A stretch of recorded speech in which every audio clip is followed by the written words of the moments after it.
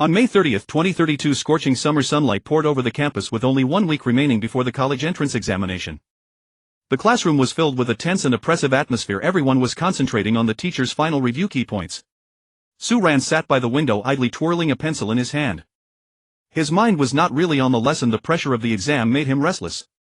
As he casually spun the pencil, he suddenly felt a strange sensation in his fingers. He looked down and was astonished to find that the pencil in his hand had shortened by a full centimeter. Su-ran's eyes widened instantly. He could not believe what he saw. He subconsciously rubbed his eyes, thinking that tension had caused him to hallucinate.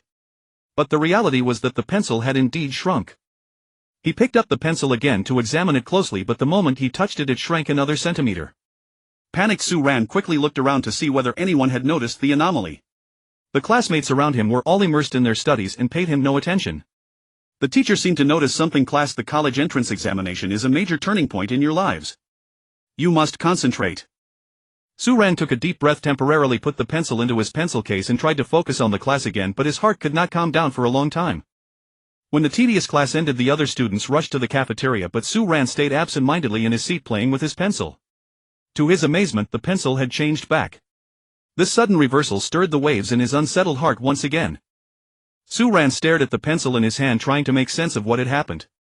Was it his imagination, or did the pencil truly possess some mysterious power? A stream of questions whirled through his mind, but he could find no answers. Just as he was utterly bewildered, a bold idea flashed into his head. Could it be that he himself could control the pencil's size? The moment the thought appeared, something shocking happened before his eyes. The pencil instantly shrank until it was as thin as a toothpick.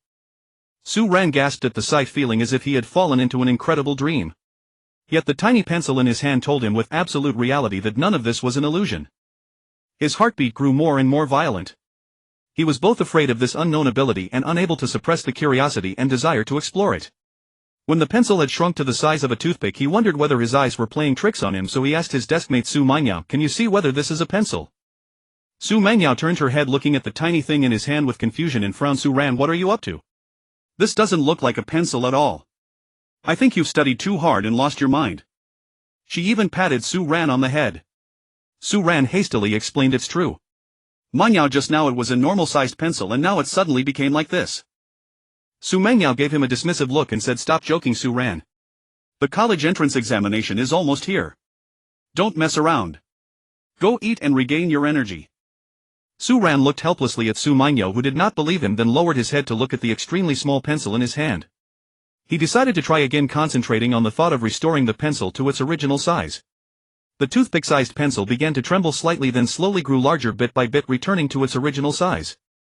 This scene made Su-ran extremely excited, and Su-mangyao also saw it, her mouth falling open in amazement, speechless for a long while. After a while she finally regained her senses and stammered, "Su-ran, what on earth is going on?" Still in shock, Su-ran tried to calm himself and said, "I don't know. Today in class I discovered that this pencil shrinks with my thoughts." Su-mangyao shook her head in disbelief. "This is incredible. Do you have superpowers?" Su-ran gave a wry smile. "I wish I knew what was happening, but right now I'm just as confused." At that moment the bell for class suddenly rang. Su-ran quickly put the pencil into his pencil case and returned with Su-mangyao to the tense review rhythm, but his mind kept thinking about this magical ability. After spending the afternoon in a haze of questions, Su-ran returned to his bedroom. He stared blankly at the ceiling, trying to figure out what was going on. He tried to recall every detail related to the pencil that day, from the casual fiddling in class to the pencil's repeated shrinking and restoration. Could his mind really be controlling all this? But how was that possible? Su-ran sat up in bed, took out the pencil again and concentrated on the thought of making it shrink. The pencil did begin to shrink, filling him with excitement. Then he tried to make it grow larger, and that also succeeded. To verify his idea, Su-ran took an eraser from the room and tested it. The eraser could also change size under the control of his mind. A wild idea then took root in Su-ran's mind. He wanted to try it on the desk, the chair, the lamp, and all kinds of objects in the house. Just after he used his ability on many objects, his vision suddenly went black and he fainted. The room began to shake violently.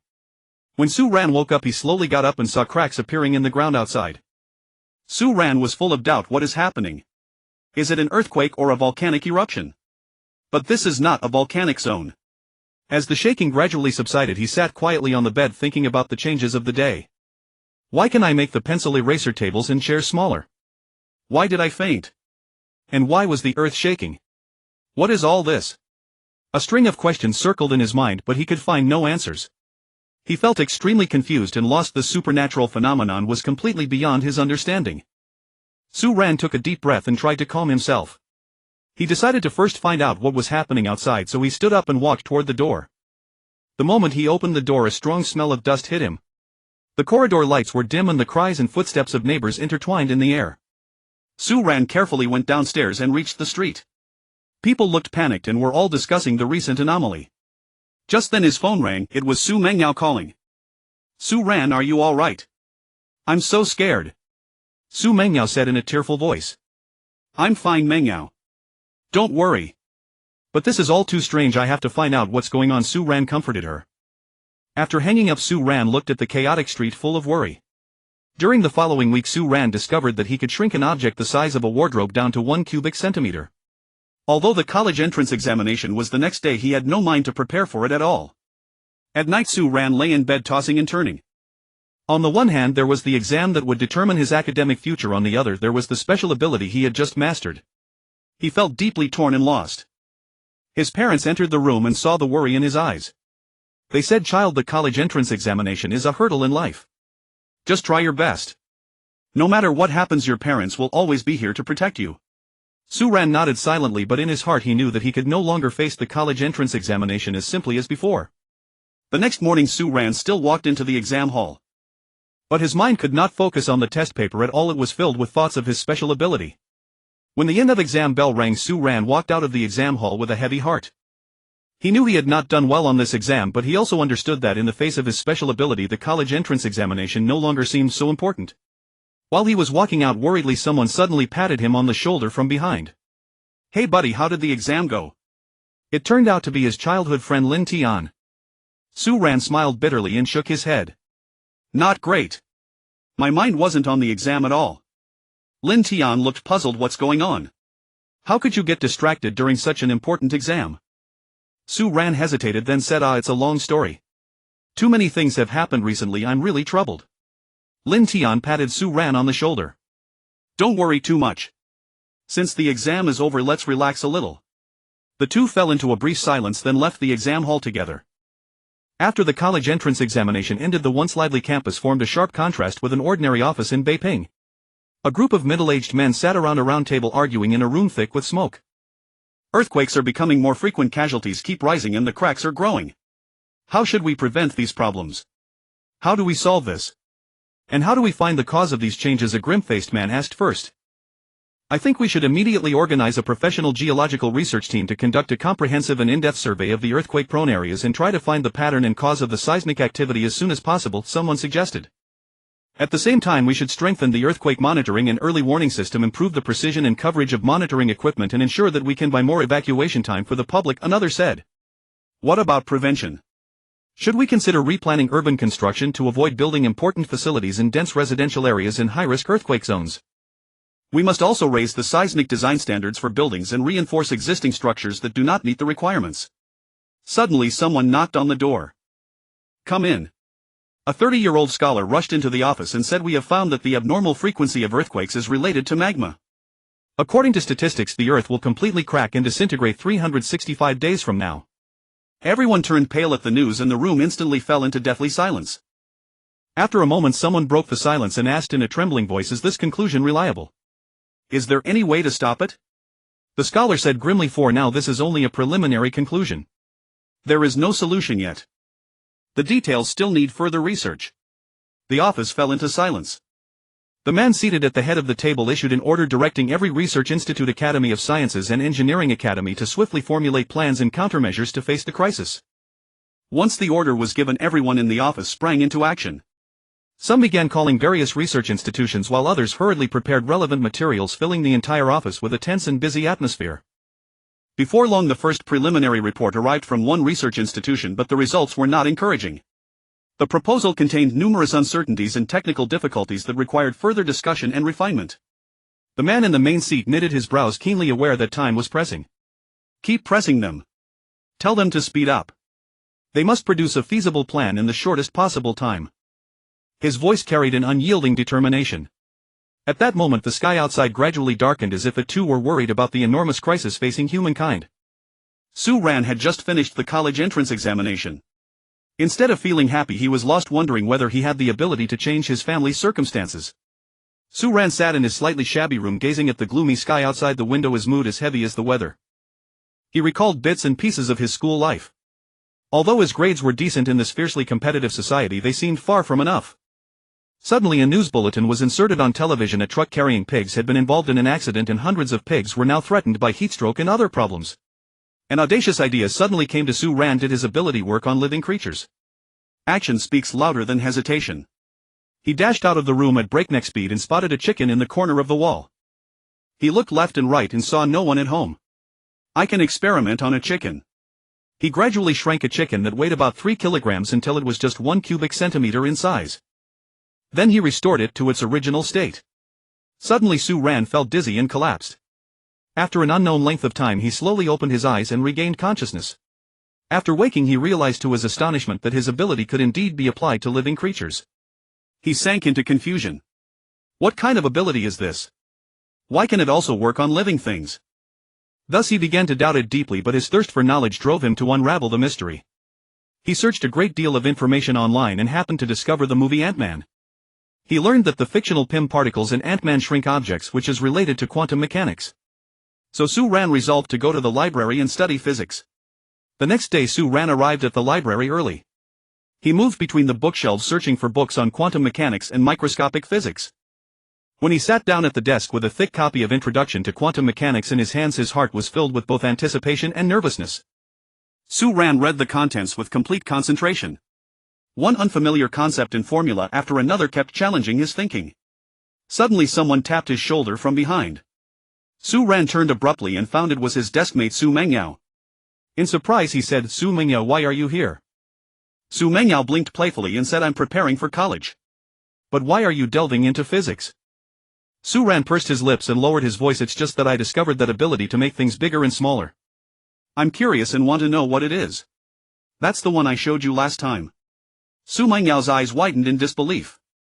"Really? Don't joke with me. I thought you were performing magic for me back then."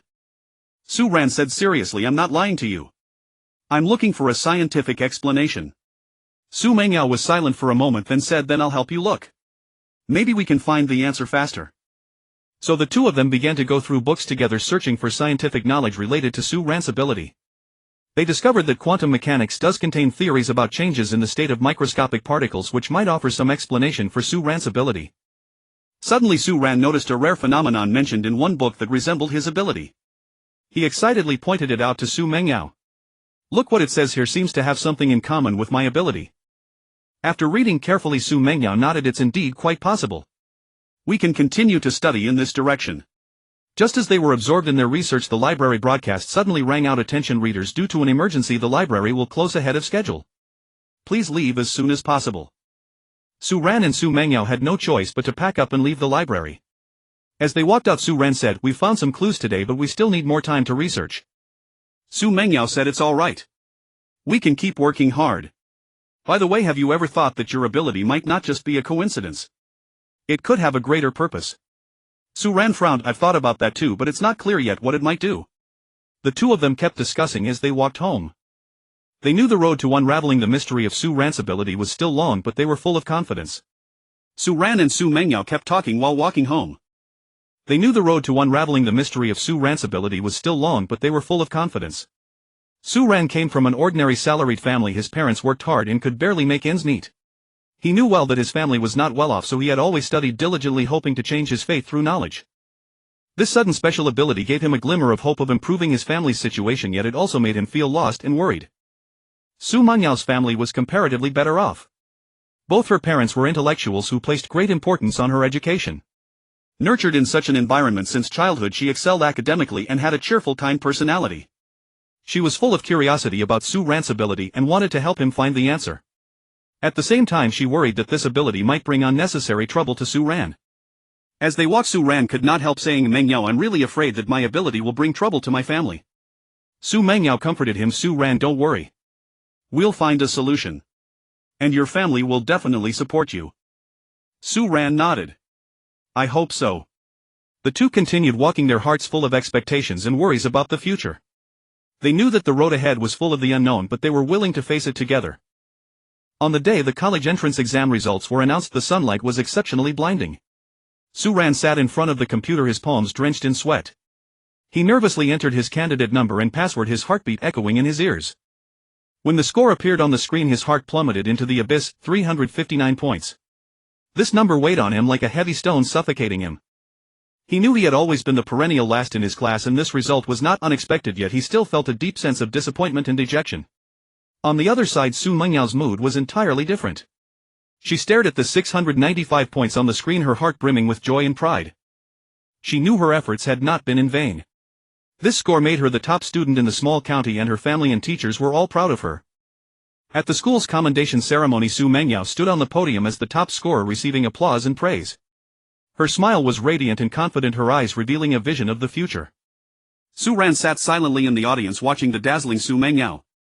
He felt happy for her, yet lost about his own future.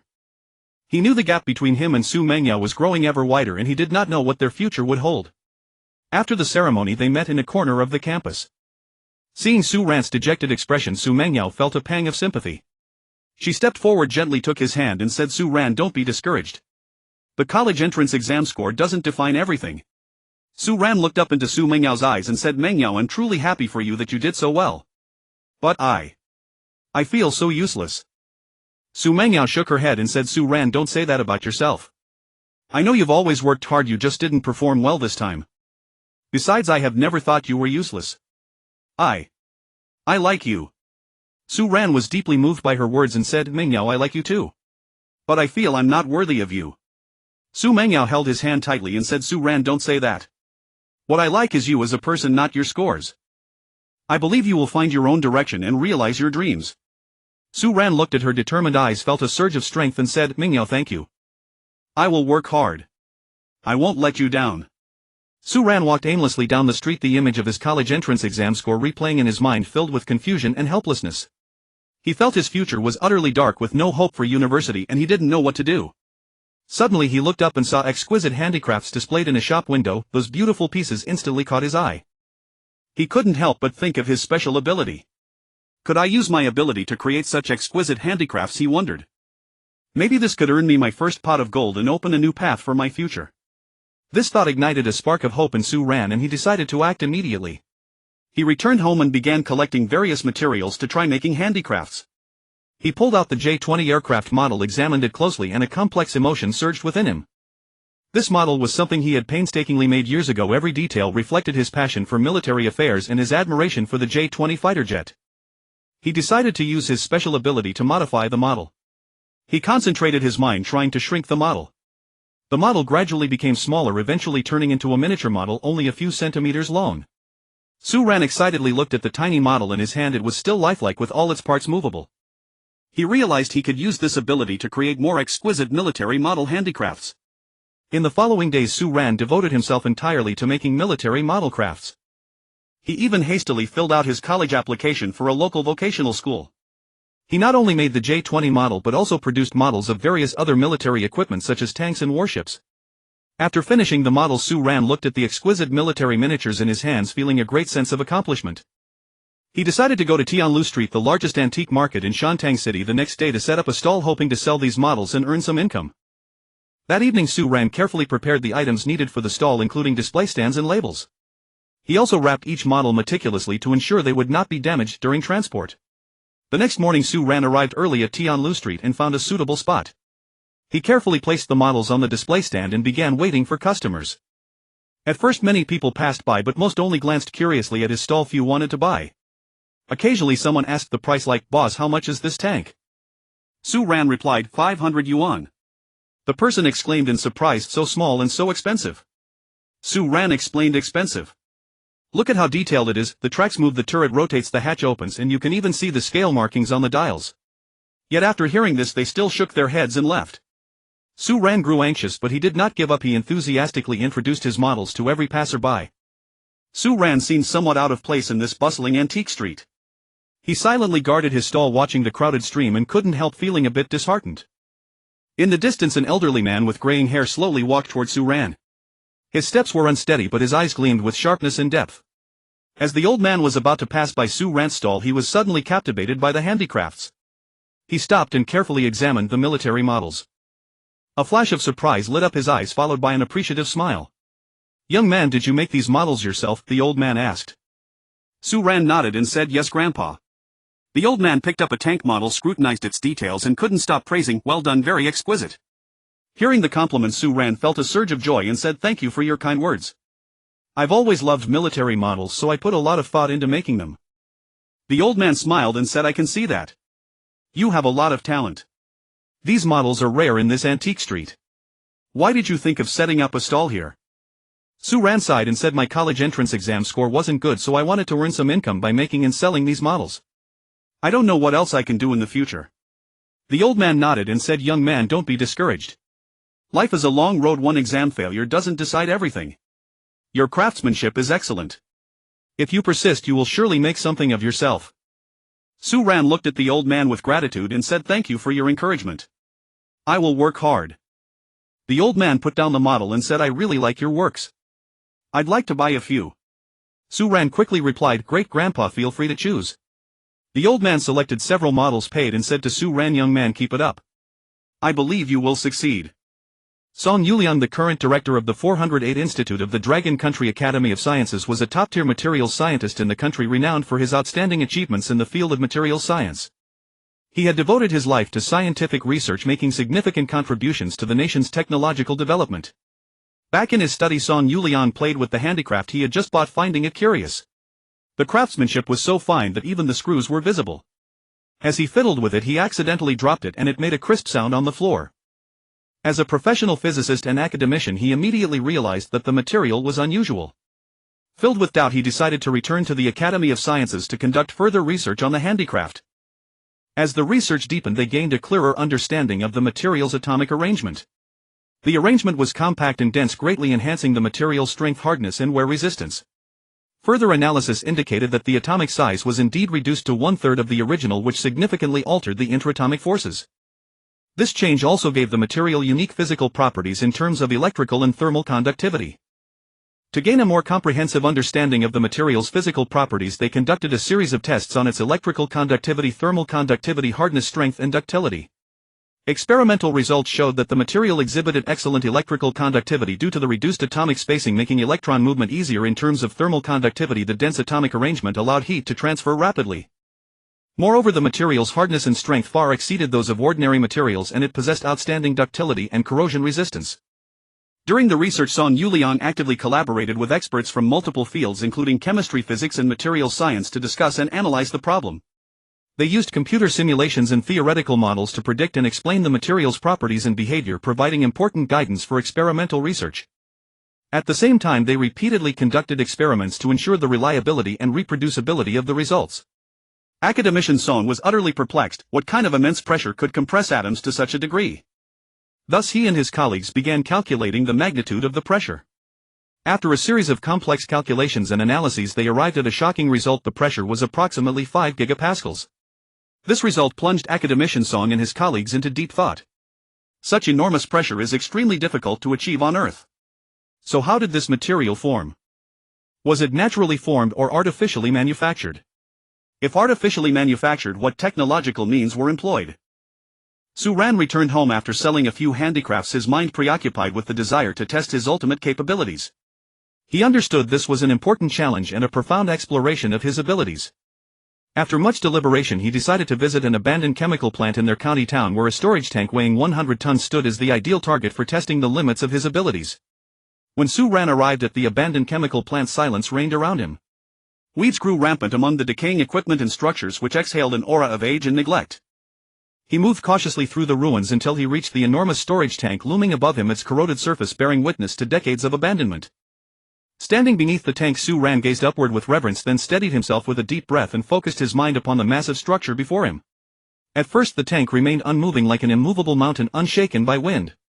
Su Ran did not despair. Instead, he closed his eyes, regulated his breathing, and let his mind grow ever more tranquil. He recalled the sensations from his previous experiments, searching for that subtle connection he had once forged with objects.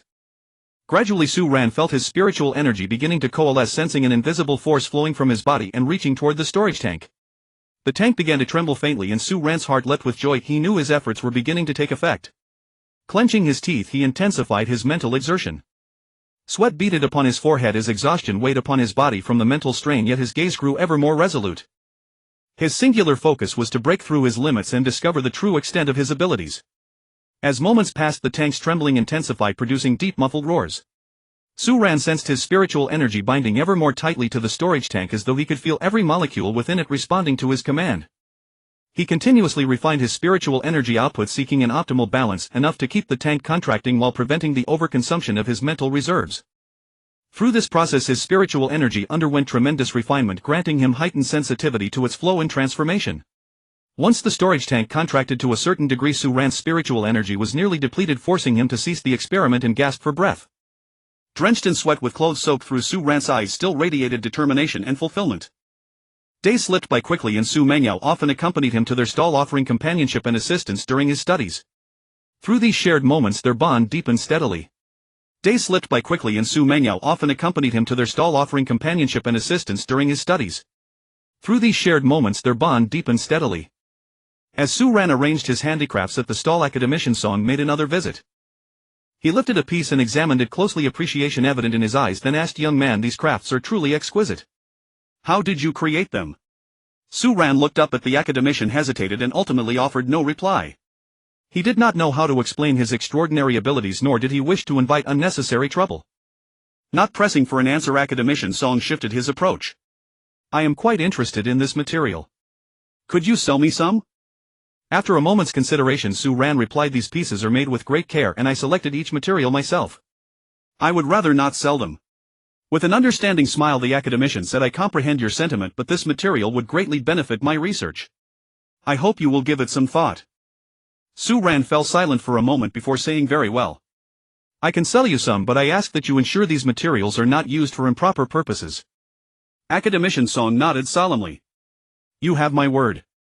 I will respect your wishes and use these materials responsibly for research." Thus Su Ran selected some materials and sold them to academician Song. After payment, the academician said, "Thank you, young man. Should your craft develop further, do not hesitate to contact me." Su Ran nodded. "Thank you for your support." Returning to his laboratory, academician Song conducted in-depth research on the materials. He discovered they possessed exceptional properties, making them ideal aerospace materials perfectly suited for spacecraft construction. Overcome with excitement, he immediately phoned Fong Tian, director of the Academy of Sciences. At that moment, Fong Tian was presiding over a meeting to discuss how to address the crisis facing Earth. The conference room carried a grave atmosphere as everyone focused intently on the discussion. Suddenly, Fong Tian's phone rang. Frowning, he said sharply, "Whose phone is ringing? Are you unaware we are in session?" Someone timidly replied, "Director, that is your phone." Realizing it might be academician Song with urgent business, Fong Tian picked it up and stepped outside the meeting room to answer. "What is the urgency, old Song?" Fong Tian asked. Excitedly, the academician replied, "Director, I have made a major discovery. The material I obtained from that young man has proven to be perfect for aerospace applications." Fong Tian's heart leapt. We may have been saved. But he quickly caught his slip and amended, "Old Song, we will discuss this further. You must come to the academy immediately." Confused Song asked a meeting. "What for?" Fong Tian answered gravely, "You will see when you arrive. This concerns matters of great importance. Come at once."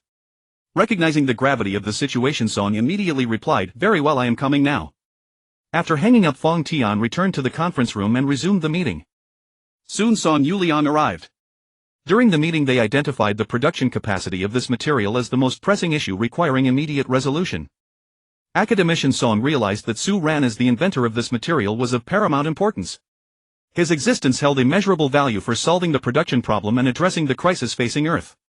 Director Fong immediately phoned Minister Lin of the State Security Department, Longhua National Security Protection Department, saying urgently, "Minister Lin, I have someone of vital importance who requires protection. His name is Su Ran." After hanging up, Lin Dong, the security minister, immediately pulled up Su Ran's information. The screen rapidly displayed his detailed profile. Su Ran, 18 years old, high school student from Fuma Village, Fuma Town, Nanwan County, Shantung City, Beha Province. His father is Su Mulin and his mother is Li Qin. Su Ran's academic performance was modest, but his practical abilities were extraordinary. He had a deep passion for military affairs, showing interest in military models and weapons since childhood, often crafting simple models with his own hands. He also possessed a solid understanding of military knowledge, enjoying the reading of related books and magazines. Furthermore, Su Ran possessed a resilient character and an optimistic disposition. He was skilled at communication and well-liked in his village, frequently helping neighbors solve practical problems. He was deeply filial toward his parents, fully aware of their hard work, and always did his best to share the family burden. Upon receiving the order to protect Su Ran, the State Security Department swiftly dispatched an elite unit to the location where Su Ran set up his stall. When the military vehicles roared into the street, they drew the attention of those nearby. People stopped to watch, uncertain of what was happening. Several helicopters circled overhead, their rotor noise deafening. Soon tanks and armored vehicles arrived, their heavy treads causing the ground to tremble faintly.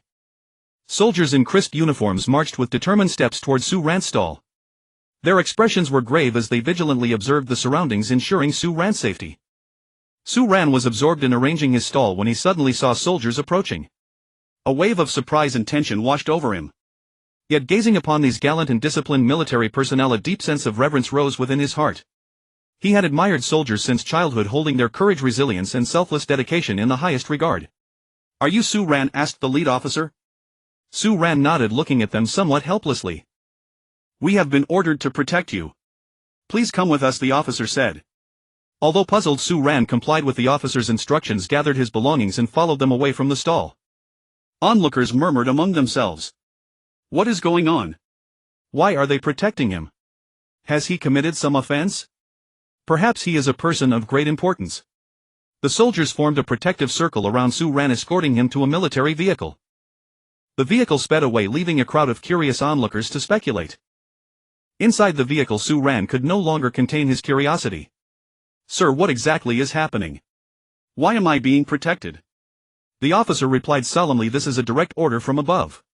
The specifics are not entirely clear to us either, but your safety is of utmost importance. We ask for your cooperation." Su Ran's heart filled with confusion, yet he understood he could only comply. At the same time, his respect for the professionalism and dedication of these soldiers deepened. As the military convoy moved forward, Su Ran observed numerous other vehicles and soldiers providing escort, creating an impressive scene. Helicopters continuously shifted positions overhead, providing cover for the ground forces. Finally, the military vehicle arrived at a secure location and Su Ran was settled into a room. "Remain here for the time being. Do not wander about. We will ensure your safety," the officer said before leaving the room. Seated in the room, Su Ran was still filled with questions, yet he knew he had seemingly become entangled in a matter of great significance. Su Ran felt dazed, unsure of how much time had passed. The door creaked open to reveal an elderly man. "Professor Song, Academician Song." Academician Song walked slowly towards Su Ran and said apologetically, "I'm sorry to have brought you here this way." Su Ran rubbed his eyes to clear his head and asked in confusion, "Academician Song, what's going on? Why go to such great lengths to protect me?" Academician Song sighed softly and said, "Child, the material you invented is too important to us. It could be the key to solving the current crisis. That's why we had to take such protective measures." Su Ran widened his eyes in disbelief, saying, "I'm just an ordinary street vendor. I never expected it to cause such a stir." Academician Song said, "Su Ran, the situation is critical. Can your production of this special steel reach about 120 tons per day?" Su Ran frowned and after a moment of thought replied, "Academician Song, to achieve this output I need certain conditions and resource support." Academician Song asked urgently, "Tell me what you need and we'll do everything we can to provide it." Su Ran spoke slowly. "First, I need a supply of specific raw materials, and they must be of superior quality. Second, advanced production equipment is needed. Current equipment may not meet the requirements. Additionally, I need professional technical staff to assist me. It would be nearly impossible for me to handle such large-scale production alone." Academician Song carefully noted Su Ran's conditions and said, "We'll find ways to address these, but time is tight. You must prepare to begin production as soon as possible." Su Ran nodded. "I understand, but during this process you must ensure the safety of both me and my family." Academician Song promised solemnly, "Rest assured, we have already arranged sufficient forces to protect you." Just then an earthquake struck, causing the entire room to shake violently. The guards reacted immediately, surrounding Academician Song and Su Ran tightly and forming a protective wall with their bodies. "Watch out, follow me," the guard captain shouted, leading everyone toward a safe area. Under the guards' cover, Academician Song and Su Ran successfully left the room and reached an open space. The earthquake lasted for some time before gradually subsiding. Academician Song and Su Ran gazed at the devastation around them, their hearts filled with worry. Academician Song muttered to himself, "It's getting worse by the day. We must speed things up. One life saved is better than none." Su Ran asked in confusion, "Academician Song, what did you say?" Academician Song briefly explained the meeting to Su Ran. "Su Ran, Earth is about to shatter. After the Dragon Academy convened and reported to the Elders Council, they decided to use the material you produced to build a massive pulse-type spacecraft powered by nuclear bombs, sending part of humanity away from Earth. Su Ran said in shock, This is incredible. Academician Song continued explaining, this pulse-type spacecraft powered by nuclear bombs has a giant disc mounted at the tail with a small hole in the center of the disc. A nuclear bomb is placed beneath the disc first. The hole is quickly sealed and the bomb is detonated simultaneously. When the nuclear explosion occurs, the high-temperature, high-pressure gas generated will push the disc, thereby propelling the spacecraft forward. Meanwhile, we will also use the special material you created to build the spacecraft's outer shell, enabling it to withstand the immense pressure and extreme heat from the nuclear explosions. Su Ran listened and nodded with a half-understanding expression. I see, that's how it works. Taking a deep breath, he looked into Academician Song's eyes and said firmly, Academician Song, I have a secret, I can make objects smaller. Upon hearing this, Academician Song's mouth fell open in utter shock. Stammering, he said, so that's it. This is simply incredible. His eyes filled with disbelief and delight as if he had glimpsed a ray of hope. Su Ran continued, I only recently discovered this ability of mine. I was afraid to mention it before. Academician Song excitedly grasped Su Ran's hand. Su Ran, this ability of yours could be the key to solving Earth's crisis. We must make full use of it. After saying this, Academician Song quickly reported to the Dragon Academy. Soon a group of scholars arrived at the scene and began experiments centered around Su Ran's ability. They brought various items for Su Ran to demonstrate his ability to shrink objects. Concentrating his mind, Su Ran effortlessly reduced a basketball-sized object to the size of a fist, drawing amazed exclamations from the scholars. At that moment, a group of researchers stood visibly stunned, eyes wide, mouths agape. Having learned of Su Ran's abilities, both Academician Song and Fall Tian recognized its profound significance for addressing the Earth crisis. Not daring to delay, they promptly gathered relevant materials and headed to the Elders Council for a report. Inside the council chamber, the atmosphere was solemn and grave. The elders sat around a massive conference table, their expressions grim. On the walls hung enormous screens displaying various data and imagery. Academician Song and Fall Tian provided the elders with a detailed account of Su Ran's abilities and the experimental results. They presented experimental data and video materials, giving the elders a more intuitive understanding of what Su Ran could do. Esteemed elders, Su Ran can currently compress oil tanks weighing hundreds of tons down to 1 centimeter, but this may only represent his current capabilities, Academician Song stated gravely. Fong Tian continued, with further training and development his abilities may see even greater enhancements. After hearing the report, the elders wore serious expressions as they fell into deep thought. They exchanged glances and discussed in hushed tones. One elder furrowed his brow and said, this ability is indeed extraordinary, but we must also consider the risks and uncertainties involved. Another elder nodded in agreement. Indeed. We must approach this cautiously and ensure both the feasibility and safety of the plan. After considerable discussion, the elders ultimately decided to give their full support to using Su Ran's abilities to construct the spacecraft as a means of addressing the looming crisis facing Earth. They instructed Academician Song and Fall Tian to assemble teams and begin subsequent research and work as swiftly as possible. Both accepted the mission with solemn determination. Upon returning to the laboratory, Academician Song and Fong Tian immediately organized their teams to begin work. On one hand, they started designing the spacecraft's structure and functionality. On the other, they devoted themselves to researching methods for enhancing Su Ran's abilities. The initial spacecraft design took the form of a colossal structure measuring 1000 meters in length, 100 meters in width, and 50 meters in height, with 10 internal levels. The interior was meticulously planned to accommodate 100,000 people for habitation, while also storing vast quantities of supplies, up to 140,000 units. This massive structure would be compressed to just 1 centimeter in length and launched into space via rocket. Once in orbit, it would be assembled into a ring configuration, rotating around a central point to generate artificial gravity. After completing the preliminary spacecraft design, a chance encounter occurred when Su Ran touched a researcher's jade pendant. Suddenly his mind cleared and he instantly realized this jade pendant might help enhance his abilities. He immediately reported this discovery to Academician Song, who in turn promptly informed his superiors about this significant development. The nation placed great importance on this matter, swiftly dispatching personnel to procure large quantities of jade and constructing a specialized jade chamber for Su Ran in the shortest possible time frame.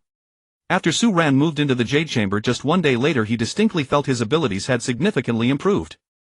He could control size transformations with greater ease and his spiritual energy became noticeably more abundant. Over the following days, Su Ran's capabilities continued to advance. Starting from his initial ability to shrink hundreds of tons of objects, he gradually progressed through thousands, tens of thousands, and eventually hundreds of thousands of tons. Each breakthrough filled him with immense excitement while deepening his understanding of his own powers. Yet as his abilities grew, Su Ran also encountered certain challenges. Having reached a bottleneck where he could compress objects weighing 100 million tons down to 1/1,000,000th of their original size, he and the researchers decided to temporarily halt their studies on enhancing his compression ability. At this point, one researcher remarked jestingly, "Su Ran, you truly have the best arrangement. Living in this jade house is practically luxurious." Su Ran replied with a wry smile, "Don't tease me. I'm only doing this to strengthen my abilities, it's out of necessity." The researcher continued, "Though truthfully this jade chamber does seem to genuinely aid your power enhancement. You should make the most of it." Su Ran nodded. "I understand. I'll do my best." Meanwhile, a chip engineer arrived at the laboratory holding a microchip, hoping Su Ran could help compress its size. Su Ran attempted to apply his abilities but failed. The chip engineer, puzzled, examined the chip closely and made a startling discovery: a current was surging uncontrollably through the chip. This current was extraordinarily powerful, seemingly operating beyond the constraints of the chip's original circuitry. Furthermore, they discovered that its performance had increased a millionfold. Upon learning of this discovery, Academician Song and the other researchers immediately approached the chip with grave caution, plunging into an in-depth investigation. Chip researcher Wei Ting looked at Su Ran with eager eyes and said urgently, "Su Ran, try again and see if you can control this electric current. Maybe there will be a new discovery." His eyes were filled with anticipation and tension, and fine beads of sweat involuntarily seeped from his forehead. Su Ran nodded solemnly, taking a deep breath as if to draw all the surrounding power into his body. He closed his eyes tightly, concentrated his mind, and once again attempted to control the electric current within the chip.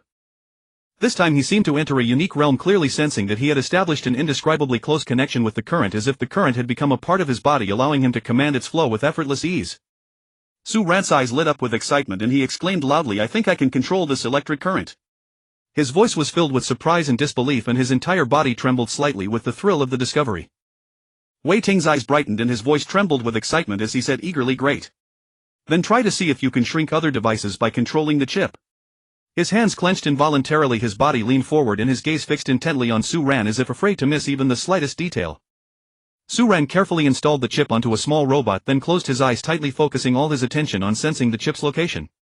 His concentration was razor-sharp. Veins bulged on his forehead and sweat streamed down his cheeks.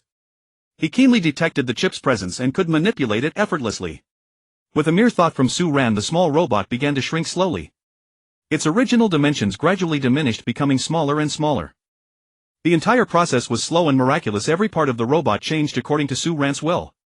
In the end, the small robot shrank to a size finer than a strand of hair, merely 1/1,000,000th of its original size.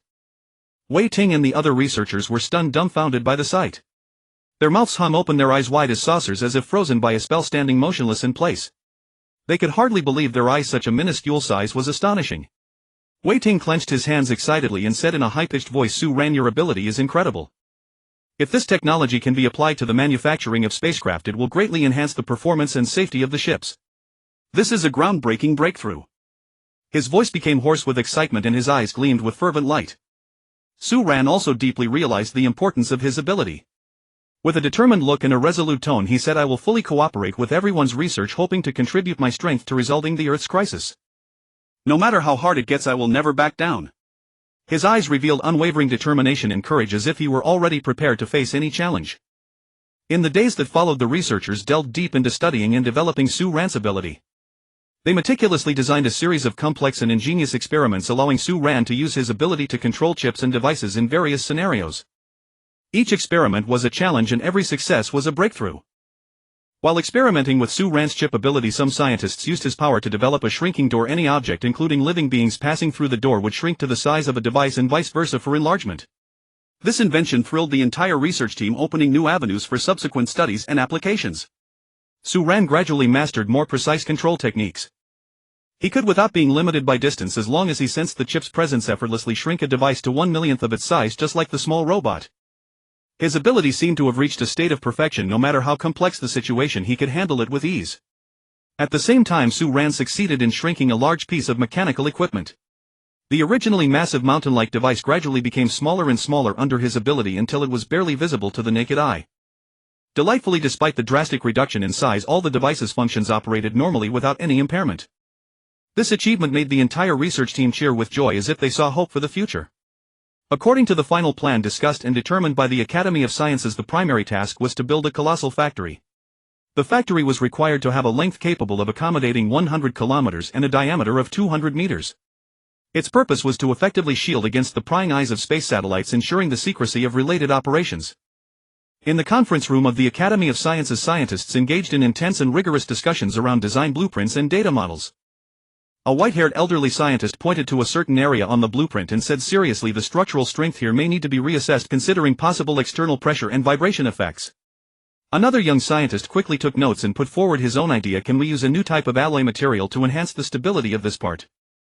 The conference table was strewn with various calculation data and material samples. The scientists sometimes argued fiercely and sometimes fell into deep thought.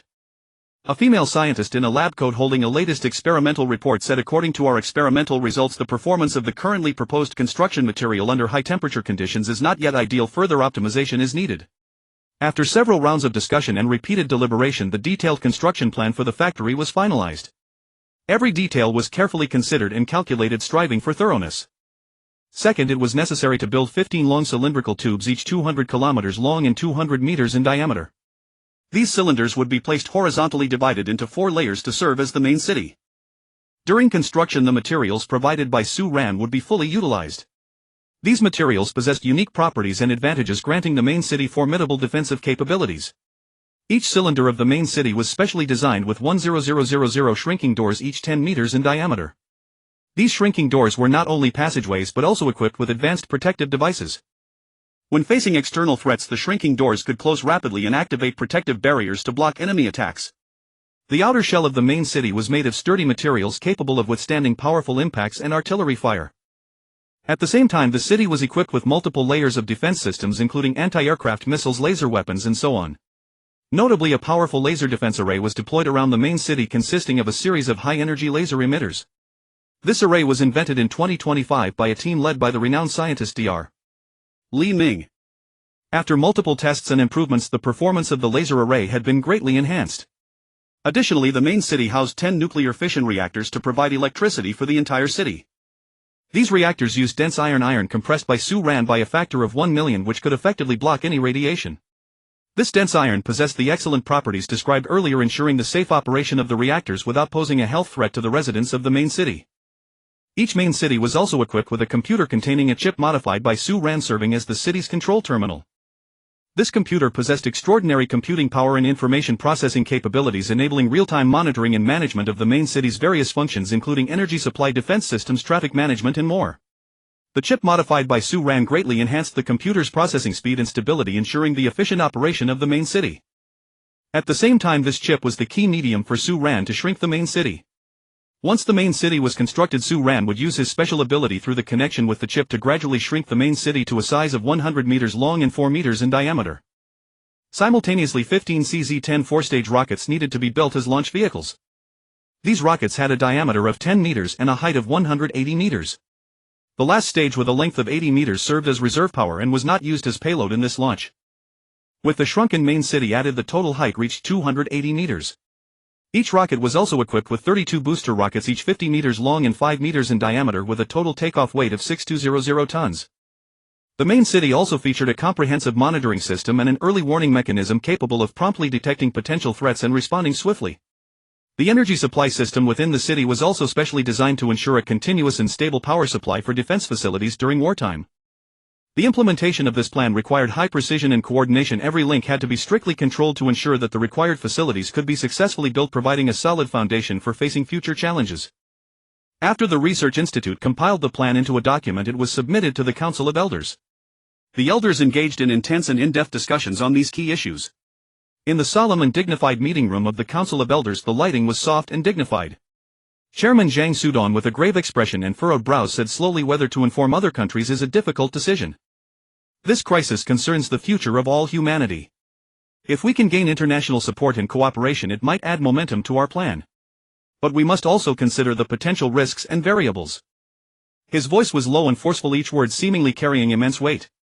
Vice Chairman Li Guotao, supporting his chin with his hand, pondered for a moment before responding. "I think we can inform, but we must choose the targets and scope of disclosure carefully to avoid unnecessary chaos and competition.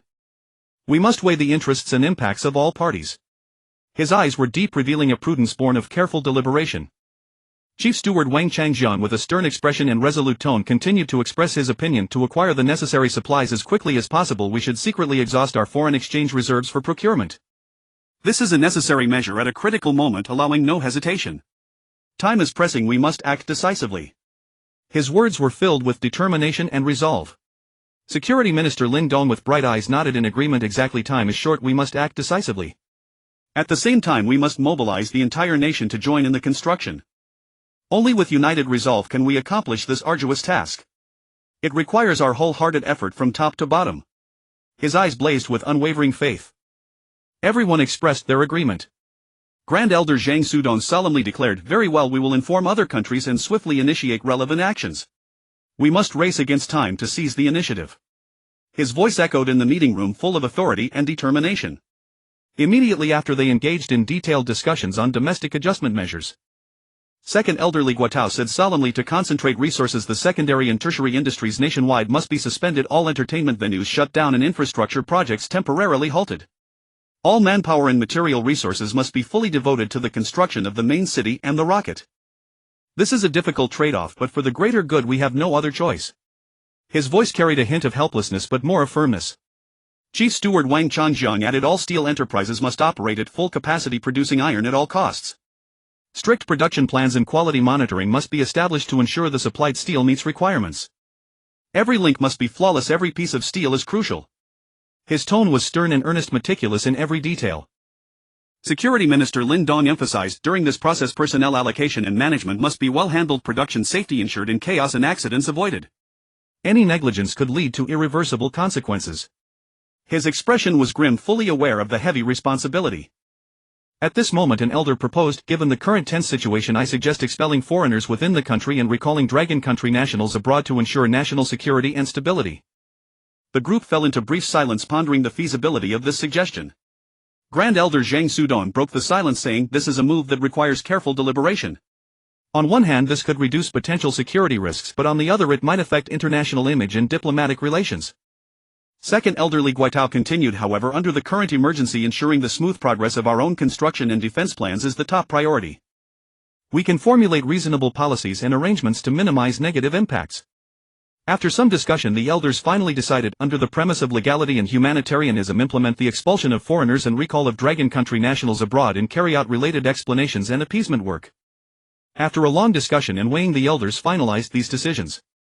Grand Elder decided to first call the president of Meili country Taimepu to inform him of the grave situation of the Earth's impending rupture. When the call connected, Grand Elder said in a heavy tone, "President Taimepu, I have an extremely important matter to discuss with you. According to our research, the Earth will rupture in 320 days, which will be a tremendous crisis facing all of humanity." President Taimepu on the other end of the line said dismissively, "Grand Elder, your statement is too incredible to believe. I need to see solid evidence, otherwise I cannot believe it." Grand Elder explained, "Our scientists have conducted multiple rigorous studies and verifications. This conclusion has ample scientific basis. I hope Meili country can join us in facing this crisis." President Taimepu sneered, "Who knows if this isn't a conspiracy of your Dragon Country?" "I won't be easily fooled." Grand Elder said helplessly, "President Taimepu, I hope you will consider the future of humanity and seriously think about this issue." President Taimepu said firmly, "I will not believe your words, nor will I participate in your so-called actions." After hanging up, Grand Elder subsequently communicated with leaders of several other countries, but they all expressed doubt about the claim of Earth's impending rupture and were unwilling to believe. Despite Grand Elder's efforts to provide scientific evidence and explanations, these countries remained on the fence, unwilling to take action. After multiple futile efforts, Grand Elder realized that other countries did not believe the fact of Earth's impending rupture, making international cooperation impossible. Helplessly, Dragon Country could only decide to rely on its own strength for self-rescue. The plan began execution. The secondary and tertiary industries officially ceased operations on July 10. Infrastructure projects also halted and migrant workers stood by. The government began to expel foreigners and foreign historians and actively summoned Dragon Country nationals to return home with a deadline of July 20 for any personnel to enter the country. However, these measures sparked dissatisfaction and complaints among ordinary people. The internet was filled with voices of doubt, and internet celebrities also spoke out, questioning the rationality of national policies. A well-known internet celebrity, XXGU, said emotionally in a livestream, "What kind of policies are these? Shutting down industries and construction just like that? Have you considered the living pressure of us common people? Everyone relies on work to earn money to support their families. Now suddenly everything stops. What are we supposed to do? Can't the government plan ahead and give us some buffer time?" Another internet celebrity, 20G, also posted on social media summoning nationals back home. Can that solve the problem? I think it's just a waste of effort. So many people returning all at once, how will the resettlement issue be solved? How will resources be allocated? It feels like a spur-of-the-moment idea without any careful consideration. After the news spread, people worried about insufficient supplies of daily necessities and rushed to supermarkets to hoard. The supermarkets were packed with people frantically stuffing items into shopping carts. The scene was chaotic for a time. Facing public dissatisfaction and panic, the state quickly took actions to appease. Through television, radio, internet and other channels, government officials delivered speeches explaining the rationale and purpose of the policies to the people. They emphasized that the basic living needs of all citizens would be guaranteed during this special period and promised to swiftly address the employment and economic issues caused by the shutdowns, formulating relevant support policies and re-employment plans. At a construction site, several migrant workers gathered. Li Gang said, "Everything is shut down, how are we going to survive? My whole family is waiting for me to earn money." Wang Chang sighed, who says it isn't. Suddenly losing our jobs, what will we do next? Zhao Peng frowned, I don't know how long this shutdown will last.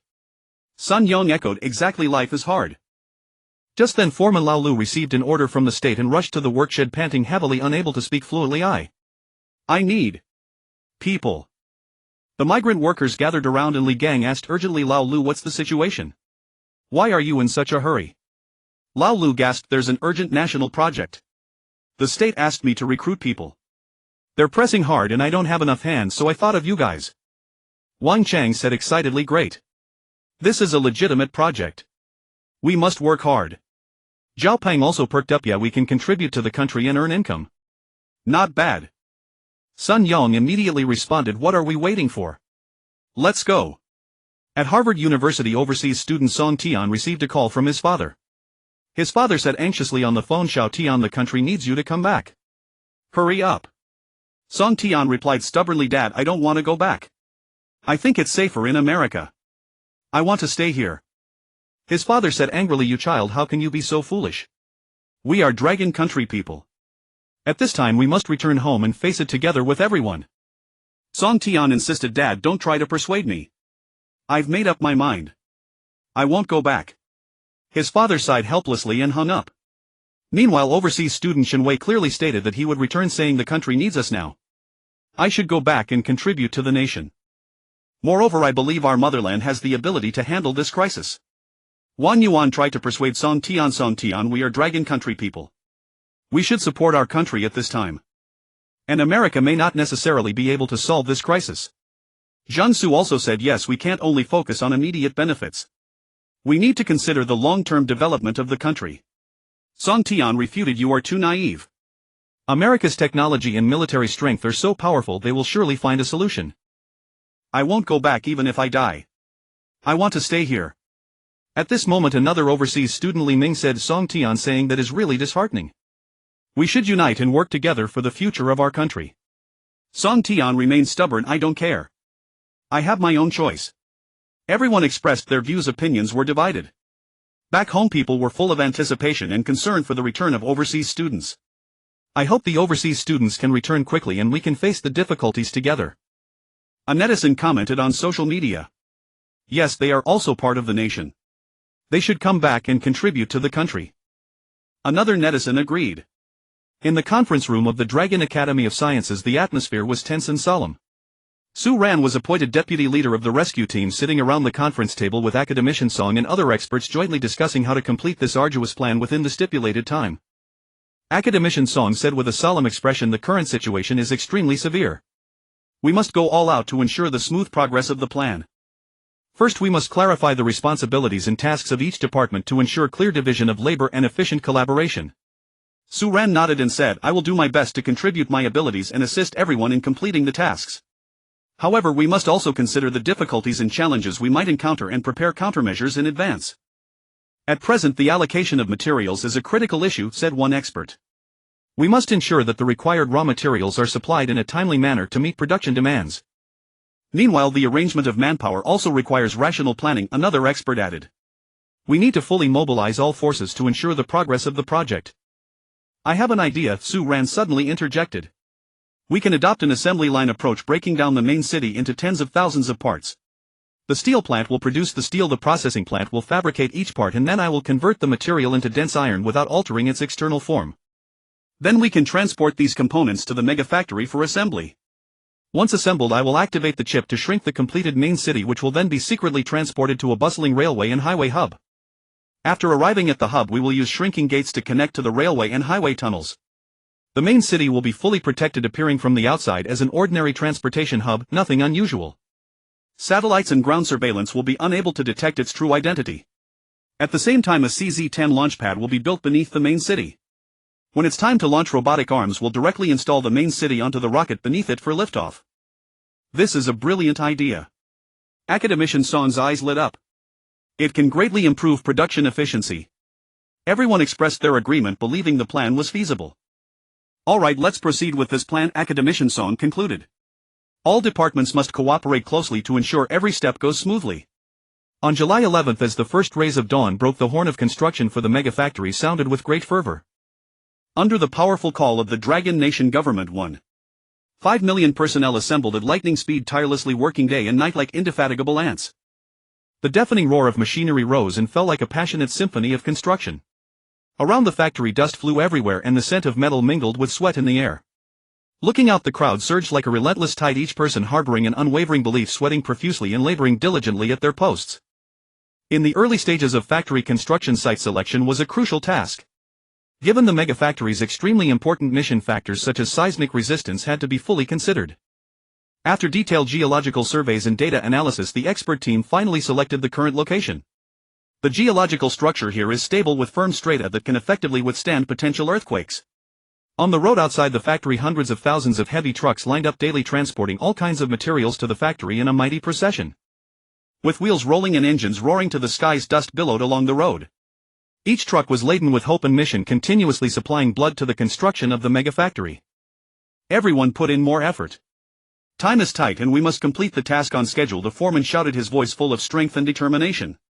Don't worry, foreman, we will give it our all, the workers shouted in unison, their voices loud and heroic, demonstrating strong cohesion. The Dragon Nation showcased its breathtaking infrastructure capabilities, rapidly deploying various advanced equipment and cutting-edge technologies. Huge cranes like mighty arms capable of lifting mountains precisely hoisted heavy components as if possessing boundless strength. An efficient transportation system continuously delivered materials to the construction site, providing solid support for the smooth progress of the project. Relying on profound experience and extensive expertise, the engineers meticulously designed and planned every detail, striving for perfection. 9 days later, under a splendid sunset, the mega factory stood like a towering giant on the earth, completed on schedule, its efficiency astonishing. On the morning of July 21st, the first main city keel was solemnly fabricated and swiftly transported to the mega factory. At that time, the sky was as blue as a precious gem, with white clouds drifting leisurely as if silently witnessing this crucial moment. Standing beneath this enormous main city keel, humans felt an overwhelming sense of smallness. The keel soared into the clouds, and when people looked up, their sight was swallowed by endless height, as if it were a pillar reaching the heavens. The diameter of the keel was so wide that several skyscrapers could stand side by side, while humans beside it seemed like tiny specks of dust. People couldn't help but sigh at their own insignificance. In the face of this great creation, individual existence seemed so small and fragile. This keel is truly magnificent. Indeed, it's a key component of the main city, directly related to the stability of the entire spacecraft, another engineer said with a firm tone. Following that, other components arrived in an orderly manner like well-trained soldiers, and the factory was bustling with activity. Having arrived in an orderly fashion like disciplined soldiers, other components followed and the factory became a hive of bustling activity. 1.5 million people quickly plunged into the assembly work with clear division of labor, working in perfect coordination like precision gears. The sturdy and high-performance dense iron provided stronger guarantees for the spacecraft's stability and safety. Pay attention to the installation angle, it must be precise, a technician guided with focused and serious expression. Understood, we will be careful. The engineers responded, their hands busy with tools without a moment's pause. On July 28th, in the dead of night, the main city assembly was completed, standing like a majestic steel fortress, exuding an indestructible and spectacular aura. The hazy moonlight gently fell upon the main city, draping it in a mysterious halo. When people finally stood beneath the complete main city, the sense of smallness and awe reached its peak. The main city was like a metal mountain peak towering into the clouds, its massive body blotting out the sun. The height of the walls was awe-inspiring, as if they were an insurmountable natural moat.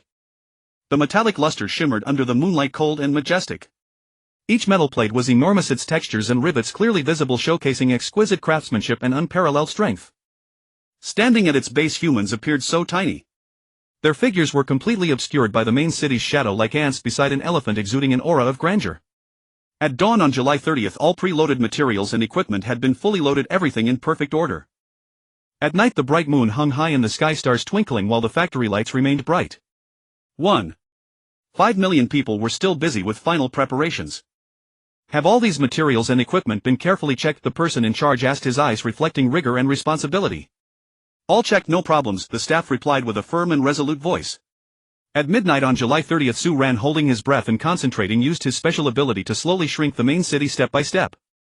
At that moment a gentle breeze brushed through the night sky, bringing a touch of coolness. Su Ran, keep it up, a nearby assistant encouraged with confidence. I will give it my all, Su Ran replied with a determined gaze. Then under the cover of night the main city was silently transported to the northern suburbs of Jingbei, seamlessly connecting with the pre-built railways and buses. The entire process was as smooth as flowing water, unnoticed by anyone, all thanks to the Dragon Nation's highly efficient organization and coordination. On the morning of July 31st, warm and gentle sunlight sprinkled over the northern suburbs of Jingbei, and the earth slowly awakened from its slumber. In the distance mountain ranges rose one after another, verdant with trees, and birds sang joyfully. Everything seems so peaceful and serene. It's truly incredible that such a magnificent spacecraft is hidden here, an engineer said, his face beaming with pride. Yes, this is our nation's secret project designed to address potential future crises, another engineer said, filled with firm confidence in the country. No one expected that beneath this seemingly ordinary land lay a spacecraft capable of housing 100 million people, like a sleeping giant quietly awaiting its awakening. All of this demonstrated the Dragon Nation's formidable infrastructure capabilities and powerful mobilization, as well as the unity and indomitable spirit of its people. With the main city's construction nearing completion, the refinement of all systems was progressing steadily and systematically, fully preparing for the impending closed-door experiment. Within the main city, though no residents had yet moved in, all facilities and systems possessed highly automated and intelligent characteristics. The agricultural zone featured advanced soilless cultivation and hydroponic techniques, with all equipment meticulously calibrated and ready for planting at any moment. The engineer briefed the leadership, these agricultural facilities will ensure future residents have access to ample fresh produce, safeguarding their health. The assembly lines within the factories were also fully installed, awaiting activation to efficiently produce a range of daily necessities and high-tech goods. Across the entire city, advanced air purification systems and ventilation networks were distributed throughout, filling every corner with fresh, clean air. The engineer explained proudly, these systems effectively eliminate harmful substances, bacteria and viruses from the air, ensuring residents breathe fresh air at all times. Moreover, they automatically adjust purification intensity based on real-time air quality data, ensuring the air remains consistently fresh and pleasant. The water circulation system operated with both efficiency and reliability. Wastewater treatment and resource recycling systems had been fully commissioned, and drinking water filtration was ready. The engineer pointed to the equipment and said earnestly, our water circulation system maximizes resource utilization while minimizing waste, guaranteeing safe and pure water for all residents. It not only performs deep treatment and reuse of wastewater, but also intelligently monitors water usage to prevent any waste. The temperature regulation system automatically adjusted the city's climate according to seasonal changes and indoor-outdoor temperature variations, keeping every room comfortable. The engineer spoke with confidence, regardless of bitter cold or scorching heat, the system creates comfortable indoor environments, providing residents with optimal living conditions. Furthermore, it can flexibly adjust localized temperature settings to accommodate the personalized needs of different residents. The day-night cycle system simulated natural changes in light and temperature, allowing inhabitants to experience the rhythm of day and night transitions. The engineer explained this system helps maintain residents' circadian rhythms and improves quality of life. It carefully simulates the light variations and temperature fluctuations of sunrise and sunset, bringing people the closest possible experience to nature. The waste management system was already in place, with dedicated sorting facilities distributed across all districts of the main city and processing equipment at the central facility, enabling classified handling and resource recovery. The engineer elaborated, our waste management system effectively reduces environmental impact and achieves resource recycling and reuse, aligning with sustainable development principles. From the initial sorting and disposal through transportation and processing, every stage implemented intelligent monitoring and management, ensuring both efficiency and environmental responsibility. The exhaust emission control system ensured the city's air remained consistently clean. Factories and other emission-producing facilities were equipped with advanced filtration devices that had been carefully installed and debugged to effectively remove harmful substances from exhaust gases. The engineer emphasized, the system strictly controls exhaust emissions, guarding air quality within the city and creating a healthy living space for residents. It employed the most advanced filtration technology, reducing harmful substances and exhaust gases to extremely low levels while simultaneously monitoring emission data in real time to ensure compliance with standards. Prior to the closed experiment, staff conducted comprehensive and meticulous inspections and calibrations of these systems to ensure every component operated normally. They also carefully formulated detailed emergency response plans to address any potential contingencies. Everything was ready. This magnificent spacecraft waited silently for the closed experiment to begin, promising a solid foundation for humanity's future survival. The leaders were highly satisfied with the main city's construction achievements and offered high praise for the engineers' diligent efforts. The closed experiment officially commenced. 900 million residents, thoroughly vetted through strict political background checks and hailing from all 31 provinces across the nation, entered the main city in an orderly manner. They carried hopeful hearts, their eyes filled with anticipation for the life ahead. Many were unaware they resided within an enormous enclosed space. They simply knew they had been relocated here under national arrangement. Thanks to Long Country's well-developed railway and highway networks, the relocation of 90 million people took only 5 days. Such remarkable efficiency demonstrated the nation's powerful logistical coordination capabilities and the brilliant achievements of its infrastructure development. Among the participants were families of military personnel who were resilient and disciplined, as well as relatives of researchers brimming with a spirit of exploring the unknown. Upon entering the main city, they quickly adapted to their new environment and began living according to the established rules and arrangements. As the Zhang family stepped into the main city, the children danced with excitement. The youngest son exclaimed in amazement, "Mom, Dad, look. Those houses seem to be glowing on their own." Lao Zhang smiled and replied, "How fascinating. Perhaps this light can change colors according to our moods." The Li family entered the agricultural zone and the daughter curiously asked, "Mother, why aren't these vegetables growing in soil?" Lao Li's wife patiently explained, "This is soilless cultivation, dear. From now on we'll be able to enjoy even more and better vegetables. And this method saves land resources while allowing us to grow a greater variety of vegetables." The youngest daughter of the Wang family pointed at a small aerial vehicle flying overhead and exclaimed in surprise, "Father, what is that flying?" Lao Wang answered, "It might be a small patrol machine. Perhaps it could even deliver packages to us." Some perceptive individuals began noticing something unusual. Xiao Lu paced along the street pondering inwardly, "Why does the sky feel somewhat low? There seems to be a sense of oppression, as if there is something above us that we do not know about. Could there be a special protective layer or hidden facility?" Xiao Zhao chatted with a friend, "Don't you find this city strange? There are no tall buildings at all. And despite the enormous population density, there is no visible space for upward expansion. Could there be areas underground that we have yet to discover?" Xiao Qian sat on a park bench stroking the armrest and muttering to himself, "This chair's design is so unusual. It feels entirely different from any I've sat on before. Not only is it comfortable, but it also seems to have some special function. Could it automatically adjust its angle or perhaps offer a massage feature?" Xiao Sun gazed at the fixtures firmly anchored to the floor and said puzzledly, "Why are these amenities so rigidly fixed in place? There must be some special consideration.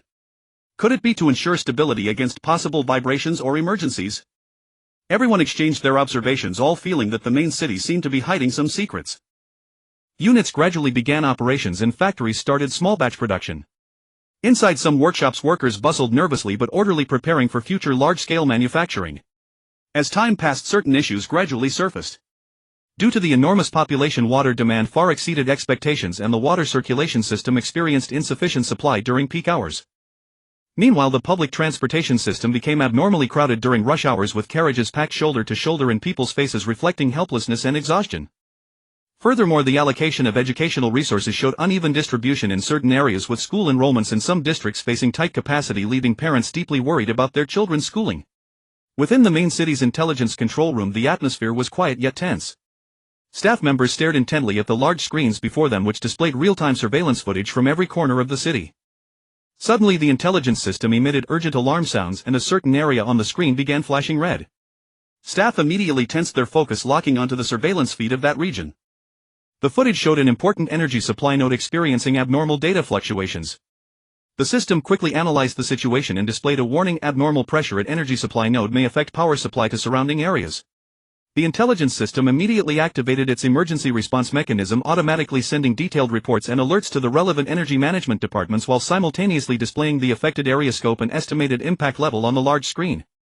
Heads of the relevant departments were promptly notified and immediately organized professional teams preparing to rush to the site for repairs.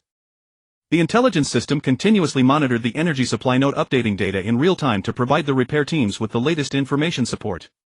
In this tense moment, the efficient operation and precise alerting of the intelligence system proved crucial to ensuring the city's energy security, enabling relevant departments to respond swiftly and prevent more severe consequences. Although the main city's various systems were generally functioning well, the enormous population still brought new challenges. For instance, the volume of domestic waste far exceeded expectations, placing increased pressure on the waste management system. However, through the joint efforts of staff and residents, waste classification work became increasingly refined and the equipment at the waste processing center operated efficiently, successfully resolving the problem. The energy supply system faced tremendous pressure. Electricity and gas consumption surged sharply, causing temporary energy shortages in certain areas during peak hours. Lights dimmed and appliances operated unstably, bringing inconvenience to residents' daily lives. With the advancement of Long Nation's plans, the demand for various materials surged dramatically. Domestic production could no longer meet the needs, forcing the country to turn to foreign markets for large-scale procurement.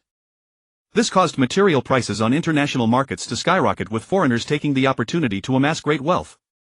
At ports around the world, Long Nation's cargo ships arrived incessantly. Massive cargo vessels laden with steel or grain and other essential materials sailed toward Long Nation's ports. Some of these ships were escorted by naval warships to ensure safe passage. At a port in Australia, a Long Nation cargo ship had just docked.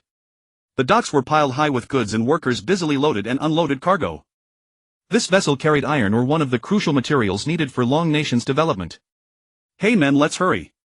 These goods are urgently needed by Long Nation, we must finish loading as soon as possible." The captain stood on deck and shouted loudly. The workers responded immediately, speeding up their loading and unloading work.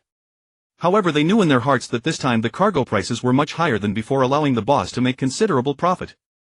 "I never expected that Long Nation would need these materials so urgently. It has suddenly made our business flourish," said a worker as he moved cargo. "True, but they have no choice. Whose fault is it that their own production isn't sufficient?" Another worker agreed. Meanwhile, the port owner watched the busy scene with a satisfied smile. He knew this deal had made him wealthy beyond measure. "Haha, Long Nation people are truly our benefactors," the owner said with a grin to those around him.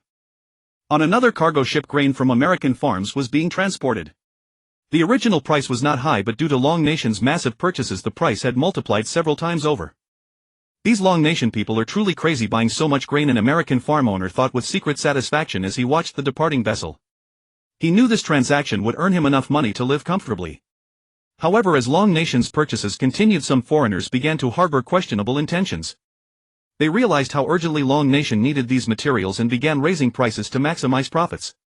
In a European steel plant, the owner received Long Nation's procurement order and quietly calculated his next moves. "This time I can make a proper profit," the owner muttered to himself. He decided to double the price of steel. When Long Nation's procurement staff learned of this news, they were furious. "How can you do this?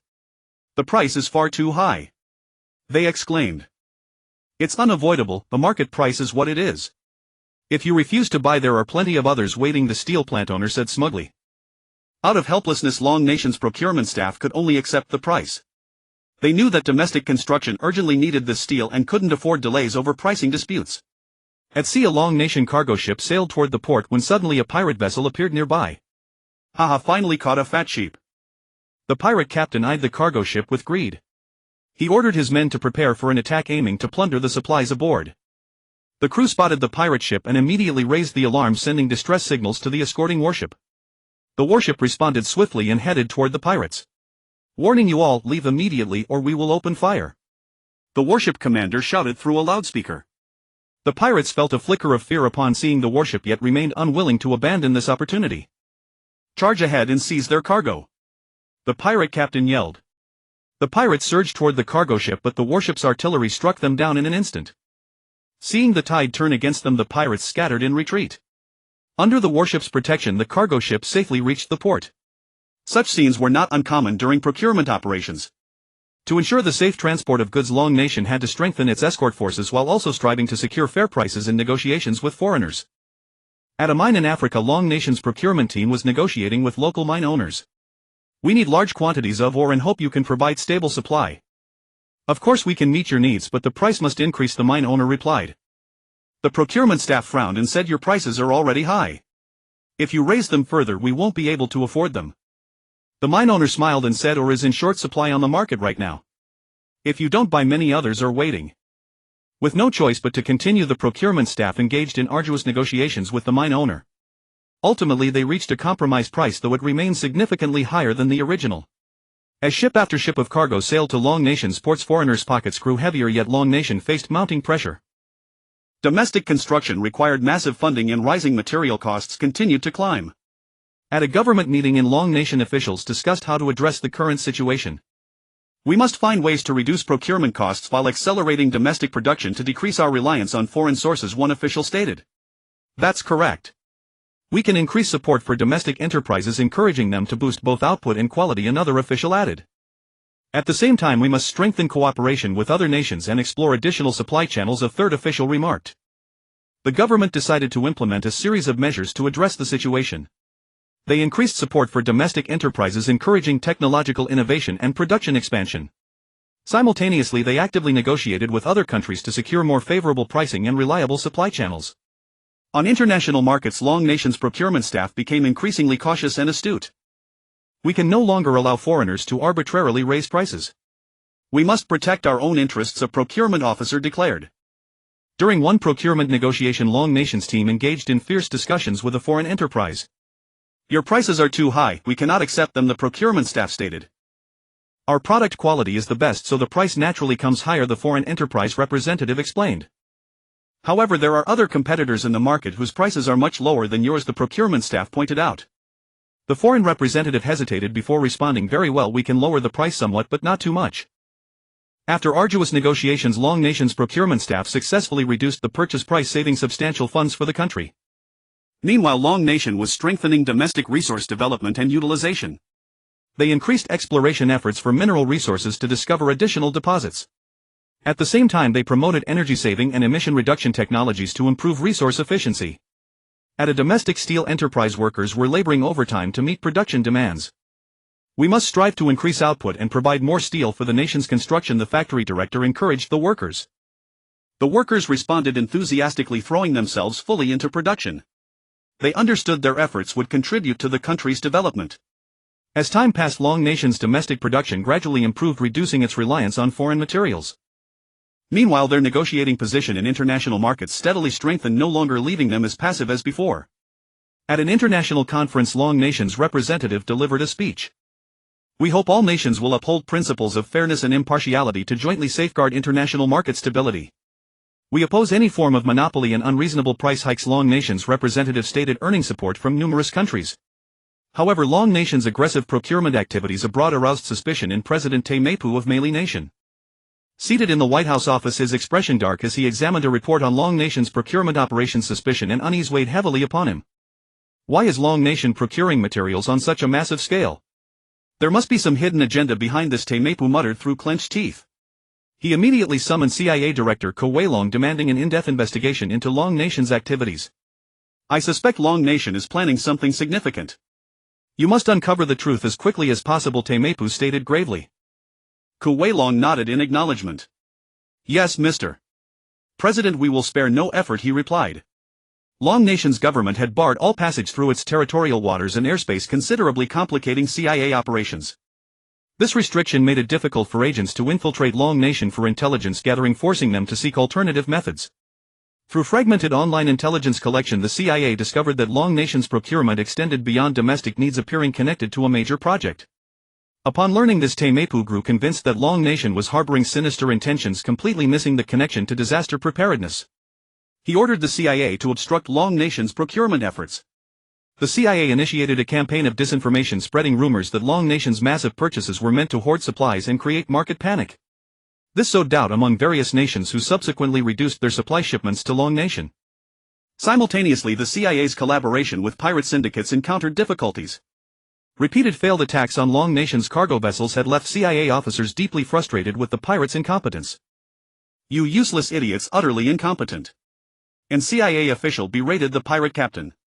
You can't even seize a few cargo ships, how do you expect to sabotage Long Nation's procurement plans?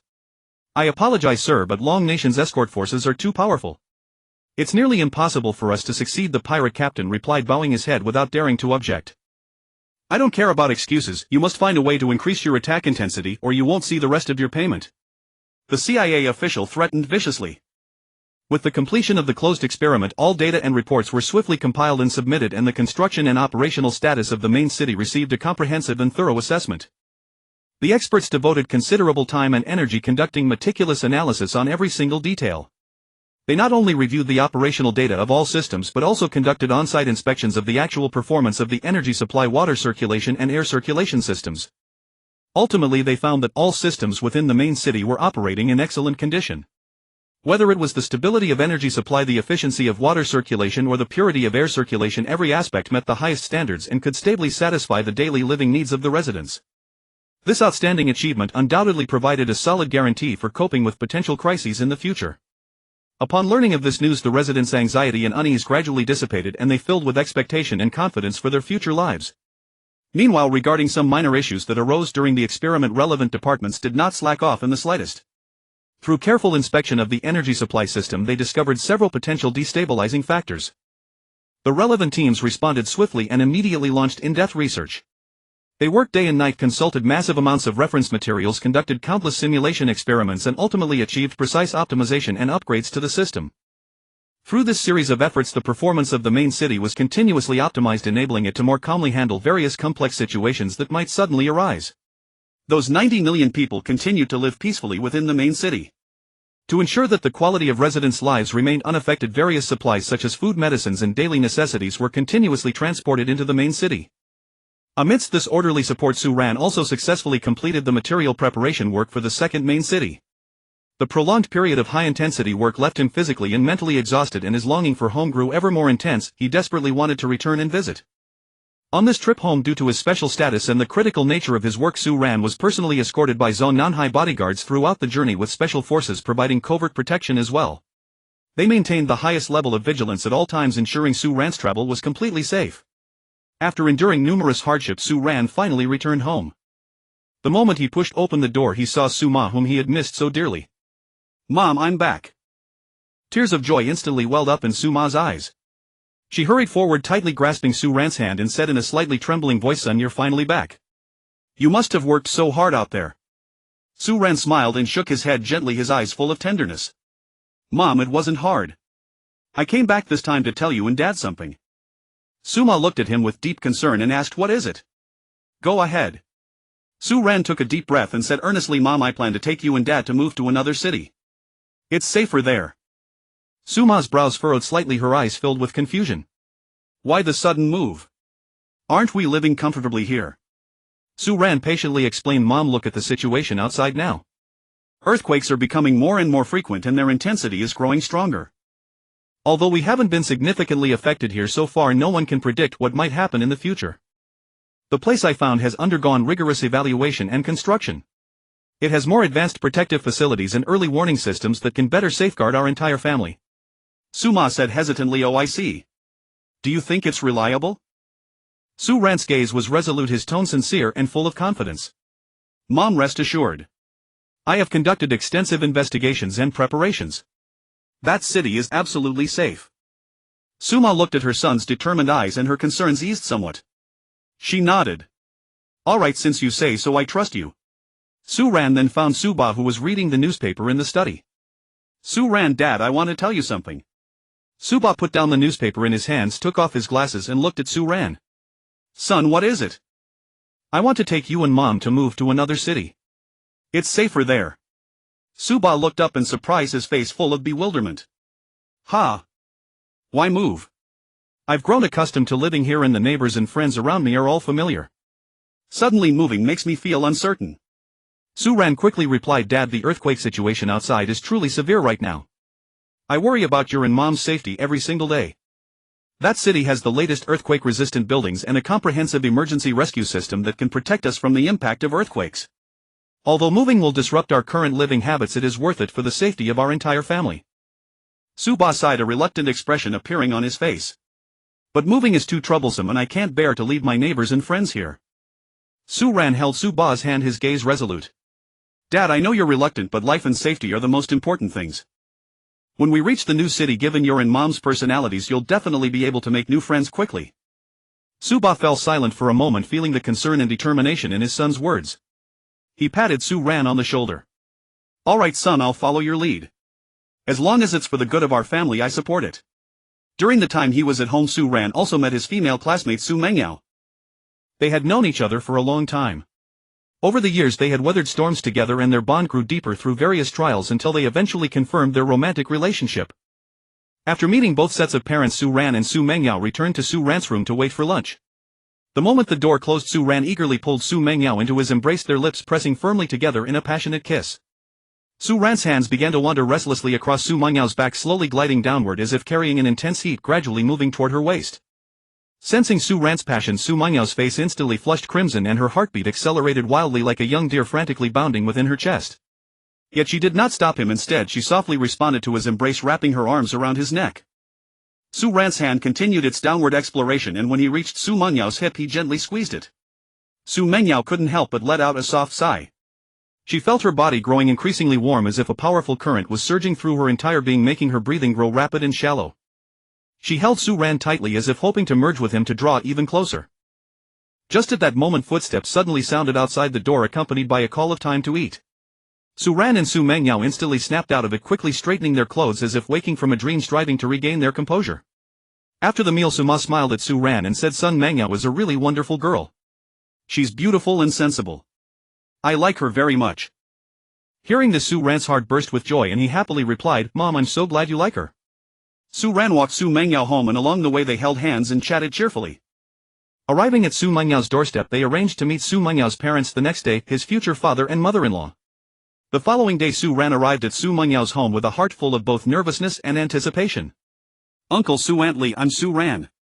Uncle Su's expression was grave as he scrutinized Su Ran from head to toe. "Su Ran, we know about you. Uncle Su, Aunt Li, I want to take Mengyao to move to a safer city. I hope to receive your support." Uncle Su furrowed his brows, his face etched with worry. "Su Ran, is the city you mentioned really safe?"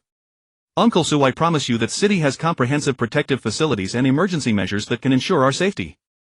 Uncle Su fell silent for a moment, reluctance evident in his eyes. "Su Ran, you know, Mengyao has been the apple of my eye since she was a child. The thought of handing her over to you truly fills me with reluctance." Su Ran quickly replied, "Uncle Su, rest assured I will take good care of Mengyao with all my sincerity." Uncle Su sighed. Very well.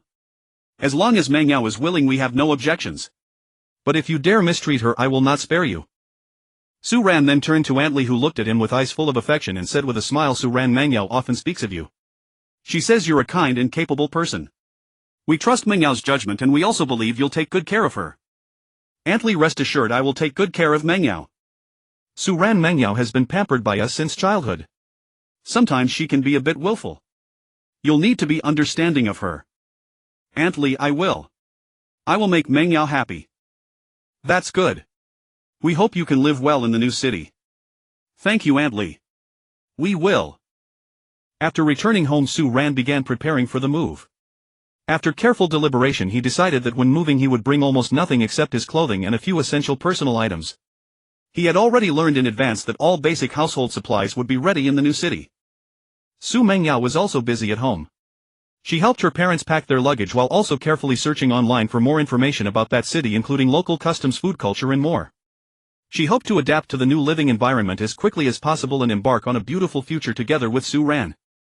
After the second main city was completed, 100 million people orderly entered the second main city located in SH City. As people gradually relocated, many cities in Long Country suddenly felt less populated. The once bustling streets grew desolate and numerous houses stood vacant.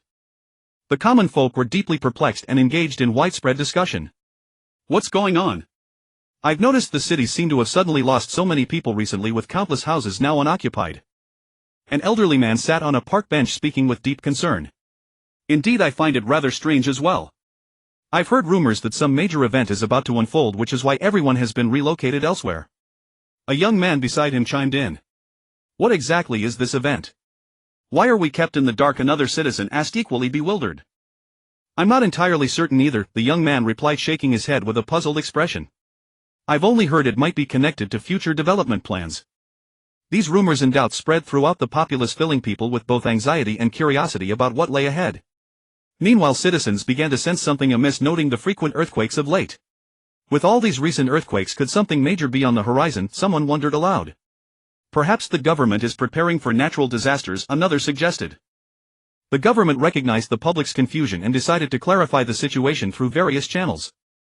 On television, a government spokesperson addressed the nation. "Dear citizens, our country has recently undertaken a series of population relocations and urban adjustments. These measures aim to address potential future challenges while supporting the development of the Western region. We are working tirelessly on planning and construction to ensure sustainable national development and maintain quality of life. We're closely monitoring the recent seismic activity and implementing appropriate measures. We hope for your understanding and support as we face future challenges together. The government has also organized volunteer teams to visit communities, explain the situation to residents, and provide reassurance. Please don't worry, the government will ensure your livelihood and safety. We're actively advancing our work to build a solid foundation for future development.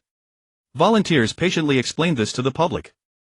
Though the specifics remained unclear, the people understood the government was acting in the nation's and their own best interests, and they expressed support for the government's efforts. At this critical juncture, Su Ran and his team redoubled their efforts, accelerating construction of the third main city to buy time for more lives and national development. Time flew like a white pony passing a crevice. Seasons changed, and before long country had successfully completed 5 main cities with residents settled in. However, this achievement drew close attention from Malay country. Malay country observed through advanced satellite imagery that city lights across Long country had grown noticeably dimmer, a phenomenon that immediately raised their alert level.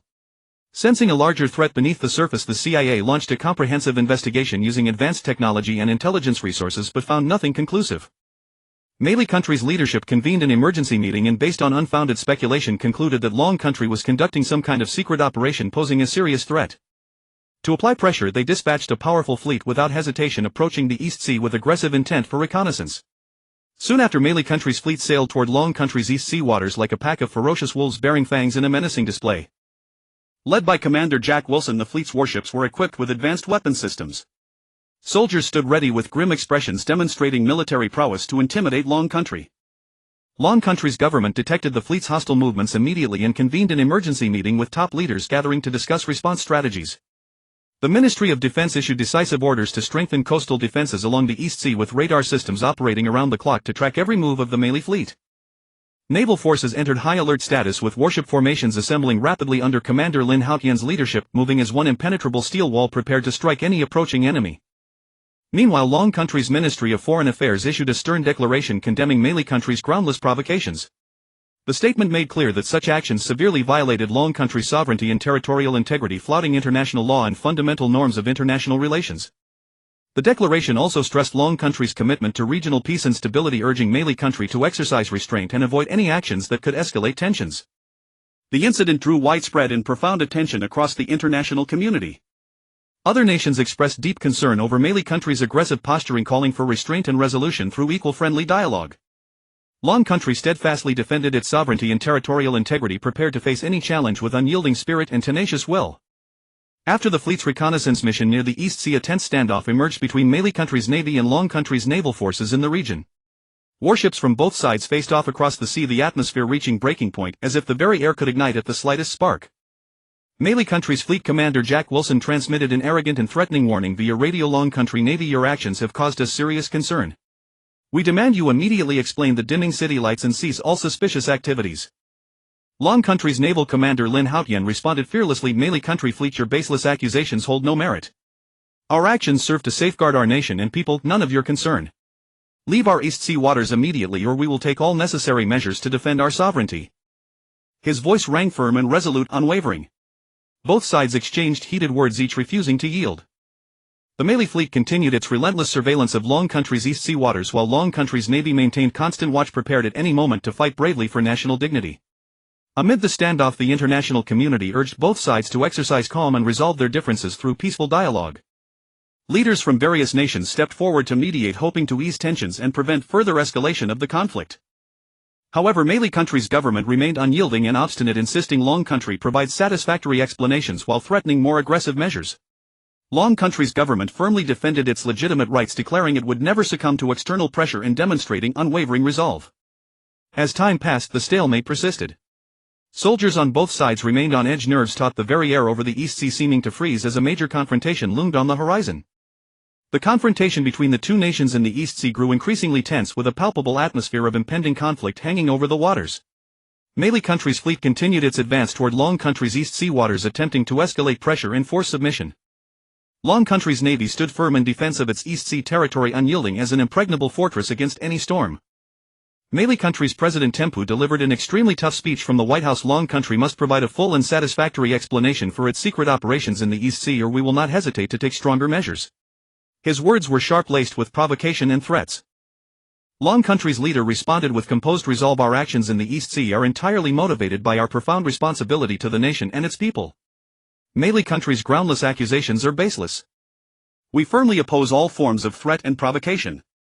We have both the determination and the capability to defend our sovereignty and dignity in the East Sea. His tone radiated unwavering conviction, reflecting fearless courage and supreme confidence. The international community watched the standoff with deep concern, calling on both sides to exercise restraint and resolve their differences through peaceful negotiation. The UN Secretary-General issued an emergency statement strongly urging both nations to avoid escalating the conflict and pursue effective peaceful solutions. Meanwhile, the people of Long Country expressed outrage at Melee Country's bullying tactics in the East Sea, organizing large-scale demonstrations to show their support for the government's resolute stance.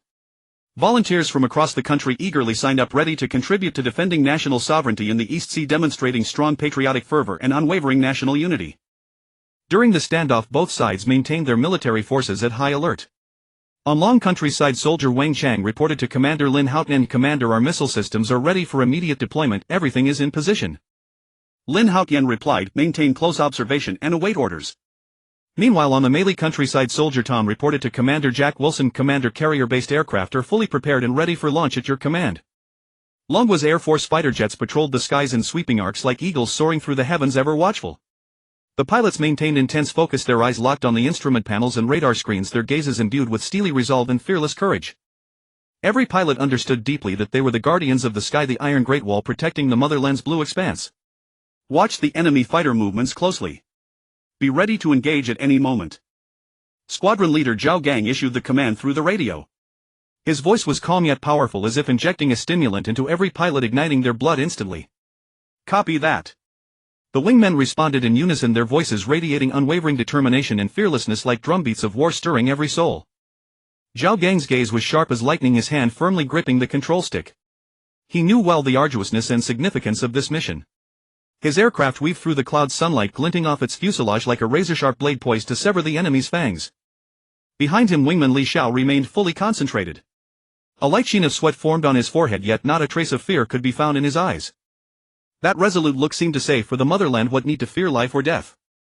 Meanwhile, naval vessels stood at full readiness on the waters of the East China Sea like steel behemoths, majestic and formidable. Each warship radiated an aura of unyielding defiance, as though declaring to the world, Longwa's maritime borders shall not be violated. Malixian fleet was not to be outdone, demonstrating formidable strength. Carrier-based aircraft took off and landed frequently, their deafening roars tearing through the firmament. Missile launch systems stood on standby, exuding a chilling aura of menace. A Malixian destroyer and a frigate continuously provoked, attempting to intimidate Longwa warships into yielding with their arrogant posturing. That overbearing demeanor suggested they believed they could trample upon Longwa's dignity at will. Longwa's warship showed no fear whatsoever. The captain gave the order and the vessel charged straight toward the American ship. Those who threaten Longwa will be punished no matter how far they are. The Malixian warship likewise refused to back down, steering directly to meet them. The two warships advanced head-on, neither yielding an inch. On board the Longwa warship, Captain Chen Yong's face was set with steely determination as he bellowed, "Brothers, we will not retreat. Even if only one breath remains, we must defend Longwa's honor." His voice resonated like a massive bell, echoing through every soldier's heart. Soldier Li Meng shouted, "Captain, let's fight them to the last drop of blood."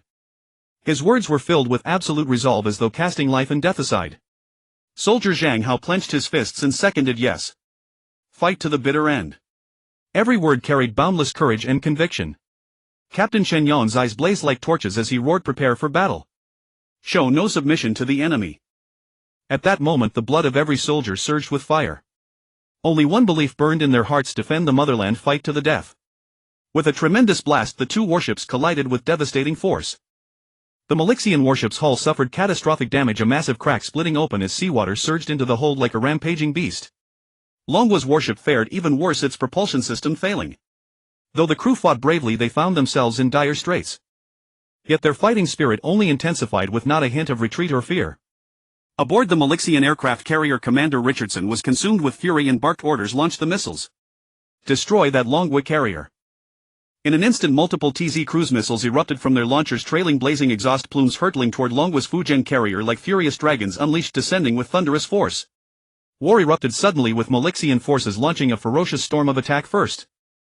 Multiple TZ cruise missiles streaked toward Longwa's warships and defensive installations like rays of death, trailing piercing whistles and scorching heat, swooping down madly upon the targets like ravenous wolves. Flames erupted across the sea surface in an unbroken chain, deafening explosions rocking the waters as massive shock waves churned the sea like a boiling cauldron. It was a scene resembling the apocalypse itself. Yet the warriors of Longwa showed not a shred of cowardice.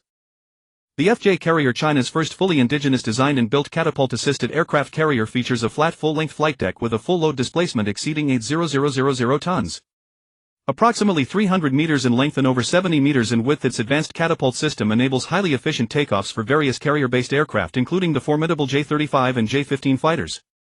Captain, the enemy missile barrage is overwhelming. Our defensive systems are under immense pressure. A soldier reported anxiously to Captain Lin Yu of the Fujian. His voice carried a hint of urgency but far more unwavering defiance. Captain Lin Yu's gaze was resolute as he thundered back, "Hold firm. Brothers, we fight them to the death. Full intercept." His voice rang out like a war song, stirring the spirits of every warrior aboard. Malixian missiles descended like a torrential rain, each trailing a long fiery wake like a burning meteor. Longwa's warships suffered heavy damage under the ferocious assault, their defensive perimeter ripped open by gaping holes. Raging flames erupted across the hull as thick black smoke billowed skyward like the tendrils of demons. Yet the warriors were not daunted by this horrifying spectacle. They held their positions and fought valiantly. "Report, Captain. We've been hit on the portside propulsion systems, damaged." Soldier Wang Chang reported nervously to Captain Zhang Feng of the frigate PL. Though tense, his voice brimmed with unyielding resilience. Captain Zhang Feng clenched his fists and roared, "Repair team, move out immediately." His eyes blazed with fury toward the enemy and an insatiable thirst for victory. The repair team soldiers sprinted toward the damaged sections, struggling through billowing smoke and raging flames. Their silhouettes appeared minuscule against the inferno, yet their courage was immeasurable. At that critical moment, Longwa's missile destroyer Wuwei locked onto the Malixian aircraft carrier. Captain of the Wuwei, his eyes sharp as torches and voice like a resounding bell, ordered launch missiles. "Target the enemy carrier." In a flash, several advanced YJ missiles streamed from their launchers. These missiles surged forth like unleashed beasts, spraying dazzling flames and accompanied by thunderous roars, hurtling toward the Malixian carrier with unstoppable momentum. During their flight, the missiles trailed long white smoke plumes like mighty dragons dancing gracefully across the sky. They tore through the cloud layers at high speed, the very air screaming as they passed, as if proclaiming the arrival of annihilation to the enemy. The HHQ-9 air defense missile launch system aboard the carrier fired with full-intensity projectiles of anti-missile ordnance streaking upward like rockets to intercept the incoming TZ missiles. However, the sheer volume of Malixian missiles was overwhelming, with continuous waves still approaching. Some TZ missiles broke through the defenses and closed in on the Fujian. "JJ gun ready. We must stop them." Captain Lin Yu's brow furrowed deeply, veins bulging on his forehead. His eyes were filled with absolute resolve, as though willing his own determination to halt the enemy's advance. The 1130 JJ gun system aboard the Fujian roared furiously, unleashing a waterfall of ammunition to form the final defensive line. Countless shells wove a dense curtain of fire across the sky like a meteor shower. Despite everything, the Fujian sustained damage, with parts of the flight deck ablaze and onboard equipment suffering failures. "Firefighting team, move out now," Captain Lin Yu commanded. Though his voice had grown hoarse, it still radiated power. The firefighting team soldiers shouldered heavy equipment and plunged fearlessly into the sea of flames. Their figures flickered within the firelight like flames that would never be extinguished. Though Longwa's YJ-18 anti-ship missiles had struck the Malixian fleet, Malixian forces leveraged their superior defensive systems and electronic countermeasures to successfully degrade the effectiveness of Longwa's munitions. Malixian warships quickly adjusted their tactics, concentrating their firepower to besiege Longwa's FJ carrier. Multiple warships launched missiles simultaneously, each ascending with an aura of devastation. The waters surrounding the Fujian were engulfed in the fiery glow of explosions, resembling an apocalyptic landscape.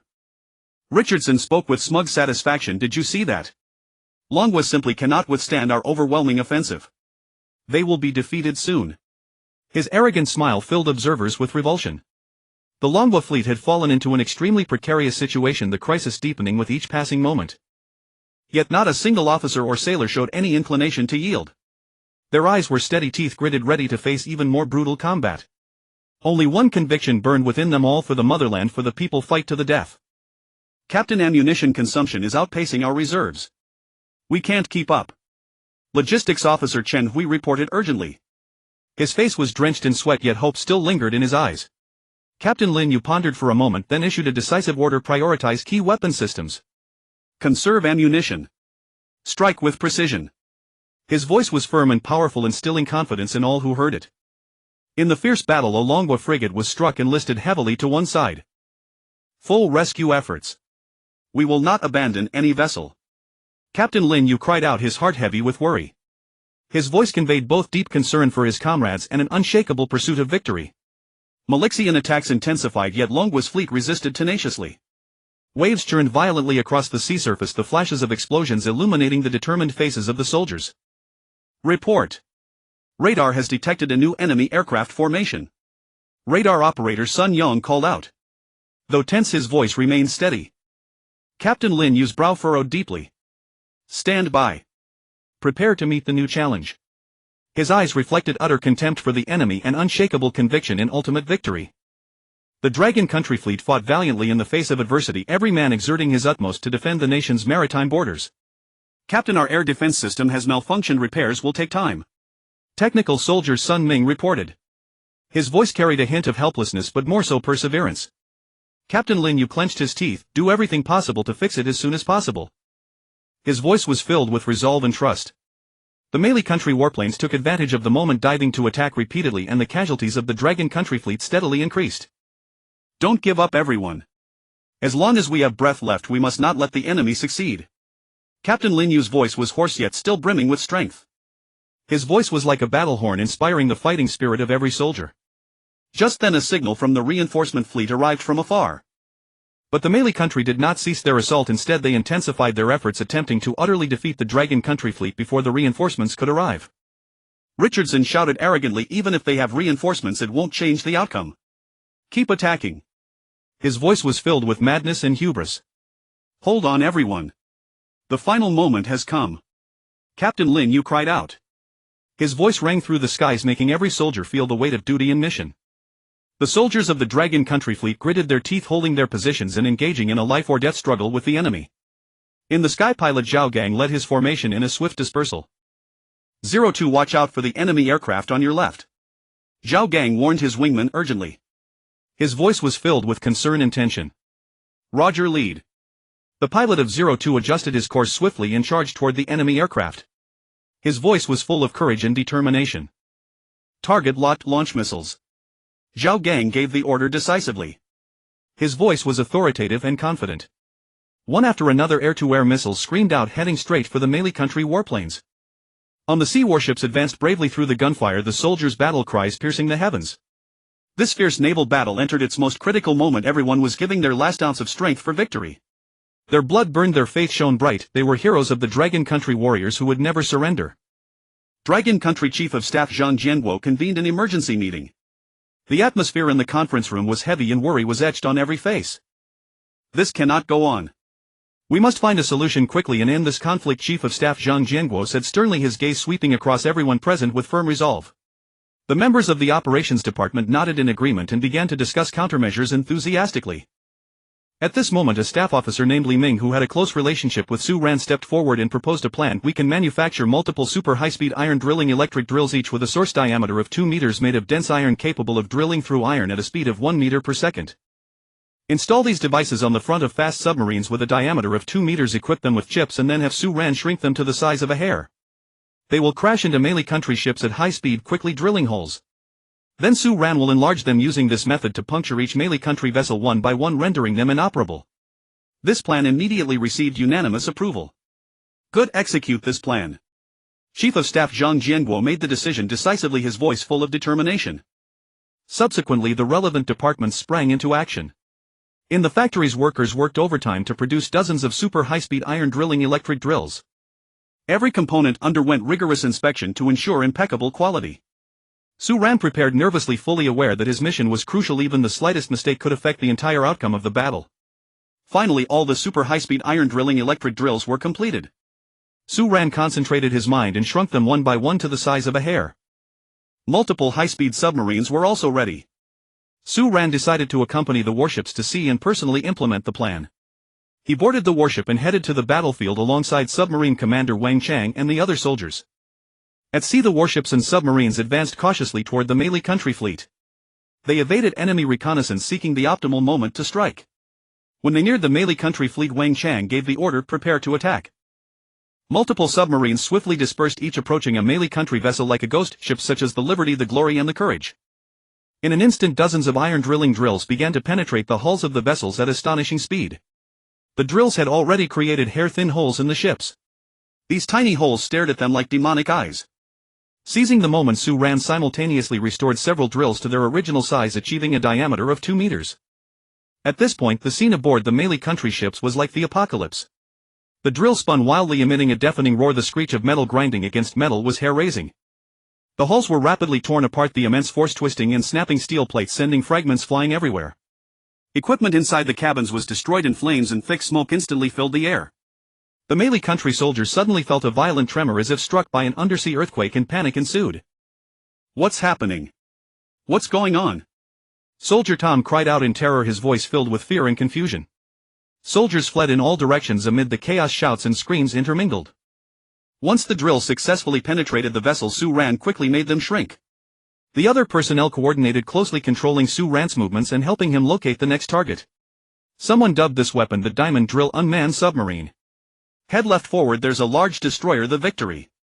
Commander Wang Chang instructed via the communication device. Following the instructions, Su Ran concentrated, controlling the shrunken Diamond Drill Unmanned Submarine as it moved rapidly toward the target vessel. Prepare to attack, Wang Chang ordered. Su Ran replicated the same tactic, striking the hull of the Melee country destroyer Victory. Panic instantly engulfed the soldiers aboard the Victory. Report, Commander. Our hull has been breached. The soldiers reported in alarm. The commander's face turned pale. He knew this battle was already lost. Retreat. Retreat immediately. He gave the order helplessly. The Melee country fleet began a hasty retreat. On the battlefield, the Dragon country submarines, like a pack of ferocious sharks, attacked the Melee country vessels swiftly and accurately.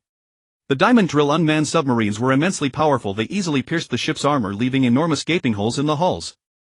Seawater surged in through these holes, and the Melee country ships began to list and sink. The Melee country soldiers were terrified. They desperately tried to regain control, but it was all too late. Flames spread across the ships, thick smoke billowed, and explosions rang out one after another.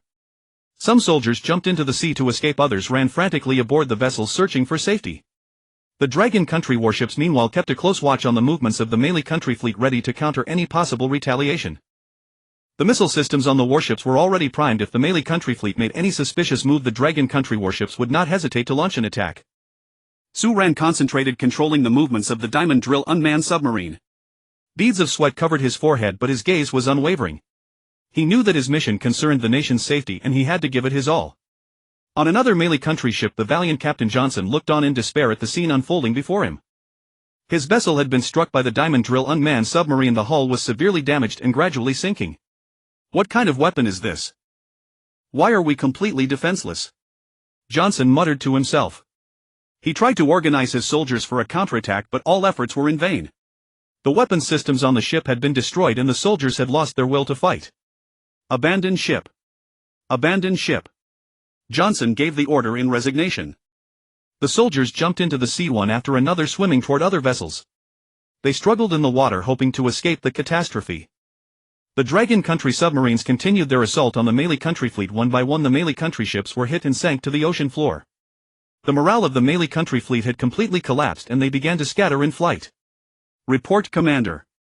The Melee country fleet is starting to retreat. A soldier reported to Wang Chang. Continue attacking. Don't let them escape easily. Wang Chang commanded. The Dragon country submarines and warships gave close pursuit, relentlessly launching attacks. The losses of the Melee country fleet mounted, and their retreat became increasingly chaotic. In this fierce battle, relying on the might of numerous Diamond Drill Unmanned Submarines, the Dragon country successfully repelled the Melee country fleet, safeguarding the nation's territory and dignity. After the war, Dragon country Chief of Staff Zhang Jianguo reported the battle situation to Grand Elder Zhang Sudong. Grand Elder, we executed the attack as planned and successfully repelled the Melee country fleet. Chief of Staff Zhang Jianguo said, his voice filled with exhaustion and gratification. Grand Elder Zhang Sudong nodded, well done. This victory is the result of everyone's joint efforts. His gaze was full of admiration. Chief of Staff Zhang Jianguo continued, we must also learn from this experience, strengthen our military construction, and enhance the nation's defense capabilities. Grand Elder Zhang Sudong agreed, indeed we must continuously improve our strength to ensure the nation's security and stability. Subsequently, Dragon country Chief of Staff Zhang Jianguo convened another meeting to summarize the battle. The victory in this battle would not have been possible without everyone's efforts and unity. At the same time, we must recognize that the provocative actions of the United States constitute a grave violation of international law and the norms of international relations.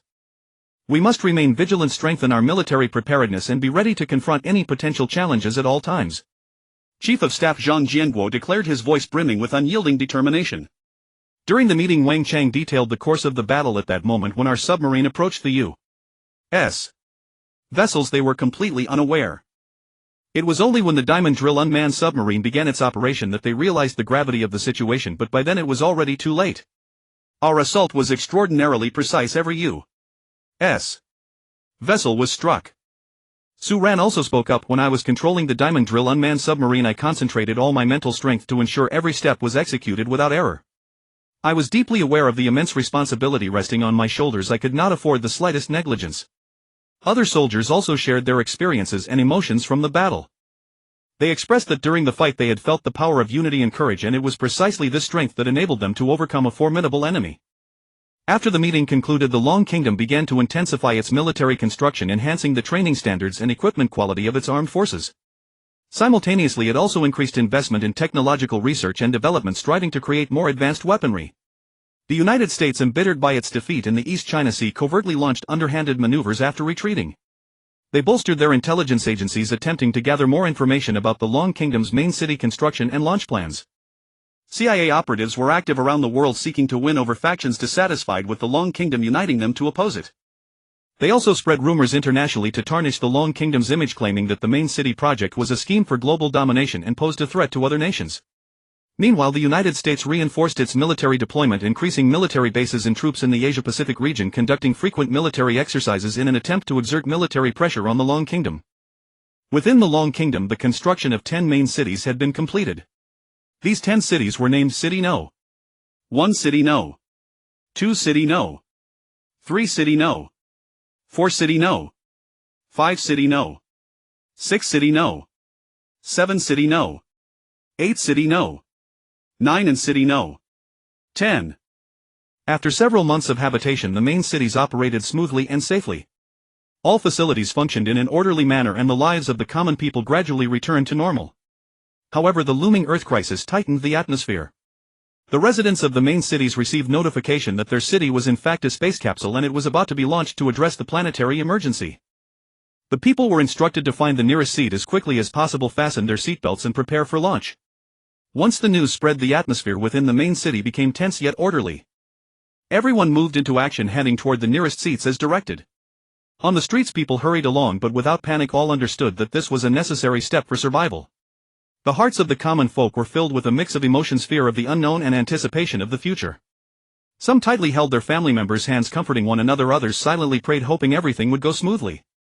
"Dad, are we really going to space?" a little boy asked, looking up at his father with curiosity in his eyes. "Yes, sweetheart, we're going to a new place to start a new life," the father replied, patting his son's head with a smile. "But I'm a little scared," the boy said, clutching his father's hand tightly. "Don't be afraid, my child. We'll be together and the nation will protect us," the father said firmly. "I hope everything goes smoothly," an elderly man murmured as he sat in his seat. "Don't worry, Grandpa. The nation has prepared so thoroughly, it will certainly be fine," a young man beside him reassured. These all-angle space seats were ingeniously designed to effectively withstand gravitational acceleration. The seat material utilized advanced cushioning materials, providing excellent support and protection for the human body during launch. Sitting in this seat, the pressure felt by the occupants was only as intense as that during an airplane takeoff, greatly alleviating the discomfort of the launch. The ergonomic design of the seat perfectly conformed to the curves of the human body, allowing for a comfortable and relaxed sitting experience.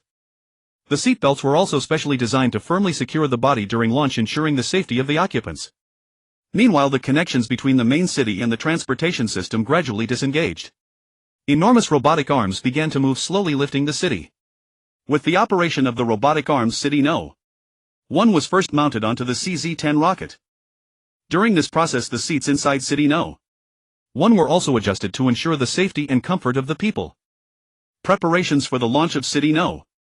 1 were complete. 10-9-8-7. As the countdown resounded, the atmosphere became both tense and exhilarating. People's heartbeats seemed to sync with the rhythm of the countdown, each number pulled at their nerves.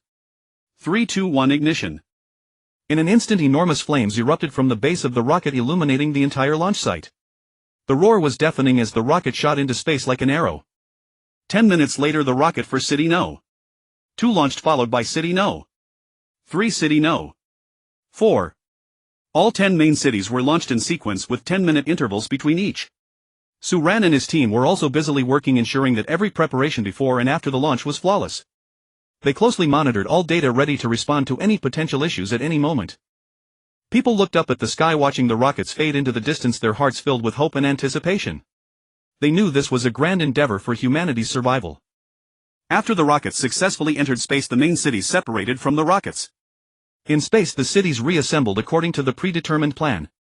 The main axis, composed of the fourth stage rocket, served not only as the power and fuel module but also as the core hub connecting all the main cities. Each city was equipped with an advanced docking system capable of accurately connecting to the main axis. Under the control of the ground command center, the staff meticulously operated every step. Docking system activated, preparing for main city connection.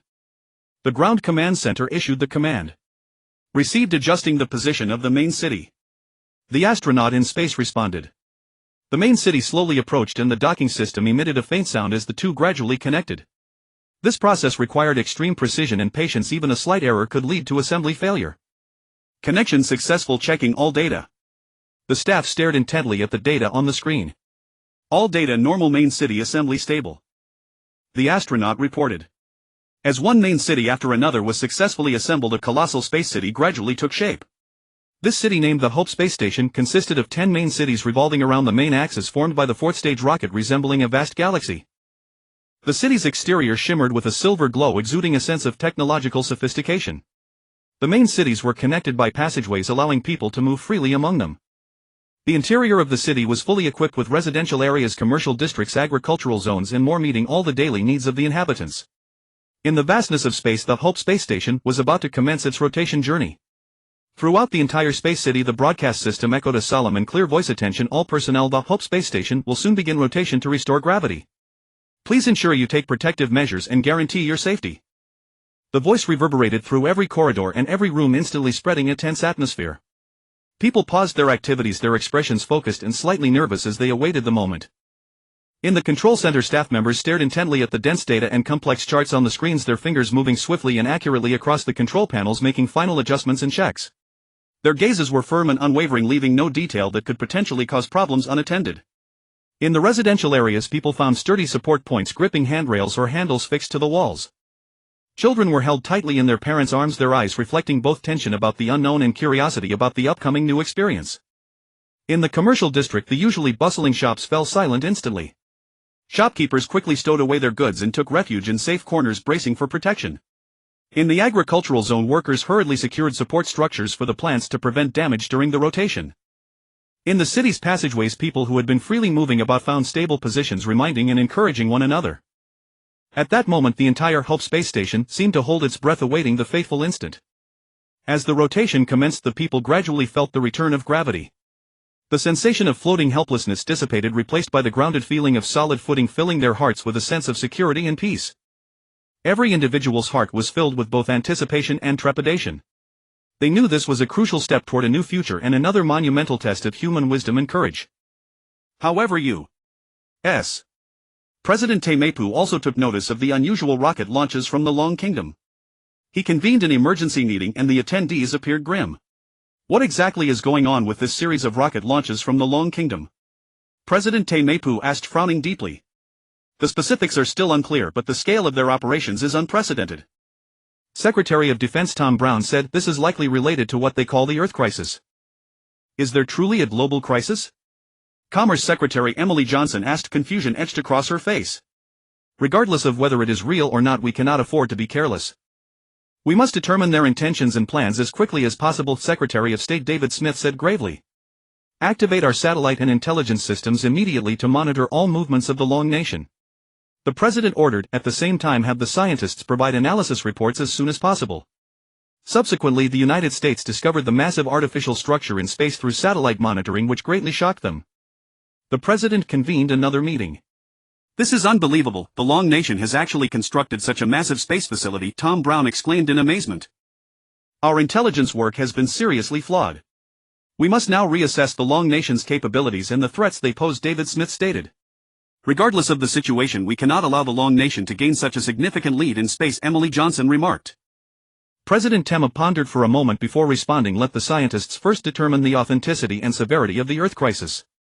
If it is genuine, we must also prepare countermeasures. The president directed the scientists to conduct urgent research.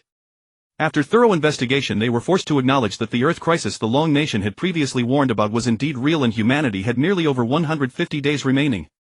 Temup immediately assembled the core team to discuss countermeasures. Since the crisis is real, we need to construct our own space station to escape Earth.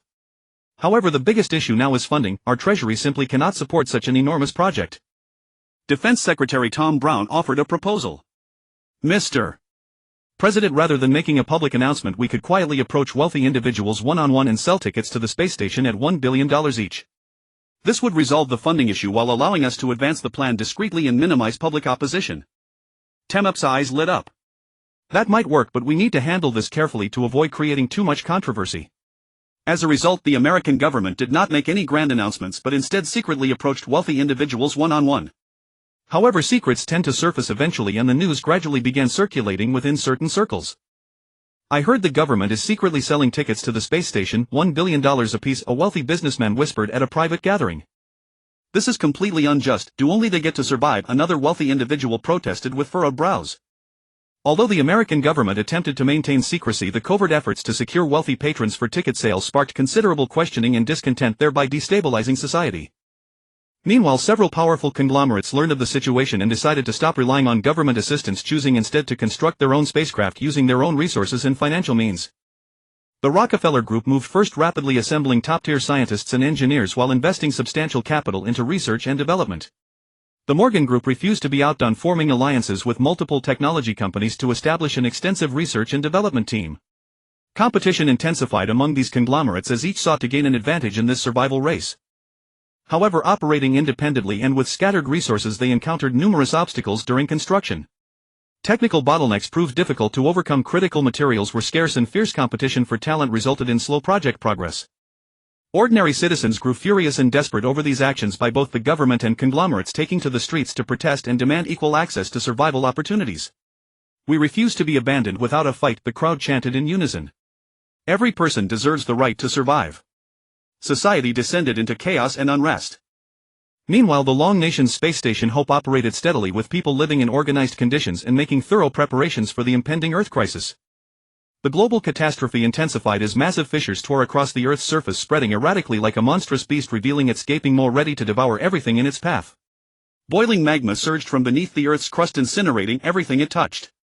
Volcanic eruptions echoed like apocalyptic roars, sending plumes of thick smoke billowing into the sky and darkening the sun, while volcanic ash fell like black snowflakes from above.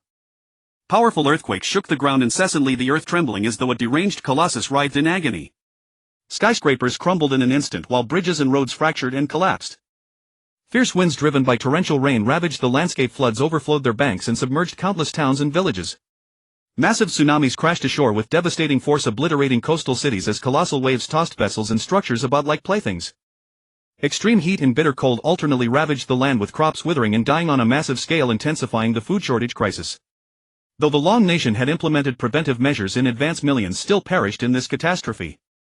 Some were entombed beneath collapsing structures, others consumed by surging lava and floodwaters, while still others suffered through agonizing deaths brought on by starvation and disease.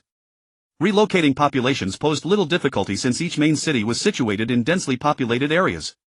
However, the transportation of goods encountered numerous obstacles. Within a transport convoy, driver Lao Zhang stared anxiously ahead at a road blocked by boulders. "What should we do?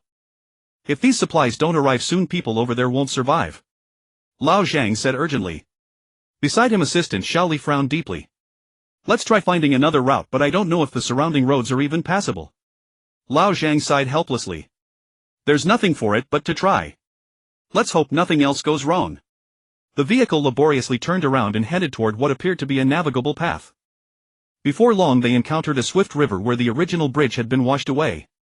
"The current is too strong, our vehicle can't cross here," Xiaoli exclaimed. Lao Zhang gritted his teeth. "Let's all think of a solution, see if we can find materials to build a makeshift bridge." The team members dismounted and scattered in different directions to search for usable materials.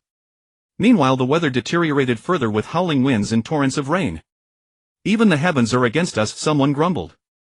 Lao Zhang encouraged the group. Don't lose heart, we must get these supplies through. After considerable effort they constructed a rudimentary bridge that allowed the vehicle to barely cross. However, not far along the vehicle broke down once more. This damn vehicle breaks down at the worst possible moment. Lao Zhang struck the steering wheel in frustration. Everyone rushed out to perform repairs. Exhaustion and anxiety etched across their faces. If we can't deliver these supplies, who knows how many will suffer, Shali muttered while working on the repair. No matter what happens, we cannot give up, Lao Zhang declared resolutely. As hope faded and despair set in, Lao Zhang decided to call headquarters for assistance. Upon learning of the situation, headquarters quickly dispatched a transport aircraft to provide support. This aircraft incorporated advanced technology developed by Su Ran and fellow scientists during their spare time, capable of carrying tens of thousands of tons of cargo. Hundreds of such planes were already in active service. Soon the massive transport plane roared into view, its powerful engines offering a glimmer of hope to the convoy. Team members hastily transferred the supplies onto the aircraft, which quickly took off and flew toward its destination. Meanwhile, the United States had neglected the global crisis, focusing instead on covert operations and self-serving interests. Consequently, they lacked accurate assessments of domestic damage and had no way of knowing how many lives had been lost. On May 18, 2033, the final main city was scheduled for launch, with ordinary citizens entering in an orderly manner. However, those still abroad who had not yet returned faced overwhelming panic and fury upon learning of this development. At the border, Long Nation soldiers stood armed with rifles, their expressions grave yet revealing underlying helplessness, facing a crowd of agitated people on the opposite side. Some pleaded desperately to be let through, others cursed the injustice, and some frantically dialed phones searching for any solution. A middle-aged man screamed hoarsely, "I am a citizen of the Long Nation too. Why won't you let me in? Are you abandoning us?" The soldier responded loudly, "These are state directives designed to ensure survival for as many people as possible. I ask for your understanding." An elderly woman wept bitterly, imploring, "Please let me through. I don't want to die." What kind of cruel regulation is this? Were we meant to be forsaken? Amidst the crowd, a man named Song Tian made a desperate phone call. "Father, I've returned, please send someone to retrieve me." On the other end of the line, Song Tian's father spoke with a quivering voice. "Son, I have no choice. The regulations for entering the main city are strict, and I'm truly powerless to help you." Song Tian shouted in near despair, "Father, are you simply going to watch me die out here? I barely made it back in time." His father sobbed uncontrollably.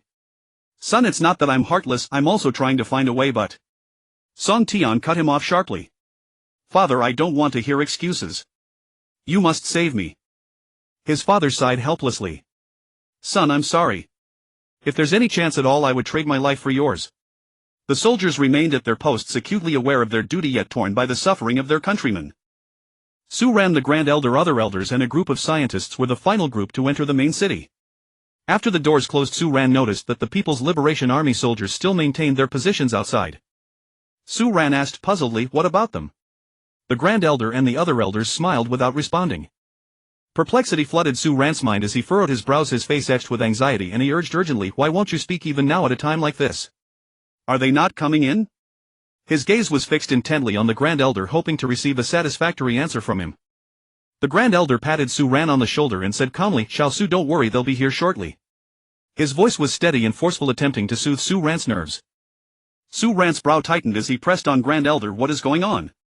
The situation outside is so perilous, how can they remain out there?" His heart was filled with concern, deeply worried for the safety of those soldiers. At that moment one of the elders spoke. "Su Ran, rest assured, everything has been arranged." His tone was resolute, offering a hint of reassurance. Su Ran grew even more perplexed, his unease intensifying. He couldn't understand why such an arrangement was made. Were these soldiers' lives not important? After a while the main city's broadcast rang out, "Please rest assured, all People's soldiers will enter in an orderly manner after ensuring border security and order." The broadcast echoed through the main city, calming the people's emotions somewhat. Hearing this, Su Ran breathed a slight sigh of relief, but his doubts remained unresolved. He didn't know when these soldiers would be able to enter, nor what dangers they might face outside. Meanwhile, outside the city, the People's soldiers stood tall and unwavering at their posts. Their eyes were fixed firmly ahead, untouched by the chaos around them. For the sake of ultimate order and safety, they did not flinch, using their bodies to forge a solid line of defense. The main city initiated its launch sequence. Those at the border watched the ascending rocket collapsing to the ground and muttering, "It's over. Everything is over." Their eyes were filled with despair and helplessness, as if all hope had been lost. Then someone mocked the soldier, "You didn't get on either, so why are you pretending to be a hero? His voice was filled with anger and resentment, believing the soldiers were putting on a show. The soldier remained expressionless, silent, yet still stood straight back, his gaze firm as he watched the main city recede into the distance. In his heart there was an unshakable conviction. He knew his duty was to protect the nation and its people. No matter what difficulties arose, he would not retreat. Song Tian wept bitterly on the side, muttering, "Why? Why did it come to this?" His heart was filled with regret and helplessness, remorseful that he hadn't returned home in time and now could only watch as he was left behind on Earth.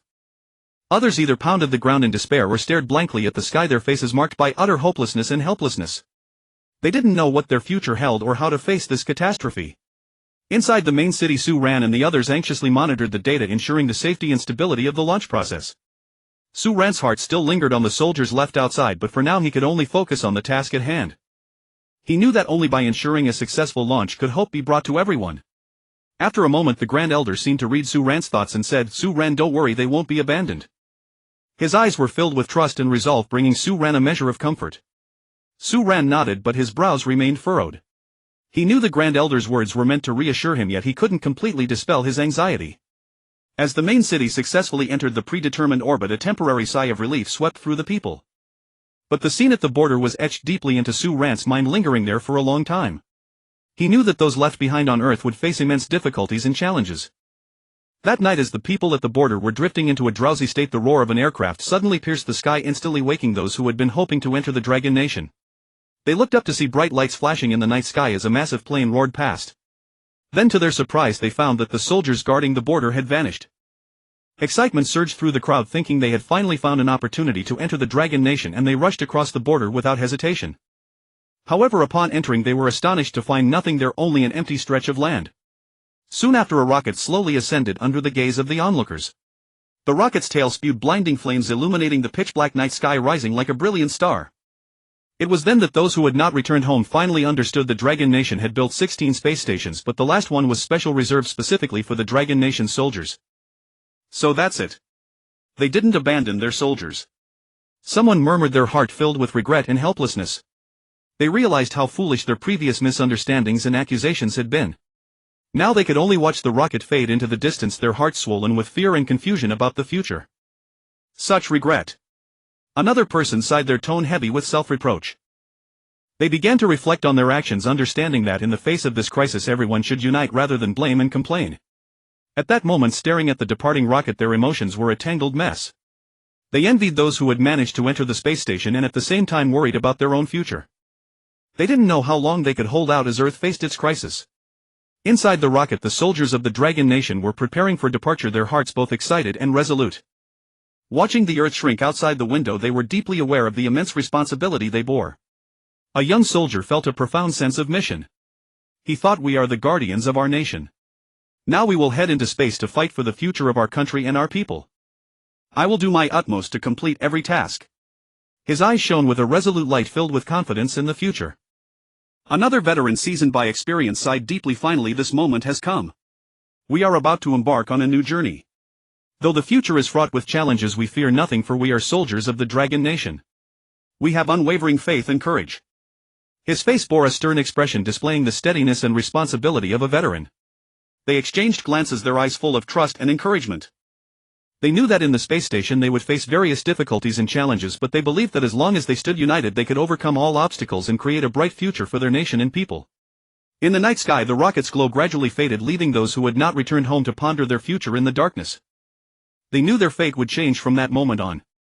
They had to face reality and strive to find hope for survival. Within minutes of the last rocket's launch, Earth shattered without warning. It was like a fistful of sand that, when released, scattered into countless fragments, breaking apart quietly without explosion or thunderous roar, only a deathly silence. The atmosphere rushed into space at tremendous speed, and among the debris a few spaceships emerged, the last desperate efforts of other nations or organizations. City No. 16 did not follow the pattern of the other 15 cities. It flew alone to the forefront of the Hope space station. After docking, it began to transform, taking the shape of a colossal umbrella shielding the front of the ship. At the same time, an electromagnetic shield formed ahead, protecting the Hope from meteorite impacts during its forward journey.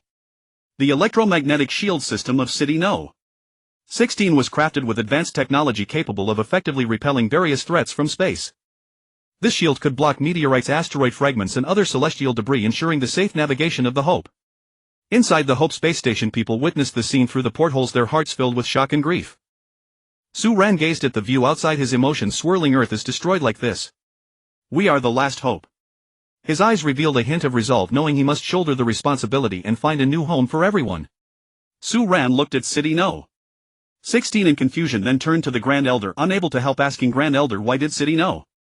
16 transform into this shape? Does it really have such a significant role? His heart was filled with curiosity, eager to learn more about City No. 16. The Grand Elder looked at Su Ran and explained with a smile, Su Ran, you must understand we face various dangers in space and meteorite impacts are one of them.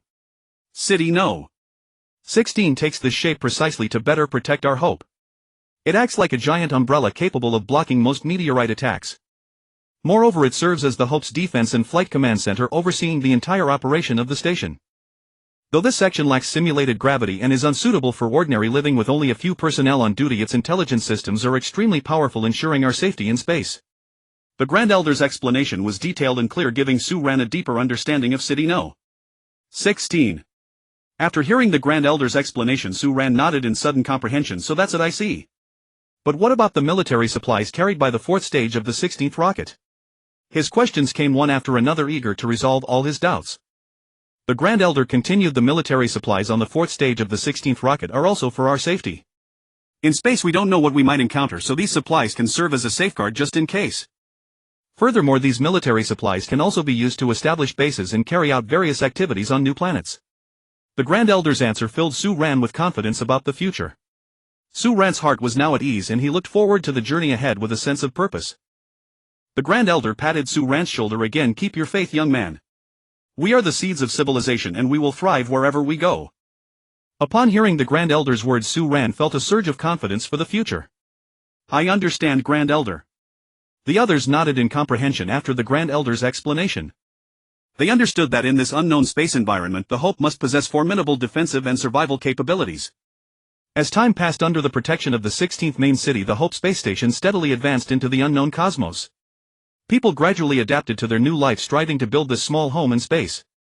Yet they were also aware that the future was fraught with uncertainty. They would need to persevere tirelessly to survive in this vast universe.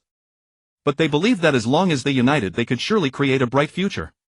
In the control room of the Hope, the staff diligently monitored various data to ensure the safe operation of the space station. The intelligence system methodically executed various commands, assisting the people in managing every part of the space station. Inside the main city, the cities were connected via tube trains through linking arms passing through the central axis to reach other main cities, allowing people to visit long-lost friends and family. Due to the rotational generation of simulated gravity, the closer to the central axis the lower the gravity, with zero gravity at the axis itself.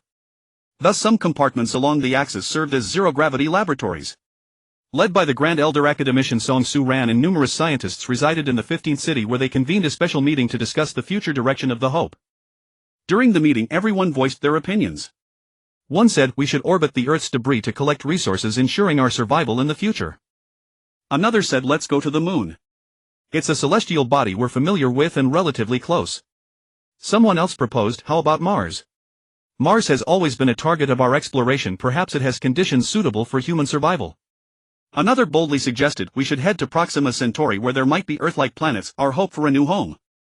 Everyone expressed their views, arguing incessantly, but the meeting ended inconclusively and was hastily adjourned. After the meeting, Su Ran hurried home. His girlfriend Su Mingyo had been waiting at home for a long time. Seeing Su Ran return, she immediately greeted him with a warm embrace. Su Ran, you're back. How was the meeting? Su Mingyo asked with concern. No conclusion yet, opinions are quite divided, Su Ran sighed. It's okay, there will always be a way, Su Mingyo comforted him. By the way, Mingyo, I'd like to take you on a tour of the main city so you can understand our future living environment, Su Ran suddenly said. Sure, I've been wanting to see it for a long time. Su Mingyo said excitedly. Su Ran and Su Mingyo went to the tube station and boarded a tube train. The tube train was an important mode of transportation within the main city, traveling through special tubes to quickly and efficiently transport people to various areas. As the train sped through the tube, Su Ran and Su Mingyo watched the scenery outside. They saw a group of children playing joyfully on a school playground, laughter echoing throughout the campus. Su Ran smiled and said, look how happy those children are. The main city's educational facilities are also well developed, they can receive a good education here. Su Mingyo nodded in agreement. Yes, education is the hope of the future. Seeing children learn and grow so happily is truly heartening. Next they saw an elderly person leisurely strolling in a park surrounded by blooming flowers and lush green grass. The elderly person's face radiated a contented smile, enjoying the tranquil moment. Su Mengyao said, "The environment here is wonderful, the elderly can enjoy their golden years in peace." Su Ran said the planning of the main city fully considers people's living needs. Whether young or old, everyone can find their own happiness here. Agricultural zones were scattered across various corners of the fourth layer, employing advanced cultivation techniques such as soilless and hydroponic farming, making crops flourish. Greenhouses and orchards were filled with a dazzling array of vegetables and fruits. These agricultural zones can provide us with fresh food, ensuring our dietary health, Su Ran said. Su Mengyao looked at the vibrant greens and colorful fruits and said, "That's wonderful. This way we can eat fresh and healthy food." Next they arrived at the commercial district. It was bustling with people, lively and vibrant. There were numerous shops, restaurants and entertainment venues. This is the commercial district. People can buy various goods and enjoy various services here, Su Ran explained. Su Mengyao gazed at the bustling district and said, "It's really convenient here, it can meet all our needs." They also visited the cultural district, which housed libraries, museums, theaters and other cultural facilities. The cultural district is where we enrich our spiritual lives. People can study, appreciate art and participate in cultural activities here, Su Ran said. Su Mengyao nodded. These cultural facilities are truly important, they make our lives more fulfilling and meaningful. Soon the train arrived at the outer part of the main city, which required a pass to access. The living space of the main city was a horizontally placed rectangular pillar with 4 half pillars on the top, bottom and sides. The top was the industrial zone, where various advanced machines and equipment operated in an orderly manner, emitting a low hum. Workers busily operated instruments and monitored the production process. This is the industrial zone, mainly responsible for producing various supplies and equipment to meet the main city's needs, Su Ran introduced. See, those machines are producing food, medicine, daily necessities and more. Su Mengyao looked around curiously. These machines are so advanced they can efficiently produce what we need. Su Ran nodded. Yes, the development of the industrial zone is crucial for our survival and growth. It employs the most advanced technology and management models to ensure smooth production. The bottom was the equipment and storage area, housing various important equipment and supplies to ensure the main city's normal operation. This is the equipment and storage area, storing all the supplies and equipment we need to survive, Su Ran said. These supplies and equipment will play a crucial role in critical moments. Su Mengyao looked at the rows of neatly arranged warehouses and exclaimed, "These storage areas ensure we have ample reserves to deal with various possible situations." Su Mengyao nodded. With these reserves we'll feel more secure. Finally they returned to the residential area. The residential buildings were spacious and bright, fully equipped and surrounded by a pleasant environment. This is the residential area. People live here comfortably and contentedly, Su Ran said. Su Mengyao looked at the tidy residential area and said, "It's really nice here, it feels very cozy." Upon entering the home, Su Ran's parents were also there. They looked at Su Ran and Su Mengyao with gratified smiles. "Son Mengyao, how was the tour?" Su's father asked. "The construction of the main city is truly impressive, we feel at ease living here," Su Ran said. "Yes, I hope we can have a better life in this new environment," Su Ran's mother said. Su Ran nodded. "I hope our lives keep getting better." Su Ran, what do you plan to do in the future? Whatever you do, I will always support you, Su Mengyao said. Su Ran tightly held Su Mengyao's hand. "Thank you, Mengyao. Having you by my side makes me feel truly happy." The holiday was short and Su Ran soon returned to his busy work. He was appointed as a special technical advisor to the Council of Elders responsible for maintaining the Hope's normal operation. Meanwhile, the inconclusive meeting was reconvened and everyone continued discussing the Hope's future direction. The atmosphere was heavy and serious. Everyone spoke up, mentioning the obstruction by countries like the beautiful state in the early stages, which led to the last 10 cities not being fully stocked with supplies. This made the current situation extremely dire. One scientist said currently the Hope supplies can only last 5 years. After that we will face numerous problems such as food shortages and energy deficiencies. Another expert added, moreover, our equipment will malfunction due to prolonged use. Without sufficient materials for repairs and replacements, the consequences would be unimaginable. Su Ran listened attentively to everyone's remarks, then said, "Therefore we urgently need a large amount of supplies to keep the Hope running. I believe the first step should be to mine Earth's debris for resources. The Earth's debris may contain various materials we need. By extracting these resources we can alleviate the current shortage." Someone raised a doubt, but mining Earth's debris will face many difficulties such as unstable positions of the debris and potential dangers during the extraction process. Su Ran responded, "We do need to address these difficulties, but we can reduce the risks by improving mining equipment and techniques and strengthening safety measures. Since we didn't have specially designed spacecraft, we temporarily modified the giant cargo ships we brought on board.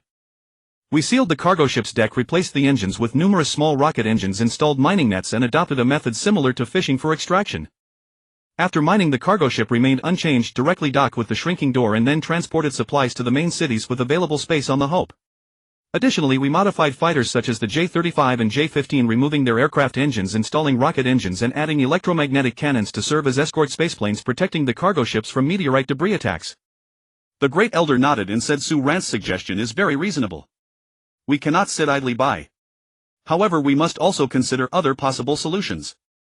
At that moment, someone proposed, can we try to contact other space stations or planets to seek cooperation or material assistance? Another person said, or we could further optimize the energy efficiency of the Hope to reduce unnecessary consumption. Everyone voiced their opinions and the meeting was filled with lively discussion. The Great Elder summarized everyone's suggestions are valuable. We can start with mining Earth's debris resources while actively exploring other solutions. We must intensify research to upgrade equipment and improve efficiency. Su Ran, you are responsible for leading the formulation of a detailed mining plan, fully considering all possible scenarios and risks. Su Ran nodded firmly. I will do my best, please rest assured. I will organize a professional team including scientists, engineers, and technicians to jointly develop the plan. We will conduct a detailed survey of the Earth debris to determine the distribution and content of resources and then select appropriate mining methods and equipment. At the same time, we will formulate corresponding safety measures to ensure the safety of the personnel. After the meeting, Su Ran immediately threw himself into work. Together with other scientists and engineers, he began to formulate a specific plan for mining Earth debris resources. They carefully studied the equipment and technical capabilities of the Hope as well as the distribution and composition of the Earth debris. In the following days, Su Ran and his team worked day and night to refine the mining plan. They also organized training to ensure that the personnel involved in the mining operation possessed sufficient skills and knowledge. Finally, the mining operation officially commenced. The Hope dispatched hundreds of modified giant cargo ships to the area where the Earth debris was located. At the same time, multiple modified J-35 and J-15 fighter jets set off as escort spaceplanes. The mining nets on the cargo ships spread out like giant fishing nets, attempting to capture the floating Earth debris. Small rocket engines propelled the cargo ships to move flexibly in space, searching for debris rich in resources. The escort spaceplanes patrolled around the cargo ships, constantly vigilant against meteorite debris attacks. When the mining net captured debris, the cargo ship docked with the shrink gate and transported the materials through a special device to the main city within the Hope that had available space. With recent research, the scientists discovered that the chip originally only controllable by Su Ran could also be controlled by another chip endowed with Su Ran's unique ability. This discovery gave the scientists new hope. They began to develop a supercomputer based on this chip. After relentless efforts, the supercomputer was finally successfully developed. This computer could control the chips associated with it. The system was modified into an access control system for entering the Hope. External spacecraft could only enter the Hope after being size-controlled by this computer. This not only freed Su Ran but also greatly improved efficiency. In practical application, this system played a significant role. Whenever an external spacecraft approached the Hope, the supercomputer would automatically identify and control it, ensuring the safe entry of the spacecraft. At the same time, for the transportation of materials and management of equipment within the Hope, the supercomputer could precisely regulate, making the entire space station's operation more efficient and orderly. Su Ran was very satisfied with this achievement. He knew it would provide strong support for the future development of the Hope. Together with the scientists, he continued to optimize and improve the supercomputer, making its functions more powerful. During a material transport mission, the supercomputer demonstrated its outstanding performance. Under its command, multiple cargo ships successfully docked with the Hope and quickly transported materials to the designated locations. The entire process was efficient and swift without any errors. After months of mining Earth debris, the material warehouses of the 15 main cities were basically full, and some minerals had even been processed into raw materials. During this period, the Hope had encountered some foreign spacecraft. A foreign spacecraft spotted the Longwas Hope from afar. They saw the Hope was composed of 15 cylinders, each 100 meters long and 4 meters in diameter, revolving around a main axis 1,500 meters long. The overall radius was 100 meters, rotating at 2 revolutions per minute. They thought contemptuously, making such a big fuss just to build such a small space station. How many can it save? These arrogant people didn't even bother to approach and take a closer look. After a few simple taunts, they flew away and no one knew where they went. When Su Ran and the other scientists learned of this, they merely smiled calmly. As for the fate of those foreign spacecraft that flew away, no one knew. While Earth was actively engaged in mining operations, many scientific fields had gradually transitioned from their previous emergency state. Among them, the critical field of controlled nuclear fusion had made remarkable progress. Many problems that had long plagued researchers were gradually being overcome and the situation began to clear up. As a key device in controlled nuclear fusion research, the tokamak apparatus could now use the new materials provided by Su Ran for all its critical components. This material possessed exceptional properties. It could withstand high temperatures, remaining stable even at thousands of degrees or higher. It was radiation resistant, effectively protecting against various radiations produced during fusion, and its anti-magnetic properties were also excellent, maintaining its performance in strong magnetic fields. The space environment presented an absolute zero temperature state, which was a nearly perfect superconducting environment. Based on this, scientists boldly proposed the idea of conducting nuclear fusion experiments in space. They planned to invest ample time in carefully assembling the device in outer space. This process required high precision, with every component installed strictly according to design specifications. At the same time, they would conduct rigorous and meticulous debugging, repeatedly testing and optimizing various parameters to ensure the device operated normally. Moreover, they would fully prepare for the experiment. When everything was ready, the experiment finally officially began. In space, the nuclear fusion experiment device, carrying the boundless hopes of humanity, began to operate. Initially, all data fluctuated within expected ranges. Researchers stared at the monitoring screens, their hearts in their throats. As the reaction progressed, the plasma burned steadily under the strong magnetic field and energy output gradually increased. But just then, a sudden minor malfunction caused anomalous data fluctuations. The research team acted swiftly, using pre-established emergency plans and their superb skills to quickly locate and resolve the problem. As time passed, the experiment gradually entered a stable phase. The sustained and stable output of energy excited everyone, meaning they had taken a major step toward successful controlled nuclear fusion. However, the researchers dared not relax. They continued to closely monitor every detail of the experiment, recording every set of data, accumulating valuable material for subsequent analysis and improvement. The news of the experiment's success was immediately reported to the Elder Council, causing a huge sensation. The researchers excitedly reported to the elders, "This controlled nuclear fusion experiment has achieved a breakthrough success. But currently, this controlled nuclear fusion device can only be used in space and is relatively large in size." After a joint discussion between the Elder Council and the Manga Academy, with Su Ran's participation in the decision, everyone decided to conduct a destructive experiment in outer space to more comprehensively test its performance and stability. During the preparation for the destructive experiment, the person in charge reported to the elders on the progress of various preparations. The equipment required for the experiment has been debugged and the emergency plans have been rehearsed multiple times. "We are confident in completing this test." After careful preparation, the destructive experiment proceeded as scheduled. Amid tense waiting, the results were gratifying. The device was fully capable of withstanding the complex and harsh environment of outer space. Based on this success, Su Ran reported to the Elder Council, "Through continuous efforts, I have devised a method to successfully shrink the nuclear fusion reactor, allowing it to be temporarily installed outside the main city. A reactor is like a small screw cap, compact and practical. But a new problem arose: a severe shortage of helium-3 resources needed for construction. At a resource discussion meeting, an expert reported to the group, "Through research, we have found that the moon's surface is rich in helium-3, bringing hope for solving the resource problem." Thus, Su Ran led the team in quickly formulating a detailed plan to collect helium-3 from the moon. Su Ran and the Manga Academy studied the need to build a helium-3 refining factory on the moon, as extraction could not be done within the Hope due to issues such as wastewater and high temperatures that the Hope could not handle. They submitted a detailed plan to the Elder Council. Su Ran reported, "Elders, after our in-depth research, building a helium-3 refining factory on the moon is key to solving the energy problem. But the internal conditions of the Hope are limited and cannot undertake the refining work."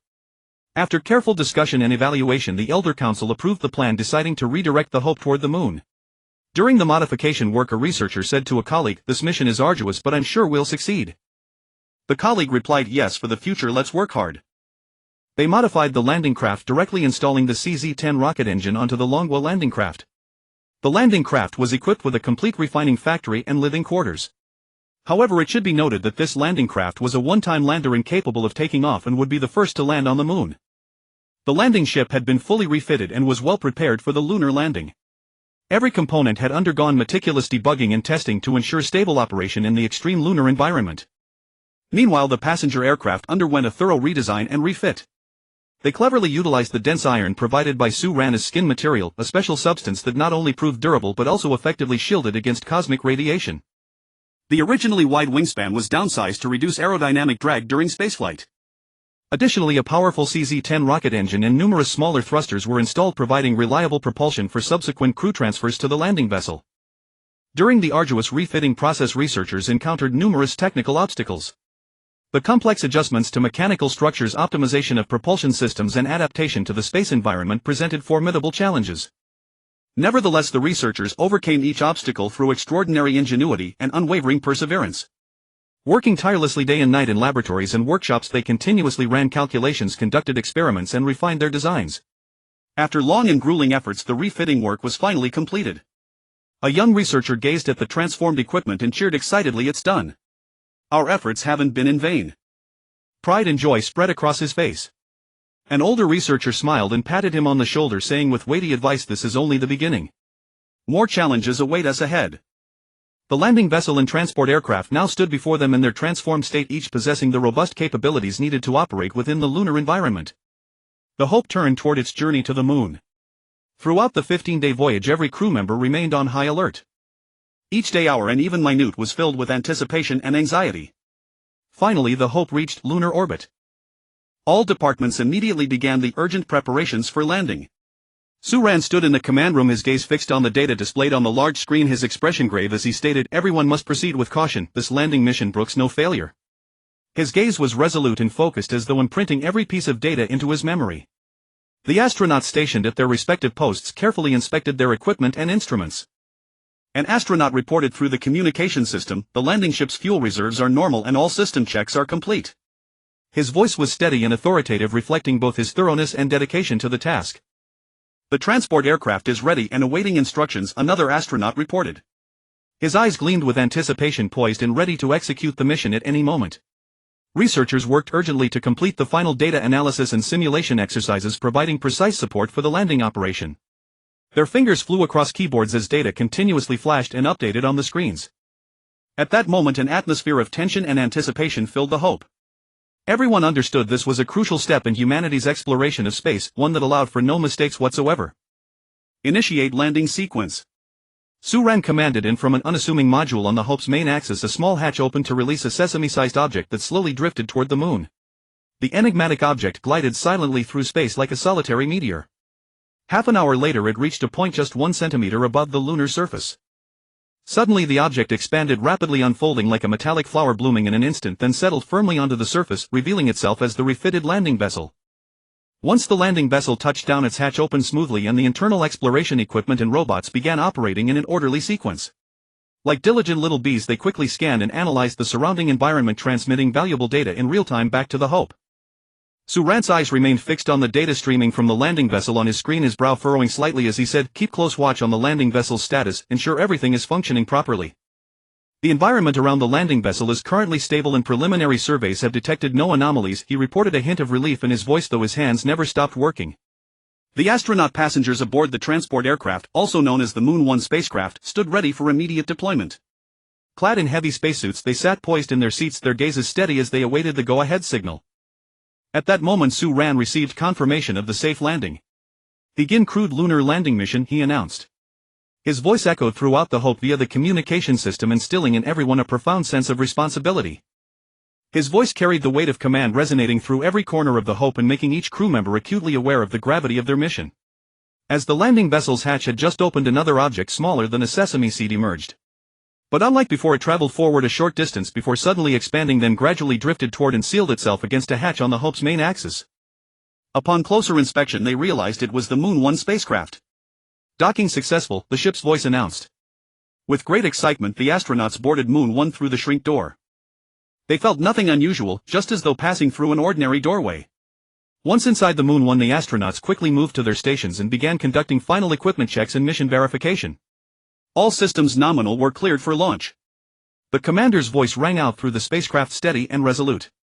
The Moon 1 ignited its engines and slowly detached from the Hope, beginning its descent toward the lunar surface. During the approach, the astronauts gazed through the viewport at the moon, growing ever closer, their hearts filled with anticipation and excitement. Its cratered surface, bathed in sunlight, appeared both mysterious and majestic. Approaching landing surface, brace for impact. The Moon 1 settled gently onto the lunar terrain, stirring up a fine cloud of regolith. The dust particles drifted lazily in the moon's weak gravity. "Landing confirmed, prepare for EVA." The astronauts opened the hatch and carefully stepped onto the lunar surface. Their movements were light yet steady, their spacesuits gleaming in the harsh sunlight. Each step carried profound significance, a moment etched into history. That's one giant leap for mankind, though it's a shame we're the only ones left to represent all of humanity, an astronaut remarked with a touch of wistfulness. His voice carried a hint of loneliness and reflection, mourning what humanity had lost. Let's focus on the task at hand, move quickly into the landing module and begin operations. The commander gave a reassuring pat and issued his orders, his gaze unwavering with resolve and determination. The astronauts marched forward with steady strides toward the landing module. Once inside the landing vessel, they immediately plunged into their demanding work. Some astronauts took their positions at the controls of the lunar excavator, firing up the machinery as its massive arm began digging into the regolith with powerful strokes. They operated the excavator with intense concentration, ensuring each scoop was precise as they loaded mineral-rich regolith into the transport vehicles. The excavator's roar echoed across the silent lunar landscape, sounding almost like a hymn to human exploration. Meanwhile, the astronauts piloting the lunar mining vehicles navigated carefully across the rugged terrain, skillfully avoiding craters and obstacles. Their eyes remained fixed ahead, hands steady on the controls as they transported precious loads of ore safely to the landing vessel. The deep tire tracks left behind by the mining vehicles bore witness to humanity's tireless efforts and perseverance. Inside the landing vessel, the refinery's machinery roared to life, creating an impassioned symphony of industry. Crew members clad in specialized protective gear worked methodically, managing the complex equipment with practiced efficiency.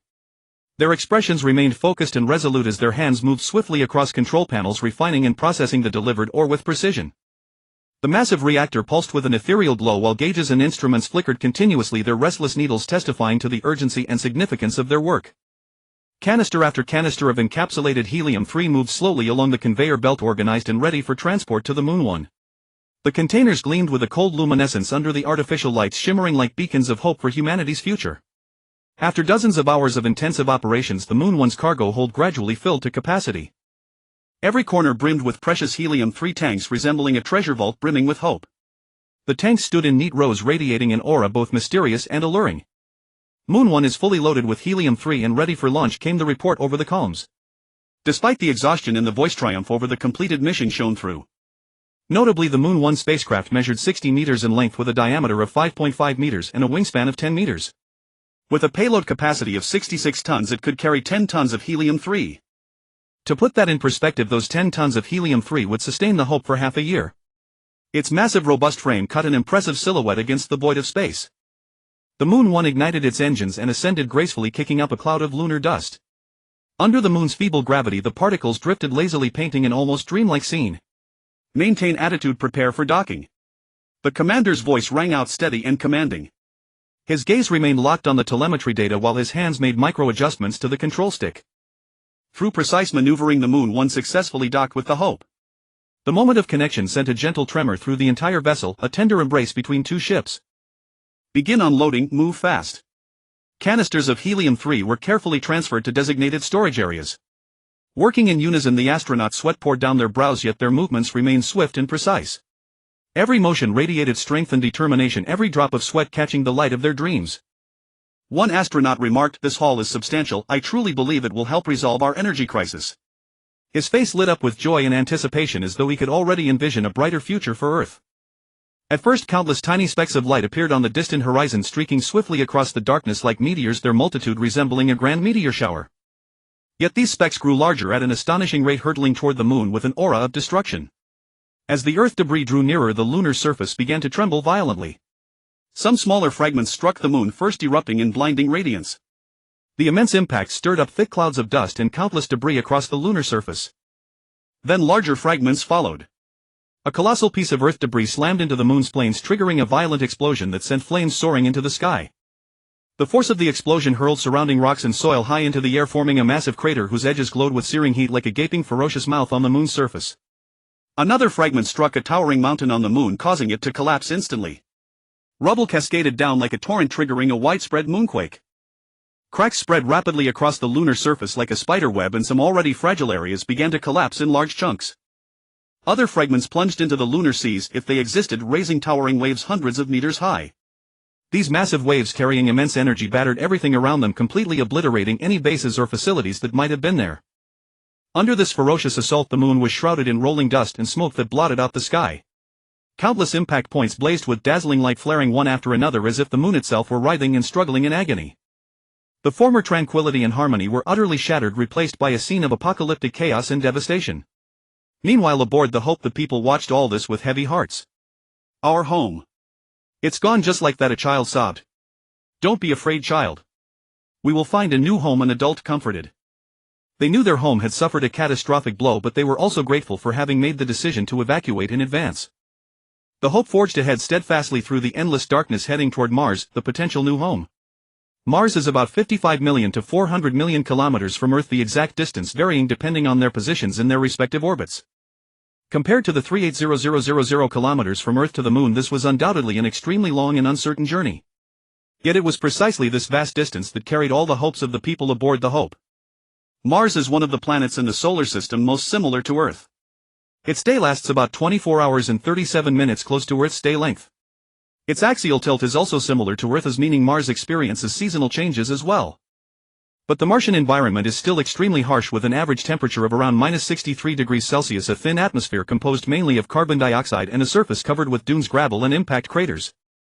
Nevertheless, for people who had lost their homes in the disaster, Mars remained that glimmer of hope. As the Hope sped toward Mars at full speed, the people's hearts were filled with both anticipation of the unknown and anxiety about future uncertainties.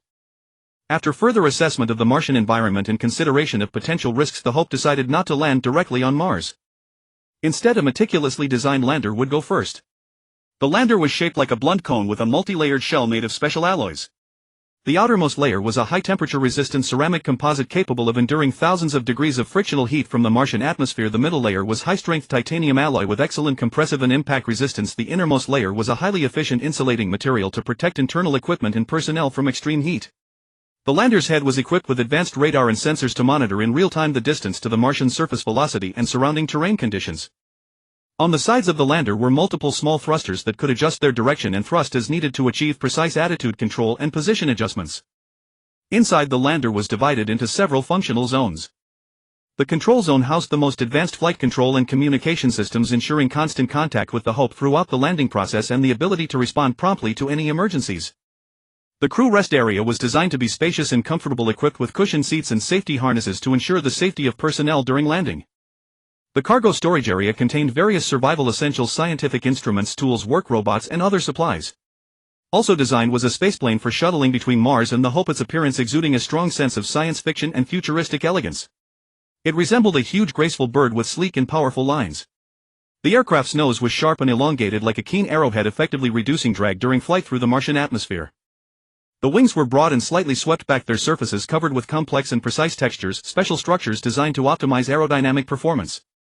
Embedded along the wing edges were rows of small thrusters that glowed blue, emitting dazzling exhaust trails during flight, providing additional thrust and attitude adjustments. The main fuselage was made of silver-gray high-strength alloy, reflecting a cold, mysterious luster under the Martian sunlight.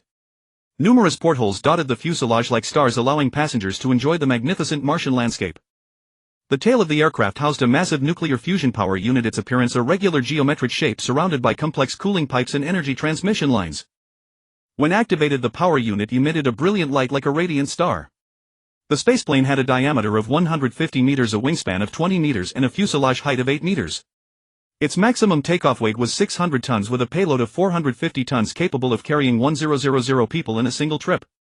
The spaceplane's propulsion system employed cutting-edge microcontrolled nuclear fusion technology, providing an almost inexhaustible and sustainable energy supply. The microcontrolled nuclear fusion reactor delivered stable, powerful energy, offering ample propulsion for flying through Mars's thin atmosphere and for shuttling between Martian orbit and the surface. To adapt to Mars's unique environment, the spaceplane's fuselage used advanced high-temperature resistant, radiation-resistant materials. Its structure was meticulously designed to maintain excellent flight performance while withstanding immense pressure and temperature variations. The aircraft's internal control system was highly intelligent, equipped with advanced autopilot and navigation systems that could adjust flight attitude and route in real time based on Martian atmospheric conditions, topography, and space environment, ensuring safe and stable flight. The cabin interior was designed for comfort and functionality, providing passengers with a pleasant travel experience. It featured comfortable seats, entertainment facilities, and a comprehensive life support system to ensure the health and safety of passengers during the flight. The Hope would arrive at Mars orbit after 300 days of flight. During those long 300 days, the entire crew faced the daunting task of building a new lander and 50 spaceplanes. During a break, Xiaoli and old Zhang discussed. Xiaoli frowned. Old Zhang, do you think we can complete so many construction tasks in 300 days? I'm a bit unsure. Old Zhang patted Xiaoli on the shoulder and comforted him. Don't worry too much. We have so many excellent scientists and engineers. With everyone working together, we'll definitely make it. Over those 300 days the entire crew carried out various preparations in a tense yet orderly manner. First, engineers strictly screened and tested materials to ensure every piece used met the harsh requirements of the Martian environment. Then technicians carefully assembled every component, conducting repeated tests and adjustments. At the same time, the team scientifically formulated a landing plan for Mars, selecting the most suitable landing site, a relatively flat area with possible subsurface ice and stable geological structure. This not only facilitated a smooth landing but also offered possibilities for subsequent exploration and resource acquisition. Xiao Wang and Xiao Zhao exchanged ideas in the lab. Xiao Wang said, "If we can find abundant water resources there, our survival will be much more secure." Xiao Zhao replied, "Yeah, I hope everything goes smoothly." Considering Mars's harsh climate, they designed special protective facilities and habitat modules. These structures used high-strength materials to withstand the frequent dust storms and extreme temperature swings on Mars. Additionally, the habitat was equipped with advanced air circulation and purification systems to ensure that future landing personnel could breathe relatively fresh air. For energy, multiple plans were prepared. On one hand, they considered using solar panels to collect the relatively weak sunlight on Mars. On the other hand, they carried efficient nuclear energy devices as a backup. For food supply, the ship carried large quantities of seed samples and soilless cultivation equipment, with plans to establish greenhouses on Mars after landing and attempt to grow crops adapted to the Martian environment. At the same time, enough compressed food was stored to cover possible crop failures. The mission also repurposed the disposable lunar lander refinery factory. After careful modification and upgrade, it was reassembled aboard the Hope and then deployed to the predetermined location on Mars. Its purpose was to extract metal materials on Mars, providing crucial resources for subsequent construction and development. Several days later, the lunar surface presented a bustling yet orderly scene. Dozens of refining bases' landing ships were scattered in a well-arranged pattern, with dozens of Moon 1 shuttles darting among them, transporting various supplies and personnel. Not far away, the lunar base at the South Pole, a structure resembling a solar greenhouse, was particularly conspicuous. Scientists were busily preparing to study vegetable cultivation on the Moon, meticulously calibrating various equipment and carefully analyzing the composition of lunar soil in an attempt to find the most suitable conditions for plant growth. Inside the base, researchers sat together, engaging in lively discussions about the research plans. "We must fully consider the environmental factors of the Moon, such as low gravity, high radiation and extreme temperature fluctuations, to find crop varieties that can adapt and thrive," said a senior botanist. "That's right, and we also need to optimize the planting system to ensure efficient use of water resources and nutrients," another scientist added. "It's not easy, but for the sake of long-term survival on the Moon in the future, no matter how difficult, we have to do it," someone remarked. They continuously conducted experiments and simulations, trying different soil improvement methods and planting techniques. Meanwhile, research on the lunar environment was also progressing intensively. A team of scientists equipped with sophisticated instruments collected samples on the lunar surface, analyzing the structure and chemical composition of the lunar soil. These data are crucial for understanding the geological evolution and resource distribution of the Moon, they said. They knew that every discovery could provide key clues for future lunar development. In the laboratory, various analytical equipment operated at high speed and data kept emerging. The researchers stared intently at the screens, not missing any subtle change. "Look, the mineral composition in this sample differs from our previous speculation," a young scholar exclaimed excitedly. "This means we need to reassess the formation process and geological history of the Moon," his mentor replied. Just as everyone was immersed in intense research and development work, a startling piece of news arrived. Some scientists, while observing Earth, discovered that some fragments of Earth were showing signs of drifting into outer space. This discovery immediately caused a stir in the lunar base, and researchers urgently convened meetings to discuss countermeasures. "This is incredible. If Earth's fragments continue to fly into outer space, it could have an incalculable impact on Earth's ecology and human survival," an astrophysicist said with a grim expression. "We must find out the cause as soon as possible." "Is it due to gravitational imbalance of Earth's fragments or external factors?" another scientist asked urgently. "Regardless, this is a huge crisis," someone said anxiously.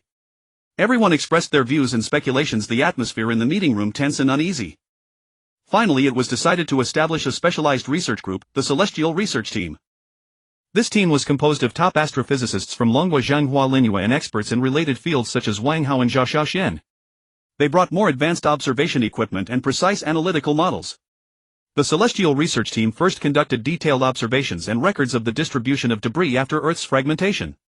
They used high-resolution telescopes and satellite monitoring systems to obtain a large amount of valuable data.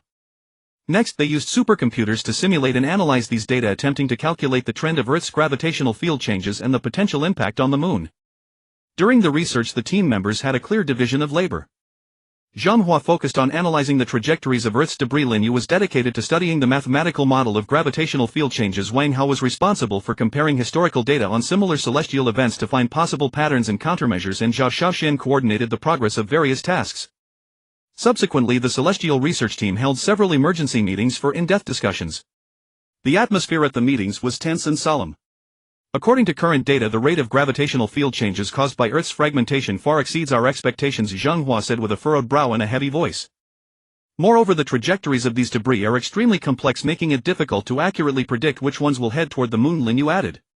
We must find a solution as soon as possible or the moon will face a huge disaster, Wang Hao said urgently. But it's not that easy, time is pressing, someone sighed. Everyone expressed their opinions and engaged in heated discussions. Perhaps we can strengthen the moon's protective measures and establish a more powerful energy shield, Zhao Xiaoxian suggested. But that would consume a large amount of resources. Can our current supplies support it? Zhang Hua questioned. Then can we adjust the moon's orbit to avoid possible impacts? Lin Yu asked. This is extremely technically difficult and carries great risks. Wang Hao shook his head. However, despite the scientists' utmost efforts, unfortunately predictions indicated that after 1 year the moon would be subjected to a large-scale attack by Earth's debris. This prediction filled everyone with fear and unease. If it really happened, the immense impact force would leave the lunar surface riddled with holes.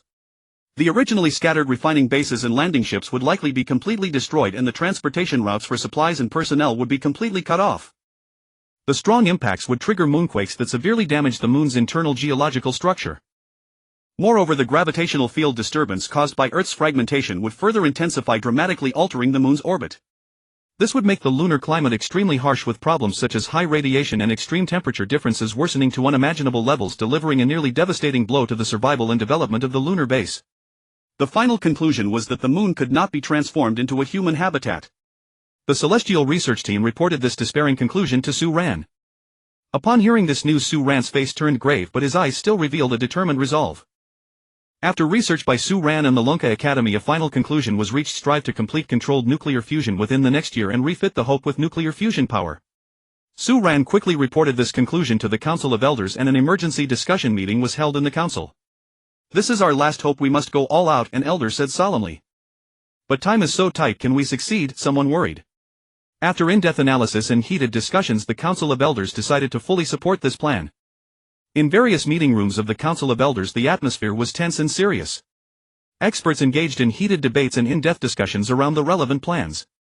In the laboratories of the Manga Academy there was a bustling scene. Led by Su Ran, the researchers focused on reprocessing high-temperature superconductors.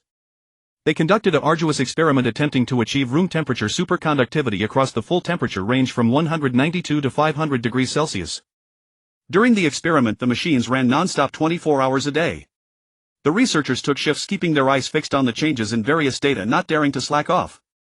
Every adjustment of parameters, every optimization of equipment carried their hopes and determination. Come on everyone, someone encouraged. As days passed, the pressure kept increasing. But just when there was less than half a year before the moon's impact, the laboratory finally received thrilling news: a major breakthrough had been achieved in controlled nuclear fusion technology. After countless attempts and improvements, they not only successfully achieved room temperature superconductivity but also developed energy directional output technology with a thrust of an astonishing 1000 megajoules, enough to propel the Hope to one of the speed of light.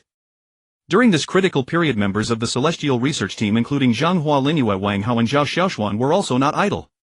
They continued to closely monitor the movements of Earth's debris, providing more astronomical data support for the development of controlled nuclear fusion technology. The refitting of the Hope-S power system then commenced in a tense and orderly manner. The technicians operated carefully, replacing the original rocket engines behind the main axis of the Hope with 2 nuclear fusion engines. At the same time, more than 40 nuclear fusion generators were prepared for the main city. Spare nuclear fusion engines had been installed, waiting only for fuel injection. To ensure everything was foolproof, the technicians repeatedly inspected and tested every component, leaving no potential hidden danger unaddressed. Furthermore, detailed emergency plans were formulated for possible contingencies. We must not make any mistakes, this concerns the fate of everyone, a technician said. When everything was ready, everyone awaited the new departure of the Hope, hoping it would bring new hope for humanity's future. During this tense year, the scientists at the lunar base not only achieved a major breakthrough in controlled nuclear fusion technology but also made significant achievements in other areas. They worked hard to collect precious helium-3, ultimately successfully gathering 1,000,000 tons. This helium-3 was enough to power the Hope for 2000 years, providing a solid energy guarantee for the long journey ahead. They also collected other rare metals with storage volumes growing increasingly abundant, accumulating valuable resources for future energy utilization and technological development. There were also significant advances in plant research. After countless experiments and improvements, they finally developed crops more suitable for microgravity environments. The self-produced food on the Hope not only achieved complete self-sufficiency but even had a surplus of tens of millions of tons. The threat of Earth's debris approaching the moon hung like a sword over everyone's heads. To cope with the crisis, the refining factories, landing ships and experimental bases on the moon had been dismantled, with related equipment and supplies transported to the Hope and personnel also evacuated to the Hope. 3 hours after the Hope initiated its turn, the scene of the moon being struck by Earth's debris was like the arrival of doomsday. As time passed, the lander and the spaceplane gradually took shape. During the days approaching Mars, the astronauts began their final simulation training and equipment checks. They donned their specialized spacesuits, familiarizing themselves with various operational procedures and emergency protocols. Finally, the Hope arrived in Martian orbit. "Attention, all departments, prepare to initiate the lander deployment sequence," the commander said solemnly. "Control Center received, systems check complete, all nominal." The Control Center personnel responded. "Deploy," the commander ordered decisively. With everything ready, the lander began its descent toward the Martian surface. As it pierced the Martian atmosphere, the lander's surface ignited with fierce flames from friction, with violent vibrations and extreme heat testing its resilience. Yet thanks to its exquisite design and materials, the lander successfully withstood these challenges. After touching down on Mars, it swiftly deployed robots to begin operations. These robots, following preset programs, raced against time to construct a simple runway, enabling the subsequent spaceplane to take off and land smoothly. Then came the moment for the spaceplane's landing.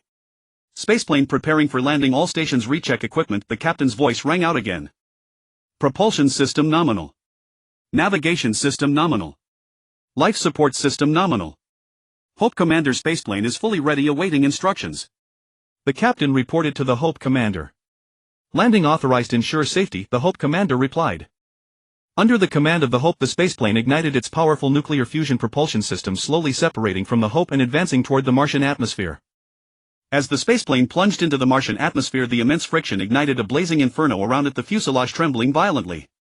But thanks to advanced thermal protection and vibration damping technology, the astronauts inside remained calm. The aircraft's intelligent control system continuously adjusted its attitude and speed, with thrusters on the wing edges emitting blue flames to maintain balance and stability. As altitude decreased, the Martian landscape gradually came into sharp focus. Approaching the ground, the aircraft decelerated further, its landing gear extending steadily. "Prepare for landing," the captain shouted. The spaceplane touched down successfully on Martian soil, kicking up a cloud of red dust.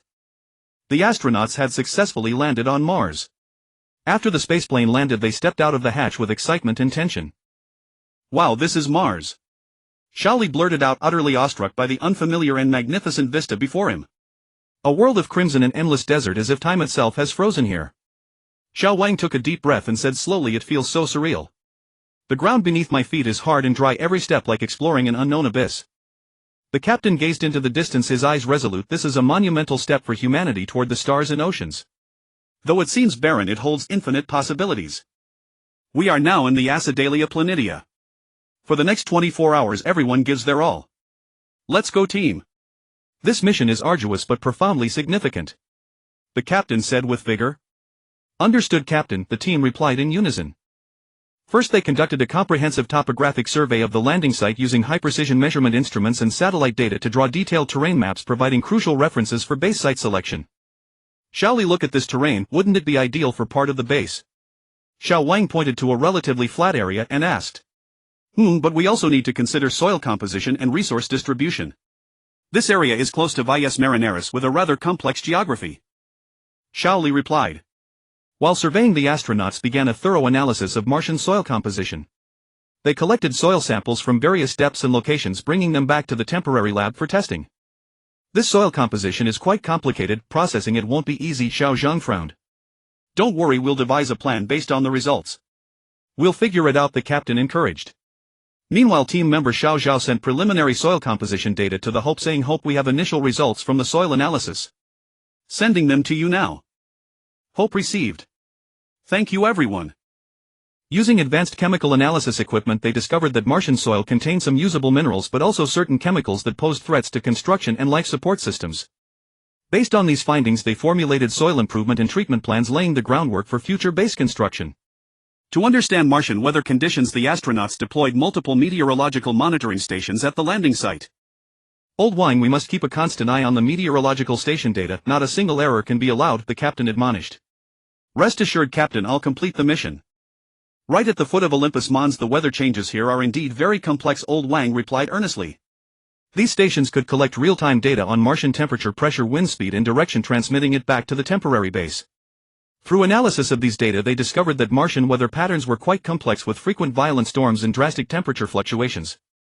Based on this information, they began designing building structures and protective measures capable of withstanding Mars' extreme climate. Captain, I've sent the weather data to the Hope, Xiaolu said. Good. Let's see what the Hope suggests.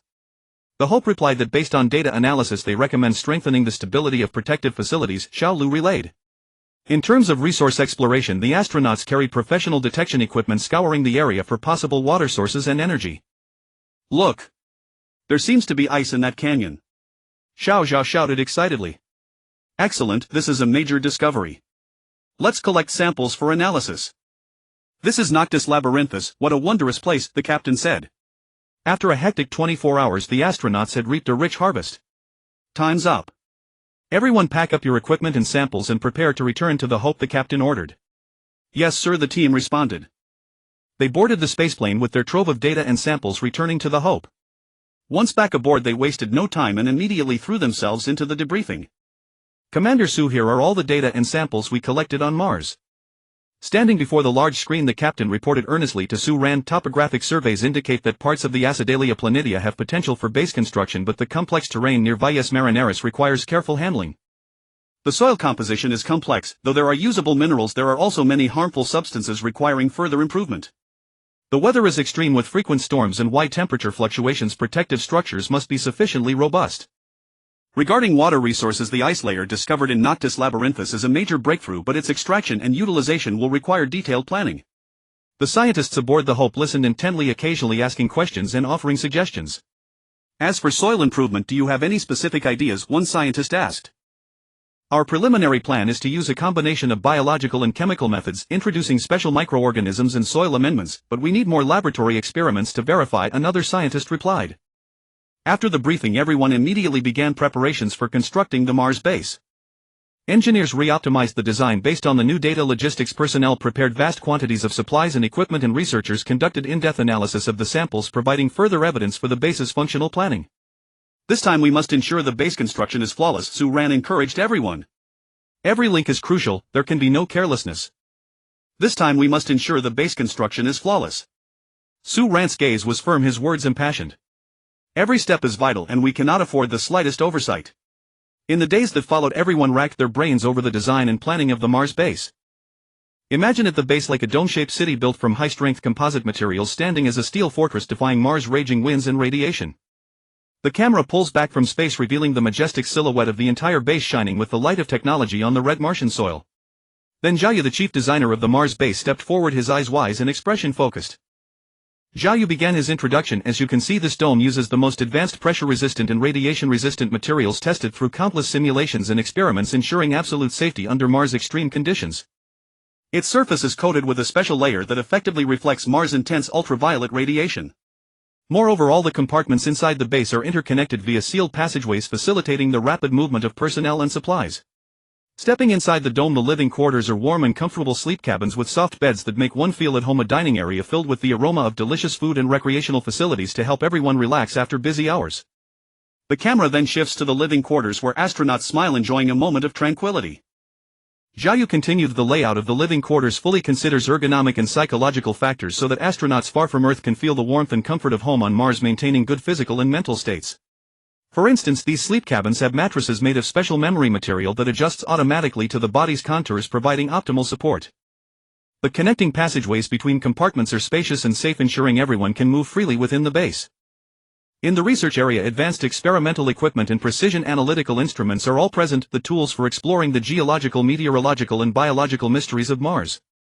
The camera focuses on the research area where various instruments flash with indicator lights and data streams rapidly across screens. Zhao Yu explained excitedly, every piece of equipment here has been carefully selected and customized to precisely measure and analyze various parameters of Mars, unveiling the mystery of this red planet. Take this geological analyzer for instance. It can probe deep into the composition and structure of Martian soil, helping us understand Mars's geological evolutionary history. Through interconnected passages, research achievements can be rapidly shared and exchanged across different zones.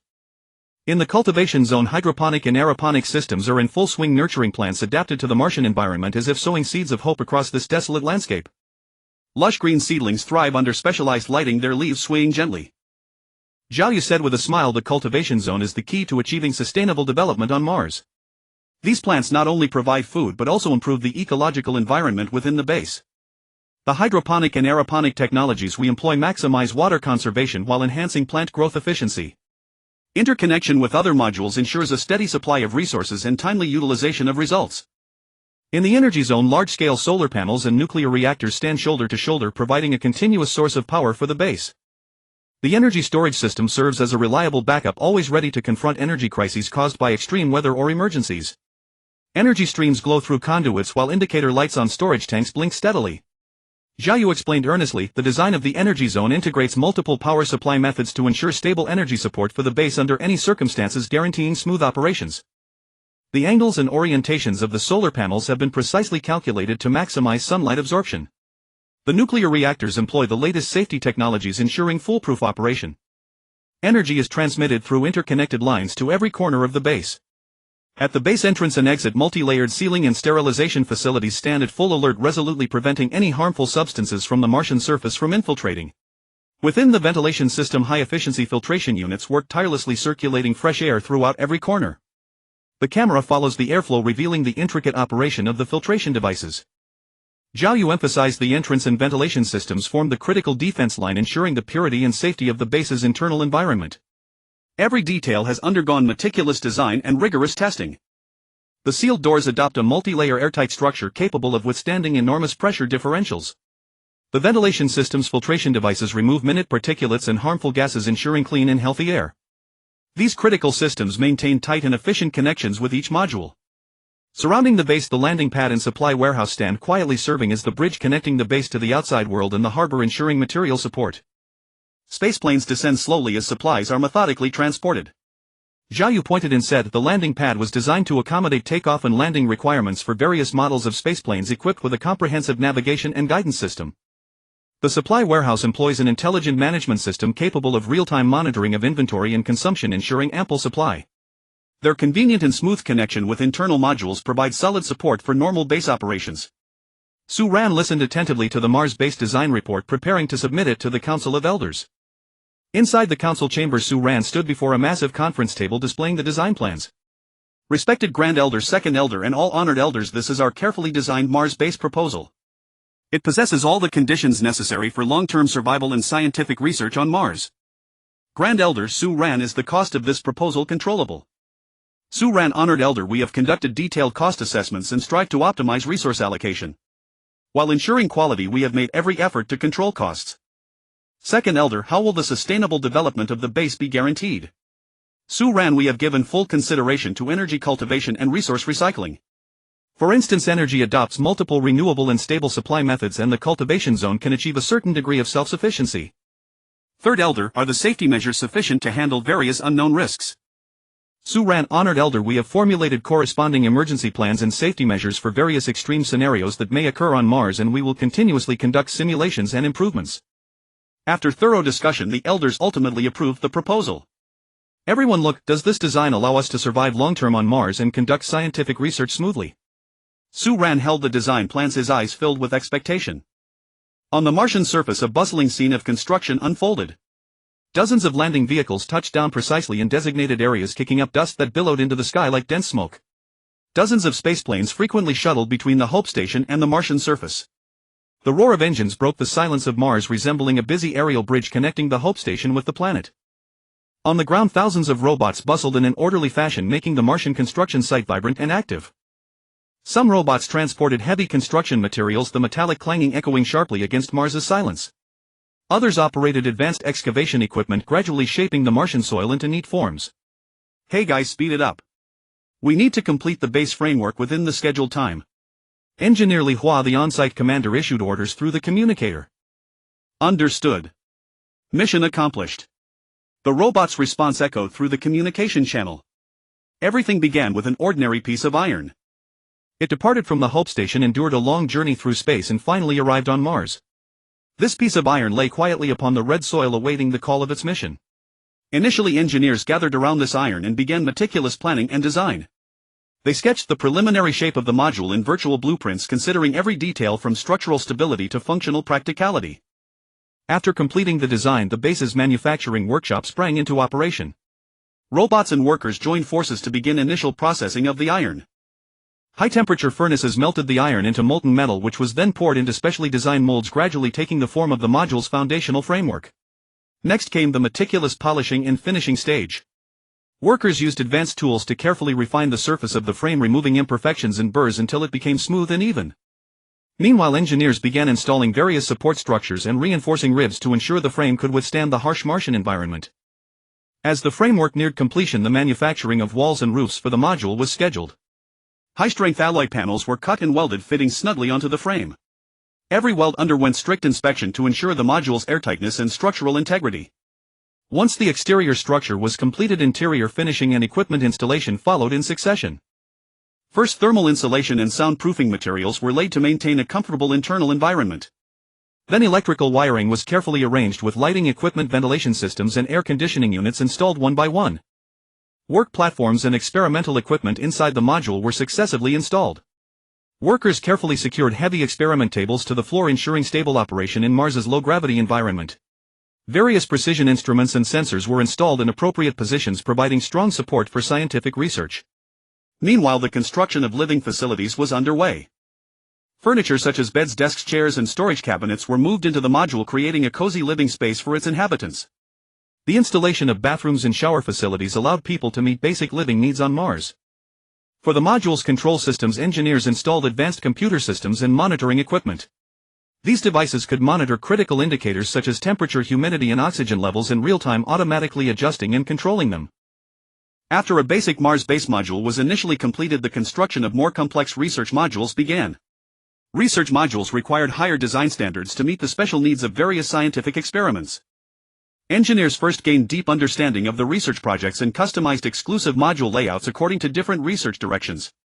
For material selection, advanced heat-resistant and radiation-resistant specialty materials were employed.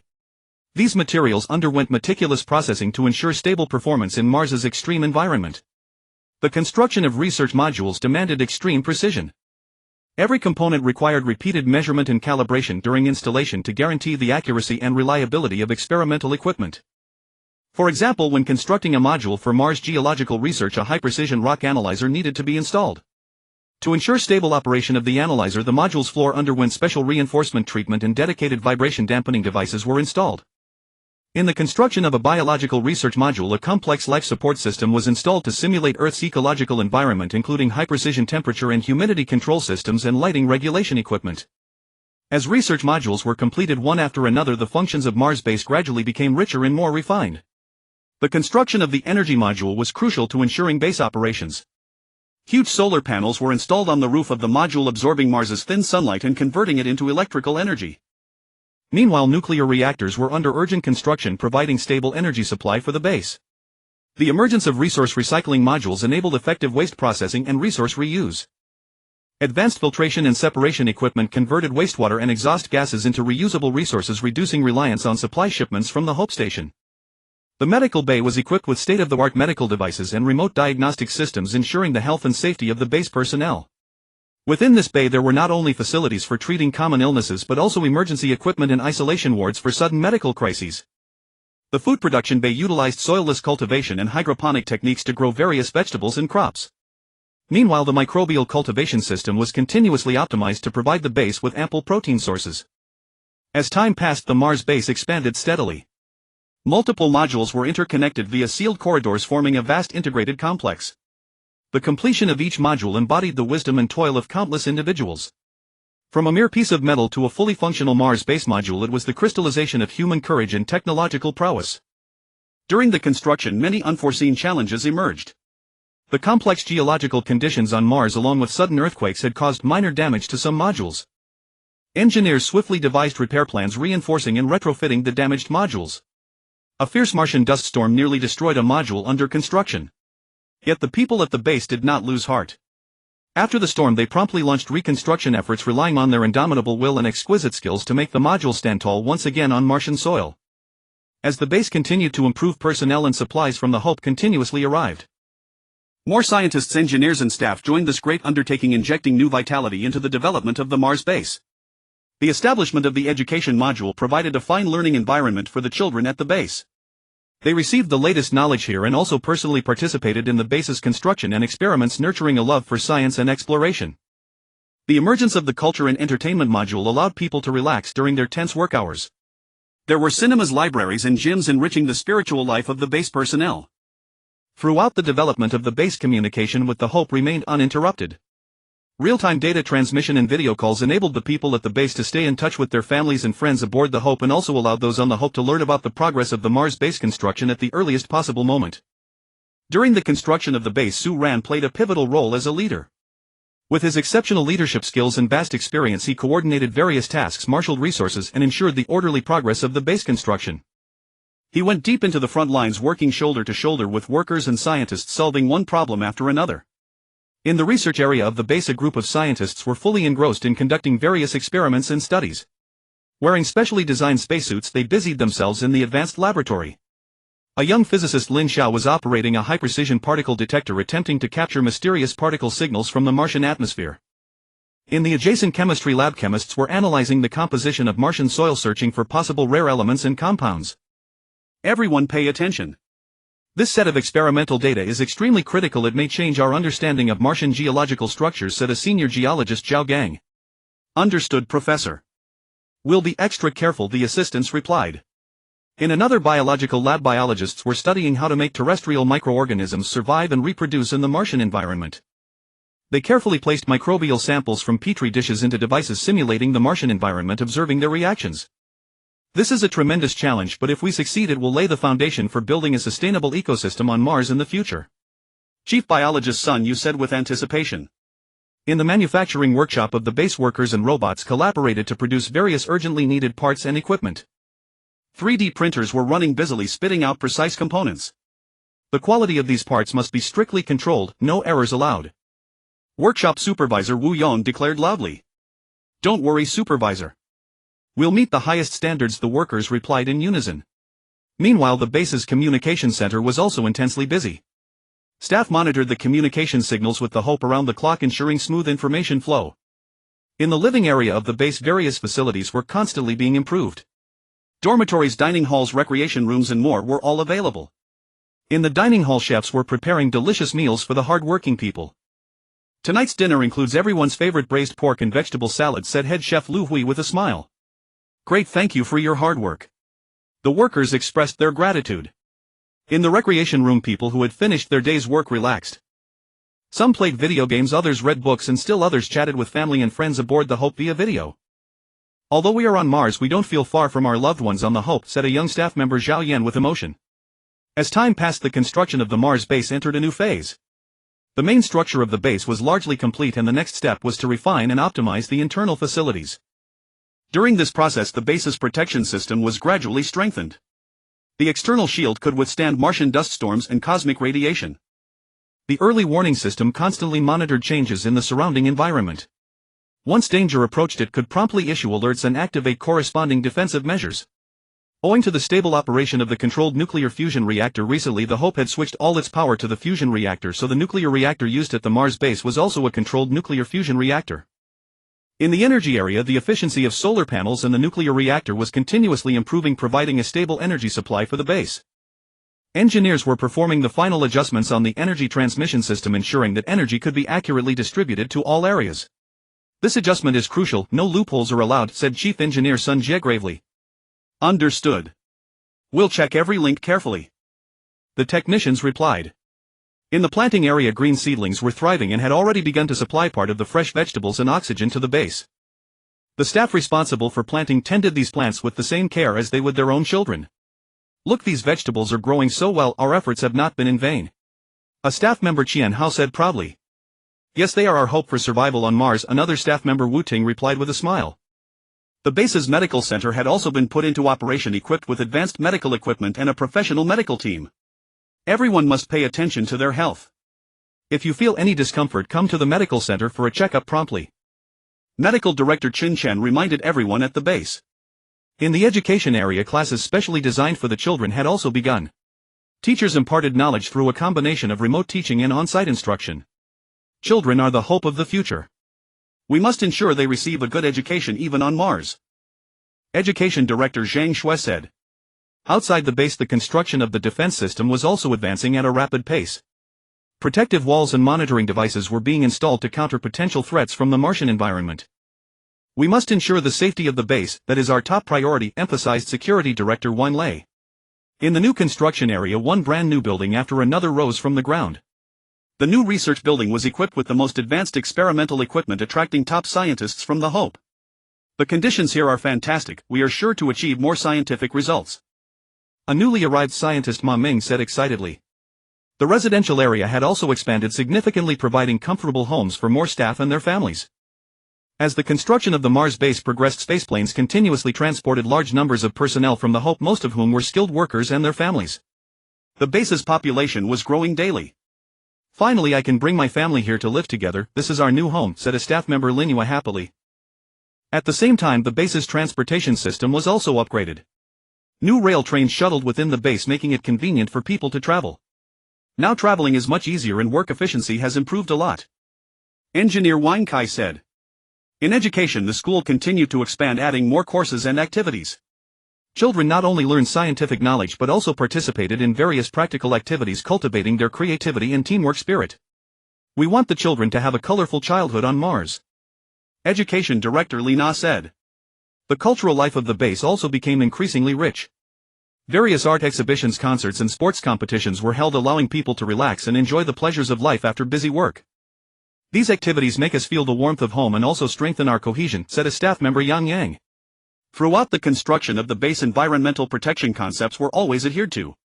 Advanced wastewater treatment and garbage recycling systems were adopted to minimize the impact on the Martian environment. We must protect the ecological environment of Mars and leave sustainable space for future development, said environmental expert Sun Yao. However, new problems also arose. As the base's population increased, the rate of resource consumption accelerated. How to achieve sustainable resource utilization became an urgent issue to be solved. We must find new ways to obtain energy and resources and not rely solely on supplies from the Hope, said resource management expert Wu Tao. After research and exploration, people decided to develop the underground water resources of Mars and utilize Martian minerals for resource regeneration. At the same time, the Hope sent the latest directive requiring us to accelerate the exploration of Martian mineral resources. Communications Officer Zhou Min reported to the base commander. Very well, mobilize the relevant personnel at once, Commander Wang Ming said decisively.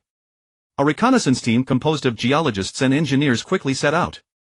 They rode in specially designed rovers heading toward the planned area. The rovers bucked over the rugged terrain, kicking up of red dust behind them.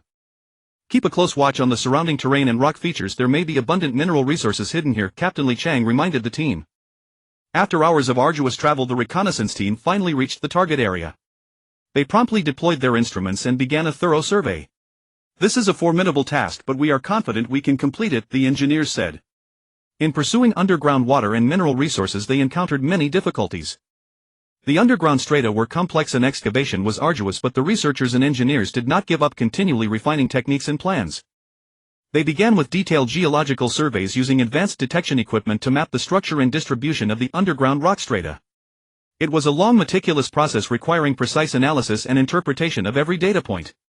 Behold, the rock here has extremely high hardness. Conventional digging tools may not suffice, said geologist Zhou Yang, pointing at the data on the screen.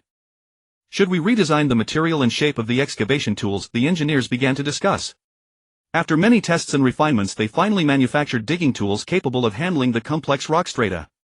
But a new problem emerged: the vibrations generated during excavation could destabilize the surrounding rock and even trigger collapses. We must find ways to control the digging force and speed while strengthening monitoring of the surrounding rock, suggested the safety expert. Thus, a new monitoring system was installed, providing real-time feedback on rock changes during the excavation. The engineers continually adjusted the digging parameters based on the monitoring data to ensure safety. In this process, energy supply also became a critical issue. The high energy consumption of the mining equipment placed great pressure on the base's energy system. We must optimize energy distribution, prioritizing the progression of the excavation, energy expert Chen Xiang said. Meanwhile, researchers were also striving to develop more efficient energy storage and conversion technologies to improve energy utilization. After arduous effort, they finally located abundant underground water resources and mineral resources and established a complete extraction and purification system. This is a major breakthrough, providing strong support for the base's development, Base Commander Zhao Feng said. In terms of resource regeneration, notable progress has also been made. Using Martian minerals, they manufactured a variety of building materials and daily necessities, reducing dependence on Shiwanhao resources. To achieve efficient resource regeneration, scientists conducted in-depth studies of the composition of Martian minerals. They found that certain minerals, after special processing, could be transformed into building materials with high strength and excellent performance. These minerals, after high-temperature smelting and compression treatment, can form sturdy structures, explained Lu Hao. Thus, a series of processing facilities were established to convert these minerals into usable building materials. At the same time, a recycling and reuse process was established for discarded materials and items. We must not waste a single resource. Every discarded part might have a new use, Wu Min said. Through continuous innovation and practice, resource regeneration technologies have matured, providing solid support for the base's sustainable development. As time passed, the Wuxing base grew larger. It not only became a frontier for science and exploration but also attracted the attention of many enterprises. Some companies began investing in factories at the base to manufacture high-tech products. This brought economic income to the base and spurred technological innovation and development.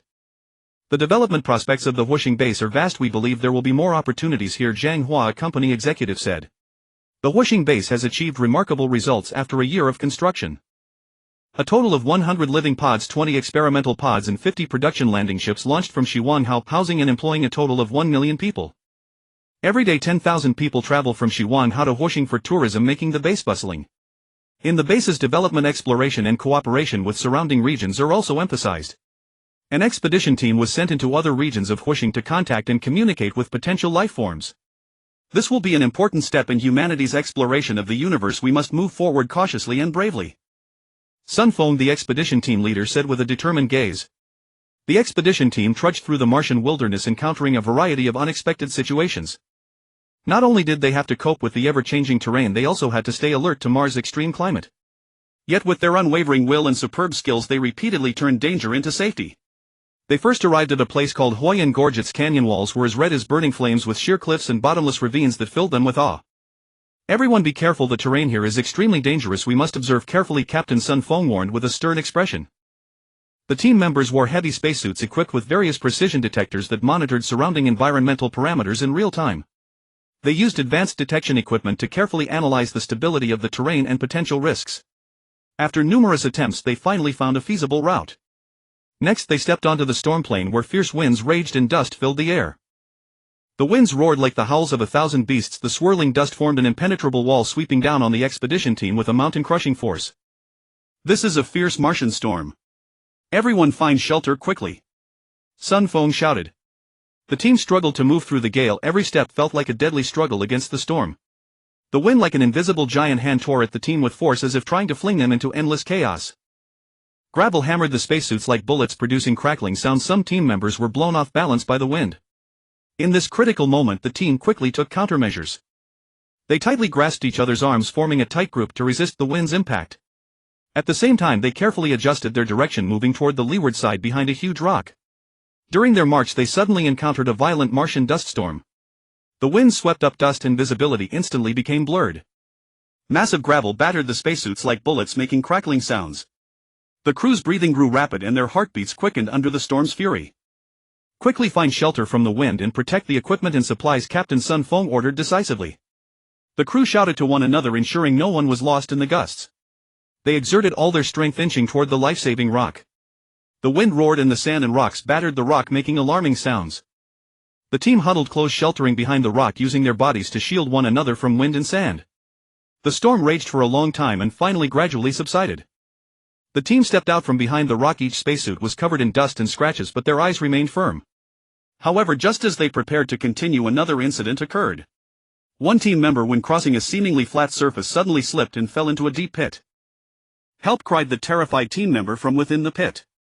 "Don't panic, we're coming to rescue you," Sun Feng shouted.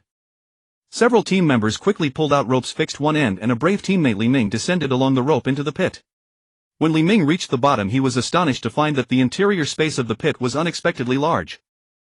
With the helmet light he saw that the surrounding walls bore a sinister dark red hue with strange textures and shapes as if left by some ancient creature.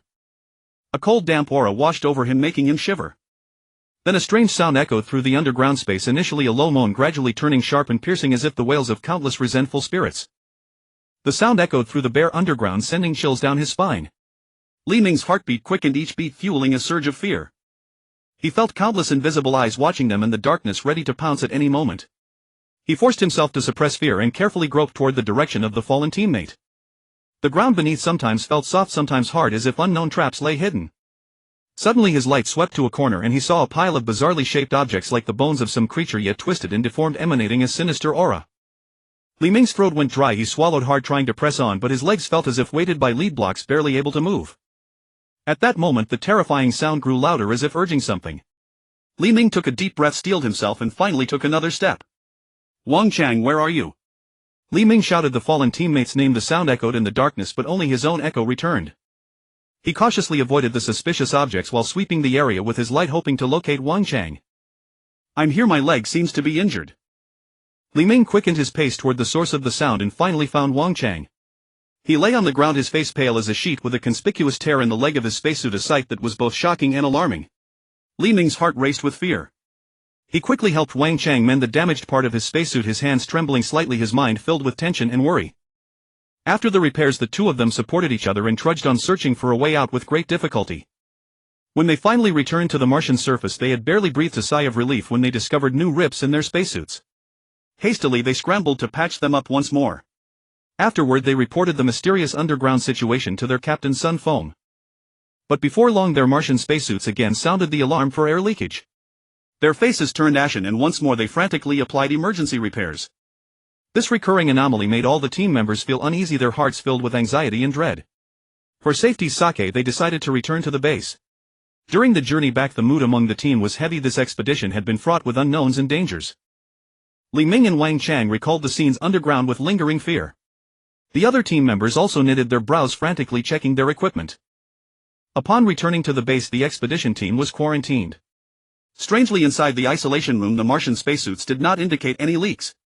Nonetheless, they did not remove the suits for safety. In the isolation room the team members exchanged bewildered glances, their confusion deepening. Wang Chang frowned, his voice tinged with unease. "What is going on?" "Outside it kept warning about air leaks, but here everything is normal." Li Ming, equally perplexed, shook his head. "I can't figure it out either. Could it be that some special substance or environment on Mars is affecting the suit's detection systems?" Captain Sun Feng was silent for a moment before saying, "Don't act rashly for now. Let's wait for the experts' analysis." Time passed and the isolation room was filled with a tense atmosphere. The team members dared not let down their guard, remaining vigilant at all times. Then the base's technical personnel informed them via communication equipment that they were conducting remote diagnostics and data analysis on the spacesuits, but it would take some time to reach a conclusion. The team members could only continue waiting anxiously in the isolation room. The suits, which no longer indicated leaks, now seemed like a mysterious enigma weighing on everyone's mind. After an unknown amount of time the technicians finally relayed the results, but they only deepened the confusion. All test data on the spacesuits were normal, showing no signs of malfunction or damage. This outcome plunged the team into deeper thought. Could it be that some unknown force on Mars was interfering with their equipment? Several hours later the expedition team was allowed to remove their spacesuits. They were separated from the suits for quarantine and scientists studied them individually. After a few days neither the personnel nor the suits showed any abnormalities. Yet this seemingly normal situation only made everyone more uneasy. The expedition members gathered to discuss this bizarre experience. Out there problems kept happening, but here everything's fine. It's so strange. Wang Chang scratched his head, utterly baffled. Li Ming pondered, could it be that there is some temporary special magnetic field or energy wave on Mars that affected the suits? Captain Sun Feng shook his head. There's no evidence yet to support that guess, but it can't be ruled out.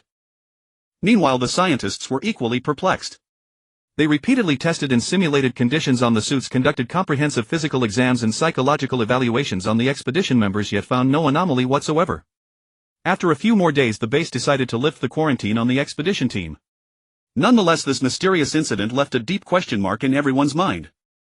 In the days that followed, Su Ran personally oversaw various in-depth investigations, leaving no possible clue unexamined.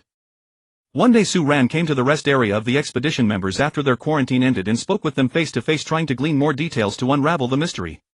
"Young men, tell me more about what happened back then." Su Ran's expression was serious but his tone was kind. The team members recounted their experiences on Mars, from the initial storm to falling into the pit to the repeated air leak warnings on their spacesuits. Then Li Ming muttered, "Advisor Su, I feel like that underground space seemed to have been corroded." This remark instantly caught Su Ran's interest. "Corroded? Why do you feel that way?" Su Ran pressed eagerly.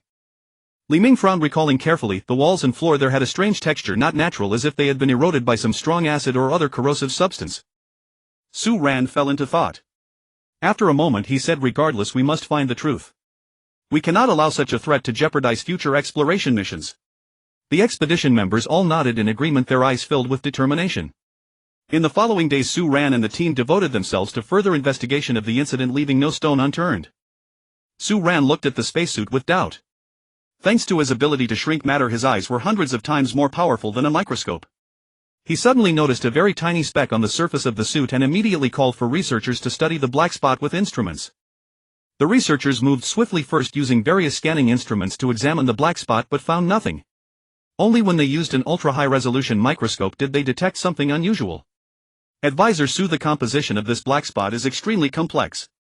It seems to be a combination of substances we have never seen before." The researcher's voice was tinged with surprise. Su Ran frowned deeper. "Can you confirm it's from Mars?" The researcher shook his head. "Not yet, but from the preliminary analysis it's highly likely." Su Ran sank into deeper thought. If this is a unique Martian substance, why did it attach to the spacesuit, and is it related to the suit's anomalies? With these questions Su Ran decided to convene experts for a more in-depth discussion. In the meeting room, various viewpoints and hypotheses clashed intensely. Someone proposed, perhaps this substance has special activity and can react with the spacesuit material. Another added, it could also be the metabolic product of some microorganism. Su Ran listened carefully to every possibility, then said, "Whatever the case, we must find the source and nature of this substance as soon as possible. That is the key to solving the mystery." Thus the research work at the base entered a more intense and critical phase. Temperature studies on the substance revealed that when the ambient temperature dropped below -30 degrees Celsius, the substance became active, frantically devouring surrounding non-living matter while rapidly reproducing. When the temperature rose, it stopped reproducing and lost its activity. This finding shocked the entire research team. Su Ran immediately realized the gravity of the matter. If such a substance existed widely on Mars and was so active at low temperatures, it would pose a huge potential threat to future Mars exploration and base construction. The researchers began to simulate the low-temperature environment of Mars more precisely, conducting deeper observations and experiments on the mysterious substance. They carefully constructed a special experimental chamber with temperature precisely adjustable to the cold range of Mars. Researchers placed a sample containing the mysterious substance inside the chamber, surrounded by various high-precision detection instruments to monitor changes in real time. When the temperature gradually dropped below -30 degrees, the microscope revealed that these seemingly harmless tiny particles were instantly activated. They began frantically extending tentacles, devouring surrounding matter at an astonishing rate, while their numbers increased dramatically with a reproduction speed that left observers stunned. A nearby spectrum analyzer showed that the chemical composition of the devoured matter changed rapidly, breaking down into simple elements. "This is incredible, its devouring and conversion efficiency is so high and its reproduction speed is astonishing," exclaimed a young researcher. Su Ran stared at the data on the screen, frowning deeply, contemplating the principles behind it. To gain a more comprehensive understanding of the substance's properties, the research team employed various advanced techniques. They used electron diffraction to analyze the substance's crystal structure, mass spectrometry to determine its elemental composition, and nuclear magnetic resonance to explore changes at the molecular level. However, when the researchers gradually raised the temperature inside the chamber, a miraculous phenomenon occurred. The active devouring and reproduction ceased abruptly, and the mysterious substance seemed to enter a dormant state, stopping all activity. "This sensitivity to temperature is truly extraordinary," remarked a senior chemist. In one experiment, researchers accidentally discovered that the substance released a special energy fluctuation during the devouring process. By analyzing the frequency, wavelength and intensity of this energy fluctuation, they speculated that it might be related to some unknown energy source beneath the Martian surface. Could it be that Mars hides a vast energy treasure beneath, and this substance is its guardian or byproduct? A senior physicist posed a bold hypothesis. To verify this, Su Ran decided to organize an elite survey team with advanced equipment to explore the Martian underground. However, this decision met with opposition from some. "Too risky. We know too little about this substance. Venturing into the depths could bring unforeseen consequences," someone said with concern.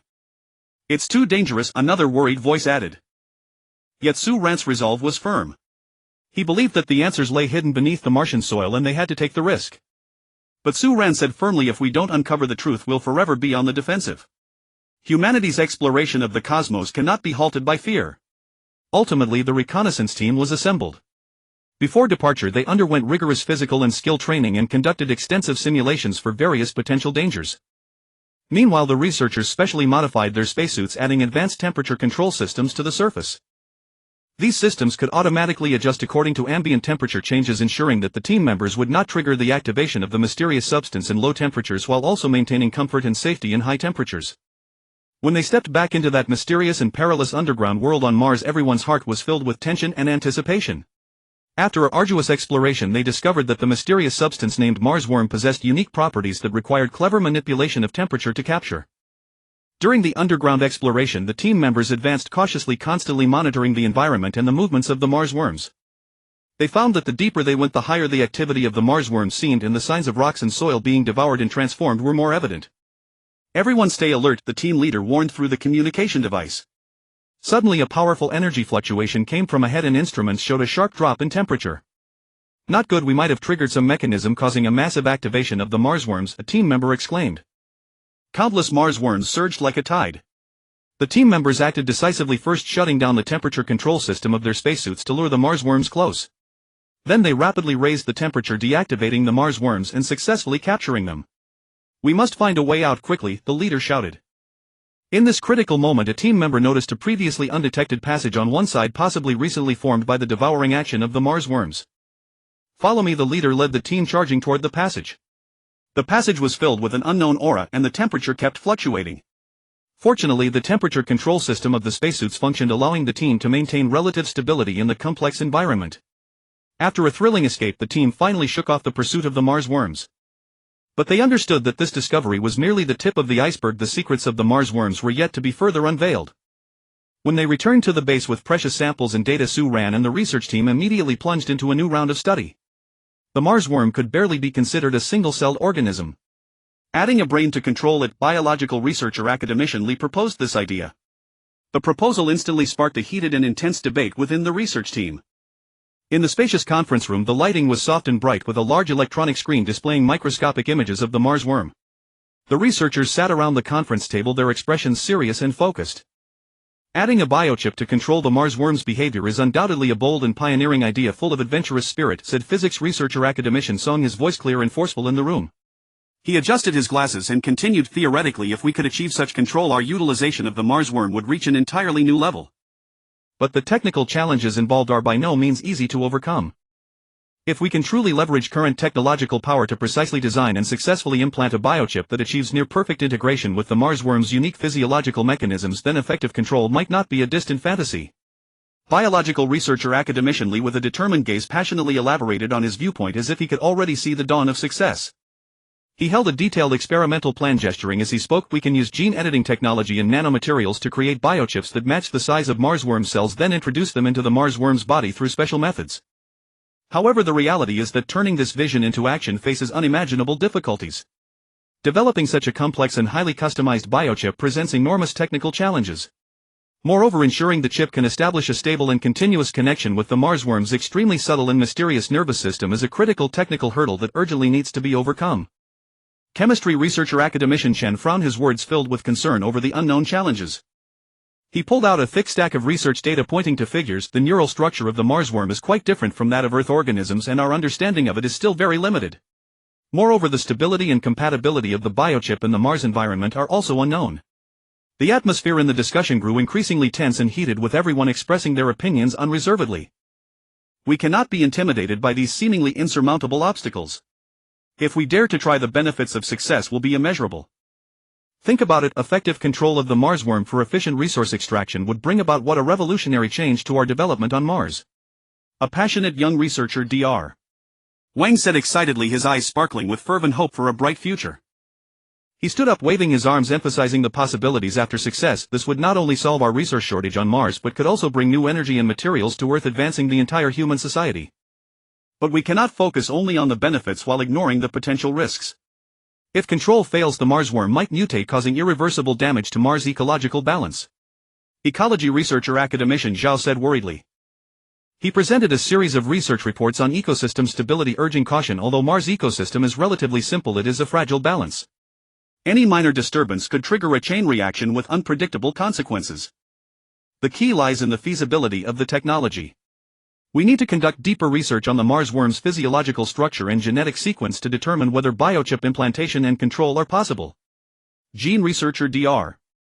Liu offered a pragmatic suggestion. At the same time, we must also consider costs and resource investment.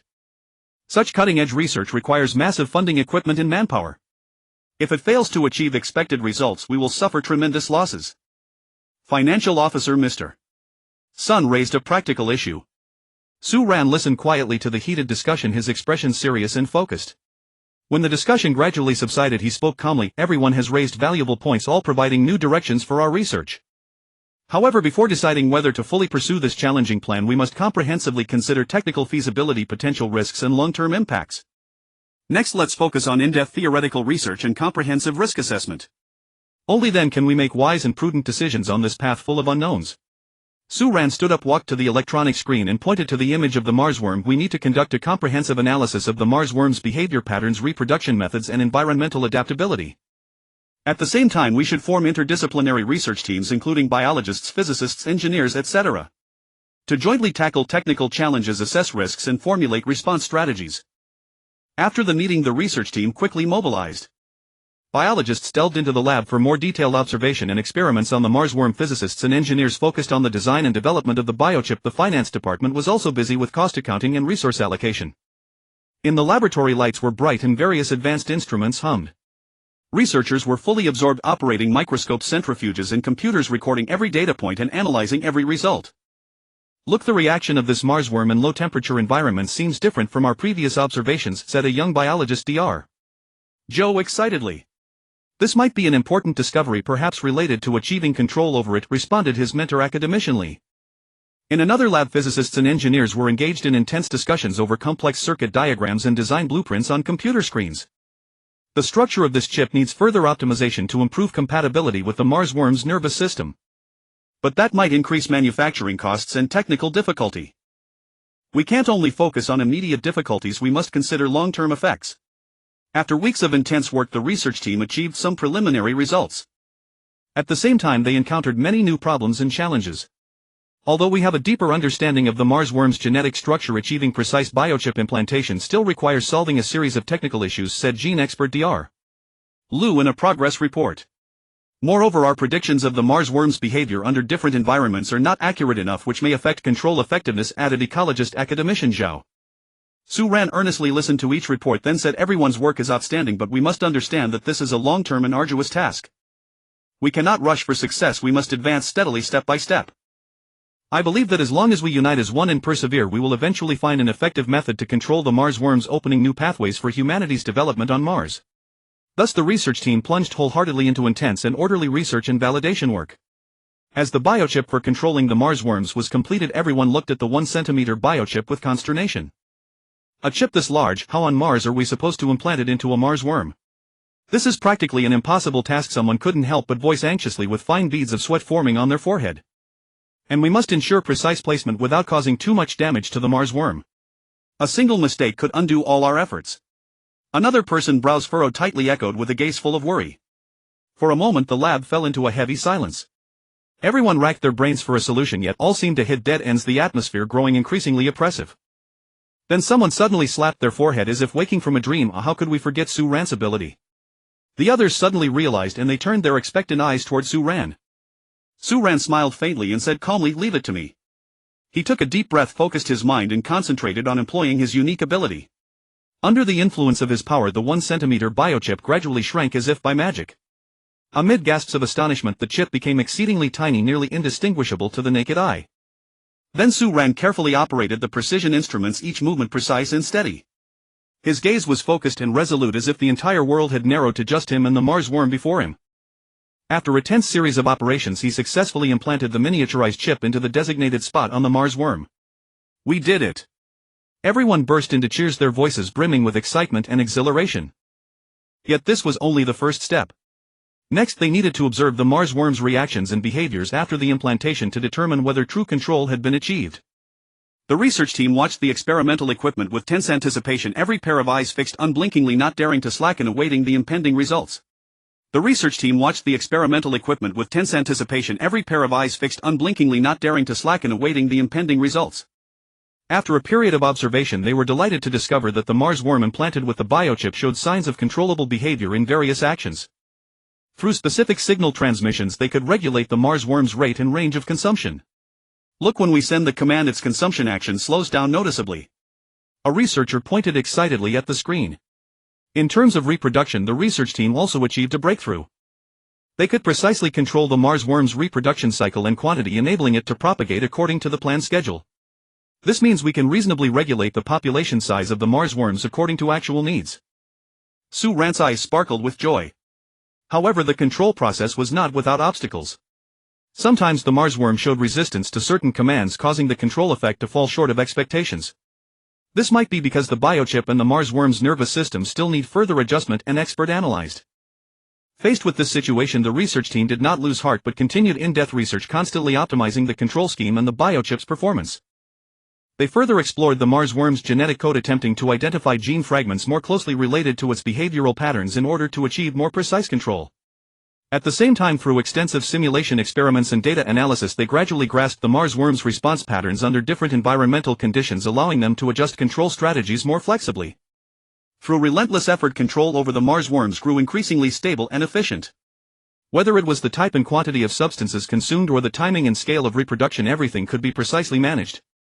This achievement opened an entirely new chapter for the development and utilization of resources on Mars, and also provided valuable experience and reference for future exploration of controlling and utilizing other mysterious creatures in the universe.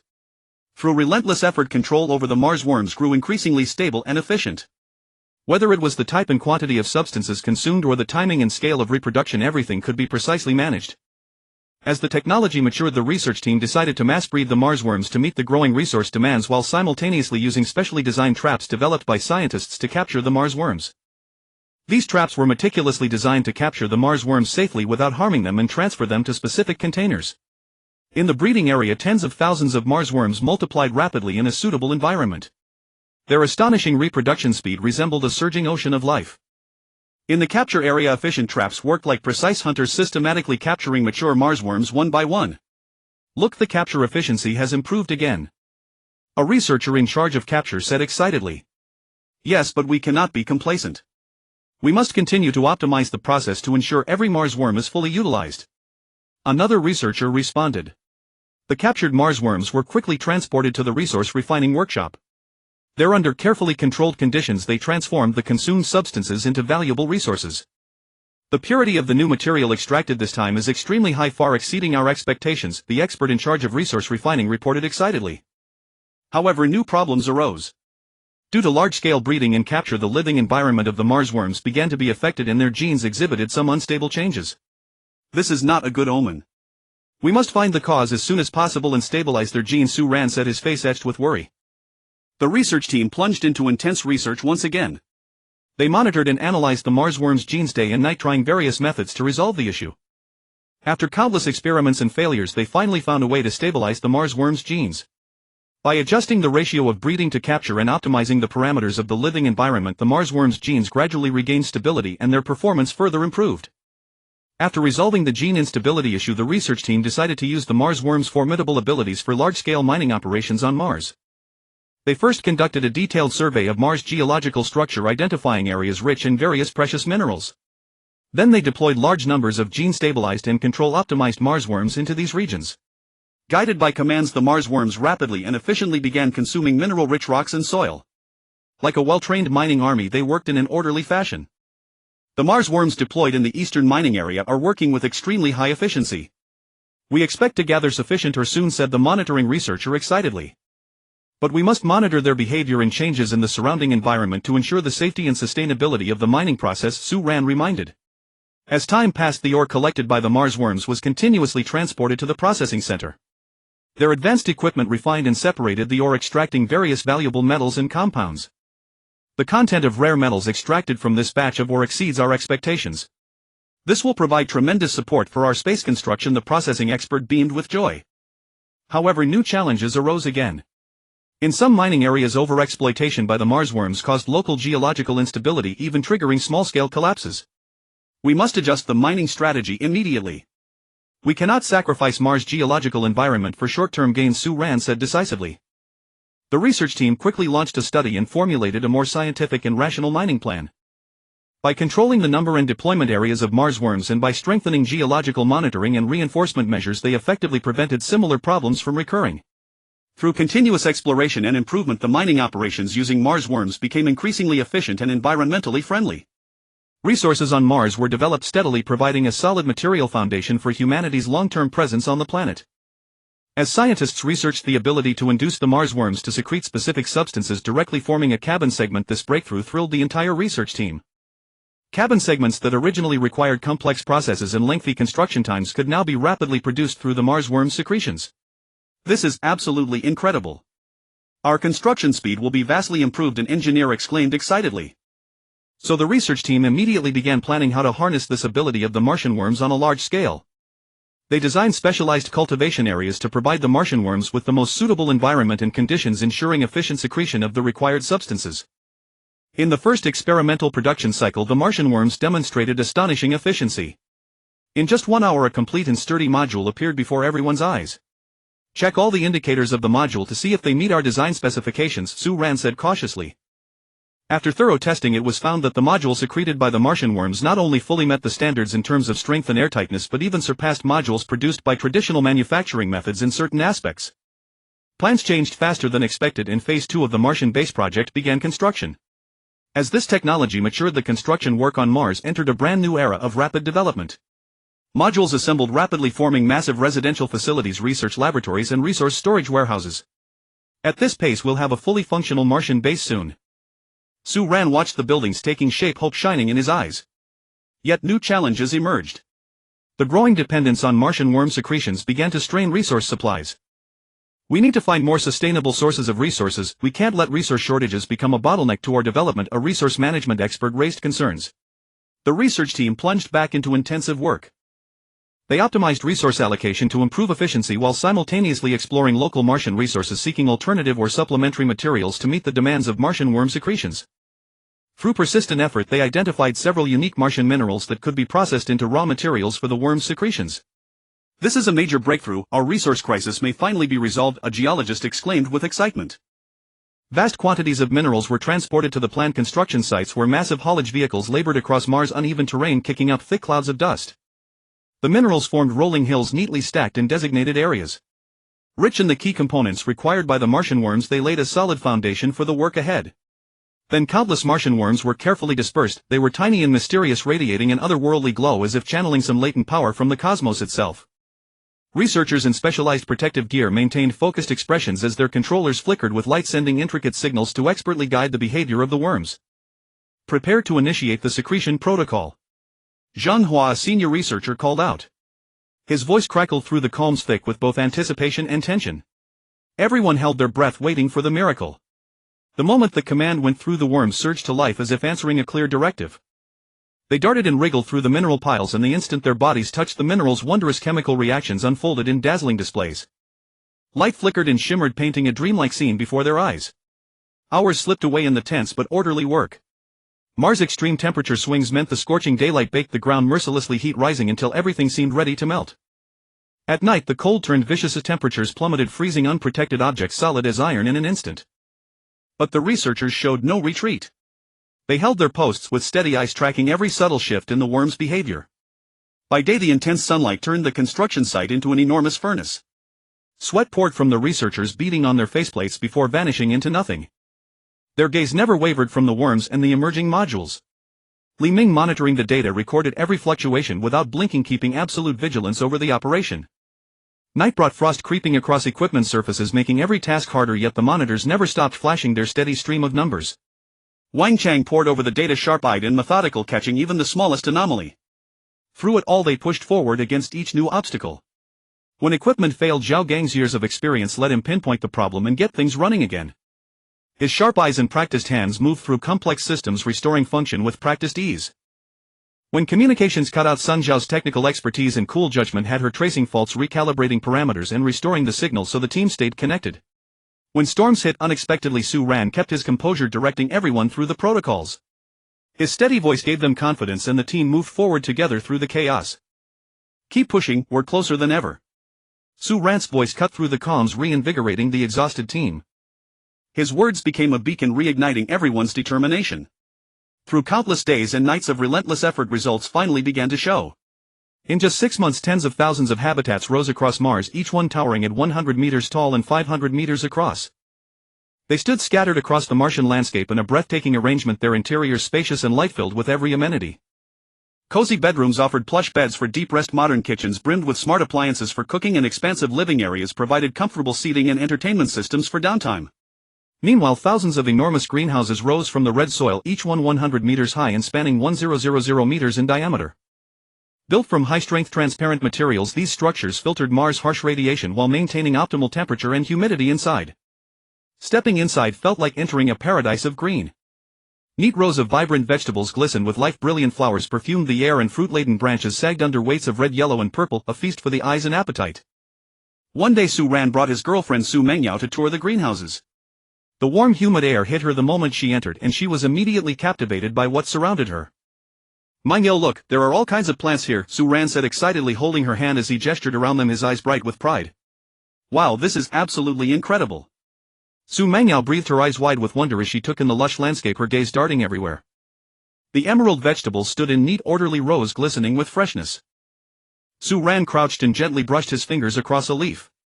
"These have been carefully cultivated to adapt to Mars conditions, providing us with rich nutrition." Brilliant flowers competed in beauty, their fragrance filling the air.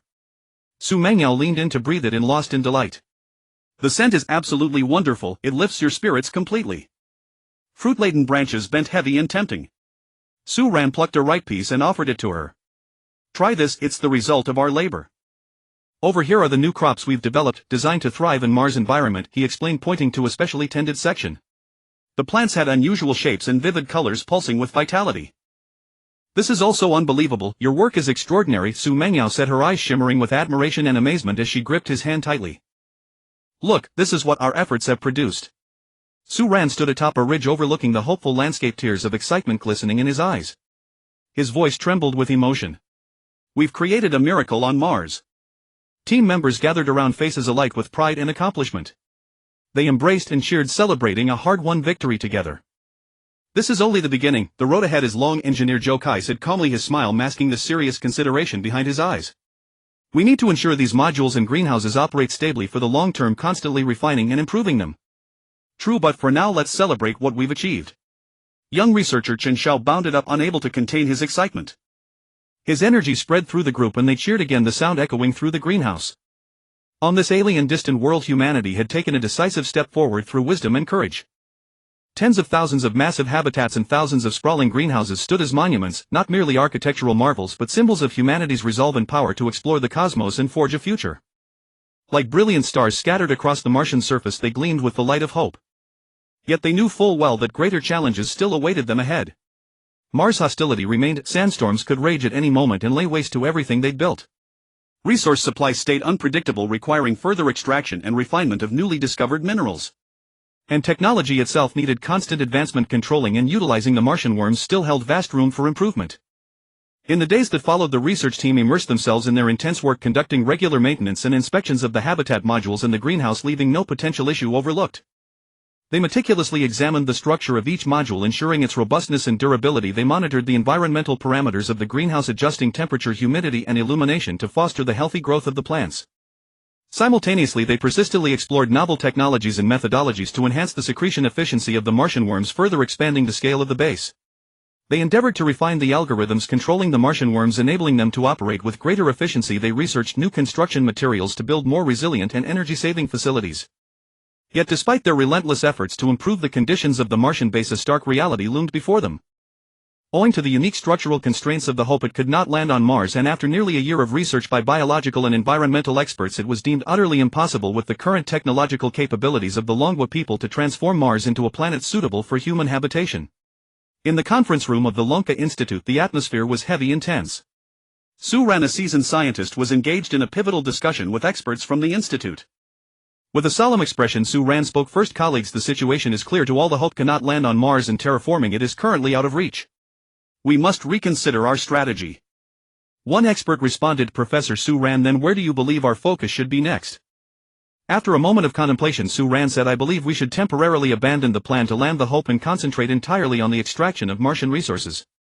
At the same time, accelerate the preparations for the Hope Phase 2 project to enhance our transport capacity and efficiency. Another expert raised a question, but how do we address the environmental protection issues during resource extraction? We cannot sacrifice the future of Mars. Sue Ran stated firmly that is precisely what we must prioritize. We need to continuously innovate extraction technologies, improve efficiency, and minimize the damage to the Martian environment to the greatest extent. Everyone nodded in agreement, and they began to delve into the specific implementation plans. A few days later, they once again convened to discuss the Hope Phase 2 project. Sue Ran opened the projection displaying the detailed plan for Phase 2 and said, everyone, let us delve into the specifics of the Hope Phase 2 project. First, the modification and addition of modules demand extremely high standards of materials and craftsmanship. One expert interjected. Professor Sue Ran, regarding materials, do we have sufficient supply and assurance? Sue Ran replied, this is indeed a critical issue. We have already communicated with relevant enterprises and they will fully cooperate, but quality control cannot be relaxed. Another expert then asked, what about personnel allocation? A project of this scale requires a large number of professionals. Sue Ran, we will select elites from various departments and also strengthen training to allow more capable individuals to rapidly develop and join the project. Yet another expert raised, is funding sufficient? After all, this is a massive undertaking. Sue Ran, there is some pressure on funding, but the nation has indicated it will provide strong support. At the same time, we must optimize the budget to ensure every penny is spent where it matters most. Everyone spoke in turn, continuously raising questions and suggestions. Sue Ran took meticulous notes and responded to each, the discussion spirited and profound. Meanwhile, astrophysicists discovered in their research that the orbit of Earth's debris was drifting toward the Sun, signaling that the solar system might no longer be suitable for human habitation in the future. Consequently, humanity must seek an existing Earth-like planet. Thus the plan to land the Hope was temporarily abandoned and the focus shifted to the extraction of Martian resources. Currently, over 5 million people are living and working on Mars, with tens of thousands shuttling between the Hope and Mars every day. To ensure the safety and efficiency of this round trip, a brand new space vehicle, the Spaceplane 2, was developed. The Spaceplane 2 is a true behemoth of space navigation, measuring 200 meters in length, 20 meters in diameter, with a maximum wingspan of 40 meters, a maximum takeoff weight of 2,000 tons, an astonishing payload capacity of 1,500 tons, and the ability to carry 1,000 people. The Spaceplane 2 employs the most advanced hybrid propulsion system, integrating the essence of aerospace technology. Its main structure is crafted from high-strength, high-temperature resistant new alloy materials, combining lightness with robustness. In terms of power, it is equipped with an efficient nuclear fusion engine and a scramjet engine, enabling it to shuttle freely through the atmosphere and outer space, greatly reducing transit time.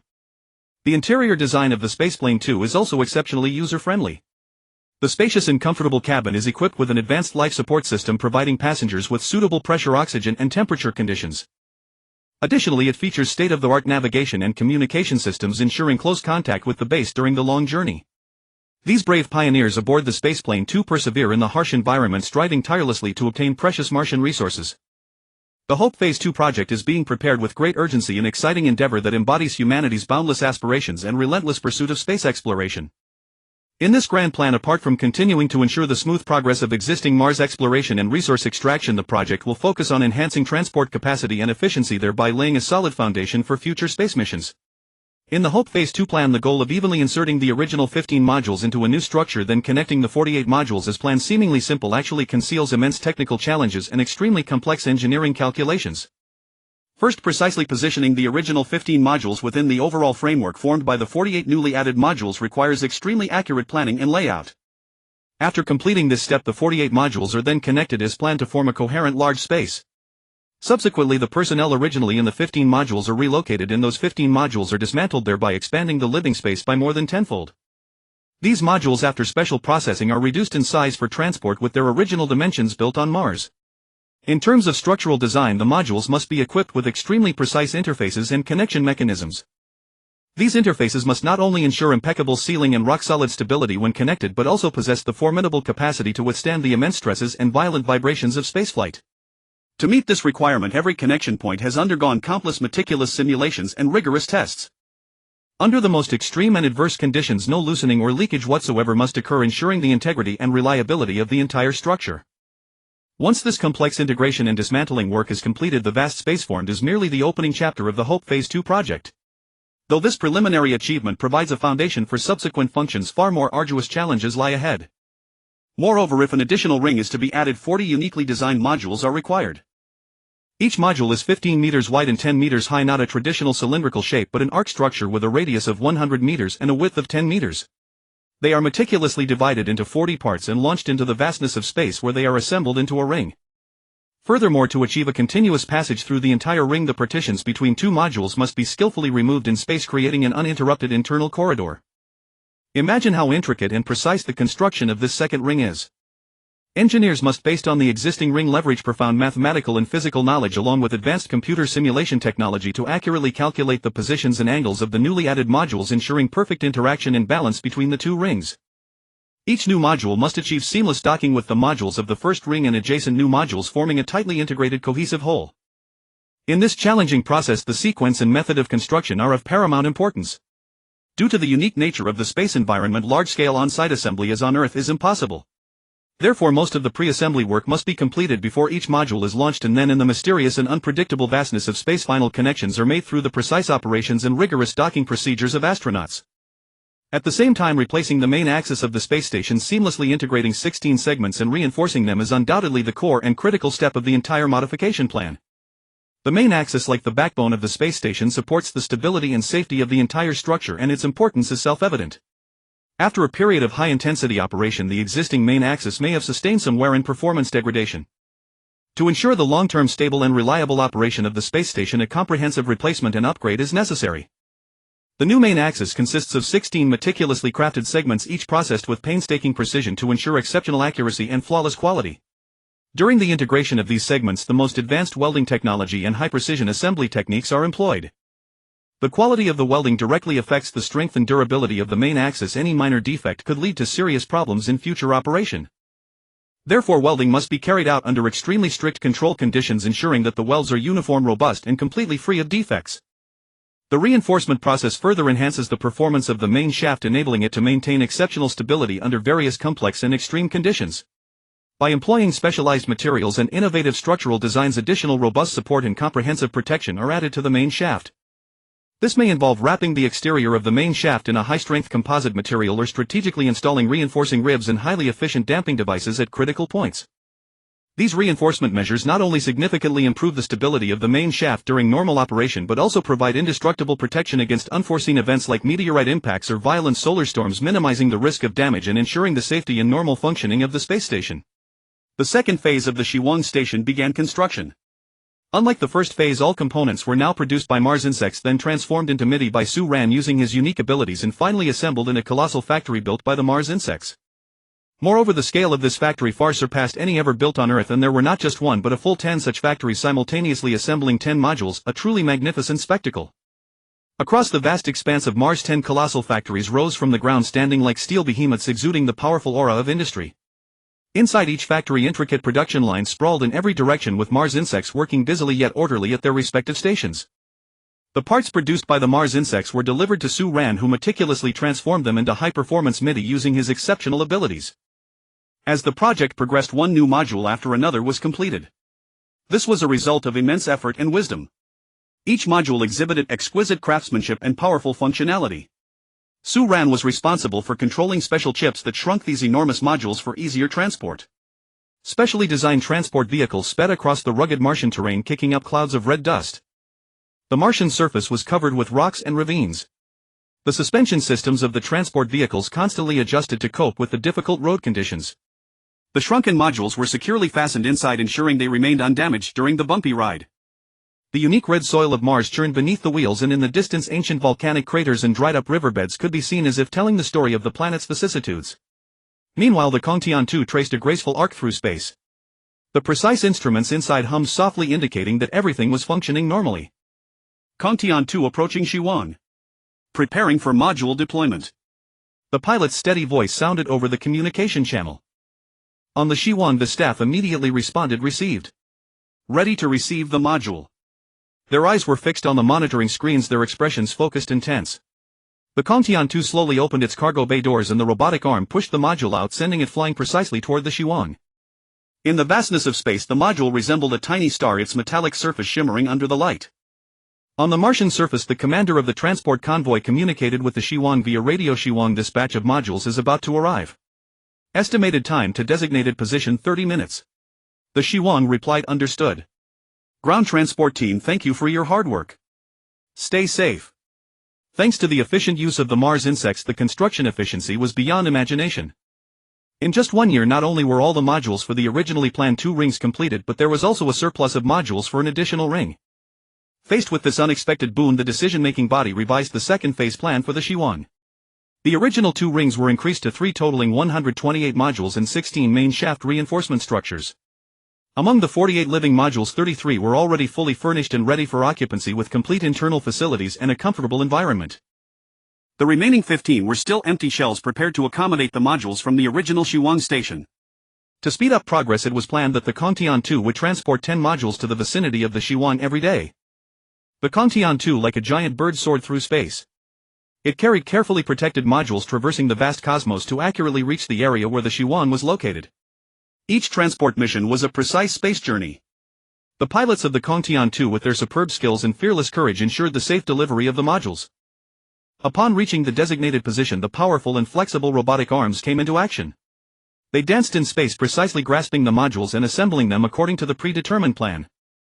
This process was full of challenges and risks, but under the meticulous design and operation of the scientists and engineers, everything proceeded in an orderly fashion. The assembly sequence was also carefully considered. The first to be assembled were the other 2 rings, which served as the foundation and support of the entire structure. In space, the robotic arms and construction workers worked in close coordination.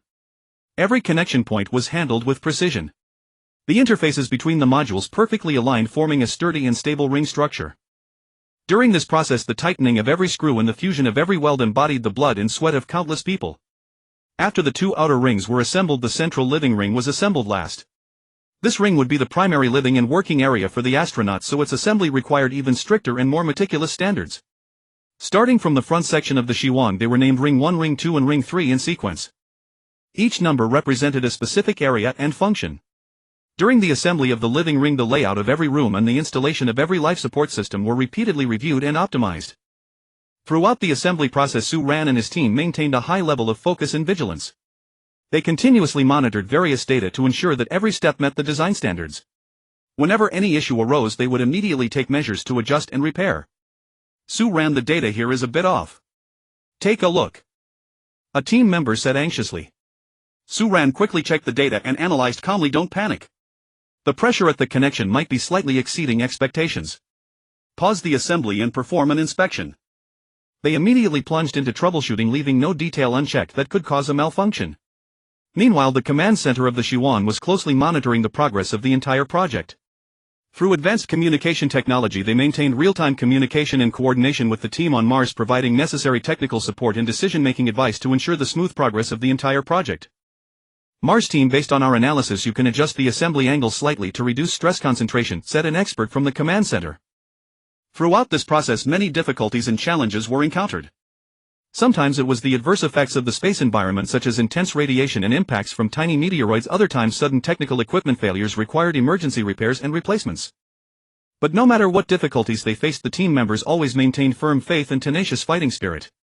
Once a powerful solar storm struck, affecting the modules under assembly. Electronic equipment malfunctioned and some parts were damaged by radiation. However, the team quickly activated emergency protocols, replaced damaged parts and repaired the electronics, successfully weathering the crisis. Another time, a critical mechanical component was damaged during transport. To avoid delays, the engineers worked through the night to fabricate a replacement and installed it in time. After a long and arduous effort, the initial shape of the Shiwang's second phase finally took form. The 3 rings were tightly connected and the joints between the modules were stable and reliable. Inside, the living ring rooms and facilities gradually took shape, exuding a warm and comfortable atmosphere. Soft lighting illuminated every corner and the air circulation system emitted a gentle hum as if whispering of life. However, this was only a milestone. Next came a series of tests and calibrations to ensure that the Shiwang's second phase could operate safely and stably in space. Su Ran and his team did not relax in the slightest. They continued to devote themselves to intense work, carefully inspecting and testing every system and every device. They left no potential hidden danger or issue unchecked. During the testing process, some minor flaws and deficiencies were discovered. For instance, a slight loss in an energy transmission line or a life support system whose response speed was not fast enough. In response, the team immediately launched research and improvement efforts. Everyone step up. We must resolve these issues in the shortest possible time, Su Ran encouraged the team. They worked day and night, continuously optimizing and perfecting each system. After repeated optimization and refinement, the Shiwan's second phase finally met the expected standards. However, a new task loomed, preparing to dismantle the original 15 main city modules. This was no simple task, as those 15 modules housed hundreds of millions of Longwa people. The relocation had to be meticulously planned to ensure the safety and comfort of every individual. Su Ran and his team quickly formulated a detailed relocation plan.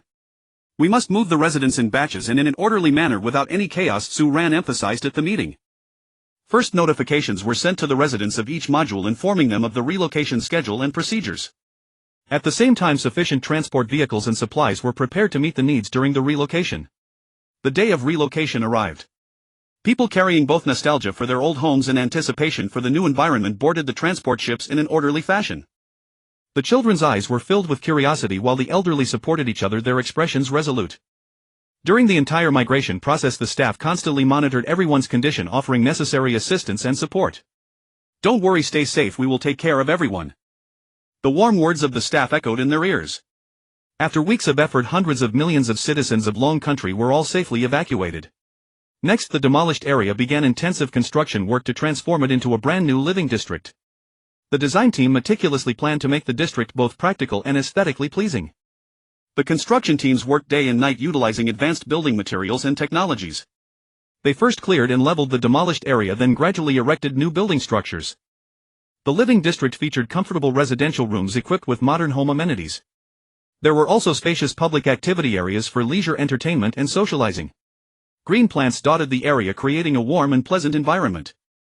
Meanwhile, comprehensive living service facilities were all available, including restaurants, supermarkets, medical stations, etc., meeting various daily needs.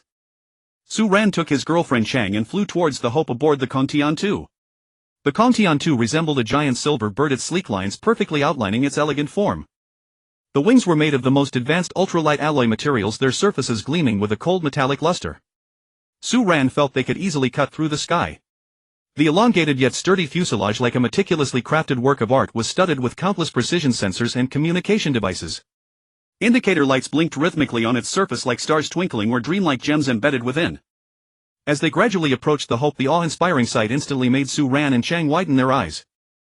In Su Ran's eyes, the Hope resembled a gigantic city suspended in the vast cosmos, its grandeur and magnificence beyond imagination. 3 massive ring structures slowly revolved around a central axis, the scene resembling a magnificent cosmic dance. Each ring structure emitted a soft and mysterious glow, the lights intertwining to form a dazzling curtain of light like the most brilliant halo in the universe, illuminating the endless darkness around. The light was not static, it brightened and dimmed with the rotation of the rings, dreamlike and illusory, making Su Ran feel as if he were in a magical wonderland. The massive ring structures were meticulously crafted from high-strength composite materials, their surfaces covered with a self-repairing protective layer that shimmered with faint flowing light, as if alive, resilient enough to withstand various cosmic threats. Whether it was a meteorite impact as tiny as dust or a raging radiation storm like a ferocious beast, none could cause the slightest damage. The portholes and hatches, densely distributed on the hull in Su Ran's view, were like stars adorning the colossal structure. Some portholes emitted warm yellow light, undoubtedly indicating cozy families enjoying moments of tranquility and peace. Other hatches flashed conspicuous work indicator lights, allowing Su Ran to guess that intense yet orderly work was underway inside. Massive thrusters were arrayed at the stern, ejecting surging blue flames whose blazing power seemed capable of propelling the entire universe. The flames, like a dragon's breath, were scorching and mighty, providing an endless source of powerful propulsion for the Hope's voyage through the boundless cosmos.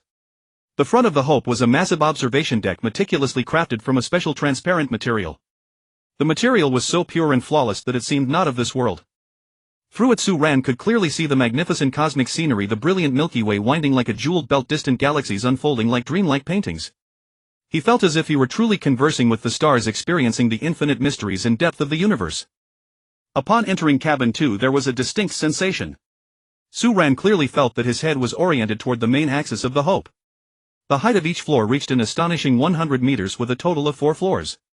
The front-to-back direction was about 1 kilometer, while the left-to-right direction looped around approximately 6,000 kilometers. Such immense space was completely undetectable from the outside of the Hope, a secret that the Long Country government had never revealed.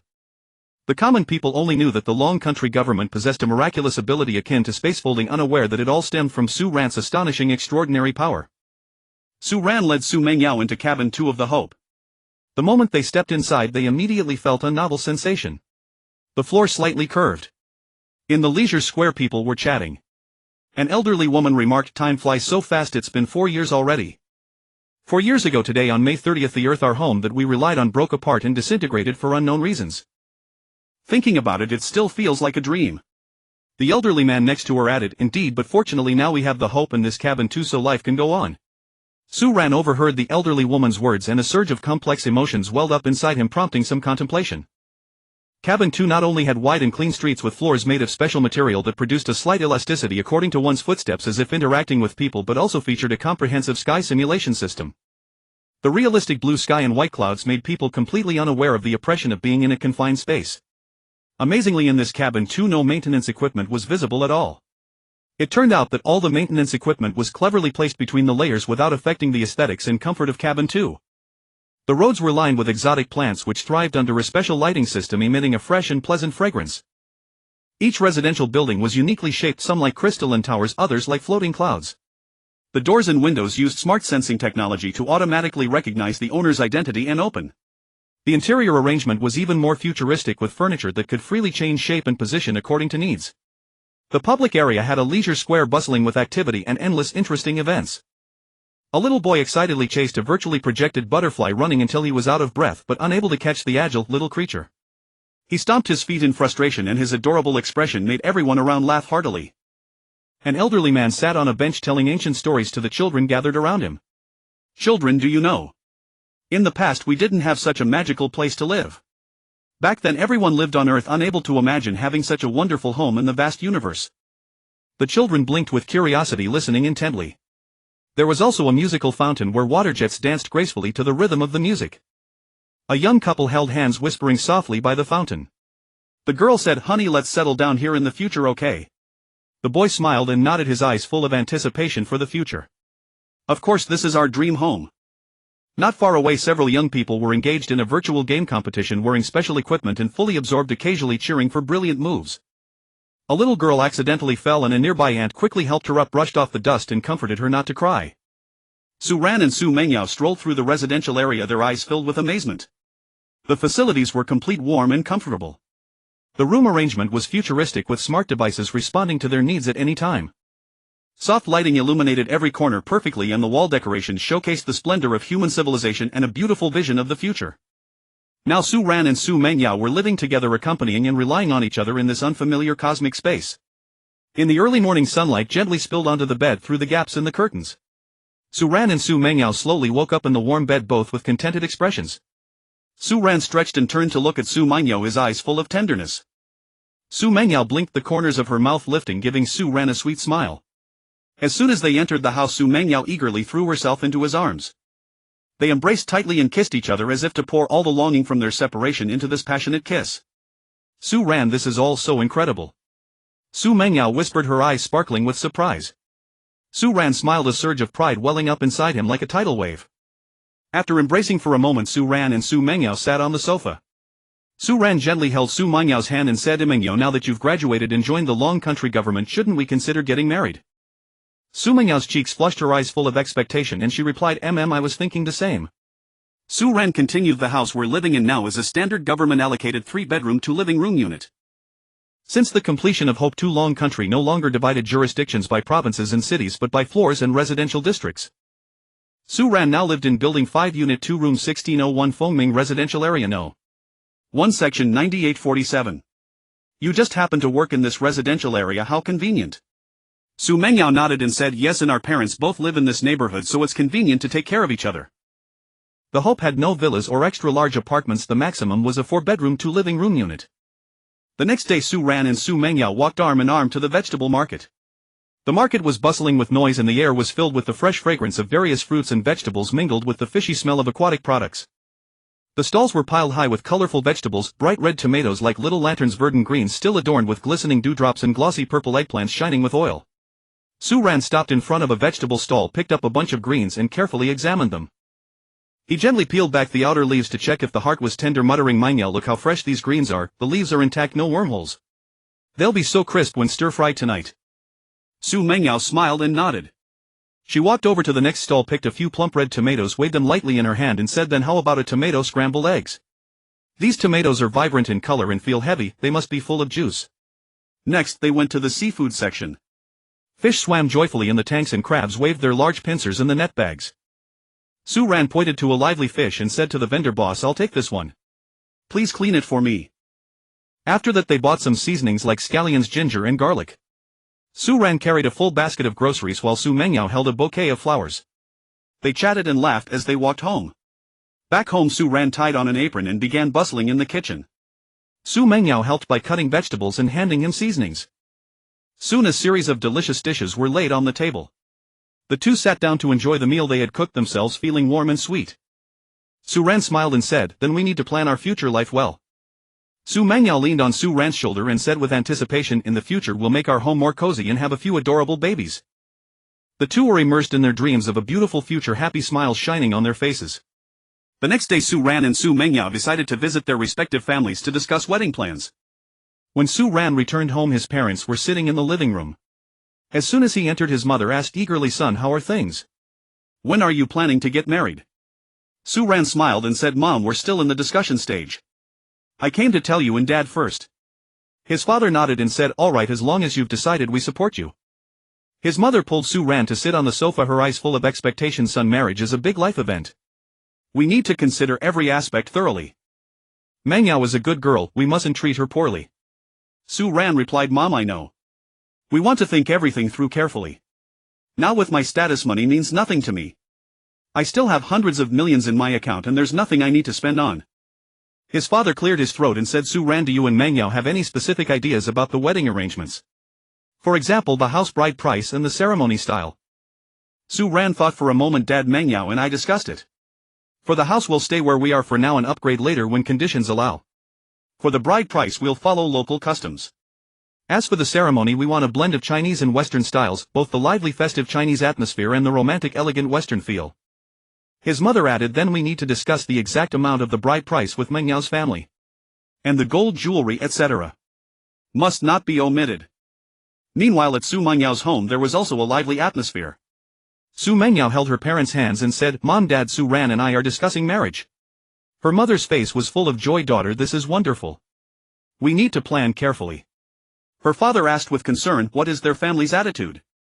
Su Mengyao replied, "Su Ran said we should first discuss with our own families, then arrange a time for both families to meet." Her mother gently patted her hand. "Dear daughter, life after marriage will be different from now.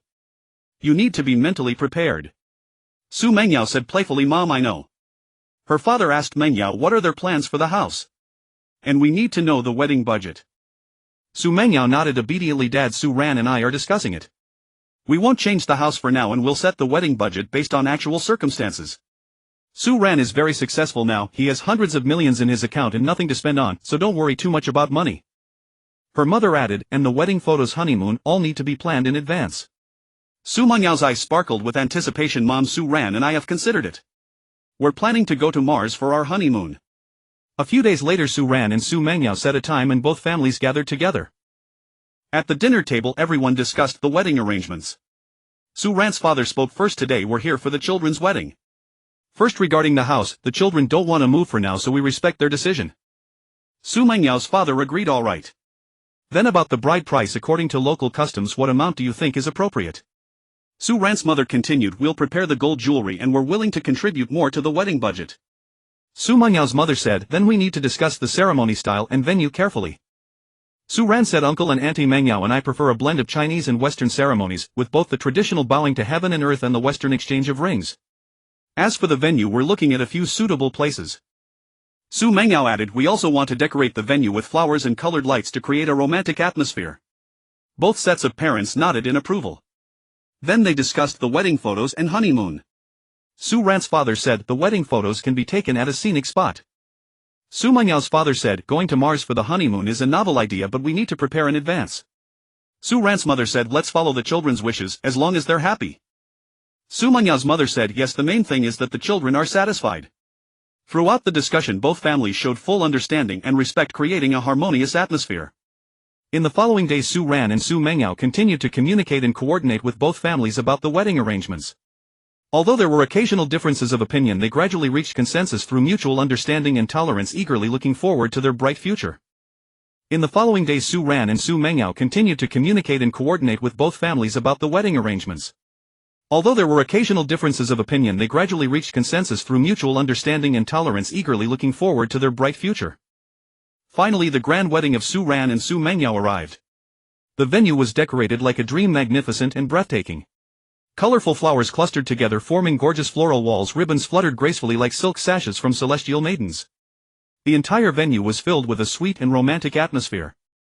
At the entrance of the wedding venue, Su Ran and Su Mengyao stood with radiant smiles, their eyes glowing with happiness, warmly welcoming the arriving guests. Su Ran wore a well-tailored sharp suit. The exquisite fabric and smooth lines accentuated his handsome and dashing appearance.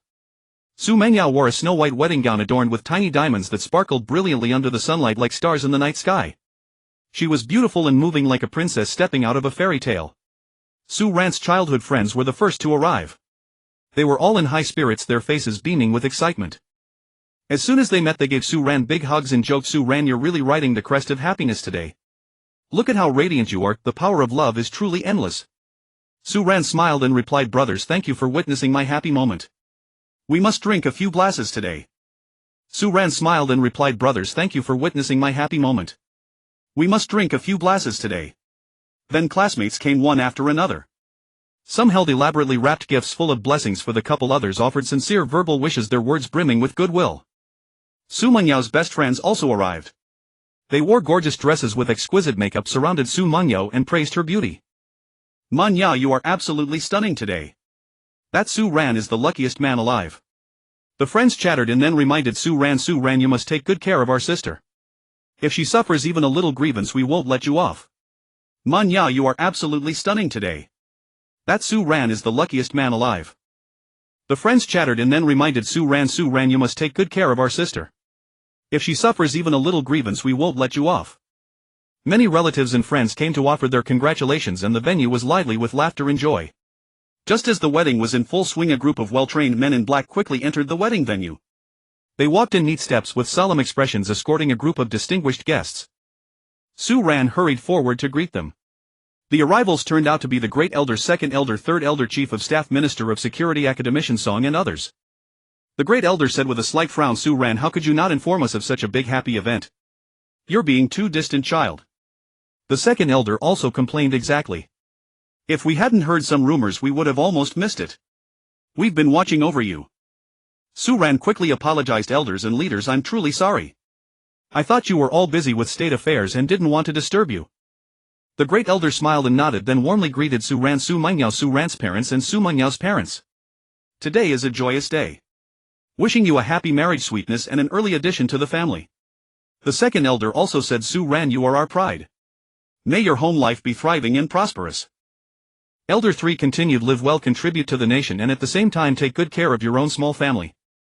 The Chief of Staff and the Minister of Security also offered their blessings. "May your love be as eternal as the stars and your life be filled with happiness and contentment." Academician Song sighed with emotion, "Su Ran, your journey has not been easy. Now that you have started a family and established a career, you must cherish the happiness before you." With that, the Grand Elder and the others said, "Enjoy this blissful moment. We have matters to attend to, so we will take our leave." After speaking, the elders hurried away under the escort of the black-clad guards. Su Ran's parents and Su Mengyao's parents were stunned, momentarily unable to recover from the sudden turn of events. After a long while they came to their senses, marveling that their son and daughter-in-law's wedding could attract such important figures. The atmosphere at the wedding grew even more lively with the arrival of this distinguished group. Everyone buzzed with discussion, filled with anticipation for Su Ran and Su Mengyao's future. The wedding began. Su Ran, amid the crowd's expectations, waited with a steadfast gaze for his bride. Su Mengyao, accompanied by her father, walked slowly toward Su Ran. Each step she took seemed to carry boundless tenderness and love. In the host's profound and solemn voice, they made vows to accompany each other for life and exchanged rings symbolizing eternal love.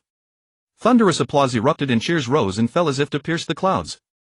The wedding proceeded to the banquet segment. Everyone raised their glasses in celebration, laughter and blessings interwoven. Su Ran and Su Mengyao toasted each table, thanking their friends and family for coming. Su Ran's childhood friend teased Su Ran, "You lucky dog. You've married such a beautiful wife. You must treat her doubly well from now on." A classmate chimed in, "Yes Su Ran, make sure to live well. Don't forget us old classmates, if you ever need help count on us." Su Mengyao's close friends held her hands and said, "You must be happy, dear. If Su Ran ever bullies you, tell us and we'll sort him out." The wedding also featured splendid performances with music and dance, creating a harmonious atmosphere. Graceful dancers twirled like butterflies flitting among flowers. The singers' melodious voices seemed to pierce the soul. The whole atmosphere became even more joyful. People were immersed in this beautiful moment, forgetting all worries. As night fell, fireworks bloomed, illuminating the entire sky. Colorful fireworks burst like resplendent flowers in the night sky, also like meteors streaking across the heavens. Su Ran and Su Mengyao hand in hand gazed at the brilliant display, their hearts brimming with hopes and expectations for the future. Su Ran said softly, "Mengyao, in the days to come I will always be by your side and give you happiness." Su Mengyao's eyes shimmered with tears. "Su Ran, I believe we will always be happy together."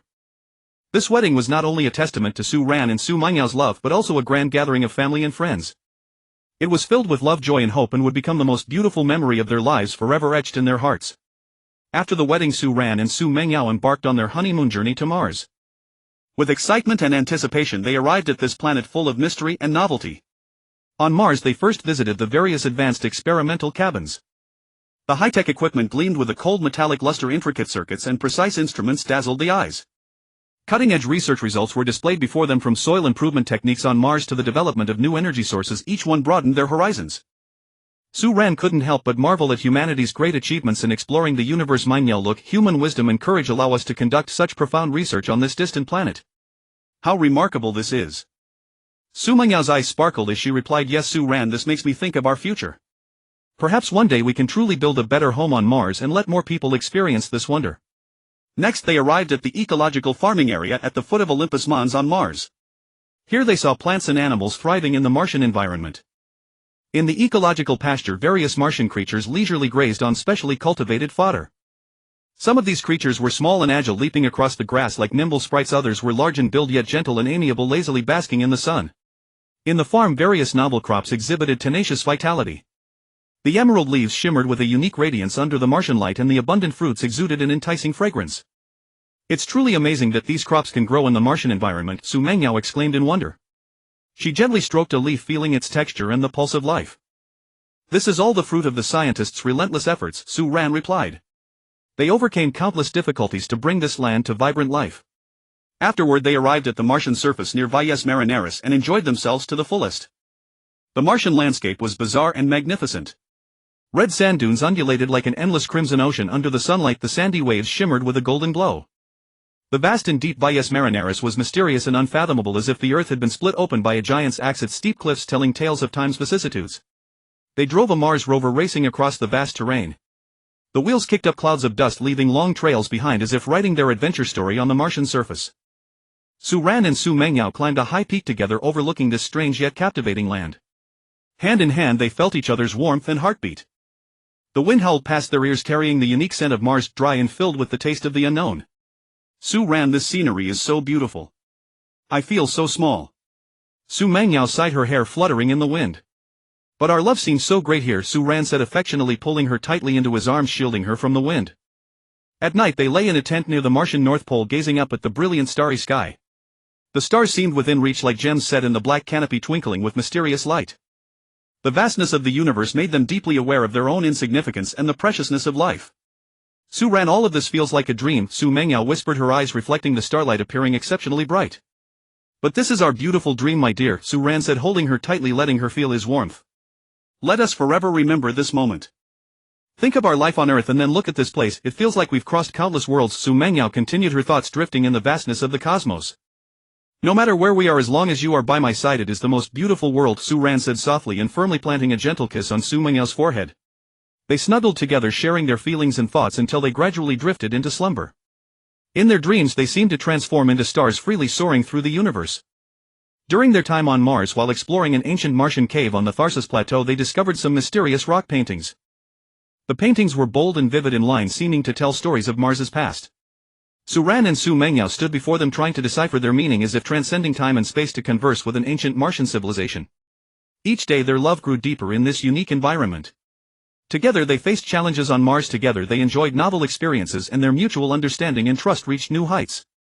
Su-ran, I feel this honeymoon has made me understand you more and love you even deeper, Su Mengyao said, her eyes brimming with affection.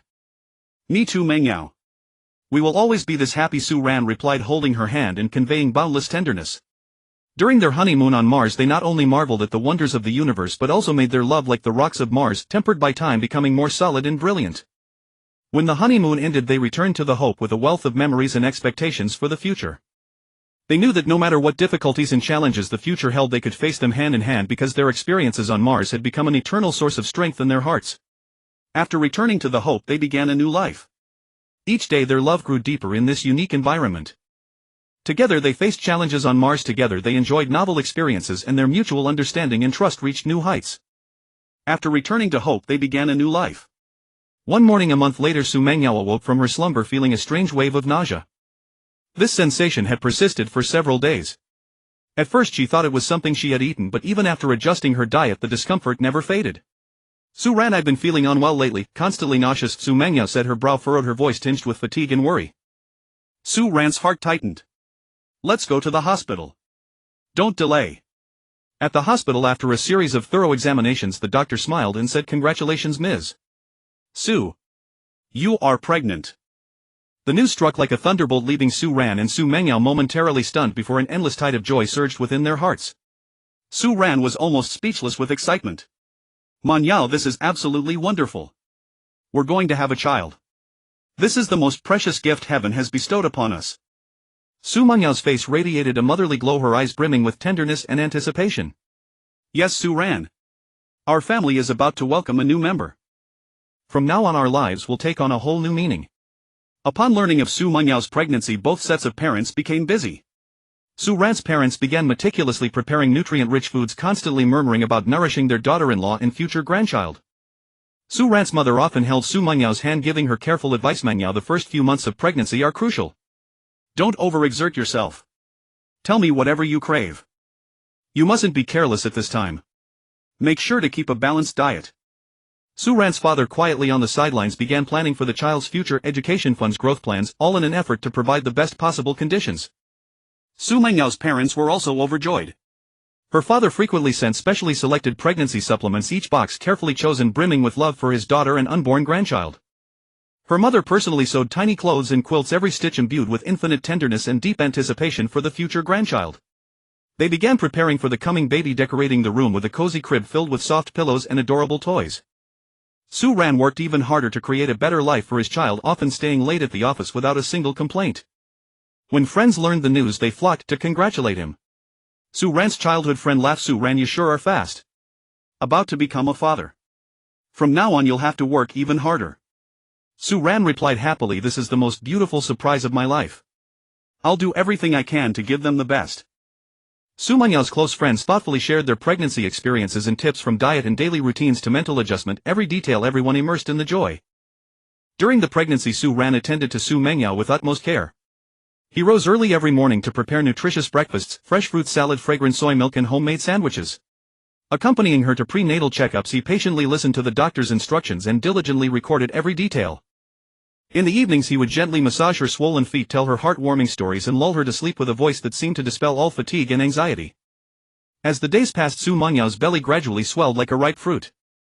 She began to feel the baby's movements, gentle kicks that seemed like the baby's greetings. Each movement filled her with boundless happiness. Whenever the baby kicked, Su-ran would excitedly place his hand on Su Mengyao's belly, feeling the vitality of the new life. In that moment he could almost hear the baby's heartbeat, playing the symphony of life together. Both sets of parents constantly kept an eye on Su Mengyao's condition, often discussing the baby's name and imagining what the child would look like. They debated the meaning and melody of the names, full of anticipation and delight. As the due date approached, the whole family was both nervous and expectant. Su-ran took leave in advance, staying by Su Mengyao's side every moment. Finally, on a hopeful morning, Su Mengyao was wheeled into the delivery room. Su-ran paced anxiously outside, his hands clenched, sweat beading on his forehead. Both sets of parents also rushed to wait at the door, their hearts filled with anxiety and hope, their eyes fixed on the delivery room door as if they could see through it.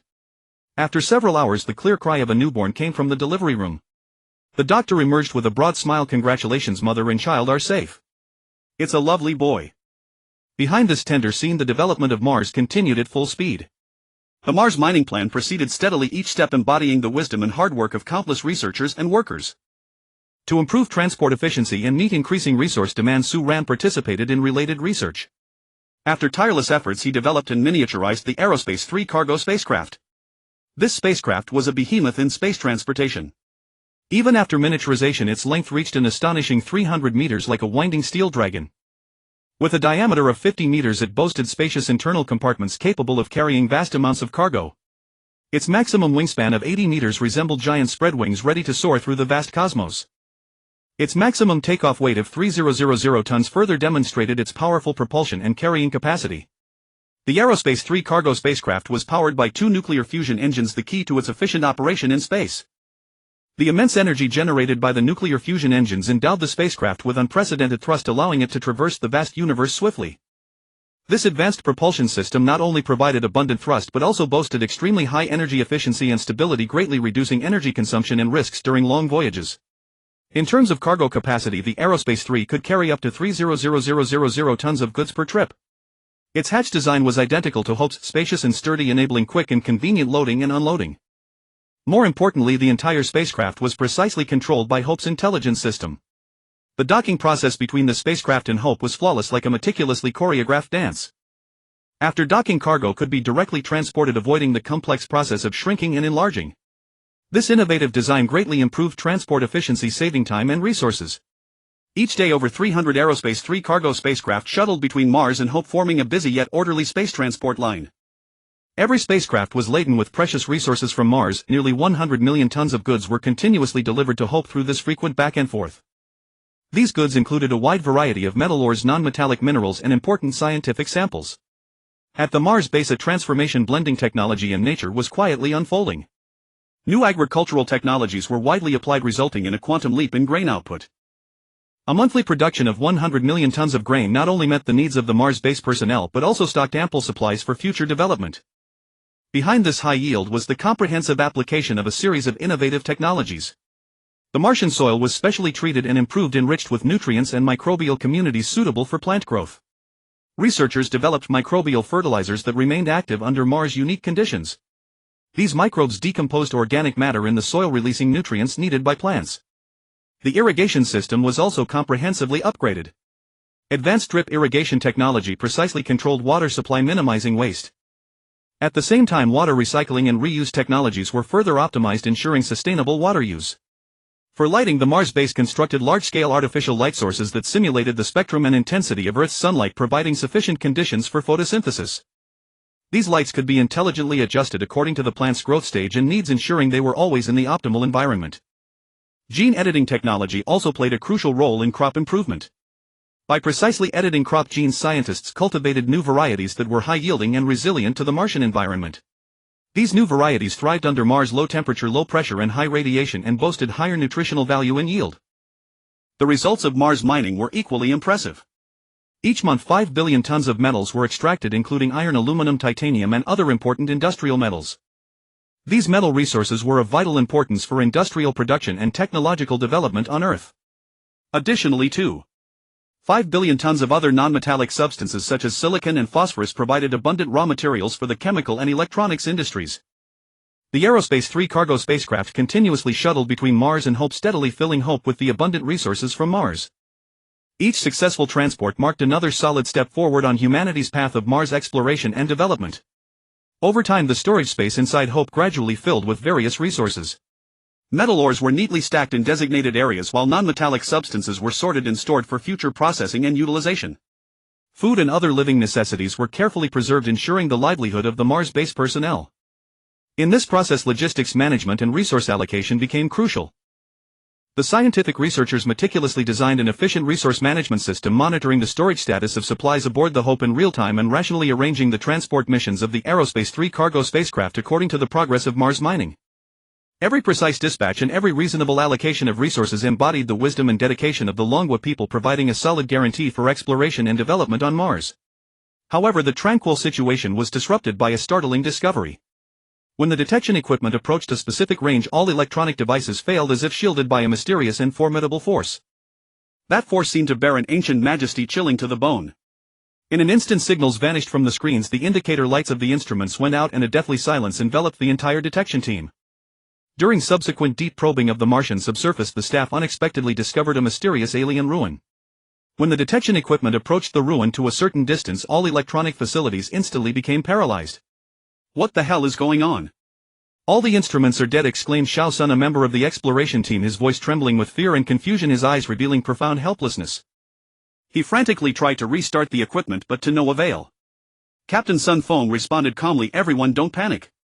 Stay calm and hold your positions. His gaze was as firm as iron, his fists clenched tightly as he struggled to maintain composure, trying to steady the team's emotions, yet his furrowed brows still betrayed his inner anxiety. Sun Feng's eyes swept over his teammates, offering silent encouragement and support. Captain, could this be some kind of powerful magnetic interference? Li Hua put forward his conjecture, his eyes revealing a hint of doubt and unease, beads of sweat glistening on his forehead under the faint Martian light. He stared anxiously at the unresponsive instruments in his hand, his heart burning with impatience. Sun Feng pondered for a moment and said, possibly, but the situation is unclear now. We cannot advance recklessly. He knitted his brows, his heart filled with worry and caution toward the unknown, his gaze fixed on the mysterious ruins as if trying to see through the darkness to uncover their secrets. At this moment he deeply understood that every decision concerned the safety of his team members. This discovery instantly plunged the Hope into tension and panic. To prevent the alien ruins from attacking the Hope, the command center decided to suspend all round-trip aerospace planes, activate emergency procedures and raise the orbit of the Hope to keep it away from the Martian surface. More astonishingly, a group of highly combat-capable Guardian robots slowly emerged from the ruins. Their forms were strange, like ancient beasts from a bygone era, their bodies made of unknown metals that gleamed with a cold and dangerous luster. Well-equipped, every joint and every weapon device exuded a lethal aura, as if guarding the unknown secrets within this ancient ruin. Any spacecraft or equipment attempting to approach would be swiftly attacked and mercilessly driven off with no room for negotiation. The war between the Longwa people and the alien forces erupted suddenly. On the battlefield, flames soared into the sky and the smoke of gunpowder spread like rolling dark clouds. Every charge was accompanied by the fall of comrades' blood gushing like a fountain, instantly staining the dry Martian soil beneath. Severed limbs and broken bodies flew through the air, some blasted into the sky, others tumbling on the ground, a horrific sight. The suffocating stench of death permeated the air like an invisible net, tightly enveloping everyone. Yet the cries of the Longwa people never ceased, their roars interwove into a heroic anthem above the Martian sky. Forced to retrieve ordinary weapons from the warehouse, the Longwa soldiers revealed determination and fearlessness in their eyes. Clad in heavy protective gear, they arduously advanced through the rolling dust. Bullets poured down like rain toward the alien robots, yet these conventional attacks proved utterly insignificant against the formidable defense of alien technology. But the Longwa people did not retreat. Relying on their indomitable will and close teamwork, they engaged in a life-and-death struggle with the alien enemies. The demolition team weaved through a hail of gunfire, trying to approach the alien robots and place explosives, but were repelled time and again. Zhang Hua shouted, "I must get the explosives through." His voice was filled with resolute determination, charging recklessly toward the enemy. His figure flickered in and out of the smoke, his steps firm and urgent. Li Ming yelled, "Watch out," his voice full of concern and anxiety. Li Ming, a returned overseas student from the previous expedition that discovered Martian insects, still rushed to the front line as a loyal son of Longwa. At this moment the new soldier Wang Chang, looking at the tragic battlefield, said in a trembling voice, "These enemies are too powerful. Can we win?" The veteran soldier Zhao Gang replied loudly, "Kid, what's there to fear? We Longwa people have never been afraid. As long as we have a breath left, we'll fight them to the end." They took advantage of the terrain, setting up numerous traps to lure the enemy into an encirclement. With repeated charges and counterattacks, the battle was extremely bloody.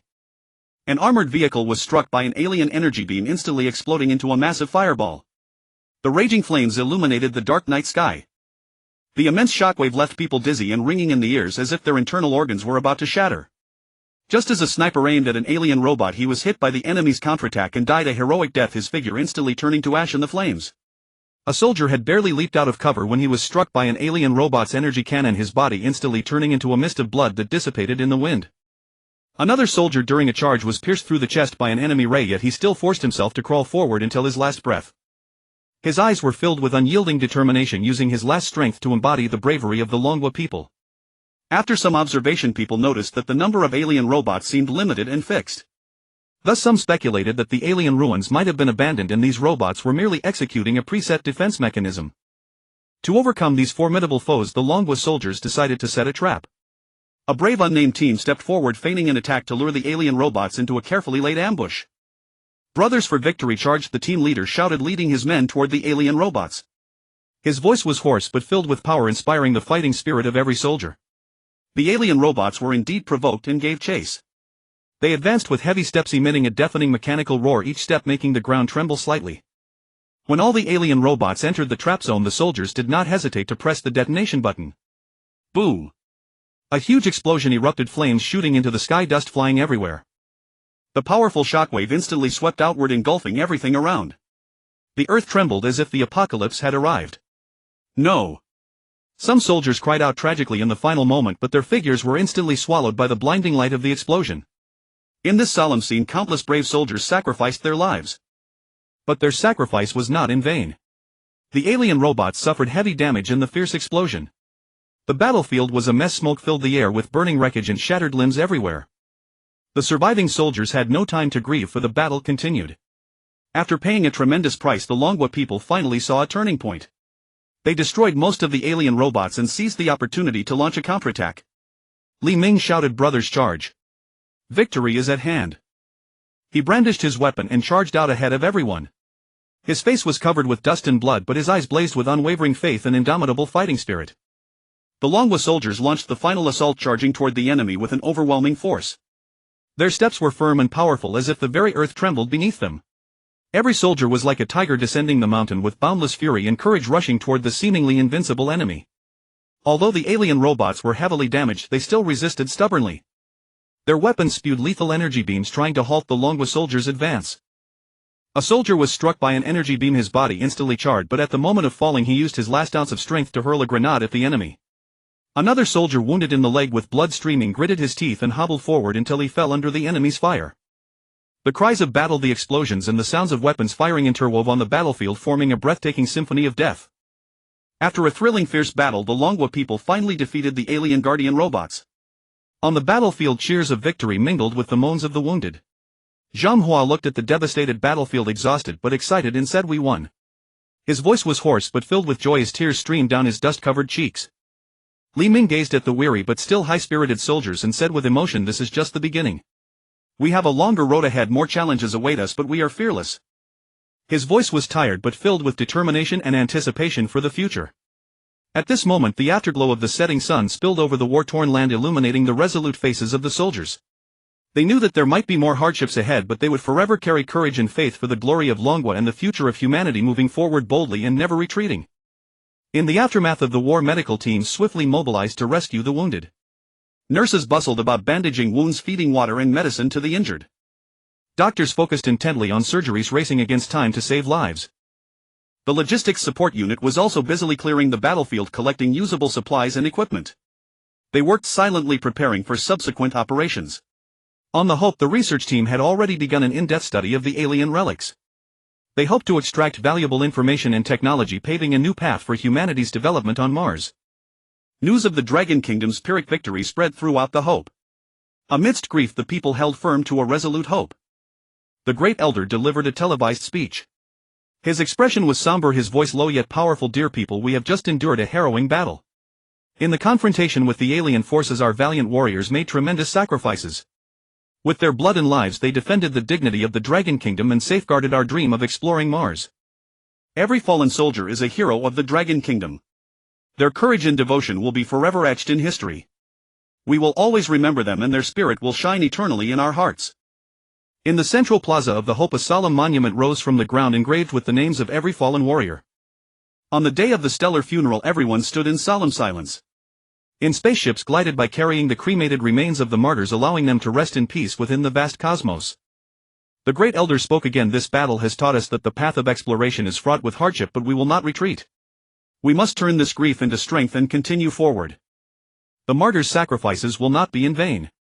We will carry their will and keep forging ahead." Tears glistened in people's eyes, yet their hearts brimmed with strength. With the end of the war against the aliens, a period of peace returned. The Hope Academy of Sciences swiftly organized an elite team of researchers, dedicating all efforts to the study of the alien wreckage ship. A top-tier team of scientists and exceptional technical experts assembled, rapidly driven by an intense curiosity for the unknown and a lofty sense of mission to pioneer new technological frontiers for humanity. They resolutely plunged into this arduous and challenging research. Inside the spacious, fully equipped laboratory, various precision instruments operated around the clock, while screens displayed complex, dizzying codes and images from data analysis. With extreme caution, the scientists meticulously disassembled and analyzed the alien wreckage ship. Every component and every circuit was treated as a precious treasure studied with utmost care. The hull material of this ship is simply breathtaking. Through our in-depth research we found that its performance surpasses even dense iron. It's an almost perfect material for spaceflight. Dr. Chen, a senior materials scientist, exclaimed in awe, his eyes sparkling with excitement and obsession. To understand the material's properties, Dr. Chen and his team conducted countless experiments and analyses. They attempted various methods to simulate its manufacturing process, from high-temperature, high-pressure synthesis environments to complex molecular structure reorganization. We discovered that the atomic arrangement of this material forms a unique lattice structure, granting it not only exceptional strength and hardness but also outstanding radiation resistance and wear durability. If we can master the manufacturing technique of this material, it will revolutionize our spacecraft. Dr. Chen elaborated on their findings during a seminar. Moreover, its energy system is beyond imagination. It seems to employ a method of energy conversion that we have not yet grasped. Unlocking its secrets would undoubtedly bring a revolutionary transformation to the energy sector. Engineer Zhao, an energy expert, added, beads of sweat dotting his forehead, yet he remained oblivious, wholly immersed in the excitement of discovery. Engineer Zhao and his team worked day and night studying the alien ship's energy system. The core of this energy system appears to be a microparticle reactor of a type we've never seen. It converts an unknown substance into immense energy with astonishing efficiency, almost no loss. We are striving to decipher the nature of this unknown substance and its reaction mechanism. Once successful, we will have access to a virtually limitless source of clean energy. Throughout the long and arduous research process, countless difficulties loomed like insurmountable mountains before them. The complexity and advanced nature of alien technology far exceeded humanity's current understanding. Many principles and techniques seemed like fairy tales to the existing scientific framework. During a seminar, Engineer Lin, leader of the Control Systems Research Group, reported their progress. After this period of effort, we have gained a preliminary understanding of the ship's control system, but many challenges remain. For instance, some of the logical algorithms are still beyond our comprehension. Engineer Lin frowned. These algorithms seem to integrate quantum computing and biological neural simulation, enabling the control system to make extremely complex and precise decisions in an instant. We are attempting to build new mathematical models to interpret them. Structural expert Professor Sun responded, we face similar difficulties. The overall architecture of the ship appears simple, but it conceals profound mechanical principles. This ship's technology in propulsion, artificial gravity, and intelligence far surpasses the current level of the Hope. Take propulsion, its energy output and thrust efficiency are simply incredible. The method of artificial gravity leaves us baffled, and the autonomy and learning capability of the intelligence system are beyond our imagination. Professor Sun displayed a simulation image of the ship's structure on the screen. We discovered that the hull is not just a protective layer, it can adaptively adjust in response to external pressure and energy fluctuations. This intelligent response characteristic of the material is currently beyond our reach. Dr. Chen said, don't rush everyone. Let's take it step by step. We'll achieve breakthroughs. Not only did research on the alien ship yield progress, but the study of alien robots left behind from the war also greatly advanced the robot technology of the Hope. Mechanical engineering expert Dr. Wu introduced the construction and motion mechanisms of these alien robots are extraordinarily refined. Their joint flexibility and power transmission efficiency far exceed our current robot technology. Through studying them, we have gained new insights and breakthroughs in robot material selection, drive systems, and intelligent control. Dr. Wu picked up a component from an alien robot. For instance, their joints use a special liquid metal lubricant that maintains excellent performance under extreme temperatures and pressures. And their power source is a miniature nuclear fusion device, small in size but with tremendous energy output. Control theory expert Dr. Zhou continued, moreover, the algorithms for autonomous decision-making and environmental adaptation in these robots have brought entirely new inspiration for our intelligent control systems. These algorithms enable robots to make optimal decisions quickly in complex changing environments and to continuously learn and improve. We are attempting to apply these algorithms to our robot systems to enhance their autonomy and adaptability. After months of relentless effort, a series of breakthrough advances finally arrived. They successfully deciphered parts of the ship's control system and based on that rewrote the control system of the Hope, making it more efficient and intelligent. The ship's AI Xiaoxin was born. It strictly adheres to the 3 laws of robotics, providing a solid guarantee for the ship's safe operation. Xiaoxin's performance is outstanding. It is currently running stably, said Dr. Li, the lead developer of the AI, excitedly. Xiaoxin can process massive amounts of data in real time, make precise flight decisions, and autonomously optimize system performance. We are continually training it to handle more complex situations. Although many key technologies had yet to be fully conquered, they had successfully excavated the entire alien ship. It was a disc-shaped ship with a diameter of 100 meters and a height of 50 meters, its design elegant and brimming with technological sophistication. Inside the ship 2 humanoid skeletons were discovered. Carbon-14 dating preliminarily indicated that these carbon-based lifeforms dated back approximately 60 million years. During a phase outcome report meeting, archaeology expert Professor Wang said excitedly, the discovery of these 2 humanoid skeletons is of great significance. Through studying them we may gain insights into the body structure and evolutionary history of that ancient civilization. Professor Wang displayed scanned images of the skeletons. From the morphology and structure, their body proportions and joint configurations bear similarities to humans but also distinct differences. For example, their spines are thicker, possibly to adapt to a high-gravity environment. Biology expert Dr.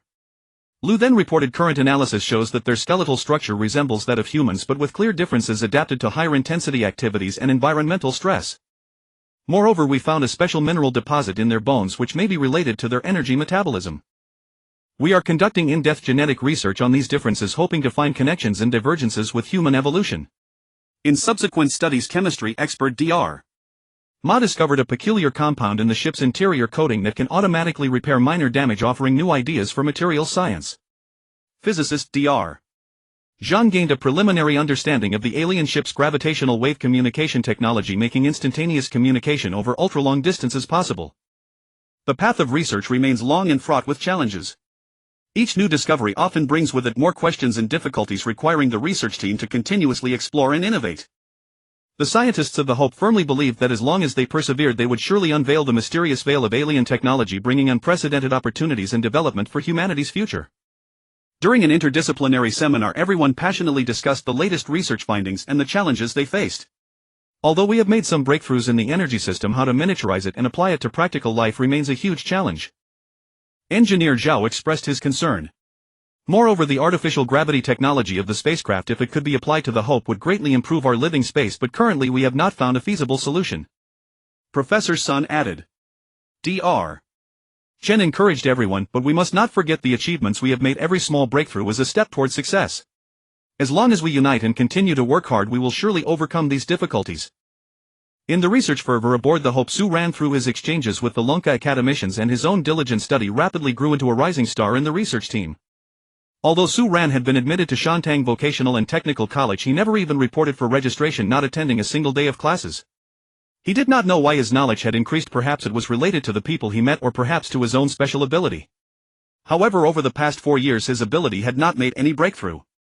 Su Ran devoted himself wholeheartedly to the study of the alien spacecraft materials.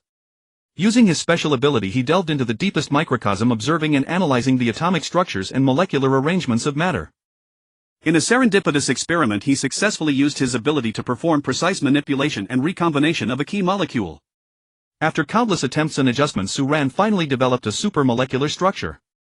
This material is composed of iron isotopes, possesses extremely strong plasticity, and appears transparent when no other elements are inserted. Once other elements are inserted, it can improve the properties of the inserted elements, enhancing their useful characteristics. Su Ran named this substance Chang. This major breakthrough instantly caused a sensation throughout the entire research team. Dr. Chen excitedly found Su Ran and exclaimed, "Su Ran, your discovery is truly earth-shattering. This material is simply incredible." Su Ran responded with a smile, "Dr. Chen, this is just the beginning. I believe it can bring more surprises. Although I never attended university, I don't know how I came to understand so much." Dr. Chen nodded repeatedly. "Indeed. Our preliminary test results show that this molecular structure not only has astonishing plasticity, but its unique properties also bring entirely new possibilities to many application fields." Su Ran smiled modestly. "Dr. Chen, this is still just the beginning. I think its application potential in space navigation is enormous." They began to envision applying this supermolecular structure to the construction of spacecraft hulls. In the past, when spacecraft traversed asteroid belts or encountered cosmic rays, their hulls would often suffer varying degrees of damage. If this supermolecular structure were used, it would not only withstand various impacts and radiation but also greatly reduce the spacecraft's weight, improve its flight speed and endurance, and due to its transparency provide astronauts with a broader and clearer view. Dr. Chen couldn't help but exclaim, "If this can be successfully applied, it will be a monumental revolution in the aerospace field." In the microscopic world, this supermolecular structure presented a peculiar and exquisite appearance, as astonishing as fullerene. This structure composed of iron isotopes had a core that was a sphere formed by several iron isotope atoms closely arranged. These iron isotope atoms were distributed in a highly symmetrical manner like brilliant stars surrounding a central radiant pearl. Viewed from the outside, the chemical bonds between atoms were like tough threads weaving them tightly together. The lengths and angles of these chemical bonds were precisely regulated, forming regular hexagonal and pentagonal rings. The hexagonal rings were flat and expansive like carefully laid floor tiles. The pentagonal rings were like unique embellishments, adding a touch of agility and variation to the entire structure. The surface of the entire molecular structure was smooth and lustrous, with the electron clouds of iron isotope atoms interweaving to form a hazy and mysterious veil. Under the illumination of light, this veil scintillated with the cold glamorous luster unique to metals, refracting a riot of colors like a mysterious and enchanting gem in the universe. Meanwhile, engineer Zhao also developed a keen interest in this supermolecular structure. He found Su Ran and said excitedly, "Su Ran, if this material could be used in the energy system, that would be extraordinary." Su Ran replied, "Engineer Zhao, let's research it together, maybe we can really achieve a major breakthrough. Although my ability hasn't progressed, perhaps I can find an opportunity for a breakthrough in this material." Thus he and Su Ran launched a series of experiments and research on the energy system. In experiment after experiment, they gradually found a way to perfectly integrate the supermolecular structure with the energy system. The new energy storage device not only drastically reduced in size, but its storage capacity increased exponentially and the energy transmission efficiency reached nearly 100%. Due to the unique properties of the material, while the performance of the energy storage device improved, its stability and safety were also significantly enhanced. Engineer Zhao couldn't help but exclaim, "This achievement is so astonishing." As research deepened, the application fields of this supermolecular structure continued to expand. In the field of robotics, Dr. Wu introduced it into the manufacturing of key components of robots, resulting in a qualitative leap in robot performance. In the medical field, Dr. Lu attempted to use this material to develop new medical devices, bringing new possibilities for disease diagnosis and treatment. For example, transparent surgical instruments allow doctors to obtain a clearer view during operations, improving surgical precision, and its ability to improve element properties provides strong support for functional optimization of medical devices. Dr. Lu said excitedly, "This material is truly a blessing for the medical field. Due to the breakthroughs in materials and artificial intelligence, the Hope could be upgraded again." However, the Hope had just completed its upgrade, yet everyone faced a difficult decision. Therefore, the Elder Council's Grand Elder Zhang Sudong, Second Elderly Guadao Chief of Staff Zhang Jiangwo, along with the military and Lunka Academy's academician Fong and advisor Su Ran, convened a special discussion meeting. The atmosphere in the meeting room was solemn. Grand Elder Zhang Sudong and Second Elderly Guatao wore serious expressions, while academician Fong and the experts from Lunka Academy frowned deeply. Su Ran sat to the side, lost in thought. Second Elderly Guatao spoke first. "Although this upgrade brings new opportunities, it also comes with enormous risks. The allocation of resources and the stability of technology are issues we must carefully consider." Academician Fong from Lunka Academy then said, "Exactly, and the new materials and AI systems still need further testing and optimization. Rushing into use could bring unexpected consequences." Su Ran cleared his throat and said slowly, "But if we miss this opportunity, we may be at a disadvantage in future competition. Additionally, since this material can be used as a protective material, I propose installing a protective shield and electromagnetic shield on the Hope to defend against meteoroids and other objects in space. We can use new superconducting materials to construct an electromagnetic shield, deflecting small meteoroids and cosmic rays through a powerful magnetic field. At the same time, the protective shield adopts a multi-layer composite structure. The outer layer is a high-strength impact-resistant alloy capable of withstanding impacts from larger meteoroids. The middle layer is filled with a special gel substance that absorbs impact energy. The inner layer is lined with self-repairing nanomaterials. Once the outer layer is damaged, the inner nanomaterials can quickly repair and reconstruct, ensuring the protective performance remains optimal." At this point, an expert suggested, "For the 152 nuclear fusion reactors with a power of 100 million megawatts supplying the Hope, we can add the universal material Chan lead alloy that Su Ran researched to protect the reactors. This alloy is a nuclear reactor protective alloy synthesized using Su Ran's research results. In this way, even if the nuclear fusion reactor becomes uncontrollable, detonating directly inside this protective shield, the outside world would feel nothing and no radiation or heat would be emitted." Minister Wang from the military raised a question. "Complex protection systems increase the pressure on our security department." Dr. Zhou, an expert from Lunka Academy, responded, "For maintenance, we can use our newly developed AI monitoring system Xiaoxin to monitor the status of each component in real time, issue early warnings, and perform targeted maintenance. As for the activation time, after optimized design, the protection mechanism can be activated within an extremely short period when danger is encountered." Chief of Staff Zhang Jianguo thought for a moment and said, "Then how do we ensure that during long-term space voyages these protective facilities do not fail due to fatigue or continuous external environmental influences?" Dr. Joe added, the artificial intelligence Shoshin can not only monitor the operation of the entire Hope but also precisely locate where a malfunction or problem occurs. Moreover, it can provide great convenience to the Dragon Country people aboard the Hope. For example, it can intelligently adjust the temperature, humidity and lighting of the living environment according to personal habits and needs, provide personalized diet and exercise suggestions based on personnel health data, and in terms of entertainment it can push corresponding cultural and entertainment content according to personal preferences. After hours of intense discussion, they finally reached a preliminary consensus to gradually advance the upgrade of the Shiwanghao while ensuring safety and stability, fully leveraging the advantages of new technologies while closely monitoring potential issues and adjusting strategies in a timely manner. At the conclusion of the meeting, Su Ran remarked with emotion, this upgrade of the Shiwanghao undoubtedly adds another layer of solid security to our vessel. This means that in our unknown survival we will possess more reliable safeguards, enabling us to face various challenges with greater composure. The Lanka Institute once again delved into the Shiwanghao upgrade plan, primarily proposing to install a shield on the outside of the Shiwanghao. This shield must be tightly connected to the main axis and perfectly integrated with the front umbrella-shaped cabin. Since this protective shield is connected to the main axis, it will greatly enhance the overall performance of the Shiwanghao.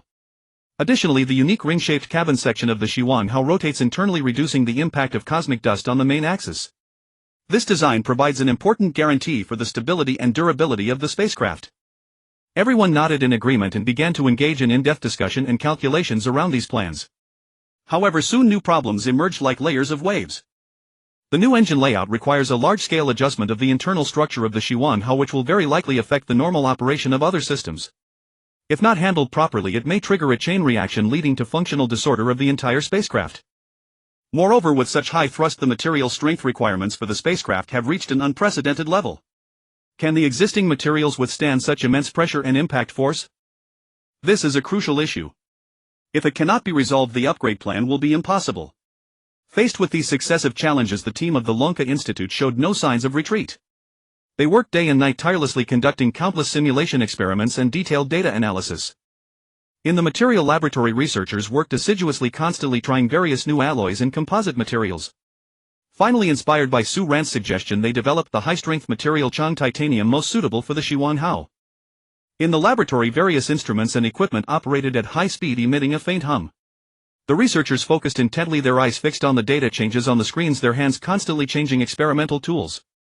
Every attempt was an exploration into the unknown, every failure became a stepping stone towards success. After the modification, the Shiwanghao could withstand greater thrust. Therefore, it was decided to significantly increase the number of nuclear fusion engines at the rear of the main axis from the original 2 to 10 main engines and 8 auxiliary engines, with 8 hidden main deceleration engines at the front and 32 steering engines. At the same time, the power system was strengthened and the protective shield and main axis of the Shiwanghao were also reinforced accordingly.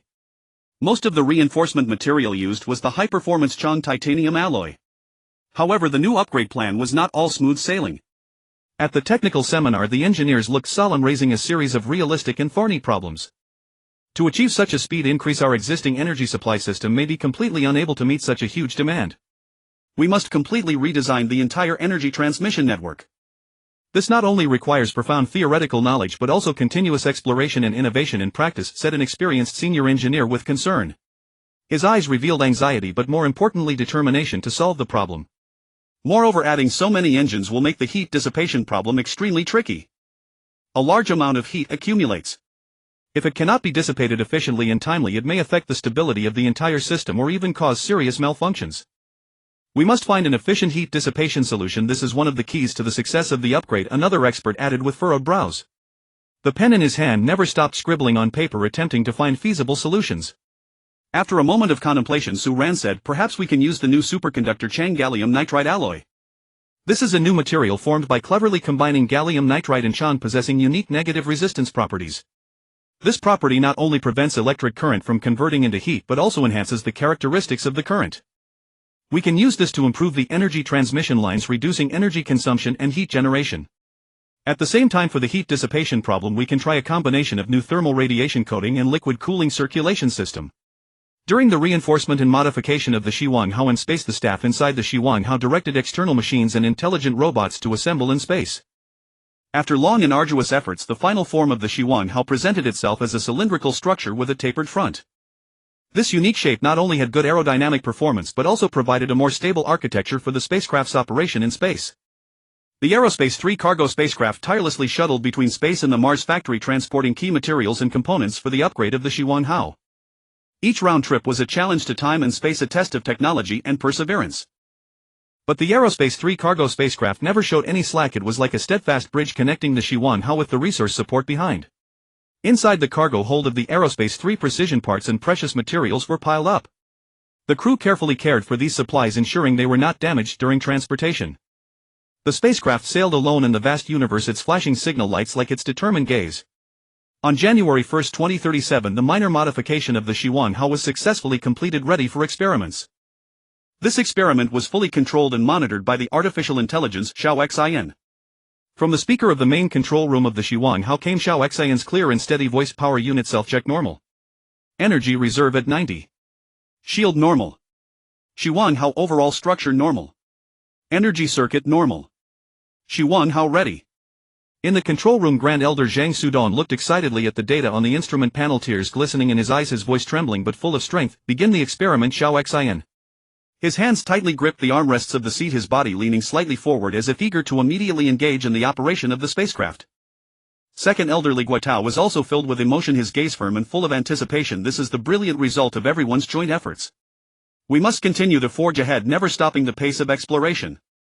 His eyes were full of longing and confidence for the future, as if he could already see the magnificent sight of the Xuanhao cruising through the universe. The Xuanhao, with its unique appearance, showcased a perfect fusion of technology and aesthetics.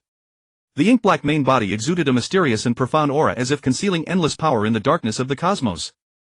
The transparent parts of the rotating ring allowed a clear view of the complex and intricate internal structure, seamlessly integrated with the ink-black main body like a carefully crafted work of art. Every line and every curve were meticulously designed, not only for beauty but also for optimal functionality. The spacecraft's outer shell reflected a cold gleam under the lights, the unique texture of high-tech materials. Every detail demonstrated human wisdom and creativity. The 10 powerful nuclear fusion main engines at the tail spewed out azure blue flames, the blazing and splendid light illuminating the surrounding darkness, providing a continuous source of power for the Xuanhao's journey. The front umbrella-shaped part was covered with steering nozzles, flexibly adjusting the direction of the spacecraft, allowing the Xuanhao to freely travel through the vast universe and precisely navigate towards its target. Every turn demonstrated its high flexibility and precise control. The Xuanhao simply conducted a brief test and then stopped. The powerful thrust could easily push the Xuanhao out of Mars orbit, so it was quickly stopped and only minimum power was used to maintain Mars orbit. After calculations, with all 10 main engines at full power, it could reach 15 of the speed of light, meeting the design requirement. Xuanhao experiment normal, Xiao Xin reported promptly and accurately. The research team did not rush to run the Xuanhao at full power. They knew that in the face of future survival there were still many details to be repeatedly verified and optimized. Every link needed to be carefully polished, every parameter precisely adjusted. In the following days, the researchers plunged into more meticulous and intense testing and debugging work. They simulated various extreme situations that might be encountered, from the intense impact of cosmic rays to the dense collision risk of asteroid belts to the friction loss of interstellar dust. Every possible scenario was carefully designed into simulation scenes to test the various systems of the Xuanhao. For the simulation of cosmic ray impact, the researchers set up high-intensity radiation sources to test whether the protective layer of the Xuanhao could effectively block the harm of rays to internal systems and personnel. They closely monitored the data from various sensors, analyzing the attenuation of rays after penetrating the protective layer and the possible interference with the spacecraft's electronic equipment. In the simulation room, data on the screens kept jumping and the researchers nervously recorded and analyzed every change. Their expressions were serious, never letting any abnormal data fluctuation slip by. In the simulation of dense asteroid belt collision risk, tiny particles were projected at high speed to simulate asteroid impacts. The researchers carefully observed the damage to the spacecraft's outer shell, evaluated the defense capability of the protection system and the impact of collisions on the spacecraft's attitude and orbit. At the simulation site, sparks flew from the impacts. The researchers, wearing protective goggles, observed the impact effects up close, with instruments continuously recording various data. For the simulation of friction loss caused by interstellar dust, the researchers employed specialized equipment to create an environment with high-speed flowing microscopic particles, allowing the Hope to operate within it for a period of time. Subsequently, they conducted a detailed inspection of the spacecraft's exterior, analyzing the degree of wear and assessing the durability and anti-friction performance of the materials. They continuously adjusted the simulation parameters, striving to make the simulated scenario as close as possible to the real cosmic environment, leaving no potential hazard unaddressed. Each simulation experiment was a rigorous test for the Hope, as well as a challenge to the wisdom and patience of the researchers.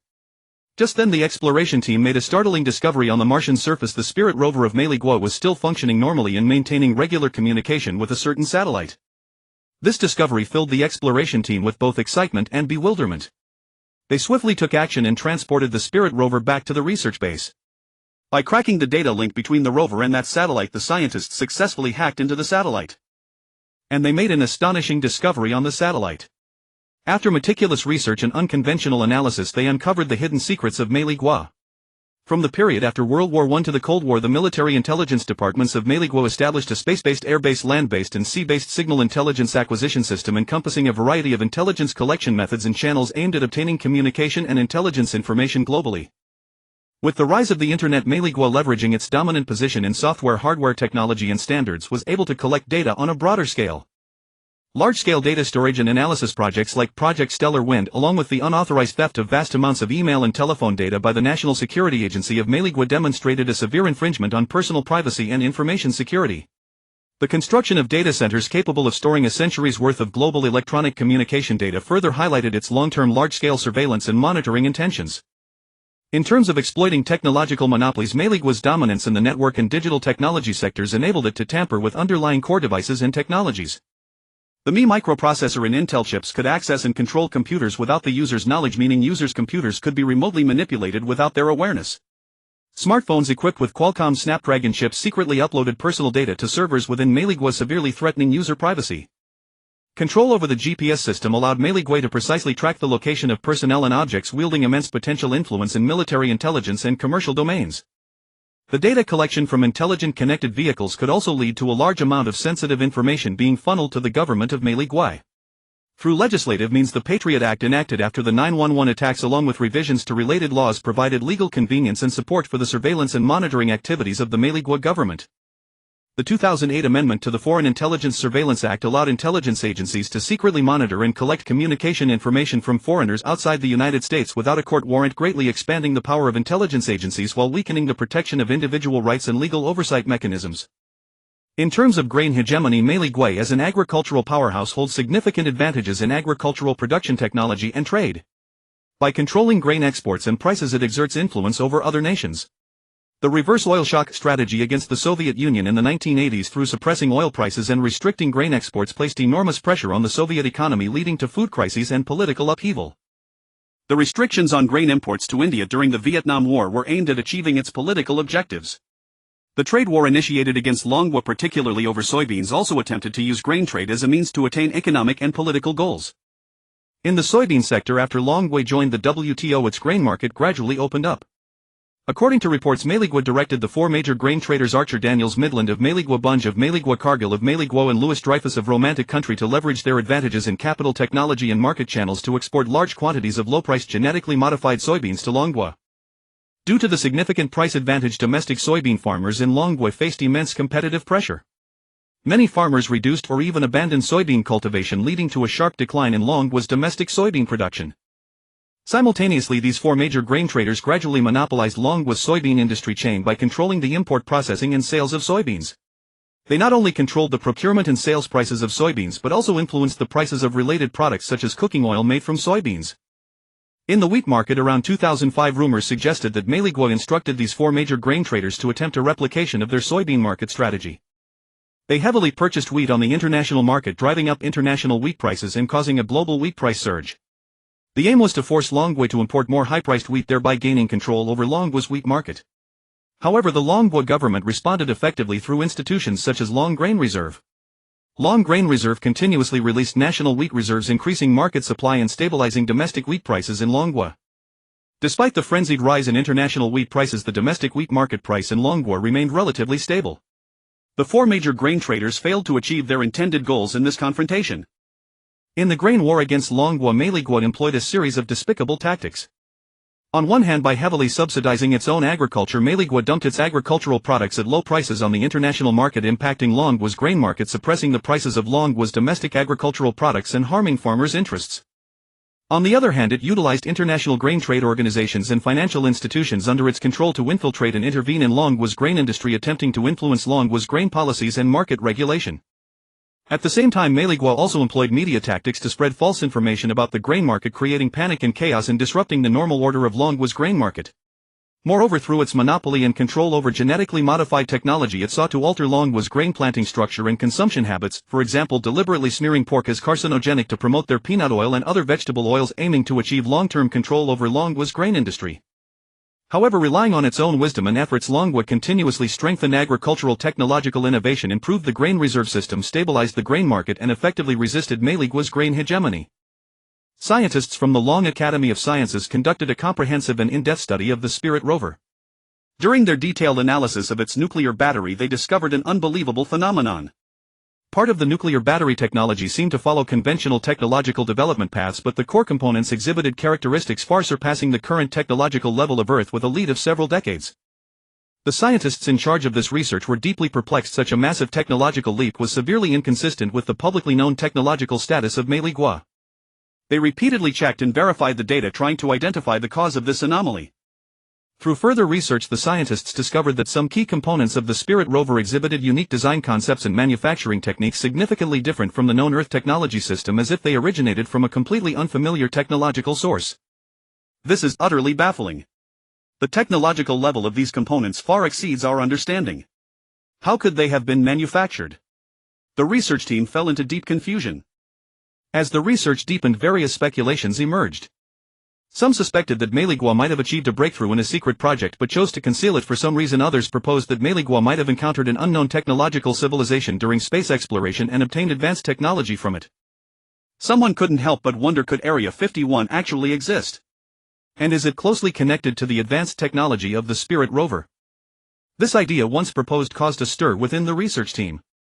Area 51 has always been a place shrouded in mystery, with various rumors and speculations arising endlessly, yet no conclusive evidence has ever proven its actual existence or specific activities. At this moment, a scientist specializing in battery technology stated, although Longwa now possesses more advanced energy technology and no longer relies on nuclear batteries, the technology in the Spirit rover's nuclear battery still provides new ideas and directions for our research. Through in-depth study of it, we have achieved a major breakthrough in battery energy density. We have successfully developed a new type of battery with an energy density of kWh/kg, a truly terrifying figure. The other scientists, upon hearing this news, showed expressions of pleasant surprise. An engineer excitedly calculated, just imagine, only 3 kilograms of such a battery could power a high-speed train at 350 km/h for 1 hour. This might one day provide power for anti-gravity vehicles. Exactly, the application prospects of this high-energy density battery are vast.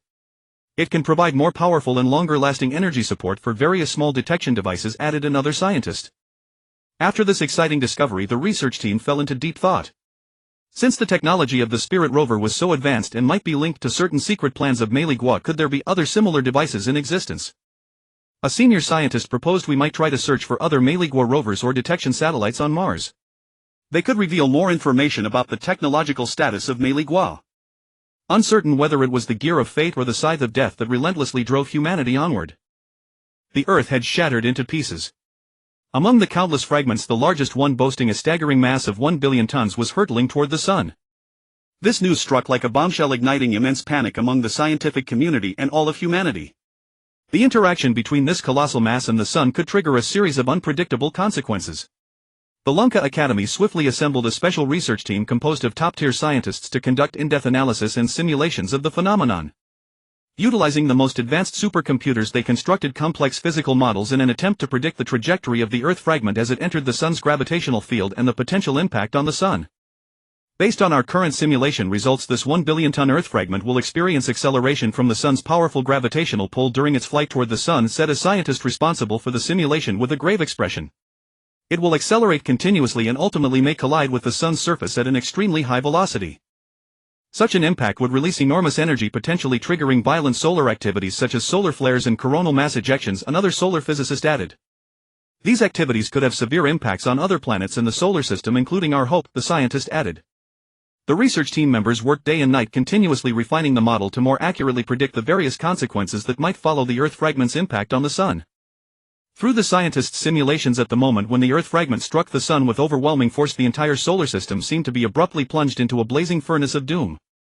The Sun's originally scorching and stable sphere was instantly torn open with a shocking massive wound, and wild unbridled energy gushed forth like a runaway horse, surging violently. An intensely brilliant light instantly illuminated the entire solar system, its radiance far surpassing that of millions of supernovae exploding simultaneously, turning the once dark and gloomy interstellar space bright as day in an instant. The sun's internal matter became utterly chaotic and fragmented under this astonishing impact, and the powerful magnetic field instantly fell into disarray like countless madly writhing giant pythons. The planets within the solar system were instantly consumed by boundless terror. Jupiter's colossal gaseous body was mercilessly pulled and distorted beyond recognition by unimaginably powerful gravitational waves, while storms on its surface roared and howled like the mournful trumpets of the apocalypse. Saturn's magnificent ring system shattered instantly, scattering into countless fragments across the vast expanse of space like a spectacular yet deadly meteor shower. Mars's originally arid surface melted under the scorching radiation, turning into a surging torrent of lava. The Sun is the core of the solar system. Its mass and gravitational field maintain the stable orbits of planets and other celestial bodies. Once struck by a massive object, the Sun's internal structure and energy balance would be severely disrupted, potentially causing its nuclear fusion reactions to spiral out of control, releasing unimaginable amounts of energy and even triggering a supereruption. Such an eruption would generate intense electromagnetic radiation and high-energy particle streams, instantly impacting all celestial bodies in the solar system. Planetary surfaces would be bombarded by severe radiation, atmospheres might be stripped away, and life would be extinguished in an instant. After significant changes in the Sun's mass and gravity, the planets' orbits would become unstable. They might collide with each other, be flung to the edges of the solar system, or even be completely ejected to wander the cosmos. Gas giants like Jupiter and Saturn might undergo internal structural collapse due to the drastic gravitational changes, losing their original forms. The asteroid belt and comets would also scatter wildly in the chaotic gravitational field, colliding with other celestial bodies and further exacerbating the turmoil and destruction of the solar system. In this enormous catastrophe, Mars's plight was particularly dire. The chaotic gravitational waves triggered by the collapse of Jupiter and Saturn ruthlessly struck Mars. Its already thin atmosphere was instantly stripped away, leaving the Martian surface directly exposed to intense cosmic radiation. Without the protection of an atmosphere, Mars's temperature plummeted sharply and the day-night temperature difference became extremely extreme. The once relatively stable topography disintegrated under this violent force. Huge canyons were further torn apart, mountains collapsed, and dust filled the air.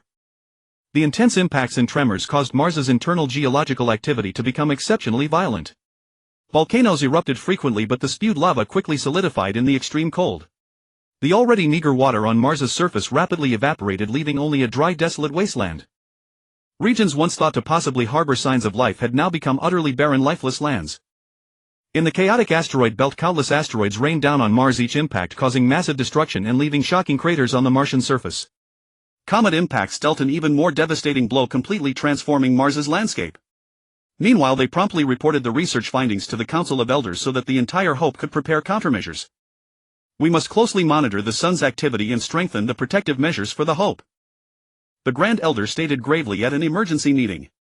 At the same time, we must prepare contingency plans to ensure the safety of all residents under any circumstances, and we will make detailed plans once the specific response strategy is developed. All departments on the Hope immediately sprang into action. The engineering department began a comprehensive inspection and reinforcement of the Hope's protective shield and electromagnetic barriers, ensuring they could provide maximum protection during potential solar storms. The energy department performed emergency maintenance and upgrades on the nuclear fusion reactors to guarantee sufficient energy supply during the evacuation. Meanwhile, the weapons research department worked day and night designing an attack plan involving ultra-high-speed rockets carrying super-large-yield hydrogen bombs. They understood that this mission must not fail. A single hit was essential to win precious time for humanity's evacuation from Mars. In the vast boundless space, the Hope floated silently like a solitary fortress. On its launch platform, 2 ultra-high-speed rockets stood ready like 2 warriors about to embark on a mission poised for action. These rockets were masterpieces of technology. Powered by 2 super-nuclear fusion reactors, they had a diameter of 10 meters and a length of 80 meters, their magnificent appearance awe-inspiring. Each rocket carried a massive 1 billion-ton yield hydrogen bomb, a powerful weapon for humanity to combat the catastrophe. Thanks to their advanced propulsion system, the rockets could reach a maximum speed of 30 of the speed of light, allowing them to swiftly traverse the vastness of space and carry out arduous missions. The Lunka Academy promptly reported the situation to the Council of Elders. After careful deliberation, the Council decided to initiate the evacuation plan and the fragment attack plan. To keep all the people of the Dragon Nation on the Hope informed of the operation's progress, the process of attacking the fragment was broadcast live. Inside the Hope, people gathered before screens watching the live broadcast with tension and anticipation. The staff were busy with final preparations at their respective posts. Su Ran was commanding the scene, his expression grave and his eyes fixed on the screen. 10, 9, 8. The countdown echoed through the Hope, each number striking people's hearts like a hammer. 3, 2, 1, ignite. The moment the command was given, the first rocket's base erupted with a surging blue flame. The flame, like a brilliant nebula, instantly illuminated the dark void. The powerful thrust caused the rocket to tremble slightly before it shot out like an arrow from a bow. Its exhaust plume left a long trail of light across space like a radiant Milky Way. However, a heart-wrenching event occurred. The first rocket missed the Earth fragment and failed to hit the target. The people of the Dragon Nation on the Hope witnessed the scene and instantly fell into a deathly silence. How is this possible? How could it miss? A young man shouted in despair, his voice filled with disbelief. Heavens, is there really no hope for us? An old man asked, tears streaming down his face, his voice trembling. Is this our fate? No, there is still the second rocket. There must be a chance. A middle-aged man clenched his fists, a glimmer of determination still in his eyes. Some widened their eyes in disbelief, tears welling up, some held their heads and their hands trembling uncontrollably, muttering to themselves, how could this happen? How could this happen? Others collapsed to the ground, desperate sobs breaking the brief silence. It's over, everything is over. Their once full hope shattered in an instant as if they had fallen into an endless dark abyss. 30 seconds later, the second rocket ignited and launched. The same surging flame, the same powerful thrust, it sped toward the target. It must succeed. This is our last hope. A child in the crowd said, clutching his mother's hand, his voice choked with tears. Heaven bless us, it must hit, a woman prayed silently with her hands clasped. This is our last chance, it must not fail, another person said, clenching his fists so hard that veins bulged on his forehead. The two rockets sped through space, ejecting scorching and dazzling exhaust plumes like two brilliant meteors streaking across the deep, endless void. Carrying super-large-yield hydrogen bombs, they closed in on the massive Earth fragment with overwhelming force. As the rocket gradually approached its target, the colossal and grotesque form of the debris appeared even more terrifying under the starlight. Its surface, pitted and uneven, resembled an unhealable scar in the cosmos. The rocket's velocity increased rapidly, the distance between it and the debris shrinking incessantly. At that moment, the intricate instruments within the rocket whirred at high speed, data flickering across the screens. The operators stared intently at the monitors, palms slick with sweat, their hearts beating in sync with the rocket's pulse. The second rocket reached the predetermined position of the debris with pinpoint accuracy. In an instant, an unparalleled radiance erupted like a supernova, blossoming brilliantly in the void of space. The energy released by the supermassive thermonuclear warhead formed a colossal blazing sphere of power, its brilliance so intense it seemed to devour the entire universe. Witnessing this, Su Ran clapped his hands in excitement, his eyes shimmering with exhilaration. His applause acted as a signal, and the others soon joined in thunderous applause, filling the scene. Then a cataclysmic force surged outward with overwhelming momentum like a tidal wave of destruction. The blinding radiance instantly dispelled the surrounding darkness, illuminating everything as if it were broad daylight. The violet energy wave, like the fiercest tsunami in the cosmos, spread in all directions with astonishing speed and power. Wow, we did it! We did it! A cheer erupted from the crowd. Great, we are saved, an elderly man exclaimed, tears streaming down his weathered face. Under the impact of this energy, the Earth debris instantly disintegrated. Massive fragments were hurled violently into the boundless void, some streaking across the sky like comets with long tails, others crushed into fine dust, dissipating into the vastness. The core of the debris was directly vaporized by the terrifying force, vanishing without a trace. The entire void seemed to tremble violently under the earth-shattering shockwave. The powerful energy surge triggered intense electromagnetic pulses like countless furious electric serpents rampaging through space, disrupting all nearby electronic devices. And the searing heat caused severe warping of the surrounding space, as if time and reality itself had become distorted in that moment. As the light gradually faded, the once mighty Earth debris had become a chaotic wreckage scattered across the vast expanse of space. After fulfilling its mission, the second rocket also turned into a heap of wreckage drifting through this cosmic battlefield. Hit! We hit it! People cheered and embraced, weeping with joy. Although the first rocket missed, the second successfully slowed the debris' trajectory toward the sun, buying crucial time for humanity's evacuation from Mars. However, the scientists' concerns were not entirely alleviated. Subsequent observations revealed that other fragments had also altered their courses, heading toward the sun. This meant the situation remained dire, urging humanity to accelerate its evacuation. Su Ran, despite the success, felt no relief. He knew this was merely a small step in an arduous journey. He immediately set off to report to the Council of Elders. His steps hurried, his expression solemn and urgent. Along the way, Su Ran's mind was flooded with images: the spectacular launch of the two hypersonic rockets, the despair in people's eyes when the first missed the burst of light, when the second struck the debris. He knew the future still held immense uncertainty, and he bore the weight of delivering critical information to the Elders. Arriving at the council hall, Su Ran took a deep breath, trying to steady his breathing. He straightened his slightly disheveled clothes, then strode into the meeting chamber with determination. Elders, the mission to strike the Earth debris has achieved a phase success. The second rocket hit the target. Although the debris was not completely destroyed, its velocity toward the sun has been reduced. Su Ran's voice was resonant and clear, echoing in the spacious hall. He described the entire process in detail, omitting nothing. The elders listened with grave expressions, their eyes fixed on Su Ran, absorbing his report. They understood that this phase's success was far from guaranteeing humanity's safety. Many more challenges lay ahead. The great elder nodded slightly, a hint of relief in his eyes but far more concern. He spoke slowly, this is good news, but the situation ahead remains grim. We will convene to discuss the evacuation plan. Su Ran, you shall join as well. Su Ran responded promptly, yes, elder. He knew he was about to participate in a crucial discussion that would determine humanity's fate. At the meeting, academician Fong of the Dragon Science Institute rose to report, elders, according to our calculations, the Hope needs 1 year to escape the sun's dangerous influence zone, which is 150 trillion kilometers from the sun. With Earth shattered, the debris is moving toward the sun, severely altering the orbital dynamics of the solar system. We must flee the solar system. At the Hope's current speed, it will take approximately 6 years and 7 months. The situation is extremely urgent. Dismantling and transporting supplies from Mars will take about half a year, so the Mars base must be abandoned. We must race against time to prepare for evacuation. Academician Fong's voice carried a note of exhaustion. He and his team had been working day and night, striving to find a viable path for humanity's future. The chief of staff glanced slyly at Su Ran and proposed, why dismantle the Mars modules? We have Su Ran. He can use his special shrinking ability to reduce the Mars modules. We shrink them in front and then quickly retrieve them from behind. This would drastically cut down the time needed. The chief of staff's eyes sparkled with anticipation, as if glimpsing a ray of hope. The second elder turned to Su Ran and asked, what do you think, Su Ran? Su Ran pondered for a moment before replying, this plan is theoretically feasible, but it carries certain difficulties and risks. However, given the current emergency, it is worth trying. I will shrink the modules to 1/1000th of their original size, making it easier for the recovery team to handle. Su Ran's voice was firm, yet it betrayed his inner unease. At that moment, the renowned astronomer Zhao Gang timidly raised his hand and said, elders, we could exit the solar system along a direction perpendicular to the ecliptic plane. This route would avoid the shifting orbital systems of the planets, reducing our exposure to disturbances. Then, to make himself clearer, Zhao Gang explained the ecliptic plane. The planets in the solar system orbit the sun along elliptical paths. The ecliptic plane is the orbital plane of Earth's revolution around the sun.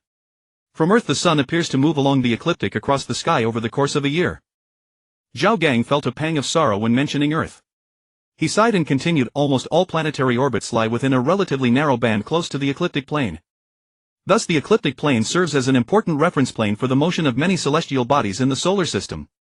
The great elder clasped his hands together, thinking for a moment before declaring, then begin preparations immediately.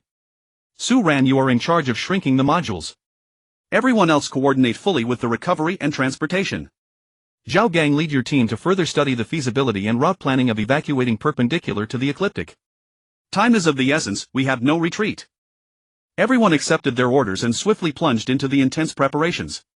Su Ran, acutely aware of his immense responsibility, headed straight for the Mars base. At the base, personnel were evacuating while simultaneously removing the modules. After the people and data within a module were evacuated, the equipment was secured. The workers carefully disconnected the connections between each compartment. Su Ran began to feel the mysterious power within him. This power had helped them overcome many difficulties, but the scale of this task was unprecedented and he was not entirely confident.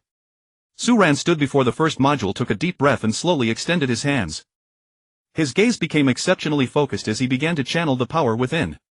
The immense module gradually shrank under his influence, ultimately reducing to 1/1000th of its original size. We did it, an excited worker shouted. But Su Ran did not relax. He knew this was only the beginning. One by one, the modules were shrunk through Su Ran's efforts, and the workers behind quickly transported them to the carrier vehicles. The entire process was tense and orderly, with no one daring to slack off. However, as time passed, Su Ran began to feel his strength waning. Sweat beaded on his forehead and his breathing became labored. But he gritted his teeth and persevered. Su Ran, take a break. Don't push yourself too hard, a concerned worker urged. No time is running out. Keep going. Su Ran shouted. Just then an accident occurred. A shrunken module slipped during transport and rolled to the side. Several workers rushed over to quickly inspect the module for damage. Close call, they all breathed a sigh of relief when they saw it was intact. After several hours of intense work, the shrinking and recovery of the first batch of modules were finally completed. Su Ran collapsed onto the ground, panting heavily. Su Ran, you did great. Take a rest now. Someone offered him a bottle of water. Su Ran took it, drank a few sips and then said, no, there are still many modules waiting for us. We can't stop. In the days that followed, Su Ran and the workers repeated this grueling task daily. They overcame one obstacle after another, recovering more and more modules. Zhao Gang's astronomical team worked around the clock, performing calculations and simulations, continuously refining the evacuation plan along the perpendicular to the ecliptic. Finally, after a full week of relentless, tense and arduous efforts around the clock, most of the Mars base compartments were successfully recovered. Notably, the Hope ship carried ample mineral resources sufficient to sustain humanity for a full century. While the reserves of food, meat and animal feed, though modest and sufficient for only 5 years, were supplemented by the Hope ship's complete ecosystem capable of independent production, its agricultural output was enough to meet the needs of all of Dragon Nation. Other supplies boasted a comparable 5-year reserve. At that same time, while Su Ran toiled tirelessly collecting the Mars compartments, an assembly of distinguished astronomers, profound astrophysicists and seasoned communications navigators convened at the solemn Dragon Academy of Sciences led by Zhao Gang. They gathered for an extraordinary and crucial meeting dedicated to deliberating the flight trajectory planning for the Hope ship's vertical ecliptic plane maneuver. Zhao Gang's countenance was grave, his gaze heavy with a weight that seemed capable of crushing all before it. His voice low yet resonant, he declared, the challenges of vertical ecliptic plane flight are exceedingly formidable. Primarily, the unpredictable gravitational field, shifting in complexity and defying any discernible pattern, dramatically complicates orbital calculations and control. Within such an environment, a spacecraft faces a heightened risk of deviating from its intended trajectory, or even worse, becoming trapped in an unfathomable gravitational well. These gravitational wells remain shrouded in mystery across the vertical ecliptic plane region. The gravitational field's distribution fundamentally disrupts the patterns we've grown accustomed to, spiraling into chaos and disorder. They lie concealed like lethal traps scattered throughout the cosmos, vast invisible vortices radiating an almost terrifying gravitational pull. Some gravitational wells exert only a subtle influence, causing minor orbital deviations, while others unleash monstrous force, like a beast with gaping maw. Should a vessel fall into their grasp, incomprehensibly powerful gravity would surge through, accelerating and distorting the craft beyond control in an instant. Such overwhelming gravitational forces could compress and warp a spacecraft beyond recognition, subjecting its internal systems and structure to unbearable pressure and catastrophic failure. Crew members would feel their bodies crushed under weight beyond comprehension, their very existence hanging by a thread as the threat looms imminently. Escaping a gravitational well demands enormous energy reserves for counter-thrust maneuvers, pushing propulsion and control systems to their absolute limits. Even the slightest calculation error or operational deviation could doom the vessel to an eternal descent into this bottomless gravitational abyss. Astrophysicist Li Hua added his own concerns, noting that such an extraordinary trajectory would expose the crew to unprecedented cosmic radiation levels. The equipment would suffer immeasurable damage, while protecting the personnel would prove nearly impossible. Along the vertical ecliptic plane trajectory, radiation threats escalate in a terrifying, spine-chilling manner. Near the ecliptic plane itself, cosmic rays and radiation existed but remained within calculable and manageable ranges. Certain celestial bodies provided partial shielding against radiation, yet shifting to a vertical trajectory fundamentally altered everything. Conditions diverged sharply from anything previously encountered. Here radiation transformed into something monstrous, lurking within endless darkness, intensely powerful with an eerie alien quality. High-energy particles from distant galaxies, deadly radiation from stellar outbursts and unidentifiable sources of radiation intertwined to create an almost impenetrable energy barrier. These radiation particles carried absurdly high energy levels, like countless microscopic bullets, relentlessly striking the spacecraft's hull and internal systems with merciless precision. Simultaneously, this dramatic radiation escalation represented an almost inconceivable nightmare for human survival. Astronomer Wang Chang furrowed his brow, his anxious expression carved deep into his features as he gravely stated, observational data on smaller celestial bodies along the vertical trajectory remains exceedingly scarce, making asteroid impact risks historically unprecedented. This threat demands our utmost seriousness without exception. Communications navigation expert Zheng Hua displayed visible anxiety, his worried expression impossible to conceal as he spoke with deep concern. Communication and navigation systems face unprecedented extreme conditions, signal attenuation reaches unimaginable severity, interference grows prohibitively complex, and positioning difficulties elevate to frightening levels. We must guarantee stable, precise communications and navigation capabilities to provide solid support for the spacecraft's safe operation. The complex and unstable gravitational field demands substantial energy expenditure for attitude and trajectory adjustments, while frequent orbital corrections present enormous challenges to energy consumption management. This mission requires massive energy reserves, pushing power supply demands to unprecedented levels. More critically, we lack sufficient experience and accurate data regarding vertical ecliptic plane flight operations, making solutions extraordinarily difficult to develop amid significant unknowns and variables. At this point, numerous scholars in the hall eagerly voiced their thoughts, expressing unreservedly their deepest concerns while offering carefully considered strategies and solutions to address the challenges ahead. Following the meeting, Zhao Gang promptly compiled and submitted the discussion findings to Commander Su Ran. Upon hearing the report, Su Ran immediately grasped the severity of the radiation threat. Su Ran stated, Elder, the Hope ship faces numerous critical challenges during this vertical ecliptic plane flight, particularly the urgent radiation problem that demands immediate resolution.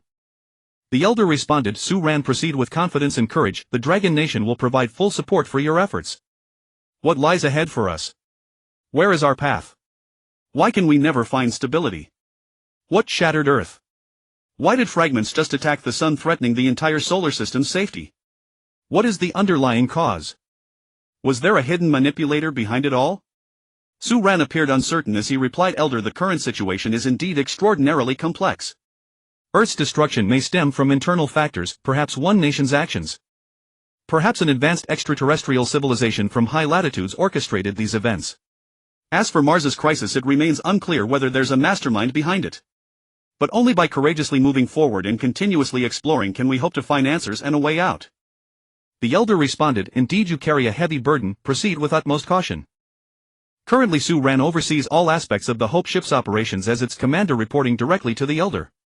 After receiving the briefing, the Elder immediately convened the Council of Elders.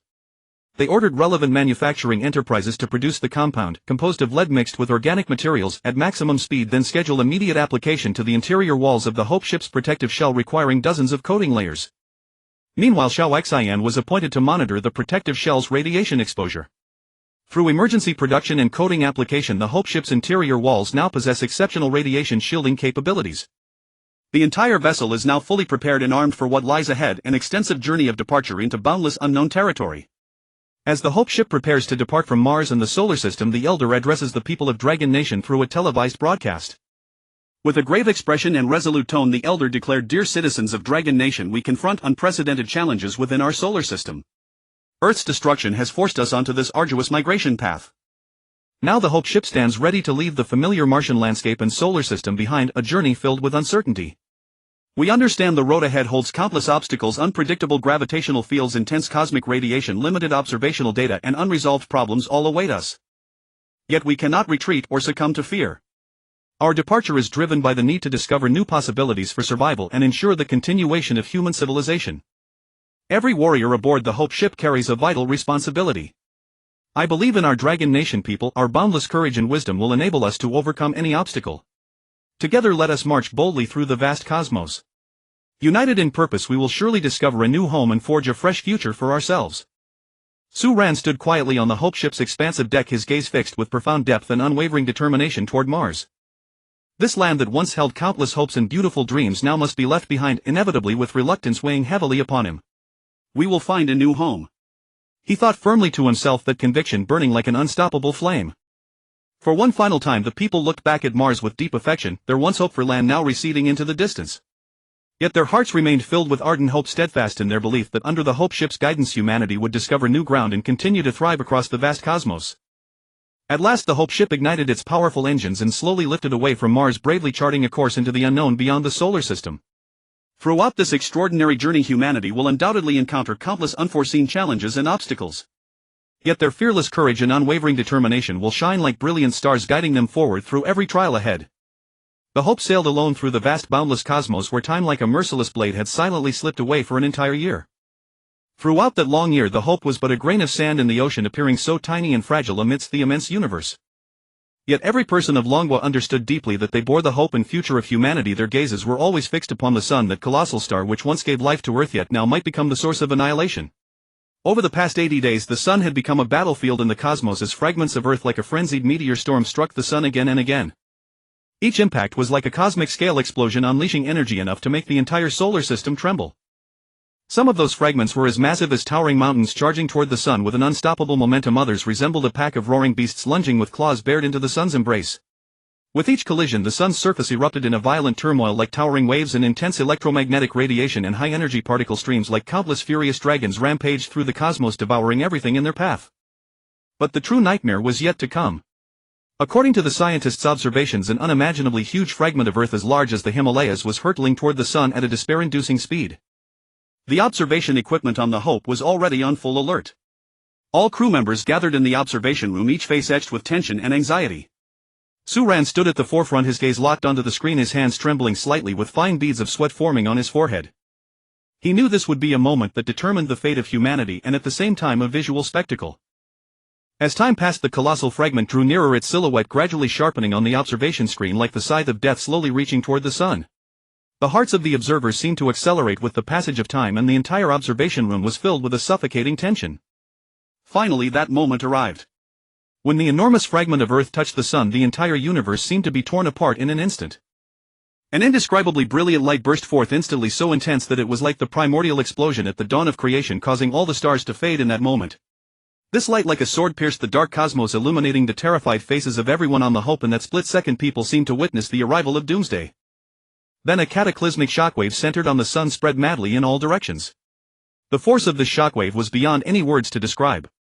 Wherever it passed, space seemed to be twisted and torn by an invisible giant hand, forming one massive vortex after another. Those distant stars and planets under the onslaught of this shockwave were like leaves in a hurricane, ruthlessly hurled into unknown directions. On the sun's surface, an unprecedented catastrophe was unfolding. Enormous fireballs like multiple supernovae exploding simultaneously erupted from the impact point, spewing scorching material into a pillar of fire millions of kilometers high, shooting into the sky. That pillar of fire seemed like the sun's furious roar. The blazing flames like torrents of heat raged and swept everything around. The sun's corona was completely torn apart, and countless coronal mass ejections like a horde of frenzied demons shot out into the depths of the cosmos at speeds exceeding light, carrying scorching flames and destructive energy. These coronal ejections collided and merged, forming a vast sea of fire that seemed ready to burn the entire universe to ashes. Under this terrifying onslaught, the Hope shuddered violently like a tiny boat in a storm. The people on the ship were pressed hard into their seats by this unprecedented force, as if the entire universe was launching a fierce attack upon them. Inside the cabin, the equipment ravaged by this force let out shrill, piercing alarms. Some fragile components could not withstand the strain and shattered instantly, emitting blinding sparks, filling the cabin with a pungent smell of burning. At that moment, the Hope's central AI Xiao Xian swiftly activated emergency protocols. Its calm mechanical voice echoed through the cabin, detected severe impact on the ship. All systems entering emergency mode. Conducting comprehensive damage assessment.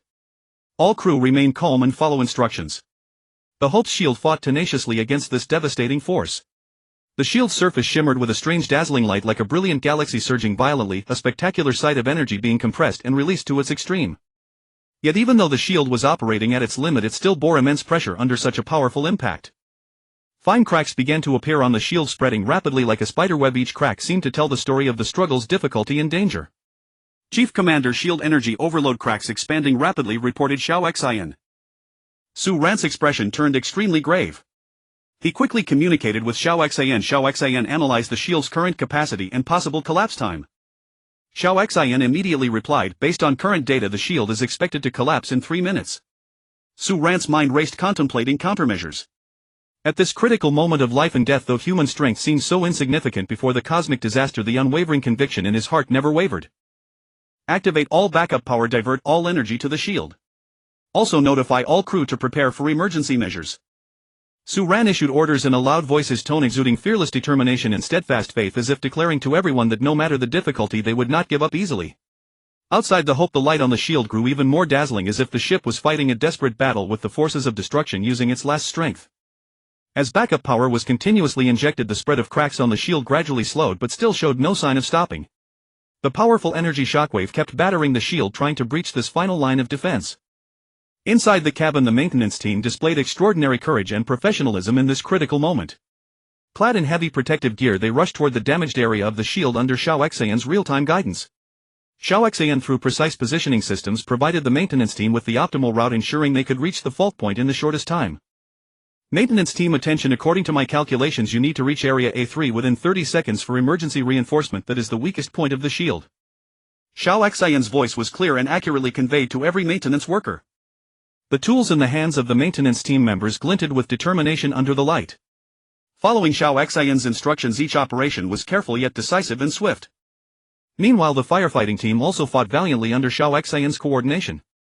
Xiao Xian precisely calculated the direction and speed of the fire spread, providing the best firefighting plan and equipment allocation suggestions. Firefighting team, proceed to Area B5. The fire there is about to spread to critical equipment zones. Use Type C fire extinguishers, they have better suppression effect on the current fire situation. Xiao Xian commanded calmly. The sun's catastrophe continued to escalate. The enormous fragment of Earth embedded deeply into the Sun's interior, triggering even more violent nuclear fusion reactions within the Sun. The Sun's core, like a super bomb ignited, released energy hundreds of times stronger than the previous impacts. The Sun's surface expanded rapidly, forming a massive awe-inspiring red sphere like a furious beast of ultimate rage, radiating an aura of endless destruction as if it would devour the entire universe. Intense electromagnetic radiation and high-energy particle streams poured down on the Hope like a torrential rain, causing severe interference and damage to the ship's electronic equipment. The Hope's communication system with the outside world was completely paralyzed, and contact with satellites was entirely lost, as if the ship was isolated by the entire universe. Amid this chaotic energy flow, the Hope lost its bearings, drifting helplessly in the cosmos like a headless fly. Yet through everyone's joint efforts, the Hope's shield tenaciously endured this fierce electromagnetic storm. Although the light on the shield flickered as if it might go out at any moment under the assault of the electromagnetic storm, it never failed, tenaciously guarding the Hope and all the people of Longwa. Xiao Xian, calculate the impact of the electromagnetic storm on the ship's orbit. Su Ran asked anxiously. Xiao Xian quickly responded, Chief Commander, the electromagnetic storm has severely interfered with the ship's gravitational field, causing the ship to deviate from its original orbit. Currently the ship is drifting off course at a speed of kilometers per second, heading in direction 0014. If measures are not taken in time, we may stray from the planned trajectory and fly into an unknown region. Su Ran took a deep breath, striving to remain calm. Xiao Xian, activate the attitude adjustment thrusters to try to counteract the push from the electromagnetic storm and bring the ship back to the original orbit. Also calculate the energy required for course correction and the optimal thrust angle of the thrusters. Understood, Chief Commander. Activating attitude adjustment thrusters, calculating course correction parameters. Xiao Xian's voice remained calm and steady. Under Xiao Xian's precise calculation and control, the Hope's attitude adjustment thrusters began to eject powerful flames, trying to counteract the push of the electromagnetic storm. The ship shuddered violently as if engaged in a desperate struggle with an invisible immense force. Inside the cabin, crew members gripped tightly onto nearby fixtures, enduring violent shaking and turbulence. Fear and anxiety were etched on every face, yet their eyes still revealed unwavering resolve. After sustained efforts, Hope eventually stabilized amid the fury of the electromagnetic storm, its rate of orbital deviation gradually slowing. Commander, we have reduced our orbital deviation speed to 30 km per second, but we must continue adjusting thruster output to ensure a complete return to the original trajectory. Xiao Xian promptly reported to Su Ran. Su Ran nodded and replied, excellent. Maintain constant monitoring and adjust the thrusters as needed. Meanwhile, have the maintenance team conduct a comprehensive inspection of the thrusters to ensure they are functioning properly. In the hours that followed, all hands on Hope worked in close coordination, continuously adjusting the spacecraft's attitude and trajectory with Xiao Xian's assistance. After arduous and painstaking efforts, Hope finally overcame the impact of the electromagnetic storm and successfully returned to its designated orbit. However, the other planets in the solar system suffered devastating blows during the catastrophe, left scarred and shattered. Mars, once humanity's hope-filled new homeworld, was now utterly unrecognizable.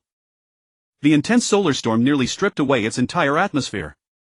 Fierce radiation and scorching heat like demonic claws ruthlessly destroyed everything on Mars, reducing it all to ashes. The once flourishing Mars base with its magnificent structures and advanced facilities was completely obliterated by the relentless fury of the solar storm, leaving behind only barren ruins that seemed to silently recount former glory and present devastation.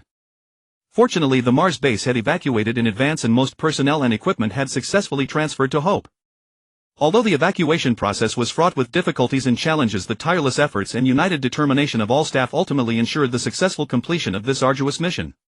The relocation of the Mars base preserved invaluable resources and technology for humanity.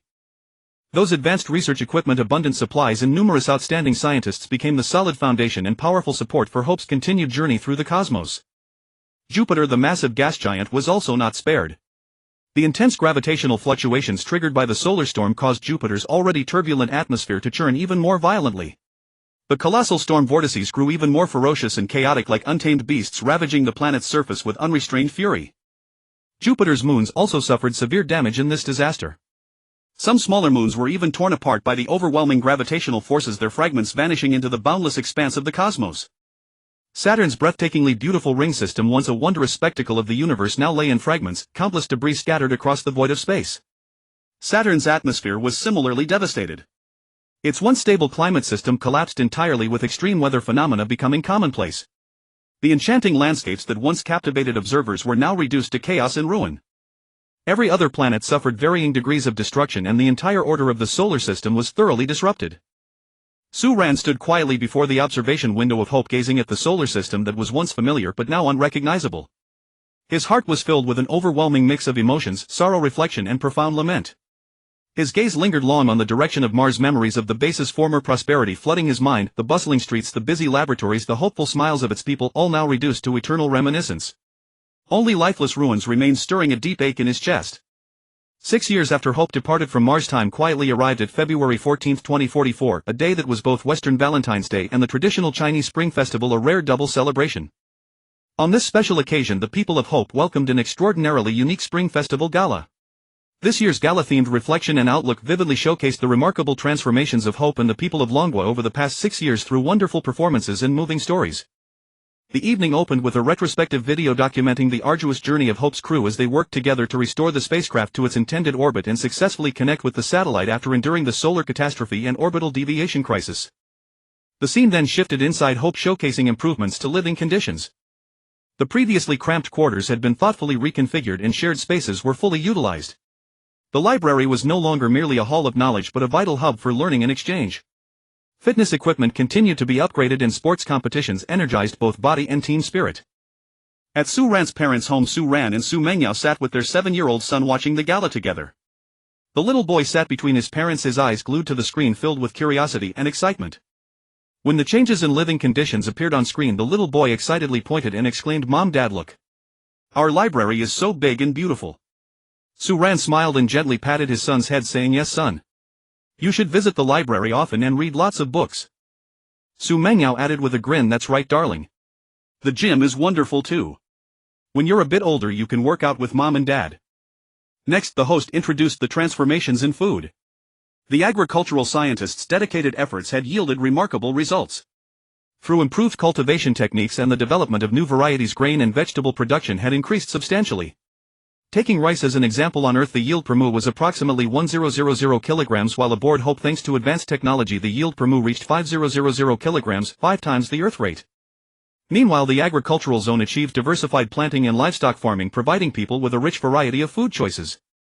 The little boy's eyes widened in astonishment, saying, "Wow, so much delicious food. I love Mom's vegetable salad the most. Now there are even more vegetables, so Mom can make even more tasty dishes for me." Su Ran and Su Mengyao exchanged a warm smile. Su Ran said, "Haha, you little foodie. As long as you eat well and don't be picky, you'll grow tall and strong." Economically, Hope gradually established a system suited to the space environment. Though the concept of currency had faded, people obtained resources and services through labor and contribution, maintaining steady economic growth.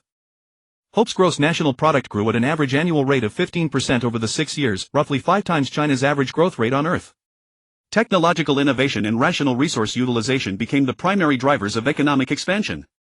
Watching the figures on the screen, Su Ran remarked emotionally to Su Mengyao, "These past 6 years haven't been easy for anyone, but our efforts have not been in vain. Hope is developing better every day." Su Mengyao nodded and said, "Yes, we must work even harder to create a better future for our son." Education too had made remarkable progress. Traditional education merged deeply with modern technology, allowing children to access abundant knowledge through virtual classrooms and remote learning systems. Curricula placed greater emphasis on practicality and comprehensiveness. New courses in cosmic science, space survival skills and psychological adaptation were added, cultivating children's well-rounded abilities and preparing them for future challenges. Seeing this, the little boy curiously asked, "Mom, Dad, can I also learn so many interesting things like the older kids on TV?" Su Ran smiled and answered, "Of course, son. Study hard and you'll grow up to be someone useful to society." Su Mengyao encouraged him as well, saying, "You can do it, dear. Mom and Dad believe in you." Cultural life thrived with wonderful diversity. While passing on their traditional culture, the people of Longwa actively absorbed elements from other cultures, forging a distinctive Hope community identity. During every traditional festival, grand celebrations were held, strengthening ethnic cohesion and cultural identity. Artistic creation flourished as people expressed their reflections on the cosmos, homeland and future through painting, music and literature, producing works of profound significance. On the gala stage, a performance blending traditional dance with modern technology was underway. The dazzling lights and graceful movements captivated the little boy completely. He tugged at Su Ran's hand and said, "Dad, this dance is so beautiful. I want to learn dancing when I grow up." Su Ran smiled and replied, "Of course, son. As long as you like it, Mom and Dad will support you." The little boy's words brought immense comfort to Su Ran and Su Mengyao. They knew their child's future was filled with limitless possibilities. The gala continued with spectacular performances. A comedy sketch had everyone laughing uproariously. The little boy doubled over with laughter, his pure carefree giggles echoing through the room and filling the family home with joy. At that moment cheers and firecracker sounds drifted in from outside. Su Ran rose and walked to the window. Beyond the glass, Hope streets were adorned with lanterns and banners. People dressed in festive attire beamed with happiness. Some set off firecrackers, others performed dragon and lion dances, lively and vibrant. Let's go, darling, and see for ourselves. Su Ran picked up his son and together with Su Mengao they stepped out of the house. The streets teemed with crowds alive with celebration. Children carried all kinds of toys, weaving and playing among the festive throng. Su Ran and Su Mengao brought their son to a sugar figure vendor's stall. The little boy stared at the lifelike sugar figurines, his eyes sparkling with delight. Dad, I want a sugar figurine of Sun Wukong, the son said, tugging at Su Ran's hand. Sure boss, give us one of Sun Wukong. Su Ran said to the stall owner with a smile. The stall owner skillfully crafted the sugar figurine, and soon a lifelike Sun Wukong sugar figurine was completed. The little one took the sugar figurine and laughed happily. They continued walking and arrived at a square where a lantern riddle guessing event was being held. Many people gathered under the lanterns, racking their brains to solve the riddles. Su Ran also joined with his son and they pondered the answers to the lantern riddles together, enjoying this warm parent-child time. As night fell, the Spring Festival Gala also drew to a close. At the final moment, all the actors took the stage and sang Unforgettable Tonight together. The melodious song echoed within the Hope Ship, filling everyone's hearts with nostalgia for the past and beautiful aspirations for the future. After returning home, the little one was already a bit sleepy. Su Ran told him a bedtime story and the little one soon fell into a sweet dream. Looking at their son's sleeping face, Su Ran and Su Mengao's hearts were filled with happiness and contentment. They knew that during this special spring festival their family had spent an unforgettable and wonderful time. Meanwhile, the people on the Hope Ship also felt the warmth of home and the power of unity during this festival. They believed that no matter how difficult the road ahead, as long as everyone worked together, they could create a better life. After settling his wife and child, Su Ran returned to the control room to begin his routine inspection. As soon as he entered, he felt an atmosphere of tense yet orderly work. Xiao Xian, report the status of the Hope Ship, Su Ran asked. Xiao Xian reported the current overall status of the Hope Ship. Energy reserve at 92. Propulsion system normal. Life support system stable. Food reserve at 90. Shield energy at 93. Mineral reserve at 87. Xiao Xian responded, understood, Commander. I will further refine the relevant plans according to your instructions and work closely with all departments to ensure that all systems of the Hope Ship remain in good operating condition. Xiao Xian, report the problems encountered by the Hope Ship, Su Ran asked. Reporting, Commander. From April 2038 to January 2044, the Hope Ship encountered a total of 15 gravity well attacks. From April 2038 to February 2039 there were 3 gravity well attacks which had a certain impact on the ship's flight trajectory. However, by promptly adjusting the propulsion system and using anti-gravity devices, we successfully broke free from the gravity well's constraints. From March 2039 to October 2040 the frequency of gravity well attacks increased with a total of 6 encounters. During this period our research team gained a deeper understanding of the characteristics of gravity wells and further optimized response strategies, allowing the ship to react more quickly when attacked, reducing energy consumption and the risk of equipment damage. From November 2040 to May 2042 gravity well attacks were relatively stable with 4 occurrences. We had become proficient in handling such situations, ensuring the safe navigation of the ship. From June 2042 to January 2044 we encountered 2 more powerful and complex gravity well attacks which posed higher challenges to our technology and teamwork. However, thanks to the efforts and wisdom of all members, we successfully resolved the crisis again. Xiao Xian continued reporting. In terms of meteorite attacks, we suffered a total of 23 during this period. From April 2038 to July 2039 meteorite attacks were relatively few with 5 in total. Our shield system and early warning mechanism played an important role, successfully withstanding most of the meteorite impacts. From August 2039 to December 2040 the frequency of meteorite swarms increased significantly with a total of 10 meteorite attacks. Some of the meteorites were large in size, causing a certain degree of damage to the shield. The repair team quickly carried out emergency repairs after each attack, ensuring that the shield's performance remained at its best. From 2041 to 2042 the number of meteorite attacks decreased to 6 in total, but we did not let our guard down, continuing to strengthen monitoring and early warning of the space around the ship. From 2043 to January 2044 although we only encountered 2 meteorite attacks, one of them was extremely fast. Our defense system almost failed to intercept in time, but fortunately we succeeded in shattering it at the last moment, avoiding serious damage to the ship. As for radiation attacks, during the nearly 6 years the Hope Ship suffered a total of 37 radiation attacks of varying intensities. In the face of radiation attacks, we mainly adopted the method of increasing the energy supply to the electromagnetic shield to resist them. From April 2038 to October 2039, the cosmic radiation environment was complex and variable. In the early stage, we lacked sufficient understanding of it, which led to the electromagnetic shield's energy supply failing to keep up with changes in radiation intensity when the ship passed through some high radiation areas. As a result, some electronic equipment malfunctioned and the crew also suffered varying degrees of radiation effects. In response to this situation, we quickly adjusted our strategy, strengthened real-time monitoring of radiation, and optimized the energy distribution system to ensure that the electromagnetic shield could receive sufficient energy supply in time according to changes in radiation intensity. At the same time, we equipped the crew with more advanced radiation protection gear and carried out radiation isolation modifications inside the ship. After the implementation of these measures, from November 2039 to August 2041, although the frequency and intensity of radiation attacks fluctuated, our electromagnetic shield with increased energy supply successfully resisted most of the radiation damage. The ship's electronic equipment operated relatively stably and the crew's health was effectively protected. From September 2041 to March 2043, we encountered several extremely intense cosmic ray storms which posed a huge challenge to the electromagnetic shield's energy supply system. The research team urgently developed a new type of energy conversion device, improving the efficiency and stability of energy supply while further enhancing the protective performance of the electromagnetic shield. With the joint efforts of all personnel, we barely managed to get through this period. From April 2043 to January 2044, radiation attacks were relatively stable, but we still dared not take it lightly. We continued to optimize the energy supply system of the electromagnetic shield and maintained high vigilance against possible high-intensity radiation attacks. Xiao Xian then reported internal fault information of the Hope ship. Besides external attacks, there have also been some fault situations inside the Hope ship. In July 2038, the water circulation system of the residential ring malfunctioned, causing a temporary water outage in some areas. After emergency repairs by the maintenance team, normal water supply was restored within 12 hours. In March 2039, the lighting system of the agricultural area malfunctioned, affecting the growth of some crops. After investigation and repair by the technicians, the lighting system returned to normal operation within 3 days. In May 2040, the communication system of the Hope ship experienced intermittent signal interference, affecting communication with the outside world. Thanks to the efforts of communication experts, the interference source was found and the problem was resolved within a week.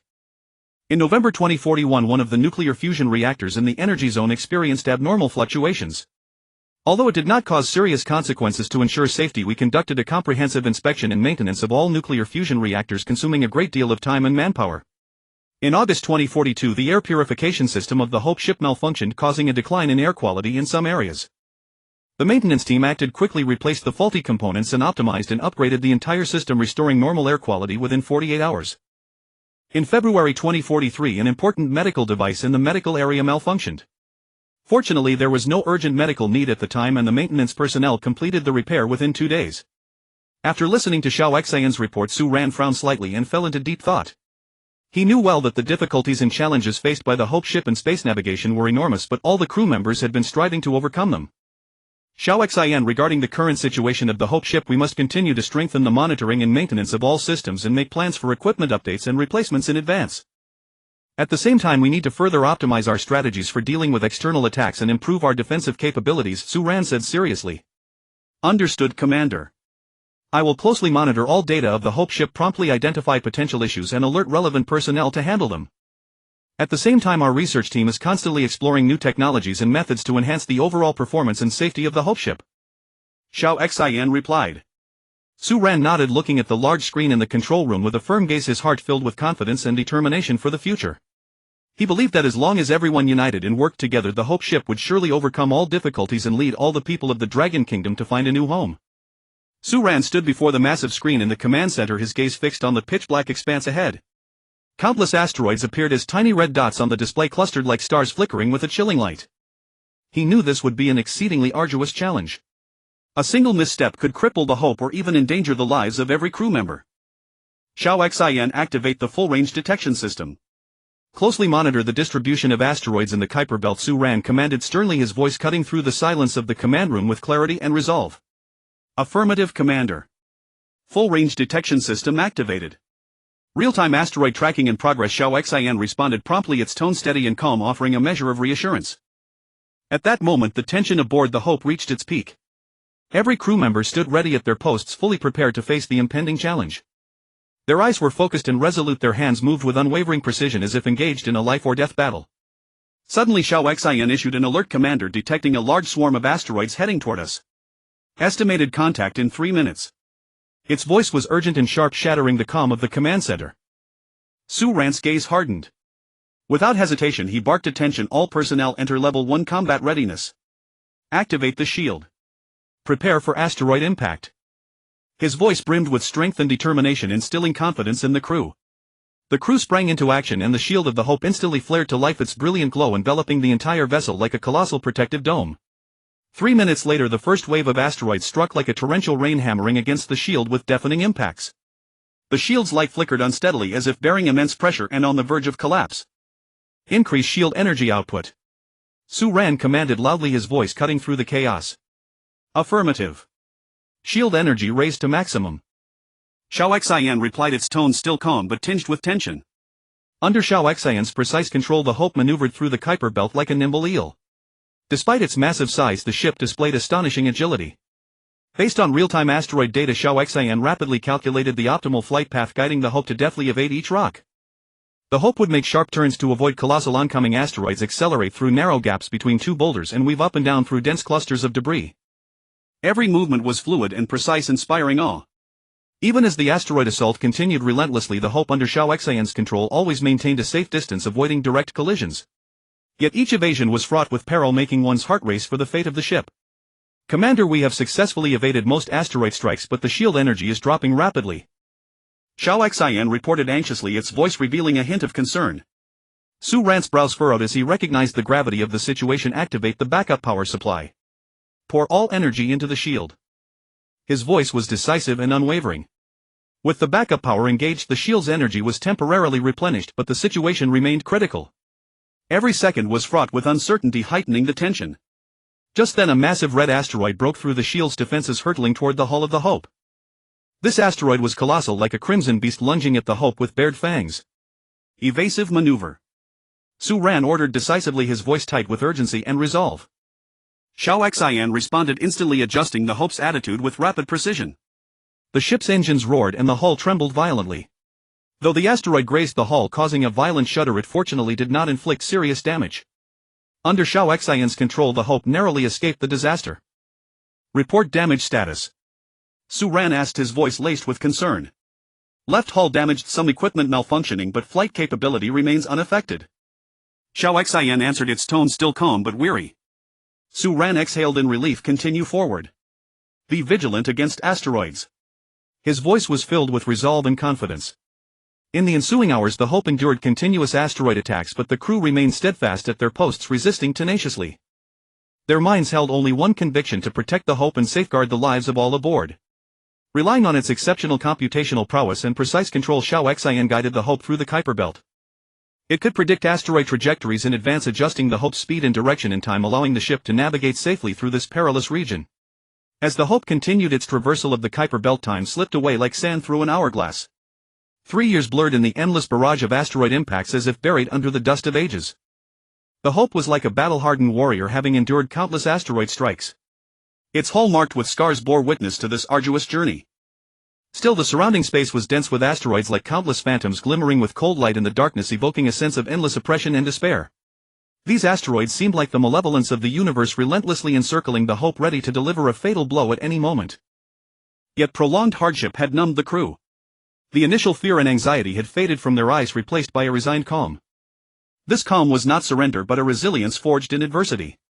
Throughout the long journey only Xiao Xian remained unwavering, meticulously controlling the Hope. It was as if Xiao Xian was the soul of the ship, maintaining composure and steadfastness in the face of any obstacle. Its programming knew no fatigue or numbness. Every approaching asteroid triggered precise calculations and rapid responses. Like a virtuoso conductor, it guided the Hope through the cosmos, evading danger time and again. In crisis after crisis, Xiao Xian displayed extraordinary calm and decisiveness. When a torrent of asteroids struck simultaneously, forming an almost impenetrable storm, Xiao Xian rapidly calculated the optimal escape route. Its calculations accounted for every detail, every angle, every change in velocity. It directed the Hope to thread through the asteroids with minuscule clearance, the hull scraping past rocks with a screech that sent chills down the spine. Yet Xiao Xian remained unflappable, its composure a beacon lighting the path ahead, ensuring the ship's safe passage. For 3 years the Hope journeyed alone through the Kuiper belt, a tiny but tenacious silhouette in an ocean of debris. It was like a solitary star casting a faint glow in the dark universe yet steadfastly advancing toward its goal. Then one day every soul aboard the Hope heard the thunderous roar. It shattered the cabin's tranquility like a bolt from the blue. The sound was immense and muffled like a roar from the depths of the cosmos, rattling eardrums. This deafening noise struck like a hammer, jolting the hearts of the crew and stirring the calm waters of their minds. In that instant a wave of intense fear and unease swept over them. They halted their work, their eyes darting around in panic, searching for the source. Some stood frozen in place, paralyzed by shock. Their gazes were filled with confusion and terror, as if lost in the dark void. What was that sound? Someone asked, his voice trembling with fear and bewilderment, as if pleading for an answer from the unknown universe. I don't know. It sounds like it came from inside the ship, another replied, his voice also quavering, betraying his anxiety. Could it be a malfunction? People began to speculate, their worry growing ever heavier. These conjectures loomed like dark clouds pressing down on their hearts. The echo of that boom seemed to linger in the cabin, a chilling reverberation. Everyone felt the Hope resonate, the entire hull trembling faintly as if it might fall apart at any moment. This vibration was like a warning, making the crew realize the Hope might be facing immense danger. Just then Xiao Xian urgently summoned Su Ran to the control room. Upon hearing the call, Su Ran immediately dropped what he was doing and rushed to the control room. Once there, Xiao Xian reported anxiously, Commander, the Hope has suddenly decelerated to 0. The propulsion system is still running at full power, but the ship cannot move forward, speed remains at 0. Xiao Xian's voice was filled with anxiety, its electronic eyes flashing red, revealing its concern over the situation. Su Ran's brow furrowed deeply. He realized this was a severe problem. Immediately perform a full external inspection of the ship. See if anything is obstructing our progress. He commanded decisively, his voice firm and powerful, instilling a sense of reassurance. Xiaoxin swiftly executed the command and activated the external detection equipment. The screen revealed the surroundings outside the vessel, nothing. The meteorite seemed to have vanished into thin air, leaving only an empty, suffocating darkness beyond. The scene filled them with a profound sense of eeriness, as though Hope had fallen into some mysterious trap. Continue scanning. Expand the search radius. Su Ran spoke, his voice conveying unwavering resolve and composure. His gaze remained locked on the screen, brimming with wariness toward the unknown. Just then Xiaoxin suddenly called out, Commander, I've detected something anomalous. Pointing to a cluster of data on the screen, its voice tinged with tension, look, the gravitational field here appears to be shifting. The data showed that the gravitational field's intensity was fluctuating continuously without any discernible pattern. Su Ran examined the readings closely, an ominous premonition stirring within him. His brows furrowed deeply as he muttered to himself, could we have entered an unknown gravitational zone? Such erratic variations, this is likely the cause of our sudden deceleration. Most likely, Commander. Xiaoxin replied, its tone still calm yet carrying an undercurrent of concern. This gravitational field may have reduced our speed to 0, rendering us unable to advance. We've never encountered such a phenomenon. Its nature and origin remain entirely mysterious. Su Ran pondered for a moment before issuing a decisive order, immediately adjust the ship's trajectory and attempt to break free from this gravitational field. He knew that swift action was essential now, no matter how slim the Hope, he would not abandon it. Xiaoxin quickly manipulated the control console and Hope began to slowly shift its course. However, despite every attempt, the ship's speed remained 0, still struggling within the gravitational field's grasp.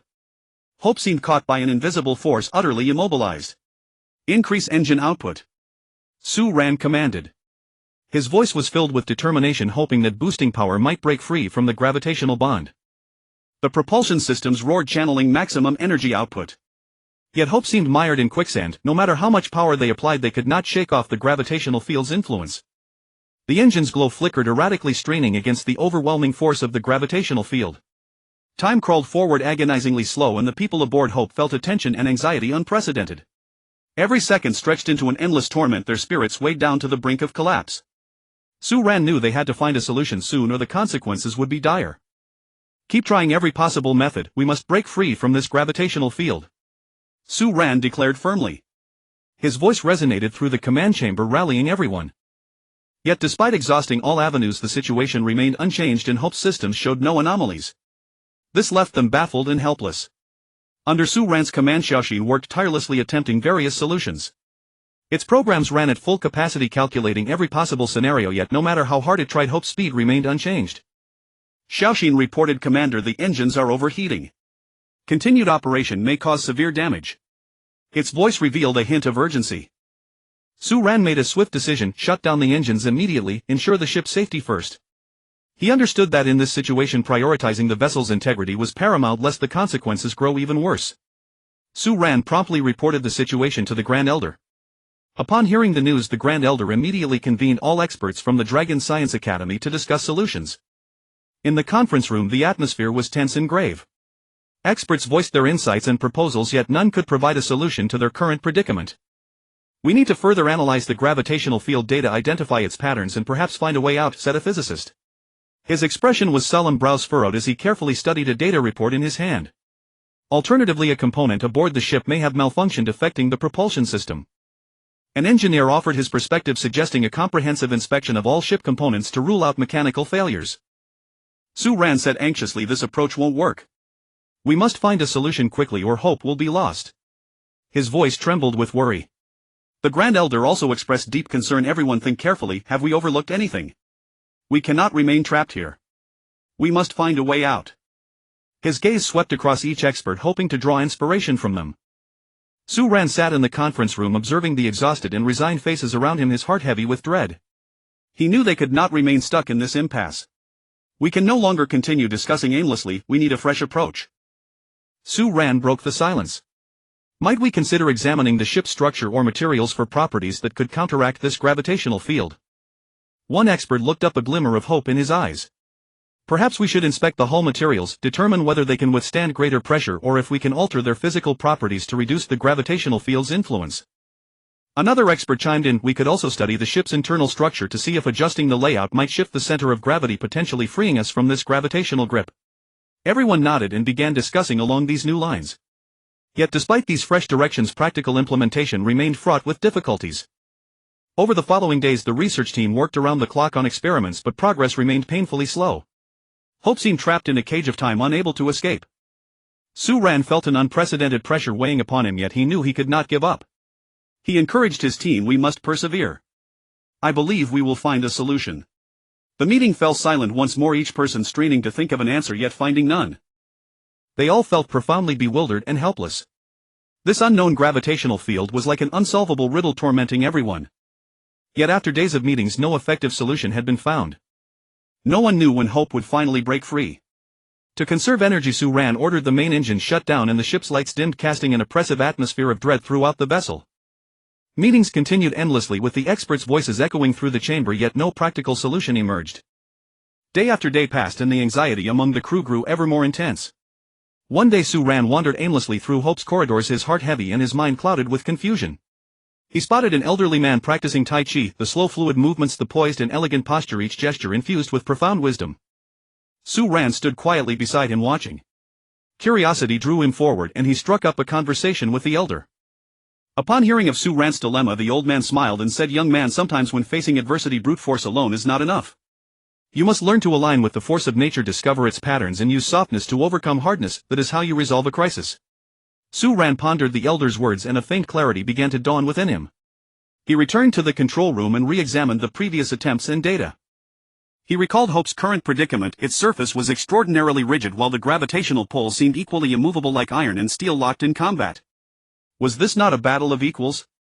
They needed to employ softness to conquer hardness. With this realization, he immediately reported to the Grand Elder, who approved his approach. His first step was to modify Hope's outer shell by integrating the softest materials available. He contemplated how to apply these soft materials to Hope's exterior without compromising the ship's overall structure and performance. He instructed Xiaoxin to search for relevant material information and initiated in-depth discussions with the research team. Over the following days, Su Ran led the team through a series of experiments based on this new approach. They carefully selected suitable soft materials and devised ingenious installation methods to ensure optimal effectiveness. After sustained effort, they successfully applied the flexible materials to Hope's outer hull.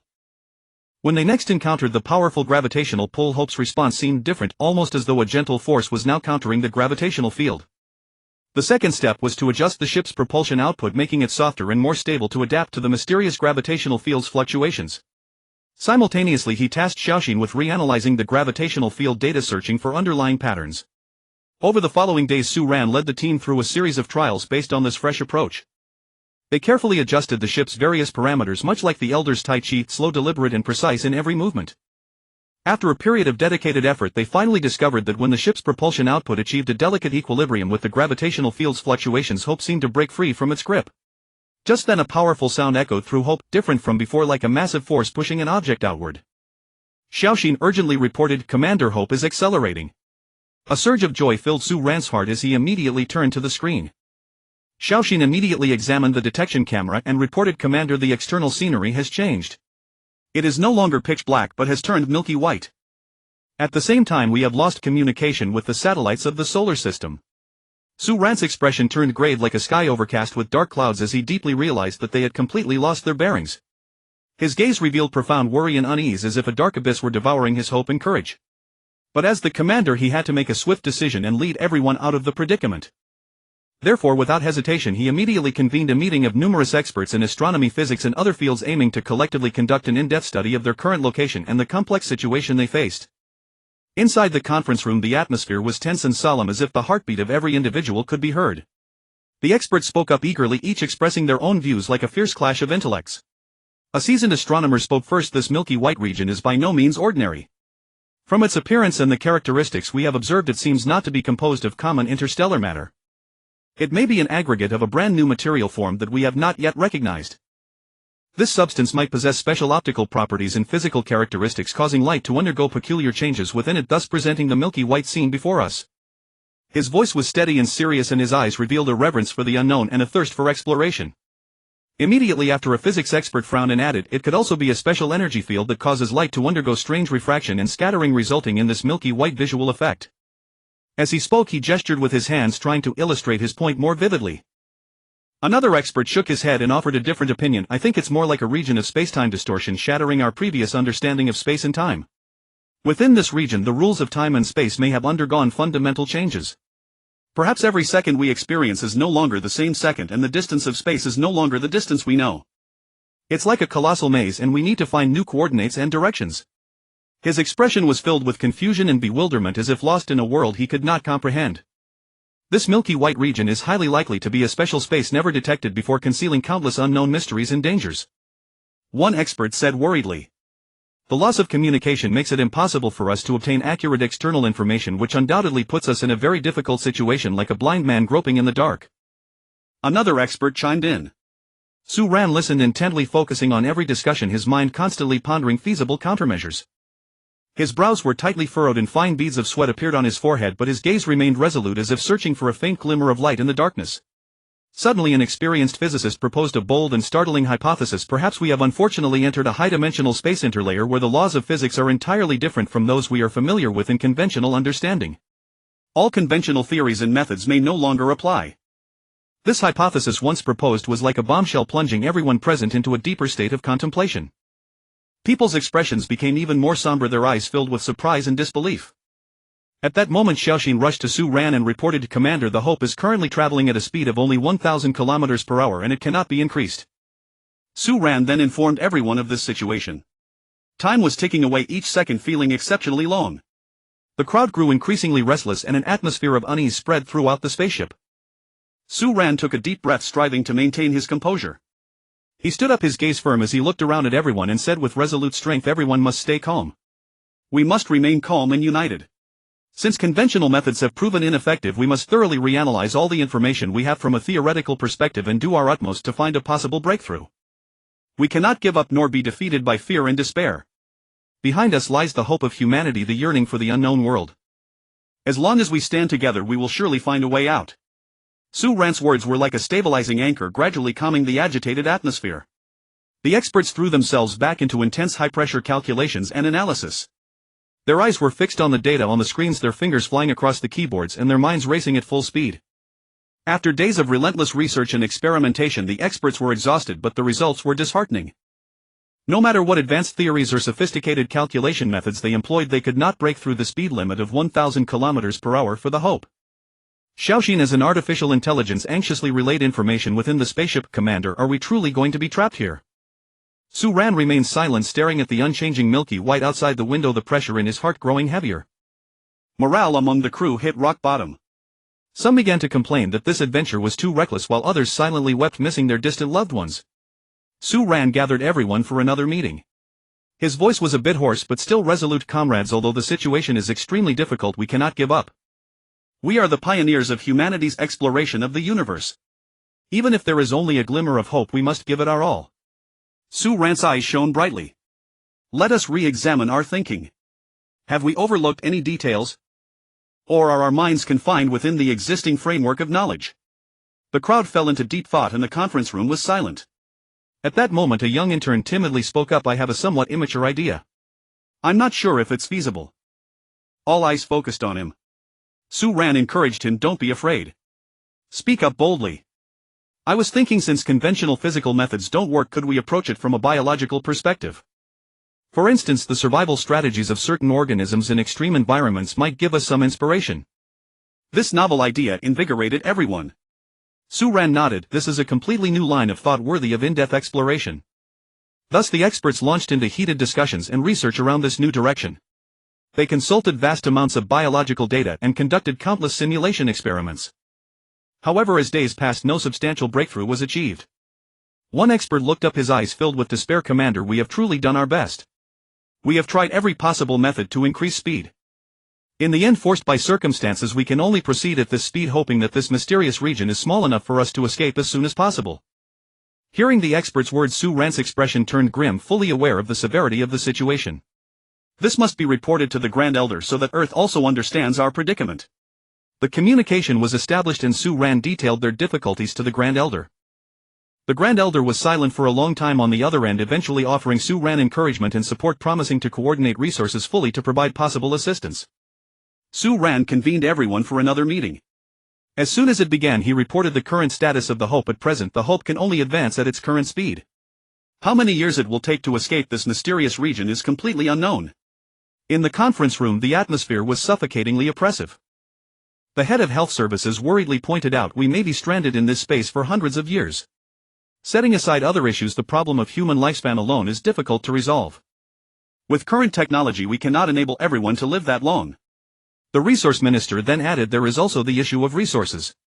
The supplies on the spaceship simply cannot sustain 1.4 billion people for centuries. Even if we implement a strict rationing system now, it will not last long.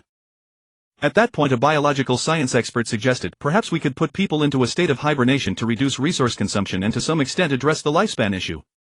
Another biologist proposed we could also use genetic engineering to solve the problem of telomeres, fundamentally extending human lifespan. A hospital expert then added, moreover, some currently incurable diseases might benefit from breakthroughs in genetic engineering. For instance, certain terminal illnesses could potentially be cured if telomeres are repaired. This would not only extend people's lives but also improve their quality of life. Su Ran listened to the experts' proposals and fell into deep thought. After a moment he looked up, his gaze resolute, and said, I agree with your plans. We must vigorously develop human hibernation technology and human genetic engineering. These are crucial paths to resolving our current predicament. In the conference room everyone nodded in agreement. Su Ran continued, we must promptly organize research teams to dedicate ourselves fully to the study of these two technologies. Human hibernation technology will allow people to enter a state of dormancy when resources are limited, reducing consumption while preserving hope for future survival. And genetic engineering can fundamentally extend human lifespan, solving the longevity problem we face. Subsequently, Su Ran began to meticulously deploy each task. His gaze swept across the face of everyone present as he spoke with solemn gravity, we must formulate a detailed research plan clearly defining the objectives and responsibilities for each phase. Regarding human hibernation technology, we need to concentrate our resources on improving hibernation equipment and techniques, ensuring the safety and stability of the human body throughout the hibernation process.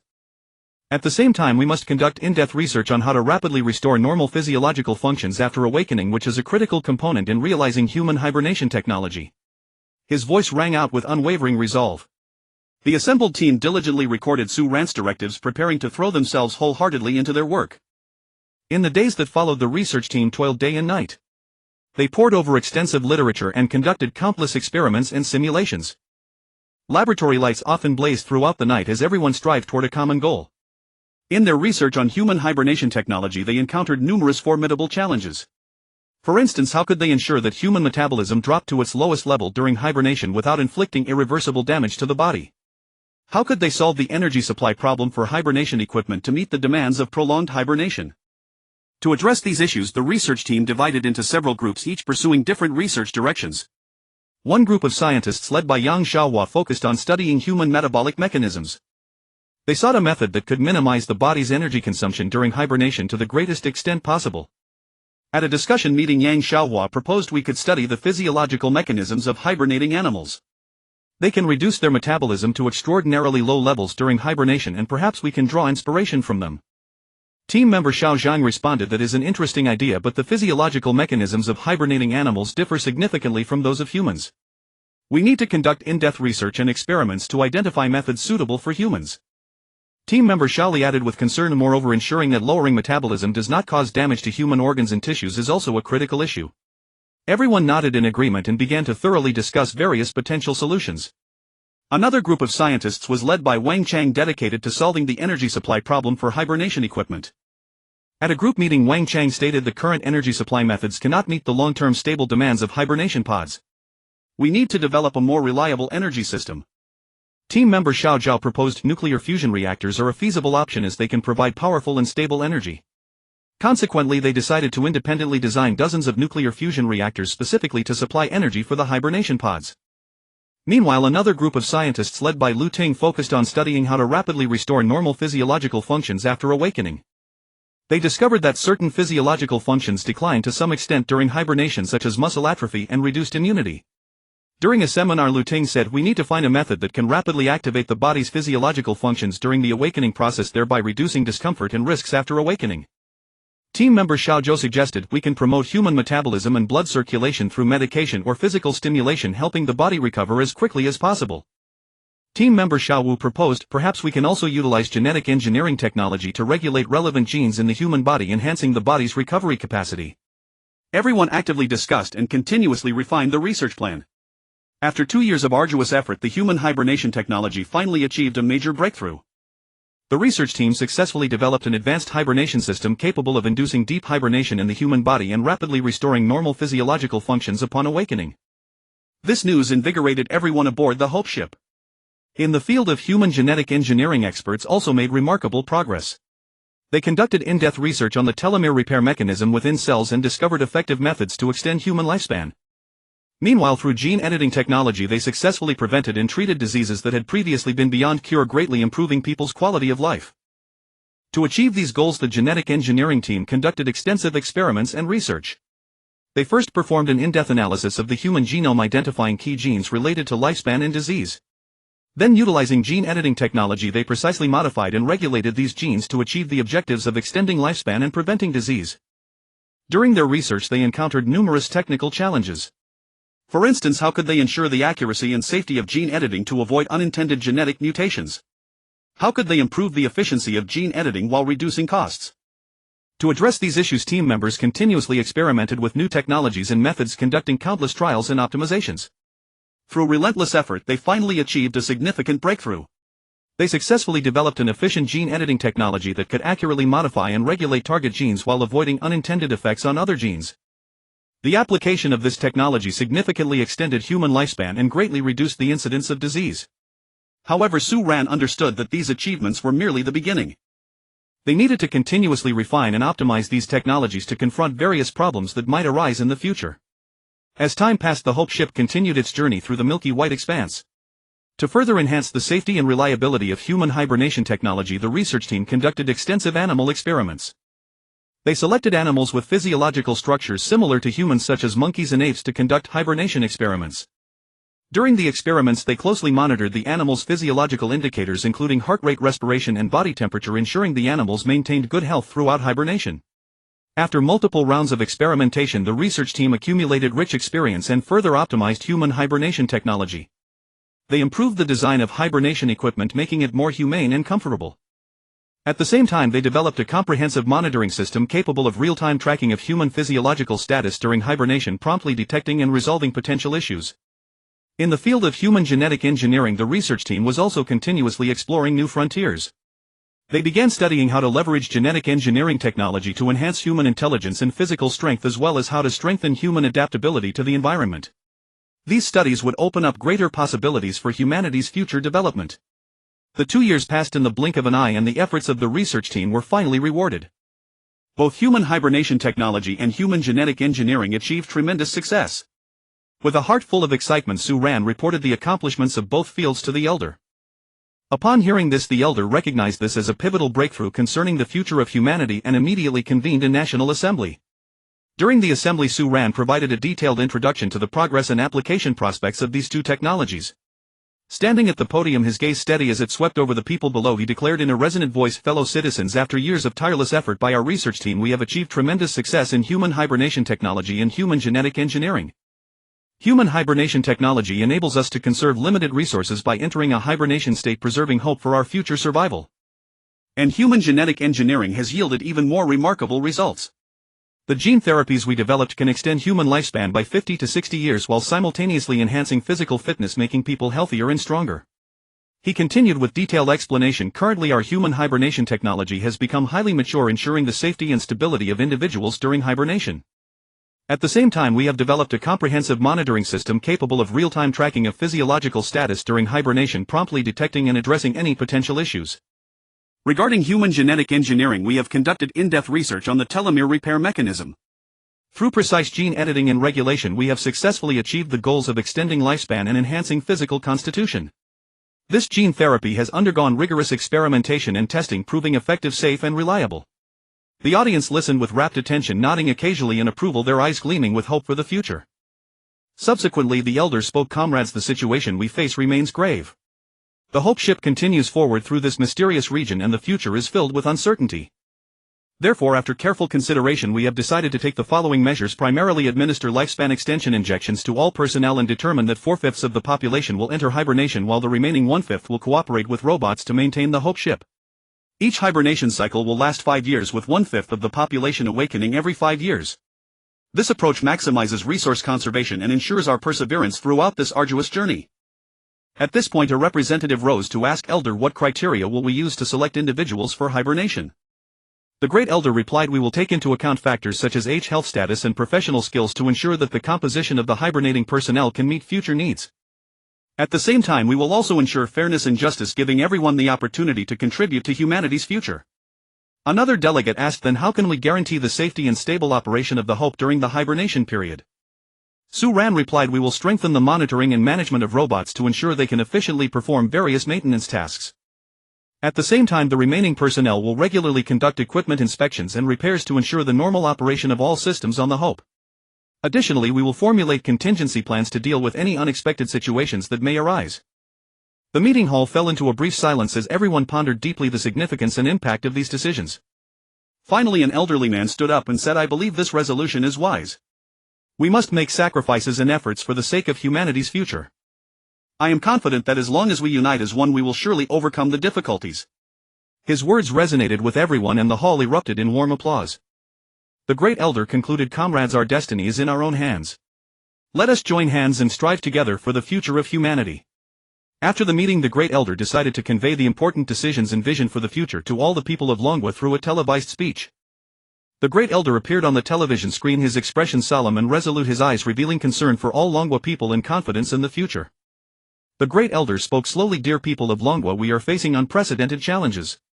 The Hope is advancing in this mysterious region with its speed restricted, and we do not know when we will escape this situation. But we cannot abandon hope, we must take proactive measures to address the current crisis. After careful consideration, we have decided to implement the inoculation of life-extending potions and the hibernation plan. Our research team has successfully developed a genetic potion that can extend human lifespan by 50 to 60 years and enhance physical constitution. This will buy us more time and opportunities. Next, we will begin preparations in an orderly manner. The medical team will be busy injecting the life-extending potions and ensuring the normal operation of the hibernation equipment. To maintain the integrity of families, hibernation on the Hope will be carried out by family units, providing emotional support and comfort to people during the long sleep. At the same time, the shutdown of the Hope's energy systems will be adjusted according to the family hibernation schedule, deactivating sections one by one in an orderly fashion to ensure rational utilization and conservation of energy. Those who remain behind shoulder the heavy responsibility of maintaining the Hope. They will work closely with robots, carefully inspecting every system to ensure the safety of the Hope. Throughout this process, I believe everyone will demonstrate a high sense of responsibility and team spirit. We must understand that this is for our future, for our children and grandchildren. We must unite as one, work together and overcome the difficulties. I am confident that as long as we unite as one, we will surely overcome the difficulties. Let us join hands and strive together for the future of humanity. After the great elder's speech, people began preparations in an orderly manner. The medical team was busy injecting the life-extending potions and ensuring the normal operation of the hibernation equipment. Su Ran's family was among the first batch to enter hibernation. During the days leading up to hibernation, Su Ran and Su Mengyao made final preparations together.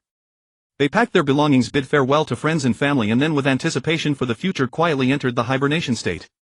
As the first batch of 4/5 of the population entered hibernation, the Hope became exceptionally quiet.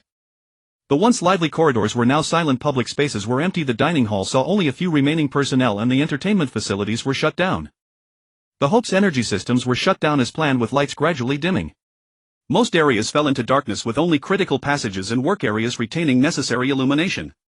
A serene atmosphere permeated the air, bringing an unprecedented sense of tranquility. 5 years passed in the blink of an eye, and 1/5 of the first batch of hibernators awakened. They threw themselves into work with vigor, taking over from the previous personnel. Over time, the second batch, the third batch, people awakened and entered hibernation in turns according to the plan. Throughout this process, the people on the Hope carried out their tasks in an orderly manner, ensuring the safety and stable operation of the ship. When Su Ran awoke for the second time, it felt as if only an instant had passed. He looked at the familiar yet unfamiliar surroundings, his heart filled with myriad emotions. 50 years had passed in the blink of an eye, but for Su Ran and the others it felt like only 10 years had gone by. One day Su Ran came to the control room and asked with a serious expression, "Xiao Xian, how is the Hope currently? Are there any problems?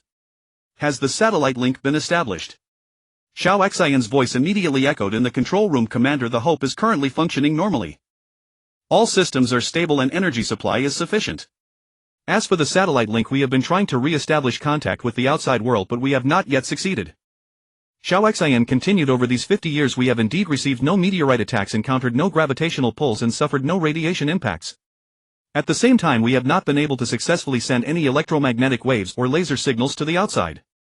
Upon hearing this, a trace of doubt welled up in Su Ran's heart. In this mysterious space full of unknowns, going so long without any external interference seemed somewhat unusual. However, he also understood that in such a peculiar environment this situation might be normal. He said, "Slowly continue to intensify the attempts at satellite links. We must stay informed about the external situation in order to make correct decisions. At the same time, keep a close watch on all the Hope's data to ensure the ship's safety." Xiao Xian replied, "Yes, Commander. I will do my utmost to carry out your orders."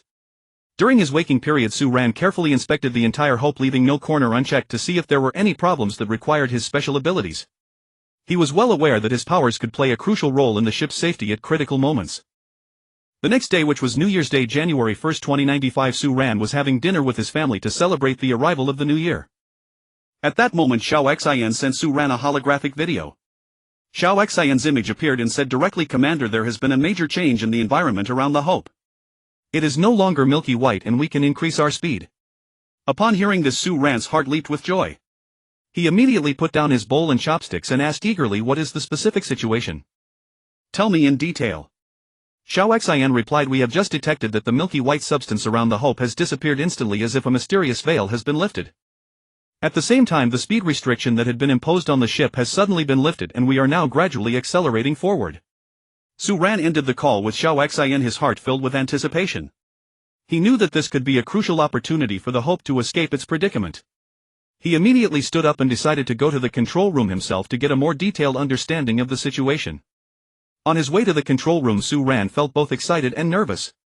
He recalled the years of drifting in this mysterious space, facing countless unknown challenges and difficulties, yet they had never given up hope. Now a glimmer of light had finally appeared. When Su Ran arrived at the control room, the staff were busy at work. He walked up to the main screen and carefully examined the various data displayed. The data on the screen kept flickering, showing the Hope's parameters including speed, direction, and energy consumption. Su Ran looked at the data, his heart filled with myriad emotions. They had drifted in this mysterious space for so many years, always in a state of uncertainty. Now the change in the environment around the Hope gave him hope for the future. But he also knew that this was just the beginning and they still had to face many unknown challenges. "Commander, we are conducting a comprehensive scan of the surrounding environment to ensure there are no potential dangers," a staff member reported to Su Ran. Su Ran nodded and said, "Good, continue to strengthen monitoring. At the same time, analyze the cause of the environmental change to see if it is related to our previous encounters." The staff immediately plunged into work and the control room was filled with a tense yet orderly atmosphere. After a while, Xiao Xian reported to Su Ran again, Commander, according to the current monitoring data, the space around us seems to have become more stable. The previous mysteriousness seems to have disappeared, which might be the reason we can increase our speed. Su Ran pondered Xiao Xian's words and said, this is a good sign, but we must not let our guard down. Continue monitoring to ensure our safety. In the following period, Su Ran remained in the control room, closely watching the Hope's data and the changes in the surrounding environment. He worked with the staff to analyze the data and formulate the next action plan. As the Hope accelerated forward, Su Ran felt a long-lost thrill. Coursing through him. His heartbeat seemed to synchronize with the engine's rhythm, each pulse thrumming with eager anticipation for the unknown. He fixed his gaze upon the screen, his eyes sharp as torches, as though attempting to pierce through the boundless abyss of the cosmos and uncover its hidden secrets. After several more days of flight under the influence of a powerful and enigmatic gravitational pull, the Hope's velocity surged dramatically to 70% of the speed of light. In an instant, everything around them transformed beyond recognition. Colors exploded and shimmered in dazzling splendor, resembling a dreamlike tapestry woven from rainbow threads. Multicolored radiance interwove and flickered around the spacecraft, forming a breathtaking panorama of luminous beauty. Those radiant strands danced through the dark cosmos like countless silken ribbons, occasionally converging into brilliant nebulae, then scattering once more into sparkling points of starlight. Occasionally strange and alien objects would flash past, some streaking through like meteors, leaving behind a fleeting yet blinding trail that momentarily illuminated the surrounding darkness, others drifting like mysterious nebulae, emanating a soft and enchanting glow, appearing as silent wanderers of the cosmos, arriving in haste and departing just as quickly. At this moment, the scientists aboard the spacecraft erupted into animated discussion. Their voices, brimming with excitement and curiosity, echoed throughout the command center. Look at this passage that has suddenly appeared along with the surrounding lights and objects. This is very likely a star path, one scientist exclaimed excitedly, his eyes gleaming with the thrill of discovery as though he had unveiled a new world. He pointed at the screen, attempting to share his discovery with the others. A star path. What exactly is that? Another scientist asked curiously, his brows furrowing slightly as he struggled to grasp the unfamiliar concept. His gaze remained locked on the screen, desperately searching for any possible clues. As far as I understand, a star path is a mysterious cosmic phenomenon. It could be a passage connecting different star systems or planets. Our Hope may have unknowingly entered this star path, the scientist explained, his voice steady and resolute, striving to convey the magnitude of this remarkable discovery to everyone present. His extensive knowledge had given him a foundational understanding of the phenomenon, yet he was well aware that countless unknowns still awaited their exploration. If this truly is a star path, we may face numerous unknown challenges alongside extraordinary opportunities, warned a senior scientist, his expression turning grave as he recognized the potential perils of this adventure. He feared the unknown dangers lurking ahead might threaten both the Hope and its crew. But we cannot afford to let this opportunity slip away. Perhaps this very planet is the new homeland we have been seeking all along, another scientist said with palpable hope, his eyes alight with possibility. The crew of the Hope could not help but marvel at the wondrous grandeur of the cosmos. The tangled web of passages around them resembled an intricately complex giant network, overwhelming to the eye. Countless beams of light interwove and intersected, forming brilliant corridors of luminescence, like passages straight out of a dream. These luminous pathways shimmered with an enigmatic radiance, as though they were gateways leading to worlds unknown. But just then one of the passages suddenly narrowed. The Hope shot forward like a runaway steed, bursting out of the constricted corridor in an instant. The view opened up into vast, breathtaking emptiness. Before the ship lay an immense expanse of cosmic space where distant points of starlight twinkled like countless watchful eyes observing the Hope's passage. Some of these lights blazed brilliantly while others glowed faintly together, composing a vast celestial map that filled one with an overwhelming sense of the universe's boundless expanse. The Hope pressed onward, its engines rumbling with a low, powerful thunder that seemed to speak of unwavering determination and courage. Before long, a colossal planet materialized before their eyes. The planet was staggering in its vastness, its volume roughly tens of times that of Earth, leaving all who beheld it breathless with astonishment. Countless smooth, round celestial bodies orbited the planet, gleaming like brilliant gems. Their radiant light bathed the enormous world in a mystical and awe-inspiring splendor. These bodies revolved slowly around the planet, forming beautiful rings of light, like shimmering ribbons adorning the world with even greater enchantment. In the command center of the Hope, Su Ran watched the screen with intense focus and gave the order to Xiao Xian. Xiao Xian used the Hope's instruments to scan those smaller worlds and the giant planet. Yes, Commander, Xiao Xian responded promptly. Immediately the various detection instruments aboard the Hope sprang into operation, conducting detailed scans of the surrounding celestial bodies. Soon after, Xiao Xian reported, Commander, the smaller world is merely a gaseous condensation containing only one element, oxygen. The giant planet is a massive gas sphere with enormous gaseous content, and 98% of it is oxygen. We are unable to detect whether any life exists within. Upon hearing Xiao Xian's report, the scientists in the Hope's command center immediately launched into a fervent discussion. The composition of celestial bodies surrounding this planet is extraordinarily peculiar. Those smooth rounded objects orbiting the planet form beautiful and mysterious rings, a sight we have never encountered in all our previous explorations. Another scientist added, moreover, the fact that this giant planet is predominantly composed of oxygen is simply incredible. Under normal circumstances, the presence of oxygen strongly suggests the possibility of biological life, since oxygen is essential for the survival of many organisms. Given the planet's enormous size, roughly tens of times that of Earth, its gravitational field must differ significantly from our own. We need to study its effects on the Hope more thoroughly. A senior scientist nodded in agreement. Another researcher proposed regarding that gaseous condensation, the oxygen within it carries both positive and negative charges, allowing it to maintain cohesion in space rather than dispersing. This is an exceedingly rare phenomenon. We must conduct in-depth research into the causes of this charge distribution and its impact on the surrounding environment. Another scientist concurred the stability of such gaseous condensations is likely related to multiple factors, including electrostatic forces and gravity. We need to build models to analyze the interactions between these factors. A physicist interjected, we should also consider the formation mechanisms of such gaseous condensations within the cosmos. How does it gather oxygen in space and form stable structures? This could hold profound significance for our understanding of cosmic evolution. Su Ran listened attentively to the scientist's discussion, then spoke, all of your analyses are well-founded. We must approach this planet with caution and continue our in-depth exploration and research. At the same time, we must prepare comprehensive contingency plans to ensure the safety of the Hope. From a distance, the planet's surface unfurled and a kaleidoscope of colors like a magnificent painting come to life.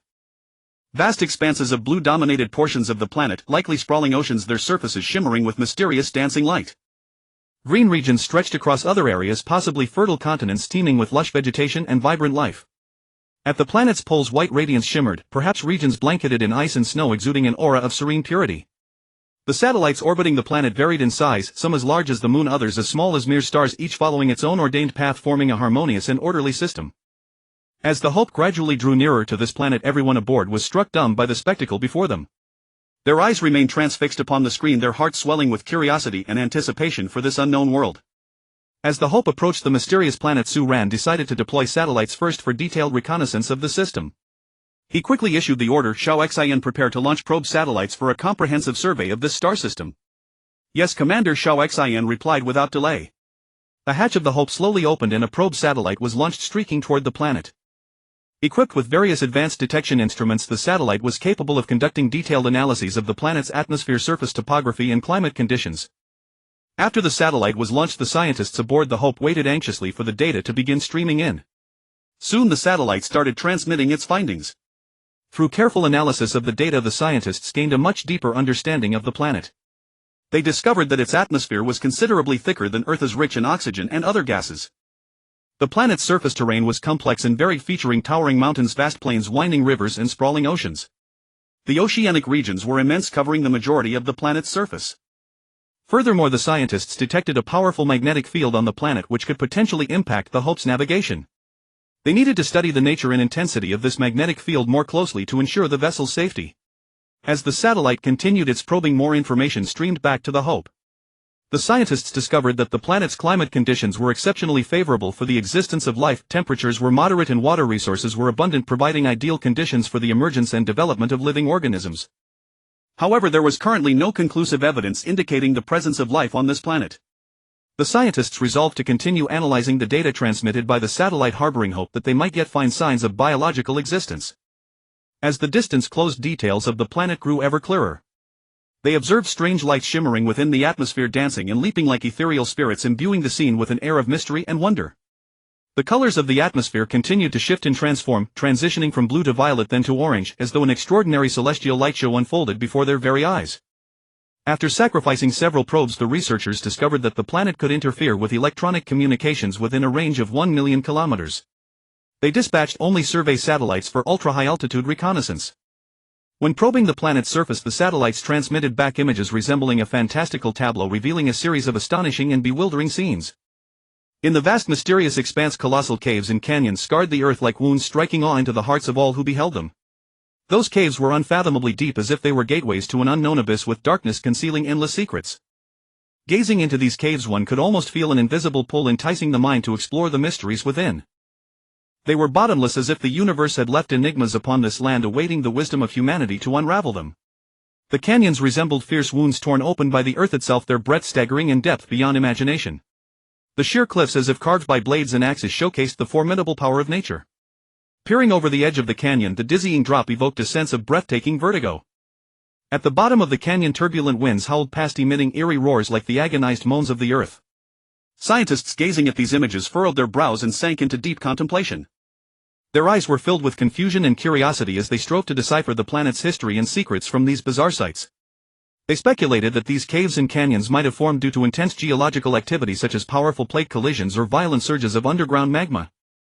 Alternatively, they might have been wrought by some mysterious cause unknown to humanity, perhaps the long-term effects of cosmic rays or the handiwork of some supernatural force. On the planet's surface, mountains stood majestically like steadfast guardians of the earth. Peaks soared into the sky, piercing the firmament, their summits blanketed in pure white snow that shimmered under the sunlight, resembling resplendent crowns. Each mountain peak seemed like its own world with a unique climate and ecosystem. Rivers ceaselessly flowing coursed like the planet's veins, surging with unbridled vigor. The river water was swift, splashing spray, emitting a deafening roar as if the earth were singing heartily. The rivers wound through valleys, carving deep channels and shaping the planet's contours. And the dense, luxuriant forests brimmed with life and vitality. Towering trees reached toward the heavens, their intertwined foliage forming a green canopy that cast the earth in cool shade. During the continuous observation of this planet, the scientists remained fully focused, scrutinizing every potential anomaly, their hearts filled with anticipation and trepidation. Their gazes were as sharp as a hawk's, missing not a single subtle change. Hoping to spot whether any artificial objects emerged from the planet, they were monitoring for any unmanned craft departing the celestial body, when they unexpectedly discovered that those asteroids were actually being spat out from this giant planet. After deliberation, the scientists named this colossal planet Young Star, and the discovered asteroids were called Xiaoyang stars. This discovery both astonished and delighted everyone, yet it also brought forth more questions and reflections. How were these asteroids formed?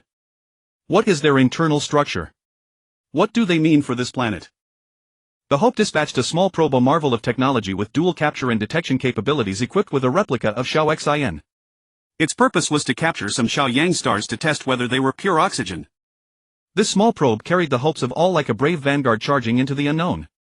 The Hope had been flying through the vast cosmos for nearly 60 years. The water used for electrolyzing oxygen as well as the stored oxygen had fallen below 50%.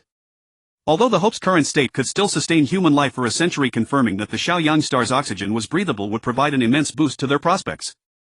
After deep consideration, Su Ran and the Grand Elder reached a consensus: whenever they encountered replenishable resources, they would fully resupply the Hope. Time slipped away in tension and anticipation. Every detection result was like a bombshell tugging at everyone's heartstrings. However, capturing the small planet proved far more difficult than anticipated. Data showed that the targeted Xiaoyang star was a condensed state of pure oxygen with a radius of an astonishing 200 meters, even larger than the Hope itself. Moreover, no matter what methods the researchers tried, they could not absorb it into a container as they would ordinary gas or liquid. It was also incompressible. Meanwhile, the small probe encountered various unknown interferences and obstacles in space, ultimately losing contact. They quickly convened an emergency meeting, pooling their wisdom to devise a capture strategy. The atmosphere in the meeting room was tense and fervent, with solemn and focused expressions. During the discussion, Su Ran beamed with confidence and said triumphantly, "I'm not useless anymore, I finally have a role to play." Then raising his voice he added, "It seems you all have forgotten my abilities." At that, Wang Fujuan suddenly realized and exclaimed, slapping his thigh in excitement, "We have Su Ran. The simplest method will work." After rounds of heated debate and rigorous analysis, they finally settled on a capture plan based on Su Ran's idea. They acted immediately. The factory on the Hope operated at full capacity, working around the clock. Workers labored day and night, their sweat soaking through their clothes amidst the roar of machinery. Their eyes were resolute, their tools never pausing. Every part machined, every process completed was infused with their dedication and effort. After a day and a night of intense fabrication, they finally produced a sphere with a radius of 210 meters that could open from the middle. This sphere was towed by the Kongtian 4 aircraft, slowly exiting the Hope's shrinking gate. After exiting the sphere, and the aircraft expanded to their normal size. The Kongtian 4 aircraft, 20 meters long with a 15-meter wingspan, boasted ultra-high speed. Its streamlined fuselage gleamed with metallic luster like an eagle ready to soar through the sky. It was an advanced combat-type aerospace aircraft equipped with powerful laser and electromagnetic weapons. The laser weapon could instantly unleash a powerful energy beam, destroying obstacles ahead. The electromagnetic weapon could generate a strong magnetic field to interfere with and repel external attacks. Although the Cantillon 4 had a robust shielding layer to protect its internal electronics from some interference, external communications were still severely disrupted by Youngstar, leaving it reliant on human operation. Thus only Su Ran and the pilot could carry out the mission. Su Ran donned his heavy spacesuit and stepped firmly aboard the Cantillon 4. The various indicator lights on the suit flickered, showing the life support system was functioning normally. Accompanying him was the experienced pilot Zhao Gang, whose eyes revealed calmness and fortitude. Both their eyes brimmed with determination and courage. In the cockpit, various instruments and indicator lights blinked as Zhao Gang deftly operated the control panel, his fingers dancing nimbly over the keys. The aircraft gradually accelerated, its engines roaring deafeningly, heading toward the target, Shaoyang Star. As they approached the Shaoyang Star, the sphere slowly opened like a giant beast parting its jaws. When fully enclosed and sealed, the surroundings dimmed rapidly. Su Ran in his spacesuit approached with intense focus, applying his unique shrinking ability to reduce the sphere to a radius of 20 centimeters. Finally, with Su Ran's effort, the Shaoyang Star was successfully captured and slowly returned inside the Hope. At that moment, time seemed to freeze. Everyone held their breath, then erupted in cheers. Scientists immediately launched an in-depth study of the hard-won Shaoyang Star. In the laboratory, various instruments and equipment operated at high speed, data refreshing on screens continuously. After a series of complex analyses and tests, an astonishing discovery was made: the oxygen stored in this Shaoyang Star could sustain 1 million people for a year. This finding thrilled everyone, and an atmosphere of joy immediately permeated the entire research lab. It meant that the Hope's oxygen supply problem would be greatly alleviated. After a period of study, the Shaoyang stars showed no anomalies, so it was decided to collect them. The collection process utilized Su Ran's chip, which was installed on the sphere with a 210-meter radius. Since the Shaoyang stars, once they left the 1 million kilometer range of Yangstar, no longer suffered electronic interference, wired communication remained unaffected. Thus a Cantillon 3 aerospace aircraft approached within 1 million kilometers of Yangstar, releasing dozens of nano-communication lines from its tail to connect with the Cantillon 4. The nanomaterials were successfully developed by the renowned scientist Wang Yang in 2048, utilizing the substance known as Chang. The Cantillon 4 could control the capture sphere to capture the Shaoyang Star, and then Xiaoxan, through the wired communication from the Cantillon 3 to the Cantillon 4, controlled the sphere to shrink to a radius of 20 centimeters. Throughout the entire operation, every step was fraught with challenges and uncertainties. The Cantillon 3 carefully approached the designated position, its pilot fully focused, constantly monitoring various instrument data to ensure the safety and stability of the spacecraft. The moment the nano-communication lines were successfully released and connected to the Cantillon 4, everyone breathed a sigh of relief. The pilot of the Cantillon 4 controlled the capture sphere to successfully enclose the Shaoyang Star, and under Xiaoxan's precise control, the sphere was smoothly reduced to the predetermined size. After half a year of effort, the Hope successfully collected a sufficient quantity of Shaoyang stars. The oxygen stored in these stars was extremely abundant, enough to sustain 1.4 billion people for thousands of years. During this period, Su Ran, with his outstanding abilities and extensive experience, had been playing the vital role of the Hope's chief commander.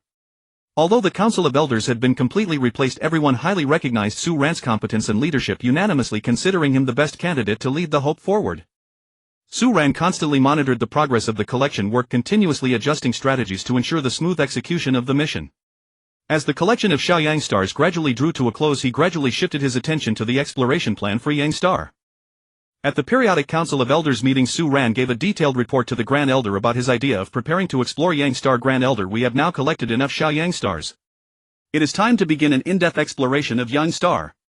The Grand Elder nodded in agreement. Su Ran continued, I will work together with the research team to carefully design the operational plan for the probe, ensuring it can successfully complete its mission in the atmospheric environment of Yangstar. At the same time, we will strengthen the monitoring and control of the probe, promptly addressing any issues that may arise. After the meeting, Su Ran immediately threw himself into work. He led the research team to conduct further observations and analysis of Yangstar, making thorough preparations for the probe's launch. At the same time, he personally participated in the debugging and testing of the probe to ensure its reliable performance. When everything was ready, the Cantillon 3 aircraft carrying the wired probe flew toward the atmospheric range of Yangstar. During the flight, the aircraft and the probe maintained a stable connection, ensuring real-time data transmission back to the Hope. After the probe entered the atmosphere of Yangstar, it began its detection work according to the predetermined procedure. It precisely measured parameters such as the atmospheric structure and planetary gravity of Yangstar, continuously transmitting data back to the Hope. The research team on the Hope anxiously received and analyzed these data. They discovered that the atmospheric structure of Yangstar was vastly different from Earth's, with complex atmospheric composition and slightly greater gravity than Earth, yet it was entirely suitable for human survival. Xueming, the dean of the new Academy of Sciences, reported the relevant parameters of Yangstar to Su Ran. We need to accurately measure the atmospheric composition, density and temperature distribution of young star and understand the stability of its atmospheric structure. The atmospheric content of young star is 98 oxygen with the remaining 2 carbon dioxide. There are no harmful gases in the atmosphere and the temperature is constant between 20 and 30 degrees Celsius. Dean Shui paused and continued. The measurement of the planet's gravity is crucial. The gravity of Yang star is 1.03 times that of Earth, completely suitable for humans. This will affect our subsequent actions and equipment operations on Yang star. Su Ran added, we must also pay attention to atmospheric air currents, electromagnetic fields and other factors. These could all have an impact on the probe's operation and signal transmission. Su Ran looked at the data, pondering the subsequent exploration plan. These data will provide a crucial basis for our exploration actions. We need to further adjust and optimize our plans based on these circumstances, ensuring the safety and smooth operation of the exploration team on Yang star. At the same time, the military headquarters held a special meeting to study the preparations for sending an advance team to explore Yang star.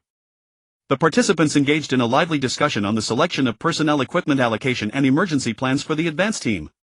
A general proposed the members of the advance team must possess outstanding physical and psychological qualities and undergo rigorous special training. Another general added, in terms of equipment, we must equip the most advanced protective gear and communication devices to ensure the safety of the team members in timely contact with the rear. Just then someone raised a critical question: if the advance team cannot communicate with the Hope on Yang star, how should we respond? This question plunged the venue into silence. After some discussion, the military headquarters ultimately could not solve the communication problem, so they decided to let the Long Academy of Sciences solve this technical challenge. The next day, Su Ran convened a joint meeting with representatives from the military headquarters and a group of experts from the Long Academy of Sciences in attendance. At the meeting, the military headquarters raised the communication issues. Su Ran's expression was serious as he listened attentively to the communication problems raised by the military representative. He nodded slightly and said, this issue is indeed critical. It directly concerns the success or failure of our exploration of Yang star and the safety of the advance team. Experts from the Long Academy of Sciences, what are your insights on this? A senior expert from the Long Academy of Sciences cleared his throat and responded, according to our preliminary research, to solve this communication difficulty we may need to develop a new type of signal enhancement device and optimize the existing communication frequencies. Another expert added, at the same time we are also considering using satellite relay to enhance the transmission range and stability of the signal. But this requires a significant investment of resources and time for research, development and testing. The military representative frowned and said, time is tight. We must come up with a feasible plan as soon as possible to ensure that the advance team can maintain communication with the Hope smoothly. Su Ran pondered for a moment and said, then let us establish a dedicated communication task force led by experts from the Long Academy of Sciences with full cooperation from the military and other relevant departments. We must resolve this issue in the shortest possible time. Everyone expressed their agreement and the atmosphere of the meeting grew more intense and heated. Subsequently, they engaged in deeper discussions on technical details, resource allocation and other aspects. However, after a period of effort, the Long Academy of Sciences tried many methods, but none effectively solved the communication problem on Yang star. Various new signal enhancement devices had poor effectiveness, and the satellite relay method also failed to achieve stable communication due to the complex environment of Yang star. After multiple failed attempts, the Long Academy of Sciences had to re-examine previous plans. Through in-depth research and analysis, they believed that a wired method similar to that used for the probe might be the most feasible approach at present. Upon learning of this decision, although Su Ran had some concerns about the limitations of this method, he also understood that under the current circumstances it was the most prudent choice. He said, in that case, let us quickly formulate a detailed communication plan based on the wired method, ensuring its reliability and stability. At the same time, we must also consider how to maximize communication efficiency and flexibility based on this method. Su Ran soon reported the detailed wired communication plan to the Grand Elder. After listening carefully, the Grand Elder said decisively, there is no time to lose. Immediately arrange for personnel to execute. Promptly, various tasks commenced swiftly. First was the manufacturing of a 1 million kilometer long nano communication cable. This was an arduous task requiring the concerted efforts of numerous technicians and workers. In the factory, everyone worked day and night, meticulously crafting each segment of the cable to ensure its quality and performance met the requirements. Next, the Kongtian 3 aircraft was modified to become a reliable relay platform. Engineers made a series of optimizations and improvements to the aircraft structure and equipment to adapt to the special requirements of the communication mission on Yang star. At the same time, scientists conducted in-depth research and testing on the Mars module used on Mars. After repeated verification, they confirmed that the Mars module was fully applicable to Yang star, serving as an outpost and anchor point. Throughout this process, Su Ran constantly monitored the progress of each task, coordinating and resolving issues that arose. He knew well that every link concerned the success or failure of the entire Yang Star exploration plan. After a period of intense preparation and construction, the nano-communication cable was manufactured, the Kongtian 3 aircraft was modified, and the Mars module was also ready.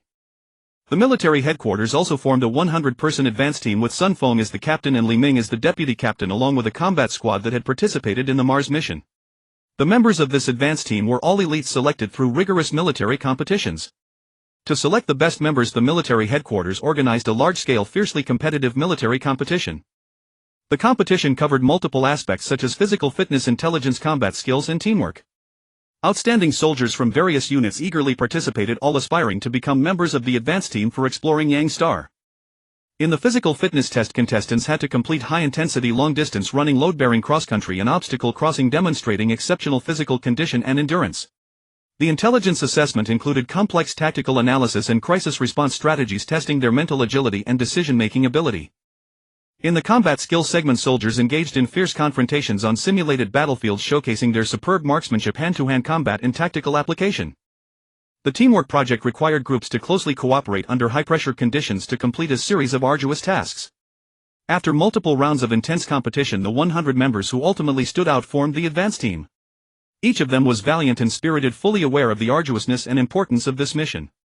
Before departure, they underwent intensive special training covering physical fitness skills, tactics, and handling various emergencies. At the mobilization meeting, Sun Feng said to the team members with unwavering eyes, "We bear the mission of humanity's exploration of Yang Star. We must forge ahead bravely and live up to our mission." Li Ming then encouraged everyone, "We are a team. We must trust and support each other, and we will surely complete the mission." The Long Academy of Sciences also urgently modified the Kongtian 3 cargo aircraft and the Kongtian 2, converting them into spaceplanes capable of adapting to the Yang Star environment. Overall, no major modifications were needed. The focus was on enhancing anti-interference protection measures to cope with the complex electromagnetic environment of Yang Star and various possible interfering factors. Engineers worked around the clock, applying special treatment to the aircraft's outer shell material to better withstand the intense radiation on Yang Star. At the same time, they optimized and upgraded the aircraft's electronic systems, installing advanced anti-interference equipment to ensure stable operation of navigation, communication, and other systems during flight. After the modification was completed, numerous rigorous tests were conducted. The aircraft withstood a variety of extreme conditions in the simulated Yangqing environment, performing exceptionally well. At this moment, the preparations of the advance team were also nearing completion. The team members, fully armed and equipped with advanced gear and ample supplies, were ready to embark on their journey to explore Yangqing. Their primary mission was to establish an outpost base on Yangqing. The day of departure finally arrived. 2 Kongtian 3s and 1 Kongtian 2 carrying the advance team members and various equipment took off from the Hope and set course for Yangqing.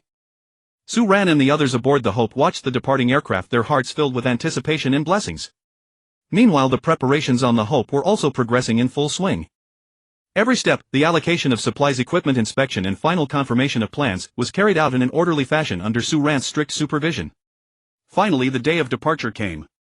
The advance team members boarded the spacecraft in orderly ranks, carrying courage and determination as they flew toward Yangqing. After a long flight, the aircraft finally approached Yangqing. The advance team was about to begin their exploration of Yangqing. Every step they took would mark a significant advance in humanity's understanding of the unknown world, and establishing the outpost base was the crucial step that would lay the foundation for deeper exploration and research. Upon reaching 1 million kilometers from Yangqing, the Kongtian 3 that remained in orbit was renamed the Yangqing Relay Platform, or simply the Relay Station. Meanwhile, the other Kongtian 3 was designated Vanguard 1 and the Kongtian 2 became Vanguard 2. The Relay Station released a nano-communication tether 1 centimeter in diameter which connected to the tail of Vanguard 1. Vanguard 1 descended slowly while Vanguard 2 landed before Vanguard 1. Sun Feng's voice came through the communicator. "Commander Su Ran, we are about to begin operations. All preparations are complete." Su Ran responded calmly, "Good. Be careful and follow the predetermined plan." Li Ming then added, "Rest assured, we are confident we can complete the mission." Su Ran said, "Monitor all data closely. Report any anomalies immediately." The advance team members replied in unison, "Yes." Su Ran reminded, "Communication will be cut off soon. Good luck to you." Then Vanguard 2 adjusted its attitude and rapidly approached the atmosphere of Yangqing. After Vanguard 2 successfully landed, Vanguard 1, towed by the nano-communication tether, began its descent. Vanguard 2 was the first to plunge into the atmosphere of Yangqing. The moment it entered the atmosphere, intense friction engulfed the aircraft in searing heat, surrounding it with a blinding blaze. The special material of the fuselage glowed red under the extreme temperature as if it were a burning meteor. Inside the cabin, the team members felt violent vibrations and the data on the instrument panel fluctuated wildly. "Steady. Control the speed and attitude," Li Ming shouted. The pilot gripped the control stick tightly, struggling to adjust the aircraft's angle, trying to find balance amid the raging air currents. Vanguard 2, like a stubborn beast, fought its way through the tearing atmosphere. Finally, the vibrations subsided and the aircraft began to descend smoothly. Meanwhile, Vanguard 1 had also begun its arduous journey. Vanguard 1 was piloted by Zhao Gang and another pilot, with Sun Feng also descending aboard it. As the altitude decreased, the atmospheric resistance grew stronger and the aircraft seemed to be submerged in a viscous, almost suffocating mire. "Watch the speed, don't go too fast." Sun Feng's voice was filled with tension and anxiety. His eyes were fixed on the sparks flickering outside the window. Under the immense, unimaginable pressure, the fuselage of Vanguard 1 emitted creaking sounds as if groaning in agony. Every squeeze and friction subjected the metal frame to a tremendous ordeal. The crew members' hearts were in their throats. They gripped the handrails tightly, their eyes reflecting both fear and unwavering determination. Suddenly, a violent air current like a raging beast struck without warning, tilting the aircraft sharply to one side. Chaos erupted in the cabin. Unsecured items flew around, hitting the walls with dull thuds. "Full correction." Sun Feng's forehead veins bulged, his voice nearly a roar. Zhao Gang and the other pilot gripped the control sticks with all their might, their arm muscles taut, sweat pouring down like rain. Their eyes were focused and resolute, every subtle movement channeling every ounce of strength and skill. With their full effort, the aircraft struggled against the powerful force. However, the impact of the air current showed no sign of abating. The aircraft's tilt angle increased as if at any moment it would lose control and plunge into the endless abyss. "Steady. We must hold steady." Sun Feng's voice rang out amidst the chaos. He shouted commands while assisting the pilots in monitoring the instrument readings. At that moment, the atmosphere inside Vanguard 1 was extremely tense. The crew members' breathing quickened and their heartbeats seemed amplified in the confined space. Everyone's eyes were fixed on the pilot's operations, silently praying for the aircraft to regain balance. Zhao Gang and the other pilot wore expressions of intense concentration, their teeth clenched, sweat dripping onto the control panel. Their hands trembled slightly from excessive exertion, but the control sticks were like lifelines they dared not release for a moment. After a few long, heart-stopping seconds, the aircraft finally began to stabilize under their desperate efforts. Yet the crisis was not over. The nano-communication tether swayed violently in the wind, the slender cable appearing as if it might snap under the strain.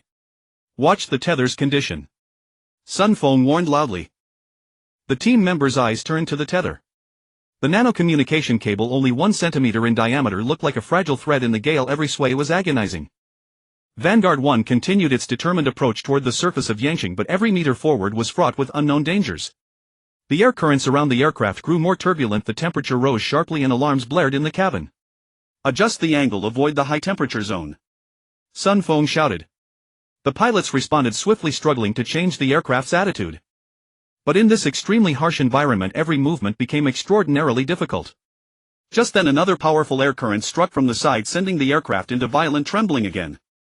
"Hold on." Sun Feng's voice was already hoarse but still full of strength. The team members clung to fixed objects, their faces set with determination. They knew that at this moment there could be no retreat or hesitation.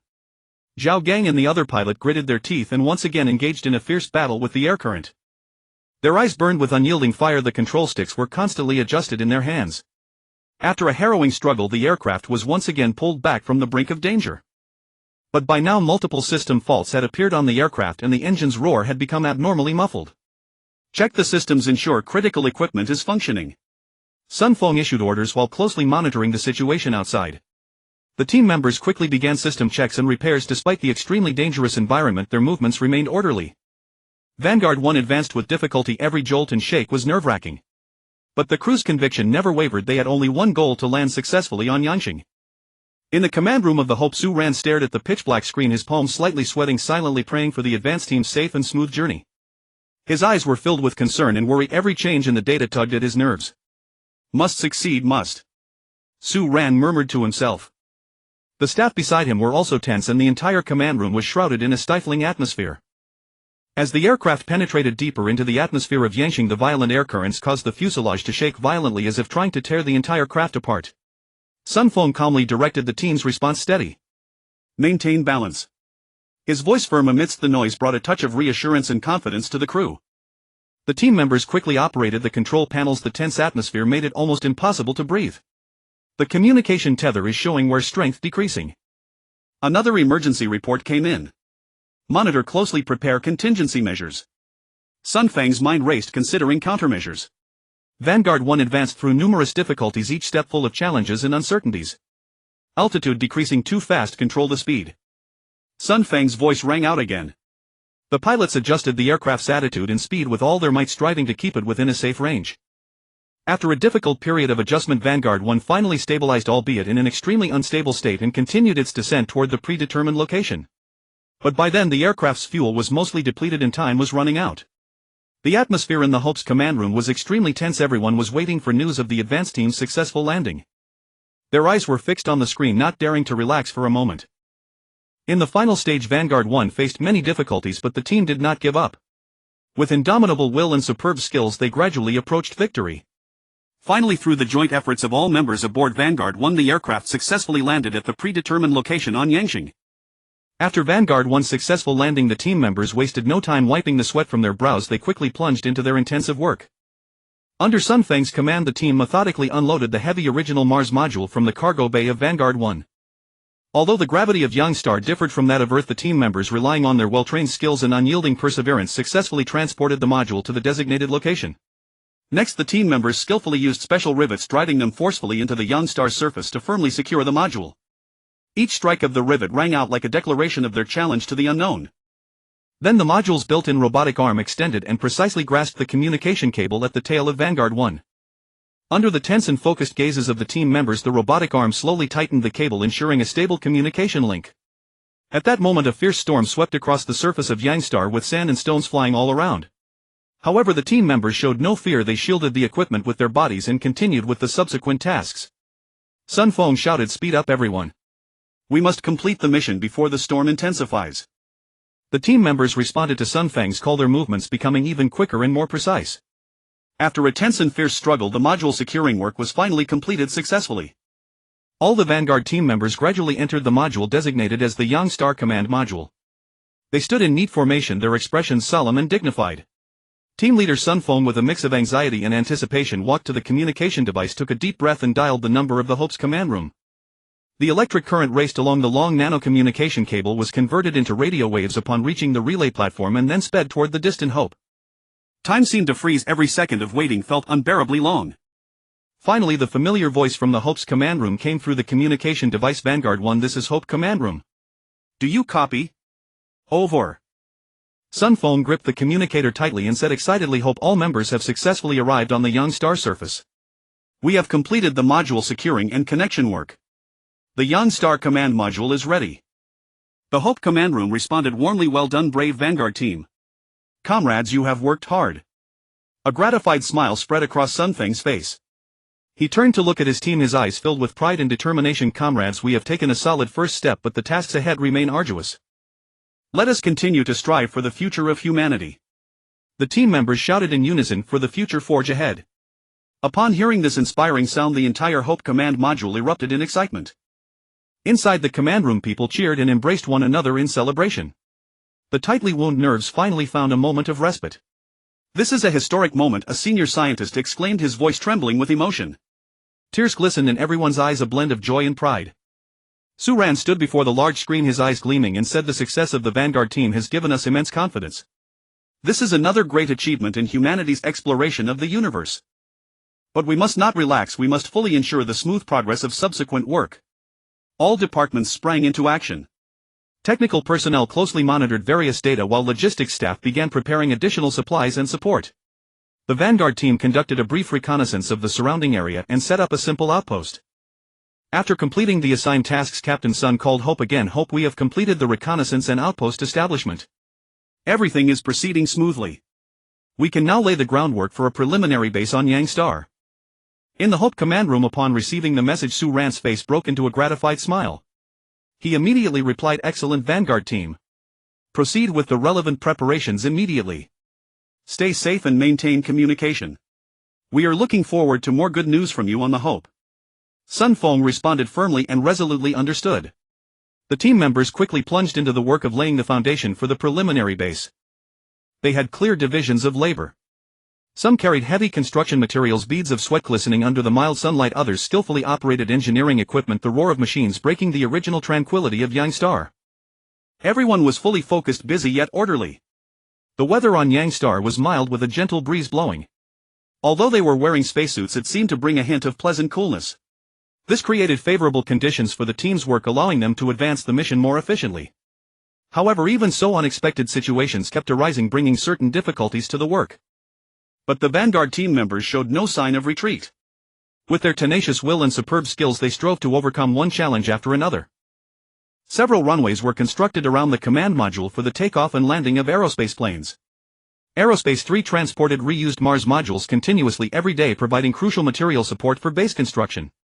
After several days of hard work, a base consisting of hundreds of modules radiating outward from the command module was established using the Mars modules. Through arduous efforts, the preliminary base began to take shape. Sunphone looked at the gradually taking shape base filled with joy and reported to Hope again. Hope, the layout of various facilities has been initially completed and material reserves are proceeding according to plan. We can proceed to the next step. In the Hope command room, upon receiving Sunfang's report, Su Ran immediately convened a meeting to discuss the next action plan. According to the Vanguard team's report, Yang Star has development potential. We have decided to dispatch 10,000 people to Yang Star, including 3,000 soldiers, 2,000 scientists and 5,000 workers, to carry out preliminary development work and simultaneously build the base. Su Ran said solemnly at the meeting. His gaze was resolute, filled with anticipation for the future. The heads of various departments nodded in agreement, fully aware of the importance and difficulty of the task, and immediately began actively preparing the relevant work. The conference room was filled with a tense yet orderly atmosphere. Everyone devoted themselves wholeheartedly to the preparations. Soon after, the team of 10000 assembled at the spaceport. They wore neat uniforms, their eyes revealing determination and resolve. Spaceships lined up one after another at the port, gleaming with silver light as if awaiting the departure of the brave warriors. At the commander's order, everyone boarded the spaceships in an orderly manner and set off toward Yang Star. When they arrived at Yang Star, they were stunned by the sight before them. Although the surface of Yang Star was desolate, the ground was a lush green with plants growing exceptionally luxuriantly, full of vitality and potential. In the distance, majestic mountains stood tall as if guarding this mysterious land. In the sky, faint clouds drifted, giving a sense of tranquility and mystery. The workers quickly sprang into action, plunging into base construction. The road-laying work was also proceeding intensely. The workers toiled diligently, their sweat soaking their clothes, but their faces were adorned with determined smiles. They knew that every stone laid and every road extended was for the realization of humanity's development goals on Yang Star.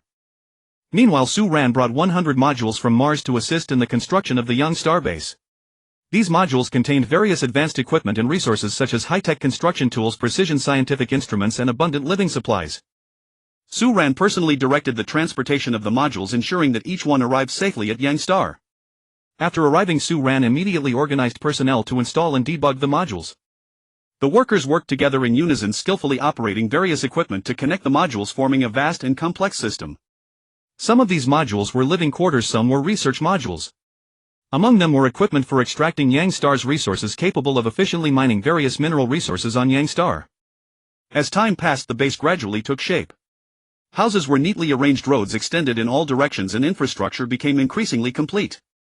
Laboratories, energy centers, communication facilities, and more were established one after another, providing convenience for people's life and work. Scientists also made some important discoveries during their research. They found that Yang Star harbored special minerals with high application value, offering more possibilities for the development of Yang Star.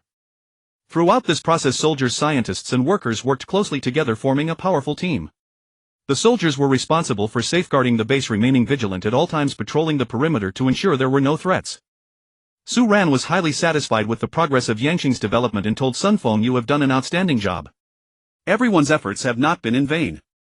From now on, we must intensify our efforts to develop Yangqing and make it humanity's new homestead." His voice brimmed with pride and confidence. Sunfeng replied, "Rest assured. We will spare no effort and live up to everyone's expectations. We will continue striving toward the goal of establishing human settlement on Yangqing." His gaze was resolute, filled with unwavering determination. In the days ahead, the development of Yangqing would continue relentlessly. More resources would be harnessed and utilized, and infrastructure would be progressively improved. People would build more prosperous communities on Yangqing and engage in diverse scientific research and production activities. The military personnel would further strengthen security operations to ensure the safety and stability of the base. They would continually enhance their combat readiness to face various potential challenges. Scientists would conduct in-depth studies of Yangqing's ecological environment, seeking sustainable development approaches to protect this mysterious land. A research expedition comprising geologists, biologists, meteorological and atmospheric specialists and hundreds of soldiers was dispatched to the base for systematic investigation. This was a journey full of challenges and the unknown. Each person carried reverence for science and curiosity about what lay ahead, hoping to uncover more secrets hidden on Yangqing. When the botanists stepped onto this mysterious land, they were awestruck by the spectacle before them. The trees here soared to 100 meters in height, standing like colossal umbrellas that blotted out the sky. The grass blades reached several meters tall, swaying in the wind as if green waves were surging across the land. Their growth appeared remarkably faster than that of plants on Earth, and their adaptability was extraordinary. Some plants boasted broad leaves ablaze with vivid colors as if proudly displaying their vitality, others took on bizarre alien-like forms. Even more astonishing was the sense that these plants possessed a kind of sentience, seemingly organizing and guiding the scientists' exploration of Yangqing with deliberate intent. "This is simply unbelievable. These plants seem to be guiding us somewhere," said one botanist. "Indeed, I sense the same thing. They seem to know our purpose. Could they truly be conscious?" another botanist responded. As the scientists ventured deeper into the forest, they found their path constantly blocked by inexplicable vines and branches, requiring immense time and effort to clear. Sometimes they lost their bearings entirely. Familiar landmarks would suddenly vanish as though disturbed by some mysterious force. When collecting samples, the plants would suddenly emit pungent odors or shake their leaves, making it nearly impossible to gather specimens. "What is going on? Why are these plants trying to stop us?" one scientist asked in bewilderment. "Perhaps they are protecting themselves or guarding some secret of this planet," another scientist speculated. Meanwhile, the atmospheric specialists were hard at work. They discovered that the weather here remained consistently mild and comfortable throughout. There was no night nor any discernible light source akin to a sun, yet the surroundings remained perpetually bright. This peculiar phenomenon aroused their intense interest, and they began to study its underlying causes in depth. Through atmospheric composition analysis, they discovered that Yangqing's atmosphere contained a special gas capable of scattering light, keeping the entire planet in a constant state of luminosity. However, while measuring atmospheric data, their instruments frequently malfunctioned, producing erratic readings that posed significant difficulties for their research. "This gas is extraordinarily strange. We do not yet fully understand its properties," one atmospheric expert remarked. "Indeed, and our instruments keep failing. We must find a solution." The geologists meanwhile focused their attention on the numerous caves scattered across the surface. Entering the caves cautiously, they discovered that the oxygen condensates were continuously emanating from within these caverns. These condensates emitted a faint glow, dancing through the air like ethereal spirits. The geologists conducted detailed studies of the rock structures and mineral composition within the caves, attempting to piece together Yangqing's geological history and formation process. They surmised that these caves might be closely linked to geological activity deep within Yangqing, and that the production of oxygen condensates could be the result of some extraordinary geological process. However, eerie sounds often echoed through the caves, sometimes low rumbling booms, other times piercing whistles that sent shivers down one's spine. "This sound is terrifying. What lies within these caves?" one geologist asked nervously. "We cannot say, but we must find out. This could be the key to unraveling the mystery of Yangqing." The animal experts discovered something deeply anomalous during their investigation. In such a favorable environment, there were absolutely no traces of any animal life, which left them profoundly puzzled. They meticulously searched every corner, leaving no stone unturned, yet came up empty-handed. The zoologists began to ponder whether some special factor in Yangqing's environment rendered it inhospitable to animal life. They collected soil and water samples in the hope of finding some clue. Yet during the sample collection process, they encountered inexplicable obstacles. Tools would suddenly malfunction, or samples would be snatched away by some invisible force. "This is incredibly strange. Why is there no animal life here? The environment is clearly suitable for survival," one animal expert said. "There may be reasons beyond our current understanding. We must continue our in-depth research," another animal expert replied. At the same time, the microbiologists were conducting thorough research. Under microscopes, they observed that virtually no bacteria or other microorganisms existed here. This stood in stark contrast to Earth's ecosystems, where even in the harshest environments microorganisms are invariably present. The microbiologists were deeply astonished and began studying Yangqing's environmental conditions, attempting to identify the cause of this microbial absence. However, their experiments were frequently disrupted, yielding inconsistent results. "The environment here is truly extraordinary, such a profound lack of microorganisms," one microbiologist remarked. "Indeed. We must determine the cause. This is of great importance to our understanding of Yangqing's ecosystem," another microbiologist responded. To gain a deeper understanding of Yangqing's mysteries, the expedition decided to conduct further exploration of the caves. The soldiers carefully protected the experts, ensuring their safety. Within the caves they discovered peculiar rock formations and mineral deposits that provided important clues for studying Yangqing's geological history. The caves exuded an enigmatic aura, their walls shimmering with strange luminescence, making one feel as though they had stepped into another world entirely. Yet the caves were also fraught with danger. Rocks would fall unpredictably and narrow passages required arduous crawling to traverse. "Everyone be careful. This place is dangerous," a soldier warned. "Understood. We will be cautious," a scientist replied. The experts began to analyze and discuss these anomalous phenomena. They hypothesized that Yangqing's unique environmental conditions might be responsible for the absence of animal and microbial life, and that the strange interference could be linked to some unknown force on the planet. Perhaps the special properties of the oxygen condensates or other undiscovered factors were affecting the survival and reproduction of living organisms.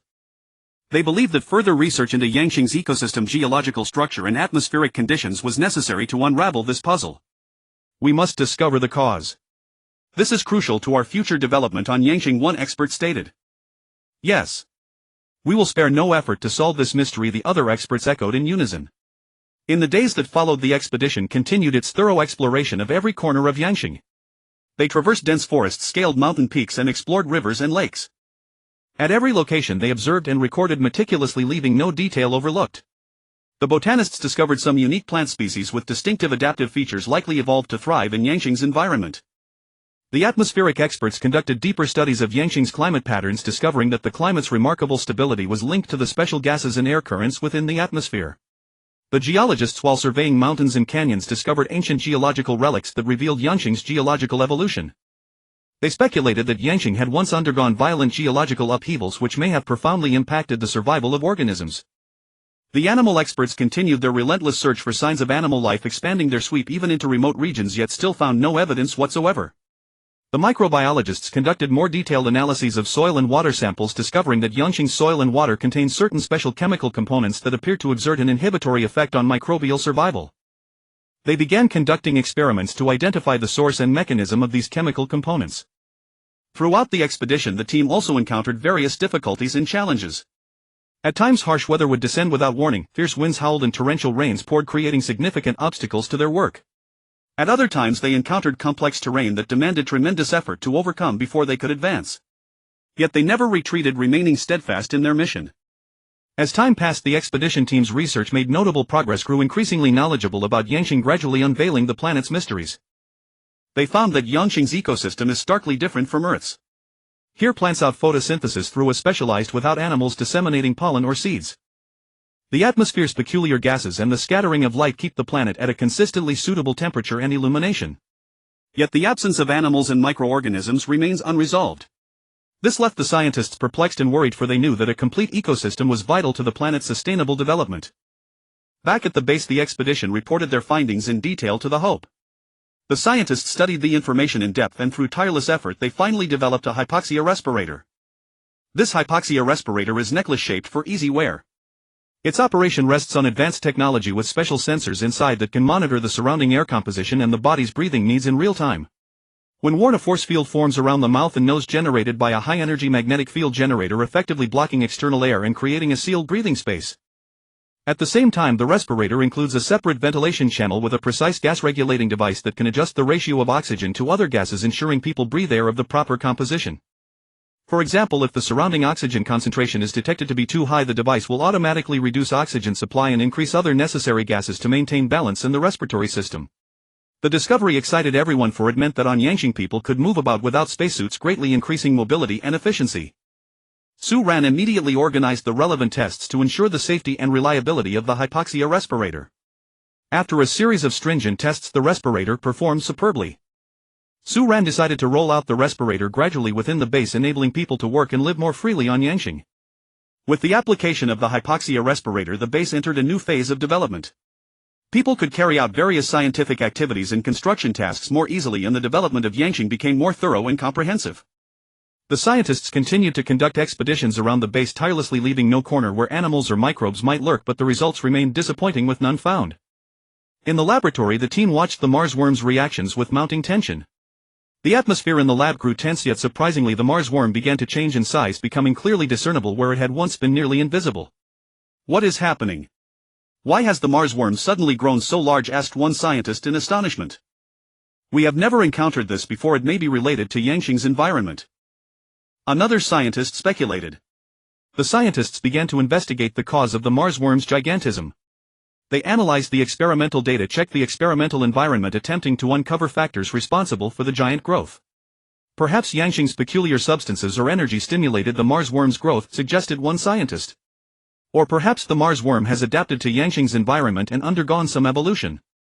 Another scientist added. The scientists continued to conduct deeper studies on the Mars worm's decomposition of minerals on Yangqing. They carefully selected samples containing various minerals and placed the Mars worm within them, observing its behavior and reactions closely.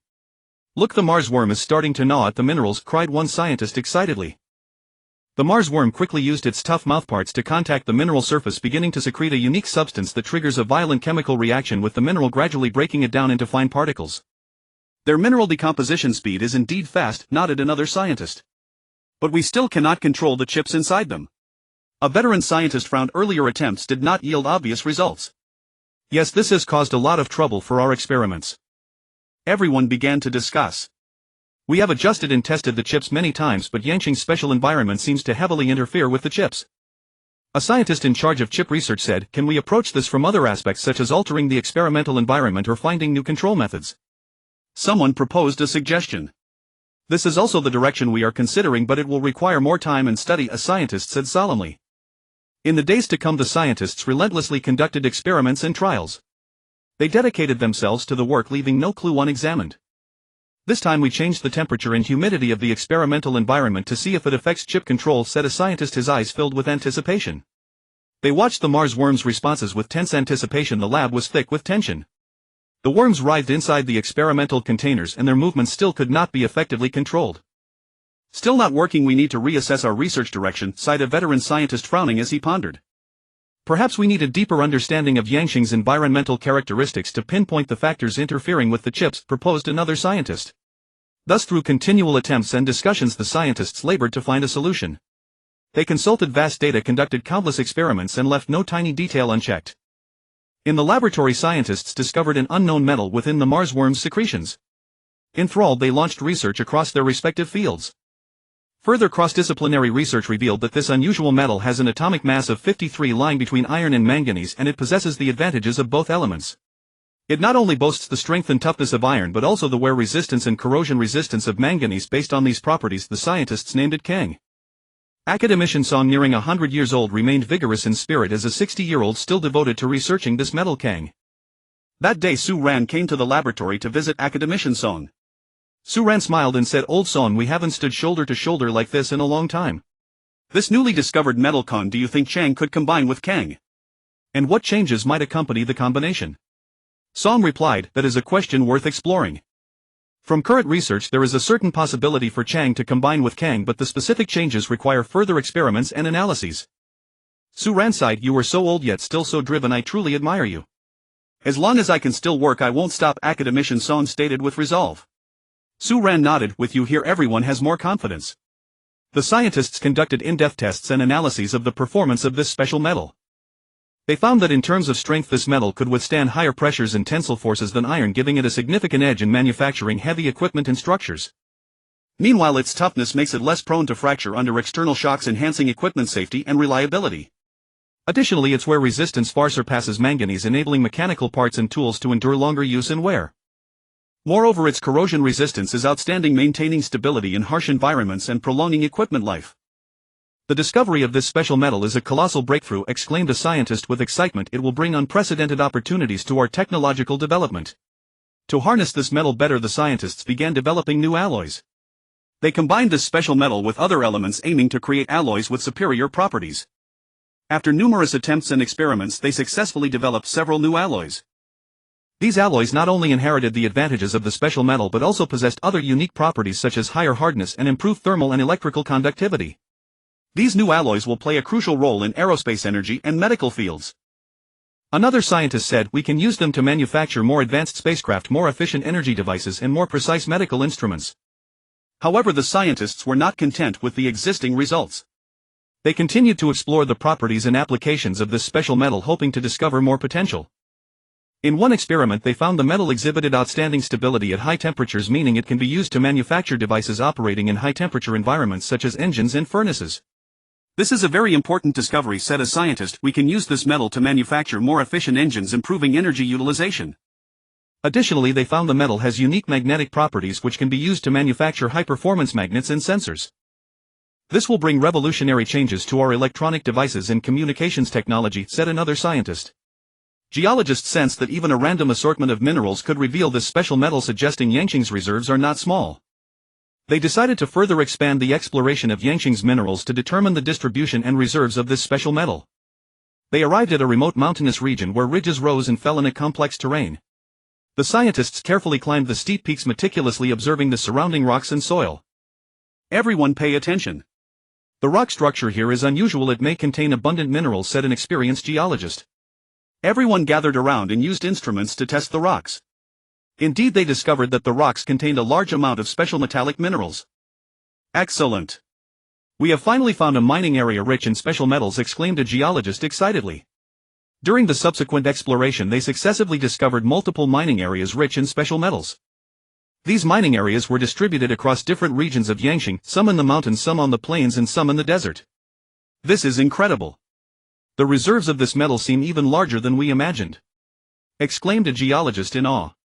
If we can effectively develop and utilize these resources, the development of Yangqing will usher in a new leap, another scientist said with anticipation. However, achieving this goal was not easy. The biologists were still unable to control the whooshing chong to help humans extract this metal. They still needed to solve the problem of the chip inside the whooshing chong being uncontrollable in order to ensure large-scale use of the whooshing chong to decompose minerals. Inside the biological laboratory, the biologists continued their research on the whooshing chong. They tried various methods, adjusting the chip parameters, changing the signal frequency, but none achieved significant results. We cannot lose heart, there must be other solutions, encouraged one scientist. They reanalyzed the previous experimental data and discovered that Yangqing's magnetic field might be interfering with the chips. Thus they began to study how to shield the magnetic field's influence. After numerous experiments, they had yet to find an effective method to reduce the magnetic field's interference on the chips. Su Ran, as the overall commander, demanded, due to the special characteristics of Yangqing, we cannot use the whooshing chong to refine metals for now. Therefore, we need to start researching extraction and processing technologies. The Dragon Academy assembled scientists from various fields to study the extraction of the metal Kang. We could try using this new solvent for extraction and see how it works, proposed one scientist. All right, let's begin the experiment, another scientist responded. They placed the ore into a reactor, added the new solvent, and carefully observed the reaction. Everyone pay attention to the changes in temperature and pressure and record the data promptly, reminded the team leader. Understood, the other scientists answered in unison. After a period of reaction, they stopped the experiment and began analyzing the results. The extraction effect this time seems good. The purity of the special metal has improved to some extent, said one scientist while looking at the data. But it's still not enough. We need to continue optimizing the solvent formula and reaction conditions, said another scientist. Next, they tried physical methods. Let's use high-temperature smelting to process these ores and see if we can improve extraction efficiency, said one scientist. All right, adjust the temperature and time and observe the changes in the ore, said another scientist. During the high-temperature smelting process, the scientists closely monitored the conditions inside the reactor. The temperature has reached the set value. The ore is beginning to melt, reported one scientist. Continue observing to ensure the smelting process proceeds smoothly, said the team leader. Subsequently, they conducted electrolysis experiments. This time we must control the current density and time of the electrolysis to obtain a higher purity of the special metal, said one scientist. Rest assured, we will strictly follow the experimental protocol, said another scientist. During the experiment, the scientists continuously exchanged and discussed. Look, the deposit on the cathode is increasing. It shows the electrolysis effect is quite good. After arduous efforts, the scientists finally developed a highly efficient extraction and processing technology. Our technology has achieved a major breakthrough, enabling large-scale production of this special metal, said a scientist proudly. Great! This will bring tremendous impetus to the development of Yangqing, another scientist said excitedly. After research, they adopted an advanced chemical extraction technology. By using a specific solvent, they could effectively separate this special metal from the ore. During the experiments, the scientists meticulously adjusted the solvent ratio and reaction conditions to improve extraction efficiency and purity. They discovered that under certain temperature and pressure the solvent could selectively react with the special metal in the ore, dissolving and extracting it. Then through further separation and purification steps they obtained high-purity special metal. After arduous efforts they finally developed a highly efficient extraction and processing technology. This technology could rapidly extract the special metal from the mineral and process it into high-quality materials. Our technology has achieved a breakthrough and we can begin large-scale production, said one scientist. With the development of Yanqing, Su Ran realized that they might have reached an important turning point. At this critical moment he decided to collaborate with academician Song to develop a new type of alloy to enhance the performance and safety of the Hope. Su Ran found academician Song and elaborated on his idea. Academician Song, I believe we can try to combine Kang and Chang to develop a brand new alloy. Its properties might surpass those of the Chang titanium alloy currently used for the Hope's shield. Academician Song nodded, his eyes sparkling with excitement. This idea is very promising. Kang has unique properties. If successfully combined with Chang it might produce unexpected effects. Thus the two led the team into research and development work immediately. They toiled day and night in the laboratory conducting countless experiments and attempts. During the development process they discovered that Chang mainly acted as a catalyst in the alloy used in relatively small amounts while Kang existed abundantly on Yanqing. This greatly reduced the raw material cost of the King-Chang alloy, making it extremely cheap. After arduous efforts they finally succeeded in developing the King-Chang alloy. Tests showed that the King-Chang alloy exhibited astonishing performance. Not only did it possess greater strength and hardness than the Chang titanium alloy, providing better resistance to external impacts and pressure, but it also excelled in high-temperature resistance, corrosion resistance and other aspects. Moreover, the King-Chang alloy had the property of effectively weakening laser attacks. When a laser struck the surface of the King-Chang alloy it could disperse and absorb the laser's energy, greatly reducing the destructive effect of the laser on the object. Su Ran said excitedly, academician Song, we have succeeded. The performance of the King-Chang alloy far exceeds our expectations. Moreover, its cost is low and it can weaken laser attacks. This will bring immense advantages to the Hope. Academician Song was also thrilled. Yes, this is the fruit of our team's joint efforts. Next we must apply the King-Chang alloy to the Hope's shield as soon as possible to enhance the spacecraft's safety performance. Subsequently they began to apply the King-Chang alloy to the Hope's shield. During the installation process they meticulously adjusted every detail to achieve the optimal state. When the new shield was installed the safety of the Hope was greatly enhanced. The collaboration between Su Ran and academician Song achieved a resounding success, providing a more solid guarantee for the Hope's future voyages. During a plenary meeting Su Ran introduced the development process and performance advantages of the King-Chang alloy. Everyone, the King-Chang alloy we developed will bring stronger protection to the Hope. It not only has excellent performance and is extremely cheap but also effectively resists laser attacks.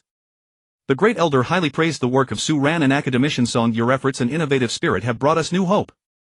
The great elder highly praised the work of Su Ran and academician Song. Your efforts and innovative spirit have brought us new hope. Su Ran and the great elder recognized the immense development potential of Yanqing, so everyone decided to vigorously develop Yanqing. First they required leveling enough land to place the modules, preparing for subsequent construction. The engineering team quickly mobilized using advanced equipment and technology to carry out large-scale modification of Yanqing's surface, making it flat and solid. Second, they deployed numerous Mars modules on Yanqing for development use. These modules were meticulously designed and manufactured, possessing various functions to meet the needs of the development process. They were orderly placed on the leveled land, forming a vast base. To better develop Yanqing's resources they dispatched landing ships to serve as refining factories. The landing ships were equipped with advanced refining equipment and technology capable of efficiently extracting various resources from Yanqing. These resources would be used to manufacture various products and equipment, providing strong support for Yanqing's development. During the development process strange occurrences plagued the Mars base construction. Plants that had grown well on Mars seemed to undergo abnormal changes. Their growth rate became abnormally slow and some plants even began to show signs of wilting.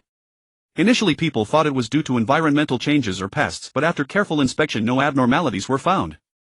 As time passed some strange phenomena began to appear. The plants seemed to consciously hinder human development activities.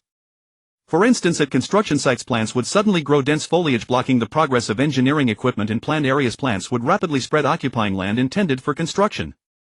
The research team conducted an in-depth study of the various strange phenomena appearing on Yanqing. Su Ran, a young and capable leader with decisive resolve, discussed the secrets behind these phenomena with the Grand Elder and numerous scientists. They speculated that it might merely be an instinctive response of a natural organism similar to the stress behaviors of plants like Venus flytraps and mimosa on Earth. These plants are extremely sensitive to environmental changes. When they perceive that human development activities pose a threat to their habitat they adopt certain self-protective measures. Despite this speculation, the team decided to proceed with the development as planned. However, they never anticipated that this decision would nearly bring catastrophic disaster upon humanity. The moment the colossal excavator's bucket dug into the first scoop of soil, it was as if Pandora's box had been opened. Yangqing seemed to awaken some mysterious and formidable power. A deep resonant roar echoed through the air, yet it was ruthlessly drowned out by the clamor of machinery. Several excavators toiled tirelessly at the site as if engaged in an invisible battle against an unknown force. However, the calm did not last long. A few days later, a series of bizarre events began to occur one after another. The once majestic giant excavators had overnight been reduced to twisted heaps of scrap metal as if manhandled by an invisible and irresistible force. Realizing the gravity of the situation, the people were filled with fear and unease, and they reported this terrifying phenomenon to Su Ran. After intense and meticulous research, the scientists speculated that some enormous and mysterious creature might be behind the disturbances. To ensure the safety of the site, the military responded swiftly, deploying powerful heavy weaponry to guard the perimeter around the clock. Under the protection of the military, the miners and workers felt a slight reassurance and mustered some courage to resume their tasks. Several days later, on a sunny day when everyone was resting, a colossal figure hundreds of meters tall rushed toward the site like a phantom. In panic, the people looked up and saw an enormous, bizarre-looking alien creature before them. Its green fur shimmered with an otherworldly luster under the bright sunlight like a flowing forest of emerald, mysterious and enchanting. The alien creature was as agile as a leopard, yet its size was many times greater. Its limbs were thick and powerful, each foot bearing only 3 sharp cat-like claws with long nails gleaming coldly as if capable of tearing apart anything in its path. It could stand upright on its hind legs, holding its head high and chest out, majestic and imposing, as if proclaiming its power and inviolability to the world. Its head combined the ferocity of a tiger with the intelligence of a gorilla, its eyes radiating a chilling wildness and mystery as if harboring boundless strength and wisdom. Its massive body towered like a mountain, each breath exuding a terrifying aura that made humans feel utterly insignificant and fragile before it. The alien creature lunged at the site without mercy, launching a frenzied attack while emitting deafening roars. The roars seemed to convey something. Though humans could not understand the specific meaning, the tone was filled with anger and threat, a profound expression of rage. It swung its immensely powerful forelimbs like a giant hammer, instantly smashing several temporary sheds to pieces. Equipment and tools in the sheds were hurled into the air by the force, then crashed heavily to the ground with a series of dull thuds.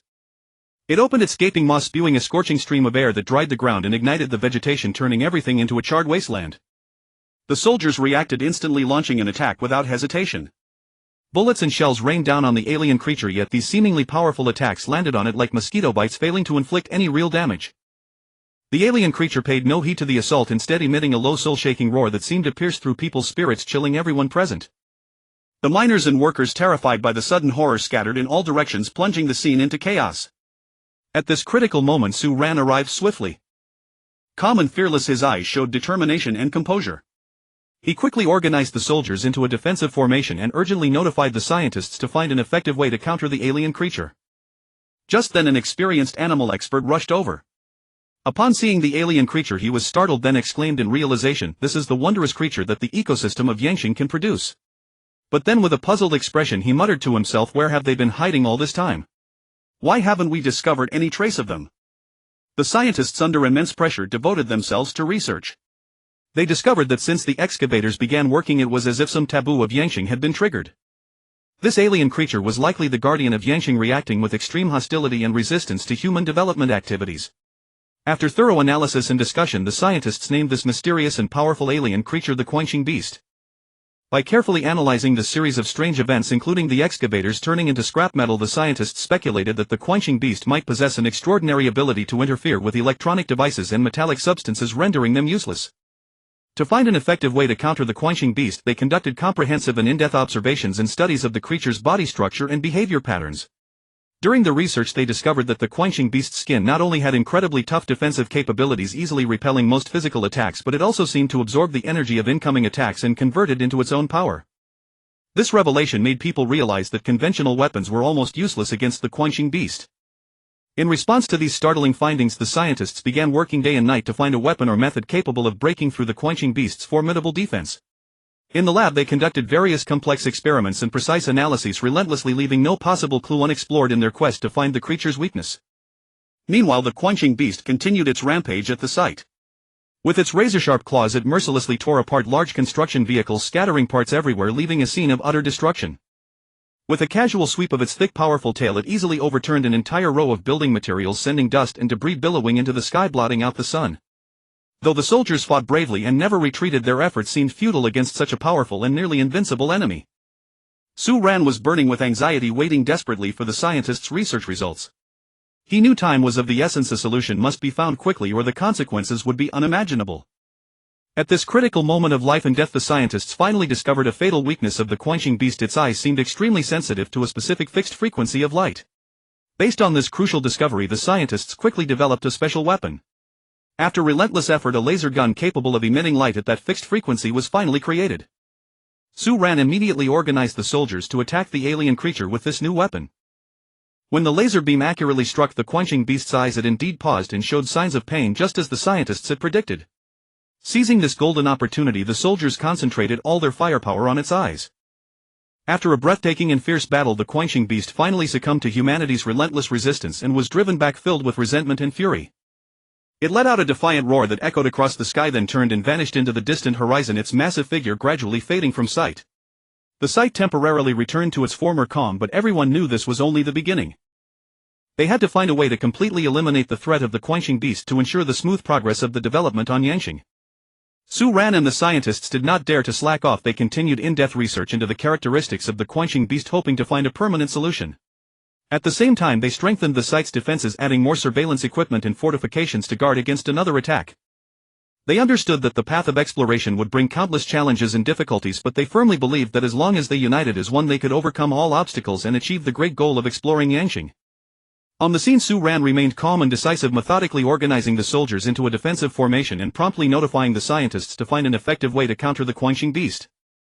After the mad star beasts fled back to their territory in disarray, the strongest among them, a beast named Hala, shouldered the weighty duty of reporting the battle situation to the Earth, while Yueshi, leveraging his prestigious standing within the pack. Dragging his severely wounded body, he trudged forward with excruciating difficulty, his heart brimming with dread toward humanity and trepidation before the unknown. With each laborious step, fresh waves of agony surged from his wounds, yet he bore the torment silently, resolutely forging ahead toward the mysterious domain where Yueshi resided. At last he arrived at Yueshi's domain, a place teeming with enigmatic power, shrouded in ethereal radiance and surging with formidable energy fluctuations. Yueshi, an existence endowed with unfathomable power and profound wisdom, listened in silent composure to the mad star beast's report. The beast recounted, voice trembling, the humans' formidable weaponry, their tight coordination and their tenacious resistance, as though still lost in the ferocity of that battle.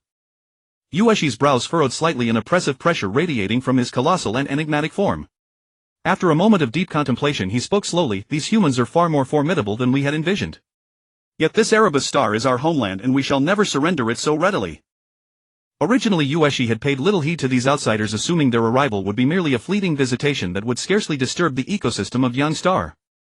However, when the excavators began their work, the violent tremors that shook the earth irked Yueshi, for he regarded this as a desecration of Yang Star, their sacred homeland. Thus Yueshi dispatched Halu to issue a warning to the humans, hoping they would cease their destructive activities. Carrying Yueshi's decree, Halu arrived at the human construction site. He unleashed a deep rumbling roar, endeavoring to make the humans comprehend that their actions had enraged the earth will. Yet the humans disregarded Halu's warning entirely, perceiving him as nothing more than a threat, and launched their attack. Halu sustained injuries in the ensuing combat, but managed to escape and return to Yueshi's side. Halu's wounds inflamed Yueshi's wrath, for he viewed the humans' defiance as a direct provocation. Consequently, Yueshi resolved to dispatch a greater number of mad star beasts to assault the humans, delivering a harsh reprimand. He commanded, "Send forth more mad star beasts, unleash your full might upon the human base and let them know our true power." Simultaneously, Yueshi also deployed certain extraterrestrial creatures suited for reconnaissance, such as the shadowbugs. Shadowbugs are a unique extraterrestrial species on Yang Star, their forms appearing indistinct and hazy, almost seamlessly blending with the surrounding environment. Their translucent bodies seemed condensed from living shadows, rendering their precise forms nearly imperceptible. Shadowbugs could emit a specialized electromagnetic wave possessing formidable interference capabilities, capable of severely disrupting the normal operation of electronic devices. Moreover, shadowbugs possessed exceptional concealment abilities, adjusting their coloration and transparency to achieve near-perfect camouflage within their surroundings. Typically appearing in swarms, they maintain tightly coordinated movements through a unique communication method, functioning as a highly efficient collective. Leveraging their diminutive size and specialized electromagnetic abilities, shadowbugs could silently infiltrate the human base to gather intelligence. Upon receiving Yueshi's command, a massive horde of mad star beasts began to assemble, preparing to launch an even fiercer assault upon the humans. Meanwhile, shadowbugs fanned out in great numbers, utilizing their extraordinary abilities to penetrate the human base and ascertain the layout of human defenses, weaponry and personnel deployments. Back at the Yang Star base, Su Ran and the other inhabitants remained unaware that a far more devastating storm was quietly gathering. They continued their arduous preparations, striving to fortify their homeland's defenses with greater diligence. Su Ran and academician Ma Yuanming were deeply engrossed in studying the output power and destructive potential of various laser guns, meticulously comparing the specifications of each weapon in an effort to identify the most devastating arsenal against the impending return of the mad star beasts. The laboratory pulsed with tense energy, the hum of instruments and the flickering of lights intertwining into an atmosphere of mounting urgency. At the same time, the surrounding shadowbugs had covertly transmitted the combat characteristics of the humans' anti-mad star beast weaponry to Yueshi. Drawing upon his profound understanding of Yang Star's flora and fauna, Yueshi swiftly devised a countermeasure. Yueshi employed the color-devouring flower from Yang Star to address this dilemma. This remarkable flower could alter its coloration in response to environmental changes, achieving both camouflage and self-protection. The specialized pigment cells upon its petals could perceive light temperature and humidity while also absorbing light and its associated energy. Furthermore, a special liquid produced by the color-devouring flower possessed analogous properties. Yueshi commanded the other mad star beasts to harvest abundant quantities of the color-devouring flower's liquid and apply it to the beasts' most vulnerable point, their eyes. This liquid formed a specialized protective film over the mad star beasts' eyes, effectively deflecting laser attacks while absorbing the light's energy, thereby preventing any harm to their vision. With this preparation complete, Yueshi once again dispatched the mad star beasts to assault the human base. Charging forward with ferocious intent, the beasts advanced with absolute confidence, convinced of their imminent victory over humanity. Their colossal and imposing bodies caused the ground to tremble with every step, and their roars seemed capable of rending the sky asunder. When the mad star beasts reappeared before the human base, soldiers immediately opened fire with their laser guns. Yet they were stunned to discover that their laser attacks proved utterly ineffective against the beasts' eyes. Unhindered, the mad star beasts charged recklessly into the human base, wreaking havoc with abandon. With razor-sharp claws, they tore through the base's defensive structures as though they were paper. Their massive bodies smashed through buildings, and the flames spewing from their maws ignited everything in their path within moments. Su Ran and Guard Captain Sun Feng recognized the gravity of the dire situation, with Sun Feng now responsible for the base's defense. They swiftly organized the soldiers to adjust their defensive strategies, searching for vulnerabilities in the mad star beasts and seeking a means to breach their formidable defenses. In the heat of the fierce battle, the human base suffered catastrophic losses. Buildings crumbled, flames raged unchecked, and thick smoke billowed skyward. Seeing the critical circumstances, Captain Sun Feng immediately deployed rocket launchers from the Hope vessel, preparing to counter the mad star beasts with overwhelming firepower. However, due to the malfunction of missile electronic systems on Yang Star, they were unable to employ missiles, though they would have done so without hesitation had their technology functioned properly. On the battlefield, the mad star beasts' deafening roars echoed incessantly as their mountain-like figures advanced upon the human base. Soldiers anxiously operated the rocket launchers, targeting the beasts and unleashing volley after volley of shells. Boom! Boom! Boom! The explosions from the rocket launchers erupted across the battlefield, sending towering columns of fire into the sky. Yet the mad star beasts' bodies appeared extraordinarily resilient. Though the rocket attacks inflicted some damage, they failed to halt the beasts' relentless advance. Their skin seemed fortified by an impenetrable armor capable of withstanding the majority of attacks. "Keep firing! Do not cease!" Captain Sun shouted loudly. Gritting their teeth, the soldiers continued launching rockets, relentlessly striving to repel the mad star beast offensive. Their faces bore expressions of unwavering resolve and courage, and despite facing such overwhelming foes, not a single soldier faltered.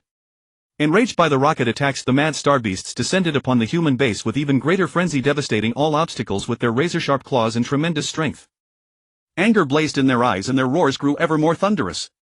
In this moment of dire crisis, Su Ran led the scientists in redoubled efforts to study the mad star beast's weaknesses. Observing the beast's behavior and reactions with intense scrutiny, they analyzed data from previous engagements. "We must find a way to penetrate the mad star beast's defenses," Su Ran declared. His gaze was resolute, overflowing with determination. The zoologist nodded in agreement. "I believe we can examine the physical structure of the mad star beasts to identify potential vulnerabilities." His eyes remained fixed on the images displayed on the screen, his pen rapidly recording notes. After thorough investigation, they discovered that the mad star beast's abdomen was relatively softer, potentially offering a critical breakthrough point. "Notify the soldiers to concentrate their firepower on the mad star beast's abdomens." Su Ran issued the order without delay. His voice was decisive and commanding, instilling confidence in all who heard it. Upon receiving the orders, the soldiers adjusted their rocket launcher angles, targeting the abdomens of the advancing mad star beasts. True to their findings, when the rocket shells struck the beasts' vulnerable underbellies, their movements noticeably slowed. Their bodies shuddered and anguished roars erupted from their throats. It works. Keep attacking, the commander exclaimed triumphantly. A smile of elation spread across his face as hope of victory began to shine through. Morale among the soldiers surged dramatically as they unleashed even fiercer salvos of rockets, concentrating their strikes upon the mad star beasts' abdomens. Their eyes blazed with fighting spirit and every shell carried their desperate yearning for victory. Sensing the growing threat, the mad star beasts attempted to evade the rocket fire, yet amid such overwhelming numbers many were struck in their abdomens and collapsed to the ground grievously wounded. Their massive bodies rolled across the earth emitting pained groans. Under the soldiers' steadfast resistance, the mad star beasts' offensive gradually began to wane. Ultimately they were forced to retreat, leaving behind a desolate and devastated battlefield. Rubble and wreckage littered the grounds everywhere while the acrid scent of gunpowder hung heavy in the air. Watching the retreating mad star beast, Su Ran felt a wave of relief wash over him. Yet they knew this was merely a temporary triumph. The mad star beasts would undoubtedly return and they had to find a definitive solution before it was too late. After its attack on the fierce star beast was thwarted, Moon's Breath fell into a furious rage. It decided to dispatch more powerful alien creatures to launch a massive assault on humanity's mining bases, refineries and the Sunstar residential facilities, attempting to drive humans completely out of the Sunstar. First, Moon's Breath sent out a flying alien creature known as the Blazing Winged Beast. These creatures possessed broad wings with a span of up to 50 meters covered in hard scales that gleamed with a metallic sheen. Their bodies were a vivid red like burning flames dazzling under the sunlight. They measured about 45 meters in length and could spew high-temperature flames from their mouths, instantly reducing everything around them to ashes. When these blazing winged beasts arrived above the human base, they swiftly launched their attack. Flames poured down from their mouths like a torrential rain, igniting buildings, equipment and vehicles, plunging the entire base into a sea of fire. The flames raged in the air, roaring with a sound like the howl of demons. The Dragon Kingdom soldiers looked up to see the sky filled with the silhouettes of these blazing winged beasts like heralds of death, bringing endless terror to humanity. The Dragon Kingdom soldiers did not sit idly by. Brave fighters quickly assembled and operated anti-aircraft guns, launching a counterattack against the blazing winged beasts in the sky. Shells roared out like meteors, exploding among the blazing winged beasts. Some were struck by the impact, their wings broken, and they fell from the sky with mournful cries. Other soldiers wielded laser guns, aiming at the eyes and wing joints of the blazing winged beasts, trying to weaken their flight ability and attack power. At the same time, Moon's Breath dispatched other powerful alien creatures such as the iron-armored giant rhino. These creatures were massive, standing about 25 meters tall and 30 meters long, as tough as tanks. They possessed powerful bodies and immense strength, capable of charging into the Dragon Kingdom's defenses and facilities. With heavy steps they rushed toward the Dragon Kingdom's Sunstar base, destroying everything in their path. The human defenses crumbled under their assault, shattered into pieces. Soldiers tried to stop them with weapons, but bullets struck their bodies with only a clear clatter, unable to cause any real damage. Facing the fierce charge of the iron-armored giant rhino, soldiers drove armored vehicles toward these behemoths. Missile launchers on top of the vehicles fired missiles, blasting wounds into the iron-armored giant rhinos' bodies. Some brave soldiers even leaped from the armored vehicles, wielding electromagnetic pulse guns to attack the leg joints of the iron-armored giant rhinos at close range, trying to slow them down. Then came the rampaging giant tiger. This creature stood up to 50 meters tall and was about 80 meters long, its body like a small mountain covered in hard spikes, each as sharp as a blade. Its strength was tremendous, easily lifting massive boulders and hurling them at the human base. Its roar was like thunder, capable of bursting eardrums and instilling sheer terror. When it appeared on the battlefield, the Dragon Kingdom soldiers were awed by its colossal size, their hearts filled with despair. Yet the soldiers' fighting spirit was not extinguished. They used the terrain to set traps on the rampaging giant tiger's path. When it stepped into a trap, a huge net sprang from the ground, entangling its legs. Taking advantage, soldiers fired rocket launchers, creating more wounds on the rampaging giant tiger. There was also an alien creature called the Venom Spitter, resembling a giant spider, but its body was covered in venom sacs. It could spray a highly toxic liquid that quickly corroded anything it touched, reducing it to a pool of pus. When it attacked the human base, it sprayed venom incessantly, leaving no escape. The soldiers it encountered suffered heavy casualties. Realizing the venom's potency, the soldiers quickly donned special protective suits and wielded flamethrowers, launching a counterattack against the venom spitters. The high temperature of the flames instantly evaporated the venom, rendering it useless. Facing such powerful attacks, the soldiers found themselves in dire straits. Though they fought valiantly, the alien creatures' assaults were too ferocious and they gradually fell back. The battlefield was shrouded in smoke and blazing fire. The cries of people and the roars of alien creatures intertwined, forming a tragic symphony. Su Ran and the guard captain Sun Feng realized the situation was irreparable. To avoid further casualties, they decided to lead the people in evacuating the Sunstar and returning to the Hope. During the evacuation, humans managed to capture some alien creatures for subsequent research. These alien creatures were confined in special containers and brought back to the Hope. They struggled in the containers, letting out furious roars, but could not escape. Back on the Hope, people began to reflect on this failure. They realized that the creatures on the Sunstar were far more powerful and mysterious than they had imagined. To better handle similar situations in the future, they decided to intensify research on these alien creatures, hoping to find ways to counter them. Subsequently, an emergency meeting was convened. The atmosphere was heavy with exhaustion and worry etched on every face. The leader grimly announced the casualties of the war. In this fierce battle against the alien creatures, we suffered 3540 human casualties, 48 destroyed refineries and 96 damaged base modules. This is an unbearable loss for us. Scientists worked day and night conducting detailed dissections and analyses of the captured alien creatures. They sought to understand the creatures' physiological structures, behavioral patterns and special abilities in order to develop corresponding weapons and defensive measures. During the research, scientists discovered some interesting phenomena. For instance, the blazing winged beasts had special cells on their wings that could generate powerful currents enabling flight. The iron-armored giant rhinos, on the other hand, possessed a unique bone structure that granted them immense strength and tough defenses. Through in-depth study of these findings, scientists began developing new weapons and technologies. They hoped to use these research results to enhance humanity's combat capabilities so that they could one day return to the Sunstar and continue exploration and development. Despite this setback, humanity did not give up. Su Ran, along with the elders and department heads, convened an emergency meeting. The atmosphere was heavy with exhaustion and worry etched on every face. Su Ran grimly announced the casualties of the war. In this fierce battle against the alien creatures, we suffered 3540 human casualties, 48 destroyed refineries and 96 damaged base modules. This is an unbearable loss for us. The Great Elder spoke sorrowfully. This battle against the alien creatures has cost us dearly, with many lives lost. This is a pain we will carry forever. Then the Great Elder added, we must not be crushed by grief. We must turn sorrow into strength and discuss how to face the Sunstar next. Inside the meeting room, voices rose and fell in discussion. We cannot simply abandon the Sunstar. It is a vital resource for our future development, the Third Elder stated firmly. But the losses this time are too great. Do we really have the capability to counterattack? The Second Elder questioned. We Dragon Kingdom people have never been quitters. Backing down will only cost us the opportunity forever, said Minister of Military Affairs Wang Tianhua, rising to his feet excitedly. After a heated debate, they finally reached a consensus counterattack. After the meeting, Su Ran summoned Shuiming, the head of the Dragon Science Institute, and Wang Tianhua, the Minister of Military Affairs, assigning them the task of developing weapons suitable for the Sunstar in the shortest possible time. Facing increasingly severe external threats, the Ministry of Military Affairs and the Dragon Science Institute quickly mobilized forces to jointly study countermeasures. Experts from various fields gathered, engaging in intense discussions and in-depth analyses. A weapons expert frowned and said the power of the alien creatures is beyond imagination. The iron-armored giant rhino's hard armor is nearly impenetrable by ordinary weapons. Another engineer chimed in, and the blazing winged beast's high-temperature flames, our current defensive equipment can hardly withstand them. At this point, a zoologist spoke up, not only that, from my observations, the blazing winged beast can not only spew high-temperature flames but also flies extremely fast and can turn flexibly in the air. The iron-armored giant rhino, though large, can run at a considerable speed, and they often move in groups with strong coordination.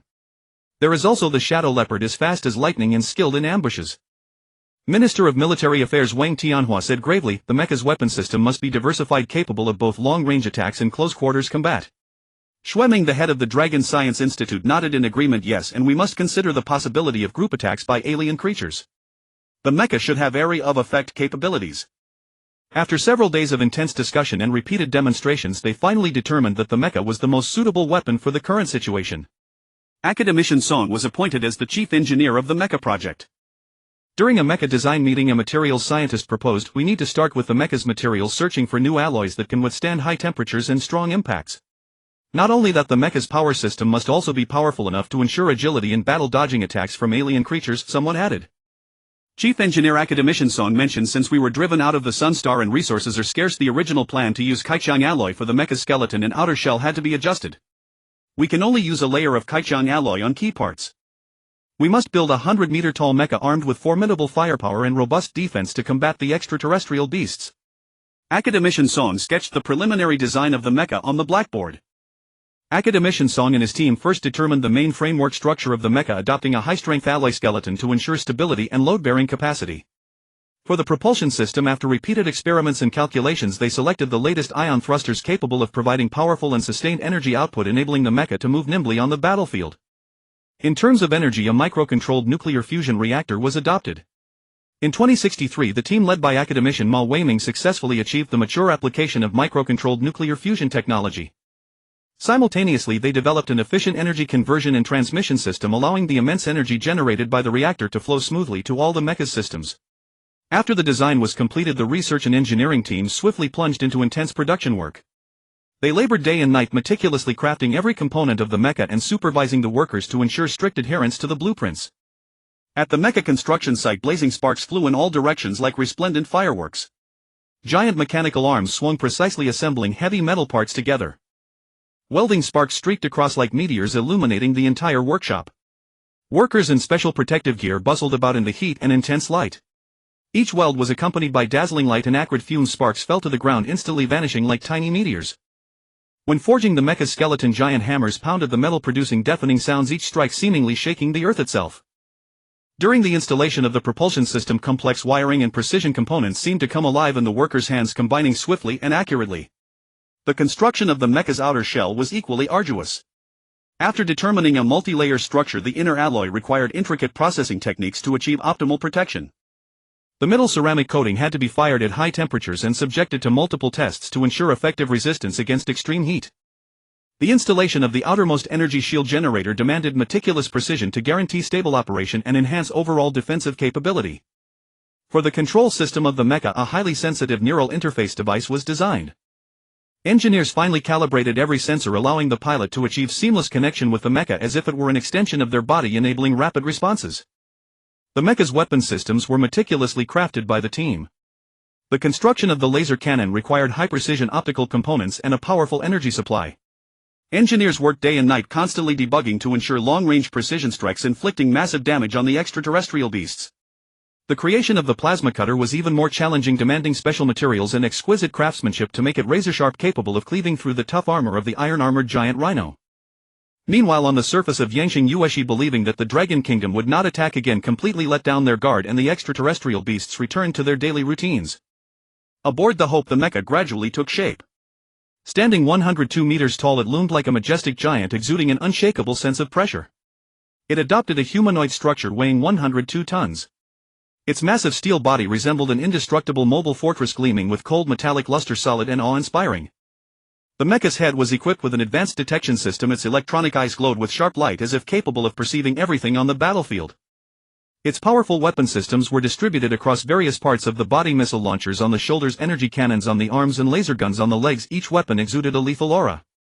The advanced propulsion unit was located on the mecha's back, providing immense energy output that allowed it to move with swiftness like the wind. Every detail embodied human wisdom and determination. This mecha required only a single pilot and could not only fight on land but also possessed a unique transformation ability, converting into the Space Air 4 aircraft. It was equipped with special thrusters and a protective system adapted for space environments, enabling free flight within Yangsheng's atmosphere in outer space, achieving comprehensive combat deployment. After the mecha was completed, they did not immediately launch a counterattack on Yangsheng. Instead, they conducted simple experiments first. During the tests, the pilots skillfully maneuvered the mecha, showcasing its outstanding performance. The mecha's movements were fluid and precise, the weapon systems operated stably, and the defensive mechanisms performed excellently. After a series of rigorous tests confirming no issues, humanity prepared for mass production. Scientists made certain modifications based on issues discovered during the experiments, and after confirming no further problems, finalized the design and made preparations for mass production. The powerful industrial base sprang into action, producing 10 mechas per day. Day after day, the number of mechas accumulated. In the mecha warehouse, hundreds of gleaming red mechas stood towering on the ground, a truly awe-inspiring sight. They were arranged in neat rows stretching beyond the horizon like a forest of steel. Each mecha resembled a giant standing tall between heaven and earth, exuding an aura of majesty and inviolability. The workshop light shone upon the mechas, intertwining with the cold metallic gleam to refract dazzling brilliance. The mecha's lines were sharp and fluid, with every detail showcasing exquisite craftsmanship and formidable functionality. The missile launchers on the shoulders were imposing and majestic, the energy cannons on the arms stood ready, and the laser guns on the legs glowed with mysterious light. The workers responsible for mass production moved among them, their faces beaming with pride and honor. These mechas were not just cold steel constructs, they were the crystallization of their toil and sweat. The soldiers were already eager, itching to pilot these mechas into battle and redeem their past defeat. They trained tirelessly day after day, engaging in high-intensity simulated exercises. Every operational drill and tactical discussion filled them with anticipation and resolve for the upcoming battle. Their gazes were firm and passionate, fixed on the direction of the warehouse as if they could pierce through the thick walls and see the mecha's majestic forms. Their eyes brimmed with expectation and determination as if they already envisioned the mechas displaying their might on the battlefield, crushing the alien enemies. In those ardent eyes burned a longing for victory and a resolve to defend their homeland. They deeply understood that this battle was not only for revenge but also for the future of humanity, for future generations to live in peace. As the number of mechas grew, so did humanity's confidence.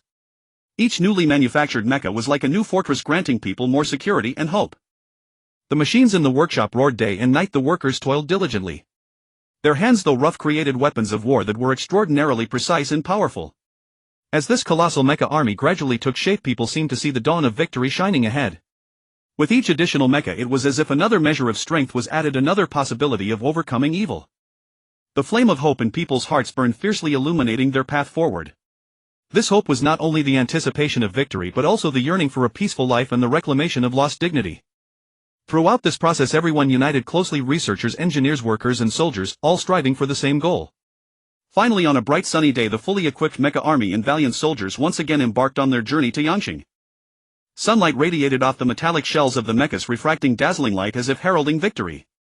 Hundreds of mechas surged like a torrent of steel, racing through the vast cosmos. Each mecha carried the hopes and determination of humanity. Their silhouettes appeared especially magnificent against the backdrop of the stars. When they reappeared over Yangqing, Yueshi and the extraterrestrial beasts were caught off guard by the sudden assault. In an instant, war erupted, smoke and flames billowing everywhere. The once peaceful Yangqing was instantly engulfed in war, with the sky filled with various lights and sounds. The mechas displayed their might on the battlefield. Facing the scorching flames spewed by the swarming flame-winged beasts, the mechas' cooling systems activated swiftly. Coolant rushed across the mecha's surfaces, forming a layer of deep blue light like a mysterious shield that repelled the deadly flames. Whenever the flames struck, they dissipated instantly upon contact with the blue shield, turning into wisps of smoke. The iron-armored giant rhinos surged forward like a tide, their heavy footsteps making the earth tremble. Each iron-armored giant rhino was like a moving hill, its hard armor gleaming with cold light, and its massive horn seemed capable of piercing anything. Yet the 102-meter-tall mechas moved with fluid agility, each stride stirring up a gust of wind. They dodged nimbly while firing powerful artillery in retaliation. The thunderous roar of cannons filled the air, streaks of fire streaking across the sky, striking the iron-armored giant rhinos with precision. In an instant, explosive flames burst upward and the beasts were annihilated into nothingness, leaving only scorched earth and billowing smoke. Then a group of massive alien beasts with razor-sharp fangs lunged at the mechas. These beasts were agile and swift, their eyes gleaming with ferocity. The mecha instantly drew the giant blade from its back. The blade glinted coldly in the sunlight as if capable of severing anything. The pilot concentrated fully, each movement precise and powerful. The moment the great blade was swung, the air itself seemed to tear apart with a piercing shriek. The mech's power surged through the weapon, forging an unstoppable momentum. That devastating aura seemed capable of splitting the very fabric of space in twain. The alien beasts were driven back by the thunderous onslaught, some even severed in halves by a single blow, their blood spraying forth like blooms of death unfurling in the darkness. Yet these creatures did not retreat.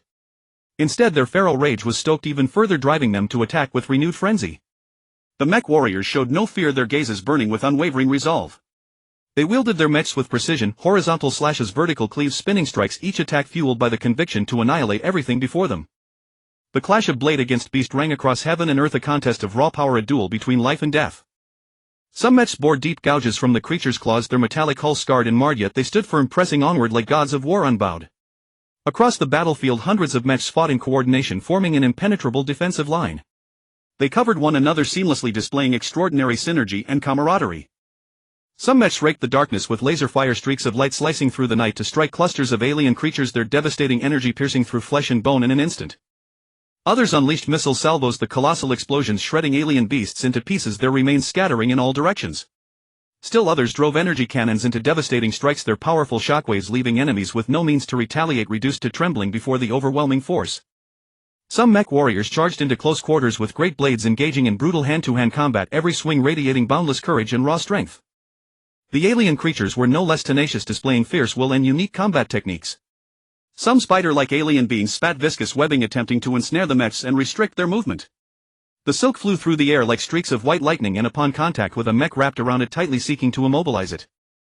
Others were flying alien creatures, moving with blinding speed as they dove from above, raking their sharp talons against the heads and backs of the mechs.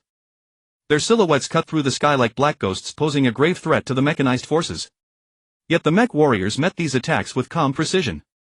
They deftly maneuvered their mechs evading enemy assaults while searching for opportunities to strike back. One mech had its legs entangled in webbing, its mobility severely restricted. A nearby mech swiftly came to its aid, precisely slicing through the silk with laser fire and freeing its comrade. On another flank, several mechs formed a compact combat squad. Back to back they defended against alien creatures surging from all directions. One mech's great blade was damaged in the ferocious fighting and could no longer be used. The other mechs immediately adjusted their tactics, laying down dense covering fire to shield the damaged unit as it swapped weapons, ensuring it could rejoin the fight without delay. Human war cries intertwined with the roaring engines of mechs, a deafening symphony of fury, courage and unyielding determination, as if ready to shatter the heavens themselves. Mech cannon fire streaked across the sky like meteors, illuminating the entirety of Yangsheng. Each mech fought with relentless ferocity, their silhouettes darting through the flames, displaying unmatched bravery and might. The battle reached its fever pitch, the entire battlefield descending into a chaotic and merciless grinder. Mech armor was caked in blood and smoke, once polished metal now pitted and scarred beyond recognition. The ground was piled high with the corpses of alien creatures, layer upon layer, rising into small mountains. Yet the human mech forces did not waver, they pressed forward relentlessly. Every step forward came at enormous cost, but their conviction never faltered. Then a colossal beast emerged at the center of the battlefield.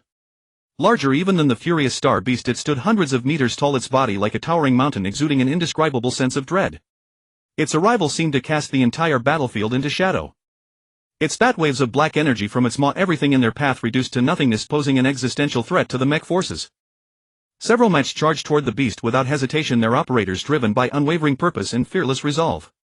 They swarmed the beast from all sides, unleashing laser cannons, missiles, energy blasts and blade strikes simultaneously. For a moment the battlefield blazed with light and thunderous explosions, as if the world itself quaked beneath the fury of the clash. The beast roared in fury, its voice like rolling thunder that chilled the soul. It swept its massive claws through the air, each strike carrying apocalyptic force, attempting to crush the mechs that dared defy it. Yet the mech warriors fought in perfect harmony. One mech drew the beast's attention, taunting it relentlessly until its rage focused solely upon it, while others seized the opportunity to strike at its vulnerabilities, the eyes, the belly, the joints. After a grueling exchange, the mech warriors were covered in wounds, their energy reserves rapidly depleting. But they refused to yield, continuing to fight with every ounce of strength. Finally, through a perfectly coordinated assault, they struck the beast's weak point. Its colossal body staggered, movements growing sluggish and heavy. Seizing the opening, the mech forces launched their ultimate assault, every weapon's glow converging into a single radiant and lethal beam of destruction. The beast finally crashed down with a thunderous roar, the earth itself trembling beneath its fall. Its defeat galvanized the human forces, who fought on with even greater ferocity. After a long and fierce battle, the alien creatures finally began to break. They scattered in all directions, their once formidable might utterly broken. Yet the human mechs showed no mercy, pursuing relentlessly, determined to eradicate the enemy completely and deny them any chance to regroup. The battlefield lay in ruins, thick smoke choking the air.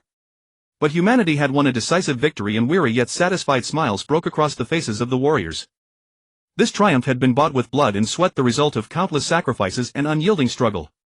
Su Ran and the Grand Elder received the news of victory sitting face to face in the command center, their expressions grave. Su Ran broke the silence first. Grand Elder, although we have won this battle, a new and even more powerful beast has appeared. What shall we do in the days ahead? The Grand Elder's brows knitted deeply, his profound wrinkles carved with the weight of years and sorrow. After a moment of contemplation he replied, "This is indeed a troubling matter. Continuous fighting will only bring more casualties and losses. Our resources are being consumed, the lives of our warriors are being lost, such battles cannot go on forever." Su Ran's gaze was resolute, a spark of thought gleaming in his eyes. "We could attempt negotiations, seek the possibility of peaceful coexistence. After all, war has never been the best way to resolve conflicts." The Grand Elder nodded slightly. "That may be a viable direction, but it will not be easy to achieve. Whether those alien beings can understand our intentions or whether they would ever agree to coexist peacefully, these remain uncertain." Thus humanity dispatched an elite unit to capture a live specimen of the giant beast and bring it to the newly rebuilt base on Yangsheng. Several hundred language experts and AI specialists, including Xiao Xin, were mobilized for the research effort.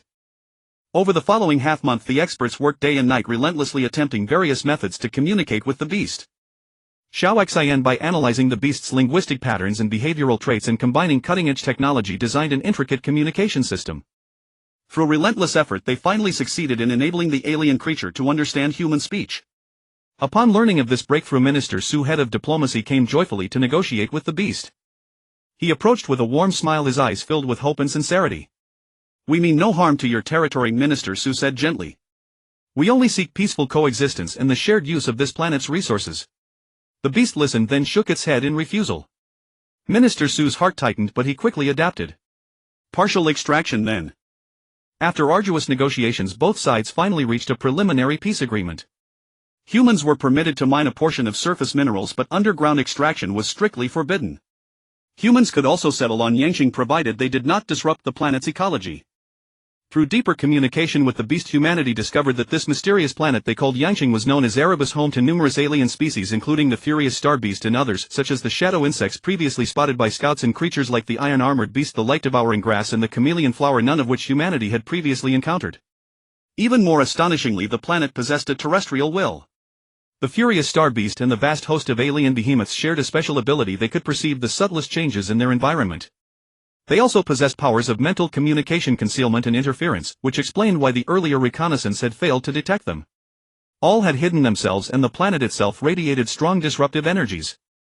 All these alien creatures were subject to the dominion of Yueshi, the terrestrial will of Yangqing. Yueshi was the guardian of the planet, endowed with immense power and wisdom, able to perceive every change upon Yangqing.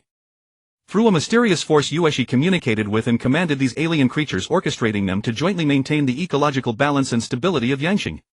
Whether furious star beasts, shadow insects, or iron-armored beasts, all obeyed Yueshi's commands, guarding every inch of Yangqing's land and resources. After reaching a preliminary peace agreement with the alien beings, humanity began large-scale development on Yangqing. Over the next 3 years, humans demonstrated extraordinary creativity and determination. They first drafted blueprints for 10 magnificent cities, each designed to accommodate 1.4 billion people, meeting the demands of future growth and expansion. Construction workers toiled day and night, their backs soaked with perspiration, yet their fervor for building remained undiminished. Skyscrapers rose like colossal giants, piercing the clouds.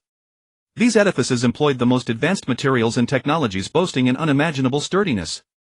They not only withstood the frequent tempests of Yangqing, but stood as immovable as mountains in the face of earthquakes and other natural calamities. The exterior designs were ingeniously crafted, blending the aesthetics of technology and art. The city's layout was meticulously planned, both rational and efficient. The transportation network sprawled like a spider's web, with high-speed maglev trains racing along tracks and flying cars weaving orderly through the skies, ensuring swift and convenient travel. Whether heading to workplaces or leisure venues, one could arrive in no time. Supporting factories were swiftly erected. Inside the factories, highly automated and intelligent production equipment operated with flawless precision. Robots executed every step with accuracy, reducing reliance on human labor and minimizing the risk of errors. These factories prioritized environmental protection, employing advanced purification systems to minimize their ecological footprint. They produced a wide array of daily necessities, high-tech devices, and materials for urban construction and maintenance, meeting the diverse needs of the city and its inhabitants. In terms of energy, humanity fully harnessed the natural resources of Yangqing, demonstrating a resolute commitment to sustainable development. Solar panels gleamed under the sunlight, wind turbine blades rotated gracefully in the breeze, and geothermal devices drew boundless energy from deep beneath the earth. Massive energy collection and conversion facilities were established like colossal hearts, pumping ceaseless power to the cities and factories, ensuring their smooth operation. To guarantee food supply, large-scale modern farms emerged. Their soilless cultivation allowed plants to thrive in nutrient solutions, while vertical farming maximized space utilization, significantly boosting land efficiency. Genetic modification worked wonders, cultivating high-yield, high-quality crops adapted to Yangqing's environment. The farms grew various vegetables and grains, and also raised livestock and poultry. Piglets frolicked in their pens, hens clucked contentedly while laying eggs, a vibrant scene of life fulfilling the people's needs for meat and eggs. On the outskirts of the city, vast reservoirs and wastewater treatment plants were constructed. The reservoirs, like giant mirrors reflecting the azure sky, stored ample water resources. Inside the treatment plants, advanced equipment and processes purified sewage, enabling its recycling and providing reliable water security for the city. Simultaneously, a comprehensive waste management system was established, achieving sorted recycling and harmless disposal. Waste was no longer a burden but was transformed into usable resources. The city was also equipped with state-of-the-art medical facilities, educational institutions, and entertainment venues. Hospitals were fully stocked with cutting-edge medical devices. Doctors with their exceptional skills and advanced technology provided residents with high-quality healthcare. Schools utilized intelligent teaching equipment to create engaging learning environments, nurturing a new generation of talent. Entertainment venues abounded. Cinemas screened thrilling films, amusement parks echoed with laughter, and sports stadiums saw people sweating freely, offering perfect retreats for relaxation. After 3 years of relentless effort, 10 magnificent cities stood proudly on Yangqing, serving as paragons of harmonious coexistence between humans and extraterrestrial beings. Time flew swiftly, and a decade later on January 1, 2100, the attitude of the planetary Yueshi toward humanity had markedly improved. No longer wary of humans, Yueshi often drew close, sometimes playfully teasing them like a mischievous child. At times in a bustling market, the tranquil sky would suddenly be swept by gale-force winds. A howling wind tore through, scattering goods from stalls. Fruits, vegetables and garments danced in the air, leaving people flustered as they shouted and scrambled to retrieve their scattered belongings. Meanwhile, Yueshi snickered from afar, relishing the chaos it had orchestrated. Or on a serene night, as people drifted into sweet slumber, Yueshi would silently summon a sudden downpour. Raindrops hammered against the windows with a crackling rhythm like an urgent drumbeat, startling people from their dreams. People would open their eyes in resignation, listening to the rain grumbling about Yueshi's mischief. Another time, when someone had meticulously prepared an outdoor picnic, spreading a lovely cloth and arranging delicious food, Yueshi would deliberately make the sun scorchingly hot, baking the ground and spoiling the food. The carefully planned picnic would be ruined, and people could only lament helplessly, yet they would smile and accept Yueshi's little prank. Or as people strolled along the streets, Yueshi would manipulate the roadside trees, making branches gently brush against their heads, occasionally snagging a hat. Caught between annoyance and amusement, people would react with mixed feelings while Yueshi secretly chuckled. But Yueshi also had its gentle pranks. On Valentine's Day, for instance, it would make flowers bloom with extraordinary splendor, their fragrance saturating the air, intoxicating lovers. Those vivid blossoms seemed to whisper the sweetness of love, adding a romantic touch to the special day. When children played, Yueshi would conjure colorful bubbles that drifted on the breeze. Children chased the bubbles with excitement, their laughter echoing in the air, bringing endless joy and surprise. And among all, Yueshi was closest to Su-ran, often lingering around him in the form of a cloud. When Su-ran was busy working in the city, Yueshi transformed into a soft white cloud, shielding him from the scorching sun, offering a touch of coolness and comfort during his bustling days. When Su-ran strolled along the park paths, Yueshi became a gentle breeze, caressing his face, bringing a sense of ease and refreshment, as if whispering words of encouragement and care in his ear. People gradually grew accustomed to Yueshi's little pranks and its affectionate gestures, regarding it as a special and endearing presence on Yanxing. Under Yueshi's influence, Yanxing's ecological environment became even more beautiful and harmonious. Flowers and trees flourished, and lush forests resembled a green ocean. Vibrant blossoms vied in splendor, emitting enchanting fragrances. Animals grew more lively, birds sang joyfully, and small creatures frolicked in the grass. Moreover, the extraterrestrial animals were deeply captivated by the cuisine of Longwa. The aromatic hot pot, once introduced, became an instant sensation. Inside hot pot restaurants, a rich variety of ingredients tumbled in the bubbling broth, the thick soup gurgling and releasing an irresistible aroma that made the alien animals' eyes widen with curiosity. They cautiously extended their claws, tentatively picking up a slice of cooked meat, and the moment it touched their mouths, their eyes gleamed with surprise and delight. The numbing, spicy and savory flavors exploded on their tongues, stimulating their taste buds and leaving them utterly captivated. Exquisite pastries further enchanted them. In the pastry shops, beautifully shaped cakes resembled blooming flowers with layered petals in vivid colors, or adorable little animals, lifelike and endearing. Each piece was a work of art, almost too beautiful to eat.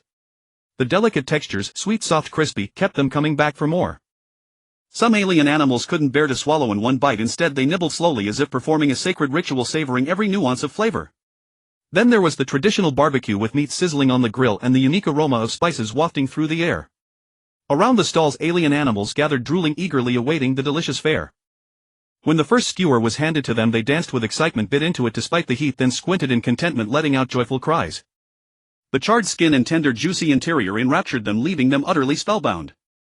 Every mealtime, the outskirts of the city were surrounded by a myriad of alien animals.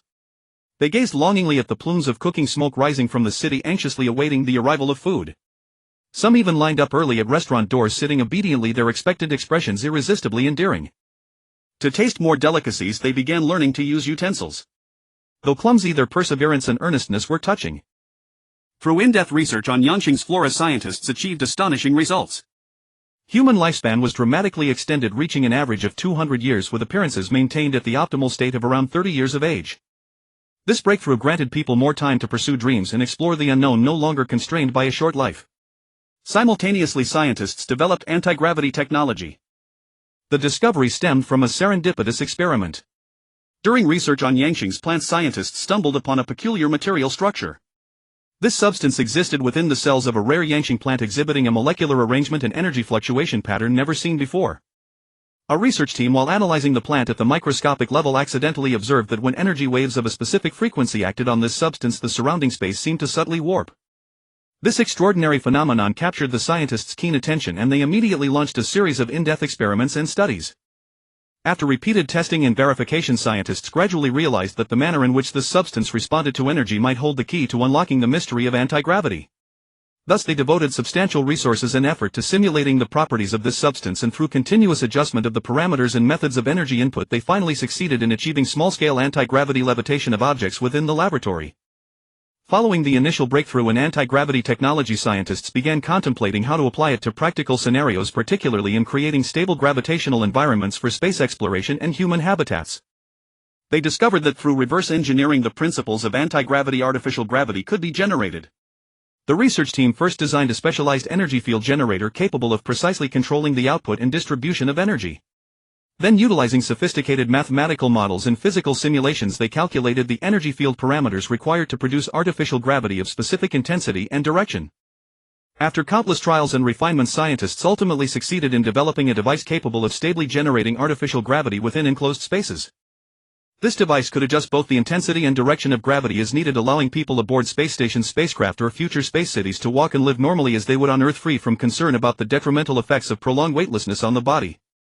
This remarkable technological breakthrough opened boundless possibilities for humanity's future. People could explore the universe with greater freedom, establish space cities, and achieve a transformative leap in human civilization.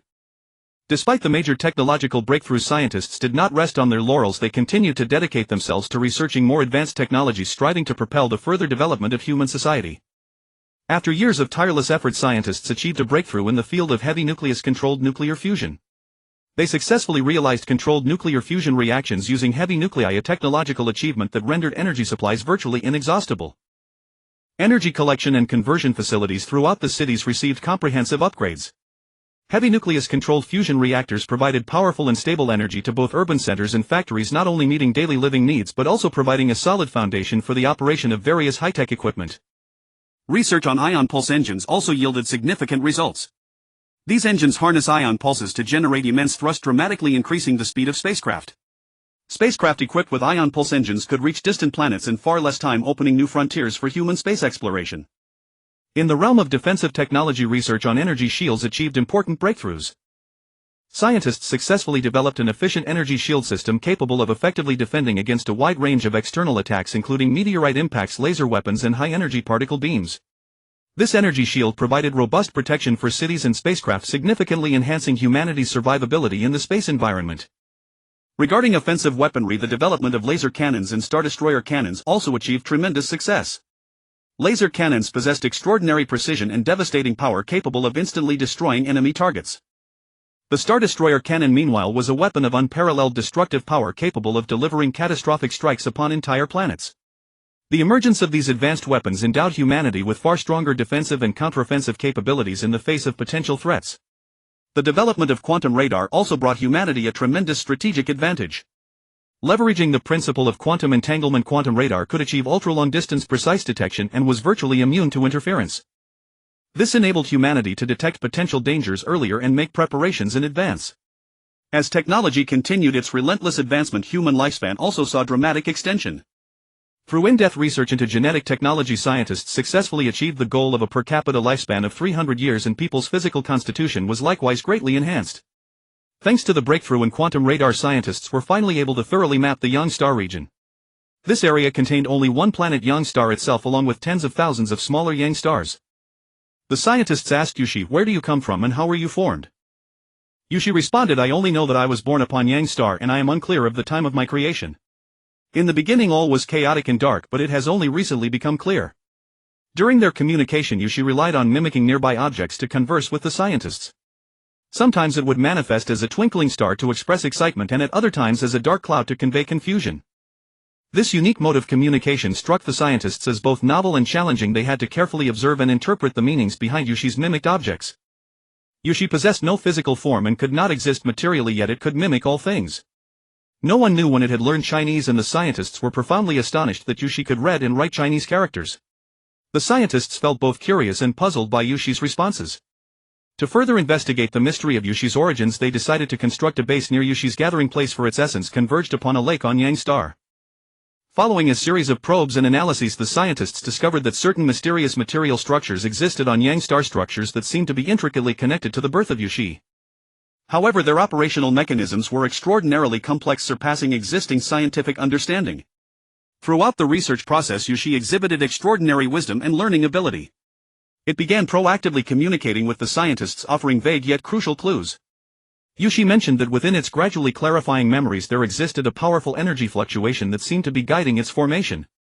Following this lead, scientists delved deeply into the energy activity within Yang Star. They discovered that at the core of Yang Star existed an extraordinarily powerful and stable energy source whose radiation matched the energy fluctuation characteristics described by Yushi. As the research progressed, a bold hypothesis was proposed: Yushi might be the product of Yang Star's unique energy environment interacting with some unknown law of life. Yet to validate this hypothesis, more evidence and in-depth study were still needed. The scientist asked Yushi, "How strong is your control over Yang Star?" Yushi fell silent for a moment, then manifested a fierce scale as if expressing the turmoil within its heart. It then slowly spoke, "I possess no absolute control over Yang Star. I can perceive certain changes within it and influence some minor energy flows, but Yang Star operates by its own laws and possesses a power far beyond my complete mastery." Upon hearing this, the scientists fell into deeper contemplation. They continued to press Yushi, "Then can you sense whether there are other entities similar to yourself on Yang Star?" Yushi fell silent once more and the surrounding air seemed to freeze. After a long while it manifested a faint flickering light and said, "I am uncertain, but sometimes I sense a subtle resonance, as though in some distant corner there exists something similar to me yet also different." The scientists decided to expand their exploratory scope based on these clues. They deployed more advanced detection equipment to conduct a comprehensive and meticulous scan of Yang Star. In the process, they discovered several anomalous energy fluctuation zones that had previously gone unnoticed. The energy signatures of these zones bore a subtle connection to the resonance Yushi had described. Just as the scientists were exhilarated by their new discoveries, a series of sudden difficulties arose. The base's equipment malfunctioned frequently and communication signals were often disrupted. They realized this might be some hidden power on Yang Star obstructing their exploration. Yet the scientists did not retreat. Instead, their resolve to unravel every secret of Yang Star only grew stronger. There was something peculiar about Yang Star, as if it harbored an inherent reluctance to accommodate human habitation. This intangible force of resistance, like a mist permeating the air, left scientists feeling perplexed and uneasy. With their keen insight, the scientists quickly detected this unfriendly signal. Their hearts filled with apprehension, they began to reassess the feasibility of establishing a long-term base on Yang Star. This reassessment was like groping in the dark, fraught with uncertainty. Some scientists proposed that perhaps the pace of exploration should be temporarily slowed to avoid triggering unknown dangers. They believed that forging ahead blindly in the face of such unexplained resistance might plunge humanity into an irreversible predicament. They advocated for caution, waiting for more clues and information to gain a more comprehensive understanding of Yang Star. However, other scientists held a different view. They were convinced that this could be the key to unraveling the secrets of Yang Star. In their eyes, every unknown challenge concealed the potential for a monumental scientific breakthrough. They decided to delve deeper into the study of this peculiar resistance phenomenon, seeking to uncover its underlying cause. For them, retreat was not an option. Only by pressing forward could they unveil the mysteries of the cosmos. In the course of further exploration, humanity could also profoundly sense this inhospitality within 10 years on Yang Star. Initially, they suspected it was the work of alien animals or the mysterious Ueshi. Thus they launched a series of investigations and studies. The research team worked tirelessly, observing day and night, analyzing various data and phenomena. They employed the most advanced detection equipment, leaving no subtle clue unexamined.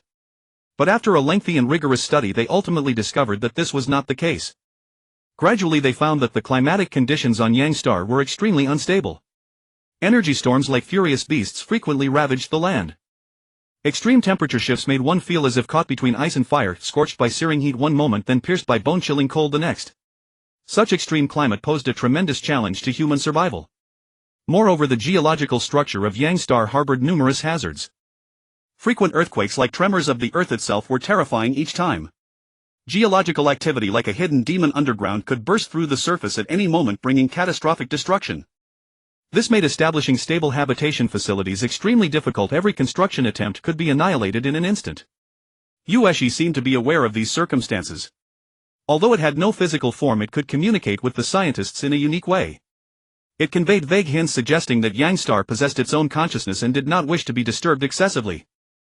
This mode of communication was both mysterious and fraught with uncertainty, leaving the scientists racking their brains to interpret it. Su Ran and the Great Elder realized the gravity of the issue and convened a heated discussion among the scientists. The meeting room was heavy with tension. The faces of all present were etched with seriousness and anxiety. One scientist stood up excitedly, gesturing wildly, and declared loudly, "We cannot simply give up. The secrets of young star may lead to a monumental technological breakthrough. We should take the risk, not retreat at the first sign of difficulty."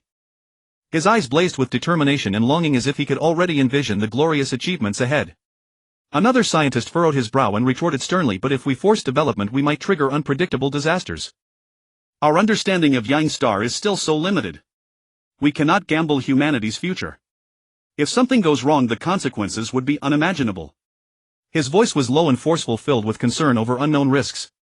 Someone proposed, "Perhaps we can proceed step by step, exploring with caution. Each small advance accumulates experience and data, reducing risk while gradually unveiling young star's secrets." His tone was more moderate, seeking a compromise. But someone immediately retorted that would consume too much time and resources, and the risk would still exist. "We don't know when young star's resistance might intensify.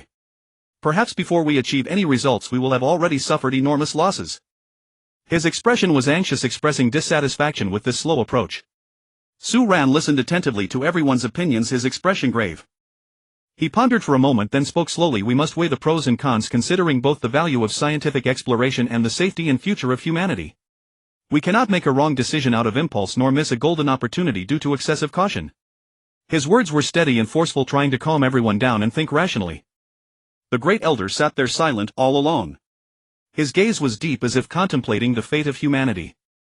After a while he raised his head and said slowly, "We cannot focus only on immediate gains, we must think of future generations.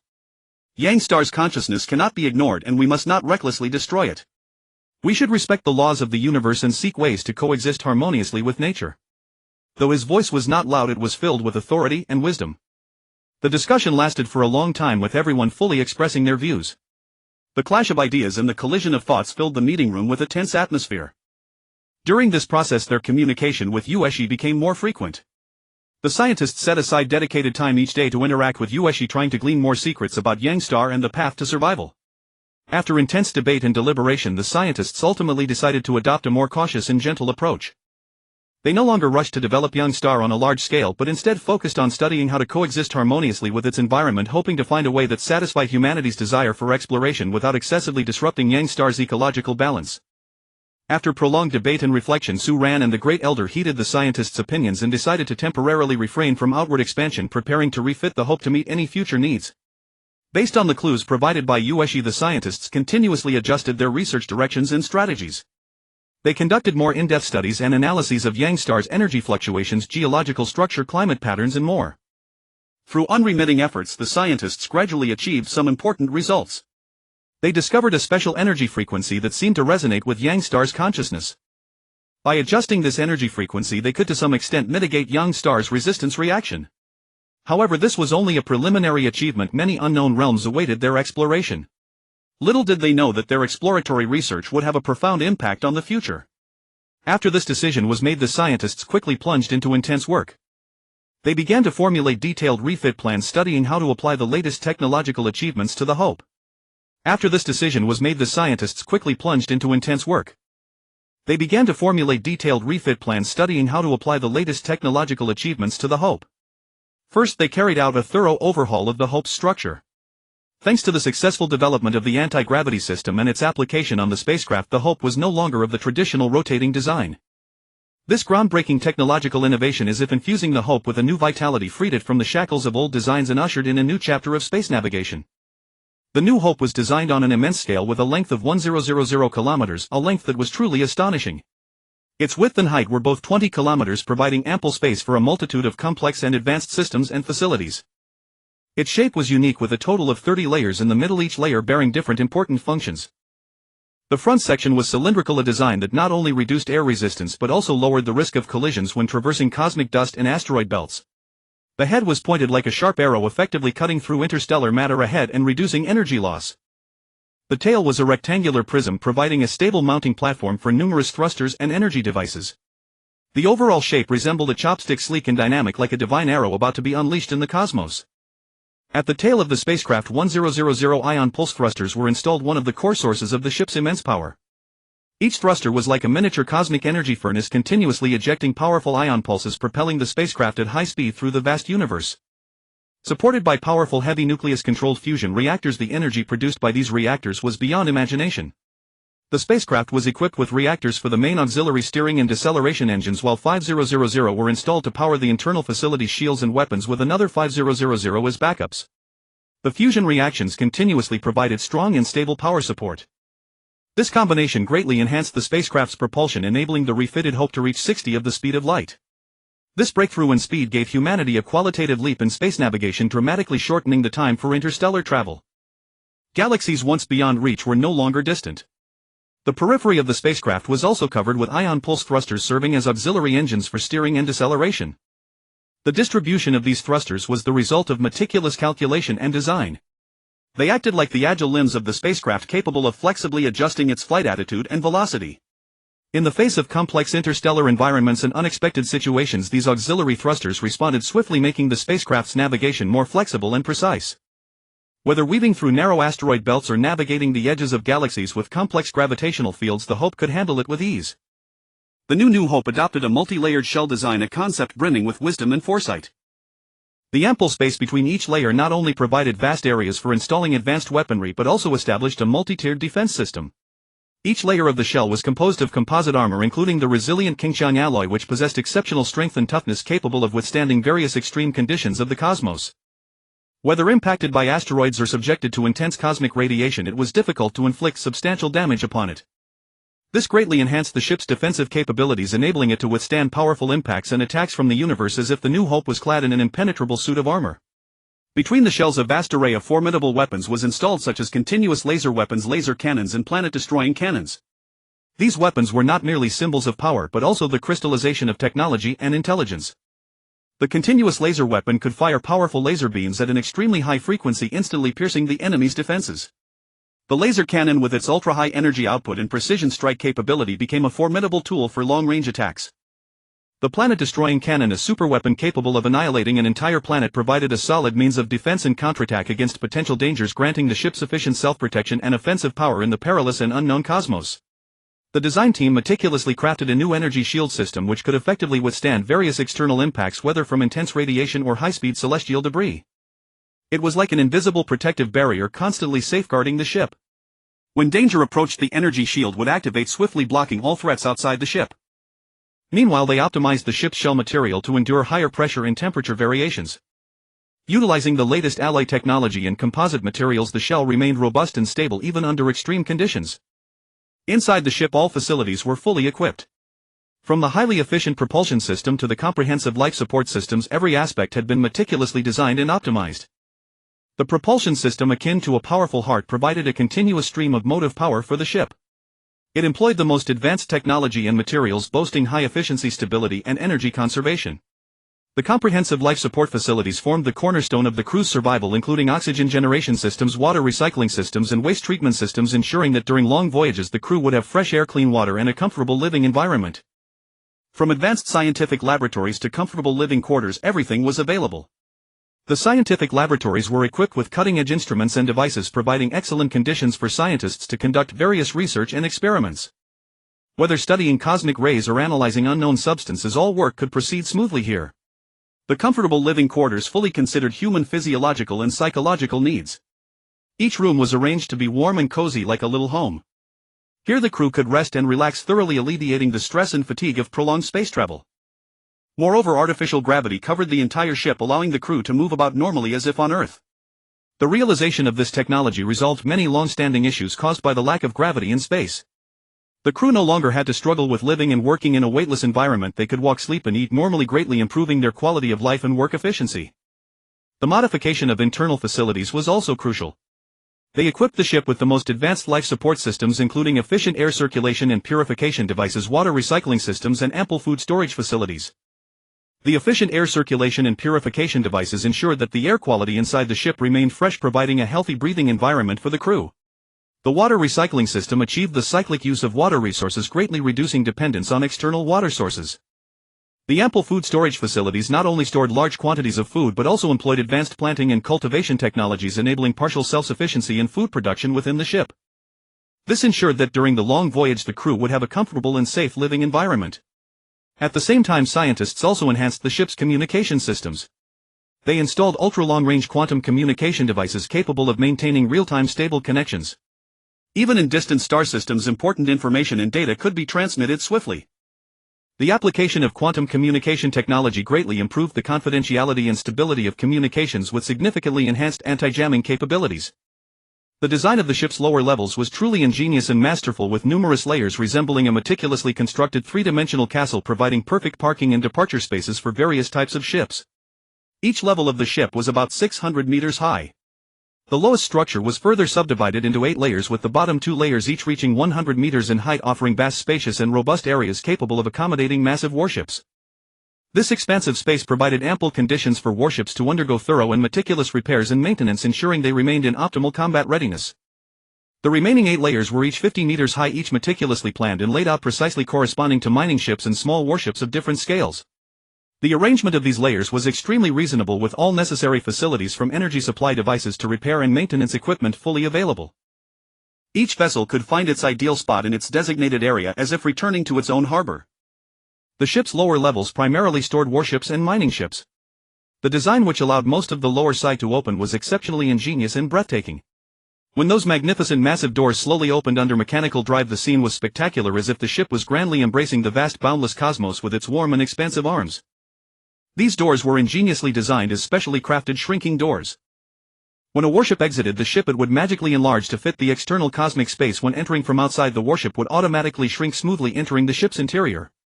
Moreover, when these doors were closed, they maximally maintained the overall structural stability and sealing, providing solid protection for the interior. Such a lower-level design not only established an efficient, orderly docking and departure mechanism for the newly modified New Hope fleet, but also comprehensively considered space utilization and defensive requirements. Whether welcoming back warships that had undergone the baptism of battle or dispatching exploratory mining ships to seek unknown resource planets, all operations could be carried out swiftly and orderly.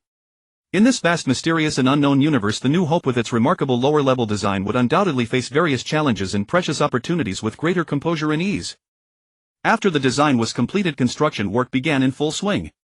As the Martian insects were not adapted to the young star, their enlarged bodies underwent changes in abilities, allowing them to secrete specific substances such as Qingshan alloy.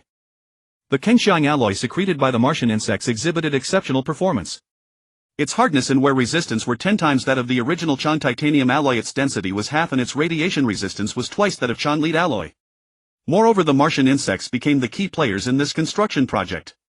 With their unique abilities and perfect coordination with quantum communication, they successfully resolved interference issues, demonstrating astonishing construction efficiency. Therefore, the modified New Hope decided to adopt Qingshan alloy entirely. Before construction, the old Hope was first consumed by the Martian insects as raw material. The powerful digestive and decomposing abilities of the Martian insects turned the old ship's materials into nutrients needed by themselves, fully preparing for the secretion of Qingshan alloy. This miraculous alloy brought a qualitative leap to the construction of the New Hope. The Martian insects secreted Qingshan alloy in an orderly manner, gradually accumulating and forming the ship's prototype. Since it was integrally formed, the entire structure was seamless, devoid of any traces of traditional assembly methods.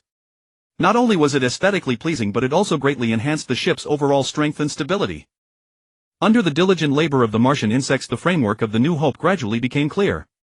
Internal facilities were installed simultaneously, with each component precisely embedded into its predetermined position. The excellent performance of the Qingshan alloy secreted by the Martian insects filled the scientists with great anticipation for the New Hope's future. As time passed, the main structure of the New Hope was completed after 15 years. Next came the debugging and optimization of various systems. The propulsion system, powered by a strong energy supply, emitted a steady and powerful hum. The life support system cycled continuously, ensuring comfort and safety in every corner. The weapon systems conducted simulated attacks, displaying astonishing power. Finally, under the eager, blazing gazes of the crowd, the brand new New Hope appeared like a brilliant pearl. It glistened with a radiant metallic luster, like a dazzling fortress in the vast cosmos, exuding an irresistible charm. The scientists and workers stood solemnly before it, their eyes filled with pride and astonishment, and their hearts brimming with boundless pride and a sense of accomplishment. The colossal form of the New Hope stood silently at the center of the base, like an unshakable, towering mountain of rock and steel. Its soaring stature reached over 30 times the height of the Himalayas, a sight so magnificent that it shook the soul with awe. Its length was so staggering that even a high-speed bullet train racing at full throttle would take over 3 hours to traverse from one end to the other. Were it not for the monumental breakthrough in anti-gravity technology, such an immense length would have caused the ship's midsection to bend into a conspicuous arc. From afar, the surface of the New Hope was enveloped in a mysterious faint luminescence, a captivating effect born of the unique texture of Qingshan alloy. Bathed in the radiance of a brilliant star, it seemed to come alive, refracting a kaleidoscope of dazzling dreamlike colors, a celestial painting of breathtaking beauty. As one drew closer to the new hope, the intricate patterns and complex structures on its hull became vividly clear. Every alloy plate was joined with seamless precision, as if carved by nature's own masterful hand into a work of art. The weapon system, strategically arranged across every corner of the vessel, displayed its overwhelming might with stark clarity. The colossal cannons loomed like the maws of a devouring beast. The razor-sharp laser emitters resembled divine arrows capable of piercing all things, each inspired reverence and awe. As one drew closer to the new hope, the intricate patterns and complex structures on its hull became vividly clear. Every alloy plate was joined with seamless precision, as if carved by nature's own masterful hand into a work of art. The weapon system, strategically arranged across every corner of the vessel, displayed its overwhelming might with stark clarity. The colossal cannons loomed like the maws of a devouring beast. The razor-sharp laser emitters resembled divine arrows capable of piercing all things, each inspired reverence and awe. At this moment of exhilaration, the Grand Elder, along with the other elders, key figures from various ministries, and Su-Ran, gathered at the site for the ribbon-cutting ceremony marking the completion of the Hope's retrofit. Ribbons fluttered in the air, applause thundered, and the scene was filled with joy and anticipation. Under the gaze of the crowd, the Grand Elder stepped forward and declared in a resonant, solemn voice, "Today the retrofit of the Hope is complete. From this moment it shall be renamed Taishan in memory of Mount Tai, the foremost of the 5 great mountains of the Dragon Kingdom on Earth. Mount Tai symbolizes stability, majesty, and eternity. May our Taishan carry this spirit, forging ahead courageously into the cosmos, exploring the unknown and blazing new trails for humanity's future." The moment his words faded, the scene erupted once more into jubilant cheers. This was not merely the rebirth of a starship, but a solemn declaration of humanity's new journey into the universe. The massive gleaming white characters Taishan were deeply engraved on both sides of the ship's hull. Bathed in sunlight, the letters shone with a dazzling brilliance, as if proclaiming its existence and mission to the entire cosmos. People gazed up at the giant characters, their hearts swelling with excitement and pride. The Grand Elder looked upon the Taishan, his eyes filled with emotion. "This is more than a name, it is our remembrance of Earth and our faith in the future." Su-Ran clenched his fist and said resolutely, "It will carry our hopes to conquer the stars and seas." The elders and officials from all ministries nodded in agreement, their eyes gleaming with anticipation for the voyage ahead. After the ribbon-cutting ceremony, the crowd lingered, unwilling to leave, still gathered around the Taishan, feeling the awe and power it radiated. And the Taishan stood there silently, ready to embark on its glorious journey. The consciousness of Yang Star seemed to sense a mysterious and powerful force, its emotions fluctuating wildly, sometimes raging, sometimes melancholic, exceedingly abnormal. It appeared to fear something, filled with dread. Lately it had been especially averse to humans. The geological conditions of Yang Star suddenly became extremely unstable, with violent earthquakes occurring one after another, as if the entire planet was shrouded in an invisible terror. Yushi seemed to perceive Yang Star's changes as well, using ever-shifting clouds to convey a terrifying message. The planet was on the verge of cataclysm, and humans might no longer be able to survive there. Based on scientists' in-depth research on Yang Star and the increasingly dire situation, the Commander and the Grand Elder, after careful deliberation, made a difficult and momentous decision to relocate all citizens to the Taishan. First, under Su-Ran's miraculous and powerful ability, the Taishan was ingeniously reduced to 1000 meters in length and 20 meters in width. The Grand Elder then delivered a mobilization speech, his steady, powerful voice echoing through the base via the broadcast system as if it could pierce the very soul. "Dear people, now we once again stand in the face of a great crisis. Looking back from the shattering of Earth to the reluctant abandonment of Mars, and now to the sudden upheaval of Yang Star, this unknown mysterious force seems to have been relentlessly driving us from our homes. But we, the people of the Dragon Kingdom, have never feared any challenge. Through the long ages we have risen again and again from adversity and faced the unknown with courage. Now we must once again unite, move in an orderly fashion to the Taishan, and bravely embark on a new journey. Let us firmly believe that as long as we are of one heart and united, no difficulty is insurmountable. No matter how many hardships lie ahead, we will press forward resolutely for our survival and our bright future." When the people heard the Grand Elder's impassioned words, their courage was instantly ignited, and they responded with great enthusiasm. They quickly packed their belongings, carrying a mix of trepidation and hope for the future, ready to embark on this unknown journey. Under the patient and orderly guidance of trained staff, the people moved in an orderly fashion toward the designated passageways. Along the countless special corridors, long lines formed. Though faces inevitably showed worry about the unknown fate, what shone more brightly was their eager anticipation for a new life. During the long wait, unable to contain their curiosity and excitement, they eagerly discussed the Taishan. "I heard the Taishan is like a whole new world inside. It is everything much better than the old Hope. The space is so much more open," said a spirited young man, his eyes sparkling with excitement. Yes, the Hope was too cramped. Nothing like the Taishan's spacious comfort. An elderly man chimed in with deep feeling, the wrinkles on his face seeming to relax. "I'm sure it's incredible. The Taishan is the pinnacle of human wisdom. It will surely give us a stable happy life, said a middle-aged woman with a determined confident look. After half a month of intense busy work, people, vehicles and equipment passed through the miraculous shrinking gate and entered the Taishan smoothly. Everyone was already aware of the Taishan's reduced size and had seen its awe-inspiring grandeur in its original form. They had grown accustomed to such extraordinary technology. When the people stepped into the Taishan with curiosity and excitement, the sight before them made them feel as if they had entered a dreamlike paradise. Inside the Taishan was a meticulously designed artificial nature system. The man-made blue sky and white clouds were so lifelike, and the soft sunlight fell like a gentle mother's touch, making one truly feel as if they were outdoors. Lush green trees, thriving flowers and a riot of colorful blossoms vied for attention, releasing a refreshing fragrance that soothed the soul. The gentle sound of flowing water chimed in the ears, a melody from the cheerful artificial streams. Not far away, a shimmering artificial lake sparkled like a dazzling gem, perfectly embedded in this magnificent environment. Scattered buildings stood in various corners, some towering into the artificial sky as if reaching for the stars, others quaint and unique, brimming with artistic flair. These structures blended perfectly with the natural scenery, showcasing the breathtaking charm of modern technology while preserving the tranquility and harmony of nature. Children ran and played joyfully in this picturesque setting, their laughter like silver bells echoing through the air. Elderly people sat leisurely on comfortable benches, quietly appreciating the beautiful scenery, their faces glowing with contentment and happiness. They felt genuine pride in humanity's tremendous technological progress and indomitable spirit of survival, and looked toward the future with boundless hope and anticipation. This is even more beautiful than I imagined. And so much more comfortable than the hope, so much more space, exclaimed an innocent child, eyes wide with wonder. Exactly. We'll live well here. The hope can't compare to the Taishan, his father replied with a smile, his eyes filled with longing for the new life. Inside the Taishan, sleek anti-gravity vehicles shuttled through the space. Their streamlined bodies gleamed with a dazzling metallic luster as if they were conveyances from a distant future. They floated silently in midair, gliding smoothly without the deafening roar of traditional engines or the unpleasant vibrations. The interiors of the anti-gravity vehicles were spacious and bright, comfortably furnished with advanced navigation systems and reliable safety equipment. People sat inside, effortlessly traveling to various zones of the Taishan, enjoying the efficient and convenient transportation service. These anti-gravity vehicles not only greatly enhanced the efficiency of movement within the Taishan but also imbued daily life with a strong sense of technology and boundless imagination about the future. In the central area of the Taishan, the dreamlike artificial ocean was breathtaking. Waves gently lapped against the shore, producing a crisp, melodious sound. People could leisurely stroll along the lakeside, savoring the pleasant caress of the breeze, frolic by the river, enjoying the refreshing coolness of the water vapor, or bask in the sun by the sea, listening to the rhythmic ebb and flow of the waves as if truly transported to a beautiful resort. This ocean is so realistic, exactly like the real thing.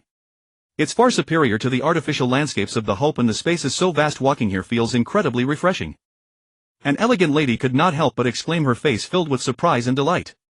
The Taishan had over 60 floors, each with comprehensive functions, though the architectural styles varied.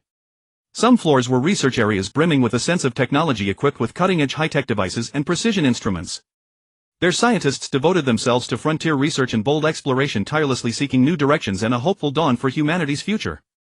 Some floors were warm and bright educational zones with spacious and luminous classrooms furnished with advanced teaching equipment, providing an exceptionally superior learning environment for children and nurturing the next generation of talents. Some floors were recreational areas filled with joy and vitality, where cinemas showed captivating films, game halls echoed with laughter, gyms witnessed people sweating, and all kinds of facilities were available. People could relax and fully enjoy the endless pleasures of life. Other floors were agricultural zones, utilizing advanced technology for crop cultivation and livestock breeding, continuously supplying fresh and healthy food to the residents of the Taishan. Each floor possessed its unique charm, collectively forming the vast and wondrous world of the Taishan. The commander strode with firm steps to the command center and initiated a crucial conversation with the AI Xiao Xin. Xiao Xin performed a comprehensive self-check of the Taishan. The commander's expression was stern, his gaze resolute. Understood, Commander. Energy circuits normal, propulsion system normal, engine output normal, air circulation system normal. Xiao Xin reported the data swiftly and accurately, his voice steady and calm. All preparations are complete, ready for takeoff at any time. Xiao Xin responded crisply, his tone full of confidence and determination. Xiao Xin, the Taishan is ready for takeoff. Su Ran furrowed his brow, his expression solemn. With Su Ran's command, the Taishan slowly began to lift off. The powerful propulsion system emitted a faint hum like the low growl of a giant beast, full of strength yet carrying a reassuring rhythm. The entire ship gradually detached from the ground, and from its underside erupted brilliant blazing blue flames like the fiery breath of a mythical dragon, illuminating the surrounding darkness. At the connection between the ship and the ground, dust billowed into rolling clouds of smoke as if staging a grand farewell ceremony for the Taishan's ascent. The outer shell of the Taishan trembled slightly under the power as if making a final exertion. Inside, people felt a mild vibration, but it did not cause panic, for they had full trust in the ship. Children stared curiously out the windows, watching the ground recede, their eyes filled with excitement and wonder. In the command center, Su-Ran fixed his gaze on the data on the screen, sharp and focused. Xiao Xin continuously reported the flight status. Altitude steadily increasing, speed stable, all systems normal. The Taishan broke through the atmosphere of Young Star and entered the vast cosmos. At that moment, a powerful jolt shook the ship. Outside the window, boundless darkness replaced the sky, with only the shimmering stars twinkling in the distance like a magnificent painting. The intense friction between the ship's surface and the atmosphere caused the surrounding space to seem to warp, emitting a mysterious radiance. The Taishan had been orbiting Yang Star at an altitude of 400 kilometers for 4 years, using the Aerospace 3 cargo spacecraft to transport minerals and resources mined from Yang Star while continuously collecting oxygen from the small Yang Star. The latest data indicated that the oxygen harvested from Yang Star without using the air circulation system was sufficient to supply the Taishan's crew for 10,000 years. Various resources were also extremely abundant, enough to support 1.4 billion people for 200 years. Moreover, the research team had collected unique plant and animal samples from Yang Star. Su-Ran returned to Yang Star to communicate with Yushi. He learned in detail about the current state of Yang Star, checking for any new changes or potential issues. During the conversation, Su-Ran described the wonders of the Taishan trying to persuade Yushi to come aboard. Yushi listened, curiosity and a hint of longing in his eyes. The anti-gravity vehicles, the artificial ocean, and the diverse functional areas on the Taishan all seemed novel and appealing to him. However, he also had reservations about leaving Yang Star, his familiar home. Su-Ran understood Yushi's concerns and patiently explained the advantages and opportunities the Taishan offered. He mentioned the advanced research equipment and educational resources on the Taishan, as well as the joyful recreational areas. He said that on the Taishan, Yushi could access more knowledge and technology and experience different pleasures of life. After thorough discussion and reflection, Yushi was finally persuaded and decided to follow Su-Ran to the Taishan. When they returned, they were warmly welcomed by everyone. In the command center of the Taishan, the AI Xiao Xian reported the latest situation to Su-Ran. Commander, the transport of minerals and resources is proceeding smoothly and oxygen collection has reached the expected target. All systems of the Taishan are operating stably, and the plant and animal samples collected from Yang Star have provided new research directions and rich genetic resources for our scientific work. Su-Ran nodded with satisfaction, looking at the trajectory of the Taishan in orbit around Yang Star on the screen, his heart filled with a sense of achievement. With Yushi's joining, the Taishan gained an extra spark of vitality. He actively learned and adapted to the new environment, sharing stories and knowledge about Yang Star with everyone. The Taishan continued its stable orbit. Then one day, whether by coincidence or design, on May 18, 2120, Yang Star was struck by an extremely mysterious and terrifying external force so unimaginably powerful that the star deflated like a punctured balloon, shrinking at a staggering speed. The horrifying scene, as if the bells of doomsday had suddenly tolled, sent chills down the spine, every cell gripped by fear. Fortunately, people had some preparations. Workers on Yang Star immediately donned heavy fortress-like protective armor and raced against time to board the rapidly flying Aerospace 3. Yet even with their swiftest response and some precautions, some still perished in the sudden unforeseen catastrophe. Their heart-wrenching screams seemed to echo in the ears, each cry piercing the soul, making one tremble as if the very spirit quivered. This disaster without any warning was like a terrible nightmare, instantly turning the atmosphere on the Taishan as heavy as lead, pressing down so hard that it was suffocating, threatening to crush everyone's spirit. The destruction of Yang Star in such a tragic, unimaginable manner brought an unprecedented shock to humanity, like a mountain collapse or a tsunami. People stared in terror, their eyes filled with disbelief and deep fear, witnessing the planet once so familiar become unrecognizable and shattered in an instant. Their hearts were filled with endless fear and helplessness, as if plunging into a bottomless abyss. That shock was not merely a visual impact like a sharp blade, but a profound fear of humanity's insignificance and the unknown forces of the universe reaching deep into the soul. That fear was like endless darkness clawing to devour their bodies and minds, leaving no glimmer of hope. The research team immediately plunged into intense race against time work at the moment of the disaster. Their expressions were tense, treating every piece of collected data as a treasure, conducting meticulous analysis and research.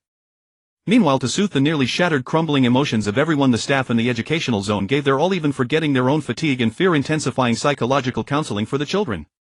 Yet the children's fearful, lifeless eyes and trembling bodies shaking from extreme terror were heartbreaking to witness, as if countless sharp blades pierced the heart. Su-Ran slowly closed his eyes, two clear tears slipping down his cheeks uncontrollably.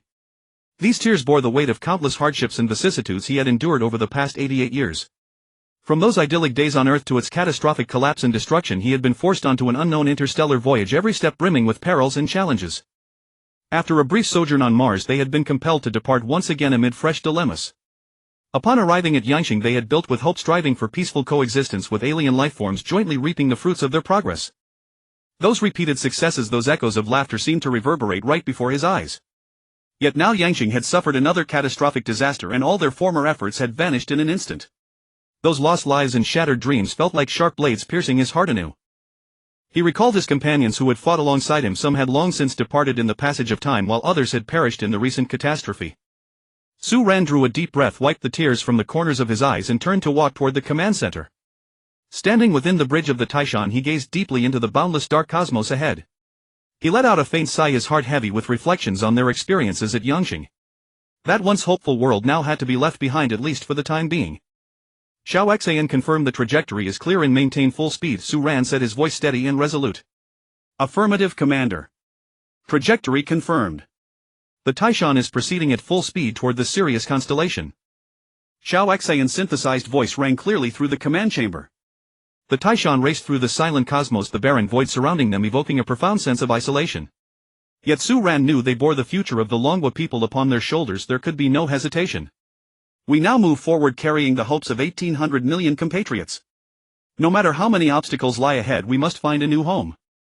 Su Ran murmured to himself, his eyes reflecting an unwavering resolve. Throughout the long journey, the crew of the Taishan attended to their respective duties, meticulously maintaining the ship systems. Though the majority lay in cryosleep, those who remained awake were keenly aware of their heavy responsibilities. As time drifted by, the Taishan gradually distanced itself from the familiar star systems of old. Su Ran often stood before the observation window, gazing toward the receding lights of Yangsheng.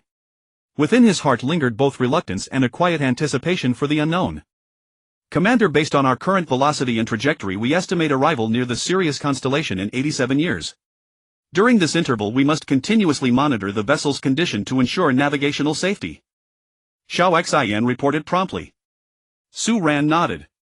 Maintain close surveillance on all ship parameters, particularly the power supply and life support systems. We cannot afford a single misstep.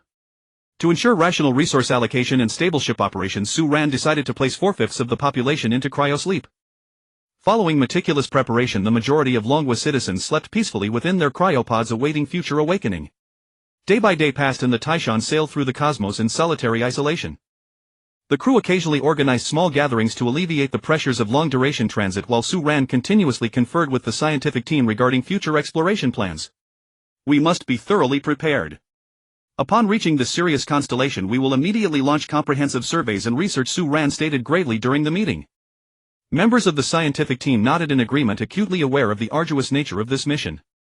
Throughout the long voyage, the Taishan encountered sporadic cosmic dust and radiation fluctuations, yet through the crew's concerted efforts, each crisis was successfully averted. As time slipped away, the anticipated arrival at the Sirius constellation drew nearer, and Su Ran's tension steadily mounted. He did not know what awaited them there, but he firmly believed that as long as the Longwa people stood united, they would overcome every obstacle. The Taishan advanced silently through the pitch-black cosmos like a lone skiff drifting across an infinite sea of void. Suddenly, a rhythmic radio wave struck like a mysterious bolt of lightning, instantly shattering the ship's tranquility. The AI Xiao Xian keenly detected the anomalous signal and immediately initiated an emergency wake-up for Su Ran. Commander, we have detected a powerful rhythmic radio wave. The situation is critical. Xiao Xian's electronic voice rang out starkly in the quiet command room. Su Ran jolted awake from his light slumber, a flicker of vigilance flashing in his eyes. Xiao Xian provided a detailed report on the radio wave. Commander, the signal exhibits high regularity with a stable and unique frequency. Its direction of origin remains indeterminate at present. However, preliminary analysis strongly indicates it is not a natural signal, Xiao Xian responded swiftly. Su Ran's brow furrowed, and he immediately summoned the ship's scientists for an emergency assembly. Shortly thereafter, the scientists hurried into the command room, their faces etched with perplexity and curiosity. Listen carefully, everyone. We have just received a mysterious rhythmic radio wave. This could very well be a monumental discovery. We must decipher this signal as swiftly as possible to determine its origin and meaning, Su Ran stated solemnly. The scientists immediately plunged into intense work. Various instruments whirred at high speed and data continuously flickered across the screens. After sustained and arduous effort, they finally succeeded in cracking the signal, only to discover it was in fact an interstellar coordinate. Absolutely incredible. This radio wave encodes a specific spatial coordinate, one scientist marveled. Furthermore, upon further study we have determined that this coordinate corresponds precisely to the signal's point of origin.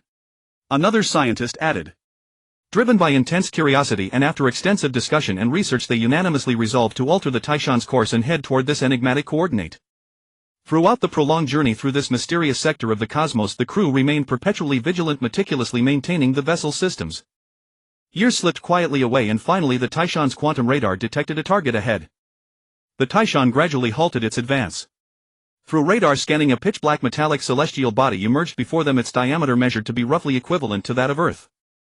This colossal celestial body hung silently in the void, radiating an atmosphere of mystery and oppression. Su Ran stood in the command room, his gaze fixed intently upon the planetary image on the screen, his heart swelling with astonishment and bewilderment. Xiao Xian, conduct a comprehensive scan and analysis of this celestial body. You must determine its nature and any potential threats as soon as possible. Understood, Commander. Xiao Xian responded swiftly and all detection equipment began operating at full capacity. Meanwhile, the scientists bustled back to work, striving to unearth further clues from this mysterious celestial body. One team focused on analyzing the body's material composition, employing advanced spectrometers and matter detectors, while another investigated the surrounding spatial environment, searching for potential energy fluctuations and gravitational anomalies. After a period of diligent effort, though some initial breakthroughs were achieved, numerous enigmas remained unsolved. The scientists discovered that the celestial body's material was exceptionally peculiar, seemingly possessing physical properties beyond human comprehension. Moreover, faint spatial distortions existed around the body, suggesting it might harbor immense energy within its core. Commander, the enigma of this celestial body surpasses our imagination. At present we can only ascertain that it is exceedingly ancient, possibly existing for billions of years or more. Yet its specific purpose and the civilization behind it remain a complete mystery, a veteran scientist reported to Su Ran. Su Ran pondered for a moment, then said, "Continue intensifying our research efforts while maintaining a high state of alert. We do not know if this body harbors latent dangers, but we must unravel its secrets as swiftly as possible to chart a new course for our future." In the days that followed, the Taishan conducted increasingly meticulous surveys around the celestial body. The metallic planet rotated silently, occasionally emitting a faint glow and revealing certain hieroglyphic-like inscriptions. The crew's gazes were locked tightly upon these enigmatic characters, brimming with expectation that the linguistic experts would decipher their meaning. They observed that strange symbols and patterns occasionally appeared on the planet's surface. These markings seemed to convey certain information, yet defied interpretation. Perhaps this is a language of an alien civilization, a linguist ventured a hypothesis. However, we currently possess no clues to decipher it. Another scientist replied. Suddenly a different script expert stammered, "This is small seal script." Shock rippled through the crowd, and for a moment a deathly silence fell over the command room. Soon the wave of astonishment spread like ripples. Su Ran's eyes widened as he asked in utter disbelief, "Small seal script? How is this possible? Could there truly be a connection to Earth's ancient civilization lurking in the depths of this cosmos?" The scientists began whispering among themselves, speculation and questions filling the air. A historian stepped forward, speaking thoughtfully. "If this is indeed small seal script, we might find clues by examining ancient terrestrial documents. Perhaps hidden within our historical records are references to this mysterious planet." Su Ran immediately issued an order, "Organize personnel right now to conduct a comprehensive search of Earth's ancient texts. Let us see if we can find any thread connecting this planet." The crew sprang into action, meticulously searching the Taishan's database for various ancient terrestrial documents. Simultaneously, the script experts redoubled their efforts to decode the small seal characters appearing on the planet. As the investigation deepened, several astonishing discoveries gradually came to light. The script experts found that these small seal inscriptions seemed to recount an ancient and monumental saga concerning the rise and fall of a highly advanced civilization. "Commander, these texts reference a powerful civilization possessing technology and strength beyond our imagination. Yet for reasons unknown, this civilization ultimately declined," the script expert reported to Su Ran. Su Ran furrowed his brow, lost in thought. What connection does this civilization have with Earth's ancient heritage? Had they fallen into decline? Or had something else occurred? Su Ran felt a surge of intense crisis as he watched the cosmic fighter jet instantly destroyed. He immediately ordered the Taishan to retreat. The crew swiftly sprang into action and the Taishan slowly began to reverse, attempting to distance itself from the mysterious planet. Yet Su Ran knew that passive evasion alone would not suffice. He decisively commanded, "Activate the ship's weapons and attack this planet." With his orders, the laser cannons on the Taishan began to charge, firing intense beams of light toward the enigmatic planet. As the laser beams struck the planet's surface, faint ripples appeared, and then the lasers were absorbed silently into the planet, leaving no discernible damage. While everyone was stunned by the planet's formidable defenses, the planet's surface suddenly emitted several rays of light hurtling toward the Taishan at incredible speed. Su Ran's heart leaped into his throat as he shouted, "All hands prepare for defense." The crew frantically operated various defensive systems trying to withstand the incoming attack. The light rays arrived in an instant, slamming violently into the Taishan's energy shield. The violent impact caused the ship to shake violently and the cabin lights flickered erratically. "Commander, the energy shield has sustained 30 damage," a crew member reported anxiously. Su Ran clenched his jaw tightly, his mind racing for a solution. "Reinforce the energy shield and analyze the nature and origin of these light rays," he commanded calmly. The scientists immediately immersed themselves in intense analysis. After considerable effort, they discovered that the light rays seemed to contain immense energy and unknown technological principles. "Commander, the source of these rays is unknown, but their offensive power is formidable. We must find a way to counter them quickly," a scientist said. Su Ran pondered for a moment, then said, "Ceasefire and see if the planet reacts further." The Taishan halted its attack on the mysterious planet and floated silently in space. All eyes were fixed on the enigmatic planet, filled with anxiety and anticipation. After unleashing that wave of assault, the mysterious planet also fell into a temporary silence. Both sides seemed locked in a tense standoff, neither daring to make a rash move. 500 light-years away, on a planet resembling Earth within a magnificent palace, a majestic man sat on the central throne. He narrowed his eyes slightly, his expression stern as he listened to the report below. "Your Majesty, probe 9458 has detected the human race and a conflict has erupted with our probe." The reporter's voice carried a hint of tension. The man tapped his fingers rhythmically on the armrest. "Elaborate on the situation." His voice was deep and authoritative. The reporter hurriedly continued, "Your Majesty, according to the information transmitted by the probe, these humans are traveling through space in a spacecraft. They stumbled into the vicinity of the 9458 star sector and attacked our probe. Currently both sides are locked in a standoff." The man nodded, slightly lost in thought. "The human race. What is their technological level?" "Your Majesty, based on the current situation, their level is roughly 1.5, but there is still a significant gap compared to us. However, their courage is commendable. They did not retreat in the face of our probe. Continue monitoring their movements and report to me at any time. When necessary, take appropriate action, but be cautious and avoid rash moves," the man ordered. "Yes, Your Majesty." The reporter withdrew respectfully. In the tense standoff between the Taishan and the mysterious planet, Su Ran and the crew were fully focused on the unfolding situation, completely unaware of any anomaly. They did not know that in another corner of the universe a mysterious entity was quietly observing their every move. If Su Ran and the others saw this person, they would be utterly shocked. For this person was none other than Emperor Qin Shi Huang Yingzhang. From a distant place, through special means, Yingzhang observed the Taishan. His eyes revealed profound contemplation and authoritative resolve. He was filled with curiosity about this group of dragon country people struggling forward in the cosmos. Yet Su Ran and his crew knew nothing of this. During the tense confrontation between the Taishan and the mysterious planet, a peculiar green spaceship suddenly appeared like a ghost 50 million meters behind the Taishan. This green spaceship was shaped like an avocado, its hull covered with a mysterious energy shield that emitted a faint green glow, pulsating as if alive. The material seemed to be an unknown alloy, exuding a deep cold metallic luster, seemingly indestructible. Without any warning, the unknown spaceship launched an attack on the Taishan. The green ship's weapon system was highly advanced. Its forward energy cannons could adjust their angle and power at will, firing energy beams of immense destructive force and incredible speed, leaving dazzling yet dangerous trails of light in space. Around the spaceship, mysterious energy rings revolved continuously, releasing powerful gravitational fields and interference waves that could greatly affect the target vessel. Strange energy beams shot from the green spaceship, racing toward the Taishan. Alarms blared instantly on the Taishan, and the crew, shaken, quickly reacted. "Commander, an unknown spaceship is attacking from the rear," the crew reported urgently. Su Ran's eyes sharpened and he immediately ordered Taishan counterattack immediately. The Taishan's weapon systems activated rapidly, the laser cannons adjusting their aim and firing at the green ship.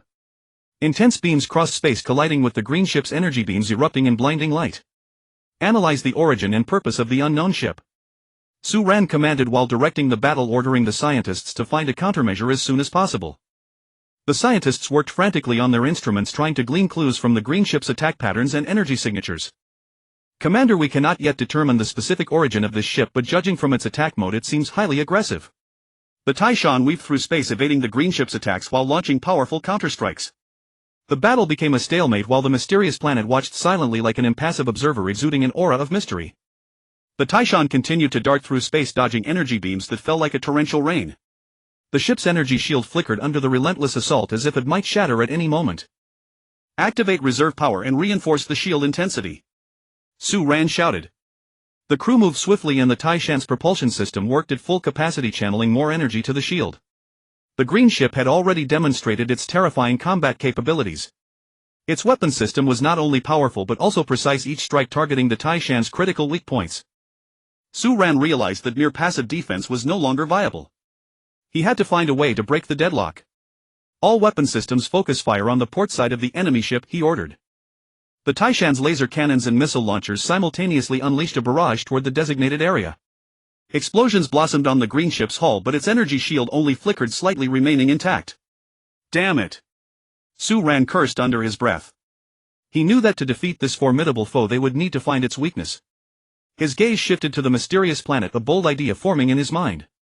Through the transparent portholes of the green spaceship a group of peculiar-looking aliens could be seen within. They possessed four stout legs akin to solid pillars capable of supporting their bodies with unwavering stability. The skin on their legs resembled rough tree bark with interwoven textures that exuded an ancient and resilient quality.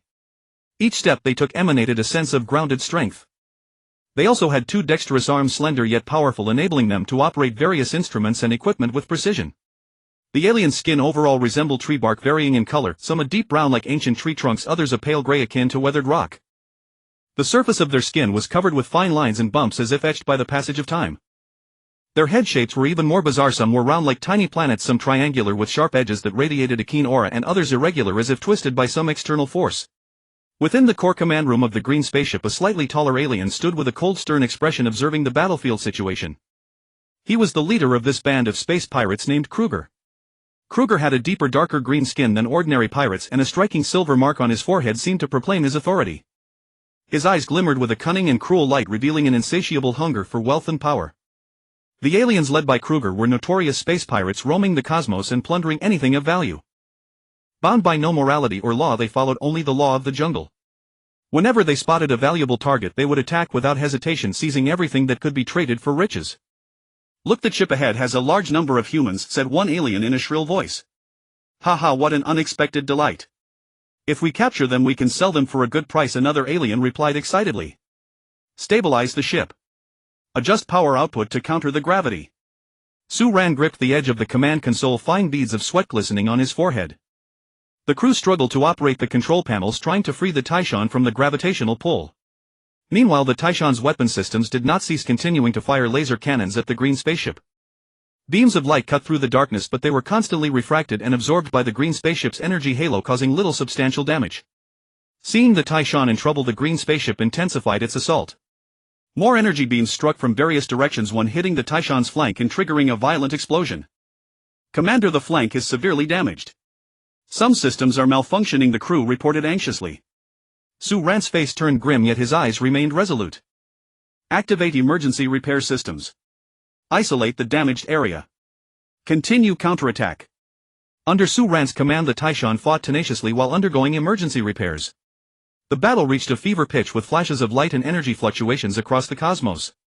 Just then the green spaceship launched a fatal strike.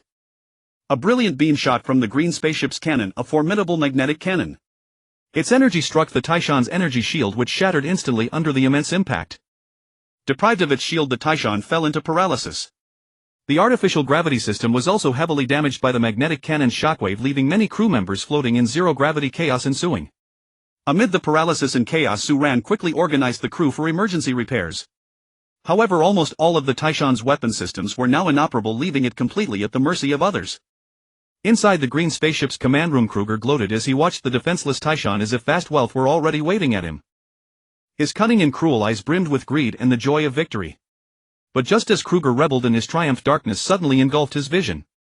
A beam of light immense as a planet's diameter shot forth from the mysterious planet, hurtling toward the green spaceship at an unimaginable speed. As the light passed, space itself seemed to warp. The moment the light touched the green spaceship it was as if pure energy devoured everything, no sound, no explosion, only a serene yet terrifying annihilation that erased all matter at the molecular level. Where the light passed nothing remained, even more thorough than vaporization, vanishing without a trace. The crew aboard the Taishan were stunned by the sudden spectacle. They had expected to be captured by the space pirates, never imagining that the mysterious planet would intervene at this critical moment. Su Ran's eyes widened, filled with shock and confusion. Why had the mysterious planet attacked the green spaceship? What was its purpose? Shifting the scene to the moment the green spaceship first appeared, Zhang 500 light-years away had already sensed the situation. He narrowed his eyes slightly, his expression cold and stern as he observed the shifting cosmic dynamics. Your Majesty, a strange vessel has appeared and is attacking the human ship Taishan, a servant reported respectfully. Zhang was silent for a moment, then spoke slowly. Manga, let us observe first and see their strength and response. Thus Manga quietly watched the battle between the Taishan and the green spaceship. As the battle progressed, the Taishan gradually fell into crisis. The green spaceship's attacks grew fiercer, the Taishan's shield shattered, its weapon systems paralyzed and the artificial gravity system heavily damaged. Zhang watched the developments, a slight frown creasing his brow. It seems these humans have encountered no small trouble.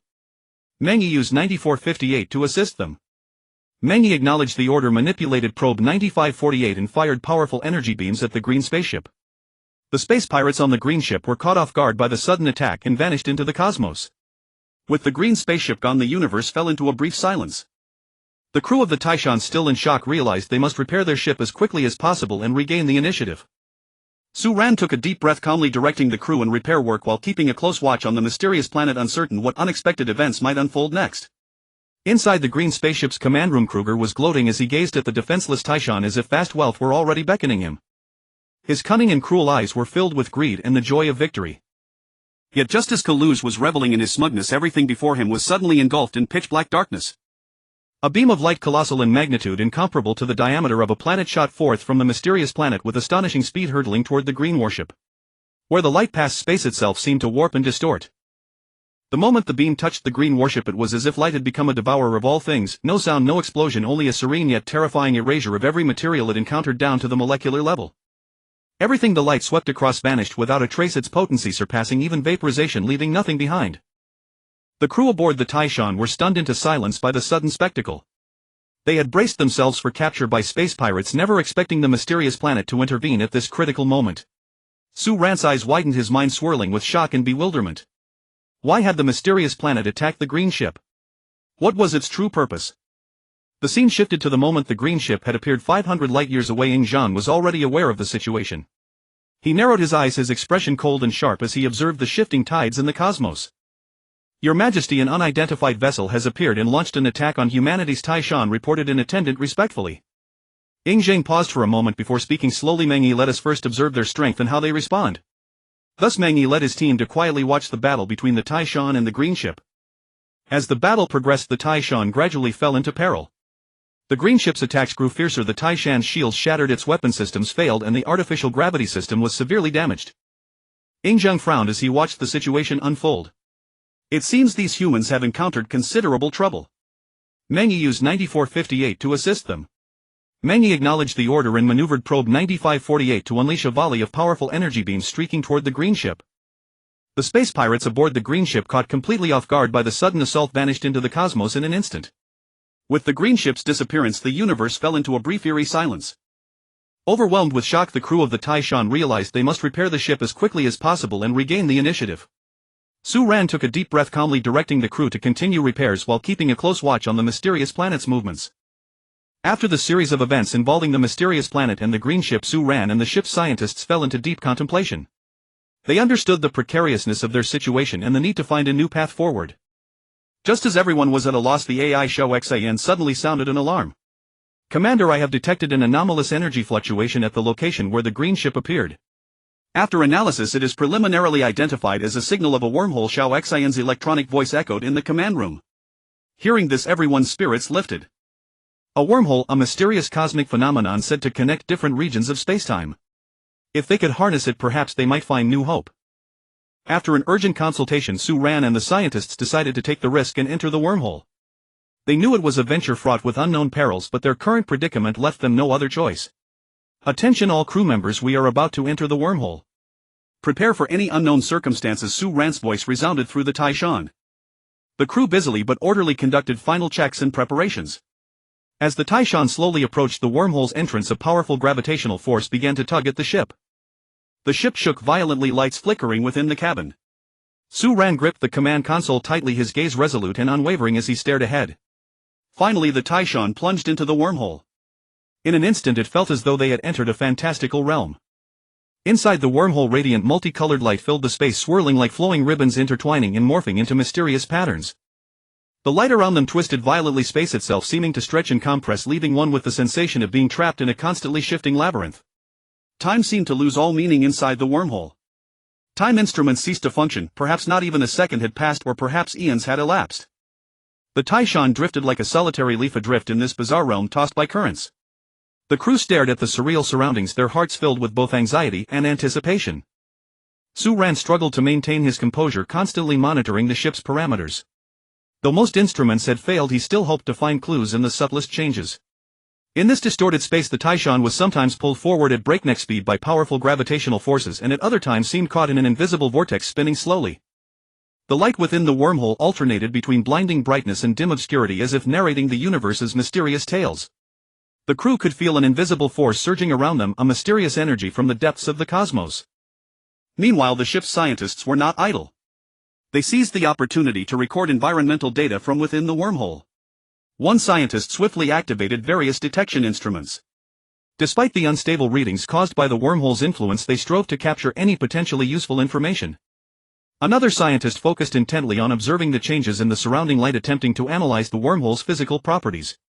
They knew that this data would be crucial for humanity's understanding of the universe's mysteries. After an indeterminate period, perhaps an instant, perhaps an age, a faint glimmer of light appeared ahead. "Commander! Light ahead!" a crew member exclaimed excitedly. Su Ran's spirit lifted as he fixed his gaze on the light. As the Taishan drew closer, the glow grew brighter. At last they burst out of the wormhole. The scene before them left everyone utterly astounded. They had arrived in a star system resembling the solar system, but with one additional planet. In this system, numerous spacecraft bustled about. The moment the Taishan emerged from the wormhole, it was instantly locked onto by several weapon systems, and then a mysterious transmission came through. Xiao Xian quickly analyzed and decrypted the transmission with little difficulty. When the decrypted content was revealed, everyone was struck speechless with shock. The message, written in small seal script, read: "Friends from afar, please remain still. Someone will come to retrieve you shortly." Su Ran and the scientists widened their eyes, their hearts brimming with incredulity. In the fathomless depths of the cosmos, signs reminiscent of Earth's ancient civilizations had once again emerged, a revelation so astonishing it defied belief. They exchanged bewildered glances, uncertain of what would unfold next, yet their hearts were laden with both anticipation and trepidation. Not long after receiving the mysterious transmission, while the group remained immersed in shock and confusion, a basketball-sized object hurtled toward them like a meteor. As it drew near the Taishan, it abruptly emitted a strange radiance. The crew aboard the Taishan felt a sudden heaviness in their bodies, as if gravity itself had slipped from their control. Then the small object began to tow the Taishan forward. Under its guidance, the Taishan slowly drifted toward an unknown direction. The crew watched tensely, their hearts filled with unease. Eventually the Taishan came to rest at a colossal spaceport. Xiao Xian immediately received a new message: "Please send someone to follow my ship." Su Ran made a prompt decision, resolving to go himself with the Minister of Foreign Affairs and a squad of guards. They swiftly donned their spacesuits and boarded the Aerospace 4 mech. As the Aerospace 4 mech exited, the hatch had miraculously expanded in size, as if adapting to the extraordinary nature of this mission. Thereupon they followed the alien spacecraft, closely descending toward the bustling planet. As the distance to the planet dwindled, they beheld a breathtaking vista. The planet was studded with towering structures, yet upon closer inspection the architectural style bore a striking resemblance to ancient times. Massive flying vehicles zipped through the sky, creating a peculiar fusion with the surrounding antiquated buildings. The Aerospace 4 mech landed smoothly on the planet's surface. Su Ran and his companions stepped out, vigilantly surveying their surroundings. They watched as the hatch of the alien spacecraft slowly opened and a creature of peculiar form emerged. No, it was not peculiarly formed from appearance, it was human, albeit clad in attire reminiscent of the Qin dynasty. Su Ran was so stunned his jaw dropped, his eyes wide, a torrent of questions and astonishment surged within him. The Minister of Foreign Affairs and the guards were equally dumbfounded, unable to believe their own eyes. The person dressed in Qin dynasty attire spoke: "Visitors from afar, follow me." To their amazement, he spoke in classical Chinese, and yet Su Ran and the others could all understand. Su Ran stammered in ancient Chinese: "Who are you? Why do you speak classical Chinese?" The mysterious figure tilted his head slightly, repeating Su Ran's words with a hint of puzzlement, but did not answer. He merely continued to lead the way. Su Ran and the others exchanged looks, their hearts full of doubts, but they had no choice but to follow the mysterious figure. They passed through a series of antique corridors, eventually arriving at a resplendent palace. Stepping into the palace, they were instantly awed by its majestic grandeur. The architectural style was saturated with Qin dynasty characteristics, carved beams, painted rafters, and resplendent gold and jade. They followed the mysterious figure into the great hall.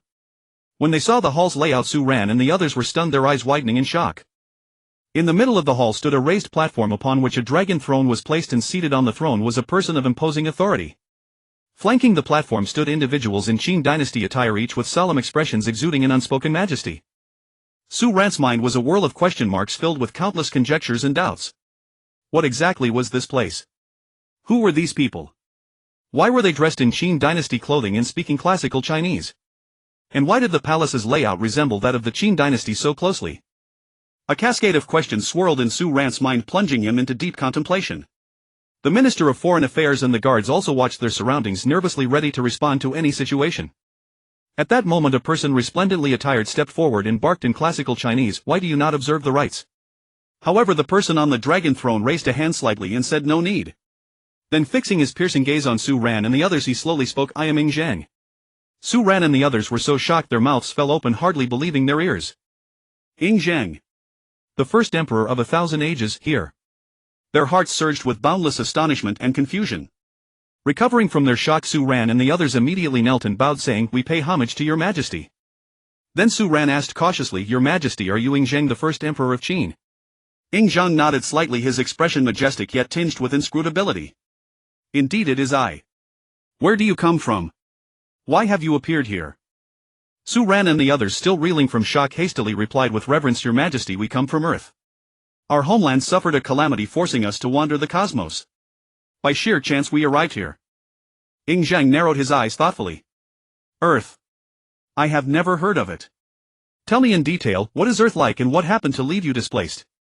Su Ran steadied himself and began to recount Earth's history, its civilization, and the myriad disasters that had befallen it.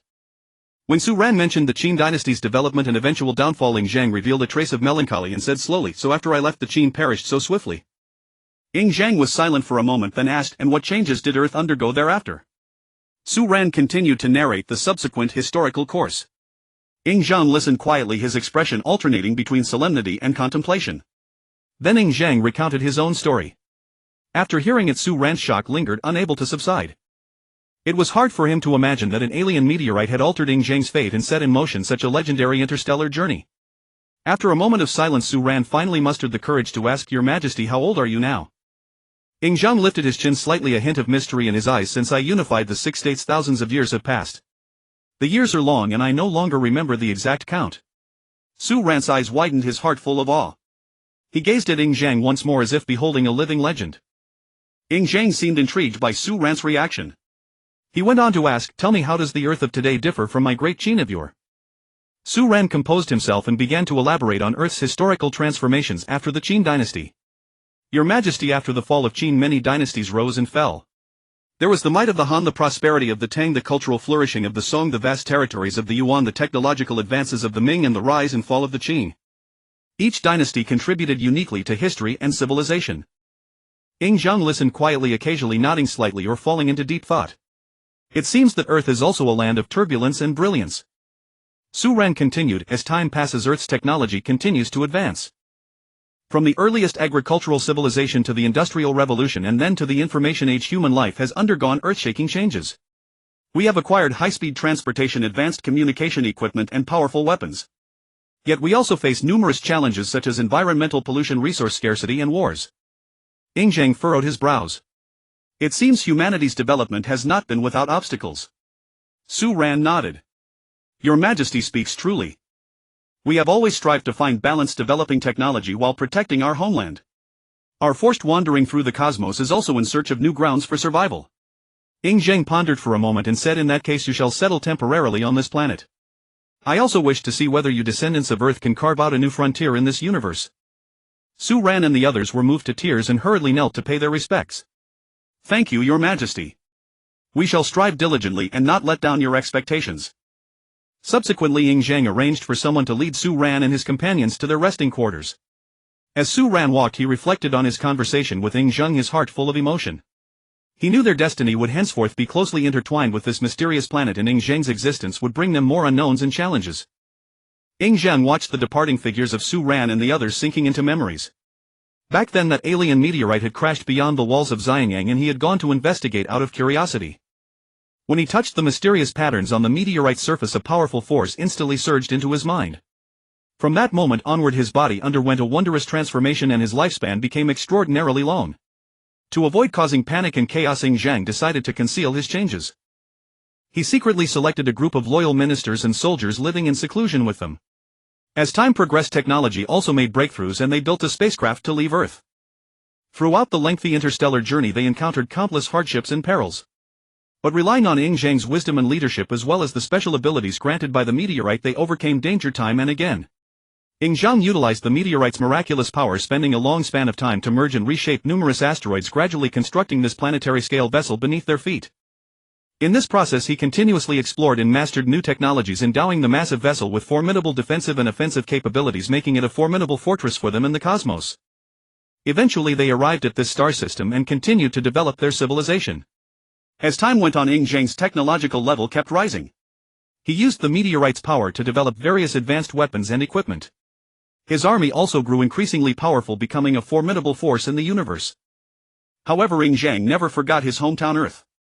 He had always been watching Earth's development, hoping one day he could return and see what his former domain had become.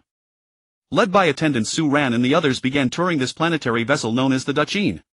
Walking along the main streets of the capital Xianyang, their eyes were filled with amazement. Ancient architecture and modern civilization blended seamlessly. On both sides of the bluestone-paved streets stood pavilions with carved beams and painted rafters, their sweeping eaves catching the sunlight and shimmering with the brilliance of history. And throughout the streets all kinds of high-tech devices were everywhere. Floating advertising boards displayed exquisite visuals and information where ancient script interwove with vibrant imagery as if telling the legends of this unique world. In the sky, figures occasionally flew past wearing splendid attire with wing-like flight devices unfolding from their backs, gracefully soaring among the clouds. There were also peculiarly designed flying vehicles resembling a fusion of ancient carriages and modern aircraft, tracing beautiful arcs across the sky. Su Ran gazed upon all this, his heart full of emotion. This is simply a dreamlike world, a perfect blend of ancient and modern, making one feel as if they've stepped into a fantastical fairy tale. The Minister of Foreign Affairs could not help but exclaim, "How incredible! I never imagined such a wondrous place existed so deep within the cosmos." The guards remained tense, watching their surroundings carefully. Though amazed by what they saw, they kept their duty foremost in mind, protecting Su Ran and the others. They arrived at a square where a colossal statue stood at its center, the very Qin Shi Huang Zhang. The statue was lifelike, its gaze exuding majesty and authority as if overlooking the world that belonged to him. People came and went in the square, some engaging in trade, others exchanging ideas on technology and culture, presenting a flourishing scene. Su Ran noticed that although the people here wore Qin dynasty attire, their behavior and manners were filled with a modern sensibility. They skillfully operated various high-tech devices, conducting complex scientific research and commercial activities. "It seems the people here have fully adapted to this lifestyle, combining ancient and modern," Su Ran said to the attendant. The attendant smiled and replied, "Your Majesty has always been dedicated to integrating ancient culture with modern technology, creating a unique and powerful civilization." Continuing onward, they arrived at a research center. The buildings here were more modern and brimming with technological flair. Various advanced instruments and equipment operated busily and scientists conducted their research with focused dedication. "This is the core research area of the Dachine. Your Majesty has invested enormous resources and manpower into conducting research on various cutting-edge technologies," the attendant introduced. Su Ran observed some scientists studying a new type of energy technology with complex data and images flashing on their workbenches. Others were researching spatial folding technology, attempting to find more efficient methods for interstellar travel. "Your technological level is truly astonishing," Su Ran said sincerely. The attendant said proudly, "Under Your Majesty's leadership we continuously explore and innovate, striving to make the Dachine the most powerful existence in the cosmos." After visiting the research center, they came to a military base. Advanced warships and weapons were parked here, and soldiers in magnificent battle armor stood in neat formations. "This is the military might of the Dachine, defending our homeland and people," the attendant said. Su Ran looked at these powerful weapons and well-trained soldiers, his understanding of Zhang's strength deepening considerably. He knew that in this universe the Dachine would be a force that could not be ignored. As their tour deepened, Su Ran and the others gained a fuller understanding of the Dachine vessel. They witnessed a world brimming with vitality and creativity, a miracle where ancient culture and modern technology seamlessly merged. With Zhang's permission, the elder of the Taishan vessel led a team of scientists including academician Son Linfeng and Sun Ran, embarking on their visit to the Dachine vessel with anticipation and hope. Their hearts beat like those of adventurers on the brink of discovering a hidden treasure, filled with both exhilaration and reverence. The moment they finally stepped onto the Dachin vessel, it was as though they had entered an entirely new world. The unique atmosphere here instantly captivated their attention. The scholars of the Dachin vessel wore classical elegant garments exuding an aura of profound depth with every gesture and movement. Upon meeting, both sides exchanged respectful greetings in accordance with ancient and solemn customs, the scene dignified and reverent. We welcome our friends from the Taishan vessel. May we grow together through this exchange of knowledge. Zhongli Sun of the Dachin vessel spoke with a warm smile. It is truly our honor to be granted this opportunity, the elder responded with profound respect. As the scientists from the Taishan vessel grew more deeply involved in their interactions with the scholars of the Dachin vessel, their astonishment intensified. They could clearly perceive that the technological level of the Dachin vessel stood like an insurmountable peak, far surpassing that of the Taishan vessel.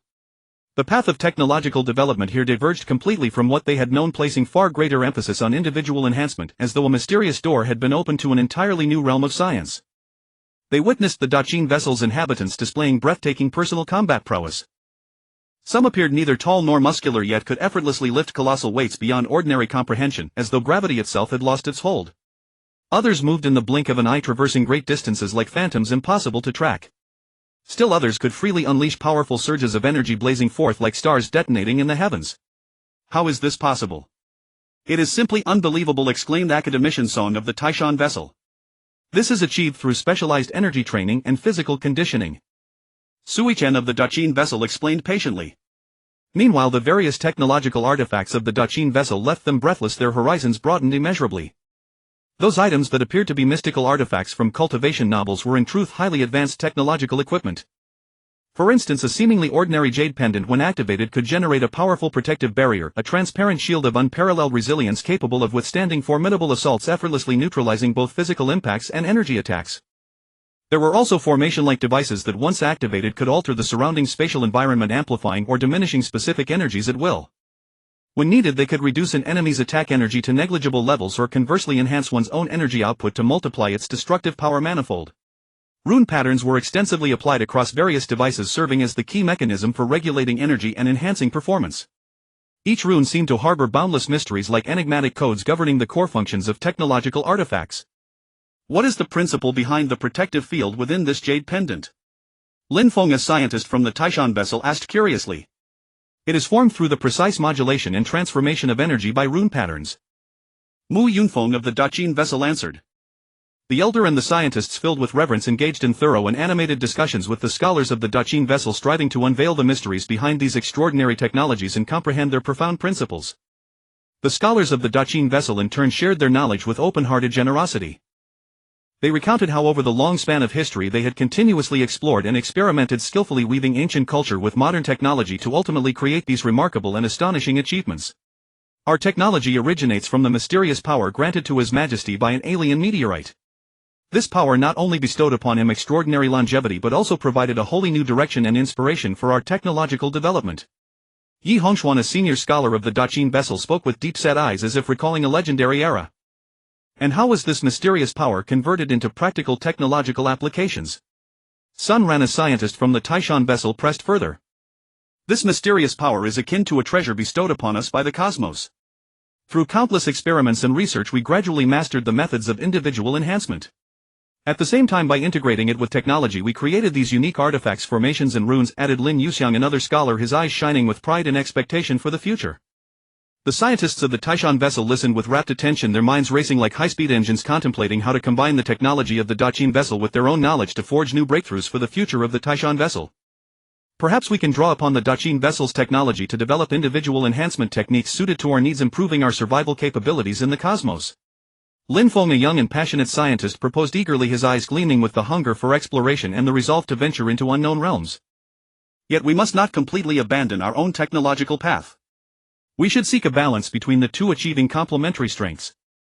The elder spoke with composure, his gaze revealing thoughtful deliberation and a comprehensive consideration of long-term development. Over the days that followed, the scientists of the Taishan vessel and the scholars of the Dachin vessel worked in close collaboration, like comrades fighting side by side. Each day they immersed themselves in spirited debates and in-depth research, jointly exploring the directions of technological advancement and sharing their respective experiences and knowledge. In the laboratories of the Dachin vessel, lights burned through the night. Scientists gathered around a complex instrument, passionately discussing improvement plans.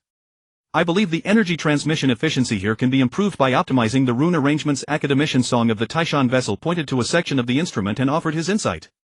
A scholar of the Daqin vessel furrowed his brow slightly, pondered for a moment and replied, but this might affect overall stability. We need further simulation and testing. Their voices were filled with focus and determination, constantly challenging and pushing beyond their limits in pursuit of a shared goal. The scientists of the Taishan vessel also shared their expertise in materials science without reservation. At a seminar on new protective equipment, an expert from the Taishan vessel Sun Ran presented a novel high-strength, high-temperature resistant material. If this material could be combined with the rune technology of the Daqin vessel, it might produce even more powerful protective gear. The scholars of the Daqin vessel's eyes lit up and they immediately plunged into in-depth research and experimentation. As time passed, preliminary achievements began to emerge gradually. Inspired by the Daqin, the scientists of the Taishan successfully developed a new type of protective equipment. This equipment integrated the runic technology of the Daqin and the material science of the Taishan. It not only possessed formidable defensive capabilities but could also adapt automatically to the user's physical condition and the external environment. During a simulation test, this protective gear withstood a high-intensity energy impact, eliciting cheers and jubilation from everyone present. Fantastic! This is the fruit of our joint efforts, exclaimed Hanifei, a scholar from the Daqin. Indeed, keep up the good work, we can achieve even more, responded Academician Song of the Taishan. Meanwhile, the scholars of the Daqin also drew new inspiration from the technology of the Taishan. They began to research how to integrate modern energy technology with their formations, thereby enhancing energy efficiency. After numerous trials and refinements, they successfully developed a novel energy matrix that could multiply energy output, providing the Daqin with more powerful propulsion. Throughout this collaborative process, the bond between the two sides grew ever closer. They were no longer merely partners brought together by cooperation, they felt more like a united family. They spent countless days and nights together, facing difficulties and challenges and sharing the joy of success. During a celebration marking a milestone, the Grand Elder raised his glass and said with emotion, "We come from different ships with different technological backgrounds, but our goal is the same, to strive for the future of humanity. Let us continue to march forward hand in hand for this great cause." Everyone responded, and the clinking of glasses was filled with confidence and hope for the future. Ing Zhang also kept a close watch on their progress. He often visited the laboratories to converse with scholars and scientists, listening to their ideas and suggestions. During one inspection, Ing Zhang looked at the new technological achievements before him and nodded with satisfaction. "Your efforts and cooperation have shown me the boundless potential of humanity. Only through continuous innovation and development can we establish a foothold in this vast universe and explore uncharted territories." In the days to come, the collaboration between the Taishan and the Daqin would undoubtedly deepen, bringing more surprises and breakthroughs to the advancement of human civilization. As the cooperation between the Taishan and the Daqin intensified, the technological capabilities of both sides soared. Yet beneath the seemingly flourishing surface, a latent crisis was stealthily approaching. Deep in the cosmos, a mysterious evil force gradually emerged, known as the Shadow Legion. This faction consisted of a group of malevolent alien races, greedy and ruthless, hungering to conquer the entire universe. Upon learning of the Daqin's existence, they set their sights on this planet-class starship brimming with advanced technology and formidable power. The Shadow Legion had clashed with the Daqin several times with mixed results. They had been lurking in the shadows, waiting for the opportune moment. One day, the Daqin's detectors suddenly blared an alarm. After analysis, traces of the Shadow Legion were confirmed. Meng Yi immediately reported this to Ing Zhang. Upon hearing the news, Ing Zhang furrowed his brow. He knew well that the threat of the Shadow Legion could not be underestimated. Action must be taken swiftly. After careful deliberation, Ing Zhang decided to have the Taishan leave this star system to prevent harm to humanity. Su Ran convened the Grand Elder and the scientists aboard the Taishan to discuss countermeasures. "His Majesty's decision is to protect us, but we cannot simply give up. We must make thorough preparations to ensure we can safely establish ourselves in the new star system." The Grand Elder nodded slightly. "Indeed, we can use this time to further elevate the Taishan's technology level, readying ourselves for future challenges." The scientists also voiced their opinions. "We can continue collaborating with the scholars of the Daqin, acquiring as much advanced technology as possible before our departure." Under Ing Zhang's arrangements, the Taishan began intensive preparations. The scholars of the Daqin also lent their full support, sharing their technological achievements. Both sides worked together to make final preparations for the Taishan's departure. Meanwhile, the threat of the Shadow Legion grew ever more imminent. The members of the Shadow Legion came from various malevolent alien races, each possessing unique and terrifying abilities. Some races had formidable psionic control capable of easily manipulating the minds of their enemies, others possessed indestructible bodies that could withstand powerful attacks, still others excelled in stealth and ambush, making them impossible to guard against. The leader of the Shadow Legion was a being as cunning and ruthless as a demon. His eyes flickered with an eerie light as if they could see through the weaknesses of the human heart. He possessed intelligence and strategic vision beyond ordinary beings. Every move was meticulously planned and he was adept at employing all manner of tricks and schemes to achieve his goals. He fully understood the might of the Dachin, a fortress seemingly impregnable, yet he did not retreat. Instead he furiously plotted a devastating assault in the shadows. He dispatched countless spies and probes like phantoms in the dark, silently infiltrating every corner trying to uncover the Dachin's weaknesses. These spies were cleverly disguised, some posed as innocent travelers, others melted into the populace of neighboring planets, stooping to any means to gather intelligence for the Shadow Legion's offensive. At the same time, the Shadow Legion's leader ceaselessly amassed more troops and resources like a voracious tyrant, plundering all the power in the universe, recruiting evil races and factions under his banner. The fleet of the Shadow Legion was terrifyingly vast, like a dark ocean spreading across the cosmos. Their warships employed the most advanced technology, each one gleaming with a cold metallic luster. These warships possessed devastating firepower, their muzzles flashing with the light of death as if they could reduce everything to ashes in an instant. Their defense systems were equally impenetrable. Energy shields stood like solid walls, able to withstand attacks from any direction. Each ship was equipped with a vast array of weapons, from laser cannons to missile launchers, everything imaginable. Moreover, the soldiers of the Shadow Legion were all rigorously trained like cold machines, fearless and obedient to orders.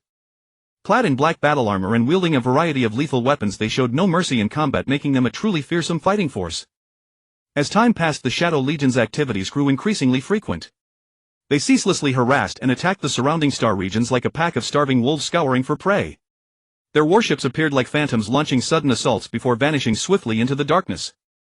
They sought to provoke the Dachin, challenging its authority as if to say, "We are here, dare you face us?" Ing Zhang and his commanders remained ever vigilant, their nerves taut like the strings of a lute, keenly watching the Shadow Legion's movements. They knew a great battle was imminent and must be thoroughly prepared. Finally, on a tranquil night, as the Taishan did not depart from this star system, the Shadow Legion launched their assault. Countless warships surged forth like a plague of locusts, a scene akin to doomsday. In the dark cosmos, the roar of engines thundered, deafening all. They fired powerful energy beams at the Dachin, beams that sliced through the black void like swords.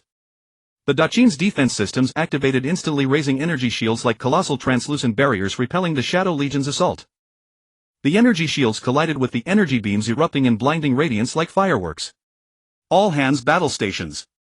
Ing Zhang's voice echoed through the Dachin, filled with authority and resolve. Soldiers swiftly boarded their warships, their steps firm and powerful, their eyes burning with the thirst for combat. Clad in silver armor and wielding advanced weapons, they stood like steel warriors ready to face the enemy. In the research center, scholars worked feverishly. Their eyes fixed on the data screens, they monitored the battle's progress, ready to provide technical support at a moment's notice. The Taishan also joined the fray. Su Ran led a squadron of space fighters like a flock of brave falcons charging toward the Shadow Legion. The fighters weaved through the cosmos, deftly evading enemy fire while unleashing lethal volleys. Together with the Dachin's warships, they launched a counterattack against the Shadow Legion. Amid the fierce combat, both sides displayed formidable power.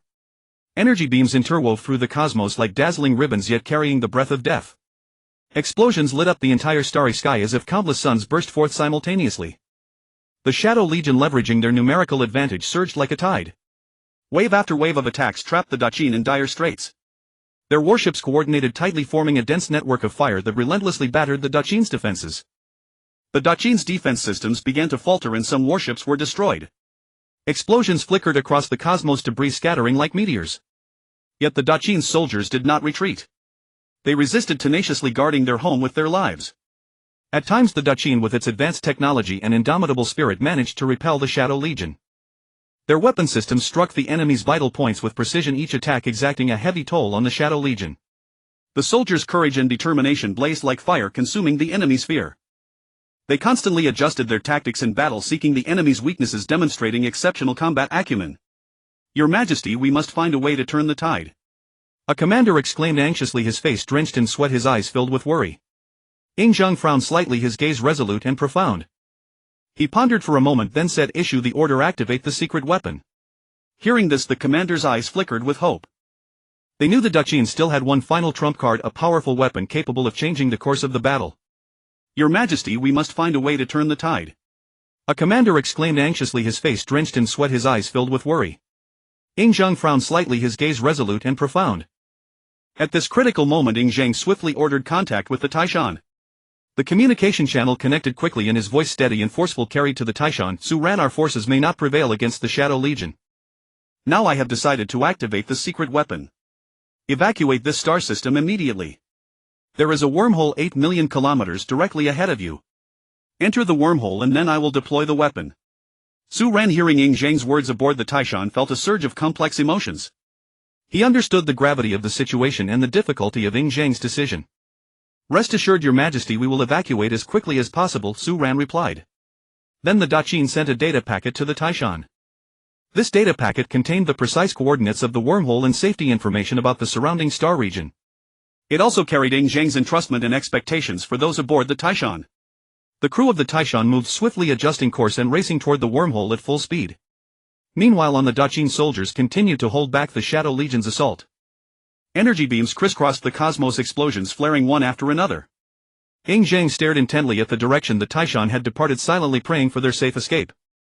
He knew that activating the secret weapon was a gamble, but to protect humanity's future he had no choice. The Taishan traversed the wormhole, the crew tense yet hopeful. Su Ran's face was solemn, aware that this mission determined the fate of everyone aboard the Taishan. To prevent the Shadow Legion from tracking them, they followed the Daqin's instructions and set up a destruction prevention device within the wormhole. The process was fraught with challenges. Every step required precise operation and intense focus. Finally, the Taishan burst out of the wormhole. The wormhole extinguished like a snuffed-out lamp, as if it had never existed. The AI Xiao Xian quickly scanned the surroundings and reported, "We have arrived at the star region of the mysterious planet we left earlier." Hearing this, the crew felt both excitement and tension.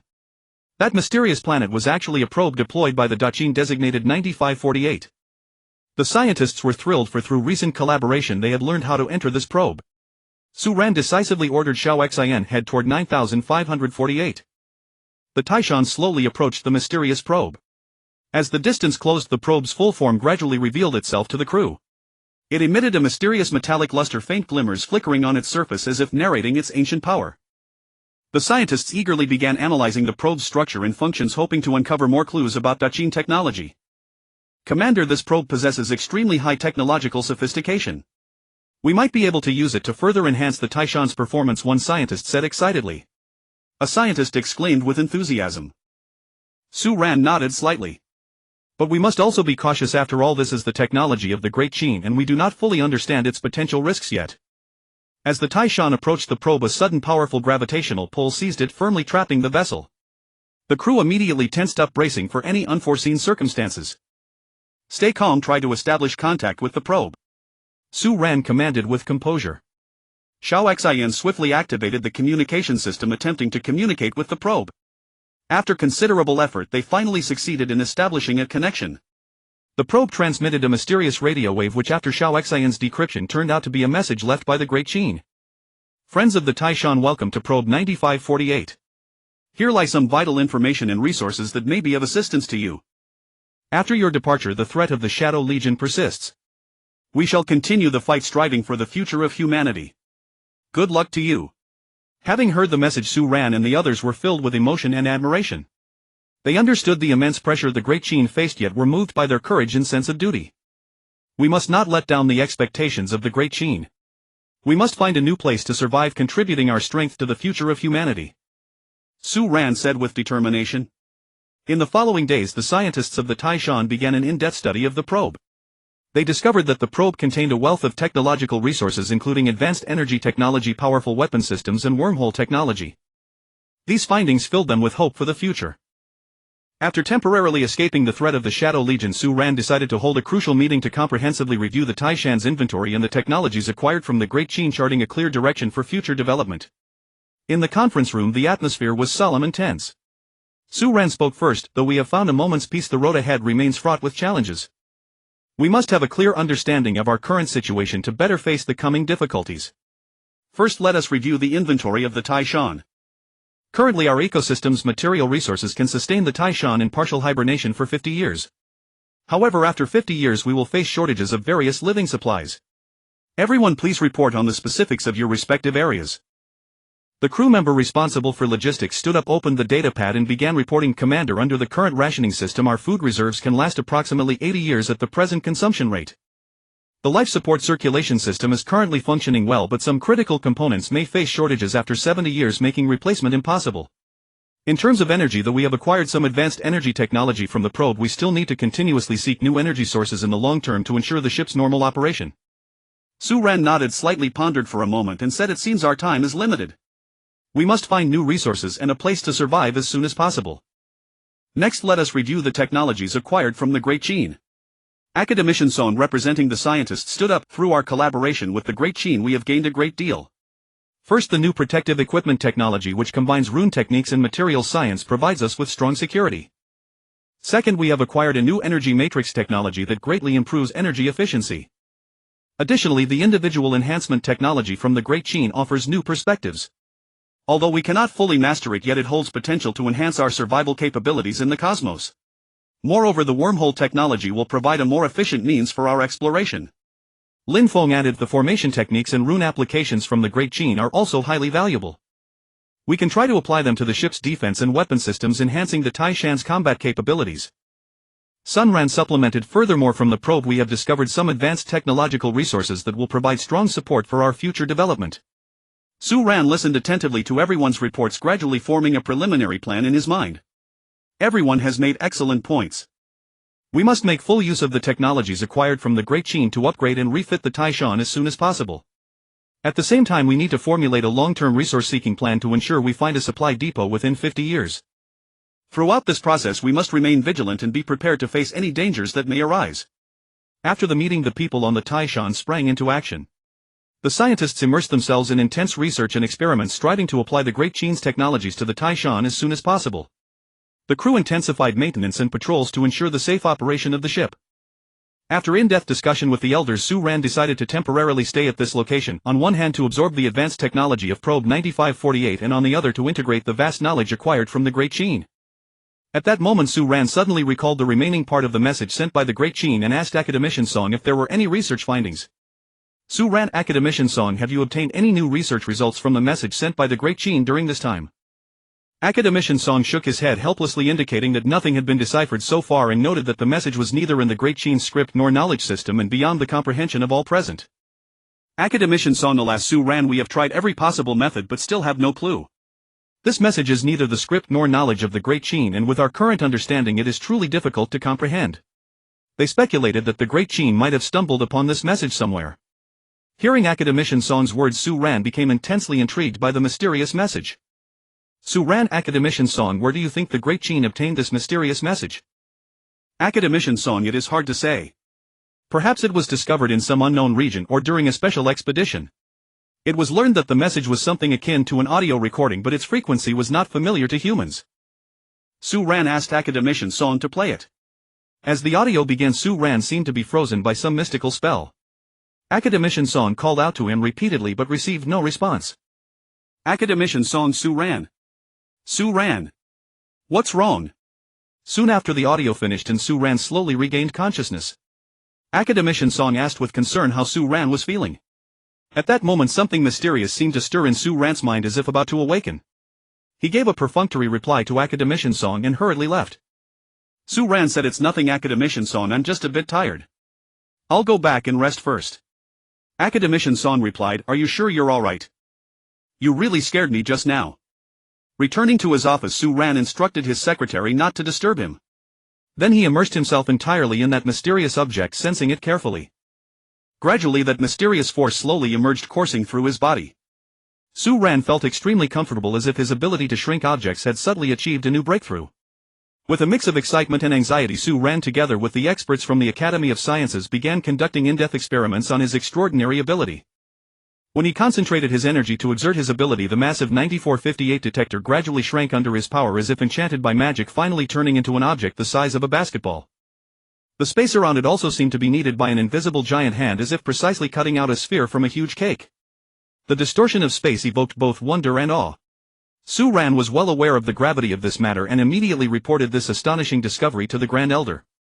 Upon hearing it, the Grand Elder convened an emergency meeting of the Council of Elders. After in-depth discussion and analysis, the elders concluded that the 9548 detector held immense value and potential and decided to shrink it and take it away. Before making this decision, Su Ran and the others with respect sent a message to the Daqin indicating their intention to take the 9548 detector. However, they waited anxiously for a reply but received no response. Countless speculations arose in their minds, whether the Daqin had been defeated by the Shadow Legion and fallen into an irrecoverable predicament, or whether there were other unknown reasons. Days passed one by one and still there was no news from the Dutchine. After a few days, seeing that the Dutchine had not replied, they had to proceed with the plan and decided to take the 9548 detector and leave this place. When Su Ran once again exerted his ability to securely load the shrunken 9458 detector onto the Taishan, his heart was filled with both anticipation for the future and concern for the fate of the Dutchine. Su Ran decisively gave the order and the Taishan set sail, slowly departing from this mysterious region. Meanwhile, in a special laboratory aboard the Taishan, scientists eagerly began to conduct in-depth research on the 9548 detector. Various advanced instruments emitted a faint hum and data flickered continuously on the screens. Commander, we have made some preliminary progress in our research on the 9548 detector, but there are still many unknown technologies waiting for us to decipher, a scientist reported to Su Ran. Su Ran nodded slightly. Keep up the hard work.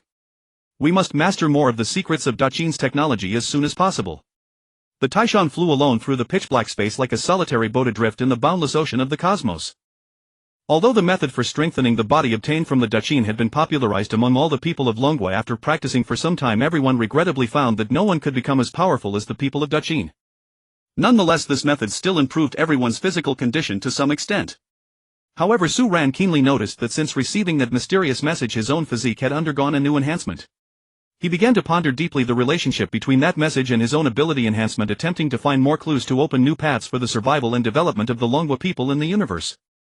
At this moment in the special laboratory, scientists were engaged in intense research work around the shrunken 9548 detector.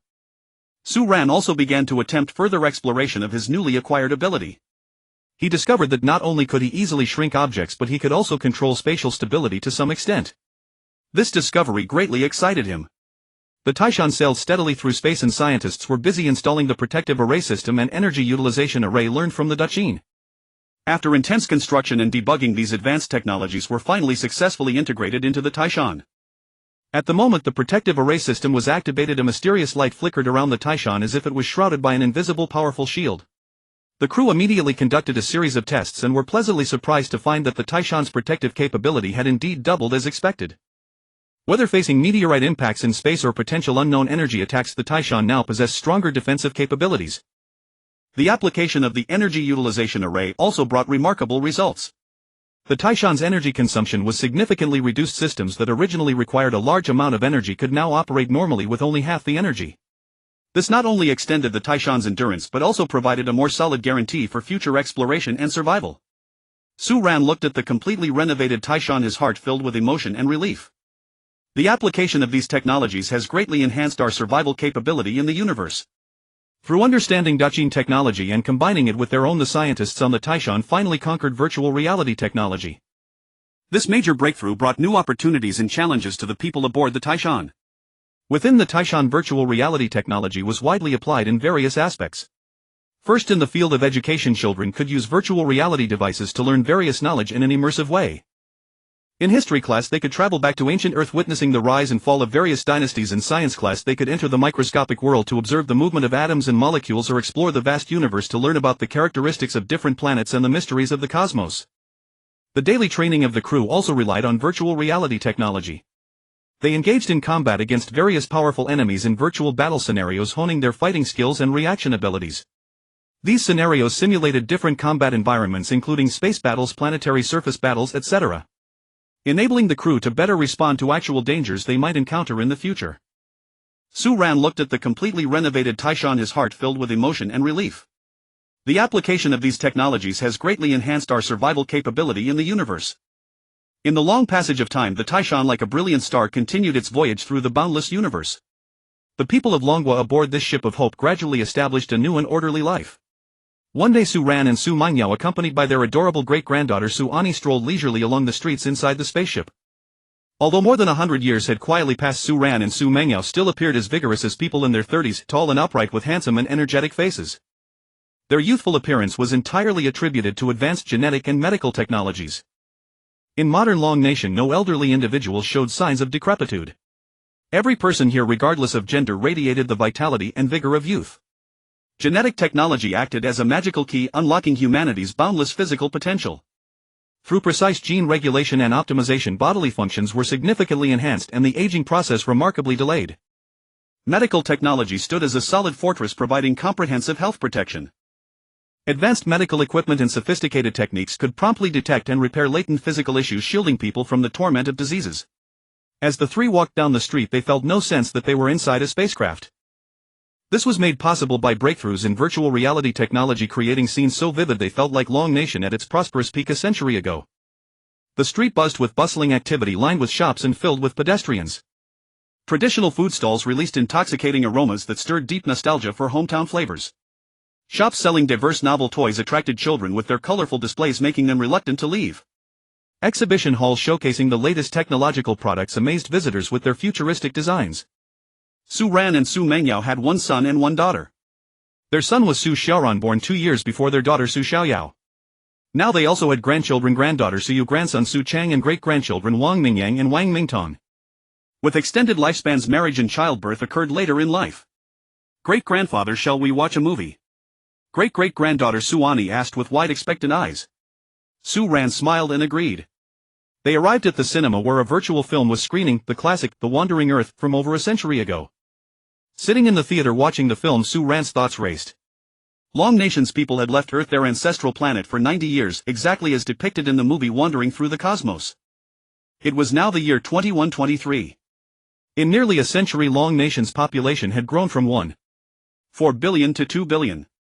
2 or 3 generations had been born during humanity's cosmic wandering.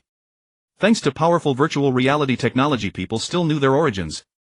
Su Ran pondered, feeling as if an invisible hand had been guiding humanity all these years. He fell into deep thought. What if they hadn't left Earth? If Earth's crises had been resolved and division averted, would different dangers have emerged instead? Shaking his head, he dismissed the speculation. The past couldn't be changed. Now his duty was to lead Long Nation's people forward through the cosmos in search of a new home. His great-great-granddaughter was mesmerized by the film's spectacular visuals, exclaiming occasionally. Su Ran's thoughts snapped back. He turned to Su Mengyao, his eyes full of tenderness. Gently taking Su Mengyao's hand, he whispered, Yao Yao, after all these years you're still as beautiful as ever. Su Mengyao rolled her eyes playfully. You old fool, saying such things at our age. Yet a happy smile curved her lips. Meanwhile, in the special laboratory of Taishan, scientists achieved a major breakthrough studying probe 9548. They successfully developed spatial wormhole detection technology, bringing new opportunities for Taishan's journey through the universe.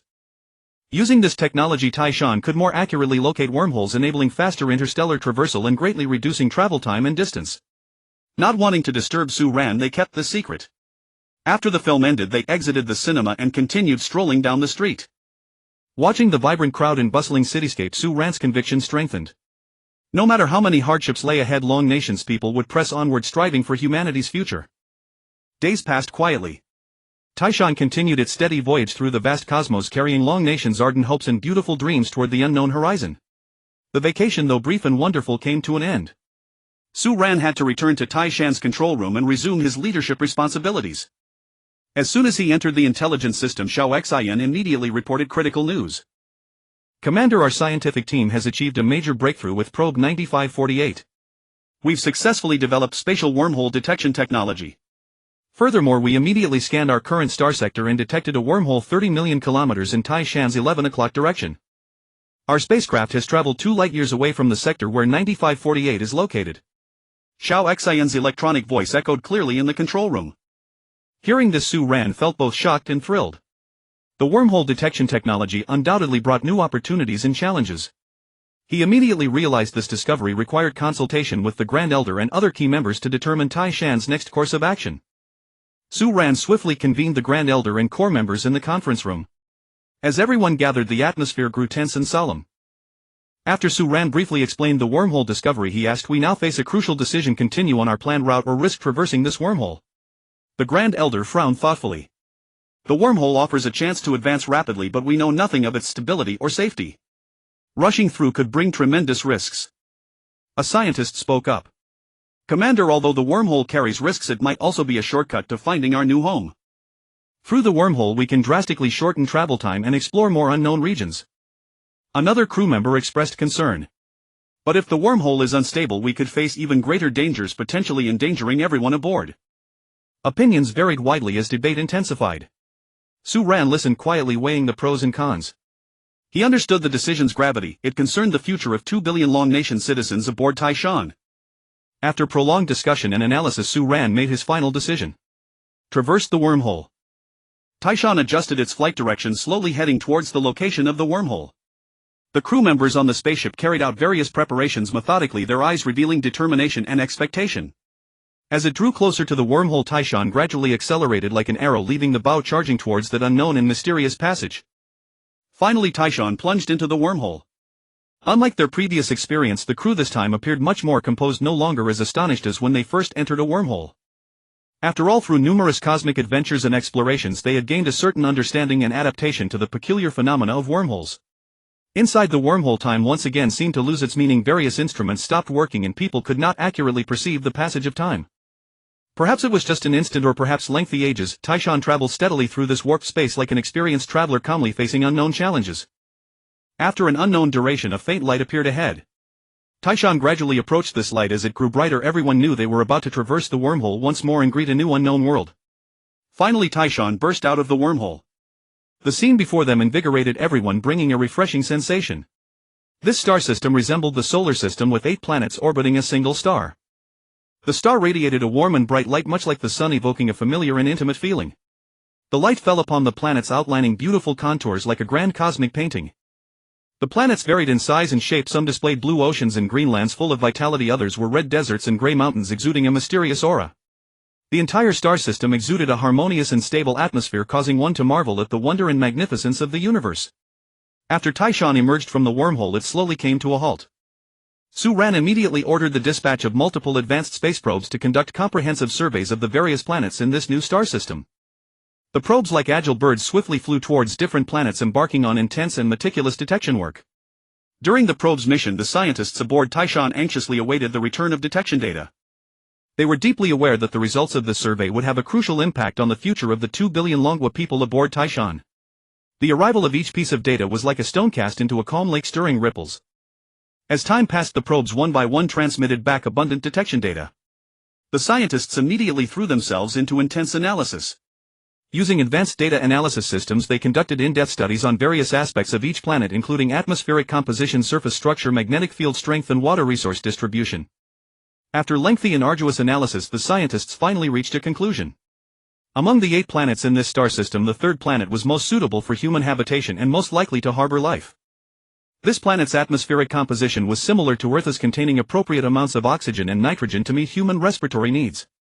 Its magnetic field strength was moderate, effectively shielding against cosmic radiation and protecting life. After listening to the scientists' analysis report, Su-ran decisively made a decision. Let's head to the 3rd planet first. Taishan started again, flying towards the 3rd planet. During the long voyage, the crew's mood was both tense and expectant. They did not know what surprises and challenges this highly anticipated planet would bring them. Finally, Taishan approached the 3rd planet. The view switched to the large screen in the control room, and everyone's eyes lit up instantly. This planet resembled early Earth, with blue skies and white clouds full of a primordial vitality. The ocean sparkled, presenting a clear azure. Waves gently lapped against the shore, producing pleasant sounds. From space, this planet appeared like a brilliant gem, emanating a captivating radiance. Upon closer observation, there were no traces of large animals on this planet. Only in the clear waters could one occasionally see some tiny creatures swimming slowly. They were paramecia, an ancient and primitive organism. They swam freely in the water, their tiny bodies brimming with vitality. These paramecia were like cosmic spirits alone on this silent planet, enacting the legend of life. This planet's atmosphere currently resembled that of early Earth, with almost no oxygen. At this time, the life forms were mainly anaerobic microorganisms similar to those on early Earth, surviving and reproducing in an oxygen-free environment.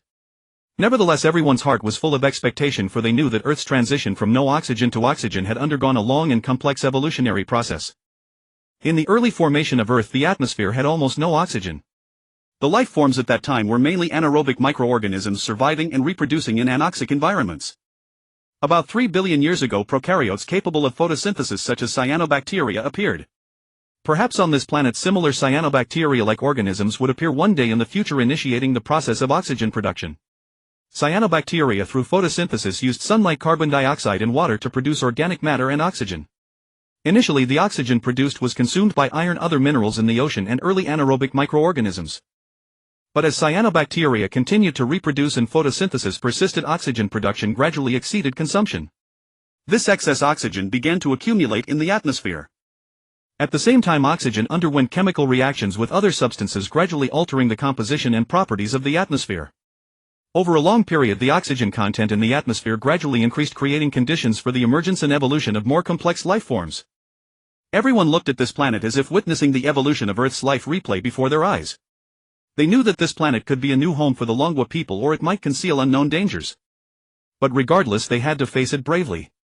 Taishan navigated through space, slowly approaching the third planet S-star of the Gear Star system. The crew members on the spaceship were tense and full of anticipation, their eyes fixed on this planet that might carry the future hope of the Longwa people. After in-depth discussion, the scientists named this new star system the Gear Star system, with the planets starting from the one closest to the star being J star, M star, S star, H star, T star, Y star, A star, and S star. S star undoubtedly became the focus of everyone's attention.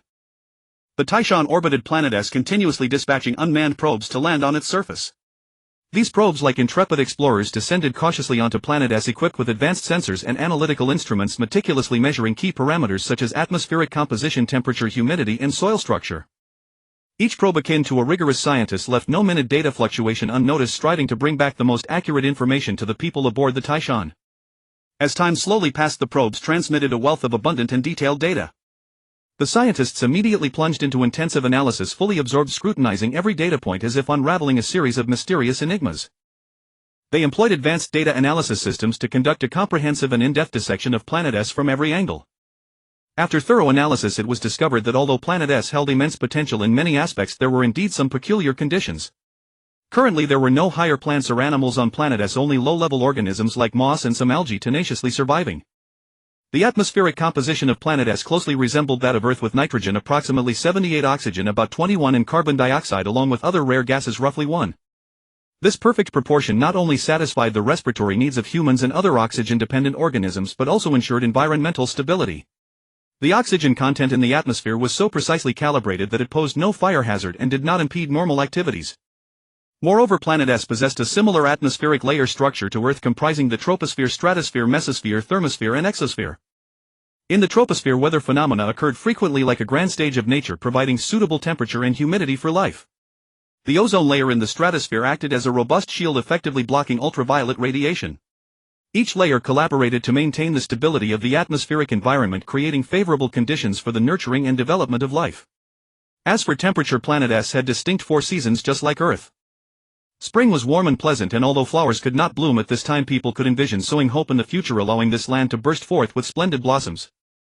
Summer was sunny but not scorching, with vast oceans and clear lakes becoming perfect retreats to beat the heat. People could almost see themselves frolicking in the water, enjoying nature's bounty. Autumn was cool and comfortable with no harvest scenes, yet the golden leaves and crisp breezes sparked anticipation of future possibilities. Winter brought falling snowflakes like a dreamlike canvas where people could engage in winter sports amidst the silvery world, experiencing nature's charm. The diurnal temperature variation was also small, ranging from 5°C to 10°C, and the moderating effects of the atmosphere, oceans, and land allowed organisms to adapt easily to environmental changes, as if nature had crafted a cozy cradle for life. Water resources were astonishingly abundant, with vast oceans, clear lakes, and rushing rivers forming a complex and exquisite water cycle system. The water quality was excellent, containing appropriate minerals and trace elements with a balanced pH, like a nutrient solution tailor-made for life. Dissolved oxygen ensured the respiration of aquatic organisms, and the algae grew slowly in the water, adding a unique hue to the ecology of Planet S. They were like nature's paintbrush, painting beautiful pictures in the water. Meanwhile, moss-like organisms clung tightly to the land, inconspicuous yet demonstrating the resilience of life. They were like guardians of nature, silently contributing their strength to this land. The soil was surprisingly fertile, rich in organic matter, nitrogen, phosphorus, potassium, and other nutrients, with good structure, permeability, and water retention, as if nature had prepared a cradle for plant growth. This offered immense potential for future agricultural development, and people could almost see verdant farmlands brimming with vitality and hope. The magnetic field strength was moderate, similar to Earth, as effectively shielding against cosmic radiation and protecting life. The magnetic field also had north and south poles, like a compass guiding life's direction. It could be used for navigation and communication, and also had a positive impact on the atmosphere and water cycle, as if it were a meticulously designed ecological balance system by nature. Natural resources were staggering: mineral resources such as iron, copper, and aluminum; vast forest resources providing timber for construction and furniture; and clean energy sources like solar, wind, and hydropower with immense potential, like a treasure trove waiting to be exploited. These resources offered boundless possibilities for people's future lives, filling them with anticipation for this new home. When the people aboard the Taishan learned of Planet S's conditions, their emotions were complex and indescribable. There was both joy and hope as if a brand new future unfolded before their eyes, yet they understood that the road ahead was fraught with challenges like an unknown mountain awaiting ascent. They could almost see their new home spreading out before them, but they also knew that before deciding to settle, further exploration and assessment were needed to ensure no unknown dangers lurked. After nearly a year, the Taishan continued its comprehensive exploration of Planet S. During this long period, countless probes were dispatched to every corner of Planet S like busy bees collecting pollen, bringing back massive and detailed data.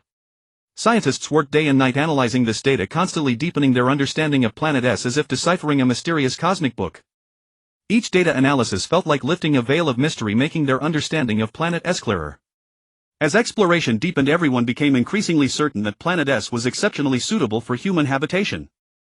The stable atmospheric composition, closely mirroring Earth's proportions, provided a comfortable breathing environment for humans and other oxygen-dependent organisms, as if nature had prepared the very breath of life. The distinct seasons allowed people to envision the beautiful scenes of life on this land like a slowly unfolding scroll of seasonal changes. Abundant water resources, fertile soil, and a moderate magnetic field, each factor seemed to beckon the people of Longwa, calling them to settle here as if nature had crafted an ideal home for humanity. Su Ran felt the gravity of this matter and decided to convene a meeting with the Council of Elders and the Academy of Sciences to discuss the next steps. The meeting was held in a spacious and solemn conference room aboard the Taishan. The atmosphere in the meeting room was serious, with everyone's faces bearing expressions of deep contemplation as if pondering the fate of humanity. Each person's eyes revealed both concern and hope for the future, as if facing a momentous decision. Su Ran spoke first. After this period of exploration on Planet S, we have gathered a vast amount of information. Now we must seriously consider our future direction. Planet S exhibits tremendous potential, but we cannot overlook the possible risks either. His voice was steady and resolute, like a stabilizing anchor, gradually focusing everyone's thoughts. The Grand Elder nodded slightly and said, "Indeed, the conditions on Planet S appear very enticing, but we must make decisions with caution. After all, this concerns the future of 2 billion people of the Dragon Nation." His gaze was deep and solemn, as if contemplating the fate of humanity. A senior scientist from the Academy of Sciences stood up, his eyes filled with wisdom and deliberation. "Based on our current research, Planet S is similar to Earth in many aspects and even superior in some. Our probes have detected no obvious signs of danger, but this does not mean there are no potential risks. However, we cannot remain adrift in space indefinitely. We must make a choice." His words, like a stone cast into a tranquil lake, stirred deep contemplation among all. They then voiced their opinions, engaging in a heated discussion. Some argued for continuing to explore other planets to ensure the most ideal home, their eyes gleaming with a desire for the unknown. Others advocated for an immediate landing on Planet S, seizing this rare opportunity, their eyes burning with longing for a new home. Each viewpoint shone like a brilliant star, casting different lights across the conference room. After a long and intense debate with in-depth analysis, a unanimous decision was finally reached to land on Planet S. One of the primary reasons for this decision was that the Taishan had now acquired the capability to take off and land within a planetary atmosphere. This achievement provided immense convenience for their exploration and future life on Planet S, as if opening a door to a new home. Upon learning of the decision, the crew of the Taishan felt both excitement and nervousness. They began final preparations for landing on Planet S, checking every system of the spacecraft to ensure a smooth descent. Every crew member stood like a valiant warrior, fully prepared for the impending challenge. Meanwhile, scientists worked intensely to formulate exploration plans on Planet S, hoping to quickly gain a comprehensive understanding of every corner of this new home, as if sketching a blueprint for the future. Their eyes radiated anticipation and determination, as if welcoming a new era. The Taishan slowly adjusted its state, preparing to descend using a novel method, anti-gravity. Although the Taishan had never landed in this manner before, its advanced technological systems and powerful energy supply instilled confidence in everyone. As the Taishan approached the atmosphere of Planet S, tension permeated the cabin. The crew stared intently at the various instruments, closely monitoring the spacecraft's status.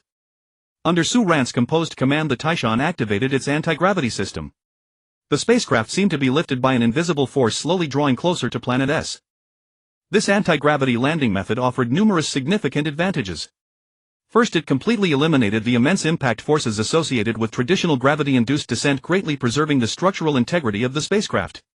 The Taishan could descend smoothly like a light feather, drifting down, avoiding damage to internal equipment and injury to personnel that might result from a violent impact. Second, the anti-gravity landing method allowed for more precise control of position and speed during descent. By precisely adjusting the intensity and direction of the anti-gravity field, the Taishan could easily avoid potential obstacles and select the safest and most suitable landing site. This was crucial for establishing a new home on an unfamiliar planet, ensuring a safe and reliable landing. Furthermore, the application of anti-gravity technology opened up more possibilities for future exploration and development. Once this advanced landing method was mastered, the Taishan would navigate the exploration of other planets with greater ease, adapting to diverse terrains and atmospheric conditions, thereby laying a solid foundation for the Dragon Nation to find more suitable worlds for survival. As the Taishan neared the surface of Planet S, everyone could see through the portholes the vast oceans, dense forests and undulating mountains, a magnificent panorama unfolding before their eyes. Under the influence of the anti-gravity field, the spacecraft landed smoothly on a broad plain of Planet S. When the hatch slowly opened, fresh air rushed in. Instead of stepping out immediately, the crew swiftly dispatched a variety of advanced probes and exploration robots to conduct a more detailed survey of the surroundings. These probes and robots moved cautiously across the ground of Planet S like brave pioneers, collecting a wealth of data. Equipped with high-precision sensors and analytical instruments, they left no subtle change unexamined. After a period of intense probing, the transmitted data matched the previous survey results exactly, further confirming that Planet S was a world where humans could thrive perfectly. In the command center of the Taishan, Su Ran carefully analyzed the exploration data. Having confirmed the planet's suitability, he smiled with satisfaction, then turned to the Minister of Military Affairs Wang Tianhua and said, "You may proceed." Upon receiving the order, soldiers equipped with exoskeletons, those piloting mechas and numerous tanks armed with advanced artillery emerged from the Taishan. After their experiences in space, they had come to understand that in land warfare the simplest weapons often held the advantage. These soldiers moved swiftly and orderly, deploying defensive positions around the Taishan. The tank tracks left deep imprints on the soil of Planet S, their muzzles raised high, ready to respond to any potential threat. Soldiers in exoskeletons moved nimbly among the positions, their gear granting them enhanced strength and protection. Meanwhile, the mecha pilots stood like steel titans, imposing and formidable, guarding the Taishan and the nascent home being built. During the deployment, the soldiers remained highly vigilant, fully aware of the weight of their responsibility to protect the Dragon Nation's new home. At the same time, scientists continued their deeper exploration of Planet S, supplying more information and assurance for future development. As the defensive positions gradually took shape, a solid line of defense formed around the Taishan. This not only provided security for the Dragon Nation's construction on Planet S, but also laid a firm foundation for their survival and development on this unfamiliar world. The scientists immediately set to work conducting more thorough testing and analysis of the surrounding environment. They collected soil samples, measured water quality, recorded atmospheric data, leaving no detail that might affect future life unexamined. After several days of intense and meticulous research, scientists employed the most advanced detection instruments and analytical techniques to conduct comprehensive and multi-layered detection and analysis of S-star. They carefully studied every aspect of S-star, including its atmospheric composition, geological structure and ecosystem, leaving no detail overlooked.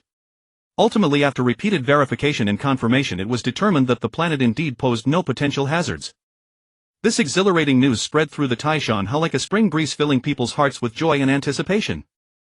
The joy was like a bright flame illuminating every face. The anticipation was like a soaring bird flying toward a hopeful future.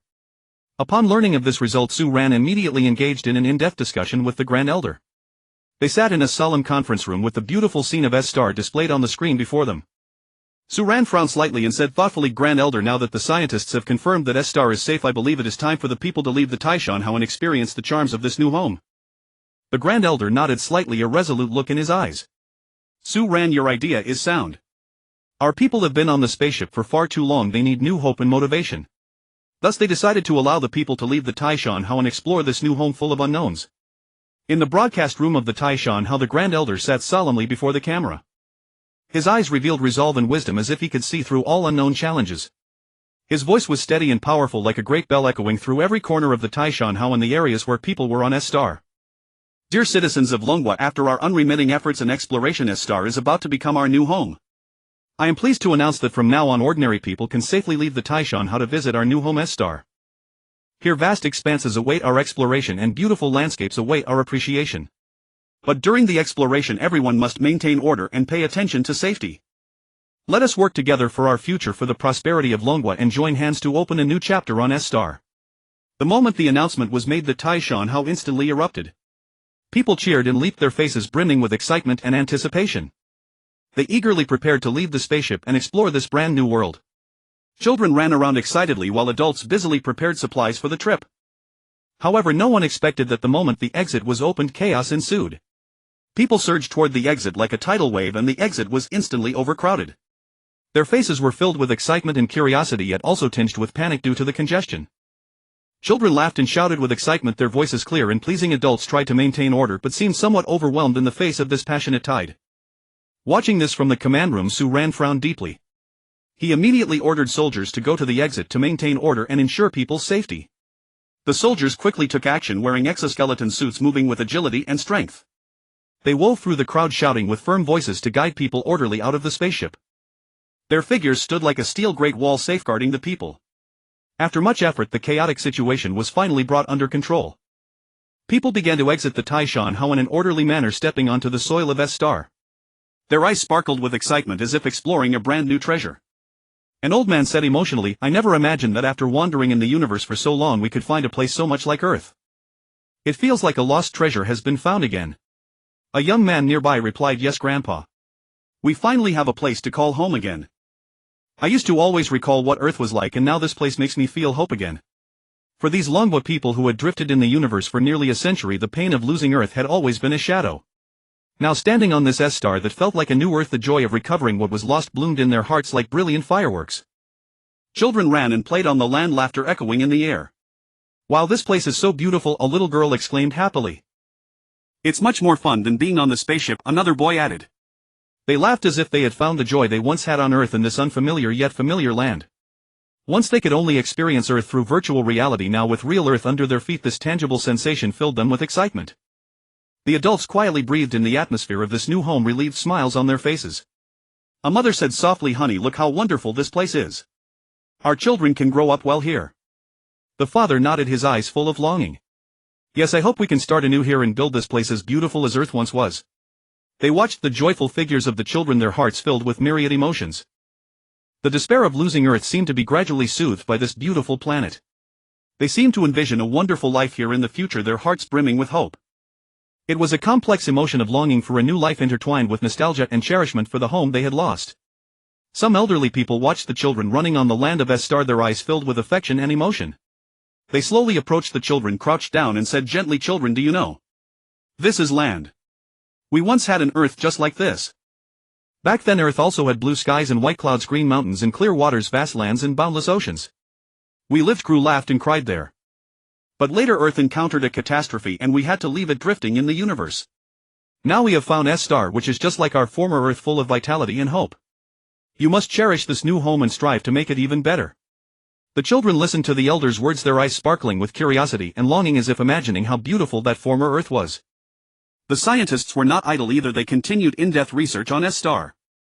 They collected various biological samples, analyzed changes in soil and water quality to provide data support for future agriculture and ecological construction. "We must thoroughly study this time, and we cannot afford to lose this home again," a scientist said solemnly. "Exactly, we must build a truly safe and stable new home for everyone," another scientist responded. By the beautiful lakeside of S-Star, people gathered to admire the natural splendor of this planet. The water was crystal clear and a gentle breeze stirred ripples across its surface. Gazing silently at the breathtaking scene, they seemed to forget the hardships they had endured. "Look at this lake, it's so much like the ones back on Earth," someone remarked. "Yes," another person added, "I hope this place can become our eternal home." Meanwhile, scientists bustled through various areas, tirelessly recording data and analyzing the ecosystem of S-Star. They understood well that although S-Star appeared safe for now, continuous monitoring and research were essential to ensure the long-term stability and security of this new home. As time passed, people gradually adapted to the new environment on S-Star. They began to set up temporary camps, preparing to delve deeper into the planet's mysteries. Su Ran and the Grand Elder closely observed the people's actions, knowing that this was merely the first step for the people of Long Kingdom on S-Star. A long journey lay ahead. Having successfully landed on S-Star and begun preliminary exploration of their new home, Su Ran decided to simultaneously organize an expedition team and a survey team to gain a more comprehensive understanding of the planet. The captain of the guard remained the experienced, brave and resolute Sun Feng, with the steady and reliable Li Ming as his deputy. They carefully selected a group of outstanding scientific survey members who, brimming with curiosity and enthusiasm for the unknown, embarked on an in-depth investigation of S-Star.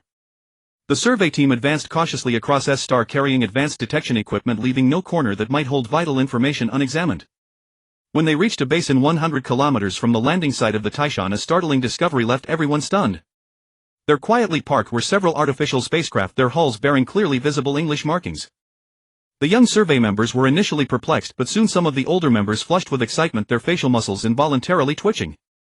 They instantly recognized these as spacecraft that had launched from Earth, the very vessels owned by the United States and other nations, as well as by conglomerates.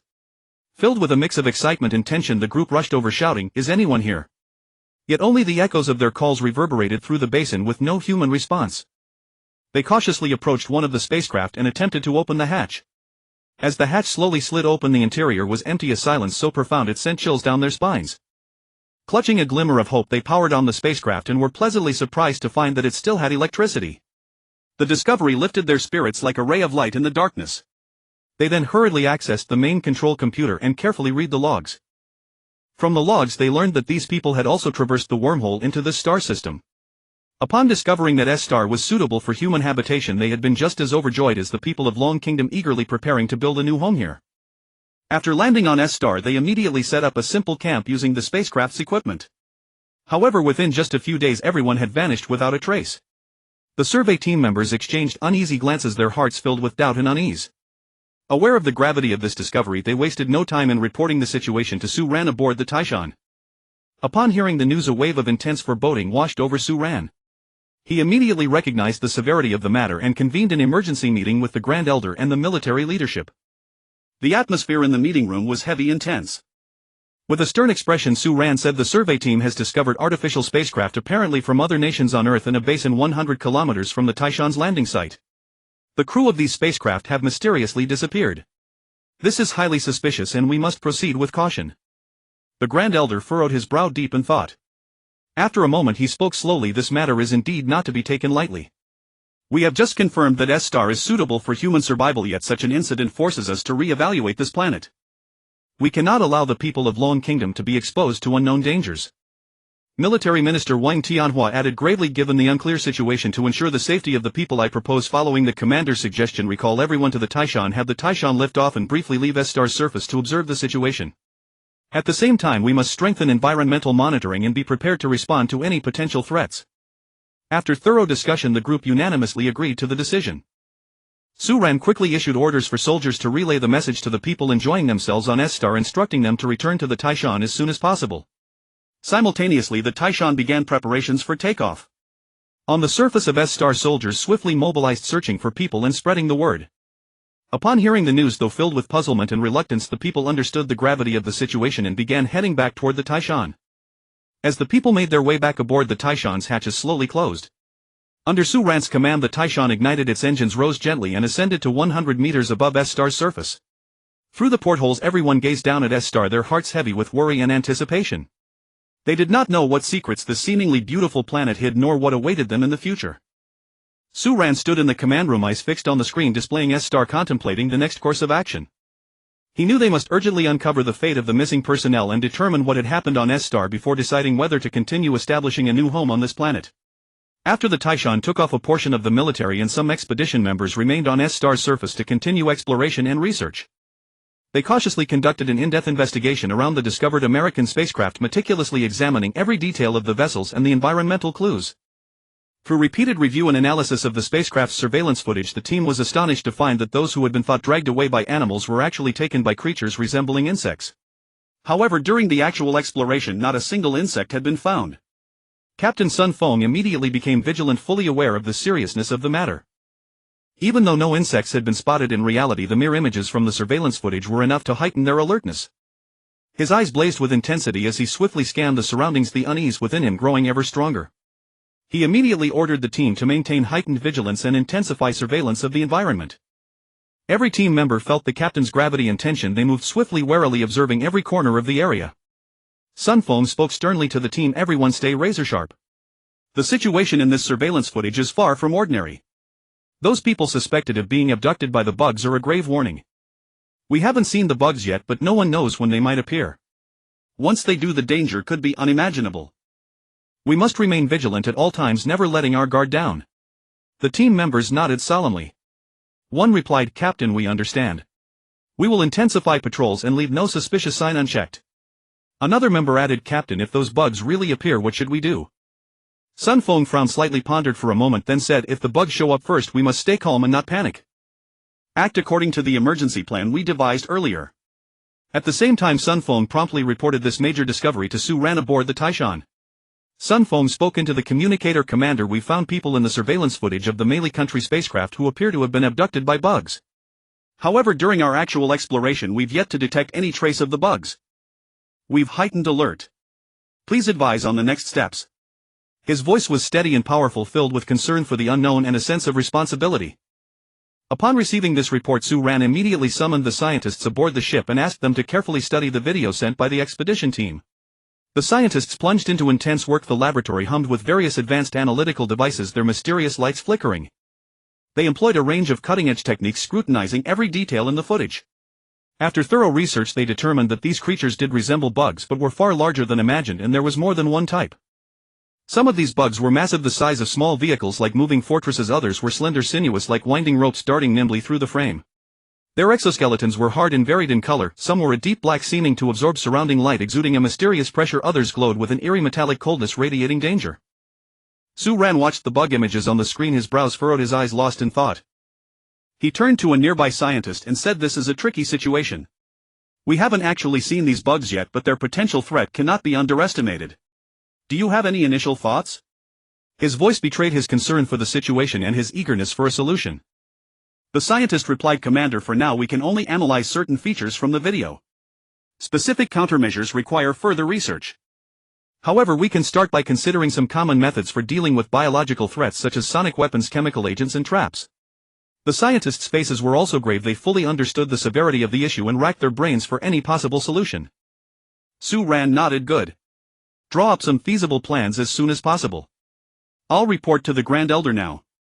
His steps were firm, his heart filled with a sense of duty, knowing this problem must be resolved quickly.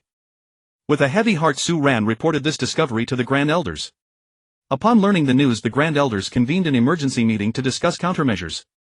The meeting room was tense, everyone's expression somber. The bug video played on the big screen, each frame stirring unease. All fell into deep thought, contemplating the possible consequences of this looming threat. One elder spoke first. "Although we haven't actually seen these bugs yet from the footage, their existence is indeed a potential threat. We cannot afford to be complacent." His voice was steady and forceful, expressing a clear understanding of the situation. Another elder nodded in agreement. "Exactly. Just because we haven't seen them doesn't mean we should let down our guard. We should prepare in advance so that if these bugs do appear, they won't overwhelm us." His eyes shone with resolute determination. "So what should we do now?" asked a younger elder, his face full of doubt and worry. "It seems we cannot easily leave S-Star," said an experienced elder. "S-Star's conditions are extremely favorable. It is the potential new home we found after countless hardships. We cannot abandon it because of an unknown threat." His words were filled with cherishment for the new home and hope for the future. After intense debate, the Grand Elders finally reached a consensus not to leave S-Star but to continue exploration and prepare to deal with the bugs. They believed that S-Star's superior conditions were rare and not to be given up lightly. However, somehow the news about the possibility of bugs on S-Star leaked to the ordinary people. This news hit like a boulder thrown into a placid lake, instantly stirring 1,000 ripples. The people couldn't help but associate it with the Zerg, their hearts filled with worry and fear. They recalled the terrifying images of bugs from various sci-fi works, those massive ferocious creatures that could destroy everything and bring endless calamity to humanity. "Such a perfect home, how could there be bugs?" one person said in disappointment, his face full of dejection. "Yes, we finally found such a suitable place to live, and now this problem arises," another echoed, his eyes filled with helplessness. Emotions spread rapidly among the people, spiraling out of control.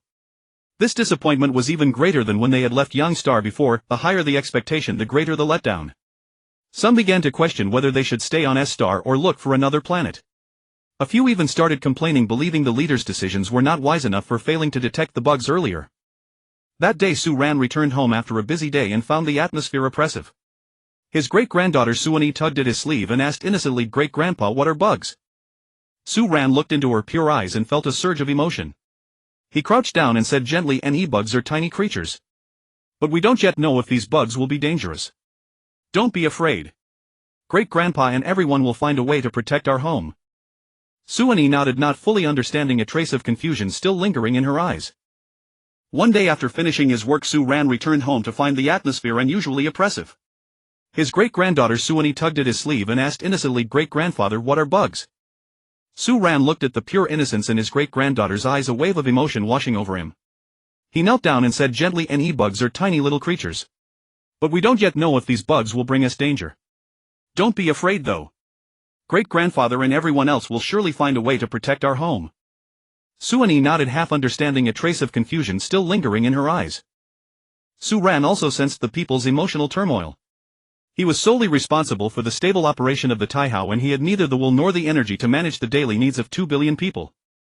He passed the task of stabilizing public sentiment to the Grand Elders. Immediately he reported the people's emotional state to them, and the Council of Elders decided to take charge of calming the citizens. The Council of Elders acted swiftly, disseminating information to the people through broadcasts, videos, and other means. An elder appeared on the screen, his expression solemn, and said, "Dear citizens of the Dragon Nation, we understand your concerns about the possible existence of bugs on Planet S. But please trust that we are doing everything in our power to devise countermeasures. The favorable conditions on Planet S are a rare opportunity for us, and we will not give it up easily. We have a strong military, advanced technology, and brilliant scientists. We will surely overcome this potential threat. Stay confident and work together for our new home." The elder's voice was full of strength, attempting to soothe the people's emotions. Meanwhile, the Council of Elders organized forums and discussions, inviting representatives of the people to participate and listen to their opinions and suggestions. They made the people feel that they too were part of the solution, enhancing their sense of involvement and responsibility. At the forum, citizens voiced their views and worries, and the elders listened attentively, answering patiently. On the surface of Planet S, the expedition team and the military were still conducting tense monitoring and exploration. They knew full well that they bore the heavy responsibility of protecting the people in their new home and could afford no slack. They believed that as long as they united and worked together, they would surely overcome the threat of the bugs and make Planet S a true new home for the Dragon Nation. Every team member was fully focused on their tasks, not missing a single possible clue. However, just as the expedition team and the military were engrossed in their monitoring and exploration, an unexpected calamity struck. The insect race was overwhelming in number, and despite their tenacious resistance, the expedition team was ultimately no match for them. The bugs surged forward like a tide, and the team's weapons seemed to have little effect on their hard shells. Laser beams struck the bugs, only raising faint sparks, and bullets merely left shallow scratches on their carapaces. As the battle dragged on, the team members grew exhausted and their ammunition began to run low. Some were injured under the bugs' attacks, collapsing in pain. Sun Feng watched his teammates fall one by one, his heart filled with despair and rage. But he quickly calmed down, realizing that the scientists must not be put in danger. "All team members, listen up. Protect the scientists and retreat toward the shuttle," Sun Feng ordered decisively. The team immediately formed a circle, shielding the scientists in the center as they slowly moved backward. They fired as they retreated, trying to keep the bugs at bay. But the bugs pursued relentlessly, their speed astonishing, constantly battering the team's defense line. The team struggled to hold their ground, each step backward grueling. Amid the chaos, a team member was struck by a bug's tentacle and fell to the ground. A nearby comrade immediately rushed over, pulled him up, and continued toward the shuttle. Just then, several enormous bugs broke through the defense line, pouncing on a few team members in an instant. Those team members cried out in despair, but were quickly seized by the bugs' mandibles and dragged into the swarm. Some were devoured wildly, their horrifying condition unbearable to witness. Many soldiers, caught off guard by the terrifying attack, were ruthlessly dragged away and consumed by the insect race. After the swarm passed, only a pool of blood remained on the ground, no bones left. "Damn bugs! They're too brutal," a team member shouted in grief and anger. "Everyone be careful. Don't let them catch you," another team member called out loudly in warning. Finally, they caught sight of the shuttle. This shuttle was developed based on the Aerospace 3 cargo spacecraft, specifically designed as a small transport vessel suitable for both atmosphere and space. It was compact and agile, yet possessed powerful propulsion and protective capabilities. Its outer shell was made of a special alloy that could withstand a certain degree of attack. Inside, it was equipped with advanced navigation systems and communication equipment, ensuring safe and rapid evacuation in emergencies. The team quickened their pace, escorting the scientists aboard the shuttle. Sun Feng was the last aboard. As he closed the hatch, he saw the dense mass of bugs outside. Unexpectedly, the bugs seemed unwilling to let them go.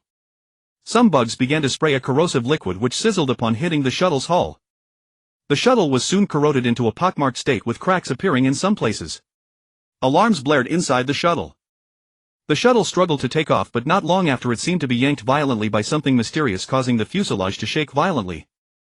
The pilot tried desperately to steady the shuttle, but to no avail. Soon the shuttle lost control, crashed heavily to the ground, and was instantly covered by a pitch-black swarm of insect race. The insect race surged forward like a raging tide, brandishing their claws and emitting spine-chilling hisses. The dark, oppressive swarm, like a cloud of death, swallowed the shuttle completely. Some bugs used their sharp mandibles to frenziedly tear at the shuttle's hull, while others rammed it with their powerful limbs. The shuttle swayed precariously under their assault.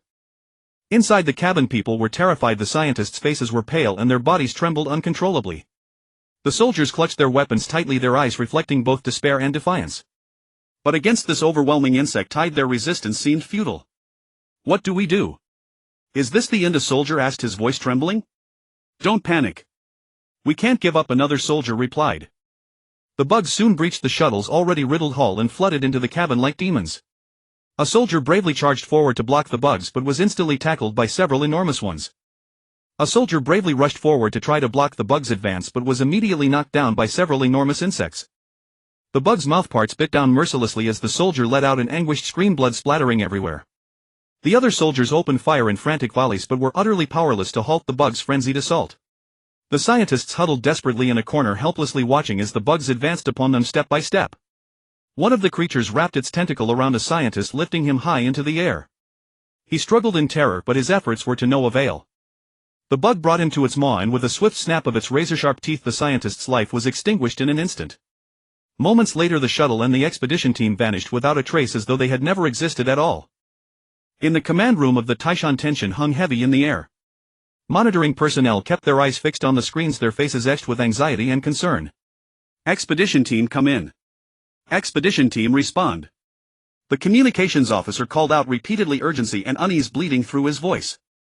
However, only static crackled through the receiver with no response whatsoever. Commander Su Ran's face was grim, brows deeply furrowed as he stared at the screen displaying the word signal lost, as though hoping to glimpse some fragment of the expedition team within those stark characters. Keep calling. Don't stop. His voice was low yet commanding. The communications officer continuously adjusted frequencies, increasing signal strength, repeating the calls over and over. Expedition team, this is the Taishan command room. Respond immediately. What is your status? Reply now. The surrounding crew members also wore tense expressions, occasionally casting glances toward the communications officer, hoping against hope to hear a response from the expedition team. But time ticked by minute after minute and still there was no word. Could they truly be? Someone murmured under his breath, only to be hushed by a colleague beside him. No one dared to entertain the worst outcome, yet the dread within their hearts grew ever more suffocating. The quantum radar could no longer detect the shuttle, and Su Ran and the rest of the command staff shared the same grim foreboding: they may all have perished. The atmosphere in the command room grew extraordinarily oppressive, every face etched with heaviness and grief. Su Ran stood quietly silent for a long moment. A flicker of sorrow crossed his eyes, but it was quickly replaced by steely resolve. He composed himself, took a deep breath and issued his orders in a steady voice. Taishan launched to 1,000 meters. Deploy the protective array. Charge all main and auxiliary cannons. As Su Ran's command echoed through the ship, the crew sprang into action. The engines rumbled with a deep thrumming growl and the vessel began to rise slowly. During the ascent, the protective array's luminous glow gradually brightened, enveloping the Taishan like a colossal transparent shield. All main and auxiliary cannons began their charging sequences, their muzzles flashing with menacing radiance. Su Ran watched the screens intently, his mind alight with vigilance. He knew the threat of the bug swarm still loomed ahead and they must be fully prepared. Maintain close surveillance of the surrounding area. Report any sign of bug activity immediately. His voice resonated throughout the command room. The crew worked with focused urgency, operating various instruments and monitoring the surrounding space. Though the atmosphere remained heavy, every person aboard was filled with fighting spirit, resolved to defend the Taishan and secure the future of the Dragon Nation. After the Taishan reached an altitude of 1,000 meters, Su Ran issued another order: strengthen ground monitoring. Search for any signs of bug activity. And be prepared for a possible attack. The Taishan hovered silently in the high heavens, awaiting the appearance of the bug swarm. Meanwhile, within the command room, everyone remained on constant alert, ready to face the battle that was about to come. In the command room of the Taishan, the atmosphere was thick with solemnity and dread. Fear of the bug swarm weighed heavily on everyone's minds. None of them could have imagined that the seemingly insignificant insects of Earth possessed such devastating power on this alien world, capable of exterminating humans with ease. This brutal reality sent shivers down every spine. Su Ran's brows were knitted tight, his gaze radiating unwavering determination. He knew they could not simply wait passively for death. They had to take action against these terrifying creatures. After careful deliberation, Su Ran made his decision. He would put into practice the method developed by the research scientists. Notify the armory immediately, begin retrofitting a batch of robots with full effort. Su Ran gave the order to his communications officer without hesitation. The communications officer swiftly relayed the command and the armory erupted into a flurry of activity. Workers raced against time, throwing themselves into the retrofitting work. Some robots were fitted with powerful flamethrowers, their nozzles resembling the gaping maws of great dragons, ready to unleash scorching flames that would reduce the bug swarm to ashes. Others were equipped with advanced sonic weapons capable of emitting devastating sound waves that would severely disrupt the bugs' nervous systems and deprive them of the ability to move. Additional robots were outfitted with high-capacity spray systems filled with special chemical agents developed by scientists specifically to counter the bug swarm, hoped to inflict damage or drive them away upon deployment. Meanwhile, in the research laboratory aboard the Taishan, several scientists were engaged in a tense discussion. Academician Son wore a grave expression. Can these robots truly stand against the bug swarm? We have yet to fully comprehend their capabilities. Lin Feng frowned slightly. We have no other choice but to try. We have designed these weapons to the best of our ability based on what we know about the bug's characteristics. Sun Ran nodded. I only hope our efforts will not be in vain. The fate of the Dragon Nation rests upon these robots. Scientist Wang Miao added with deep concern, if this fails we will be in dire straits. We would need to start over with our research, otherwise we shall find ourselves trapped in an impossible situation. The modified robots stood in neat rows resembling an army of steel warriors poised for battle. Indicator lights flickered across their frames, exuding an aura of formidable technological power. Each robot stood ready, prepared to face the fierce combat that lay ahead. Every single one of them represented the hope of the Dragon Nation, destined to become the key force in the fight against the bug swarm. Soon after, the robots were loaded onto Shuttle 2. Unlike Shuttle 1, this transport vessel featured a significantly larger cargo hold capable of accommodating greater quantities of supplies and equipment. Shuttle 2 lifted off slowly and headed toward the area where the bug swarm was most likely to appear. Upon reaching the designated coordinates, the cabin doors opened and the robots were deployed one by one in orderly fashion. As the robots descended, their various indicator lights blinked in sequence like brave warriors marching toward the battlefield. Once they touched down, they quickly fanned out and began scanning the surrounding area. As the robots carried out their mission, the monitoring personnel aboard the Taishan watched the screens intently, closely tracking every move they made. Su Ran was also fully focused on the footage, silently praying that the robots would prove effective. However, to everyone's surprise, the machines searched the surrounding area for an extended period yet found not a single trace of the insects. Su Ran furrowed his brows, confusion weighing heavily in his heart. Could the insectoid swarm have sensed danger and hidden itself, he muttered to himself. Just as everyone was at a loss, someone proposed sending out animals as bait to see if they could lure the insect swarm out. After deliberation, they selected several small animals and deployed them to the ground through a special device. At first, everything seemed eerily calm. But within moments, a shocking scene unfolded. Swarms of insects surged forward like a tidal wave, pouring in from all directions. Some were as massive as small vehicles, others as slender as ropes, their carapaces glowing with an unsettling, otherworldly shimmer. The insects instantly surrounded the animals, their razor-sharp mandibles and powerful limbs on full display. The creatures fled in terror but were quickly caught and devoured. Seeing this, the personnel aboard the Taishan drew collective gasps. Su Ran's expression grew grimmer. He knew the challenge before them far exceeded anything they had imagined. The insect swarm has appeared. Prepare for their assault, Su Ran commanded decisively. Yet it was already too late to recall the animals. The insectoid swarm seemed enraged, swarming toward the Taishan. All robot units, insects detected. Prepare for combat. Su Ran bellowed. The robots equipped with flamethrowers moved first, belching long tongues of fire that illuminated the surrounding darkness. Where the flames swept, the ground turned blazing red and every possible hiding place for the insects was meticulously scoured. At first, the flamethrowers managed to hold back some of the swarm, driving batch after batch of insects back under the scorching heat. But soon the insects charged forward again with renewed fury. Meanwhile, the robots armed with sonic weapons began emitting powerful sound waves that rippled through the air, causing the surrounding space to tremble. However, to everyone's dismay, the sonic weapons proved utterly ineffective against the insects. Unfazed, the swarm pressed on relentlessly and devoured the sonic-equipped robots within moments. The robots fitted with high-powered spray systems continuously dispersed a special chemical agent. Yet again, the chemical agents failed to make an impact. The insects charged through the sprayed zones without hesitation, quickly consuming those robots as well. Only the flamethrower robots continued to resist valiantly, relentlessly spewing flames in an attempt to halt the insect advance. But these insects appeared to possess a certain intelligence.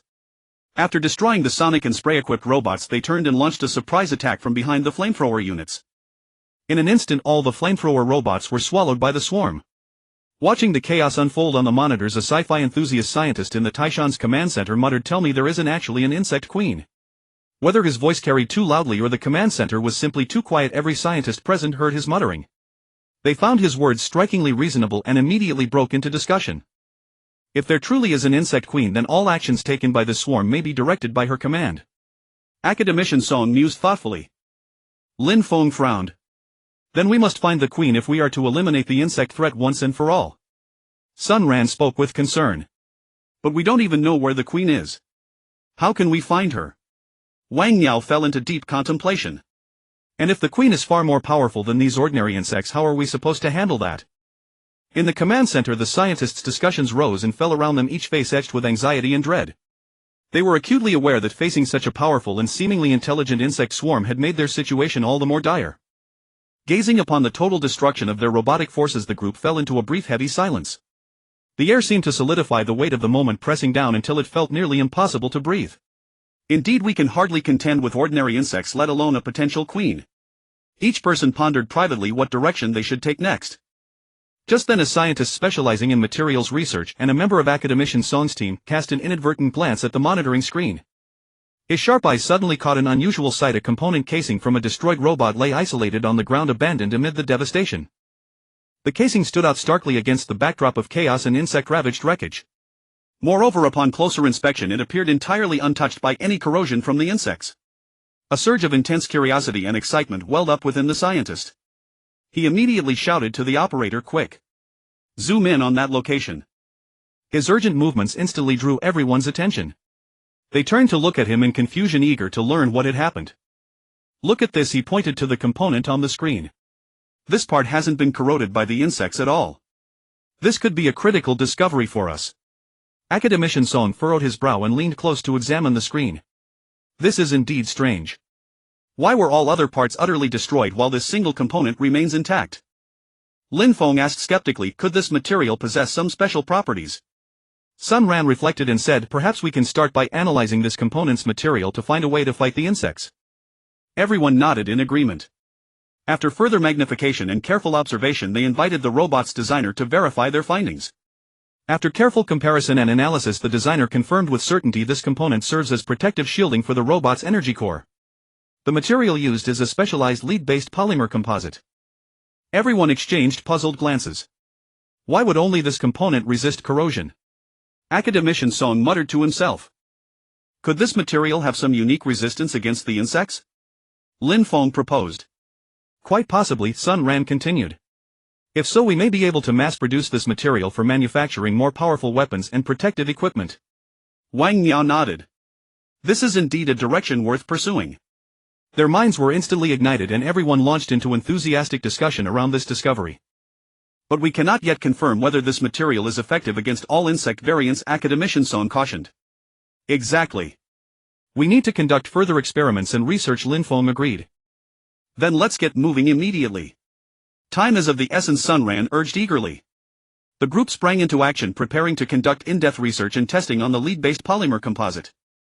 They knew this might be their only hope in the battle against the insect threat. To verify the effectiveness of the lead-quenching polymer material, the scientists aboard Mount Tai immediately plunged into tense and critical work, mobilizing with urgent pace. They were fully aware that the material's efficacy determined the outcome of their battle against the insectoids and was the very key to their future survival aboard Mount Tai. Everyone must exercise meticulous care. Ensure the material is evenly and firmly adhered to the robot surfaces. This is what determines our advantage over the insectoids. Senior scientist Academician Song spoke with grave expression, his eyes revealing the weight of responsibility he bore for this operation. Understood. We shall give it our all, the technicians responded in unison, their eyes brimming with resolve and determination, acutely aware of the monumental mission entrusted to them. Every procedure was executed with meticulous precision as the team rallied together, forging the most resilient defenses against the harsh trials ahead. Meanwhile, to further validate the superior combat performance of these refined new robots, they carefully selected suitable animals as compelling bait. The positioning of these animals must be precisely calculated and all surrounding monitoring equipment must be verified as operational. We cannot afford to miss a single moment of the insectoid emergence.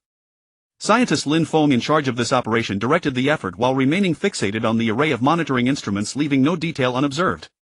Rest assured, we have already conducted thorough inspections, the staff replied as they diligently examined each piece of equipment to ensure optimal functionality. The animals were positioned at carefully calculated locations, surrounded by an array of advanced monitoring equipment designed to capture every moment of the insectoid emergence and every detail of the ensuing combat in real time. An atmosphere of tension and anticipation permeated the entire vessel as everyone silently prayed for the mission's success. Before long, just as the scientists had predicted, the insectoid surged forward again like an overwhelming tide of blackness.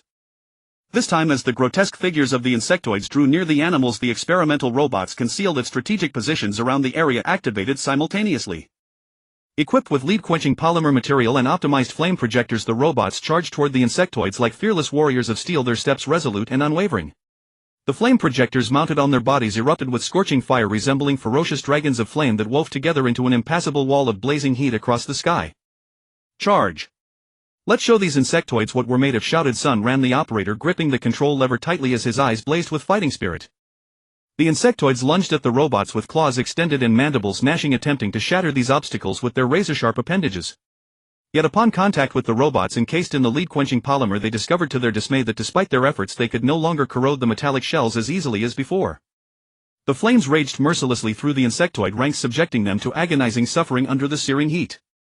The colossal creatures, each the size of a small vehicle, had their armored exoskeletons glow crimson within the inferno as though confined within a massive furnace. The insects writhed in torment, emitting piercing shrieks. Some elongated rope-like specimens thrashed frantically within the flames, curling and uncurling like scorched cords. Their carapaces began melting under the intense heat, crackling and emitting thick plumes of black smoke, a scene akin to a grotesque barbecue feast. Some insects were burned to the point of splitting flesh, with yellow pus and black blood oozing from their wounds, releasing an acrid odor. Other specimens subjected to the relentless burning gradually shriveled as moisture was extracted from their bodies, ultimately collapsing into charred remnants. Watch your rear, don't let them flank us, warned Commander Li Tang with urgency, his gaze fixated on every shift in the battlefield as he prepared for any sudden developments. Under the relentless barrage of searing flame, the entire swarm of insectoids was swiftly annihilated, leaving no survivors. Witnessing these triumphant results, the scientists aboard Mount Tai were overcome with elation, their confidence reignited like a roaring fire. Excellent! We did it, exclaimed the young scientist Wang Miao, his face beaming with triumph and pride. This is a major breakthrough. Report to the commander immediately, said Han Yifei, another scientist, as he quickly organized the data to brief the commander on their success. They promptly relayed the favorable news to Commander Su Ran of Mount Tai. Commander, our experiment has succeeded. The robots coated with lead-quenching polymer material successfully eliminated the entire insectoid swarm, the scientists reported with audible excitement and anticipation. Su Ran's face broke into a relieved smile. Well done. This is a pivotal step in our fight against the insectoids. Following urgent deliberations, the scientists unanimously resolved to mass-produce these formidable flame-wielding robots. In the conference room, everyone wore expressions of solemn concentration, fully grasping the weight of this decision for their struggle against the insectoids. Every detail must be executed with absolute precision, forging these robots into our most devastating weapon, a senior scientist declared with gravity. The armory erupted once more into bustling activity, with workers laboring around the clock as production lines hummed with relentless energy. The lead-quenching polymer material flowed continuously to every production stage, where workers meticulously applied it to fresh robot chassis with the care of artisans crafting precious masterpieces. Hurry, produce more flame robots as fast as possible, the foreman urged, weaving through the workshop with urgency. His gaze betrayed the weight of the deadline. Understood, everyone, push harder, the workers responded, their voices ringing with unwavering resolve. Each robot underwent rigorous quality assurance and performance testing, with inspectors examining every component to guarantee maximum effectiveness against the insectoid threat. Concurrently, the scientists refined and upgraded the robots' flame projectors, gathering in the laboratory for intense technical discussions. We need to increase the flame temperature and range to deliver deadlier strikes against the insectoids, a scientist explained while pointing to the blueprints. Employing the most advanced technological means, they continuously debugged and refined. They increased the temperature and range of the flames, enabling them to cover a larger area more effectively and deliver more lethal strikes against the insectoid swarm. They also integrated more sophisticated intelligent algorithms into the robots' control systems, allowing the machines to respond more flexibly to the swarm's diverse and complex attack patterns and react with swift precision. During the construction of the fire robots, the crew aboard the Taishan never relaxed their vigilance. In the monitoring room, personnel were fully focused on the advanced detection equipment and technology, closely observing every move of the insectoid swarm. Maintain close surveillance and report any developments immediately, the monitors reminded one another, their eyes filled with alertness.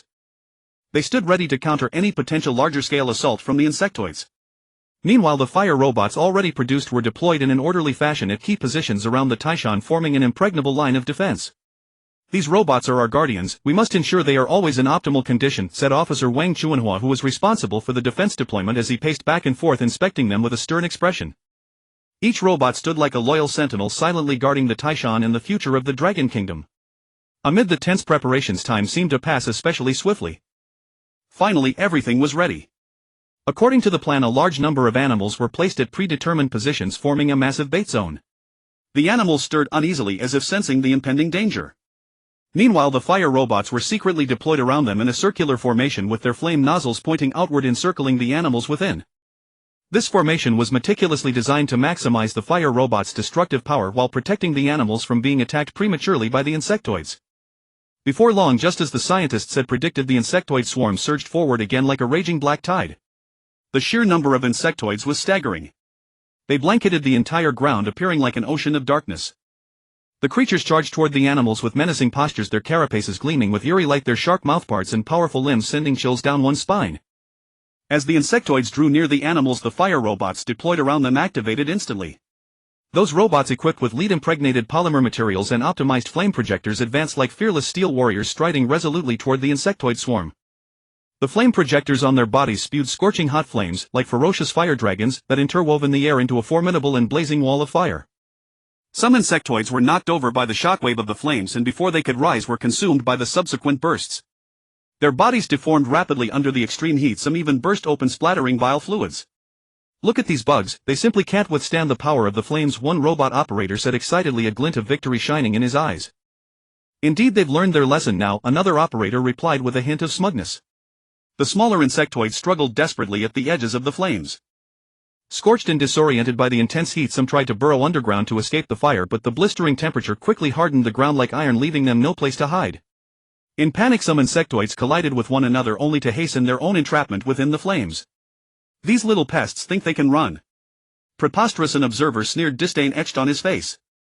"They have nowhere to go, the flames will annihilate them all," another person declared firmly, his voice filled with confidence. The flames raged relentlessly among the insectoids, the searing heat drawing piercing shrieks from the swarm. An acrid stench of burnt insectoid carcasses permeated the entire battlefield. The flame projectors continuously spewed blazing fire, layer by layer, incinerating the insectoids. Charred corpses piled up layer upon layer, forming a small black hill. Yet new insectoids kept surging forward as if the supply would never end. But the fire robots showed no mercy, continuing to blast flames and eliminate them one after another. "These flames are incredible, the insectoids can't even get close," someone remarked in awe. "As long as we persist, we will surely wipe out all the insectoids," another person said confidently, his fists clenched tightly. Some insectoids attempted to flank the fire robots from the sides, but the moment they approached, they were instantly engulfed by the powerful flames. Their attacks proved utterly futile against the searing fire, and they could only be reduced to ashes in despair. Those once aggressive and arrogant insectoids under the relentless blaze gradually lost their former ferocity and became nothing more than piles of lifeless char. As the battle continued, the number of insectoids steadily decreased. On the Taishan, the crew watched the gratifying results through the monitoring equipment and erupted in cheers. They hugged each other in excitement, faces beaming with the joy of victory. Some even wept tears of happiness, overwhelmed by this hard-won achievement. Inside the Taishan, people celebrated fervently as if they had already glimpsed the hope of completely defeating the insectoids. "We did it! These insectoids have finally been defeated," a scientist exclaimed, his voice trembling with excitement. "This is the result of everyone's joint effort, we must keep pushing forward," another scientist responded, determination in his eyes. However, the joy did not last long. Soon a shocking scene unfolded on the battlefield. The fire robots, which had been operating efficiently, began to shut down one after another. The observers immediately tensed up, focusing intently on the battlefield. "What's happening? Why have the robots stopped moving?" someone asked in panic, a look of anxiety on his face. "There must be a problem, find out quickly," another urged, grabbing his communication device to notify the technicians. Soon they discovered a batch of insectoids flying in from the sky. Some were massive flying creatures, while others were barely visible to the naked eye. The larger flyers constantly drew the attention of the fire robots, circling and taunting in the air, trying to divert their firepower. Meanwhile, the tiny insects took advantage of the confusion and stealthily infiltrated the robots' interiors. Like miniature demons, they nimbly wove through the electronic components, wantonly damaging critical parts. In a matter of moments, the interiors of numerous robots were reduced to utter chaos, their functions crippled. Aboard the Taishan, the people once again sank into deep anxiety. Upon discovering that the robots had been compromised by the insect race, a multitude of scientists immediately plunged into urgent modification work. They gathered in the laboratory, their expressions focused and grave, engaged in heated discussions on countermeasures. "We must seal the robots completely, especially the joints, ensuring absolute airtightness, not even a speck of dust can get in," a seasoned scientist proposed. "Exactly, only then can we prevent those tiny bugs from burrowing into the robots again to damage critical components." Another scientist nodded in agreement. Thereupon the scientists swiftly mobilized, employing advanced sealing technologies and materials to overhaul the robots comprehensively. They meticulously designed every detail, leaving no potential vulnerability unaddressed. After arduous efforts, the sealing transformation of the robots was finally completed. Gazing at the tightly sealed machines, a surge of confidence filled everyone's hearts. They felt this time nothing could go wrong. However, despite their brimming confidence, they did not rush to attack the insect race. Instead, they continued to accelerate the production of flame robots. Because from previous combat experiments they had learned that human-controlled robots inevitably left defensive gaps during battle. To solve this problem, they decided not only to increase the number of robots but also to have the AI brain Xiaoxin operate them all in unison. Meanwhile, military experts were meticulously devising attack plans, ensuring every segment could be tightly coordinated to unleash maximum power. As time passed, neither side initiated an attack and the battlefield was steeped in a tense, oppressive atmosphere as if brewing a colossal storm. Aboard the Taishan, the production line continued to run at full speed, churning out flame robots tirelessly. Thanks to the scientists' efforts and the efficient management of the AI brain Xiaoxin, the number of flame robots swelled rapidly, reaching as many as 5 million. At the same time, they prepared more bait to ensure maximum attraction of the insect race. Su Ran closely monitored the situation, constantly weighing the timing. When he saw that the number of flame robots had grown sufficiently large and all preparations were essentially in place, he felt the moment was ripe. Thus he decisively issued the command, prepare to annihilate the insect race in one strike.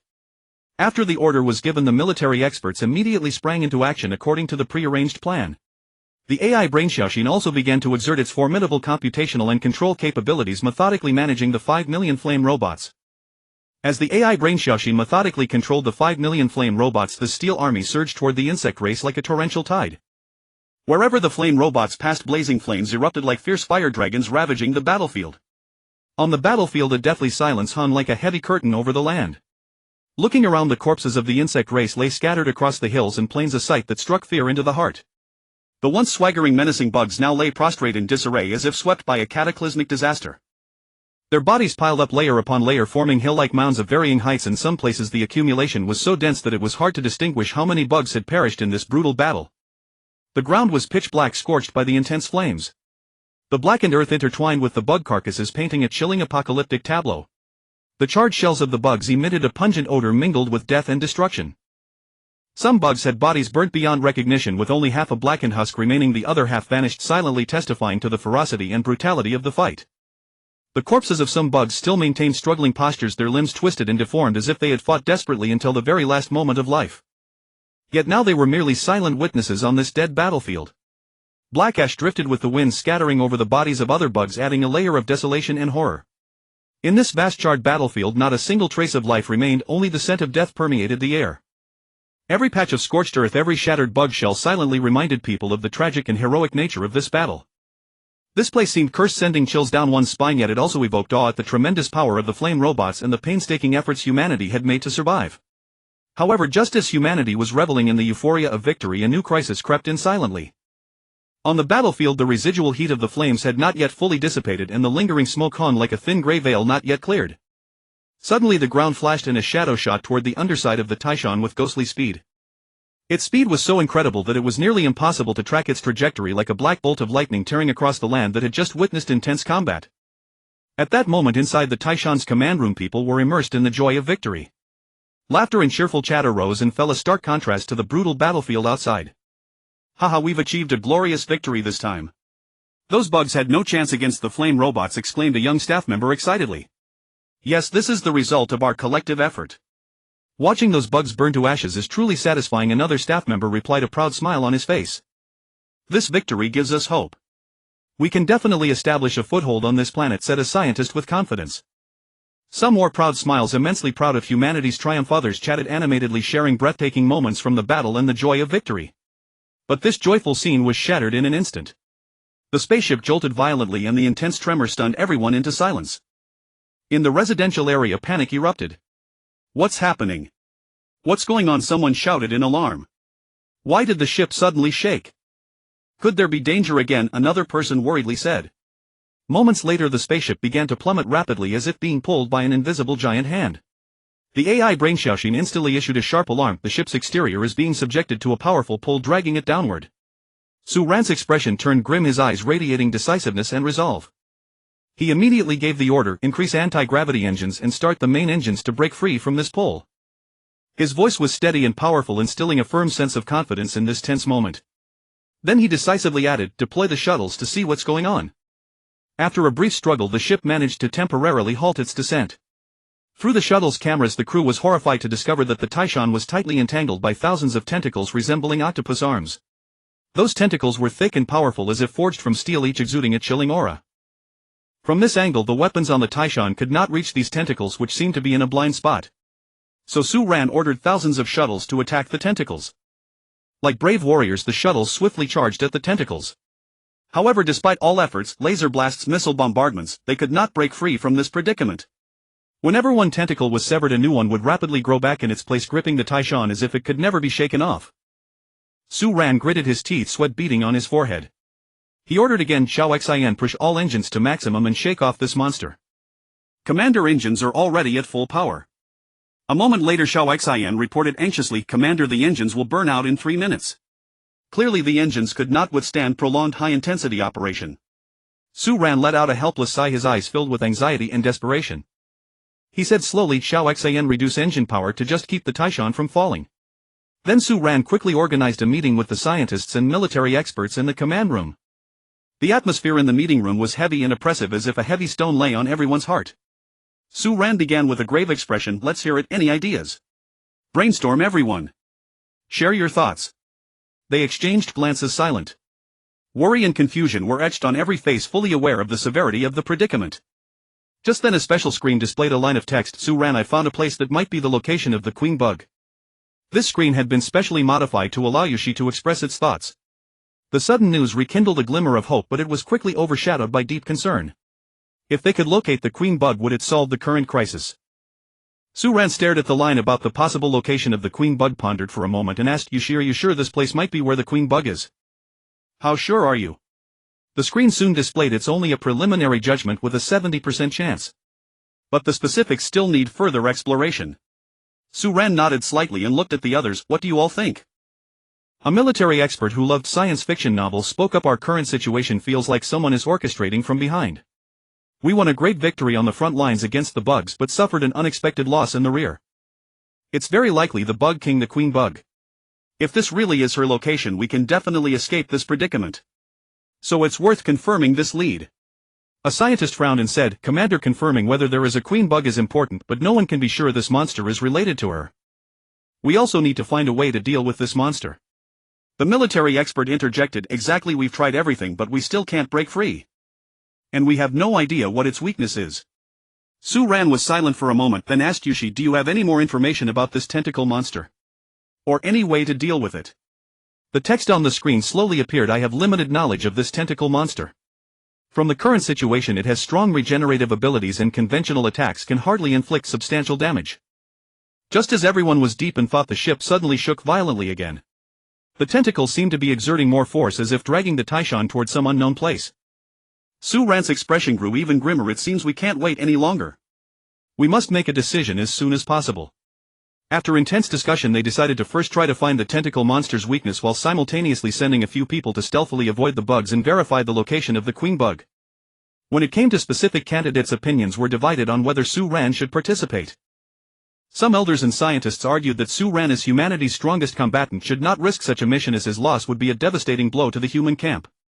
Su Ran stood firm and explained, "Elder scientists, I am fully aware of the heavy responsibility I bear, but this mission is crucial. I possess the strongest combat power among humans, and in critical moments I can play a decisive role. Moreover, I have a special ability to shrink my mecha to a size invisible to the naked eye when in danger, which is a reliable escape method. I believe that with my strength and special abilities I can make a significant contribution to confirming the queen bug's location." After Su Ran's persuasion, the elders and scientists finally agreed to his participation. Su Ran's son Feng and Li Ming, equipped with various advanced detection devices and weapons, cautiously boarded the upgraded version of the Aerospace 5 mecha. This mecha was adapted to the environment of S-Star and also modified to be bug-proof. They navigated through the gaps between the tentacle monster's limbs with great difficulty.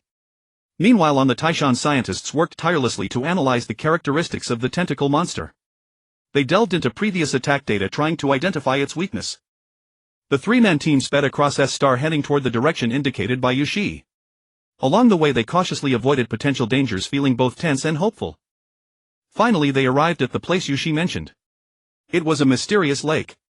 They sensed that the queen bug's location might be beneath the lake, so they drove the mecha underwater and discovered a mysterious cave. The three quietly exited the mecha. They dared to do so because they wore special protective suits that could mask their scent, making them undetectable to the bugs. They gradually noticed strange signs, huge bug eggs scattered everywhere and some peculiar energy fluctuations. Could this really be the queen bug's lair? Li Ming muttered quietly. They continued forward and suddenly a massive cave appeared before them. The cave emitted an eerie glow, almost as if beckoning them. After a moment of hesitation, they resolutely entered the cave. The cave was filled with a pungent odor and mysterious symbols glowed on the walls. After walking for some time, they finally caught sight of a worm-like creature as massive as a small hill. Its colossal body radiated an overwhelming aura that sent chills down their spines like a silent towering peak whose oppressive pressure shrouded the surrounding area. Is this the queen worm? Su Ran's heart swelled with shock and terror. In that moment he felt as though he were staring at an insurmountable colossus, his heartbeat accelerating involuntarily. The queen worm appeared to sense their presence and slowly opened her eyes. A cold gleam flickered within them, resembling stars in a frigid night, yet devoid of any warmth, sending shivers through their bodies. Su Ran and his two companions immediately raised their weapons, their nerves taut with readiness for an imminent attack. The queen worm did not strike immediately, but the number of surrounding worms kept increasing as they rapidly gathered, not encircling the three of them but clustering tightly around the queen herself. The various worms assumed defensive postures, leaving them utterly bewildered and questioning why the swarm wasn't attacking. Seeing this formation, the three knew they couldn't match the worm faction, so they promptly decided to return to Mount Tai for further deliberation. During the journey back, their minds raced with thoughts and deep confusion about the queen's behavior. Upon returning, Su Ran detailed the situation to the assembled scientists, recounting the queen's reactions. A certain scientist, etching confusion upon his face, spoke slowly. Why does she seem so vulnerable to me? As he continued speaking, his tone grew increasingly resolute, repeating with certainty, yes, she must be quite weak. He then recalled his childhood experiences. Throughout his youth he was constantly bullied, and unable to endure the harassment any longer, he chose to hire people for protection, surrounding himself tightly. Hearing this, everyone suddenly understood. Perhaps the queen's strength really isn't too formidable. After all, based on this scientist's experience, it could be inferred that when one is in a weak position, one can rely on external forces for protection and thereby change the situation. Based on the assessment that the worm faction wasn't particularly powerful, everyone quickly took action. Military experts convened an emergency meeting to discuss countermeasures together. The atmosphere in the conference room was tense yet fervent, with everyone fully absorbed in formulating the plan. A military expert spoke first. From the current situation, we must take decisive action. Although the worm faction appears formidable upon analysis, we have reason to believe they possess weaknesses, and the queen worm is likely the key to our breakthrough. A resolute and wise light shone in his eyes, as if he had already glimpsed the dawn of victory.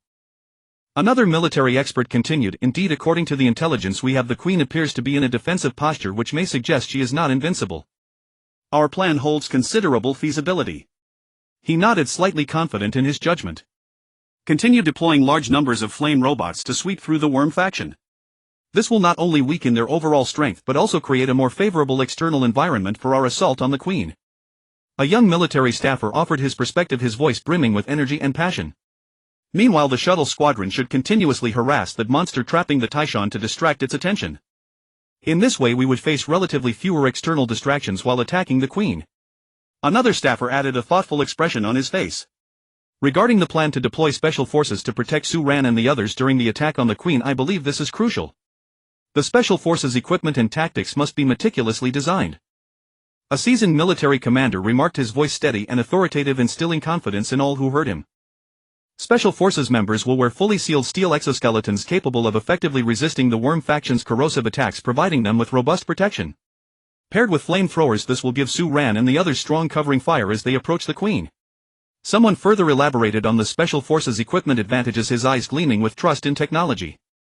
Li Ming will be responsible for approaching and injecting the queen with a virus specifically developed by scientists against the worm faction. Although it had minimal effect against that multi-legged monster, it might have a greater impact on the queen. We must ensure Li Ming can safely reach the queen and successfully administer the injection. A military expert specializing in tactical planning analyzed, his expression grave as he recognized the arduous nature of this mission. Su Ran will handle long-range attacks using sonic weapons against the queen. This requires precise positioning and powerful sonic equipment. We need to ensure the sonic attacks achieve their intended effect. His gaze fell upon Su Ran, filled with expectation. Sunfoam will employ the simplest approach, utilizing gasoline bombs for the attack. While this may appear straightforward, precise timing and distance are crucial in practice to avoid harming our own personnel. He furrowed his brow slightly, keenly aware of the dangers involved. The group deliberated extensively on this plan before reaching unanimous agreement to proceed. Subsequently, everyone swiftly engaged in pre-battle preparations. On the training grounds of the Taishan vessel, special forces units were conducting intense drills. Su Ran arrived at the training ground intending to observe the special forces training progress so he could better coordinate with their operations. Special forces members wore fully enclosed steel exoskeletons, their hard surfaces gleaming metallically under the sunlight, demonstrating formidable strength and agility. They practiced various high-difficulty tactical maneuvers, wielding flamethrowers with ease as streams of fire erupted like fierce dragons. Su Ran watched from the sidelines, unable to help but admire the Special Forces' professionalism. However, upon seeing Su Ran, the Special Forces captain felt a surge of competitive desire. He considered that while Su Ran was one of the key figures in this operation, he was ultimately not a professional combatant. Through a demonstration, the captain hoped to showcase his unit's capabilities and give Su Ran a deeper understanding of their prowess. The Special Forces captain approached Su Ran and said, "Commander Su, I've heard much about you. I notice your interest in our training. Why don't we put our skills to the test?" His gaze brimmed with confidence and challenge. Su Ran paused momentarily, then smiled and replied, "Very well, since you're so eager, I wouldn't want to refuse." His expression remained relaxed, as though he took the contest lightly. Around them, the Special Forces members gathered eagerly, anticipating the match. As the contest commenced, the Special Forces captain struck first, charging toward Su Ran with remarkable speed and unleashing a powerful punch. That fist swept with the cry of the wind, revealing formidable power. Yet Su Ran merely flashed aside, easily evading the captain's assault. The captain's heart jolted. He hadn't expected Su Ran to react so quickly. He swiftly adjusted tactics, launching a flurry of blows, each punch riding the wind. But Su Ran remained calm, deftly fending off each of the captain's assaults. At last he seized an opportunity, delivering a clever counterstrike that pinned the captain to the ground. Silence fell over the arena as the Special Forces members were stunned by Su Ran's prowess. They had thought him merely a commander, not imagining his strength to be so formidable. The captain of the Special Forces rose to his feet, a look of admiration on his face. "Commander Su Ran, I yield. I did not expect your strength to be so formidable. It seems we have more confidence in this operation now." His eyes were filled with respect. Su Ran smiled and said, "We are all here to complete the mission. We must cooperate and bring out each of our strengths." His words carried a weight of emphasis on teamwork. The scientists hurried to run final tests and optimizations on the virus, ensuring its stability and effectiveness. They worked with focused expressions, meticulous in handling the instruments, leaving no detail unattended. At the same time, they tuned Su Ran's sonic wave attack device so that it would unleash maximum power at the crucial moment. Sun Feng inspected and prepared the gasoline bombs, ensuring ample quantity and reliable performance. He carefully checked each bomb, ensuring they would unleash their full power in battle. The Special Forces members underwent tense drills, mastering the flamethrowers and rehearsing their coordination with Su Ran and the other two. They practiced repeatedly under a variety of complex scenarios, ensuring they could execute tasks swiftly and accurately in combat. Their movements were orderly and powerful, full of coordination. The crew aboard the Taishan busily prepared supplies and equipment for the operation. They inspected and maintained the robots and shuttles, ensuring they could continue to function in battle. Meanwhile, ample ammunition, fuel and medical supplies were prepared for the Special Forces and Su Ran and his three teammates to cope with any contingencies. Their faces wore seriousness and focus, deeply aware of the importance of their work to the mission. The Taishan buzzed with a tense yet hopeful atmosphere, as everyone knew the significance of this operation. Together they prepared in full, hoping to defeat the Queen in one stroke, lift the Taishan's crisis and open a new path for humanity's survival and development on Star S. Their eyes shone with resolve and hope, as if the dawn of victory lay ahead. When all was ready, Su Ran, Li Ming and Sun Feng, under the tight guard of the Special Forces, advanced toward the Queen's nest. Their hearts were tense yet resolute, fully aware that this mission concerned the fate of everyone aboard the Taishan. "Everyone be careful, this is a hard task, but we must succeed." "Rest assured, Commander, we will give it our all," the Special Forces members answered in unison. Along the way, the flamethrower robots swept ahead through the insects, while the shuttle squad harassed the beasts bottling the Taishan, creating relatively favorable conditions for their advance. The Special Forces members wore fully enclosed steel exoskeletons, wielding flamethrowers, vigilant as they scanned their surroundings, prepared for any sudden turn of events. At last, they arrived again at the Queen's nest. The immense figure of the Queen loomed like a mountain, exuding a terrifying and formidable aura. The surrounding insect swarms guarded the Queen, densely forming an almost impregnable line. "This Queen is truly terrifying, but we must not flinch." "That's right, everyone, stay ready and follow the plan." Su Ran raised the sonic wave attack device and began seeking the optimal attack position. Li Ming firmly grasped the virus-filled syringe, his heart pounding as he waited for the moment to approach the Queen. Sun Feng prepared bundles of gasoline bombs, his expression grave as he watched ahead. Action! Su Ran commanded and the special forces immediately surged forward, flamethrowers spewing blazing fire to carve a path. Charge! Burn these insects to ashes, shouted one special forces member. The insect swarm recoiled under the flames but soon surged back. Su Ran decisively activated the sonic wave attack device, the powerful wave instantly striking the queen. The queen seemed to sense the threat and let out a low roar. This queen is quite tenacious, keep attacking. Su Ran cried. The sonic waves jolted the queen's body, but they did not seem to deal much real damage. Li Ming seized the moment when the swarm's attention was dispersed by the sonic assault charging forward. He dodged the insect's attacks with agility, advancing toward the queen step by step. When he was only a few steps from the queen, he rolled and slid beneath her. Careful, warned a nearby special forces member.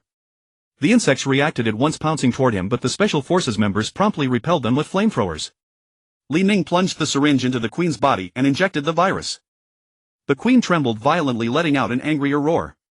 Well done! Sun Feng shouted. He then seized the moment and hurled gasoline bombs toward the queen. One gasoline bomb after another exploded on the queen, igniting a fierce blaze. Under the dual assault of fire and the virus, the queen began to thrash violently. These bugs have gone mad, hold on everyone, a special forces member shouted. The insect swarm, seeing the queen under attack, grew even more frenzied and charged forward without heed. The special forces members fought with all their might, engaging the insects in fierce combat. Su Ran continued to intensify the sonic wave attack, aiming to inflict greater harm on the queen. Li Ming and Sun Feng also kept seeking opportunities, continuing to strike at the queen. Watch the coordination, don't let the bugs break through, Su Ran shouted as he fought. In the heat of battle, they gradually gained the upper hand. The queen's struggles waned and the surrounding swarms began to lose their discipline. Finally, the queen ceased to move under their assault. The surrounding swarms seemed to lose their backbone and scattered in all directions. We did it! We did it! Li Ming cried out with excitement. Su Ran and the others watched the fallen queen bug, their hearts brimming with joy and exhaustion, a complex tapestry of emotions interwoven within their souls as if a magnificent symphony resonated in the depths of their being. The moment Su Ran and his comrades vanquished the queen bug, the entire battlefield seemed to freeze as if time itself had congealed, a profound silence enveloping the land that had just witnessed fierce combat. Yet merely an instant later, new ripples surged forth. The many-legged monster that had been tightly coiled around the Taishan seemed to lose its anchor at the same moment, its reactions notably sluggish compared to before. Its steel-like tentacles, once brimming with power as they entwined the Taishan, now appeared to lose their vigor, loosening slightly like a giant bereft of its soul, swaying precariously in the wind. At that moment, within the command center of the Taishan, the Minister of Military Affairs Wang Tianhua, who had been closely monitoring the battlefield situation, keenly detected the anomaly in the many-legged monster. A flash of decisiveness gleamed in his resolute eyes like a sharp blade cutting through the tense atmosphere of the command center. It seems the queen bug's demise has greatly affected this monster. All shuttle pilots increased the attack intensity on the many-legged monster. His voice was steady and forceful, imbued with authority and resolve. Yes, sir. The shuttle pilots responded in unison through the communication devices, their voices brimming with fighting spirit and determination. This is our chance, we must completely defeat this monster, said one pilot, his eyes gleaming with unwavering resolve as if glimpsing the dawn of victory. The shuttles, like a flock of fierce falcons, swiftly swooped toward the many-legged monster. The beams of laser cannons wove a dazzling net of light across the dark void of space, a radiant spectacle akin to the most beautiful fireworks in the universe. Missiles streaked through the cosmos like shooting stars, crashing brutally into the many-legged monster, the immense impact causing the entire space to tremble. Under this ferocious assault, the monster began to shudder violently. On its colossal body, areas struck by laser cannons emitted plumes of black smoke like a wounded beast groaning in agony. The shockwaves from the missile explosions sent its tentacles flailing wildly but chaotically, devoid of their former precision and strength, like an orchestra without a conductor, producing only discordant notes. Keep attacking, don't give it a chance to breathe, shouted another pilot, his voice urgent and tense as if aware this was a battle that allowed no slack. As the assault continued, the many-legged monster's vitality gradually waned. Its once fearsome aura had vanished, replaced by despair and helplessness. Its body became riddled with holes under the relentless attack, like an ancient relic eroded by time. Finally, unable to withstand the sustained assault from the shuttles, the many-legged monster's massive frame lost all strength and crashed heavily to the ground. The thunderous impact echoed across the battlefield like a muffled clap of thunder. The moment the monster fell, the Taishan was instantly freed from its restraints. The Taishan shuddered violently as if awakening from a long, harrowing nightmare. The AI Xiao Xin reacted swiftly, leveraging its immense computational power and precise control to immediately begin adjusting the Taishan's posture. Various instruments and equipment whirred at high speed, data flickering across screens like a flurry of industrious sprites dancing. Xiao Xian methodically regulated the engine's power output and adjusted the ship's balance systems, ensuring the Taishan remained stable in the air after being freed from the monster's grip. "Good work, Xiao Xian," said a staff member in the command center, his voice filled with admiration and relief as if glimpsing the light of hope. Moments later, the Taishan regained a steady posture like a warrior who had just endured fierce combat, standing tall once more. Inside the command center, the crew gazed at the stabilized Taishan, their hearts swelling with pride and gratification. They knew this arduous battle had finally been won, yet they also understood that many more challenges lay ahead. When Su Ran, Li Ming and Sun Feng, escorted by the special forces, returned to the Taishan, they were greeted with a grand welcoming ceremony. The hatch of the Taishan slowly opened, revealing a crimson carpet extending all the way to the command center. Flanking the path were throngs of excited Dragon Nation citizens waving colorful flags, their faces beaming with joy and reverence. The band struck up a rousing victory anthem, its cheerful melodies echoing through the air as if narrating the legend of this great triumph. "The heroes have returned," someone in the crowd shouted, and immediately cheers and applause thundered like a storm. Surrounded by the crowd, Su Ran and the others slowly made their way toward the command center. Though fatigue marked their faces, their eyes shone with the radiance of victory. The Grand Elder personally stepped forward, clasping Su Ran's hand firmly, and said with emotion, "You are the heroes of the Dragon Nation. Your courage and wisdom have brought us new hope." Su Ran replied humbly, "This is the fruit of our collective effort. We have merely done our part." Amid the fervent atmosphere, Su Ran and his team brought back the queen bug's carcass, and the many-legged monster's body was also transported for scientific study. With the queen bug's death, the people aboard the Taishan finally breathed a sigh of relief. Yet they knew the battle was not entirely over. Countless scattered bugs still lurked across S-Star. The 5 million flame robots, uniformly controlled by the AI Xiao Xian, resembled a disciplined steel army launching a comprehensive purge against the bug remnants. Their silhouettes darted through every corner of S-Star, their searing flames like sharp swords mercilessly consuming the remaining bugs. Over the following year, the flame robots tirelessly traversed every inch of S-Star. Wherever they went, their blazing fire relentlessly devoured the residual bugs. The once terrifying bugs, now under the assault of the flame robots, fell like leaves swept by autumn wind. Their bodies burned in the flames, emitting a pungent odor as if weeping for their defeat. "These bugs are finally under our complete control," remarked a staff member, his eyes reflecting the joy of victory and the relief of exhaustion. He watched the land cleared by the flame robots, a deep sense of emotion welling within him. "Yes, after such a long struggle we can finally focus on building our new home," responded another staff member, a hopeful smile blossoming on his face. He envisioned life on S-Star in the future, his heart filled with hope. Throughout the protracted campaign to eradicate the insectoid swarms, the scientists remained tirelessly occupied. They focused intently on the flame robots' every movement while simultaneously collecting insectoid specimens for thorough and meticulous research. The scientists bustled about the laboratory, conducting careful analysis and testing on the gathered specimens. "These insectoid samples we've collected hold great research value. We must expedite our analysis." "Indeed," said scientist Sun Miao with a grave expression. "We might uncover vital clues about the ecosystem of S-Star." "That's right," replied scientist Lin Feng with a slight nod. After a year of arduous effort, the flame robots had triumphantly completed their mission to purge the insectoid swarms. Only a few carefully selected insectoid specimens remained on S-Star, reserved for the scientists' continued in-depth research. With the insectoid population on S-Star now nearly extinct, it was deemed time for the next phase. The decision was made to dispatch geological teams for a comprehensive scientific survey of the continents and oceans. The scientists swiftly commenced this vital endeavor. They meticulously selected a team of expert geologists and specialists, forming several highly capable survey groups. These groups were equipped with state-of-the-art geological survey instruments, including high-precision ground-penetrating radar-sensitive seismographs and portable rock sample collectors. With all preparations complete, the survey teams began landing on S-Star one after another. Following a meticulously planned schedule, they conducted systematic and comprehensive geological surveys across various regions. During the mineral exploration on the Nanzhou continent, the survey team faced numerous formidable challenges. The terrain of Nanzhou was extremely rugged, with mining sites scattered across jagged mountains and rolling hills. The team members had to endure arduous journeys traversing mountains and rivers to reach the survey locations.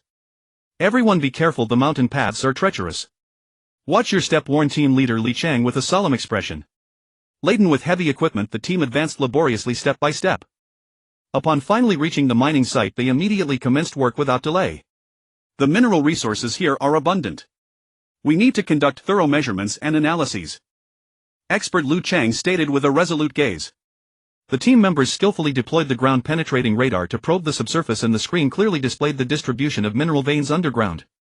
"Look, the veins here are quite dense. This should be a large-scale mining site," exclaimed team member Zhang Hua with excitement, joy evident on his face. They meticulously collected ore samples and performed detailed analyses and tests. These ores are of high quality containing abundant mineral resources. Expert Zhao Wei remarked seriously. However, extracting these mineral resources was no easy task. The geological structure of the mining area was complex and variable, posing a significant risk of collapse.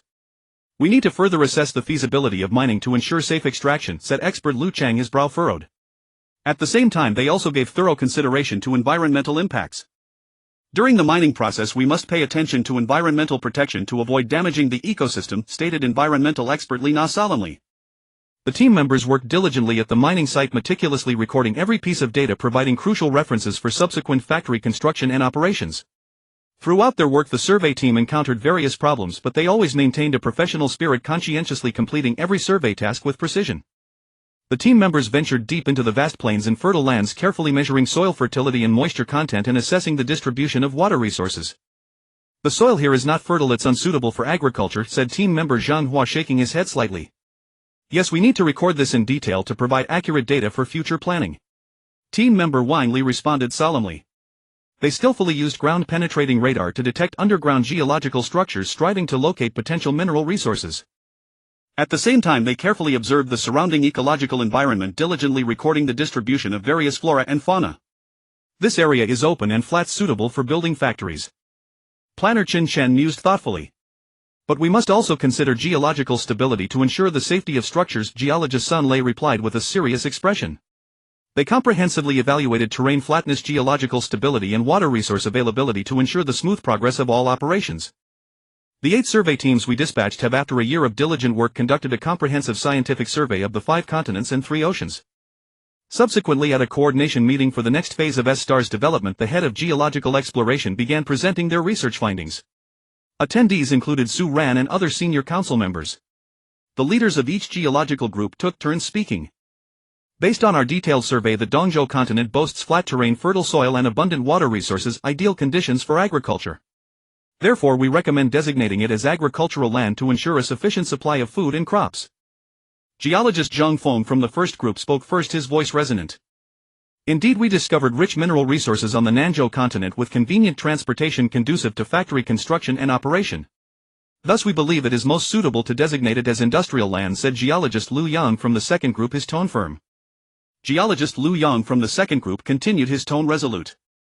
The Shizhou and Beizhou continents feature open terrain highly suitable for large-scale urban development to create livable city environments.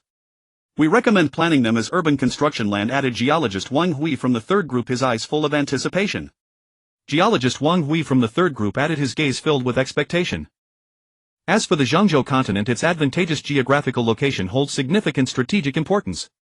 We suggest establishing it as the administrative center to better manage and coordinate the development of all regions, summarized geologist Zhao Peng from the fourth group, his expression serious. Geologist Zhao Peng from the fourth group concluded, his demeanor solemn.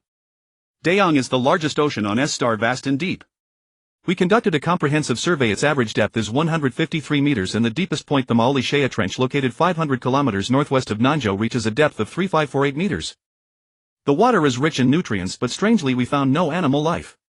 It is unclear whether animals have yet to appear or have already gone extinct. Geologist Li Hua from the fifth group reported with a puzzled expression. Taiyang may possess a unique marine ecological environment or geographical features. During our survey we observed some unusual oceanic phenomena and ecosystems. Geologist Wang Min from the sixth group continued, her tone full of curiosity. Fenyang, as its name suggests, may be known for its abundant resources. We conducted a detailed survey of its resource distribution. Geologist Lu Min from the seventh group added, her expression focused. Furthermore, we have discovered that the terrain of these 5 continents is remarkably flat with no exceptionally high peaks. The highest regions do not exceed 3000 meters in altitude. This topographical characteristic provides great convenience for our construction planning. Zhao Lei, a geologist from the 8th team, concluded with a relieved smile on his face. Indeed, and the ecosystem is also gradually restoring its balance. The disappearance of the Zerg has provided other organisms with better living space, and species we had not previously observed are now beginning to emerge. Another scientist, Sun Ming, added, his eyes brimming with hope. The elder listened to the geologist's reports and nodded frequently in approval. Your research is highly valuable and these planning suggestions are very reasonable. Su Ran also expressed his agreement. Indeed, such a plan can fully leverage the advantages of each continent, achieve rational resource allocation and contribute to our sustainable development on Star S. The other attendees also voiced their concurrence. Yes, we should begin construction as soon as possible in accordance with this plan. Following this, the elder delivered a concluding speech. I believe everyone has heard the reports from each geological surveyor. Next, the Design and Planning Institute and the Architecture Institute should immediately spring into action to accelerate planning and architectural design. Certainly, we will arrange the relevant work as soon as possible to ensure smooth construction progress, replied one of the responsible persons. After the meeting concluded, people began to actively mobilize and commenced construction work on Stars according to the plan. 3 years later, empowered by its formidable infrastructure capabilities, Longwa had flawlessly completed construction across several major continents. Brand new cities shone like brilliant pearls upon Stars, with skyscrapers standing in magnificent rows. These buildings employed advanced materials and design concepts, boasting not only fashionable and aesthetically pleasing exteriors but also comprehensive functionality. The roads were spacious and pristine, winding through every corner of the city like silvery ribbons. Lining both sides of the roads were lush green trees and vibrant flowers. When a gentle breeze swept through, the fragrance of blossoms drifted everywhere, making one feel as though wandering within a garden. Infrastructure was fully equipped. Efficient energy supply systems, advanced communication networks, and convenient transportation facilities provided tremendous convenience to people's lives. 2 billion people joyfully moved into their new homes and embarked on a new chapter of life. According to regulations upon marriage, citizens were allocated a 3-bedroom apartment, filling many newlywed couples with delight and anticipation. They adorned their new homes with warm decorations, creating a cozy atmosphere. Upon divorce, however, the apartment would be reclaimed to ensure rational resource distribution. Houses held no property rights and were prohibited from being bought or sold. This regulation effectively prevented speculation and instability in the real estate market. People were no longer troubled by concerns over property rights and housing transactions. Instead, they focused more intently on the quality of life and personal happiness. After resigning from his position as Commander-in-Chief, Su Ran felt an unprecedented sense of lightness within.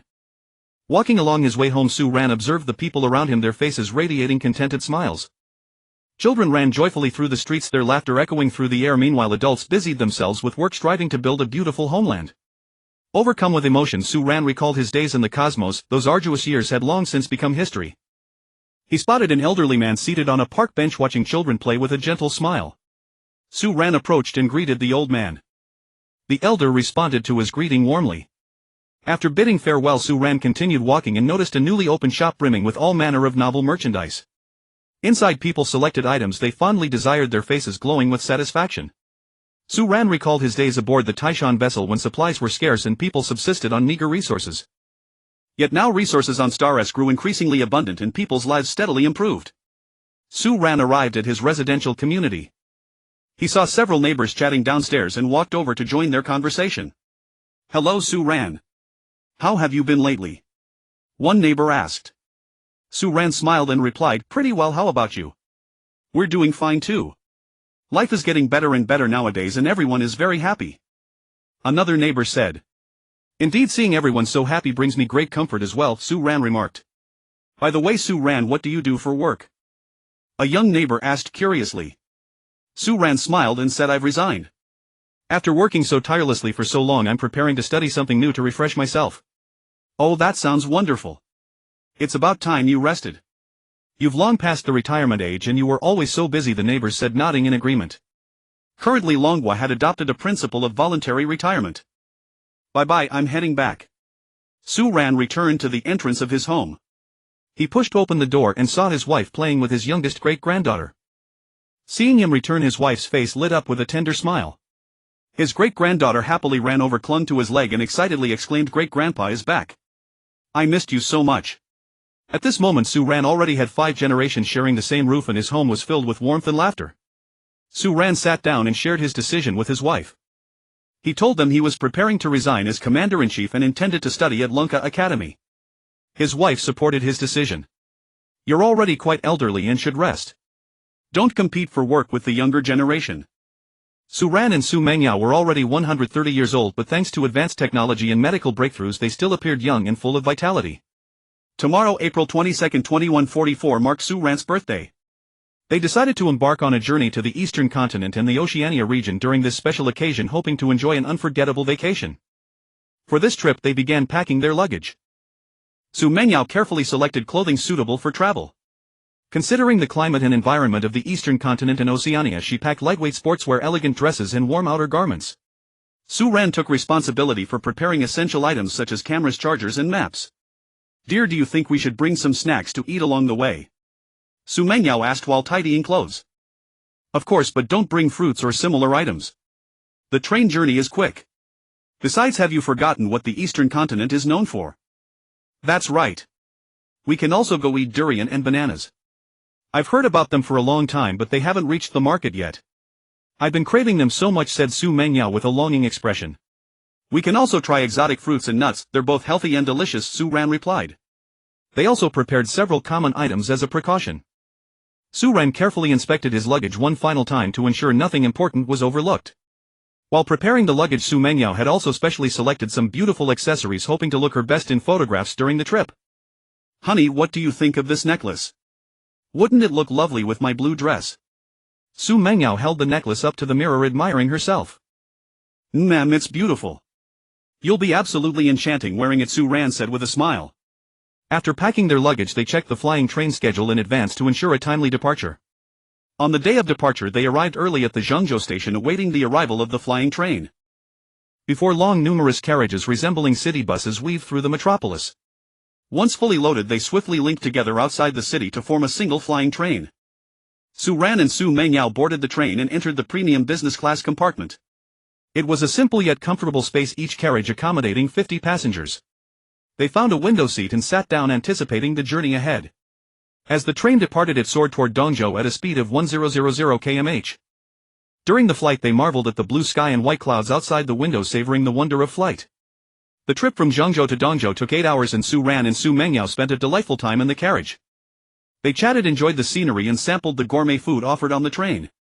8 hours later, as the train flew at a high altitude, an announcement echoed through the carriage: Dear passengers, welcome to Dongzhou.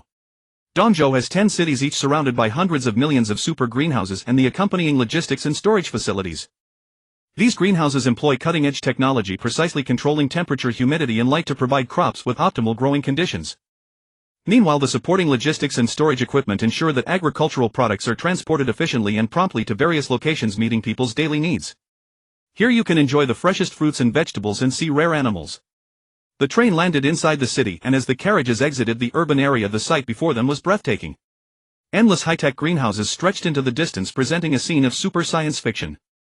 The boundaries of the greenhouses were encircled by a translucent energy shield. This shield not only repelled external interference and intrusion, but also regulated the climate and environment inside, ensuring crops grew under the most suitable conditions. Su Mengyao slowly approached a greenhouse, reached out her small hand and poked the transparent shield, asking in confusion, Honey, what is this? Su Ran looked at his wife, who was over 130 years old yet acting like a child, and chuckled. This is a technology we learned from Duqin. I don't know the exact principle, it seems to be related to some kind of formation. Su Ran gave an awkward smile and took Su Mengyao to a pick-your-own greenhouse. Not every greenhouse was open for visits. Entering the greenhouse, the first thing that caught their eyes was a passageway several hundred meters long. On both sides stood rows of lush trees laden with bright red apples that resembled glowing lanterns. These crops were no ordinary varieties, they were genetically modified super apples with extremely high yields and nutritional value, maturing in just 3 months. Su Ran and Su Mengyao picked a crimson apple, took a bite, and the sweet juice burst in their mouths, the texture crisp and refreshing. Su Mengyao smiled and said, Honey, these apples are so delicious. They seem even sweeter than the ones we ate as children. Su Ran nodded. Indeed, technology today is truly amazing to produce such tasty apples. Su Mengyao teased him, but you're a 130-year-old man yet you still act like a greedy kid. Su Ran pretended to be annoyed. You're one to talk, you're enjoying every bite too. As they ate the apples, they listened to the staff's introduction. They learned that the greenhouse had no traditional irrigation system, instead it used a nanotechnology-based smart irrigation device that precisely controlled water and nutrient supply, ensuring each plant received optimal nourishment. Walking through such a vast greenhouse, they gradually grew tired. So Su Ran summoned 2 hoverboards. They stepped onto the boards and glided smoothly out of the super apple greenhouse. Outside the greenhouse, they could clearly see workers inside, dressed in high-tech protective suits and holding smart devices, intently monitoring the growth of the crops. These devices could analyze the crop's genetic information, growth status, and pest conditions in real time, and promptly relay the data to the intelligent control center. Su Ran looked at the busy workers and said to Su Mengyao, Look at these young people, so full of drive. We're old now. Su Mengyao shot him a glance. Old? What old? You're still young at heart. Besides, the way we look now, who would believe we're 130? The hoverboards took them to the greenhouse exhibition center, where they saw the massive intelligent control center, the brain of the greenhouse. The supercomputer in the control center could comprehensively monitor and manage the entire greenhouse. It analyzed data to devise optimal planting plans and resource allocation, ensuring efficient operation. Afterward, Su Ran and Su Mengyao visited the novel plant cultivation room. In the greenhouse they saw durians that looked like bananas. Gently peeling the yellow skin, they were instantly enveloped by the rich aroma of durian. They tasted the durian banana. Its unique flavor combined the intense fragrance of durian with the soft sticky texture of banana. Su Ran chuckled. What a peculiar fruit. I wonder who came up with this idea. Su Mengyao said, it must be those scientists, they always come up with novel things. They watched robots working busily. Some were sowing and fertilizing, others harvesting and transporting, all in perfect order. Honey, I'm thirsty, Su Mengyao said, shaking Su Ran's arm like a little girl. Su Ran looked around and noticed someone drinking an orange coconut, instantly understanding. Alright honey, I'll buy you one. He affectionately patted her head. The orange coconut had a peel like an orange, easy to remove, revealing snow-white coconut meat that made one's mouth water. They visited many other novel fruits such as purple strawberries and blue watermelons, a feast for the eyes. Some towering trees already reaching hundreds of meters in just 3 years were samples collected from Yanxing, cultivated and improved to thrive here. Su Ran and Su Mengyao immersed themselves in this world of novelty and technology, feeling the immense transformation technology had brought to agriculture. After spending a few days in Dongzhou, they headed to Dayan for sightseeing and to visit Yueshi, who was having a wonderful time there. The train flew over Dayan, beneath them the azure sea glistening with ripples. They spotted some peculiar marine creatures which filled them with excitement. Wow, look at that creature, it's so exquisite. Su Mengyao exclaimed, pointing out the window, her eyes sparkling with delight. Indeed, it's quite peculiar. The marine ecosystem here is truly abundant, Su Ran remarked, gazing at the scene with an appreciative nod. The train slowly descended at a station by the ocean. They disembarked and with light steps made their way to the seaside. The sand was pristine and fine, soft as silk, while the seawater was crystal clear and shimmered with glistening waves. They strolled leisurely along the beach, fully basking in the warmth of the sun and the embrace of the sea breeze, savoring the beauty of nature. This is so blissful, I wish I could stay here forever, Su Mengyao said, enraptured. She closed her eyes and took a deep breath of the fresh air. We can come here often for vacations in the future and enjoy the beauty of nature, Su Ran said with a smile, taking Su Mengyao's hand, his gaze tender. Su Mengyao gazed at the ocean and murmured, I wonder how Yushi is doing here. Suddenly the seawater surged, forming a massive water sphere that hurtled toward Su Ran and Su Mengyao. Su Ran looked on in astonishment, filled with confusion. What's going on? Su Mengyao laughed. It must be Yushi being playful. She lives in the ocean, this is her way of greeting us. The water sphere dispersed before them, transforming into countless droplets that fell like a cool, refreshing rain. Su Ran smiled. Hello there, Yushi. Yushi materialized from the air, speaking cheerfully. Su Ran, Su Mengyao, you're here. I'm so happy. Su Mengyao asked with concern, Yushi, how are you doing here? Are you happy? Yushi stirred up a wave with the seawater and replied, I'm very happy here. The ocean is vast and I can swim freely. Su Ran smiled. That's good to hear. Seeing you happy makes us happy too. Yushi then shaped the clouds into various forms, saying joyfully, I can also play with other sea creatures, it's so much fun. Su Ran said, we came to travel this time and want to see the ocean scenery. Do you have any recommendations?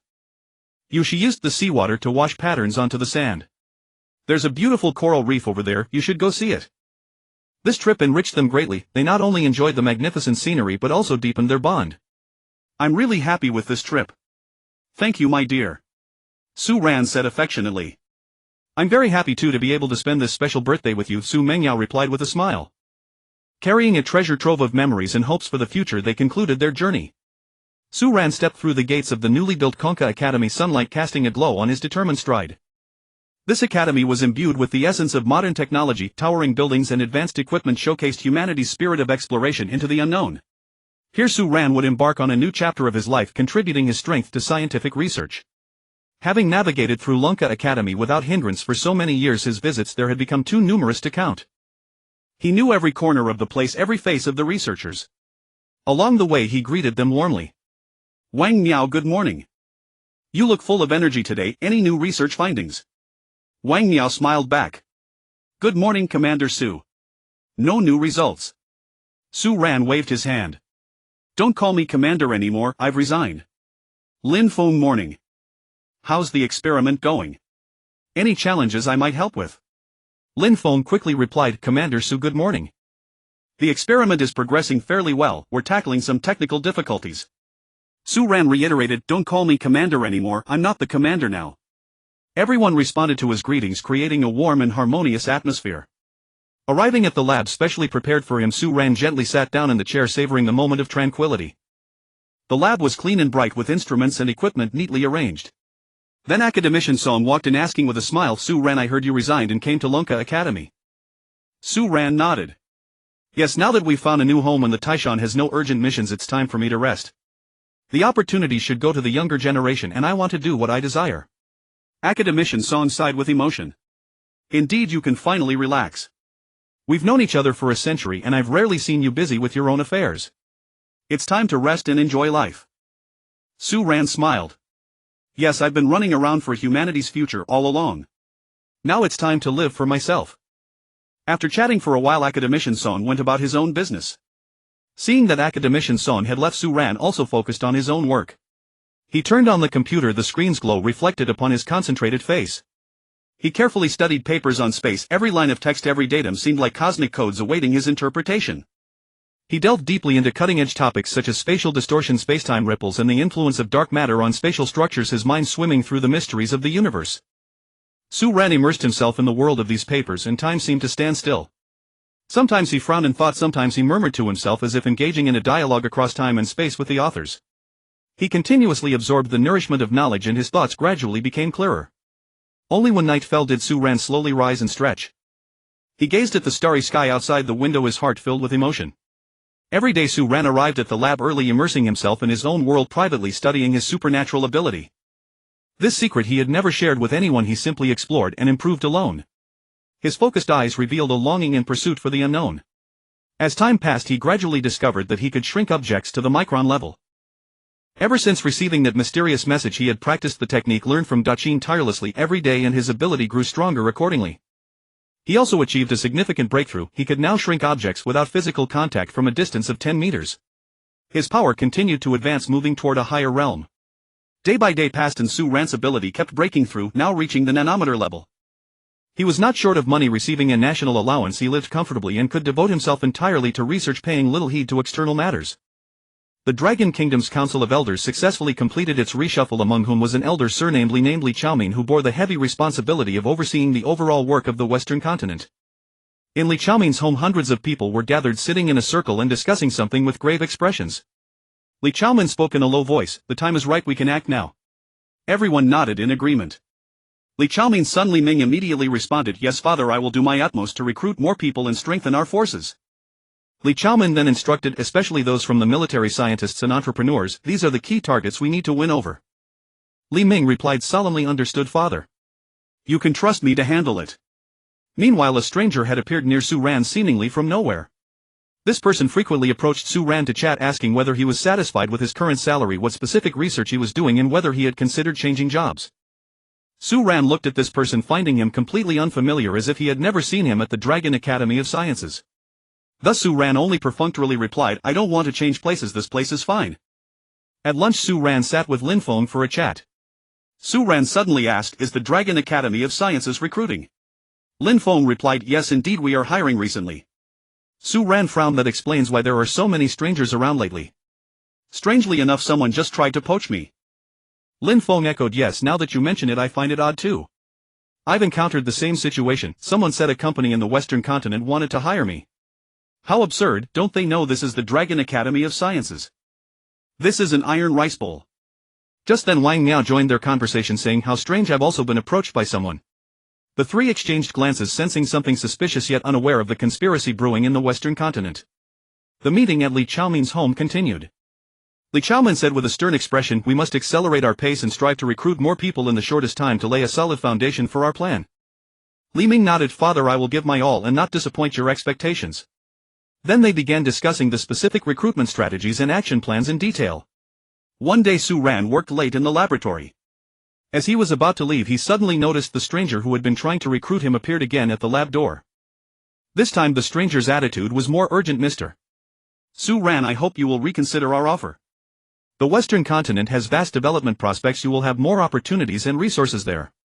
Su-ran frowned and said firmly, "I've told you I don't want to change places. I am satisfied with my work here." Seeing Su-ran's resolute attitude, the stranger left dejectedly. Such situations were widespread across the Dragon Kingdom. Suddenly a deafening explosion shattered the silence, jolting Su Ran awake from his sleep. He sat up in shock, his gaze urgently turning toward the direction where the Taishan was docked. Their billowing black smoke rose and flames shot into the sky as if the entire sky was dyed a fiery red. Gazing at the horrifying scene, Su Ran felt a surge of intense unease and a foreboding premonition. He quickly jumped out of bed, fumbled for his communication device and urgently called his assistant on the Taishan. However, only a busy tone came from the other end and the call could not be connected. Su Ran's heart raced faster and fine beads of sweat appeared on his forehead. He muttered anxiously, "What's going on? Why can't I get through? Has something happened to the Taishan?" He dared not think further, quickly got up, turned on his computer and tried to contact the AI Xiaoxin. But no matter how he tried, Xiaoxin's mainframe remained offline as if it had vanished from the world. Su Ran's brows knitted tightly. He realized the severity of the situation and was filled with doubt. What exactly is happening? Is it an accident or sabotage? Who in the Dragon Kingdom would dare do such a thing? Could there be spies? These imperialists never give up, damn them, even in the interstellar age they still haunt us. Countless questions swirled in Su Ran's mind, a mix of anger and worry making him extremely restless and uneasy. He aimlessly scrolled through his smart terminal hoping to find some clues or news. Suddenly a video popped up on the terminal. In it, Li Chaomen stood on a high platform smugly declaring the independence of the Dragon Kingdom and the establishment of the Jewish kingdom. He shouted, "I am a descendant of Judah, I will restore the kingdom of Judah. Now I call upon all descendants of Judah in the Dragon Kingdom to come to the Western continent and build our nation together." Su Ran, seeing Li Chaomen's arrogant face, trembled with rage and cursed angrily, "This bastard! 200 years ago Hitler was too merciful, they should have been completely eradicated. These people are the cancer of the world." While Su Ran fumed inwardly, the Grand Elder had already decisively dispatched the military swiftly surrounding the Western continent and forming a tight encirclement. At the same time, the Grand Elder sent negotiators to try to engage with Li Chaomen, hoping for a peaceful resolution.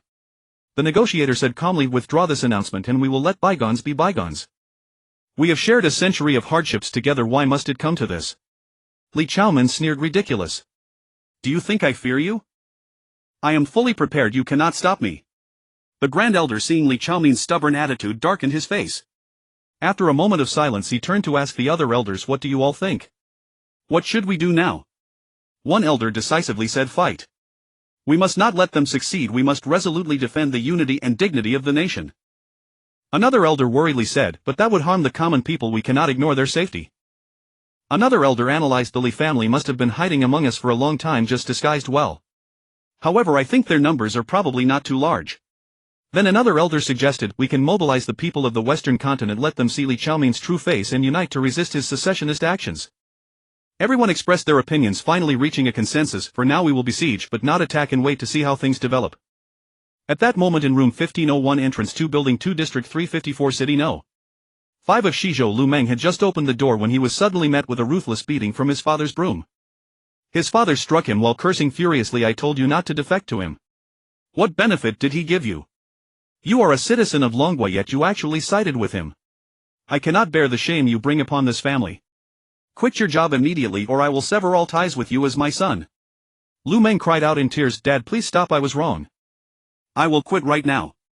I was blinded by their promises and interests." After a short while, Lu's father, exhausted from the beating, finally relented. Such scenes were unfolding in every household across Shizhou. Those who had been swayed by Li Chaomen, regardless of whether they were entrepreneurs, commanders or soldiers, were all brought back to their senses by their parents' strict discipline.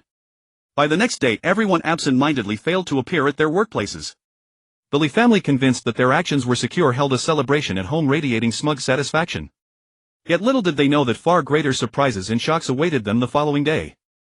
The next day, Li Chaomen arrived at his office in high spirits, striding with a light step and a grin of self-satisfaction plastered on his face, as if he could already see the bright future he had envisioned. However, the moment he pushed open the door, he was stunned by the unnerving silence within the office building.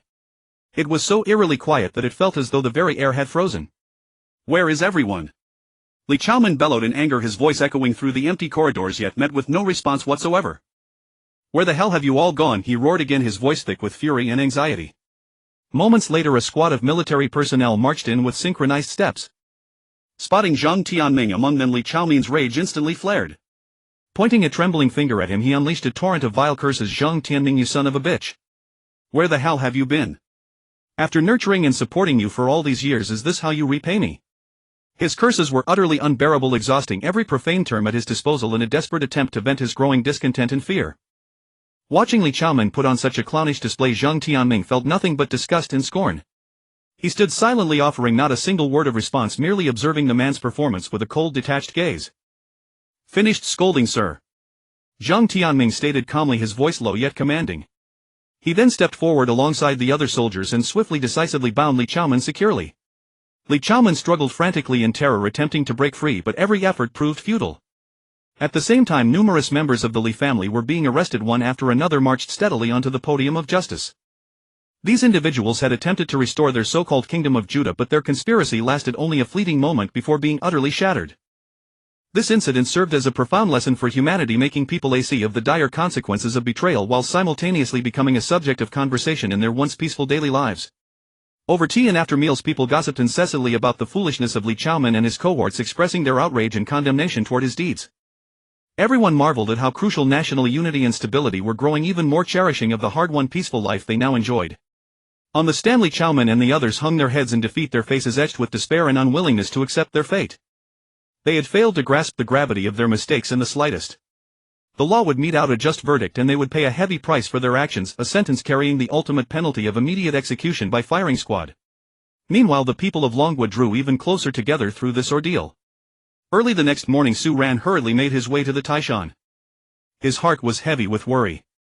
He paid no heed to petty squabbles or gossip. His sole concern lay with the condition of the Taishan, for this vessel had consumed so much of his dedication and life's work. Upon arriving at the Taishan, he breathed a slight sigh of relief upon seeing that the spacecraft had sustained damage in only one area.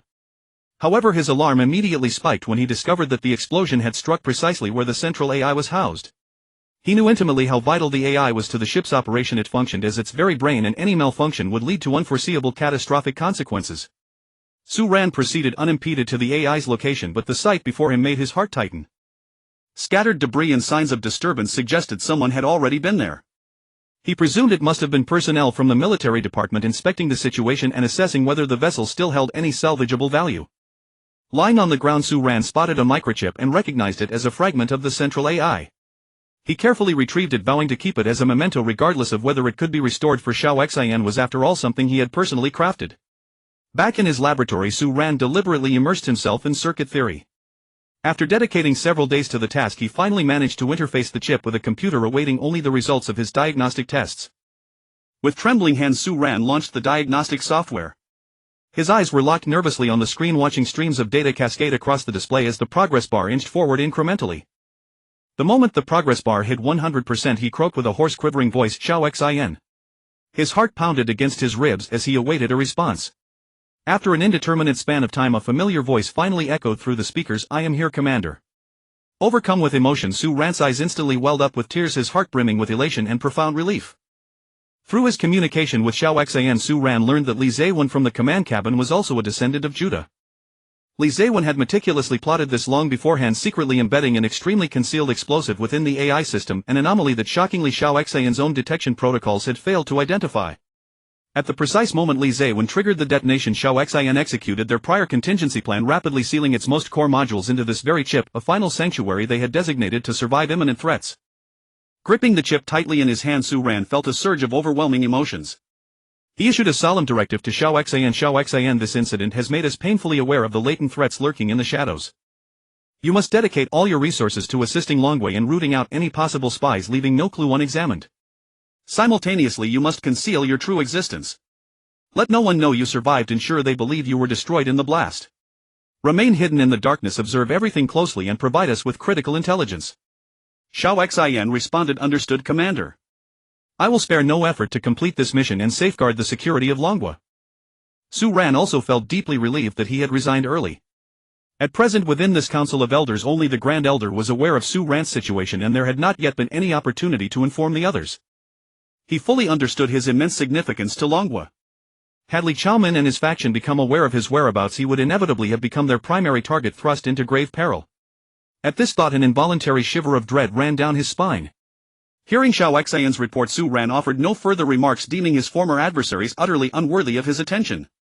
Su Ran paid little heed to the subsequent developments, firmly believing that the laws of Dragon Country would deliver the punishment Li Chaomen and his accomplices deserved.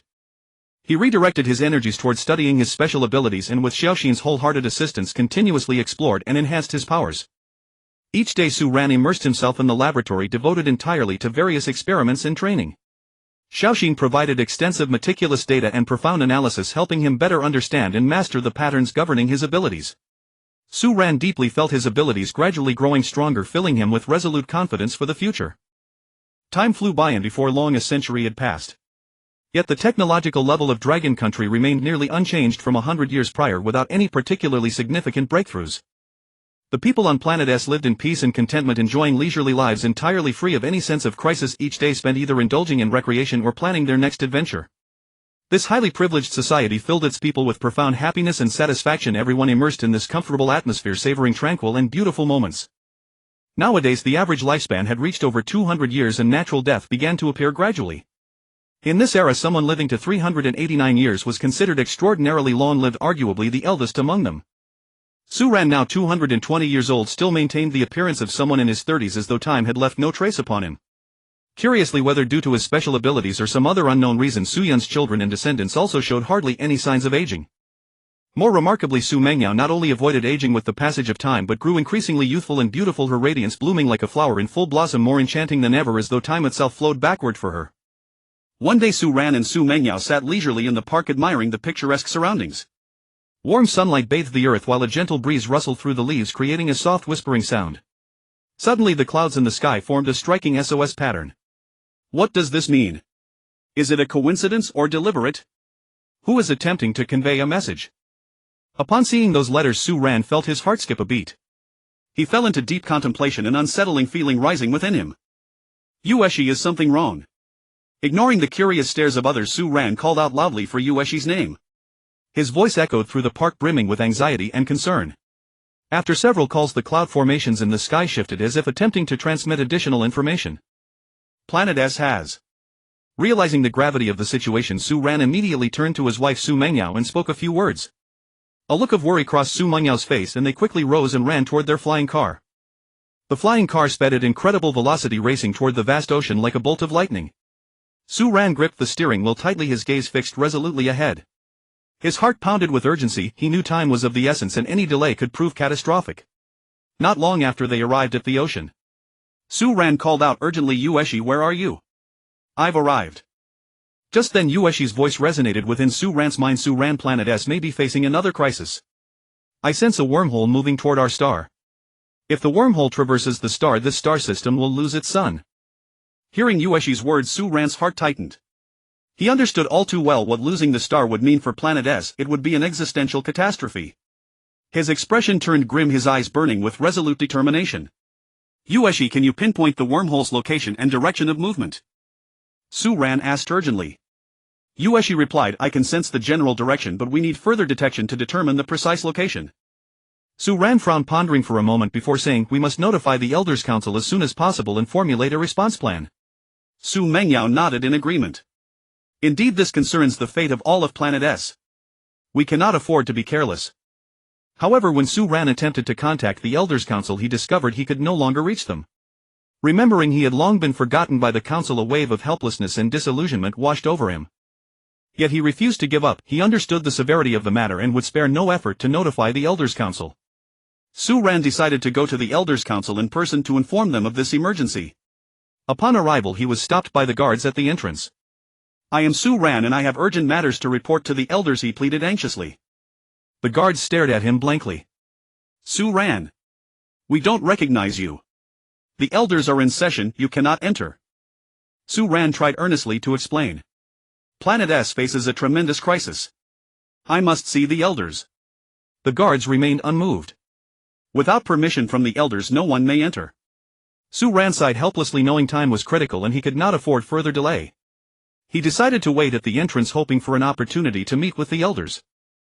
Inside, an important meeting was underway. The Grand Elder and other elders were discussing routine affairs, completely unaware of Su Ran's arrival. Su Ran paced anxiously at the entrance, each passing minute intensifying his urgency. He kept wondering how he could make the elders believe his words. Just then a young staff member emerged from the council. Noticing Su Ran lingering at the entrance, he approached and asked, "May I assist you with something?" Su Ran quickly replied, "I am Su Ran. I have critical information regarding a crisis on Planet S that I must share with the elders." The young staff member studied Su Ran for a moment and said, "Please wait a moment. I'll go inform them. After a short while the young staff member returned and told Su Ran, the Grand Elder requests your presence. A flicker of hope ignited in Su Ran's heart as he hurriedly followed the staff member into the council chamber. Entering the chamber he found the Grand Elder and other elders seated, their expressions grave. Grand Elder, I am Su Ran. Planet S is in danger. A wormhole is moving toward our star and could cause us to lose it entirely, Su Ran stated urgently. The Grand Elder regarded Su Ran with a hint of confusion. Su Ran. The name rings a faint bell. Are you certain the situation is as dire as you describe? Su Ran affirmed firmly. Grand Elder, this is genuine. We must act without delay. The Grand Elder pondered for a moment before responding. Very well. Explain the situation in detail. Su Ran took a deep breath and began to recount the information he had obtained from Yushi along with his analysis of the wormhole crisis. His voice was steady and resolute, every word laden with concern for the future of Planet S. He said according to Yushi's perception this wormhole is moving at an alarming speed. If we fail to take immediate measures it is highly likely that the star will be devoured by the wormhole. Once the star is lost, Planet S will be plunged into darkness and freezing cold. The ecosystem will be ravaged and our very survival will face an immense threat. The elders listened to Su Ran's words and fell into deep contemplation. Their faces turned grave, their eyes reflecting the gravity of the situation. They realized the severity of the problem, but further discussion was still needed on how to tackle this crisis. One elder spoke slowly. We should immediately organize scientists to monitor and study the wormhole, determining its exact location and trajectory. Only in this way can we gain a better understanding of this wormhole and formulate more effective countermeasures. Another elder added, at the same time we must devise contingency plans and prepare ourselves for the crisis. We cannot wait until the crisis strikes to begin acting. We must be prepared in advance to deal with any possible scenarios. The Grand Elder nodded and said, your suggestions are all very reasonable. We must act swiftly to ensure the safety of Planet S. This is our responsibility and our mission. Su Ran said, I am willing to contribute my strength to confront this crisis. I will do everything in my power to help everyone overcome this ordeal. The Grand Elder looked at Su Ran, a glint of approval flashing in his eyes, and said, good. We will arrange for you to participate in the relevant work. You have rich experience and knowledge and I believe you can provide us with much assistance. Su Ran felt a slight relief. He hoped the elders would take the matter seriously and take timely measures to save Planet S. He waited anxiously outside the door, eager to hear the elders' decision. Soon a person approached and said to Su Ran, Mr. Su, the Grand Elder suggests that you return home first. We will decide after the meeting and notify you. Su Ran felt a profound sense of disappointment. He had been fully expecting that the news of the wormhole crisis he brought would garner the elders' utmost attention, but reality had let him down. He knew well the severity of the wormhole crisis, understanding that this might be another major challenge facing humanity. He yearned to contribute more to tackling this crisis, yet the elders' response made him feel that his concerns were not fully understood. Returning home, Su Ran paced back and forth in his room, his mind unsettled. He kept pondering what else he could do to help everyone through this crisis. He realized that relying solely on the elders' decisions was insufficient. Everyone should do their part to protect their homeland. I must take action. Su Ran muttered to himself. He decided to reorganize all the information he had gathered about the wormhole, trying to find overlooked details or potential solutions. He sat at his desk, turned on the computer and began to carefully review various relevant materials, delving into the formation principles, characteristics and possible impacts of the wormhole on Planet S. Yet despite his immense efforts he still seemed unable to find a practical solution. Every theory and hypothesis was fraught with uncertainties, leaving him deeply frustrated. He couldn't help but doubt his own abilities. Could he really find a way out of this crisis? To relieve the pressure, Su Ran decided to take a walk, hoping to calm his mind. He strolled along the streets where people were still immersed in their leisurely lives, laughter and cheerful voices filling the air. They seemed completely oblivious to the impending danger, a fact that stirred a sense of helplessness in Su Ran. He wished so much that everyone could unite to face this crisis together. Unconsciously, Su Ran arrived before the Taishan. Gazing at the spaceship that had once carried humanity's hopes now lying derelict, he couldn't help but sigh. I wonder if humanity can survive this crisis again. He recalled the days of drifting through the cosmos, the difficult times and countless life and death trials. Now facing the wormhole crisis he felt an unprecedented pressure and sense of responsibility. The Taishan stood silently, its hull covered with the marks of time. The once sleek metal shell was now rusted and scarred. Most of the cabin windows were shattered, revealing dark interiors that seemed to speak of its desolation. The markings and patterns on the hull were blurred and barely recognizable. Scattered around on the ground were discarded parts and tools, a chaotic mess. The thrusters at the stern were coated in dust and grease as if they hadn't been activated in a long time. The entire Taishan looked like an aged elder silently watching over this place. Gazing at the spaceship that had once carried humanity's hopes now lying derelict, he couldn't help but sigh. I wonder if humanity can survive this crisis again. He recalled the days of drifting through the cosmos, the difficult times and countless life and death trials. Now facing the wormhole crisis, he felt an unprecedented pressure and sense of responsibility. Leaning against the Taishan, Su Ran sat down quietly, his thoughts drifting far away. He reminisced about his youthful dreams and ambitions and the countless hardships he had endured to achieve them.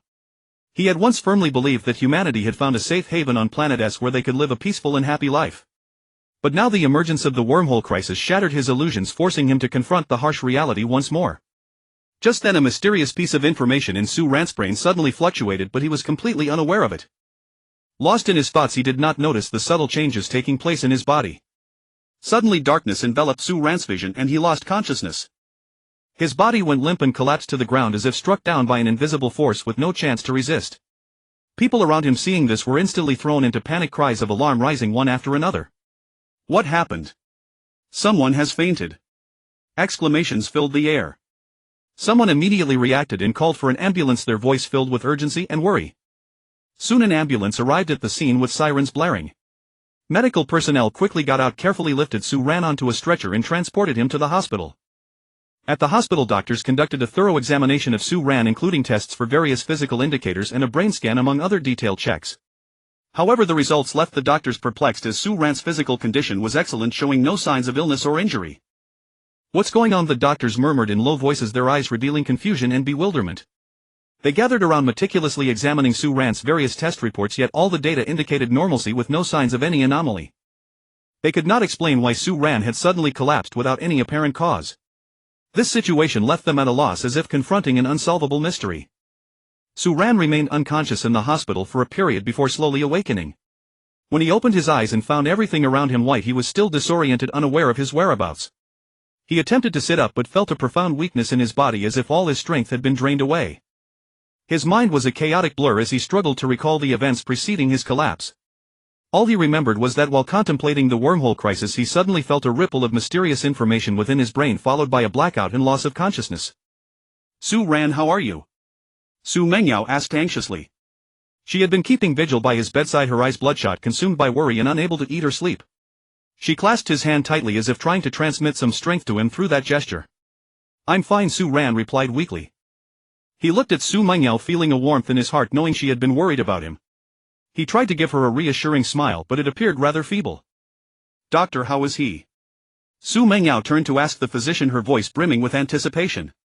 She longed for good news that might ease her heart. For now there seems to be nothing wrong with his body, but we need to observe him further, the doctor said, a note of uncertainty in his tone. He looked at Su Ran, equally puzzled, wondering why this patient had suddenly fainted without any discernible medical cause. Su Mengyao breathed a sigh of relief. The doctor said, there's nothing wrong with you and they couldn't find any issue, but they don't know why you fainted. She looked at Su Ran, her eyes filled with concern. She gently stroked his hand, hoping he would recover soon. Su Ran furrowed his brow, trying to recall the moments before his collapse. He remembered that he had been pondering the wormhole crisis when he suddenly felt a ripple of mysterious information in his brain, and then everything went black as he lost consciousness. He felt this incident was highly peculiar, possibly linked to the mysterious information in his mind, but he could not pinpoint the exact cause. I don't know why this happened either, Su Ran said. His voice was very low, as if he were talking to himself. He tried to sort out his thoughts, but his mind remained in disarray.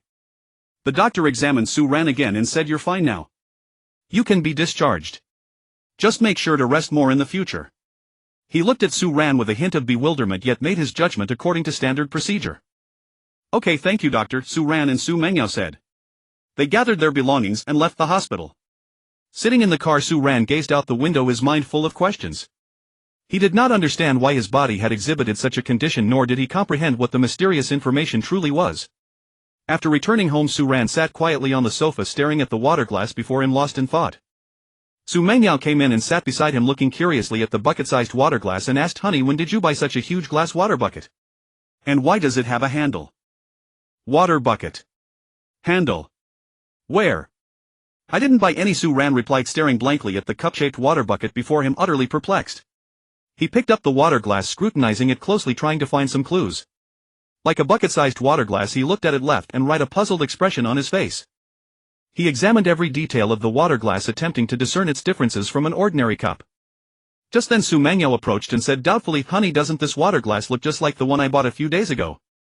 She leaned in to examine the glass closely. "How can it be so huge? It was only palm-sized before. How did it become this big? How did you do it?" Her brows knitted together, her eyes full of confusion. Su Mangyao coquettishly said to Su Ran, "Honey, it wasn't you who did this, was it? I know your ability can shrink objects, but I've never heard of it making things bigger. Honey, did you accidentally trigger your ability or something causing this water glass to expand?" She tugged at Su Ran's arm, her eyes brimming with anticipation. After hearing Su Mangyao's words, Su Ran also felt a doubt arise. Could it really be my ability? He began to recall the times he had used his ability but found no indication of any magnification-related manifestation. To verify his speculation, Su Ran decided to conduct an experiment. He focused his mind attempting to use his ability to enlarge a small ornament nearby. Instantly the ornament expanded to the size of a table. Then he turned his gaze to a fruit, concentrating on making it larger. A miracle occurred. The fruit gradually grew, finally becoming several times its original size. Su Ran stared in astonishment at the scene before him, muttering to himself, "When did I gain the ability to enlarge objects? Could it be related to this fainting spell?" He recalled the incident where he fainted in front of the Taishan house, suspecting that this might be the reason for the change in his ability. He furrowed his brow, sinking into deep thought, trying to recall every detail before his collapse, hoping to find some clues. Subsequently, Su Ran experimented with other objects and discovered that the effect of the enlargement ability was similar to the shrinking ability, though not as powerful. He thought to himself, perhaps it will upgrade further. He wasn't sure if this was self-comfort or confidence in his ability, but he decided to continue exploring its potential. Suddenly another question occurred to Su Ran. This ability completely defied the law of conservation of mass. To investigate whether the change had altered the material's properties, Su Ran called Academician Song from the Lunka Academy, whom he hadn't contacted in a long time. When the call connected, Su Ran heard Academician Song's familiar voice. "Hello Su Ran, what made you think of calling me?" Su Ran said, "Academician Song, how have you been lately?" Academician Song replied, "Not bad, just busy." "And you?" Su Ran said, "I'm fine too, but I've encountered something strange." Su Ran then briefly explained the situation of the water glass becoming larger and his conjectures. After hearing this, Academician Song showed great interest in the phenomenon and said, "Su Ran, this discovery is very important. We need to conduct research as soon as possible." Su Ran said, "That's exactly what I thought, which is why I contacted you. I want to bring these items to the Lunka Academy for everyone to study." Academician Song agreed, saying, "All right, come over as soon as possible. We'll organize experts to conduct in-depth research." Academician Song chuckled, "How this might be a new discovery, perhaps bringing a breakthrough to our research." His eyes sparkled with excitement as if he had glimpsed a new hope for scientific exploration. Su Ran replied, "I hope so. I'll prepare and head over shortly." His tone carried a hint of anticipation but also a trace of concern about the unknown consequences. Academician Song said, "All right, I'll wait for you." He nodded, showing support for Su Ran's decision. After hanging up, Su Ran told Su Mangyao, "I need to go to the Lunka Institute. This matter must be clarified." His expression was grave, his gaze resolute. Su Mangyao nodded, "Go ahead. I'll wait for you at home." She understood his decision and grasped the importance of this matter. Su Ran took his water bottle and other experimental items, heading to the Lunka Institute. Along the way his mind was a whirlwind of complex emotions and thoughts. He was both curious about the transformation of his ability, eager to unravel its mysteries, and worried about the unforeseen consequences, for this phenomenon that defied the law of conservation of mass was exceedingly rare. Upon arriving at the Lunka Institute, Su Ran met Academician Song and other experts. They immediately began studying the items, measuring, analyzing and discussing, an atmosphere thick with tension and fervor. Everyone was fully absorbed in their work, hoping to find answers quickly. Su Ran watched from the sidelines, his heart filled with anticipation. He hoped that through this research he could uncover the veil over the transformation of his ability and find the answers. He fixed his gaze on the scientist's operations, silently praying for a favorable outcome. After a series of precise tests and in-depth analysis, the scientists ultimately confirmed that these materials had undergone no change in their properties. This discovery left them utterly astounded, for the phenomenon of objects enlarging or multiplying from fewer to more completely defied the law of conservation of mass they knew so well. "This is absolutely incredible," exclaimed a young scientist, his eyes wide, his face a mask of disbelief. "We've never encountered anything like this. Could it be that matter or energy is borrowed from another spacetime?" Another scientist proposed a bold conjecture, his eyes revealing a thirst for the unknown. Everyone engaged in a heated discussion around this hypothesis. Each voiced their own perspective, attempting to explain the phenomenon from different angles.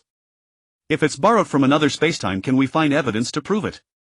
Academician Song frowned, tapping his fingers lightly on the table, lost in thought. Perhaps by further studying the process of objects enlarging or multiplying we might detect space-time fluctuations or other anomalous signs. Su Ran mused, his eyes revealing a steadfast determination. Thus the scientists plunged back into research seeking any clues related to spacetime. They employed more advanced instruments and techniques, conducting meticulous observations and analyses of the objects. They left no detail unexamined, hoping to find a breakthrough. After a series of precise tests and in-depth analysis, the scientists detected absolutely no energy fluctuations. This baffled and frustrated them immensely. Although the phenomenon completely violated the law of conservation of mass, they had no choice but to accept the reality Su Ran could indeed enlarge small objects. "This is so strange, we can't detect any energy changes at all," a scientist said with a frown, his face full of confusion. "Yes, this is entirely beyond our understanding," another scientist echoed, shaking his head helplessly. After a moment of contemplation, academician Song said, "For now we can only accept the fact that Su Ran's ability can indeed transform objects from small to large." His tone carried a note of resignation but also a burning desire to explore the unknown. Su Ran was equally astonished. He himself didn't understand why this was happening. "I don't know why either. I just suddenly discovered I had this ability," Su Ran said, his face etched with bewilderment. Everyone exchanged glances, all incredulous at this mysterious phenomenon. They knew deep down that this discovery could profoundly impact scientific research, yet for now they could not fathom its secrets. "Perhaps we need to study Su Ran's ability further to see if we can find more clues," academician Song proposed, his eyes reflecting a resolute determination. The others unanimously agreed, deciding to continue an in-depth investigation of Su Ran's ability, hoping to unravel the enigma. They knew this was a formidable task, but they also believed that as long as they persevered they would eventually find the answers. In the days that followed, the scientists conducted various tests and observations on Su Ran, attempting to identify the patterns and principles of his ability. Su Ran exercised his ability in different environments, recording every change and data point. Whether in the confined space of the laboratory or the natural setting outdoors, he cooperated fully with the scientists' experiments. They scrutinized the process of Su Ran's ability activation, missing no subtle variation. In the lab, various precision instruments glowed, monitoring the energy fluctuations and material transformations triggered by the ability. Outdoors, the scientists focused on recording the impact of the surrounding environment on the ability and its effect on nearby objects. They also had Su Ran attempt to enlarge different types of objects, observing whether there were specific limitations or conditions. From tiny electronic components to massive mechanical equipment, from soft textiles to hard metals, Su Ran tried them all. The scientists watched each experiment's outcome with tense anticipation, recording changes in the object's shape, size, mass, and other aspects under the influence of the ability. They tried to find patterns and regularities to reveal the essence of the ability. Yet despite their considerable efforts, they made no substantial progress. The results of each experiment varied, as if the ability's manifestation was largely random. Sometimes Su Ran could easily enlarge objects with a stable degree and speed of enlargement. At other times the ability seemed to lose control, causing erratic changes in the objects, even leading to unexpected situations. This uncertainty perplexed the scientists greatly. They continuously adjusted their experimental protocols, trying to find a way to resolve the issue. Finally, everyone learned about Su Ran's extraordinary abilities. At the observation station on Planet S, a professional astronomer was closely monitoring stellar activity through advanced equipment. His eyes were locked on the images displayed on the screen, missing not the slightest change. Suddenly he discovered an anomalous shift in the star. Substances began streaming out in organized waves, all converging toward a single direction. The anomaly immediately raised his alarm. Something was deeply wrong. The astronomer quickly reported the discovery to higher authorities, his voice filled with urgency and dread. "Report. I have detected an abnormal change in the star. Organized matter is being expelled. This may be a precursor to the wormhole crisis." The news cascaded through the chain of command at the speed of lightning, ultimately reaching the Elder Council. Upon learning of this, the elders immediately grasped the gravity of the situation. Their expressions turned grave. As Su Ran had feared, one murmured, "The wormhole crisis has truly arrived. Dispatch a shuttle immediately to investigate." The Elder Council issued their order without hesitation, their voices resolute. The shuttle surged forth like silver birds hurtling toward the star. After conducting close-range analysis, the scientists were stunned to discover that a wormhole was advancing toward the star. It was highly likely that the star would be consumed by the wormhole. Calculations indicated it would take approximately 1 year, though this might occur even sooner than expected. The scientists urgently reported this emergency to the Elder Council, their voices trembling with tension. "Elders, the wormhole is indeed moving toward the star, and its speed far exceeds our predictions. The star may be consumed well ahead of schedule." The Elder Council promptly convened an emergency meeting with department heads to formulate a strategy for the wormhole crisis. Inside the conference room, the atmosphere was heavy and tense, as though the very air had frozen. The elders bore solemn expressions, their eyes revealing unyielding determination. Department heads listened intently, absorbing every word spoken. According to the scientists' report, the star is likely to be consumed by the wormhole within approximately 1 year. The wormhole's approach speed is far greater than anticipated. We must develop a viable solution as swiftly as possible to ensure the safety of Planet S, an elder stated gravely. His voice echoed through the conference room, making every present individual feel the pressing urgency of the situation. The Grand Elder studied the report in his hands, his brow deeply furrowed. His tone weighed heavily. It seemed Su Ran was correct all along. We failed to take his warnings seriously enough, squandering nearly a month. Now the situation has grown far more critical. A trace of self-reproach flickered in his eyes. Notify the Dragon Academy of Sciences to develop a response plan at top priority, the Grand Elder declared firmly. We must devote every effort to confronting this crisis. His voice resonated with authority, instilling in everyone a profound sense of resolve. Understood. Grand Elder. Fourth Elder, who oversaw scientific affairs, replied with utmost seriousness, fully aware of the weight of his responsibility. Following the meeting, Fourth Elder immediately convened all academicians of the Dragon Academy of Sciences, demanding they spare no effort in researching the various transformations Planet S would undergo after the star's disappearance. Several days later, after relentless day and night efforts, the scientists of the Dragon Academy of Sciences finally completed their study of how Planet S would change once the star vanished. Their report revealed that with every 10-degree drop in temperature, the changes on Planet S would become increasingly pronounced. When the temperature reached 0 degrees, Planet S would be plunged into an icy atmosphere. Many tropical plants would begin to suffer, growth would slow, and some cold-intolerant species would gradually perish. Animals would feel the biting cold and start searching for warmer habitats. Oxygen levels would begin to decline. Once vibrant forests would fall deathly silent, their leaves encased in frost, while small creatures shivered in the freezing wind. When the temperature dropped further to -10 degrees, winter on Planet S would grow longer and harsher. Snowfall would intensify and rivers and lakes would begin to freeze. Most crops would struggle to survive, causing agricultural yields to plummet, a dire threat to human existence. People would require far more energy for heating, and energy consumption would surge dramatically. Thick snow blanketed the city streets and people trudged forward in heavy winter clothing, each step laborious. Should the temperature continue to fall to -30 degrees, Planet S would enter an era of extreme cold. Many animals perishing from the inability to adapt would signal a devastating blow to the ecosystem. Ocean surfaces might freeze over, drastically compressing the living space of marine creatures. Atmospheric circulation patterns would shift, potentially triggering frequent extreme weather events. Blizzards would ravage the land with howling winds threatening to devour everything in their path. When the temperature dropped to -50 degrees, the surface of Planet S would be buried beneath thick ice and snow, making survival nearly impossible for most land-dwelling creatures. Human living conditions would become extraordinarily harsh, requiring powerful heating systems to sustain life. Buildings might suffer structural damage from the cold, and transportation would face severe disruption. Cities would transform into frozen citadels, and people could only remain sheltered indoors, daring not venture outside. When the temperature fell further to -60 degrees, changes in Planet S's atmosphere would render the air thinner, posing even greater challenges to human breathing and survival. Deep-sea organisms would suffer catastrophic impacts, and many species might face extinction. The entire planet would seem to have entered its final days, with the breath of life growing ever fainter. At -70 degrees, Planet S would nearly lose its atmosphere entirely. The surface would become almost uninhabitable, with most terrain locked beneath ice and snow, rendering life unsustainable. Humans would be forced to rely on advanced technology and energy reserves to maintain their existence. Discovering new energy sources and survival strategies would become an urgent necessity. In this frozen world, humanity would face unprecedented challenges. The wormhole crisis meeting convened once more. The Grand Elder, his face grave, turned to the military representative and asked sternly, "Can our Taishan still be used? Can it be repaired?" The military official rose to his feet, his expression helplessly resigned. "Grand Elder, the current condition of the Taishan is far from favorable. It cannot be used, nor is repair feasible." The Grand Elder's brow furrowed as he pressed further. "Why not? What specifically prevents repair?" The official inhaled deeply before explaining. "Grand Elder, due to that incident decades ago, the smart brain suffered severe damage. We are currently unable to open the Taishan's hatches. Despite consulting all available records, we have found no solution to the hatch opening problem. You can ask the old-timers at the Dragon Science Institute, those who once participated in the design and construction." The Grand Elder spoke solemnly, his eyes revealing a glimmer of hope for solving the problem. His gaze was resolute and focused, as if contemplating the importance and urgency of the matter. "Understood. I'll see to it immediately."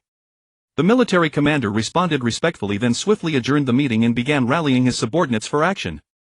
His movements were decisive and swift, showcasing the efficiency and execution of a soldier. The military commander led a team and rushed non-stop to the Dragon Science Institute. Throughout the journey their hearts were filled with anxiety, fully aware of the critical nature of this mission. Upon arriving at the Dragon Science Institute they conducted meticulous interviews with the elderly who had once participated in the design and construction of the Taishan. During the interviews the elders recollected the circumstances of those days. An old man with graying hair spoke slowly. The doors of the Taishan are indeed quite special. They can shrink and restore objects, which is why the seemingly modest-sized Taishan can accommodate the survival of 2 billion people. Back then we put a great deal of thought into designing these doors. His eyes were filled with nostalgia as if he had returned to that era of challenges. Another elder added yes, because all the construction data of the Taishan were stored in the intelligent brain. When the intelligent brain exploded those data vanished without a trace. His face bore an expression of helplessness. Moreover, the intelligent brain was the access control system of the Taishan. On the day of the explosion only one maintenance personnel surnamed Li was inside the Taishan. Nobody else was there for reasons unknown, and after the explosion none were found. Another elder added, his tone tinged with confusion as if harboring many unanswered questions about that incident. That's about all we know.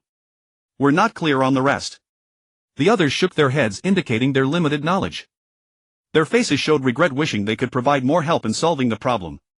Just then a young soldier rushed in breathlessly to report, panting heavily as if he had sprinted all the way.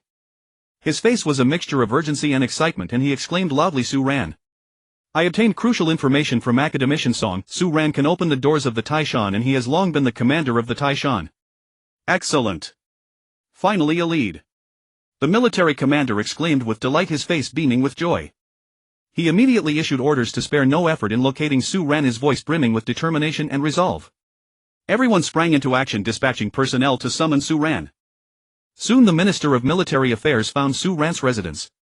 The scene around the neighborhood was awe-inspiring, filled with a tense and solemn atmosphere. Dozens of armored vehicles were neatly lined up at the entrance of the community, their bodies gleaming with a cold metallic sheen, standing like silent sentinels. Around the armored vehicles fully armed soldiers held advanced weapons, their eyes fixed steadfastly on the surroundings, their figures appearing exceptionally imposing under the sunlight. In the sky several helicopters circled, their rotors roaring deafeningly. Searchlights from the aircraft swept across the ground from time to time, illuminating every corner. The Minister of Military Affairs personally stepped out of the vehicle, leading a few attendants, and respectfully knocked on Su Ran's door. His expression was serious and solemn, his heart filled with anticipation for Su Ran. Su Ran opened the door and, seeing the array outside, felt a mix of surprise and confusion. He noticed the armored vehicles and helicopters, realizing the gravity of the situation. He furrowed his brow slightly and asked, "What's the matter? Why all this fanfare?" The minister quickly said, "Mr. Su Ran, sorry to disturb you. We have an urgent matter that requires your assistance." His voice was filled with earnestness and urgency. Su Ran frowned, looking at the minister's serious expression, and asked, "What is it that warrants such a grand mobilization?" The minister replied eagerly, "It's about the Taishan." "The Taishan? What about it?" Su Ran interrupted before the minister could finish. "The hatch of the Taishan cannot be opened. We were informed that you are the one who can open it, so we hope you can lend us your aid." Su Ran slapped his forehead. "Oh, it's been so long.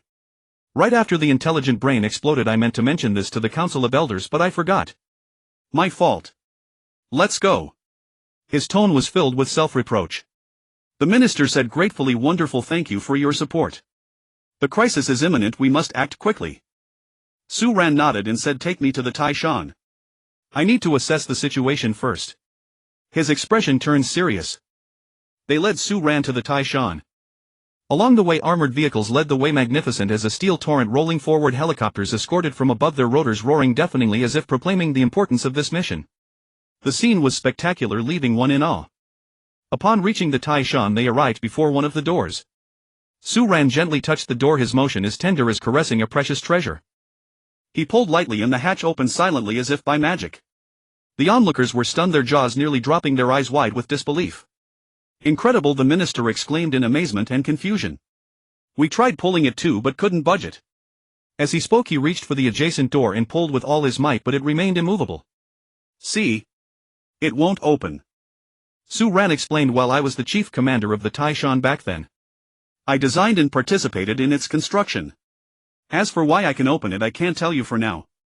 I'll first inform the Council of Elders and they will decide whether to disclose it." "Understood, Mr.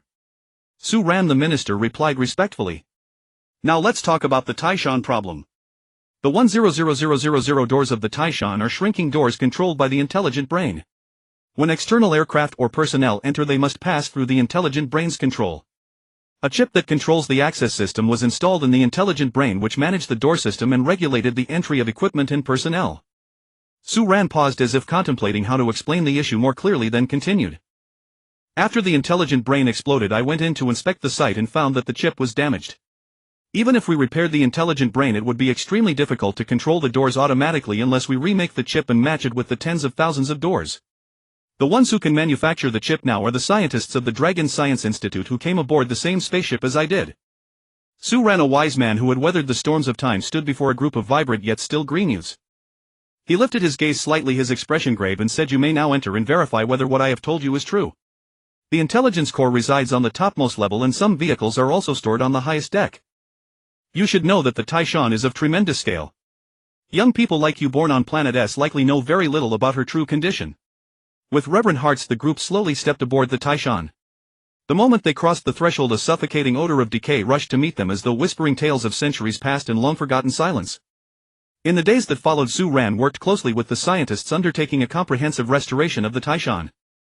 However, the Taishan had not operated in 100 years. All systems had ceased functioning. The air hung thick with rot and breathable atmosphere was virtually non-existent aboard the vessel. These conditions posed enormous difficulty to the restoration work. Yet they did not retreat. Instead, they pressed forward against overwhelming odds.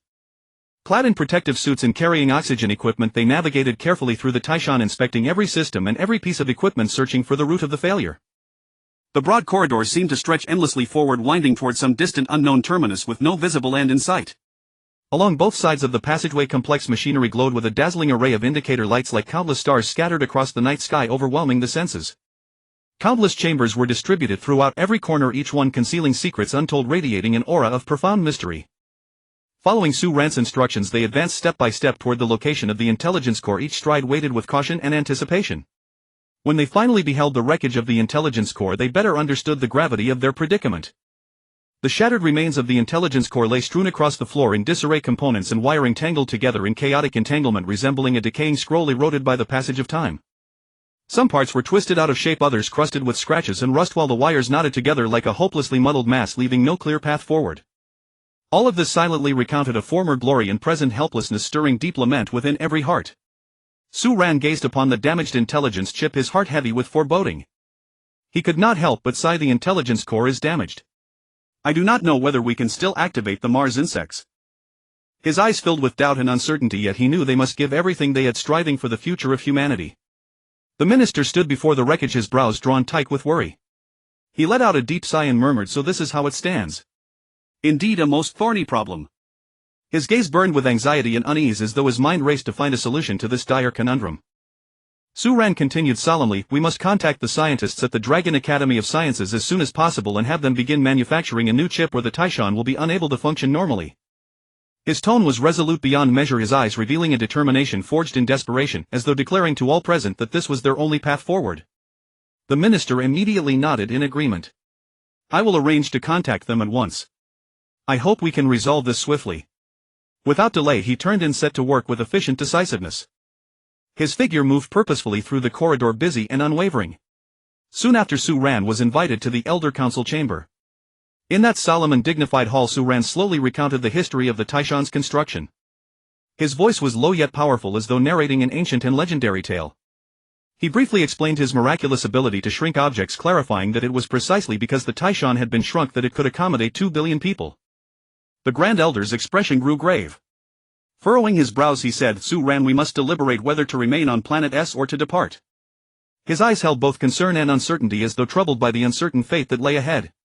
After a moment of contemplation, Su Ran spoke slowly, "Grand Elder, given your age, you may never have visited the Dachin. The Dachin is a planetary-class spacecraft. Its greatest technological achievement lies in gravity technology. Its immense gravitational field combined atmosphere, electromagnetic fields and ozone to a planet's surface, thereby creating a life-sustaining world. We may attempt the same approach, using gravity technology to create a stable habitable environment on the surface of Planet S, perhaps shielding us from the threats posed by the wormhole crisis." The Grand Elder listened and gave a slight nod, falling into deep thought. A glimmer of consideration flickered in his eyes as he weighed the feasibility of the proposal. After a pause he murmured, "This idea is quite ingenious, but do we currently possess the technical capability to achieve it?" Su Ran also fell silent, his gaze profound and far-reaching. He then added, "There is hope for us.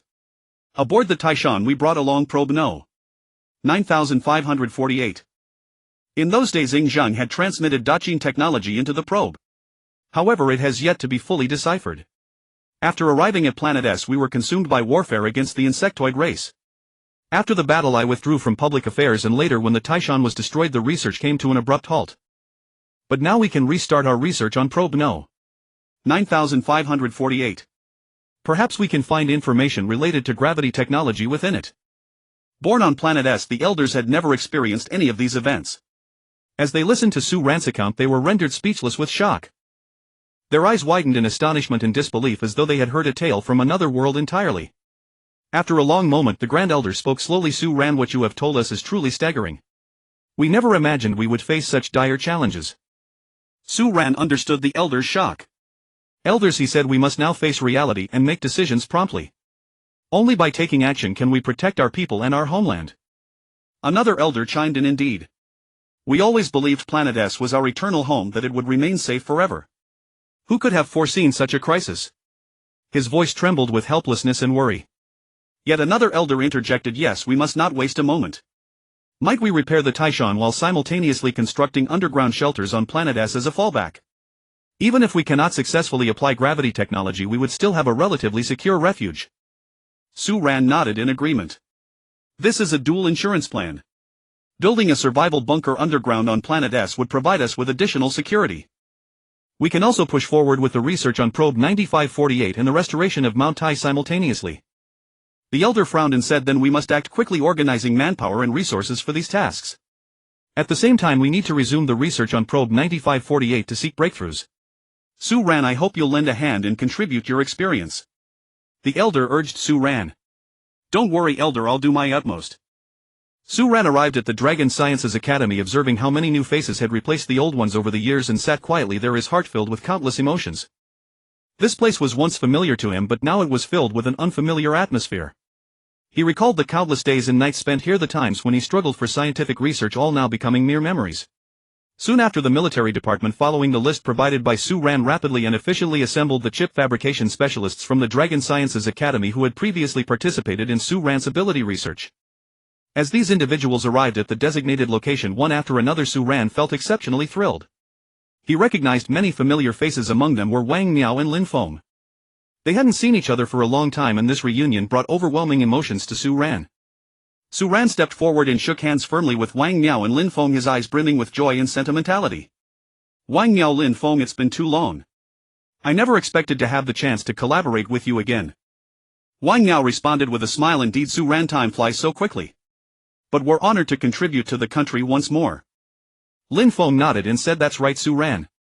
How have you been over these years?"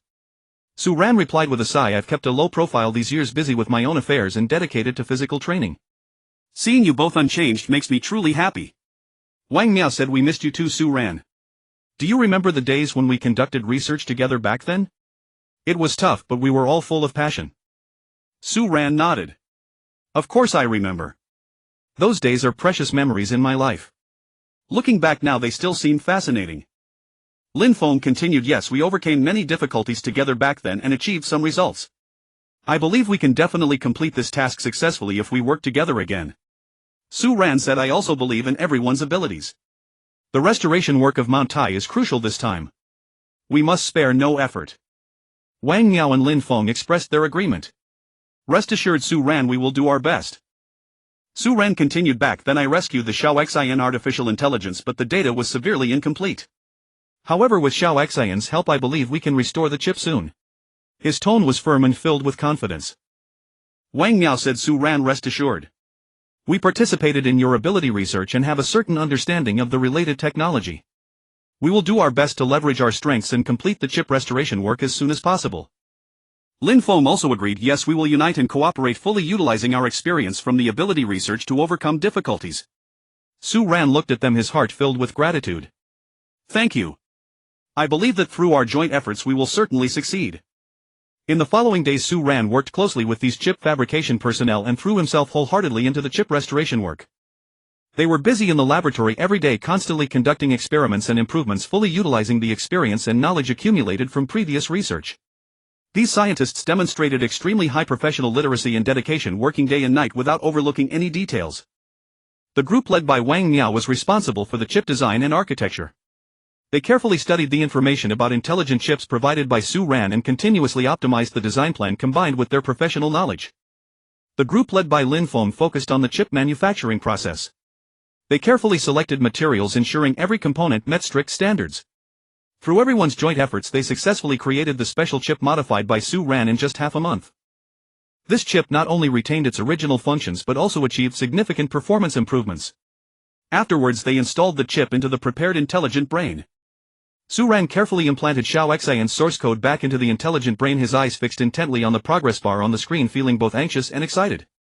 The progress bar moved forward slowly, and with each advance his heartbeat quickened. When the progress bar finally reached 100%, Xiao Xian's image suddenly appeared on the screen. Commander, the chip function is normal. Su Ran watched Xiao Xian's image on the screen, his heart surging with excitement.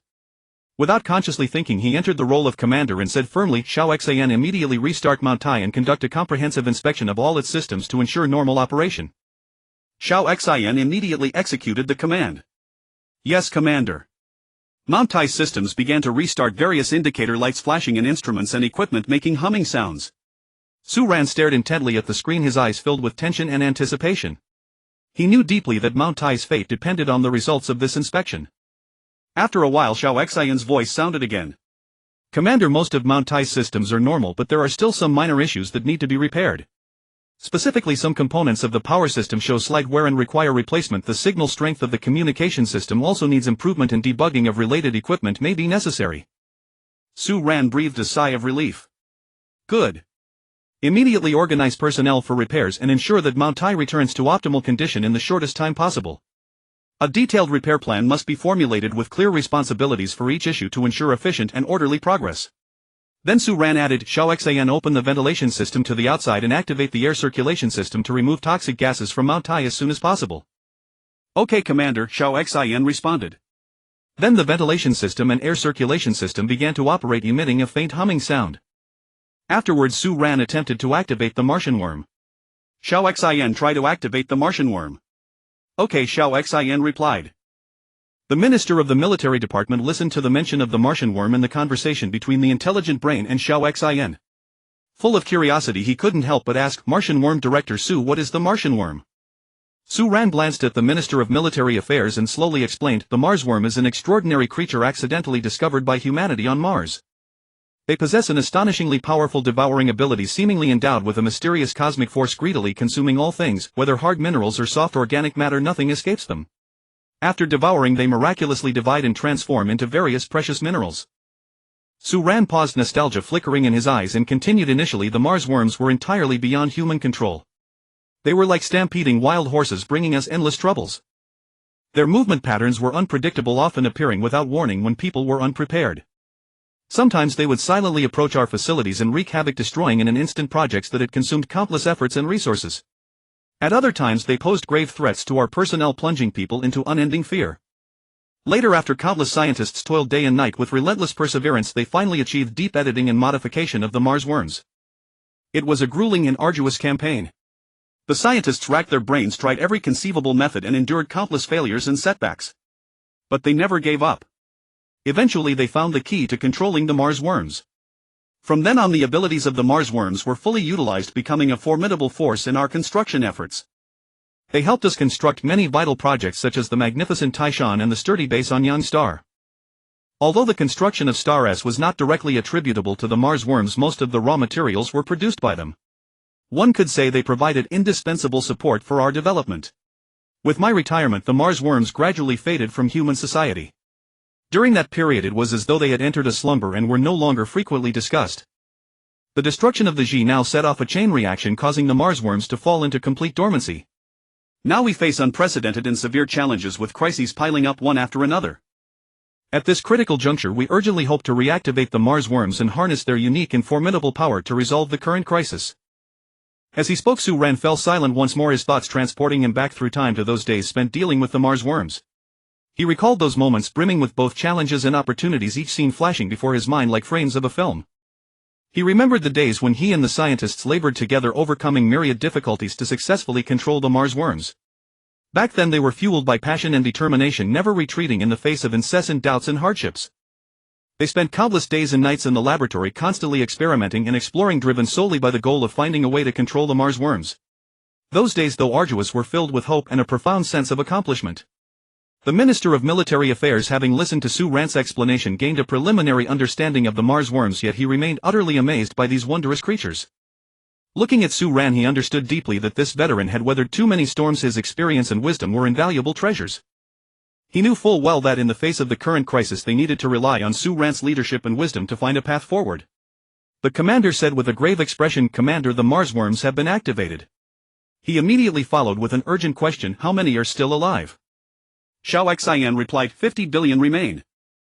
Su Ran then turned to the Minister of Military Affairs and said solemnly, "Minister, please arrange to transport some minerals. Let the Mars worms reproduce and multiply, to expedite their deployment and assist in the construction of the underground city on Star S." The Minister of Military Affairs replied respectfully, "Yes, Commander Su." Moments later, several trains laden with minerals came roaring in. Like steel dragons, the trains were magnificent and imposing. Su Ran watched the trains and turned to Lin Feng beside him, asking, "Lin Feng, these trains haven't been fitted with chips, have they?" Lin Feng answered firmly, "That is correct, Commander. These flying trains were manufactured urgently after the Taishan incident. Given the dire circumstances, there was simply no time to install chips." Su Ran nodded slightly, pondered for a moment and said, "All right. Then let us mass-produce some chips. Communicate with the Minister of Military Affairs and equip all vehicles and trains delivering supplies to Taishan with chips. This will greatly enhance transportation efficiency." Lin Feng immediately responded, "Yes, Commander." Su Ran then issued his next order, "Xiao Xian, control the Mars worms to divide the minerals and reproduce themselves." Xiao Xian replied, "Yes, Commander." Without delay, Su Ran hurried to the Elder Council chamber. Respectfully he inquired, "Elder, may I ask if the underground fortress blueprints are ready?" Upon seeing Su Ran, the Elder hastily said, "Commander Su, you've arrived. Please be seated. The underground city has already been planned and we are currently organizing workers and equipment to begin construction." Su Ran spoke earnestly, "Elder, may I ask if the task of building the underground city can be entrusted to me?" The Elder furrowed his brow slightly and asked in puzzlement, "Entrusted to you? To make money?" Su Ran quickly clarified, "Elder, you have misunderstood. The Mars worms have been reactivated today and we can utilize them to efficiently construct the underground fortress." Mars worms. The Elder's brows furrowed slightly as he fell into thought. After a while he slowly said, "I see. I recall seeing references to them in previous documents. Is this the same type used to construct Taishan?" Su Ran nodded and replied, "Yes. The current population of Mars worms is still rather small, but it will grow rapidly." The Elder nodded slightly and said, "Very well. I will have someone deliver the planning blueprints to you shortly." Su Ran responded, "Thank you, Elder. Please send them to the Taishan command room. I have been working there recently." Then, as if remembering something, Su Ran added, "I need to return and inspect the status of Taishan. By the way, Taishan may cause quite a stir." The Elder looked somewhat puzzled and asked, "A stir?" "Very well." However, he did not take Su Ran's words too seriously. Upon returning to the command room, Su Ran inquired with Xiao Xian, "How is the power repair progress on Taishan? Can it fly?" Xiao Xian replied immediately, "Commander, the anti-gravity engine of Taishan has been repaired. The main rear propulsion engine is 60% fixed and all auxiliary engines are operational." Su Ran nodded satisfactorily and said, "Very good. Take off." Xiao Xian responded, "Yes, Commander." Then the broadcast on the Taihao emitted a crackling static sound, causing the workers busy with repairs to pause and listen intently. Subsequently, Su Ran's steady and powerful voice came through the broadcast, "Attention workers aboard the Taihao is about to conduct a test flight. Please ensure your safety." Su Ran's voice repeated 3 times. Before takeoff, he had already dispatched the Martian bugs to Zhongzhou to begin constructing underground fortresses. Su Ran then gave another order, "Xiao Xian, take off. Go slowly, I'm not sure if there are any other hidden dangers." Xiao Xian responded, "Understood, Commander." The Taihao slowly lifted off the ground, its colossal hull resembling a moving mountain. After a century, the Taihao was able to move again. Su Ran said, "Xiao Xian, have the Taihao stop at an altitude of 1000 kilometers." A moment later the Taihao ceased its ascent. Xiao Xian reported, "Commander, the altitude has been reached." Su Ran, full of anticipation, prepared to restore the Taihao to its original size, yearning to see its former glory rekindled. That awe-inspiring behemoth, once 1000 kilometers long, 20 kilometers wide and 20 kilometers high, kept flashing through his mind. He was eager to check if the Taihao's structure had deformed. However, just as he was about to unleash his ability, a thought struck him like lightning.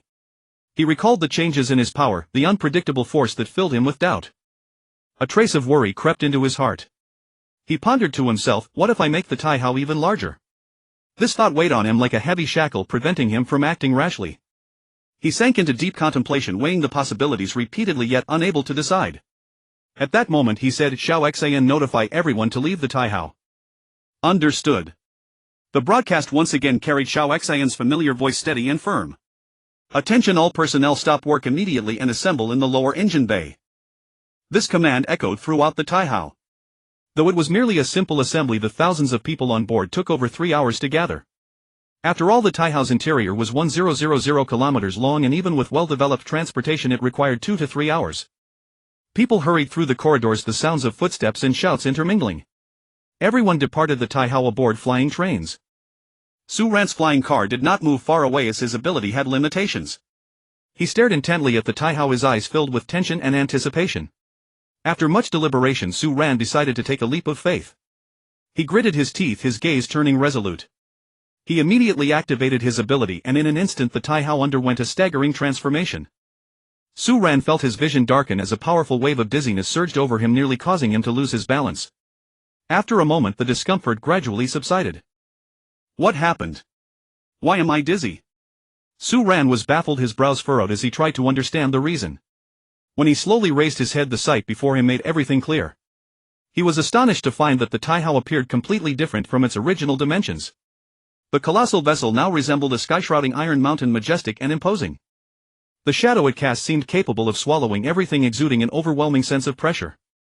On the ground, humans who had been going about their daily lives suddenly found the sky enveloped by a massive black curtain, a dark, oppressive expanse. The entire world seemed to plunge into darkness, instilling immense fear and unease.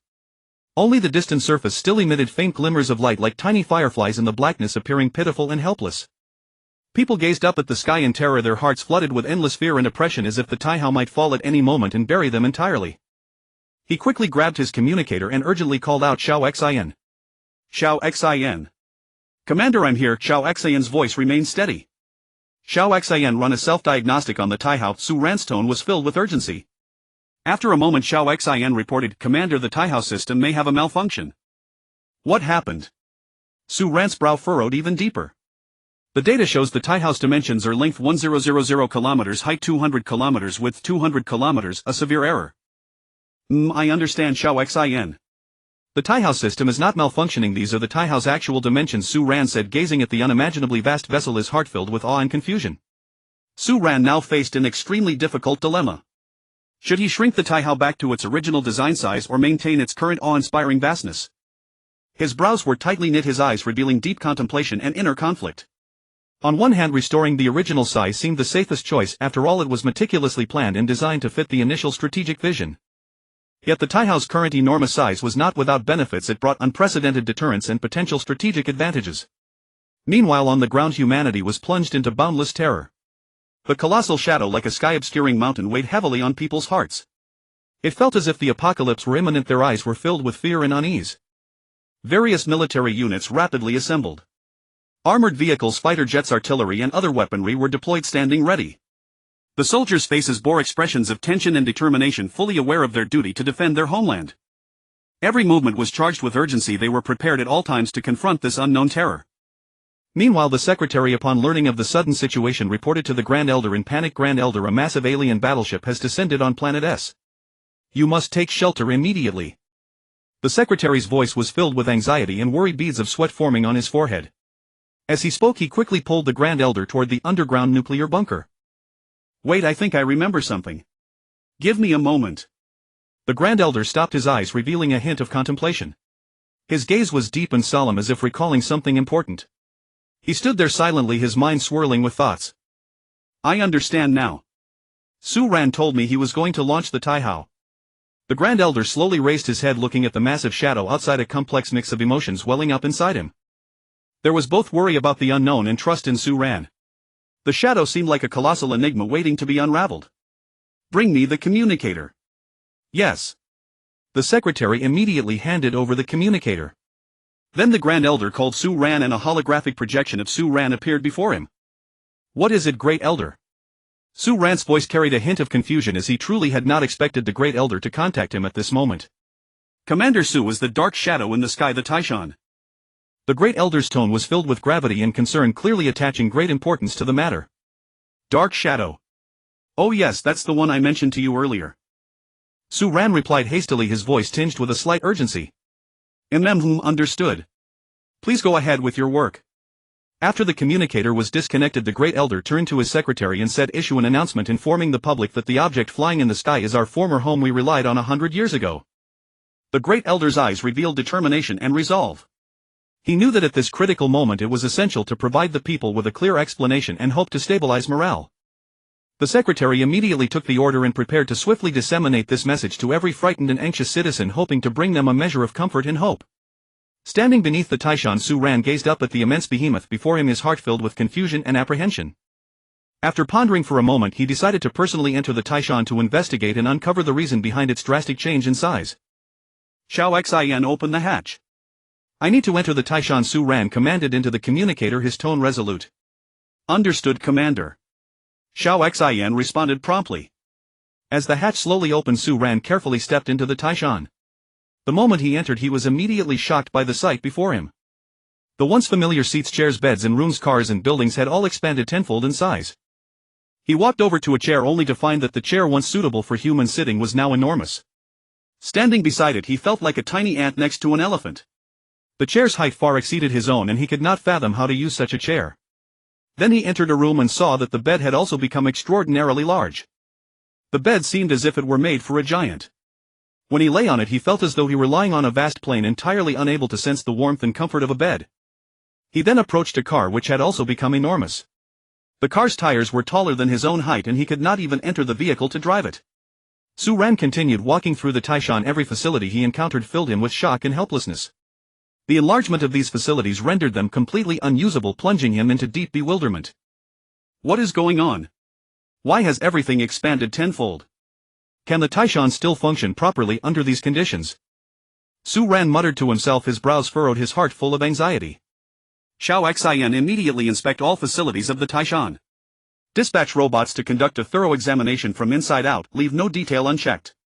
Su Ran ordered sternly, a note of urgency in his voice. Understood, Commander. Xiao Xin responded quickly. Then the robots began a tense and orderly inspection. They shuttled through every corner of the Taishan, conducting detailed examinations of each facility. From the ship's keel to the devices in each room, from the propulsion system to the living quarters, nothing was overlooked. Thus, after half a month, the inspection of the entire Taishan's keel was finally completed. Reporting, Commander. The keel of the Taishan shows no anomalies after being expanded tenfold. Xiao Xin promptly reported to Su Ran, his voice clear. Then Xiao Xin continued, Commander, further inspection reveals that the performance of the devices on the Taishan has doubled after the enlargement. The main engine's power is now 8 to 10 times greater than before, and all systems of the spacecraft have been significantly enhanced, with performance improved by 5 to 10 times. However, the enlargement of the living facilities has caused great inconvenience to our daily life. If we could resize them back to their original dimensions suitable for us, life on the Taishan would be much more comfortable. After all, a room that was originally 120 square meters with a 3-meter ceiling has expanded to 1,200 square meters with a 30-meter ceiling. Such a space is excessively vast for daily living, making it inconvenient for our activities. In such a room we would feel lonely and uneasy, unable to sense the warmth of home. If we restore the living facilities to appropriate sizes, we can utilize the space more rationally, creating a cozy and comfortable living environment that makes our life on the Taishan much more enjoyable.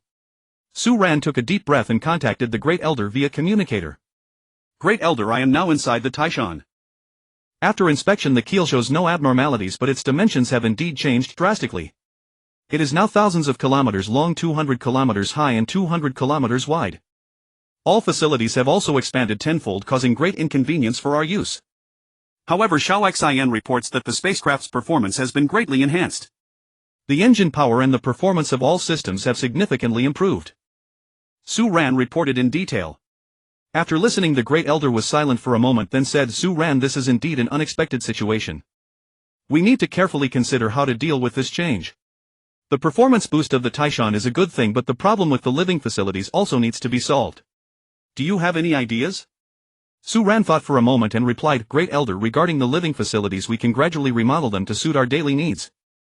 The Great Elder nodded, saying, Your idea makes sense. Then proceed as you suggested. After receiving the Great Elder's instructions, Su Ran immediately organized a team to start the remodeling of the Taishan's living facilities. First, they formulated a detailed remodeling plan clarifying the tasks and goals for each phase. To ensure the smooth progress of the work, Su Ran personally selected a team of experienced and highly skilled engineers and workers to form the remodeling crew. During the remodeling process, the greatest challenge they faced was how to shrink the originally enormous living facilities to appropriate sizes. To this end, they decided to utilize the unique abilities of the Mars bugs to accomplish this arduous task. Xiao Xian was entrusted with the important responsibility of controlling the Mars bugs. He precisely directed them to split and decompose the old living facilities. The Mars bugs displayed astonishing efficiency and precision. They rapidly devoured the old facilities, breaking them down into basic material components. Under Xiao Xian's editing, the Mars bugs began to secrete new building materials that possessed high adaptability and stability, meeting the requirements of the remodeled living facilities. During this process, the Mars bugs worked at an astonishing speed. They continuously split and multiplied to meet the demands of the transformation. Xiaoxin constantly monitored the activities of the Mars bugs, ensuring they followed the predetermined plan. After half a month of effort, the renovation of the living facilities inside the Taishan was finally completed. Through the joint efforts of the Mars bugs and Xiaoxin, the interior of the Taishan was completely transformed. The originally massive living facilities had been resized to appropriate dimensions, and the new courtyard and villa were perfectly presented before everyone's eyes. In the courtyard, spanning 1200 square meters, the space was rationally planned. The parking lot was spacious and tidy, allowing flying cars to easily park directly in the upstairs yard. The villa's exterior was uniquely distinctive, featuring a novel architectural style with smooth lines and harmonious color schemes. The roof was designed with a sloping shape to facilitate drainage while enhancing the villa's aesthetic appeal. The walls were constructed with high-strength insulation materials, effectively maintaining indoor temperature and also providing soundproofing. Inside the villa, every room was meticulously designed with full consideration for comfort and convenience. The living room was spacious and bright, with furniture arranged neatly, creating a warm and inviting atmosphere. The dining area was logically laid out, and the kitchen was equipped with advanced appliances and tools to meet cooking needs. The bedrooms were cozy and pleasant, with soft and comfortable beds providing ample rest. Outside the villa, the 1200 square meter courtyard was planted with various flowers, grasses and trees full of vitality and energy.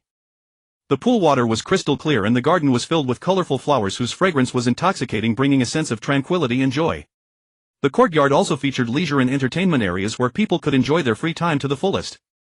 Additionally, the villa was equipped with advanced smart systems such as intelligent lighting and temperature control, which could automatically adjust indoor lighting and temperature according to people's needs. The villa's security system was also highly comprehensive, featuring surveillance cameras and alarm systems to effectively ensure people's safety. When people re-entered the Taishan, they would find it had undergone a dramatic transformation. The once enormous living facilities had become comfortable, and the housing had turned into cozy, inviting villas. Upon receiving Su Ran's orders, Xiaoxin immediately began a comprehensive inspection of the Taishan's performance indicators. It swiftly activated various detection devices on the Taishan, which, like precision instruments, conducted a meticulous examination of the ship's systems. From the propulsion system to the navigation system, from the life support system to the weapon system, Xiaoxin analyzed each piece of data one by one, leaving no detail overlooked. A moment later, Xiaoxin reported to Su Ran, Commander, all equipment on the Taishan has been repaired. After comprehensive testing, performance has been significantly improved, surpassing the previous level by more than 58 times. The output power of the propulsion system had greatly increased, enhancing the ship's speed and maneuverability by leaps and bounds, as swift as a wild stallion. The life support system had also been greatly improved, effectively sustaining the crew's needs and providing a more comfortable living environment like a warm harbor. Good. Notify the employees working on the Taishan to come out.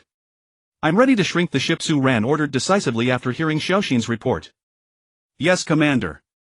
Xiaoxin immediately conveyed Su Ran's instructions to all employees inside the Taishan via the broadcast system. Attention everyone, stop working immediately and evacuate the Taishan quickly. However, due to the vast internal space of the Taishan resembling a massive labyrinth with employees scattered in various areas and complex intersecting corridors, the evacuation process was not smooth. 3 hours later, the people gradually emerged from the Taishan, their faces showing weariness but also anticipation. Su Ran drove the flying car closer to the Taishan, carefully parking in a suitable position to prepare to use his special ability to shrink the ship. He took a deep breath, focused his energy and slowly applied his ability to the Taishan. The ship suddenly began to shrink like a deflating balloon, rapidly becoming smaller and smaller. During this process a faint glow shimmered on the surface of the Taishan as if resonating with Su Ran's ability. Finally the Taishan shrank to dimensions of 50 kilometers in length, 2 kilometers in height and 2 kilometers in width, sitting quietly like an exquisite model. As the Taishan shrank, the sky that was once obscured by it suddenly brightened and sunlight poured down like a golden waterfall. For half a month the people of Zhengzhou had been under the immense shadow of the Taishan, but now they finally saw the sunlight again. The sunlight fell on the earth warm and bright, and the people cheered and celebrated the arrival of this moment. Their laughter and cheers intertwined, forming a joyful symphony. Su Ran looked at the shrunken Taishan filled with a sense of accomplishment. The renovation of the Taishan was finally complete and its refreshed appearance was a sight to behold.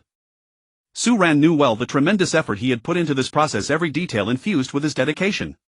Now seeing the Taishan radiate new vitality, he felt immensely gratified. However, Su Ran's heart still yearned for the peaceful retirement life he once had. So the next day he found the Grand Elder and prepared to express his thoughts. Grand Elder, the Taishan has been repaired. I have handed over all tasks to others. I intend to resume my retired life. Su Ran spoke sincerely, his eyes revealing a hint of weariness and a longing for a peaceful life. The Grand Elder put down his water glass and looked at him seriously. Commander Su, look at what has happened to the Dragon Kingdom during your century of retirement. Technology has barely advanced and now we face another crisis. In such critical times humanity needs an experienced and wise leader to guide us out of difficulties. And you, Commander Su, are the most suitable candidate in our eyes. The Grand Elder's voice was firm, full of trust and expectation for Su Ran. His gaze fixed intently on Su Ran, hoping he would accept this heavy responsibility.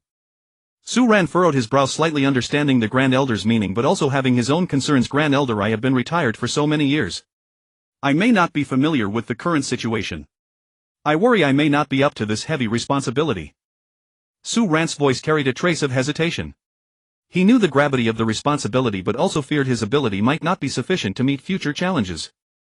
The Grand Elder rose to his feet and paced slowly to Su Ran's side, his steady steps seemingly laden with countless expectations and heavy trusts.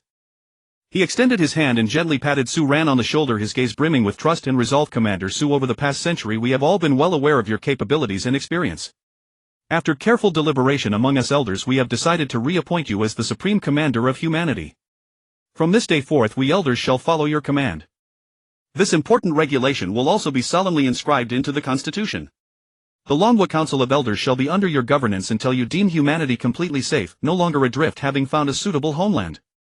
The Grand Elder's words were resounding, filled with conviction and determination, as if proclaiming to the entire world his trust in Su Ran. He believed that in this arduous time Su Ran, with his exceptional talent and fearless courage, could lead humanity out of adversity and toward a new era of brilliance. Upon hearing the Grand Elder's words, Su Ran felt an immense surge of pressure within him. He fully understood that this responsibility was momentous concerning the future direction of humanity. It was a heavy burden carrying the lives and hopes of countless people. Yet he also knew that at this critical juncture he could not retreat. For the sake of humanity's future, for those countless expectant eyes, he must resolutely accept this heavy task. Grand Elder, since you trust me so deeply, I will spare no effort to lead humanity out of this predicament. Su Ran's voice was firm and powerful, his eyes shimmering with an indomitable light. The Grand Elder nodded, a gratified smile spreading across his face. That smile, like the warm spring sun, warmed Su Ran's heart and bestowed upon him boundless strength. Good, Commander Su. I believe you will succeed. We will wholeheartedly support your work and strive together for humanity's future. After leaving the Grand Elder's office, Su Ran was filled with a profound sense of mission. That mission burned like a blazing fire, spurring him ever forward. Su Ran accepted the task without hesitation and immediately plunged into his work with full dedication. First, Su Ran hurried to inspect the underground fortress of the mysterious city in Zhengzhou. As he stepped into the elevator of the fortress, the descent was incredibly swift, like a meteor plunging through the sky. The numbers above the elevator changed with dizzying speed, flashing from 10 meters to 50 meters in an instant, then rocketing all the way to 1500 meters. As the massive elevator doors slowly opened, an extraordinarily vast space came into view, its scale so immense that it was almost breathtaking. The person in charge explained in detail, this space is shaped like an inverted bowl with a height exceeding 500 meters. The enormous curve seems to be a perfect fusion of nature's craftsmanship and human ingenuity. Su Ran listened attentively while looking up to observe. Above, a sturdy metal ceiling gleamed with a cold luster, as if proclaiming its resilience and reliability. Beneath that radiance, the entire space seemed infused with a powerful force. Then Su Ran turned his gaze to the surroundings and let out a soft exclamation. What's wrong, Commander Su? The person in charge asked promptly, his face full of concern and curiosity. Oh, nothing. I'm just wondering why there are no pillars. Su Ran replied, a hint of puzzlement in his eyes. Ah, this matter is actually related to you. Related to me. Su Ran looked utterly bewildered, his expression like that of a child facing a mysterious riddle. Yes, the ceiling and side walls are one integrated structure made of the latest Qiangtai steel alloy. The person in charge led Su Ran to the edge of the space. You see, the Qiangtai steel alloy was further developed based on your research, greatly enhancing the metal's rigidity. Because of this vast space requires no pillars to support the entire underground structure. Additionally, a sky simulation system has been installed so that people living here will not feel too oppressed. Good. How many people can this space accommodate? Su Ran asked, his eyes filled with anticipation for the space's potential. The official capacity is 30 million with a maximum of 80 million people. Living conditions for 30 million are comparable to those on the surface, but once it reaches 80 million it will be far less comfortable. How low a temperature can it withstand? Su Ran continued to probe, his focused expression akin to exploring the mysteries of the universe. Because it is underground and utilizes the temperature control system from spacecraft, it can easily withstand -100 degrees Celsius. Good.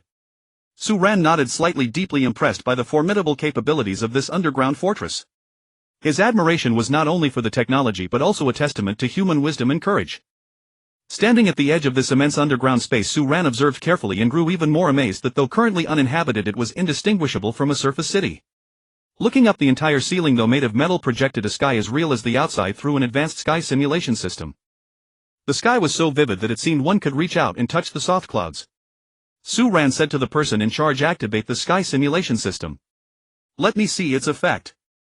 The person in charge nodded and pressed the control button. Instantly, the space, which had been slightly dim, was illuminated by a bright sky. At times blue skies and white clouds drifted by, the clouds as white as snow and seemingly within reach, while soft sunlight poured down like nature's most generous gift. The light evenly illuminated every corner, no different from the brightness of a surface city during the day. On the ground, the streets were neatly arranged with wide roads paved from sturdy special materials, their smoothness rivaling that of surface asphalt. Those roads seemed like grand avenues leading to the future, carrying countless hopes and dreams. On both sides of the road stood buildings of various styles, modern high-rises with sleek imposing appearances, their glass facades glittering under the simulated sunlight like brilliant pearls, and low-rise structures brimming with artistic flair, their unique shapes and exquisite decorations exuding a distinctive charm as if they were finely crafted works of art. These buildings were logically laid out and fully functional, mirroring the architectural clusters of a surface city. Public facilities were also complete in every respect. In the beautiful park, the green grass was like a carpet, flowers bloomed in profusion, and the trees were lush and verdant as if it were a tranquil oasis. The green meadow resembled a soft carpet, inviting one to lie down and feel the warmth of nature. Though no one lingered there, one could still imagine the scenes of future days when people would stroll and relax, enjoying the beauty of nature. In the square, the fountain danced gracefully to the rhythm of the music, sending water droplets splashing everywhere, adding a touch of vivid color to the entire space. The fountain seemed like an elegant dancer, displaying its beauty to the fullest under the sunlight. There were also shopping malls, supermarkets, schools, hospitals, and various other venues, all fully equipped and awaiting residents capable of meeting all aspects of life, no different from the facilities of a surface city. With a heart full of anticipation and a sense of mission, Su Ran boarded a low-altitude hovering train and began his tour of the 50 cities already constructed in Zhengzhou. The train glided smoothly through the air, and the scenery outside the window flashed by like a magnificent colorful scroll unfolding before his eyes before it entered the connecting tunnel. Su Ran gazed at the underground passage linking each city. The passage was spacious and grand, not only allowing the hovering train to shuttle freely but also featuring a carefully hardened ground surface enabling all kinds of ground vehicles to travel unimpeded. The passage seemed like a bond connecting the future, binding each city closely together. The train sped at an astonishing pace, and within just half an hour it arrived at the next city. Each city shared roughly the same overall layout and functional facilities, but unique architectural styles became their distinct signatures. Some cities boasted futuristic sci-fi architecture with towering buildings emitting mysterious glimmers as if from a city of the future. Others exhibited classical elegant features with exquisite carvings and vintage tones that made one feel as if transported back to the past, experiencing the weight of history and cultural heritage. After completing his tour of the cities in Zhengzhou, Su Ran promptly set out for Dongzhou to inspect the underground farms. After a long 8-hour journey, the train crossed the vast ocean and finally arrived at the Dongzhou underground farm. As soon as he stepped off the train, Su Ran felt that the sky seemed somewhat low, a slightly oppressive atmosphere enveloping him. That oppressive feeling seemed to remind people that this was a place full of challenges and hope. At that moment, the Dongzhou director hurried over full of apology and said, "Commander Su, I was held up by something earlier, sorry for being late." Su Ran waved his hand slightly. "It's fine. How high is this farm?" The director quickly replied, 30 meters. No wonder it feels low," Su Ran said thoughtfully. For a farm it doesn't need to be that high, he added. The director continued. Commander Dongzhou plans to build 1,000 high-tech farms, each with over 20 levels, each level stretching 100 kilometers. These high-tech farms have an astonishing annual output, enough to sustain 3 billion people for 3 years. Moreover, Zhangzhou sends large quantities of grain every day to the storage facilities of every city on S-Star, enough for each city to survive for 10 years without any supply. Su Ran nodded slightly and asked, how many farms have been built so far? Only this one so far, the director replied. Su Ran walked through the farm full of doubt. Only one. Is it because we don't have enough Mars bugs? Yes, Commander, the director answered. Alright, I'll speed up the breeding of Mars bugs after I return. Su Ran understood deeply that these underground farms were crucial to the survival and development of the entire planet, and the shortage of Mars bugs must be resolved quickly to accelerate farm construction. After spending half a month thoroughly understanding the construction of the underground fortresses, Su Ran hurried back to Dongzhou. As soon as he returned to Dongzhou, Su Ran immediately summoned Xiao Xian and commanded sternly, Xiao Xian, you must speed up the breeding of Mars bugs. This matter is of great importance and admits no negligence. Xiao Xian nodded solemnly and took his leave. After arranging Xiao Xian's tasks, Su Ran hurried to the Council of Elders. In the council hall facing the elders, Su Ran reported in detail on the current situation. At present, Mount Tai is fully prepared. The Taishan can now accommodate 10 billion people, providing a tremendous guarantee for humanity's survival. At the same time, the construction of the underground fortress on S-Star is proceeding in an orderly manner as planned, with very smooth progress. Su Ran's words were steady and forceful, giving the elders a clearer understanding of the current situation. At this point, an elder raised a question that had puzzled him for a long time. Commander Su, why are we building underground fortresses? We could simply take the Taishan and leave this star system, and we have the technology of the Taishan. Why not build greenhouses on the surface? The elder's eyes were filled with confusion and anticipation, waiting for Su Ran's answer. Su Ran nodded slightly, his expression grave. I've thought about this question for a long time. We could indeed leave on the Taishan, or we could choose not to. I lived on the Taishan for 100 years, and in that long stretch of time I always felt a certain ethereal sensation. Human beings, after all, prefer the feeling of solid ground beneath their feet. The Taishan can serve as our backup option. At the same time, the Taishan has been built for 100 years. Metals have a fatigue life, and although it has undergone rigorous inspections, we cannot completely rule out accidents. Moreover, building another ship of such scale would be impossible in terms of time. As for why we build the fortress underground, there are many reasons. First, building on the surface would waste a huge amount of energy and expose us to various radiations and dangers from space. In the near future, we are likely to lose the protection of the atmosphere. Another important reason is that I am waiting for a breakthrough in gravity technology on the Daqin so that we can establish a stable atmospheric environment on the surface. Su Ran had talked so much that his throat felt dry. He picked up a glass of water and took a sip, then continued, from conversations with scientists, biologists, environmentalists and geologists who came from Earth, I learned that our current S-Star is even better than Earth in terms of living conditions and other aspects. This planet has virtually no earthquakes or major disasters. So if we can avoid abandoning it, we should not. Su Ran spent half an hour clearly articulating the thoughts he had been pondering for days. Su Ran kept the secret plan hidden in his heart, saying nothing. As his abilities evolved, he wanted to attempt something akin to the Wandering Earth project from fiction, to push Star-S out of this star system. This bold idea surged within him continuously, for deep down he harbored concerns that some unknown great hand might compel humanity to abandon this star system. He deeply understood the madness and difficulty of this plan. Once revealed, it would undoubtedly spark a storm.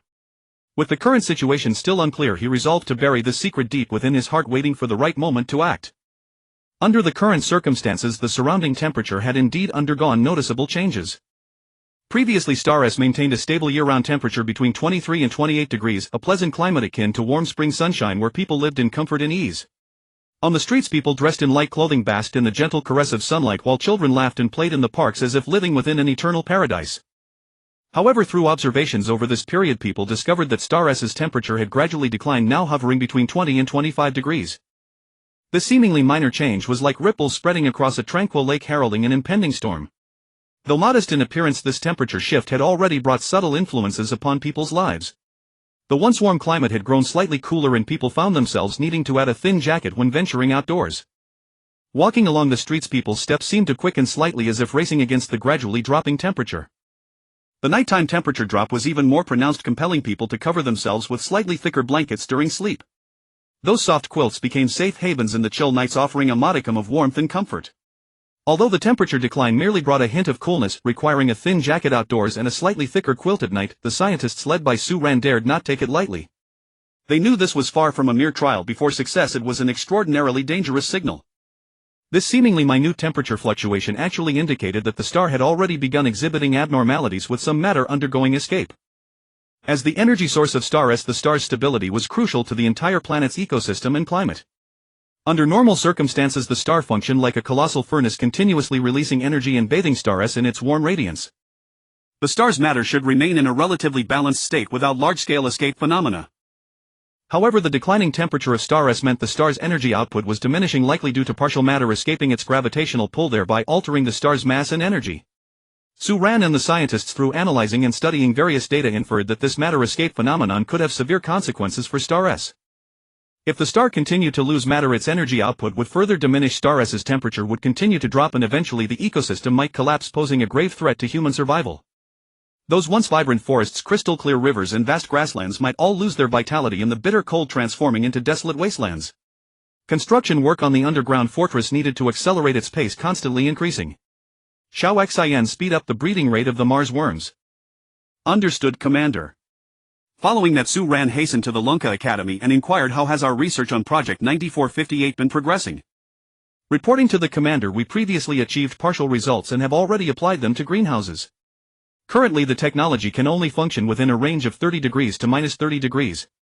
Su Ran followed up with his question, what impact would temperatures below minus 30 degrees have on the equipment? Reporting to the Commander, once temperatures drop below minus 30 degrees, the force field shield ceases to function and the greenhouse also becomes ineffective. However, our equipment can withstand temperatures as low as minus 70 degrees without damage. Very well. Can we research whether we can make this equipment functional at minus 70 degrees while maintaining the greenhouse temperature around minus 30 degrees? With those words, the scientists immediately launched into an enthusiastic discussion on this new topic. Su Ran stood quietly to the side, saying nothing, merely watching them discuss with focused attention, his eyes brimming with anticipation and contemplation, as if envisioning the monumental transformation this research success would bring. Soon the scientists began their discussion, the atmosphere on site growing fervent, intense.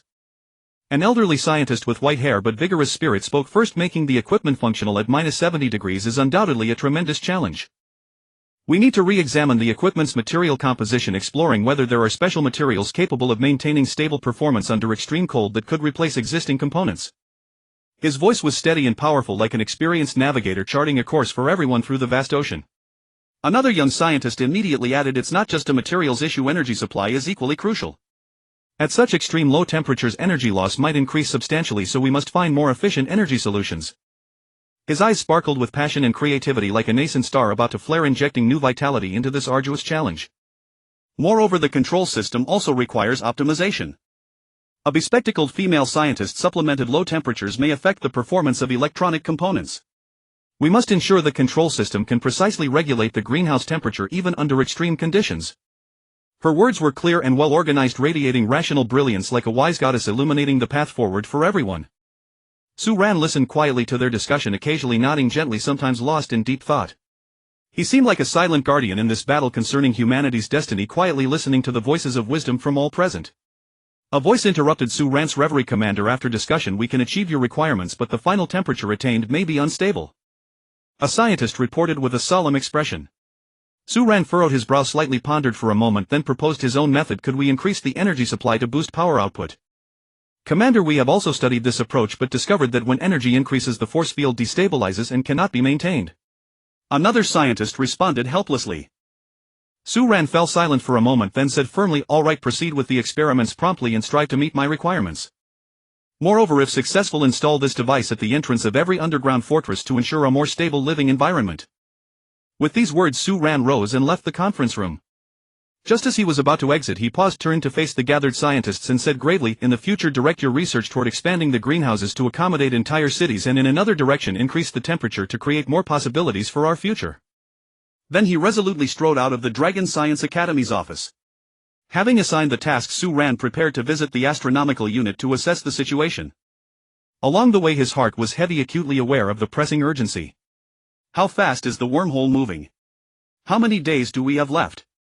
Su Ran asked urgently. Commander, based on the current speed of the wormhole, we have 6 months remaining. After 6 months the star will vanish completely.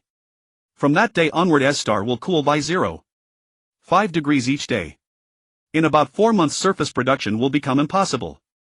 The latest we can go underground is 10 months from now. Hearing this, Su Ran's heart tightened. Understood, he murmured and spoke not another word during the journey, lost in deep contemplation. Time flew by swiftly. In the blink of an eye 5 months had quietly passed. During these 5 months people worked against the clock on various construction projects. Now the underground cities and farms were completed, presenting a scene of orderly efficiency. In the farms various crops thrived, their verdant leaves shimmering with life under the faint artificial light, providing a steady source of food for the people below.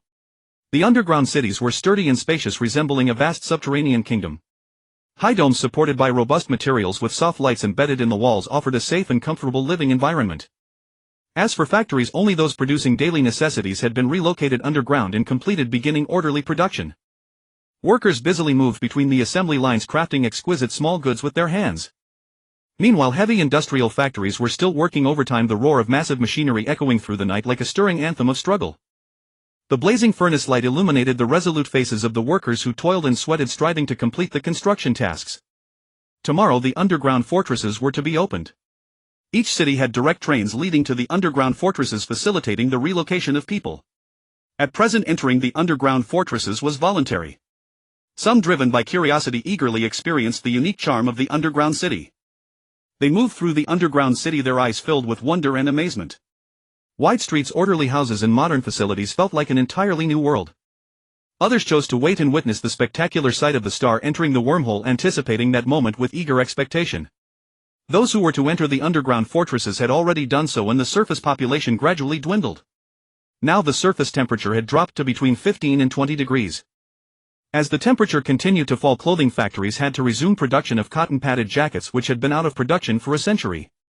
When people put them on again, they felt a sense of novelty. The thick cotton jackets were soft and warm like a protective shell. Since most had forgotten the heaviness of wearing such garments, putting them on again felt like traveling back in time. The warmth of the jackets enveloped their bodies, bringing a sense of reassurance. On S-Star, people looked up at the sky, tension and unease permeating the air. They watched as the massive star was slowly drawn by the powerful gravitational pull of the wormhole, approaching inch by inch. At first the star seemed to resist this irresistible force, but over time its movement accelerated. The brilliant star, like a giant fireball, radiated dazzling light. Yet before the wormhole's gravity it appeared so small and powerless. The light in the sky began to dim little by little. The once resplendent radiance of the star, like a dying flame, grew increasingly faint. The people's eyes were fixed on the sky, filled with terror and helplessness. They watched helplessly as the source of their life was devoured by the wormhole, despair gripping their hearts. The dimming of the light felt like a countdown to extinction, each fading ray sank their hearts deeper. As the star drew closer to the wormhole, the light in the sky rapidly vanished. Finally, in an instant, the entire sky turned pitch black, as if someone had suddenly drawn the cosmic curtain, swallowing all light. Darkness enveloped the entire planet, a silence so profound it was terrifying. People were plunged into deep fear, uncertain of what the future held or how to survive in this endless blackness. At that moment even the winds seemed to cease, the earth fell into a deathly stillness. The darkness, like a vast net, tightly ensnared everyone, offering no escape. The great elder appeared on the television screen with a solemn expression, his eyes revealing deep concern and resolve. Dear compatriots, we are about to face an extremely difficult time. The star has been swallowed by the wormhole. We will lose all light, the surface will be shrouded in darkness. This is an unprecedented challenge, but we must not fear or retreat. The great elder's voice was steady and powerful, echoing in the silent space. We once lived in the light, enjoying the warmth and hope the star gave us. Yet now darkness has descended. We must face this reality bravely. His words, like a beacon in the dark, brought a glimmer of hope to the people. His eyes were filled with anticipation for the future, instilling a sense of unwavering strength. However, not everyone could remain strong in the face of such a colossal change. In a corner of the city there was a young man named Lin Yu. He had been a vibrant painter, once using his brush to depict the beauty of the world. But now darkness had swallowed everything and his world had become bleak. Lin Yu sat alone in his room, staring at the endless darkness outside the window, filled with despair. He felt his life had lost its meaning, the future seemed utterly hopeless. He recalled the days when he chased his dreams under the sun, full of vitality and hope. Now none of that remained. The room was filled with a suffocating atmosphere, the darkness threatening to consume him. Lin Yu slowly rose to his feet, approached the table and picked up a sharp knife. His hands trembled slightly, yet his eyes betrayed a resolute determination. He gazed at the knife as if seeing his own liberation. Taking a deep breath, he pressed the blade against his wrist. The icy coldness against his skin instilled a chilling sense of despair. Just as he was about to slash downward, a melodious tune suddenly reached his ears. It drifted up from downstairs, the sound of children singing. Though faint, their voices brimmed with hope and courage.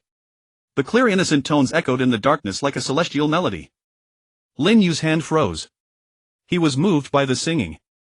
Memories of his family and friends surfaced, recollections of the beautiful times they had once shared. He realized he could not abandon life so easily. The song seemed like a ray of dawn illuminating the shadows within his heart. Let us join hands and courageously face the challenge of this darkness.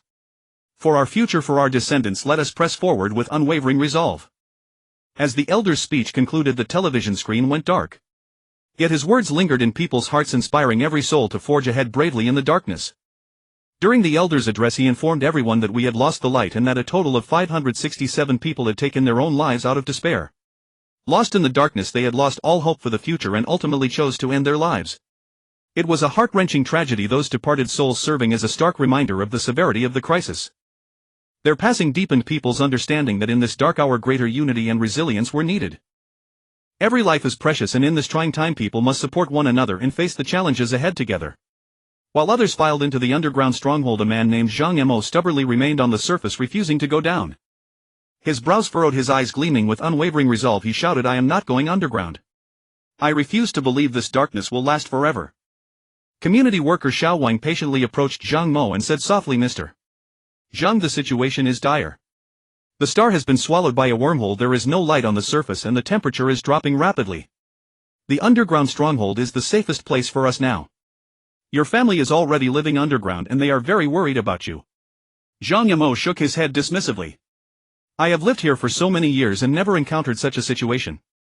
I think I can handle it." Xiao Wang continued to persuade him, "Mr. Zhang, this is not just about you. We all must consider the safety of the entire community. The underground stronghold has ample food, water, and energy to sustain our lives. Your family hopes you will join them and get through this crisis together." Zhang Mo remained unmoved. "I have my own reserves of food. I can take care of myself. I don't want to leave my home. I will stay here and guard it." Seeing this, Xiao Wang changed his approach and appealed to his emotions. "Mr. Zhang, think of your family. They must be so worried about you underground. If you stay alone up here, they won't be able to eat or sleep peacefully.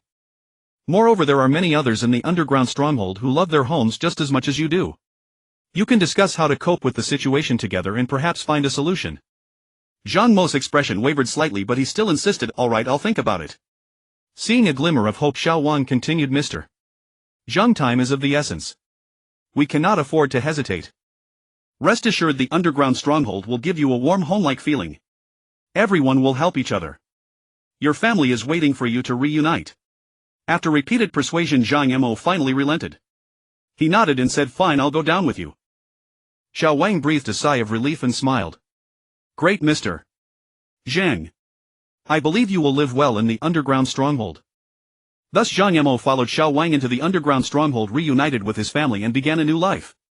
As Zhang Mo entered the underground stronghold with Xiao Wang, his eyes widened in astonishment, his mouth agape, his face filled with shock. He saw that the underground stronghold was spacious and bright, with wide corridors and soft warm lights on the walls, nothing like the dark cramped place he had imagined. Lush green plants lined the streets, thriving under special lighting, making him feel as if he were in a beautiful garden. The buildings were arranged in a pleasing order, from modern high-rises to cozy residential neighborhoods. The high-rises were equipped with advanced technology, while the residential areas exuded a warm, lived-in atmosphere. He saw people shopping in the mall, studying in schools, and receiving treatment in hospitals. Everything was orderly. Is this really an underground stronghold?" Zhang Mo stammered, "I thought it would be crowded and oppressive, but it's so spacious and comfortable." Xiao Wang smiled and said, "Yes, Zhang Mo. The underground stronghold was carefully designed and built to provide everyone with a safe and comfortable living environment." Zhang Mo nodded, a hint of relief in his eyes. "I see. I was wrong to doubt you." Seeing his family running to greet him, a warm feeling surged in his heart. His family told him that life in the underground stronghold was good. There was plenty of food and water and various recreational activities that made them feel at ease. Zhang Mo sighed with emotion. "It seems my earlier thoughts were too narrow-minded. This place is truly wonderful." From then on, he began to adapt to life underground, actively participating in community activities, exchanging ideas and sharing with others. He discovered that the people in the underground stronghold were very friendly, helping one another through this difficult time. In the underground school, Zhang Mo saw children studying diligently and teachers teaching patiently. He realized that even in darkness education must not cease, the children are the hope of the future. In the hospital he saw doctors working tirelessly doing their best to provide the best treatment for patients. He felt great respect for the medical staff. Their dedication and commitment gave people a sense of security. In the mall, despite limited supplies, people shopped in an orderly manner without any scrambling. Everyone understood that in times like these unity and mutual aid were paramount. Zhang Yimou also joined various community-organized activities. The people at the observation point stood mesmerized, watching in utter shock and deep anxiety as the star was mercilessly devoured by the wormhole. Their gazes were locked onto that mysterious void, as if attempting to pierce through the endless darkness to uncover the secrets hidden within. The moment the star vanished completely into the wormhole, Su Ran turned sharply around, his eyes flashing with urgency and concern as he shouted to the celestial mechanicist behind him what changes occurred in the planetary orbit data after the star was pulled away. His voice echoed through the silent observation point, heavy with tension, for he understood that even the slightest shift in planetary orbits could bring unforeseen consequences to Planet S. The celestial mechanicist immediately bowed his head to examine the instruments and data in his hands, his forehead instantly beating with fine sweat as his eyes revealed extreme tension and concentration. His fingers flew across the device, meticulously analyzing every variation in the data. Then he raised his head and replied with a grave expression, "Commander Su Ran, the situation is very dire. After the star disappeared, the orbits of all the planets underwent tremendous changes, becoming chaotic and entirely unpredictable. Some of the larger planets began exerting immense gravitational pull on the smaller ones, plunging the entire star system into disarray." Upon hearing this, Su Ran's brows furrowed deeply, forming a prominent crest as he realized the gravity of the situation far exceeded his imagination. After a moment of contemplation he asked again, "Then what specific effects will these orbital changes have on Planet S?"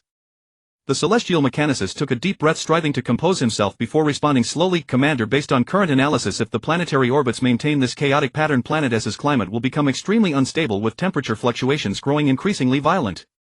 This would inflict severe damage on the ecosystem, triggering a sharp decline in biodiversity and pushing many species toward extinction." Su Ran nodded with a serious expression, saying, "I understand. We must closely monitor changes in planetary orbits, make accurate predictions promptly, and implement effective countermeasures. Fortunately, we have already constructed a relatively complete underground fortress." The celestial mechanicist replied resolutely, "Yes, Commander. We will spare no effort to closely monitor orbital changes and provide reliable data support for crisis response." Su Ran turned back toward the sky, silently praying in his heart that humanity could navigate through this crisis successfully and avoid the desperate predicament he feared. A few days later, someone at the observation point rushed to report to Su Ran, "Commander, latest developments. Planets M and H have shown significant orbital changes, rapidly moving toward Planet J, while our Planet S has also deviated in the same direction. Based on current observations and analysis, these planets are highly likely to collide." His voice trembled with tension and concern, beads of sweat rolling down his forehead like drops of rain. Upon hearing this, Su Ran's expression grew even more solemn, his brows deeply furrowed as he gazed intently ahead, weighing a decision of critical importance. After a moment of silence he said slowly, "Very well, continue observing. We must determine the potential hazards and whether this star system can achieve a stable state." Then he turned and walked resolutely toward the exit. At the doorway he glanced back at everyone, his eyes radiating determination. With steady steps he made his way toward the Elder Council. Su Ran knocked on the eldest elder's office door. "Come in," came the elder's steady voice from inside.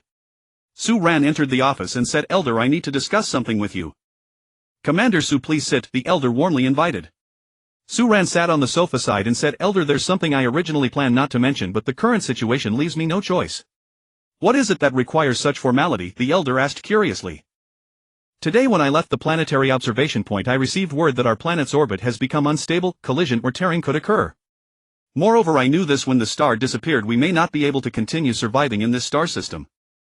That is precisely why I proposed building an underground fortress. The other plan is the Wandering Planet S plan," Su Ran said seriously. "Wandering Planet S? Do we have the technology and capability to construct such a thing?" the elder asked in confusion. "Yes, we have possessed heavy nuclear fusion technology for over a century, and I recently discovered my ability to enlarge objects, which is why I have the confidence to propose this plan. After all, Planet S's ecosystem is far more stable than Mount Tai," Su Ran explained. After hearing this, the elder fell into deep thought, understanding that this decision would determine the fate of the entire planet. After a while he looked up at Su Ran and said, "Commander Su, this plan is indeed bold and one of our viable options, but we must carefully consider the risks and challenges. First, arrange for scientists to conduct in-depth research on this plan and estimate the time needed for implementation." Su Ran nodded, saying, "Understood, Elder. I will organize scientists to begin research immediately and provide estimates as soon as possible." Through Su Ran and the nuclear scientists' in-depth research and repeated discussions, they became increasingly certain that Su Ran's ability would play a crucial role in the Wandering Planet's plan. After a series of rigorous calculations and thorough analysis, they concluded that the plan possessed extremely high feasibility. To practically verify the plan's feasibility, they decided to build a planetary engine for testing first. According to carefully designed specifications, the engine would stand 100 meters tall with a base diameter of 800 meters. The design team threw themselves fully into their work, leveraging their profound expertise and rich practical experience, and the blueprint was completed swiftly. Su Ran precisely imported the blueprints into Xiao Xian's system and issued a decisive command: Xiao Xian, direct the Mars insects to construct the engine strictly according to the blueprints. Understood, Commander. Xiao Xian responded quickly and accurately. Over the following month, the Mars insects worked tirelessly, meticulously constructing the engine in an orderly manner according to the blueprint specifications. A month later, the engine was successfully completed as scheduled. The scientists stood beside the towering 100-meter engine, gazing up at its majestic and massive frame, a trace of doubt rising in their hearts. Can this truly work? Can the engine truly be enlarged without issue? Just then Su Ran calmly approached the engine, took a deep breath, and began to slowly activate his ability. Before their eyes, the once 100-meter engine swelled like inflating rubber, rapidly expanding until it became a colossal 10,000-meter behemoth that left them utterly awestruck. The surrounding scientists were stunned speechless by this shocking spectacle, their jaws dropping in sheer amazement. This time no darkness clouded Su Ran's vision. He clearly sensed that his ability had achieved significant breakthroughs recently, allowing him to control the size of objects with far greater precision. Quick, inspect the engine immediately, Su Ran stated calmly. Rather than enlarging the control room, he chose to sit nearby and rest quietly, patiently awaiting the inspection results. The scientists sprang into action, deploying various advanced instruments and equipment to conduct comprehensive and meticulous inspections and analyses of every component of the engine. After a period of tense and busy work, the inspection results finally came out. Commander, the engine is functioning normally with all indicators completely meeting the design requirements. A scientist reported excitedly to Su Ran. Upon hearing this news, the burden finally lifted from Su Ran's heart, filling him with joy and confidence. He knew this was a crucial step forward for Project Wandering Star. Prepare for the first experimental ignition of the planetary engine, Su Ran ordered decisively. The scientists immediately set to work, quickly adjusting equipment to ensure the safe and smooth ignition process. Moments later, everything was ready. Su Ran took a deep breath and shouted, "Ignite!" At his command, the planetary engine ignited instantly, massive flames surging from its base and illuminating the surrounding darkness. The engine emitted a low rumbling roar as if declaring humanity's resolve to the cosmos. 2 minutes later, the engine shut down. The scientists immediately began monitoring and analyzing S-Star's orbit. Report, Commander, S-Star's orbit has shifted by 2 degrees. A scientist exclaimed excitedly. This news thrilled everyone. It meant the planetary engine experiment had achieved tremendous success and proved the feasibility of Project Wandering Star. Su Ran gazed at the scene before him, overwhelmed with emotion. He knew this was only the beginning, with many challenges still awaiting them in the future. Continue the experiments and improvements, ensuring the stability and reliability of the planetary engine, Su Ran said. The scientists nodded in agreement, understanding that the significance of this task needed no explanation. Over the following days, the scientists continuously optimized and improved the planetary engine while accelerating the construction of additional engines in preparation for the full implementation of Project Wandering Star. After a full month of experimental application, all data was meticulously recorded and analyzed. During this period, comprehensive tests were conducted on the first planetary engine, covering its performance, stability, and reliability across multiple dimensions. After countless simulations and actual operations, the final results were highly satisfactory, fully meeting the expected objectives of the design research. Su Ran carefully reviewed the report sent by the Lonka Academy, his gaze focused and serious. The report clearly stated that the first planetary engine had successfully completed its experiments, with all indicators fully meeting the design standards. Every data point and every conclusion served as a solid cornerstone, filling Su Ran with confidence about the plans ahead. Su Ran deeply understood that this result meant they could take a vital step forward, preparing to report to the Elders Council and then implement the first phase of Project Wandering Star, constructing 10,000 planetary engines and 6,000 steering engines. The plan was enormous and daunting, yet it was the path they had to walk for survival in the future. He sat at his desk, lost in deep thought. He envisioned the sight of 10,000 planetary engines and 6,000 steering engines scattered across S-Star, imagining how spectacular and awe-inspiring it would be. These engines would provide S-Star with powerful thrust, driving it forward through the cosmos in search of a new homeland. Su Ran decided he would communicate with the Elders Council as soon as possible, thoroughly explaining the importance and feasibility of the plan. Carrying the report with confidence, Su Ran walked into the Elders Council chamber. Inside, the elders sat around the conference table seriously discussing the current situation. Su Ran cleared his throat and began his report. Respected elders, the report from Manga Academy indicates that after a month of experimental application, the first planetary engine has fully met the design standards. I believe we can begin implementing the first phase of Project Wandering S-Star, which is to construct 10,000 planetary engines and 6,000 steering engines. The chief elder nodded slightly and said, Commander Su, this plan is indeed bold, but it is also our current hope. However, building so many engines requires substantial resources and time. We must ensure everything is fully prepared. Su Ran responded, Chief Elder, I have considered these issues. We can utilize the Mars worms to mine resources from other planets, directly fabricate them into unexpanded engines, transport them to S-Star, install them at designated locations, and then I will use my ability to enlarge them. Another elder raised a question. Then how should we determine the layout and installation positions of these engines? We must ensure they can effectively propel the movement of S-Star without causing excessive damage to the planet's ecological environment. Su Ran opened the electronic map in his hand and pointed to several locations. We can distribute the planetary engines evenly across the various continents based on S-Star's terrain and geological structure, while the steering engines will be primarily installed near the equator to achieve precise control over S-Star's direction of movement. The elders nodded in agreement, approving Su Ran's plan. The chief elder concluded, Very well, Commander Su, proceed according to your plan. We must initiate this project as soon as possible and complete the construction of the engines in the shortest time, laying a solid foundation for the implementation of Project Wandering S-Star. Su Ran said firmly, Yes, Chief Elder. I will spare no effort to ensure the smooth progress of the plan. After the meeting concluded, Su Ran immediately returned to Manga Academy and organized the scientists and engineers to begin their urgent work. Now the temperature on Planet S had plummeted to -30°C with a biting wind and swirling snow. In this frozen world, a brave team was piloting flying cars struggling through the skies of Planet S, their mission to deliver vital supplies to a predetermined location. The transport convoy consisted of several sturdy flying cars led by Captain Yang Ming, a man of rich experience and unwavering determination. The team included Zhang Feng, Wang Lei and others, each brimming with courage and resolve. The vehicles gleamed with a cold metallic sheen, standing out starkly against the blizzard. The engines emitted a low rumbling roar as if battling the relentless environment.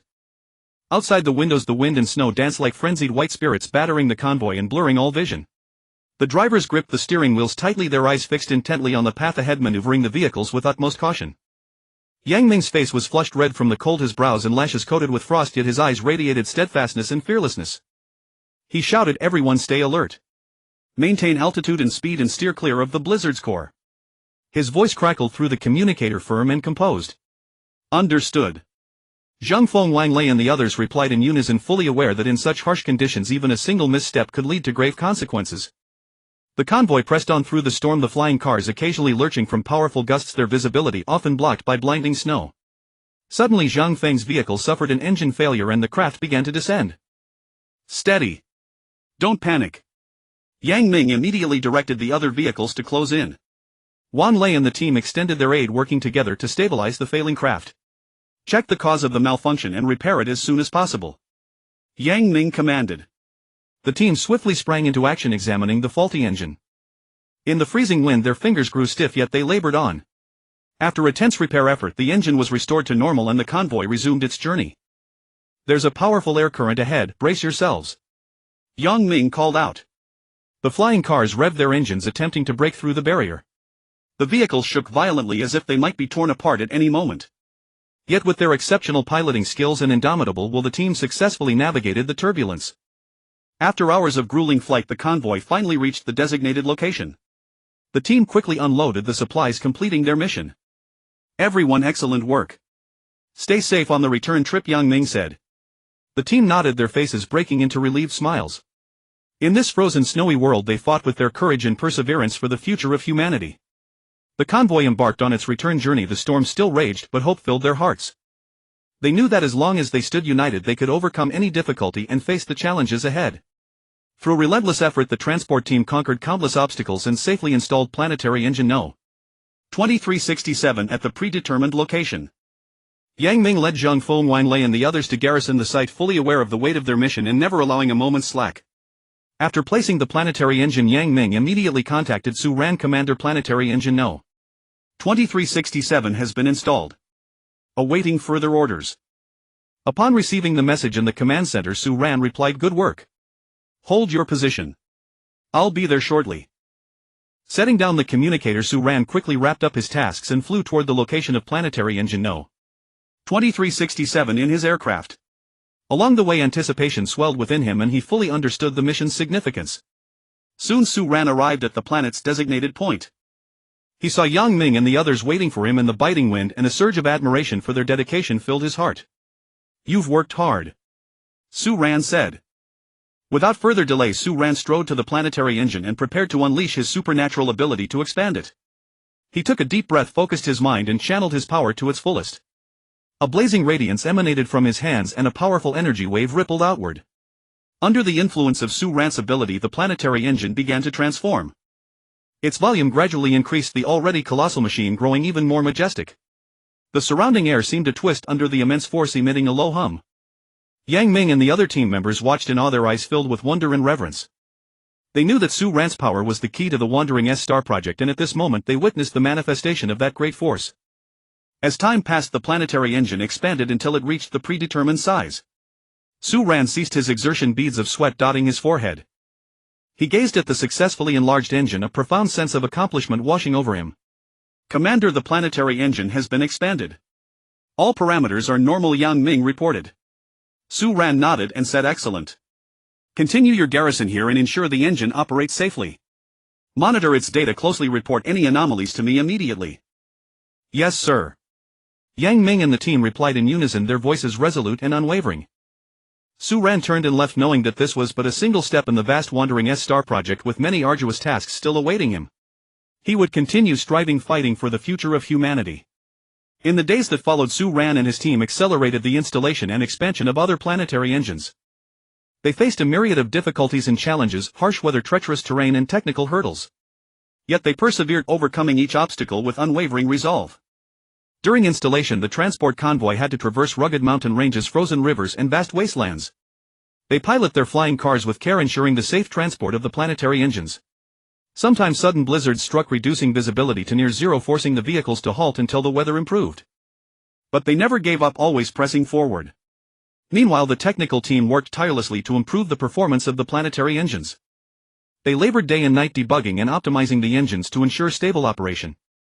In this process, they continuously innovated, proposing new ideas and solutions, providing robust technical support for the smooth execution of the Wandering Star project.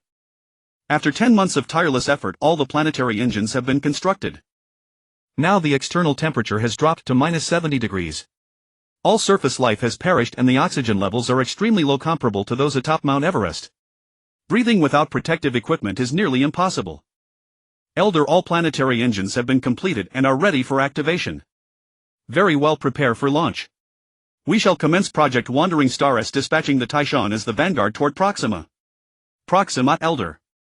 I shall make the arrangements at once. After thorough deliberation between Su Ran and the assembled scientists, the first step was determined: activate the planetary engines to counteract Star S's rotation. Excellent. I will notify the Elder that the plan will commence at 8 o'clock tomorrow morning. The following day at 8 in the morning, all inhabitants of Star S gathered before the display screens in their respective underground fortresses, waiting with tension and anticipation for this historic moment. Su Ran stood in the command center, his gaze fixed intently on the data streaming across the screens. At that moment, the Elder's figure appeared on the screen, his face solemn and his eyes resolute. My dear compatriots, today marks a pivotal moment in human history. We face challenges unprecedented in scope, yet we possess extraordinary courage and determination. Tens of thousands of planetary engines are about to ignite, and this will be our first step toward a new homeland. The Elder's voice was steady and powerful, brimming with inspiration. In these trying times, we must stand united and strive together. We believe that as long as we persevere, we shall overcome all obstacles and discover a new place to call home. The Elder's words stirred a wave of warmth in everyone's heart, strengthening their resolve.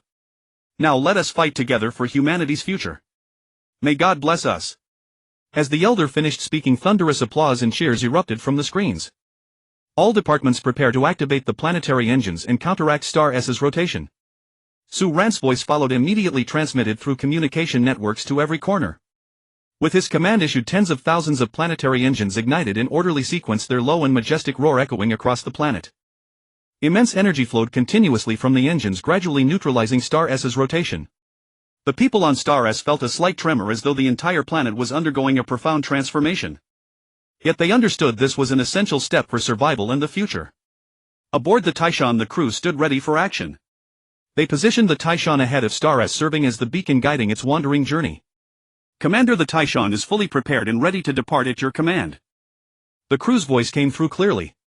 Understood. Monitor Star S's status closely and ensure the navigation mission proceeds smoothly. Su Ran replied. Under the influence of the planetary engine, Star S's rotation gradually diminished and the entire planet entered a relatively stable state. Subsequently, Su Ran issued orders to begin the second phase, propelling Star S toward Proxima. The planetary engines intensified their power and the tremendous thrust caused Star S to begin moving slowly. Throughout this process, Su Ran and the scientists closely monitored fluctuations in every data reading, making continuous precise adjustments to the engine output to ensure Star S's trajectory remained absolutely accurate. Time slipped quietly away as Star S traveled alone through the vast cosmos. The people remained steadfast in their underground fortresses, eagerly anticipating the day they would reach Proxima and begin a new chapter of existence. As Star S moved gradually, the orbits of neighboring planets began to shift. Nearby planets exhibited gravitational disturbances, gradually drawing closer.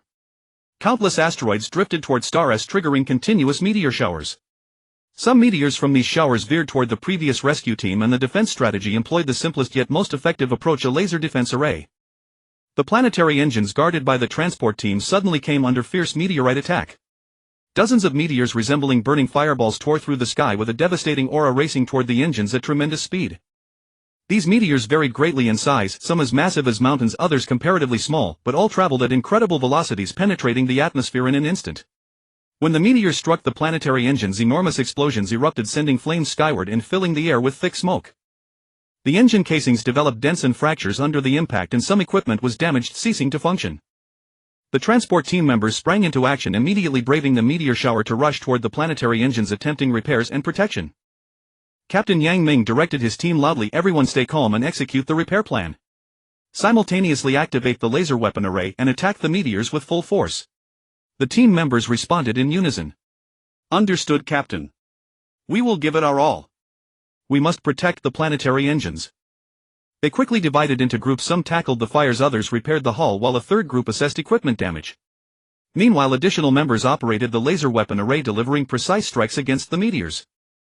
Around the planetary engines, the laser defense grid activated, rapidly firing beams of light like swords to intercept the incoming meteors. However, the sheer volume of meteors and their unpredictable trajectories made interception extraordinarily difficult. Several meteors successfully evaded the laser beams and crashed heavily into the planetary engines. Team members operated the laser weapons nervously. One shouted, "Attention everyone, adjust your angles and aim at the meteors." Another replied, "Copy that, I've spotted them and am locking onto the targets." A third urged, "Come on, we can definitely hold them back." The laser weapon array blazed with brilliant light, launching powerful beams toward the meteors.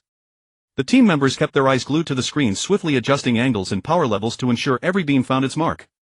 Through their efforts, many meteors were shattered by the laser strikes, exploding into countless fragments that scattered around them. Yet the meteorite assault continued relentlessly, forcing the crew to maintain the highest level of vigilance.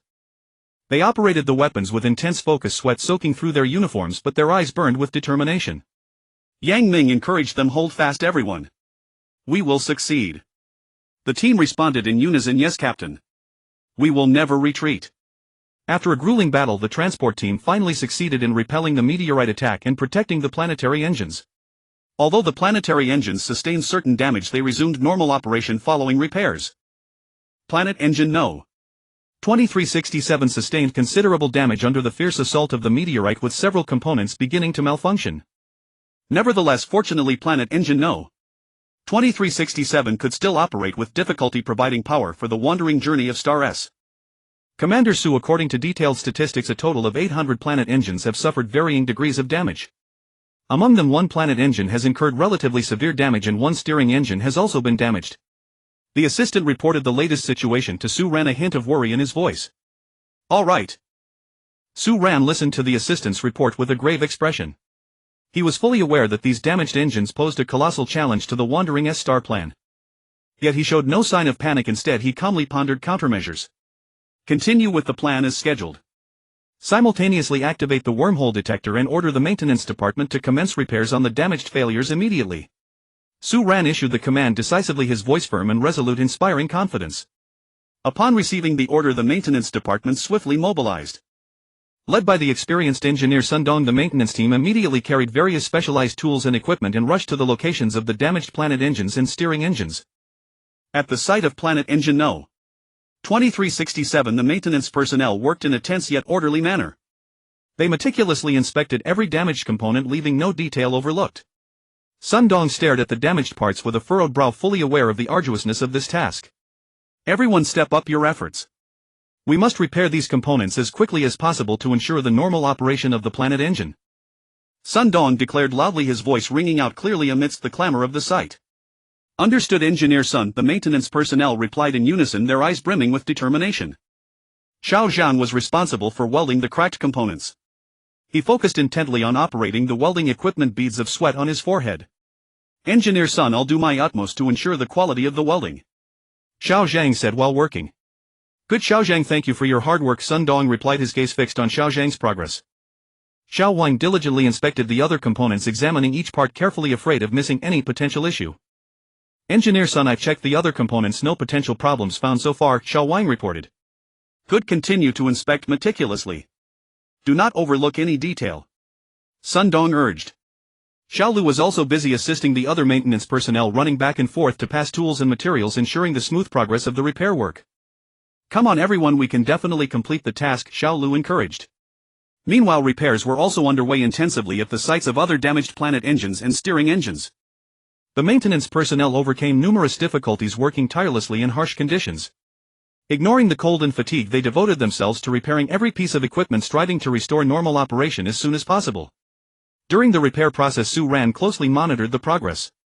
He constantly communicated with the maintenance department, understanding the difficulties and needs of the repair work and providing timely support and guidance. Sun Dong, how is the repair work progressing? Su Ran asked through the communicator.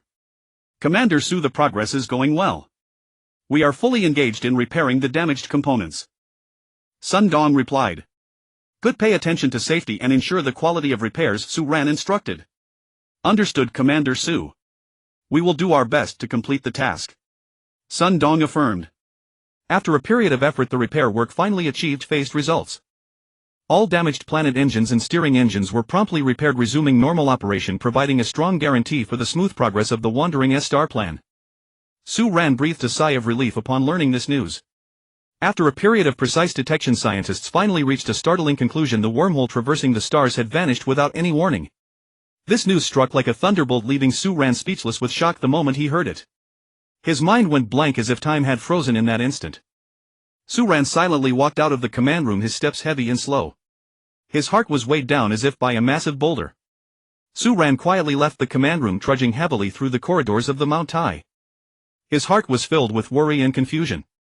He thought to himself, in the past centuries, when have humans ever known peace? Why do I increasingly feel that this invisible hand is becoming more real?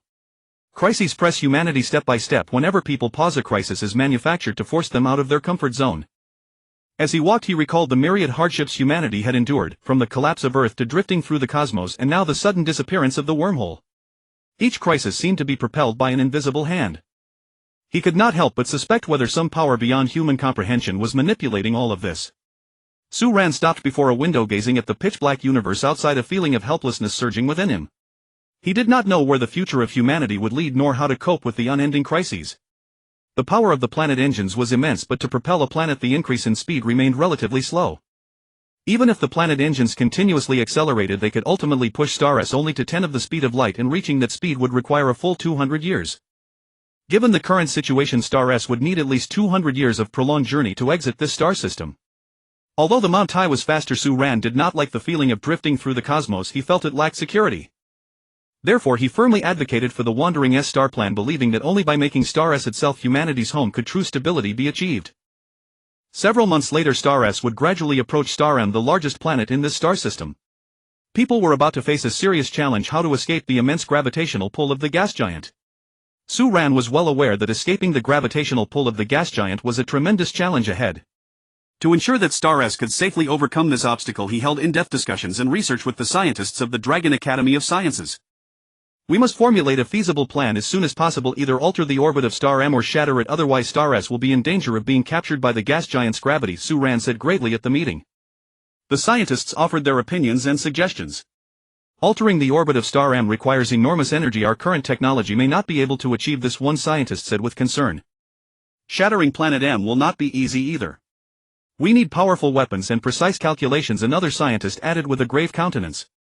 In this vast and boundless universe, every decision bore upon the destiny of countless lives. After pondering for a moment, Su Ran furrowed his brows slightly and slowly said, we could consider using an orbital cannon to attack Planet M. Even if we cannot completely destroy it, we might still alter its orbit, thereby reducing its gravitational influence on Planet S. His eyes revealed unwavering resolve and courage, as though he had glimpsed a glimmer of hope piercing through the darkness. After an intense discussion, they finally decided to adopt Su Ran's suggestion.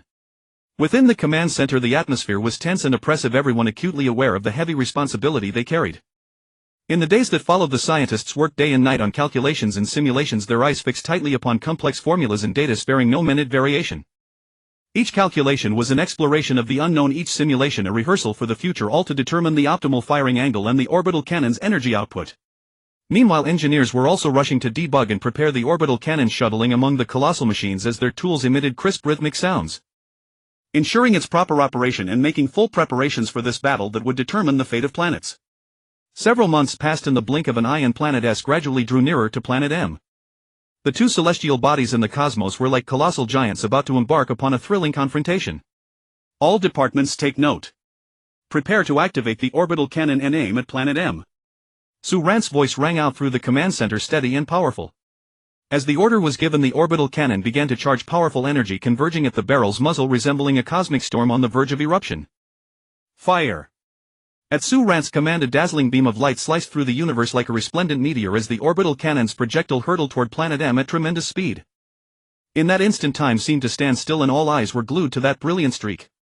The moment the projectile struck Planet M, a tremendous burst of energy erupted and a massive crater appeared instantly upon its surface. A powerful shockwave radiated outward in all directions as though a deep rumble of thunder echoed through the cosmos. Yet astonishingly, the celestial dynamics researcher discovered that Planet M's orbit had undergone a slight alteration. The researcher immediately reported this finding to Su Ran. Commander, although a single orbital cannon strike has not destroyed Planet M's overall structure, its orbit has experienced a slight change. His voice carried a touch of excitement and tension. Su Ran decisively ordered, increase the intensity of the attack. Continue firing the orbital cannon until Planet M's orbit shifts into a safe range. His eyes brimmed with determination, brooking no objection. Yes, everyone responded in unison. The orbital cannon charged once more, launching another projectile toward Planet M. Each shell was an envoy of hope, each explosion a defiance against fate. With successive attacks, Planet M's surface suffered continuous destruction and its orbit gradually shifted more significantly. Su Ran kept his gaze fixed firmly upon the data on the screen, constantly monitoring Planet M's changes. Beads of fine sweat formed upon his forehead, yet his eyes never left the screen. After tense monitoring and adjustments, Planet S finally succeeded in breaking free from Jupiter's gravitational pull, continuing onward toward its predetermined destination. Su Ran watched Planet M recede upon the screen, and a wave of relief washed over him. His eyes revealed exhaustion, yet far more than that was a sense of gratification. This crisis has for now been weathered. But we must not grow complacent, there may be greater challenges ahead, Su Ran said to the scientists beside him. His voice echoed through the command center, reminding everyone that humanity's journey through the cosmos remained long. Having successfully escaped Jupiter's gravitational pull, Planet S continued on its predetermined course. Su Ran knew well that although this crisis had been temporarily resolved, the challenges ahead remained unpredictable. To ensure humanity had sufficient resources for support throughout the long cosmic journey, he decided to convene an emergency meeting with the Grand Elder to discuss relevant matters. The meeting proceeded in a solemn and tense atmosphere. Su Ran spoke first. Grand Elder, although we have successfully escaped Planet M's gravitational threat, the road ahead remains long. To ensure we have ample resources during our departure from this star system, I believe we should continuously dispatch mining ships to extract minerals from other planets. The Grand Elder nodded slightly and agreed. Su Ran, your thinking is highly visionary. Mineral resources are an important foundation for our survival and development. We indeed need to make advance plans. Su Ran continued, we can formulate a detailed mining plan and select planets rich in minerals for extraction. At the same time, we must ensure the safety and efficient operation of mining ships to improve mining efficiency. I plan to dispatch tens of thousands of mining ships along with a vast number of Martian insects to conduct mining operations on surrounding planets. After pondering for a moment, the Grand Elder said, this is an ambitious plan. But with mining on such a massive scale, do we have sufficient personnel and technical support? Su Ran replied, Grand Elder, we can draw personnel from various fields and provide relevant training to meet the demands of mining. On the technological front, we can leverage existing technology while increasing investment in the research and innovation of mining techniques. Another elder spoke up, however, how shall we effectively manage and coordinate so many mining ships and Martian insects? Su Ran said we can establish a dedicated command center to unify the scheduling and management of mining operations. Meanwhile, by utilizing advanced communication technology, we can ensure the timely transmission and feedback of information. Another elder raised a question: then how shall we transport and store the extracted minerals? This is also an important issue that needs to be resolved. Su Ran answered, regarding transportation, we can increase the number of transport ships to ensure minerals are promptly shipped back to Planet S. As for storage, we are indeed facing the problem of lacking suitable storage spaces. Everyone began to discuss solutions for storage. A scientist said, I believe we could excavate more storage space underground, but this would require consuming substantial time and resources. Another engineer proposed, constructing more warehouses is also an option, but we need to solve the problems of land and construction materials. The Grand Elder thought for a while and said, what do you think about directly spreading minerals on the unbuilt surface for storage? Su Ran nodded and said this plan is relatively simple and quick, capable of resolving the storage issue in a short time. However, we must implement protective measures to ensure the safety and stability of the minerals. Everyone expressed agreement. At present this plan appears to be quite feasible. The Grand Elder concluded, very well, proceed with this plan. Su Ran, you must expedite the implementation of the mining operation to ensure all tasks proceed in an orderly manner. Su Ran replied firmly, Grand Elder, I will give my utmost effort to ensure we successfully acquire sufficient minerals. After the meeting concluded, Su Ran immediately threw himself into work arranging the dispatch of mining vessels and the commencement of related tasks. He swiftly organized a massive mining team. Tens of thousands of mining vessels like a swarm of bees sped toward the surrounding planets. At the same time, vast numbers of Mars bugs were deployed onto these planets, extracting minerals with astonishing speed and efficiency. In the extreme low-temperature environment of -60°C, people had to don thick protective suits to withstand the biting cold.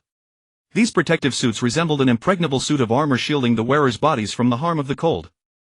Yet even with the suits on, people could still feel the bone-piercing chill, and every movement became exceptionally difficult. They cleared and leveled the bare ground, then methodically spread the transported minerals across the surface.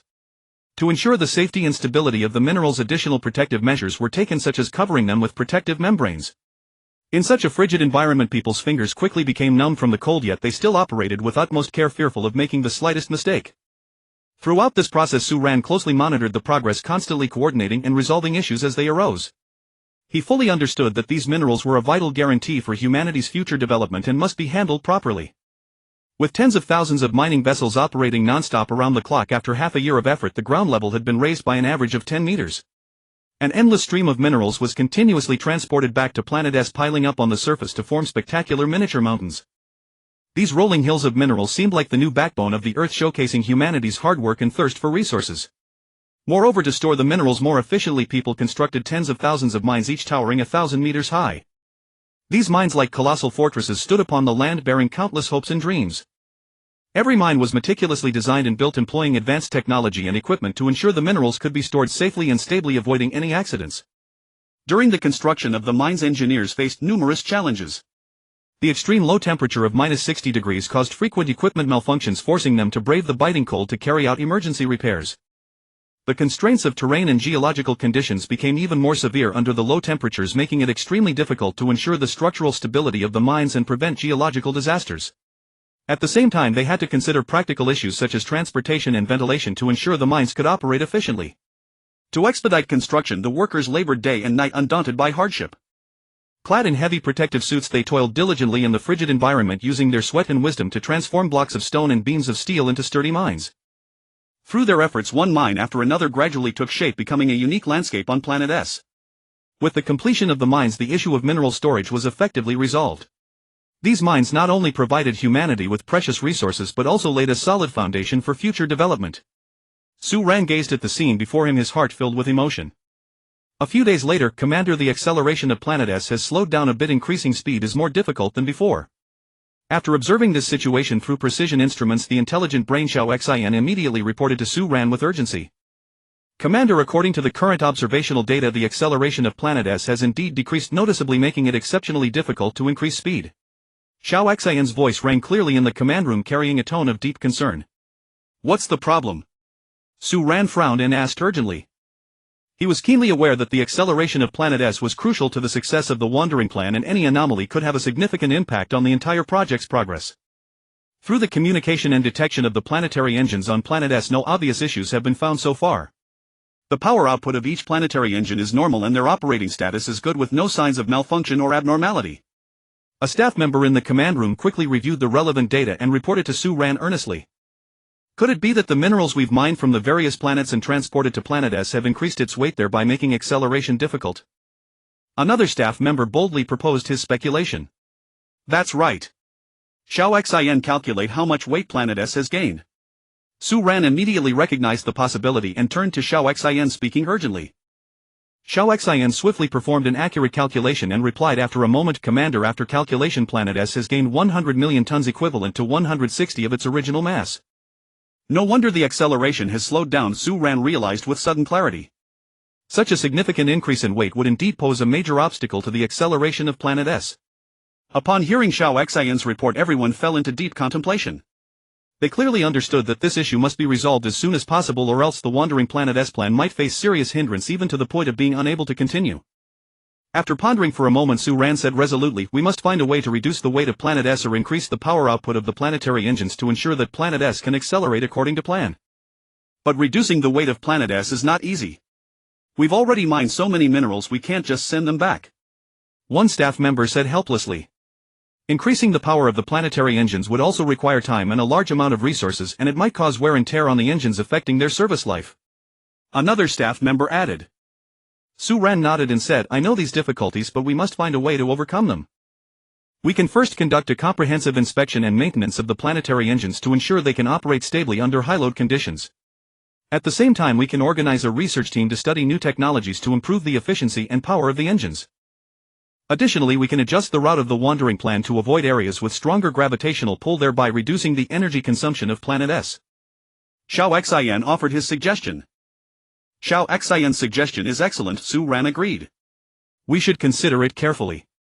At the same time, we must strengthen our monitoring of the environment around Planet S to detect and resolve any potential issues promptly. The others nodded in unison, expressing their agreement with Su Ran's arrangement.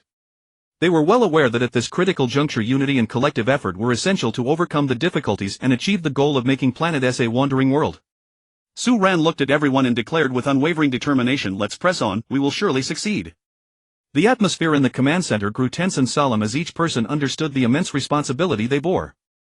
They immediately sprang into action, dedicating themselves to solving the problem of accelerating Planet S. Faced with the dilemma that the power of a single planetary engine might not be boosted in the short term, Su Ran sank into deep contemplation. His brow furrowed as he paced back and forth in the command center, his mind racing through various solutions. This won't do. We must find a way to increase the flight speed, or the plan to wandering Planet S will be delayed, he muttered to himself. Su Ran murmured to himself.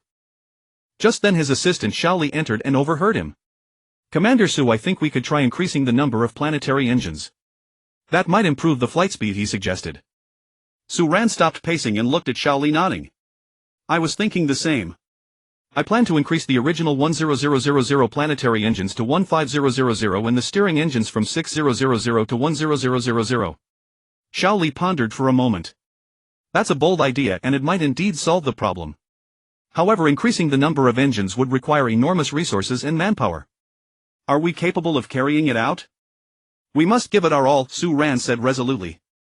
This is a critical moment and we cannot afford to retreat. I will immediately discuss the specific plan with the scientists from the Dragon Academy of Sciences. Subsequently, Su Ran convened an emergency meeting with the scientists from the Dragon Academy of Sciences. During the meeting, he elaborated on his idea. Distinguished scientists, currently our flight speed falls short of the original plan's requirements. To ensure the smooth progress of the wandering Planet S plan, I propose increasing the number of planetary engines, Su Ran stated. One scientist raised a question. Increasing the number of engines might indeed boost the speed, but it will also bring a series of issues. For instance, how should the engine layout be adjusted?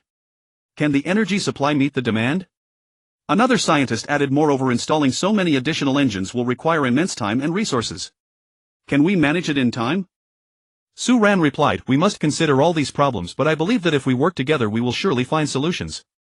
We can first conduct a detailed analysis of Planet S's geological structure to determine suitable installation positions. Meanwhile, we can optimize the energy system to ensure a stable supply. Everyone nodded in agreement with Su Ran's idea and began an in-depth analysis and discussion of the plan. After a heated debate, the scientists reached a consensus. Commander Su, we believe the plan to increase the number of planetary engines is feasible, but it requires careful planning and organized implementation, said one scientist. Su Ran said, very well, I leave it to you. We need to formulate a detailed plan as soon as possible and begin taking action. With the scientist's affirmative response, Su Ran quickly mobilized. He organized vast resources and manpower, pouring all efforts into the construction of the new planetary engines. In the factories, machines roared and workers toiled day and night, meticulously crafting each component to ensure the engines met the highest standards of quality and performance. The Martian bugs worked tirelessly as well, producing various materials according to instructions, providing robust support for the construction. Su Ran personally directed and coordinated the progress of the entire project, keeping a close watch on every detail to ensure each step proceeded smoothly. He moved among the various construction sites, speaking with the workers, encouraging them to overcome difficulties and accelerate the pace. At the same time, he kept a vigilant eye on the quality and safety of the project, allowing no room for negligence. Numerous challenges arose during the construction. For example, the increased number of engines made the energy supply more strained, necessitating optimization and upgrades to the energy system. The engine layout also had to be replanned to ensure they could work synergistically and generate maximum thrust. Su Ran discussed solutions with the engineers. We must find a more efficient way to convert energy to meet the demands of the new engines, he said. Engineer Zhang suggested, I propose adopting a new type of nuclear fusion technology to improve energy output efficiency. Another engineer Wang added, at the same time we can optimize the energy transmission lines to reduce power loss. Su Ran nodded. Good, do as you suggest. Let's all work harder, we must overcome these difficulties. After a period of arduous effort, the new planetary engines were finally completed. Su Ran arrived at the site personally to oversee the installation of these engines at the appropriate positions on Planet S. When all the engines were ignited, Planet S emitted a deep, powerful roar, a sound like the fury of the cosmos, shaking the souls of all who heard it. The immense thrust gradually became apparent and Planet S's flight speed began to increase as if a slumbering behemoth was slowly awakening, revealing its formidable strength. Su Ran stared intently at the monitoring data, his eyes sparkling with excitement. His gaze was filled with anticipation and hope, as if he glimpsed the dawn of humanity's future. As the flight speed continued to accelerate, Planet S streaked through the cosmos like an arrow from a bow, finally returning to its original design speed. The weight in his heart finally lifted and a relieved smile spread across his face. Yet Su Ran was well aware that this was only a temporary solution. In the long wandering journey ahead, various challenges and unknown difficulties might still arise. His brow furrowed slightly and a hint of worry flickered in his eyes, but it was overshadowed by even greater resolve and determination. He said to those around him, we must not let our guard down. We need to continue strengthening the monitoring and maintenance of Planet S to ensure flight safety. His voice was steady and powerful, inspiring trust and reassurance. Everyone expressed their agreement. Yes, we will give our all and strive for the future of humanity. Their eyes were filled with determination and confidence, as if making a silent promise to Su Ran that they would work tirelessly for humanity's future. As the new planetary engine successfully activated, Star S gradually approached its originally designed speed, but the increased resource consumption filled Su Ran with concern. He was well aware that in the long wandering journey the rational utilization of resources was crucial. Therefore he resolutely demanded that the Nuclear Physics Research Laboratory accelerate research on more powerful planetary engines while exploring new engine methods. Upon receiving the task, the scientists of the Nuclear Physics Research Laboratory immediately plunged into intense research work. They worked day and night, constantly conducting experiments and data analysis, striving to find ways to increase engine power.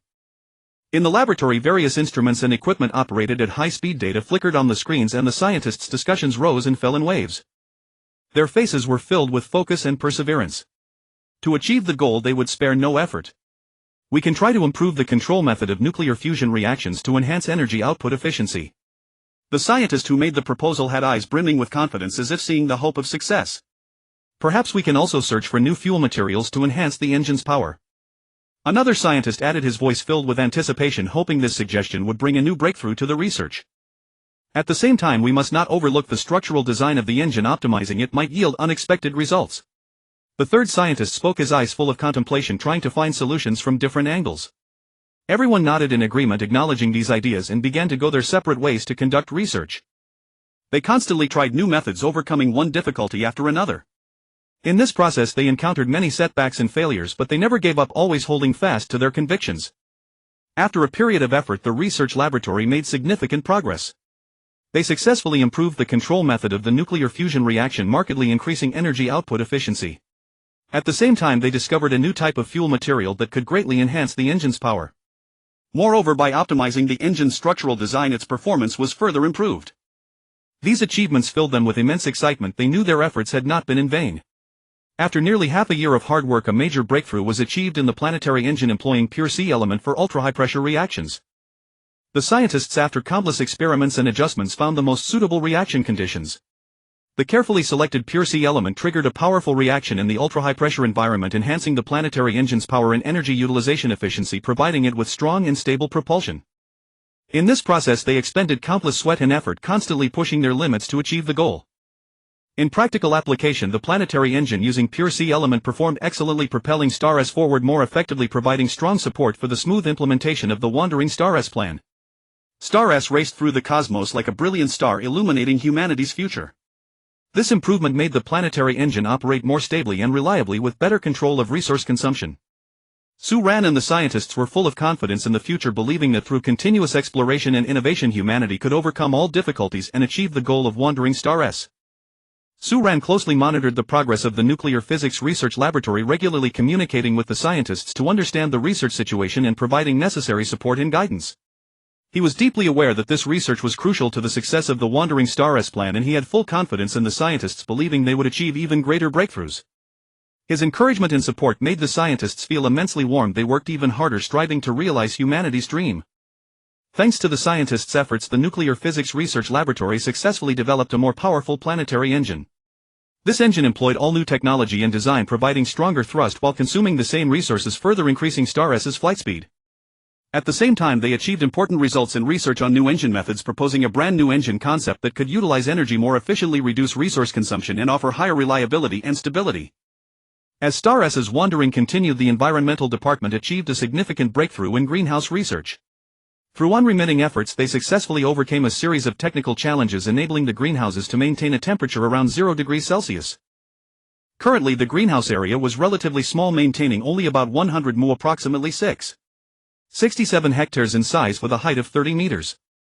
Su Ran listened carefully to the reports from the environmental and greenhouse experts, his brow slightly furrowed as he fell into deep thought.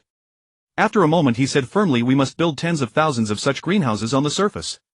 Although they can only maintain around 0 degrees, that is enough to allow humans to live on the surface and alleviate the oppressive feelings underground." The experts nodded in agreement with Su Ran's decision. They deeply understood that during the long wandering process, people living underground for extended periods faced increasing psychological pressure. The construction of these greenhouses would provide people with an opportunity to connect with nature, helping to relieve their oppressive feelings and strengthen their confidence and courage. To achieve this goal, the environmental department and relevant experts quickly took action. They formulated detailed plans including site selection, construction scale, and technical requirements for the greenhouses. At the same time, they actively organized manpower and materials to ensure the smooth progress of greenhouse construction. During the construction process, scientists continuously optimized the design and technology, improving insulation performance and energy utilization efficiency. They adopted advanced materials and equipment to ensure the greenhouses could operate stably in harsh environments. After a period of effort, the first batch of greenhouses was finally completed. People walked into the greenhouses and felt the long-lost natural atmosphere. Although the outside temperature remained very low, the warmth and vitality inside the greenhouses brought them immense relief. As more and more greenhouses were built, people gradually emerged from underground, reconnecting with surface life. They planted various vegetables and flowers inside the greenhouses, enjoying the beauty of nature. Meanwhile, they also engaged in simple activities outside the greenhouses, such as walking and exercising, which helped alleviate the oppressive feelings brought by underground living. Su Ran watched all this with great comfort. He knew that the construction of these greenhouses was not only to meet people's living needs but also to keep their hope for the future alive. During the long wandering journey, people needed such hope to sustain them forward. However, Su Ran was acutely aware that this was merely the beginning. They still had to persevere, enhancing the greenhouse's performance and scale to create better living conditions for humanity. At the same time, they needed to continue exploring and innovating, seeking more solutions to ensure that humanity could survive and thrive during its exodus. "Commander, a wormhole has been detected 500 million kilometers ahead." Xiao Xian's voice rang out in the command room, tinged with a note of tension and gravity. Upon hearing this news, Su Ran furrowed his brow and immediately asked, "How large is the wormhole? Can our planet traverse it?" His gaze was fixed on the wormhole's location displayed on the screen, his heart heavy with concern. Xiao Xian swiftly replied, "Commander, with our current observation methods we cannot determine whether this wormhole will allow us to pass safely. However, based on the previous stellar passage, a very small wormhole was sufficient to allow an entire star to cross through."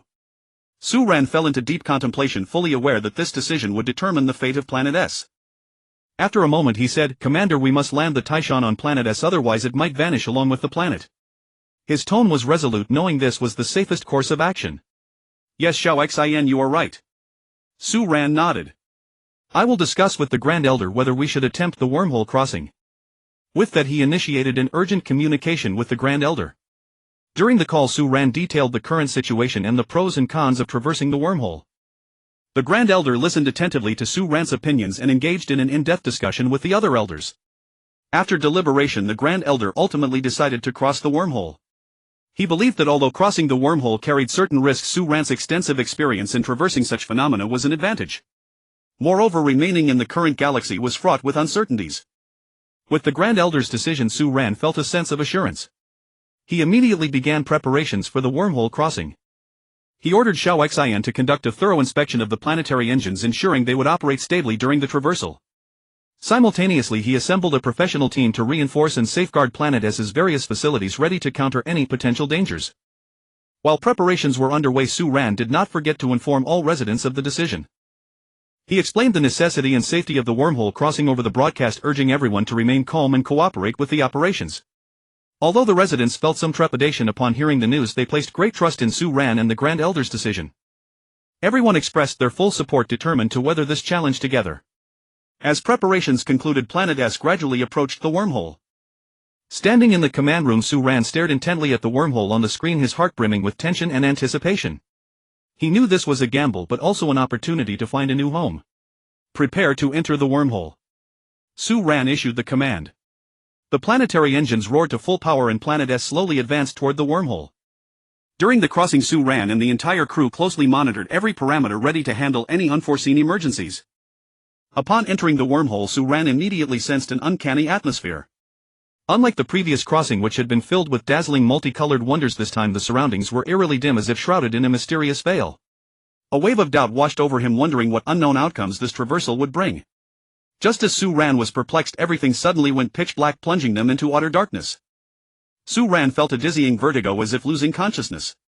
When he awoke, he found himself in a familiar scene where everything around him felt both nostalgic and strange. He looked around and saw the familiar high school classroom, desks and chairs neatly arranged, remnants of the teacher's blackboard writing still visible. Turning his head, he beheld the familiar beauty, her face still radiant and lovely, causing him to gape in disbelief. "Am I dreaming or reborn?" Su Ran murmured to himself, unable to believe his eyes. To confirm the reality, he suddenly slapped himself on the cheek. "Ouch, that hurts." This convinced him that he was not dreaming. The others stared at Su Ran's peculiar behavior, utterly astonished and bewildered. They could not fathom why Su Ran had acted this way, nor comprehend what had happened to him. Yet Su Ran paid no heed to their stares or questions. His heart was filled with exhilaration and confusion. He quickly strode out of the classroom, only to hear the teacher's furious roar behind him. "Su Ran, where do you think you're going?" But Su Ran had no intention of addressing the teacher's reprimand, for he had just discovered that his supernatural abilities had accompanied him to this world. Su Ran thought of the century-long calamities he had endured, and a complex surge of emotions welled up within him. He did not know how to face the sudden rebirth, nor what the future would hold. Feeling utterly lost, he wandered aimlessly through the campus, muttering to himself, "What should I do?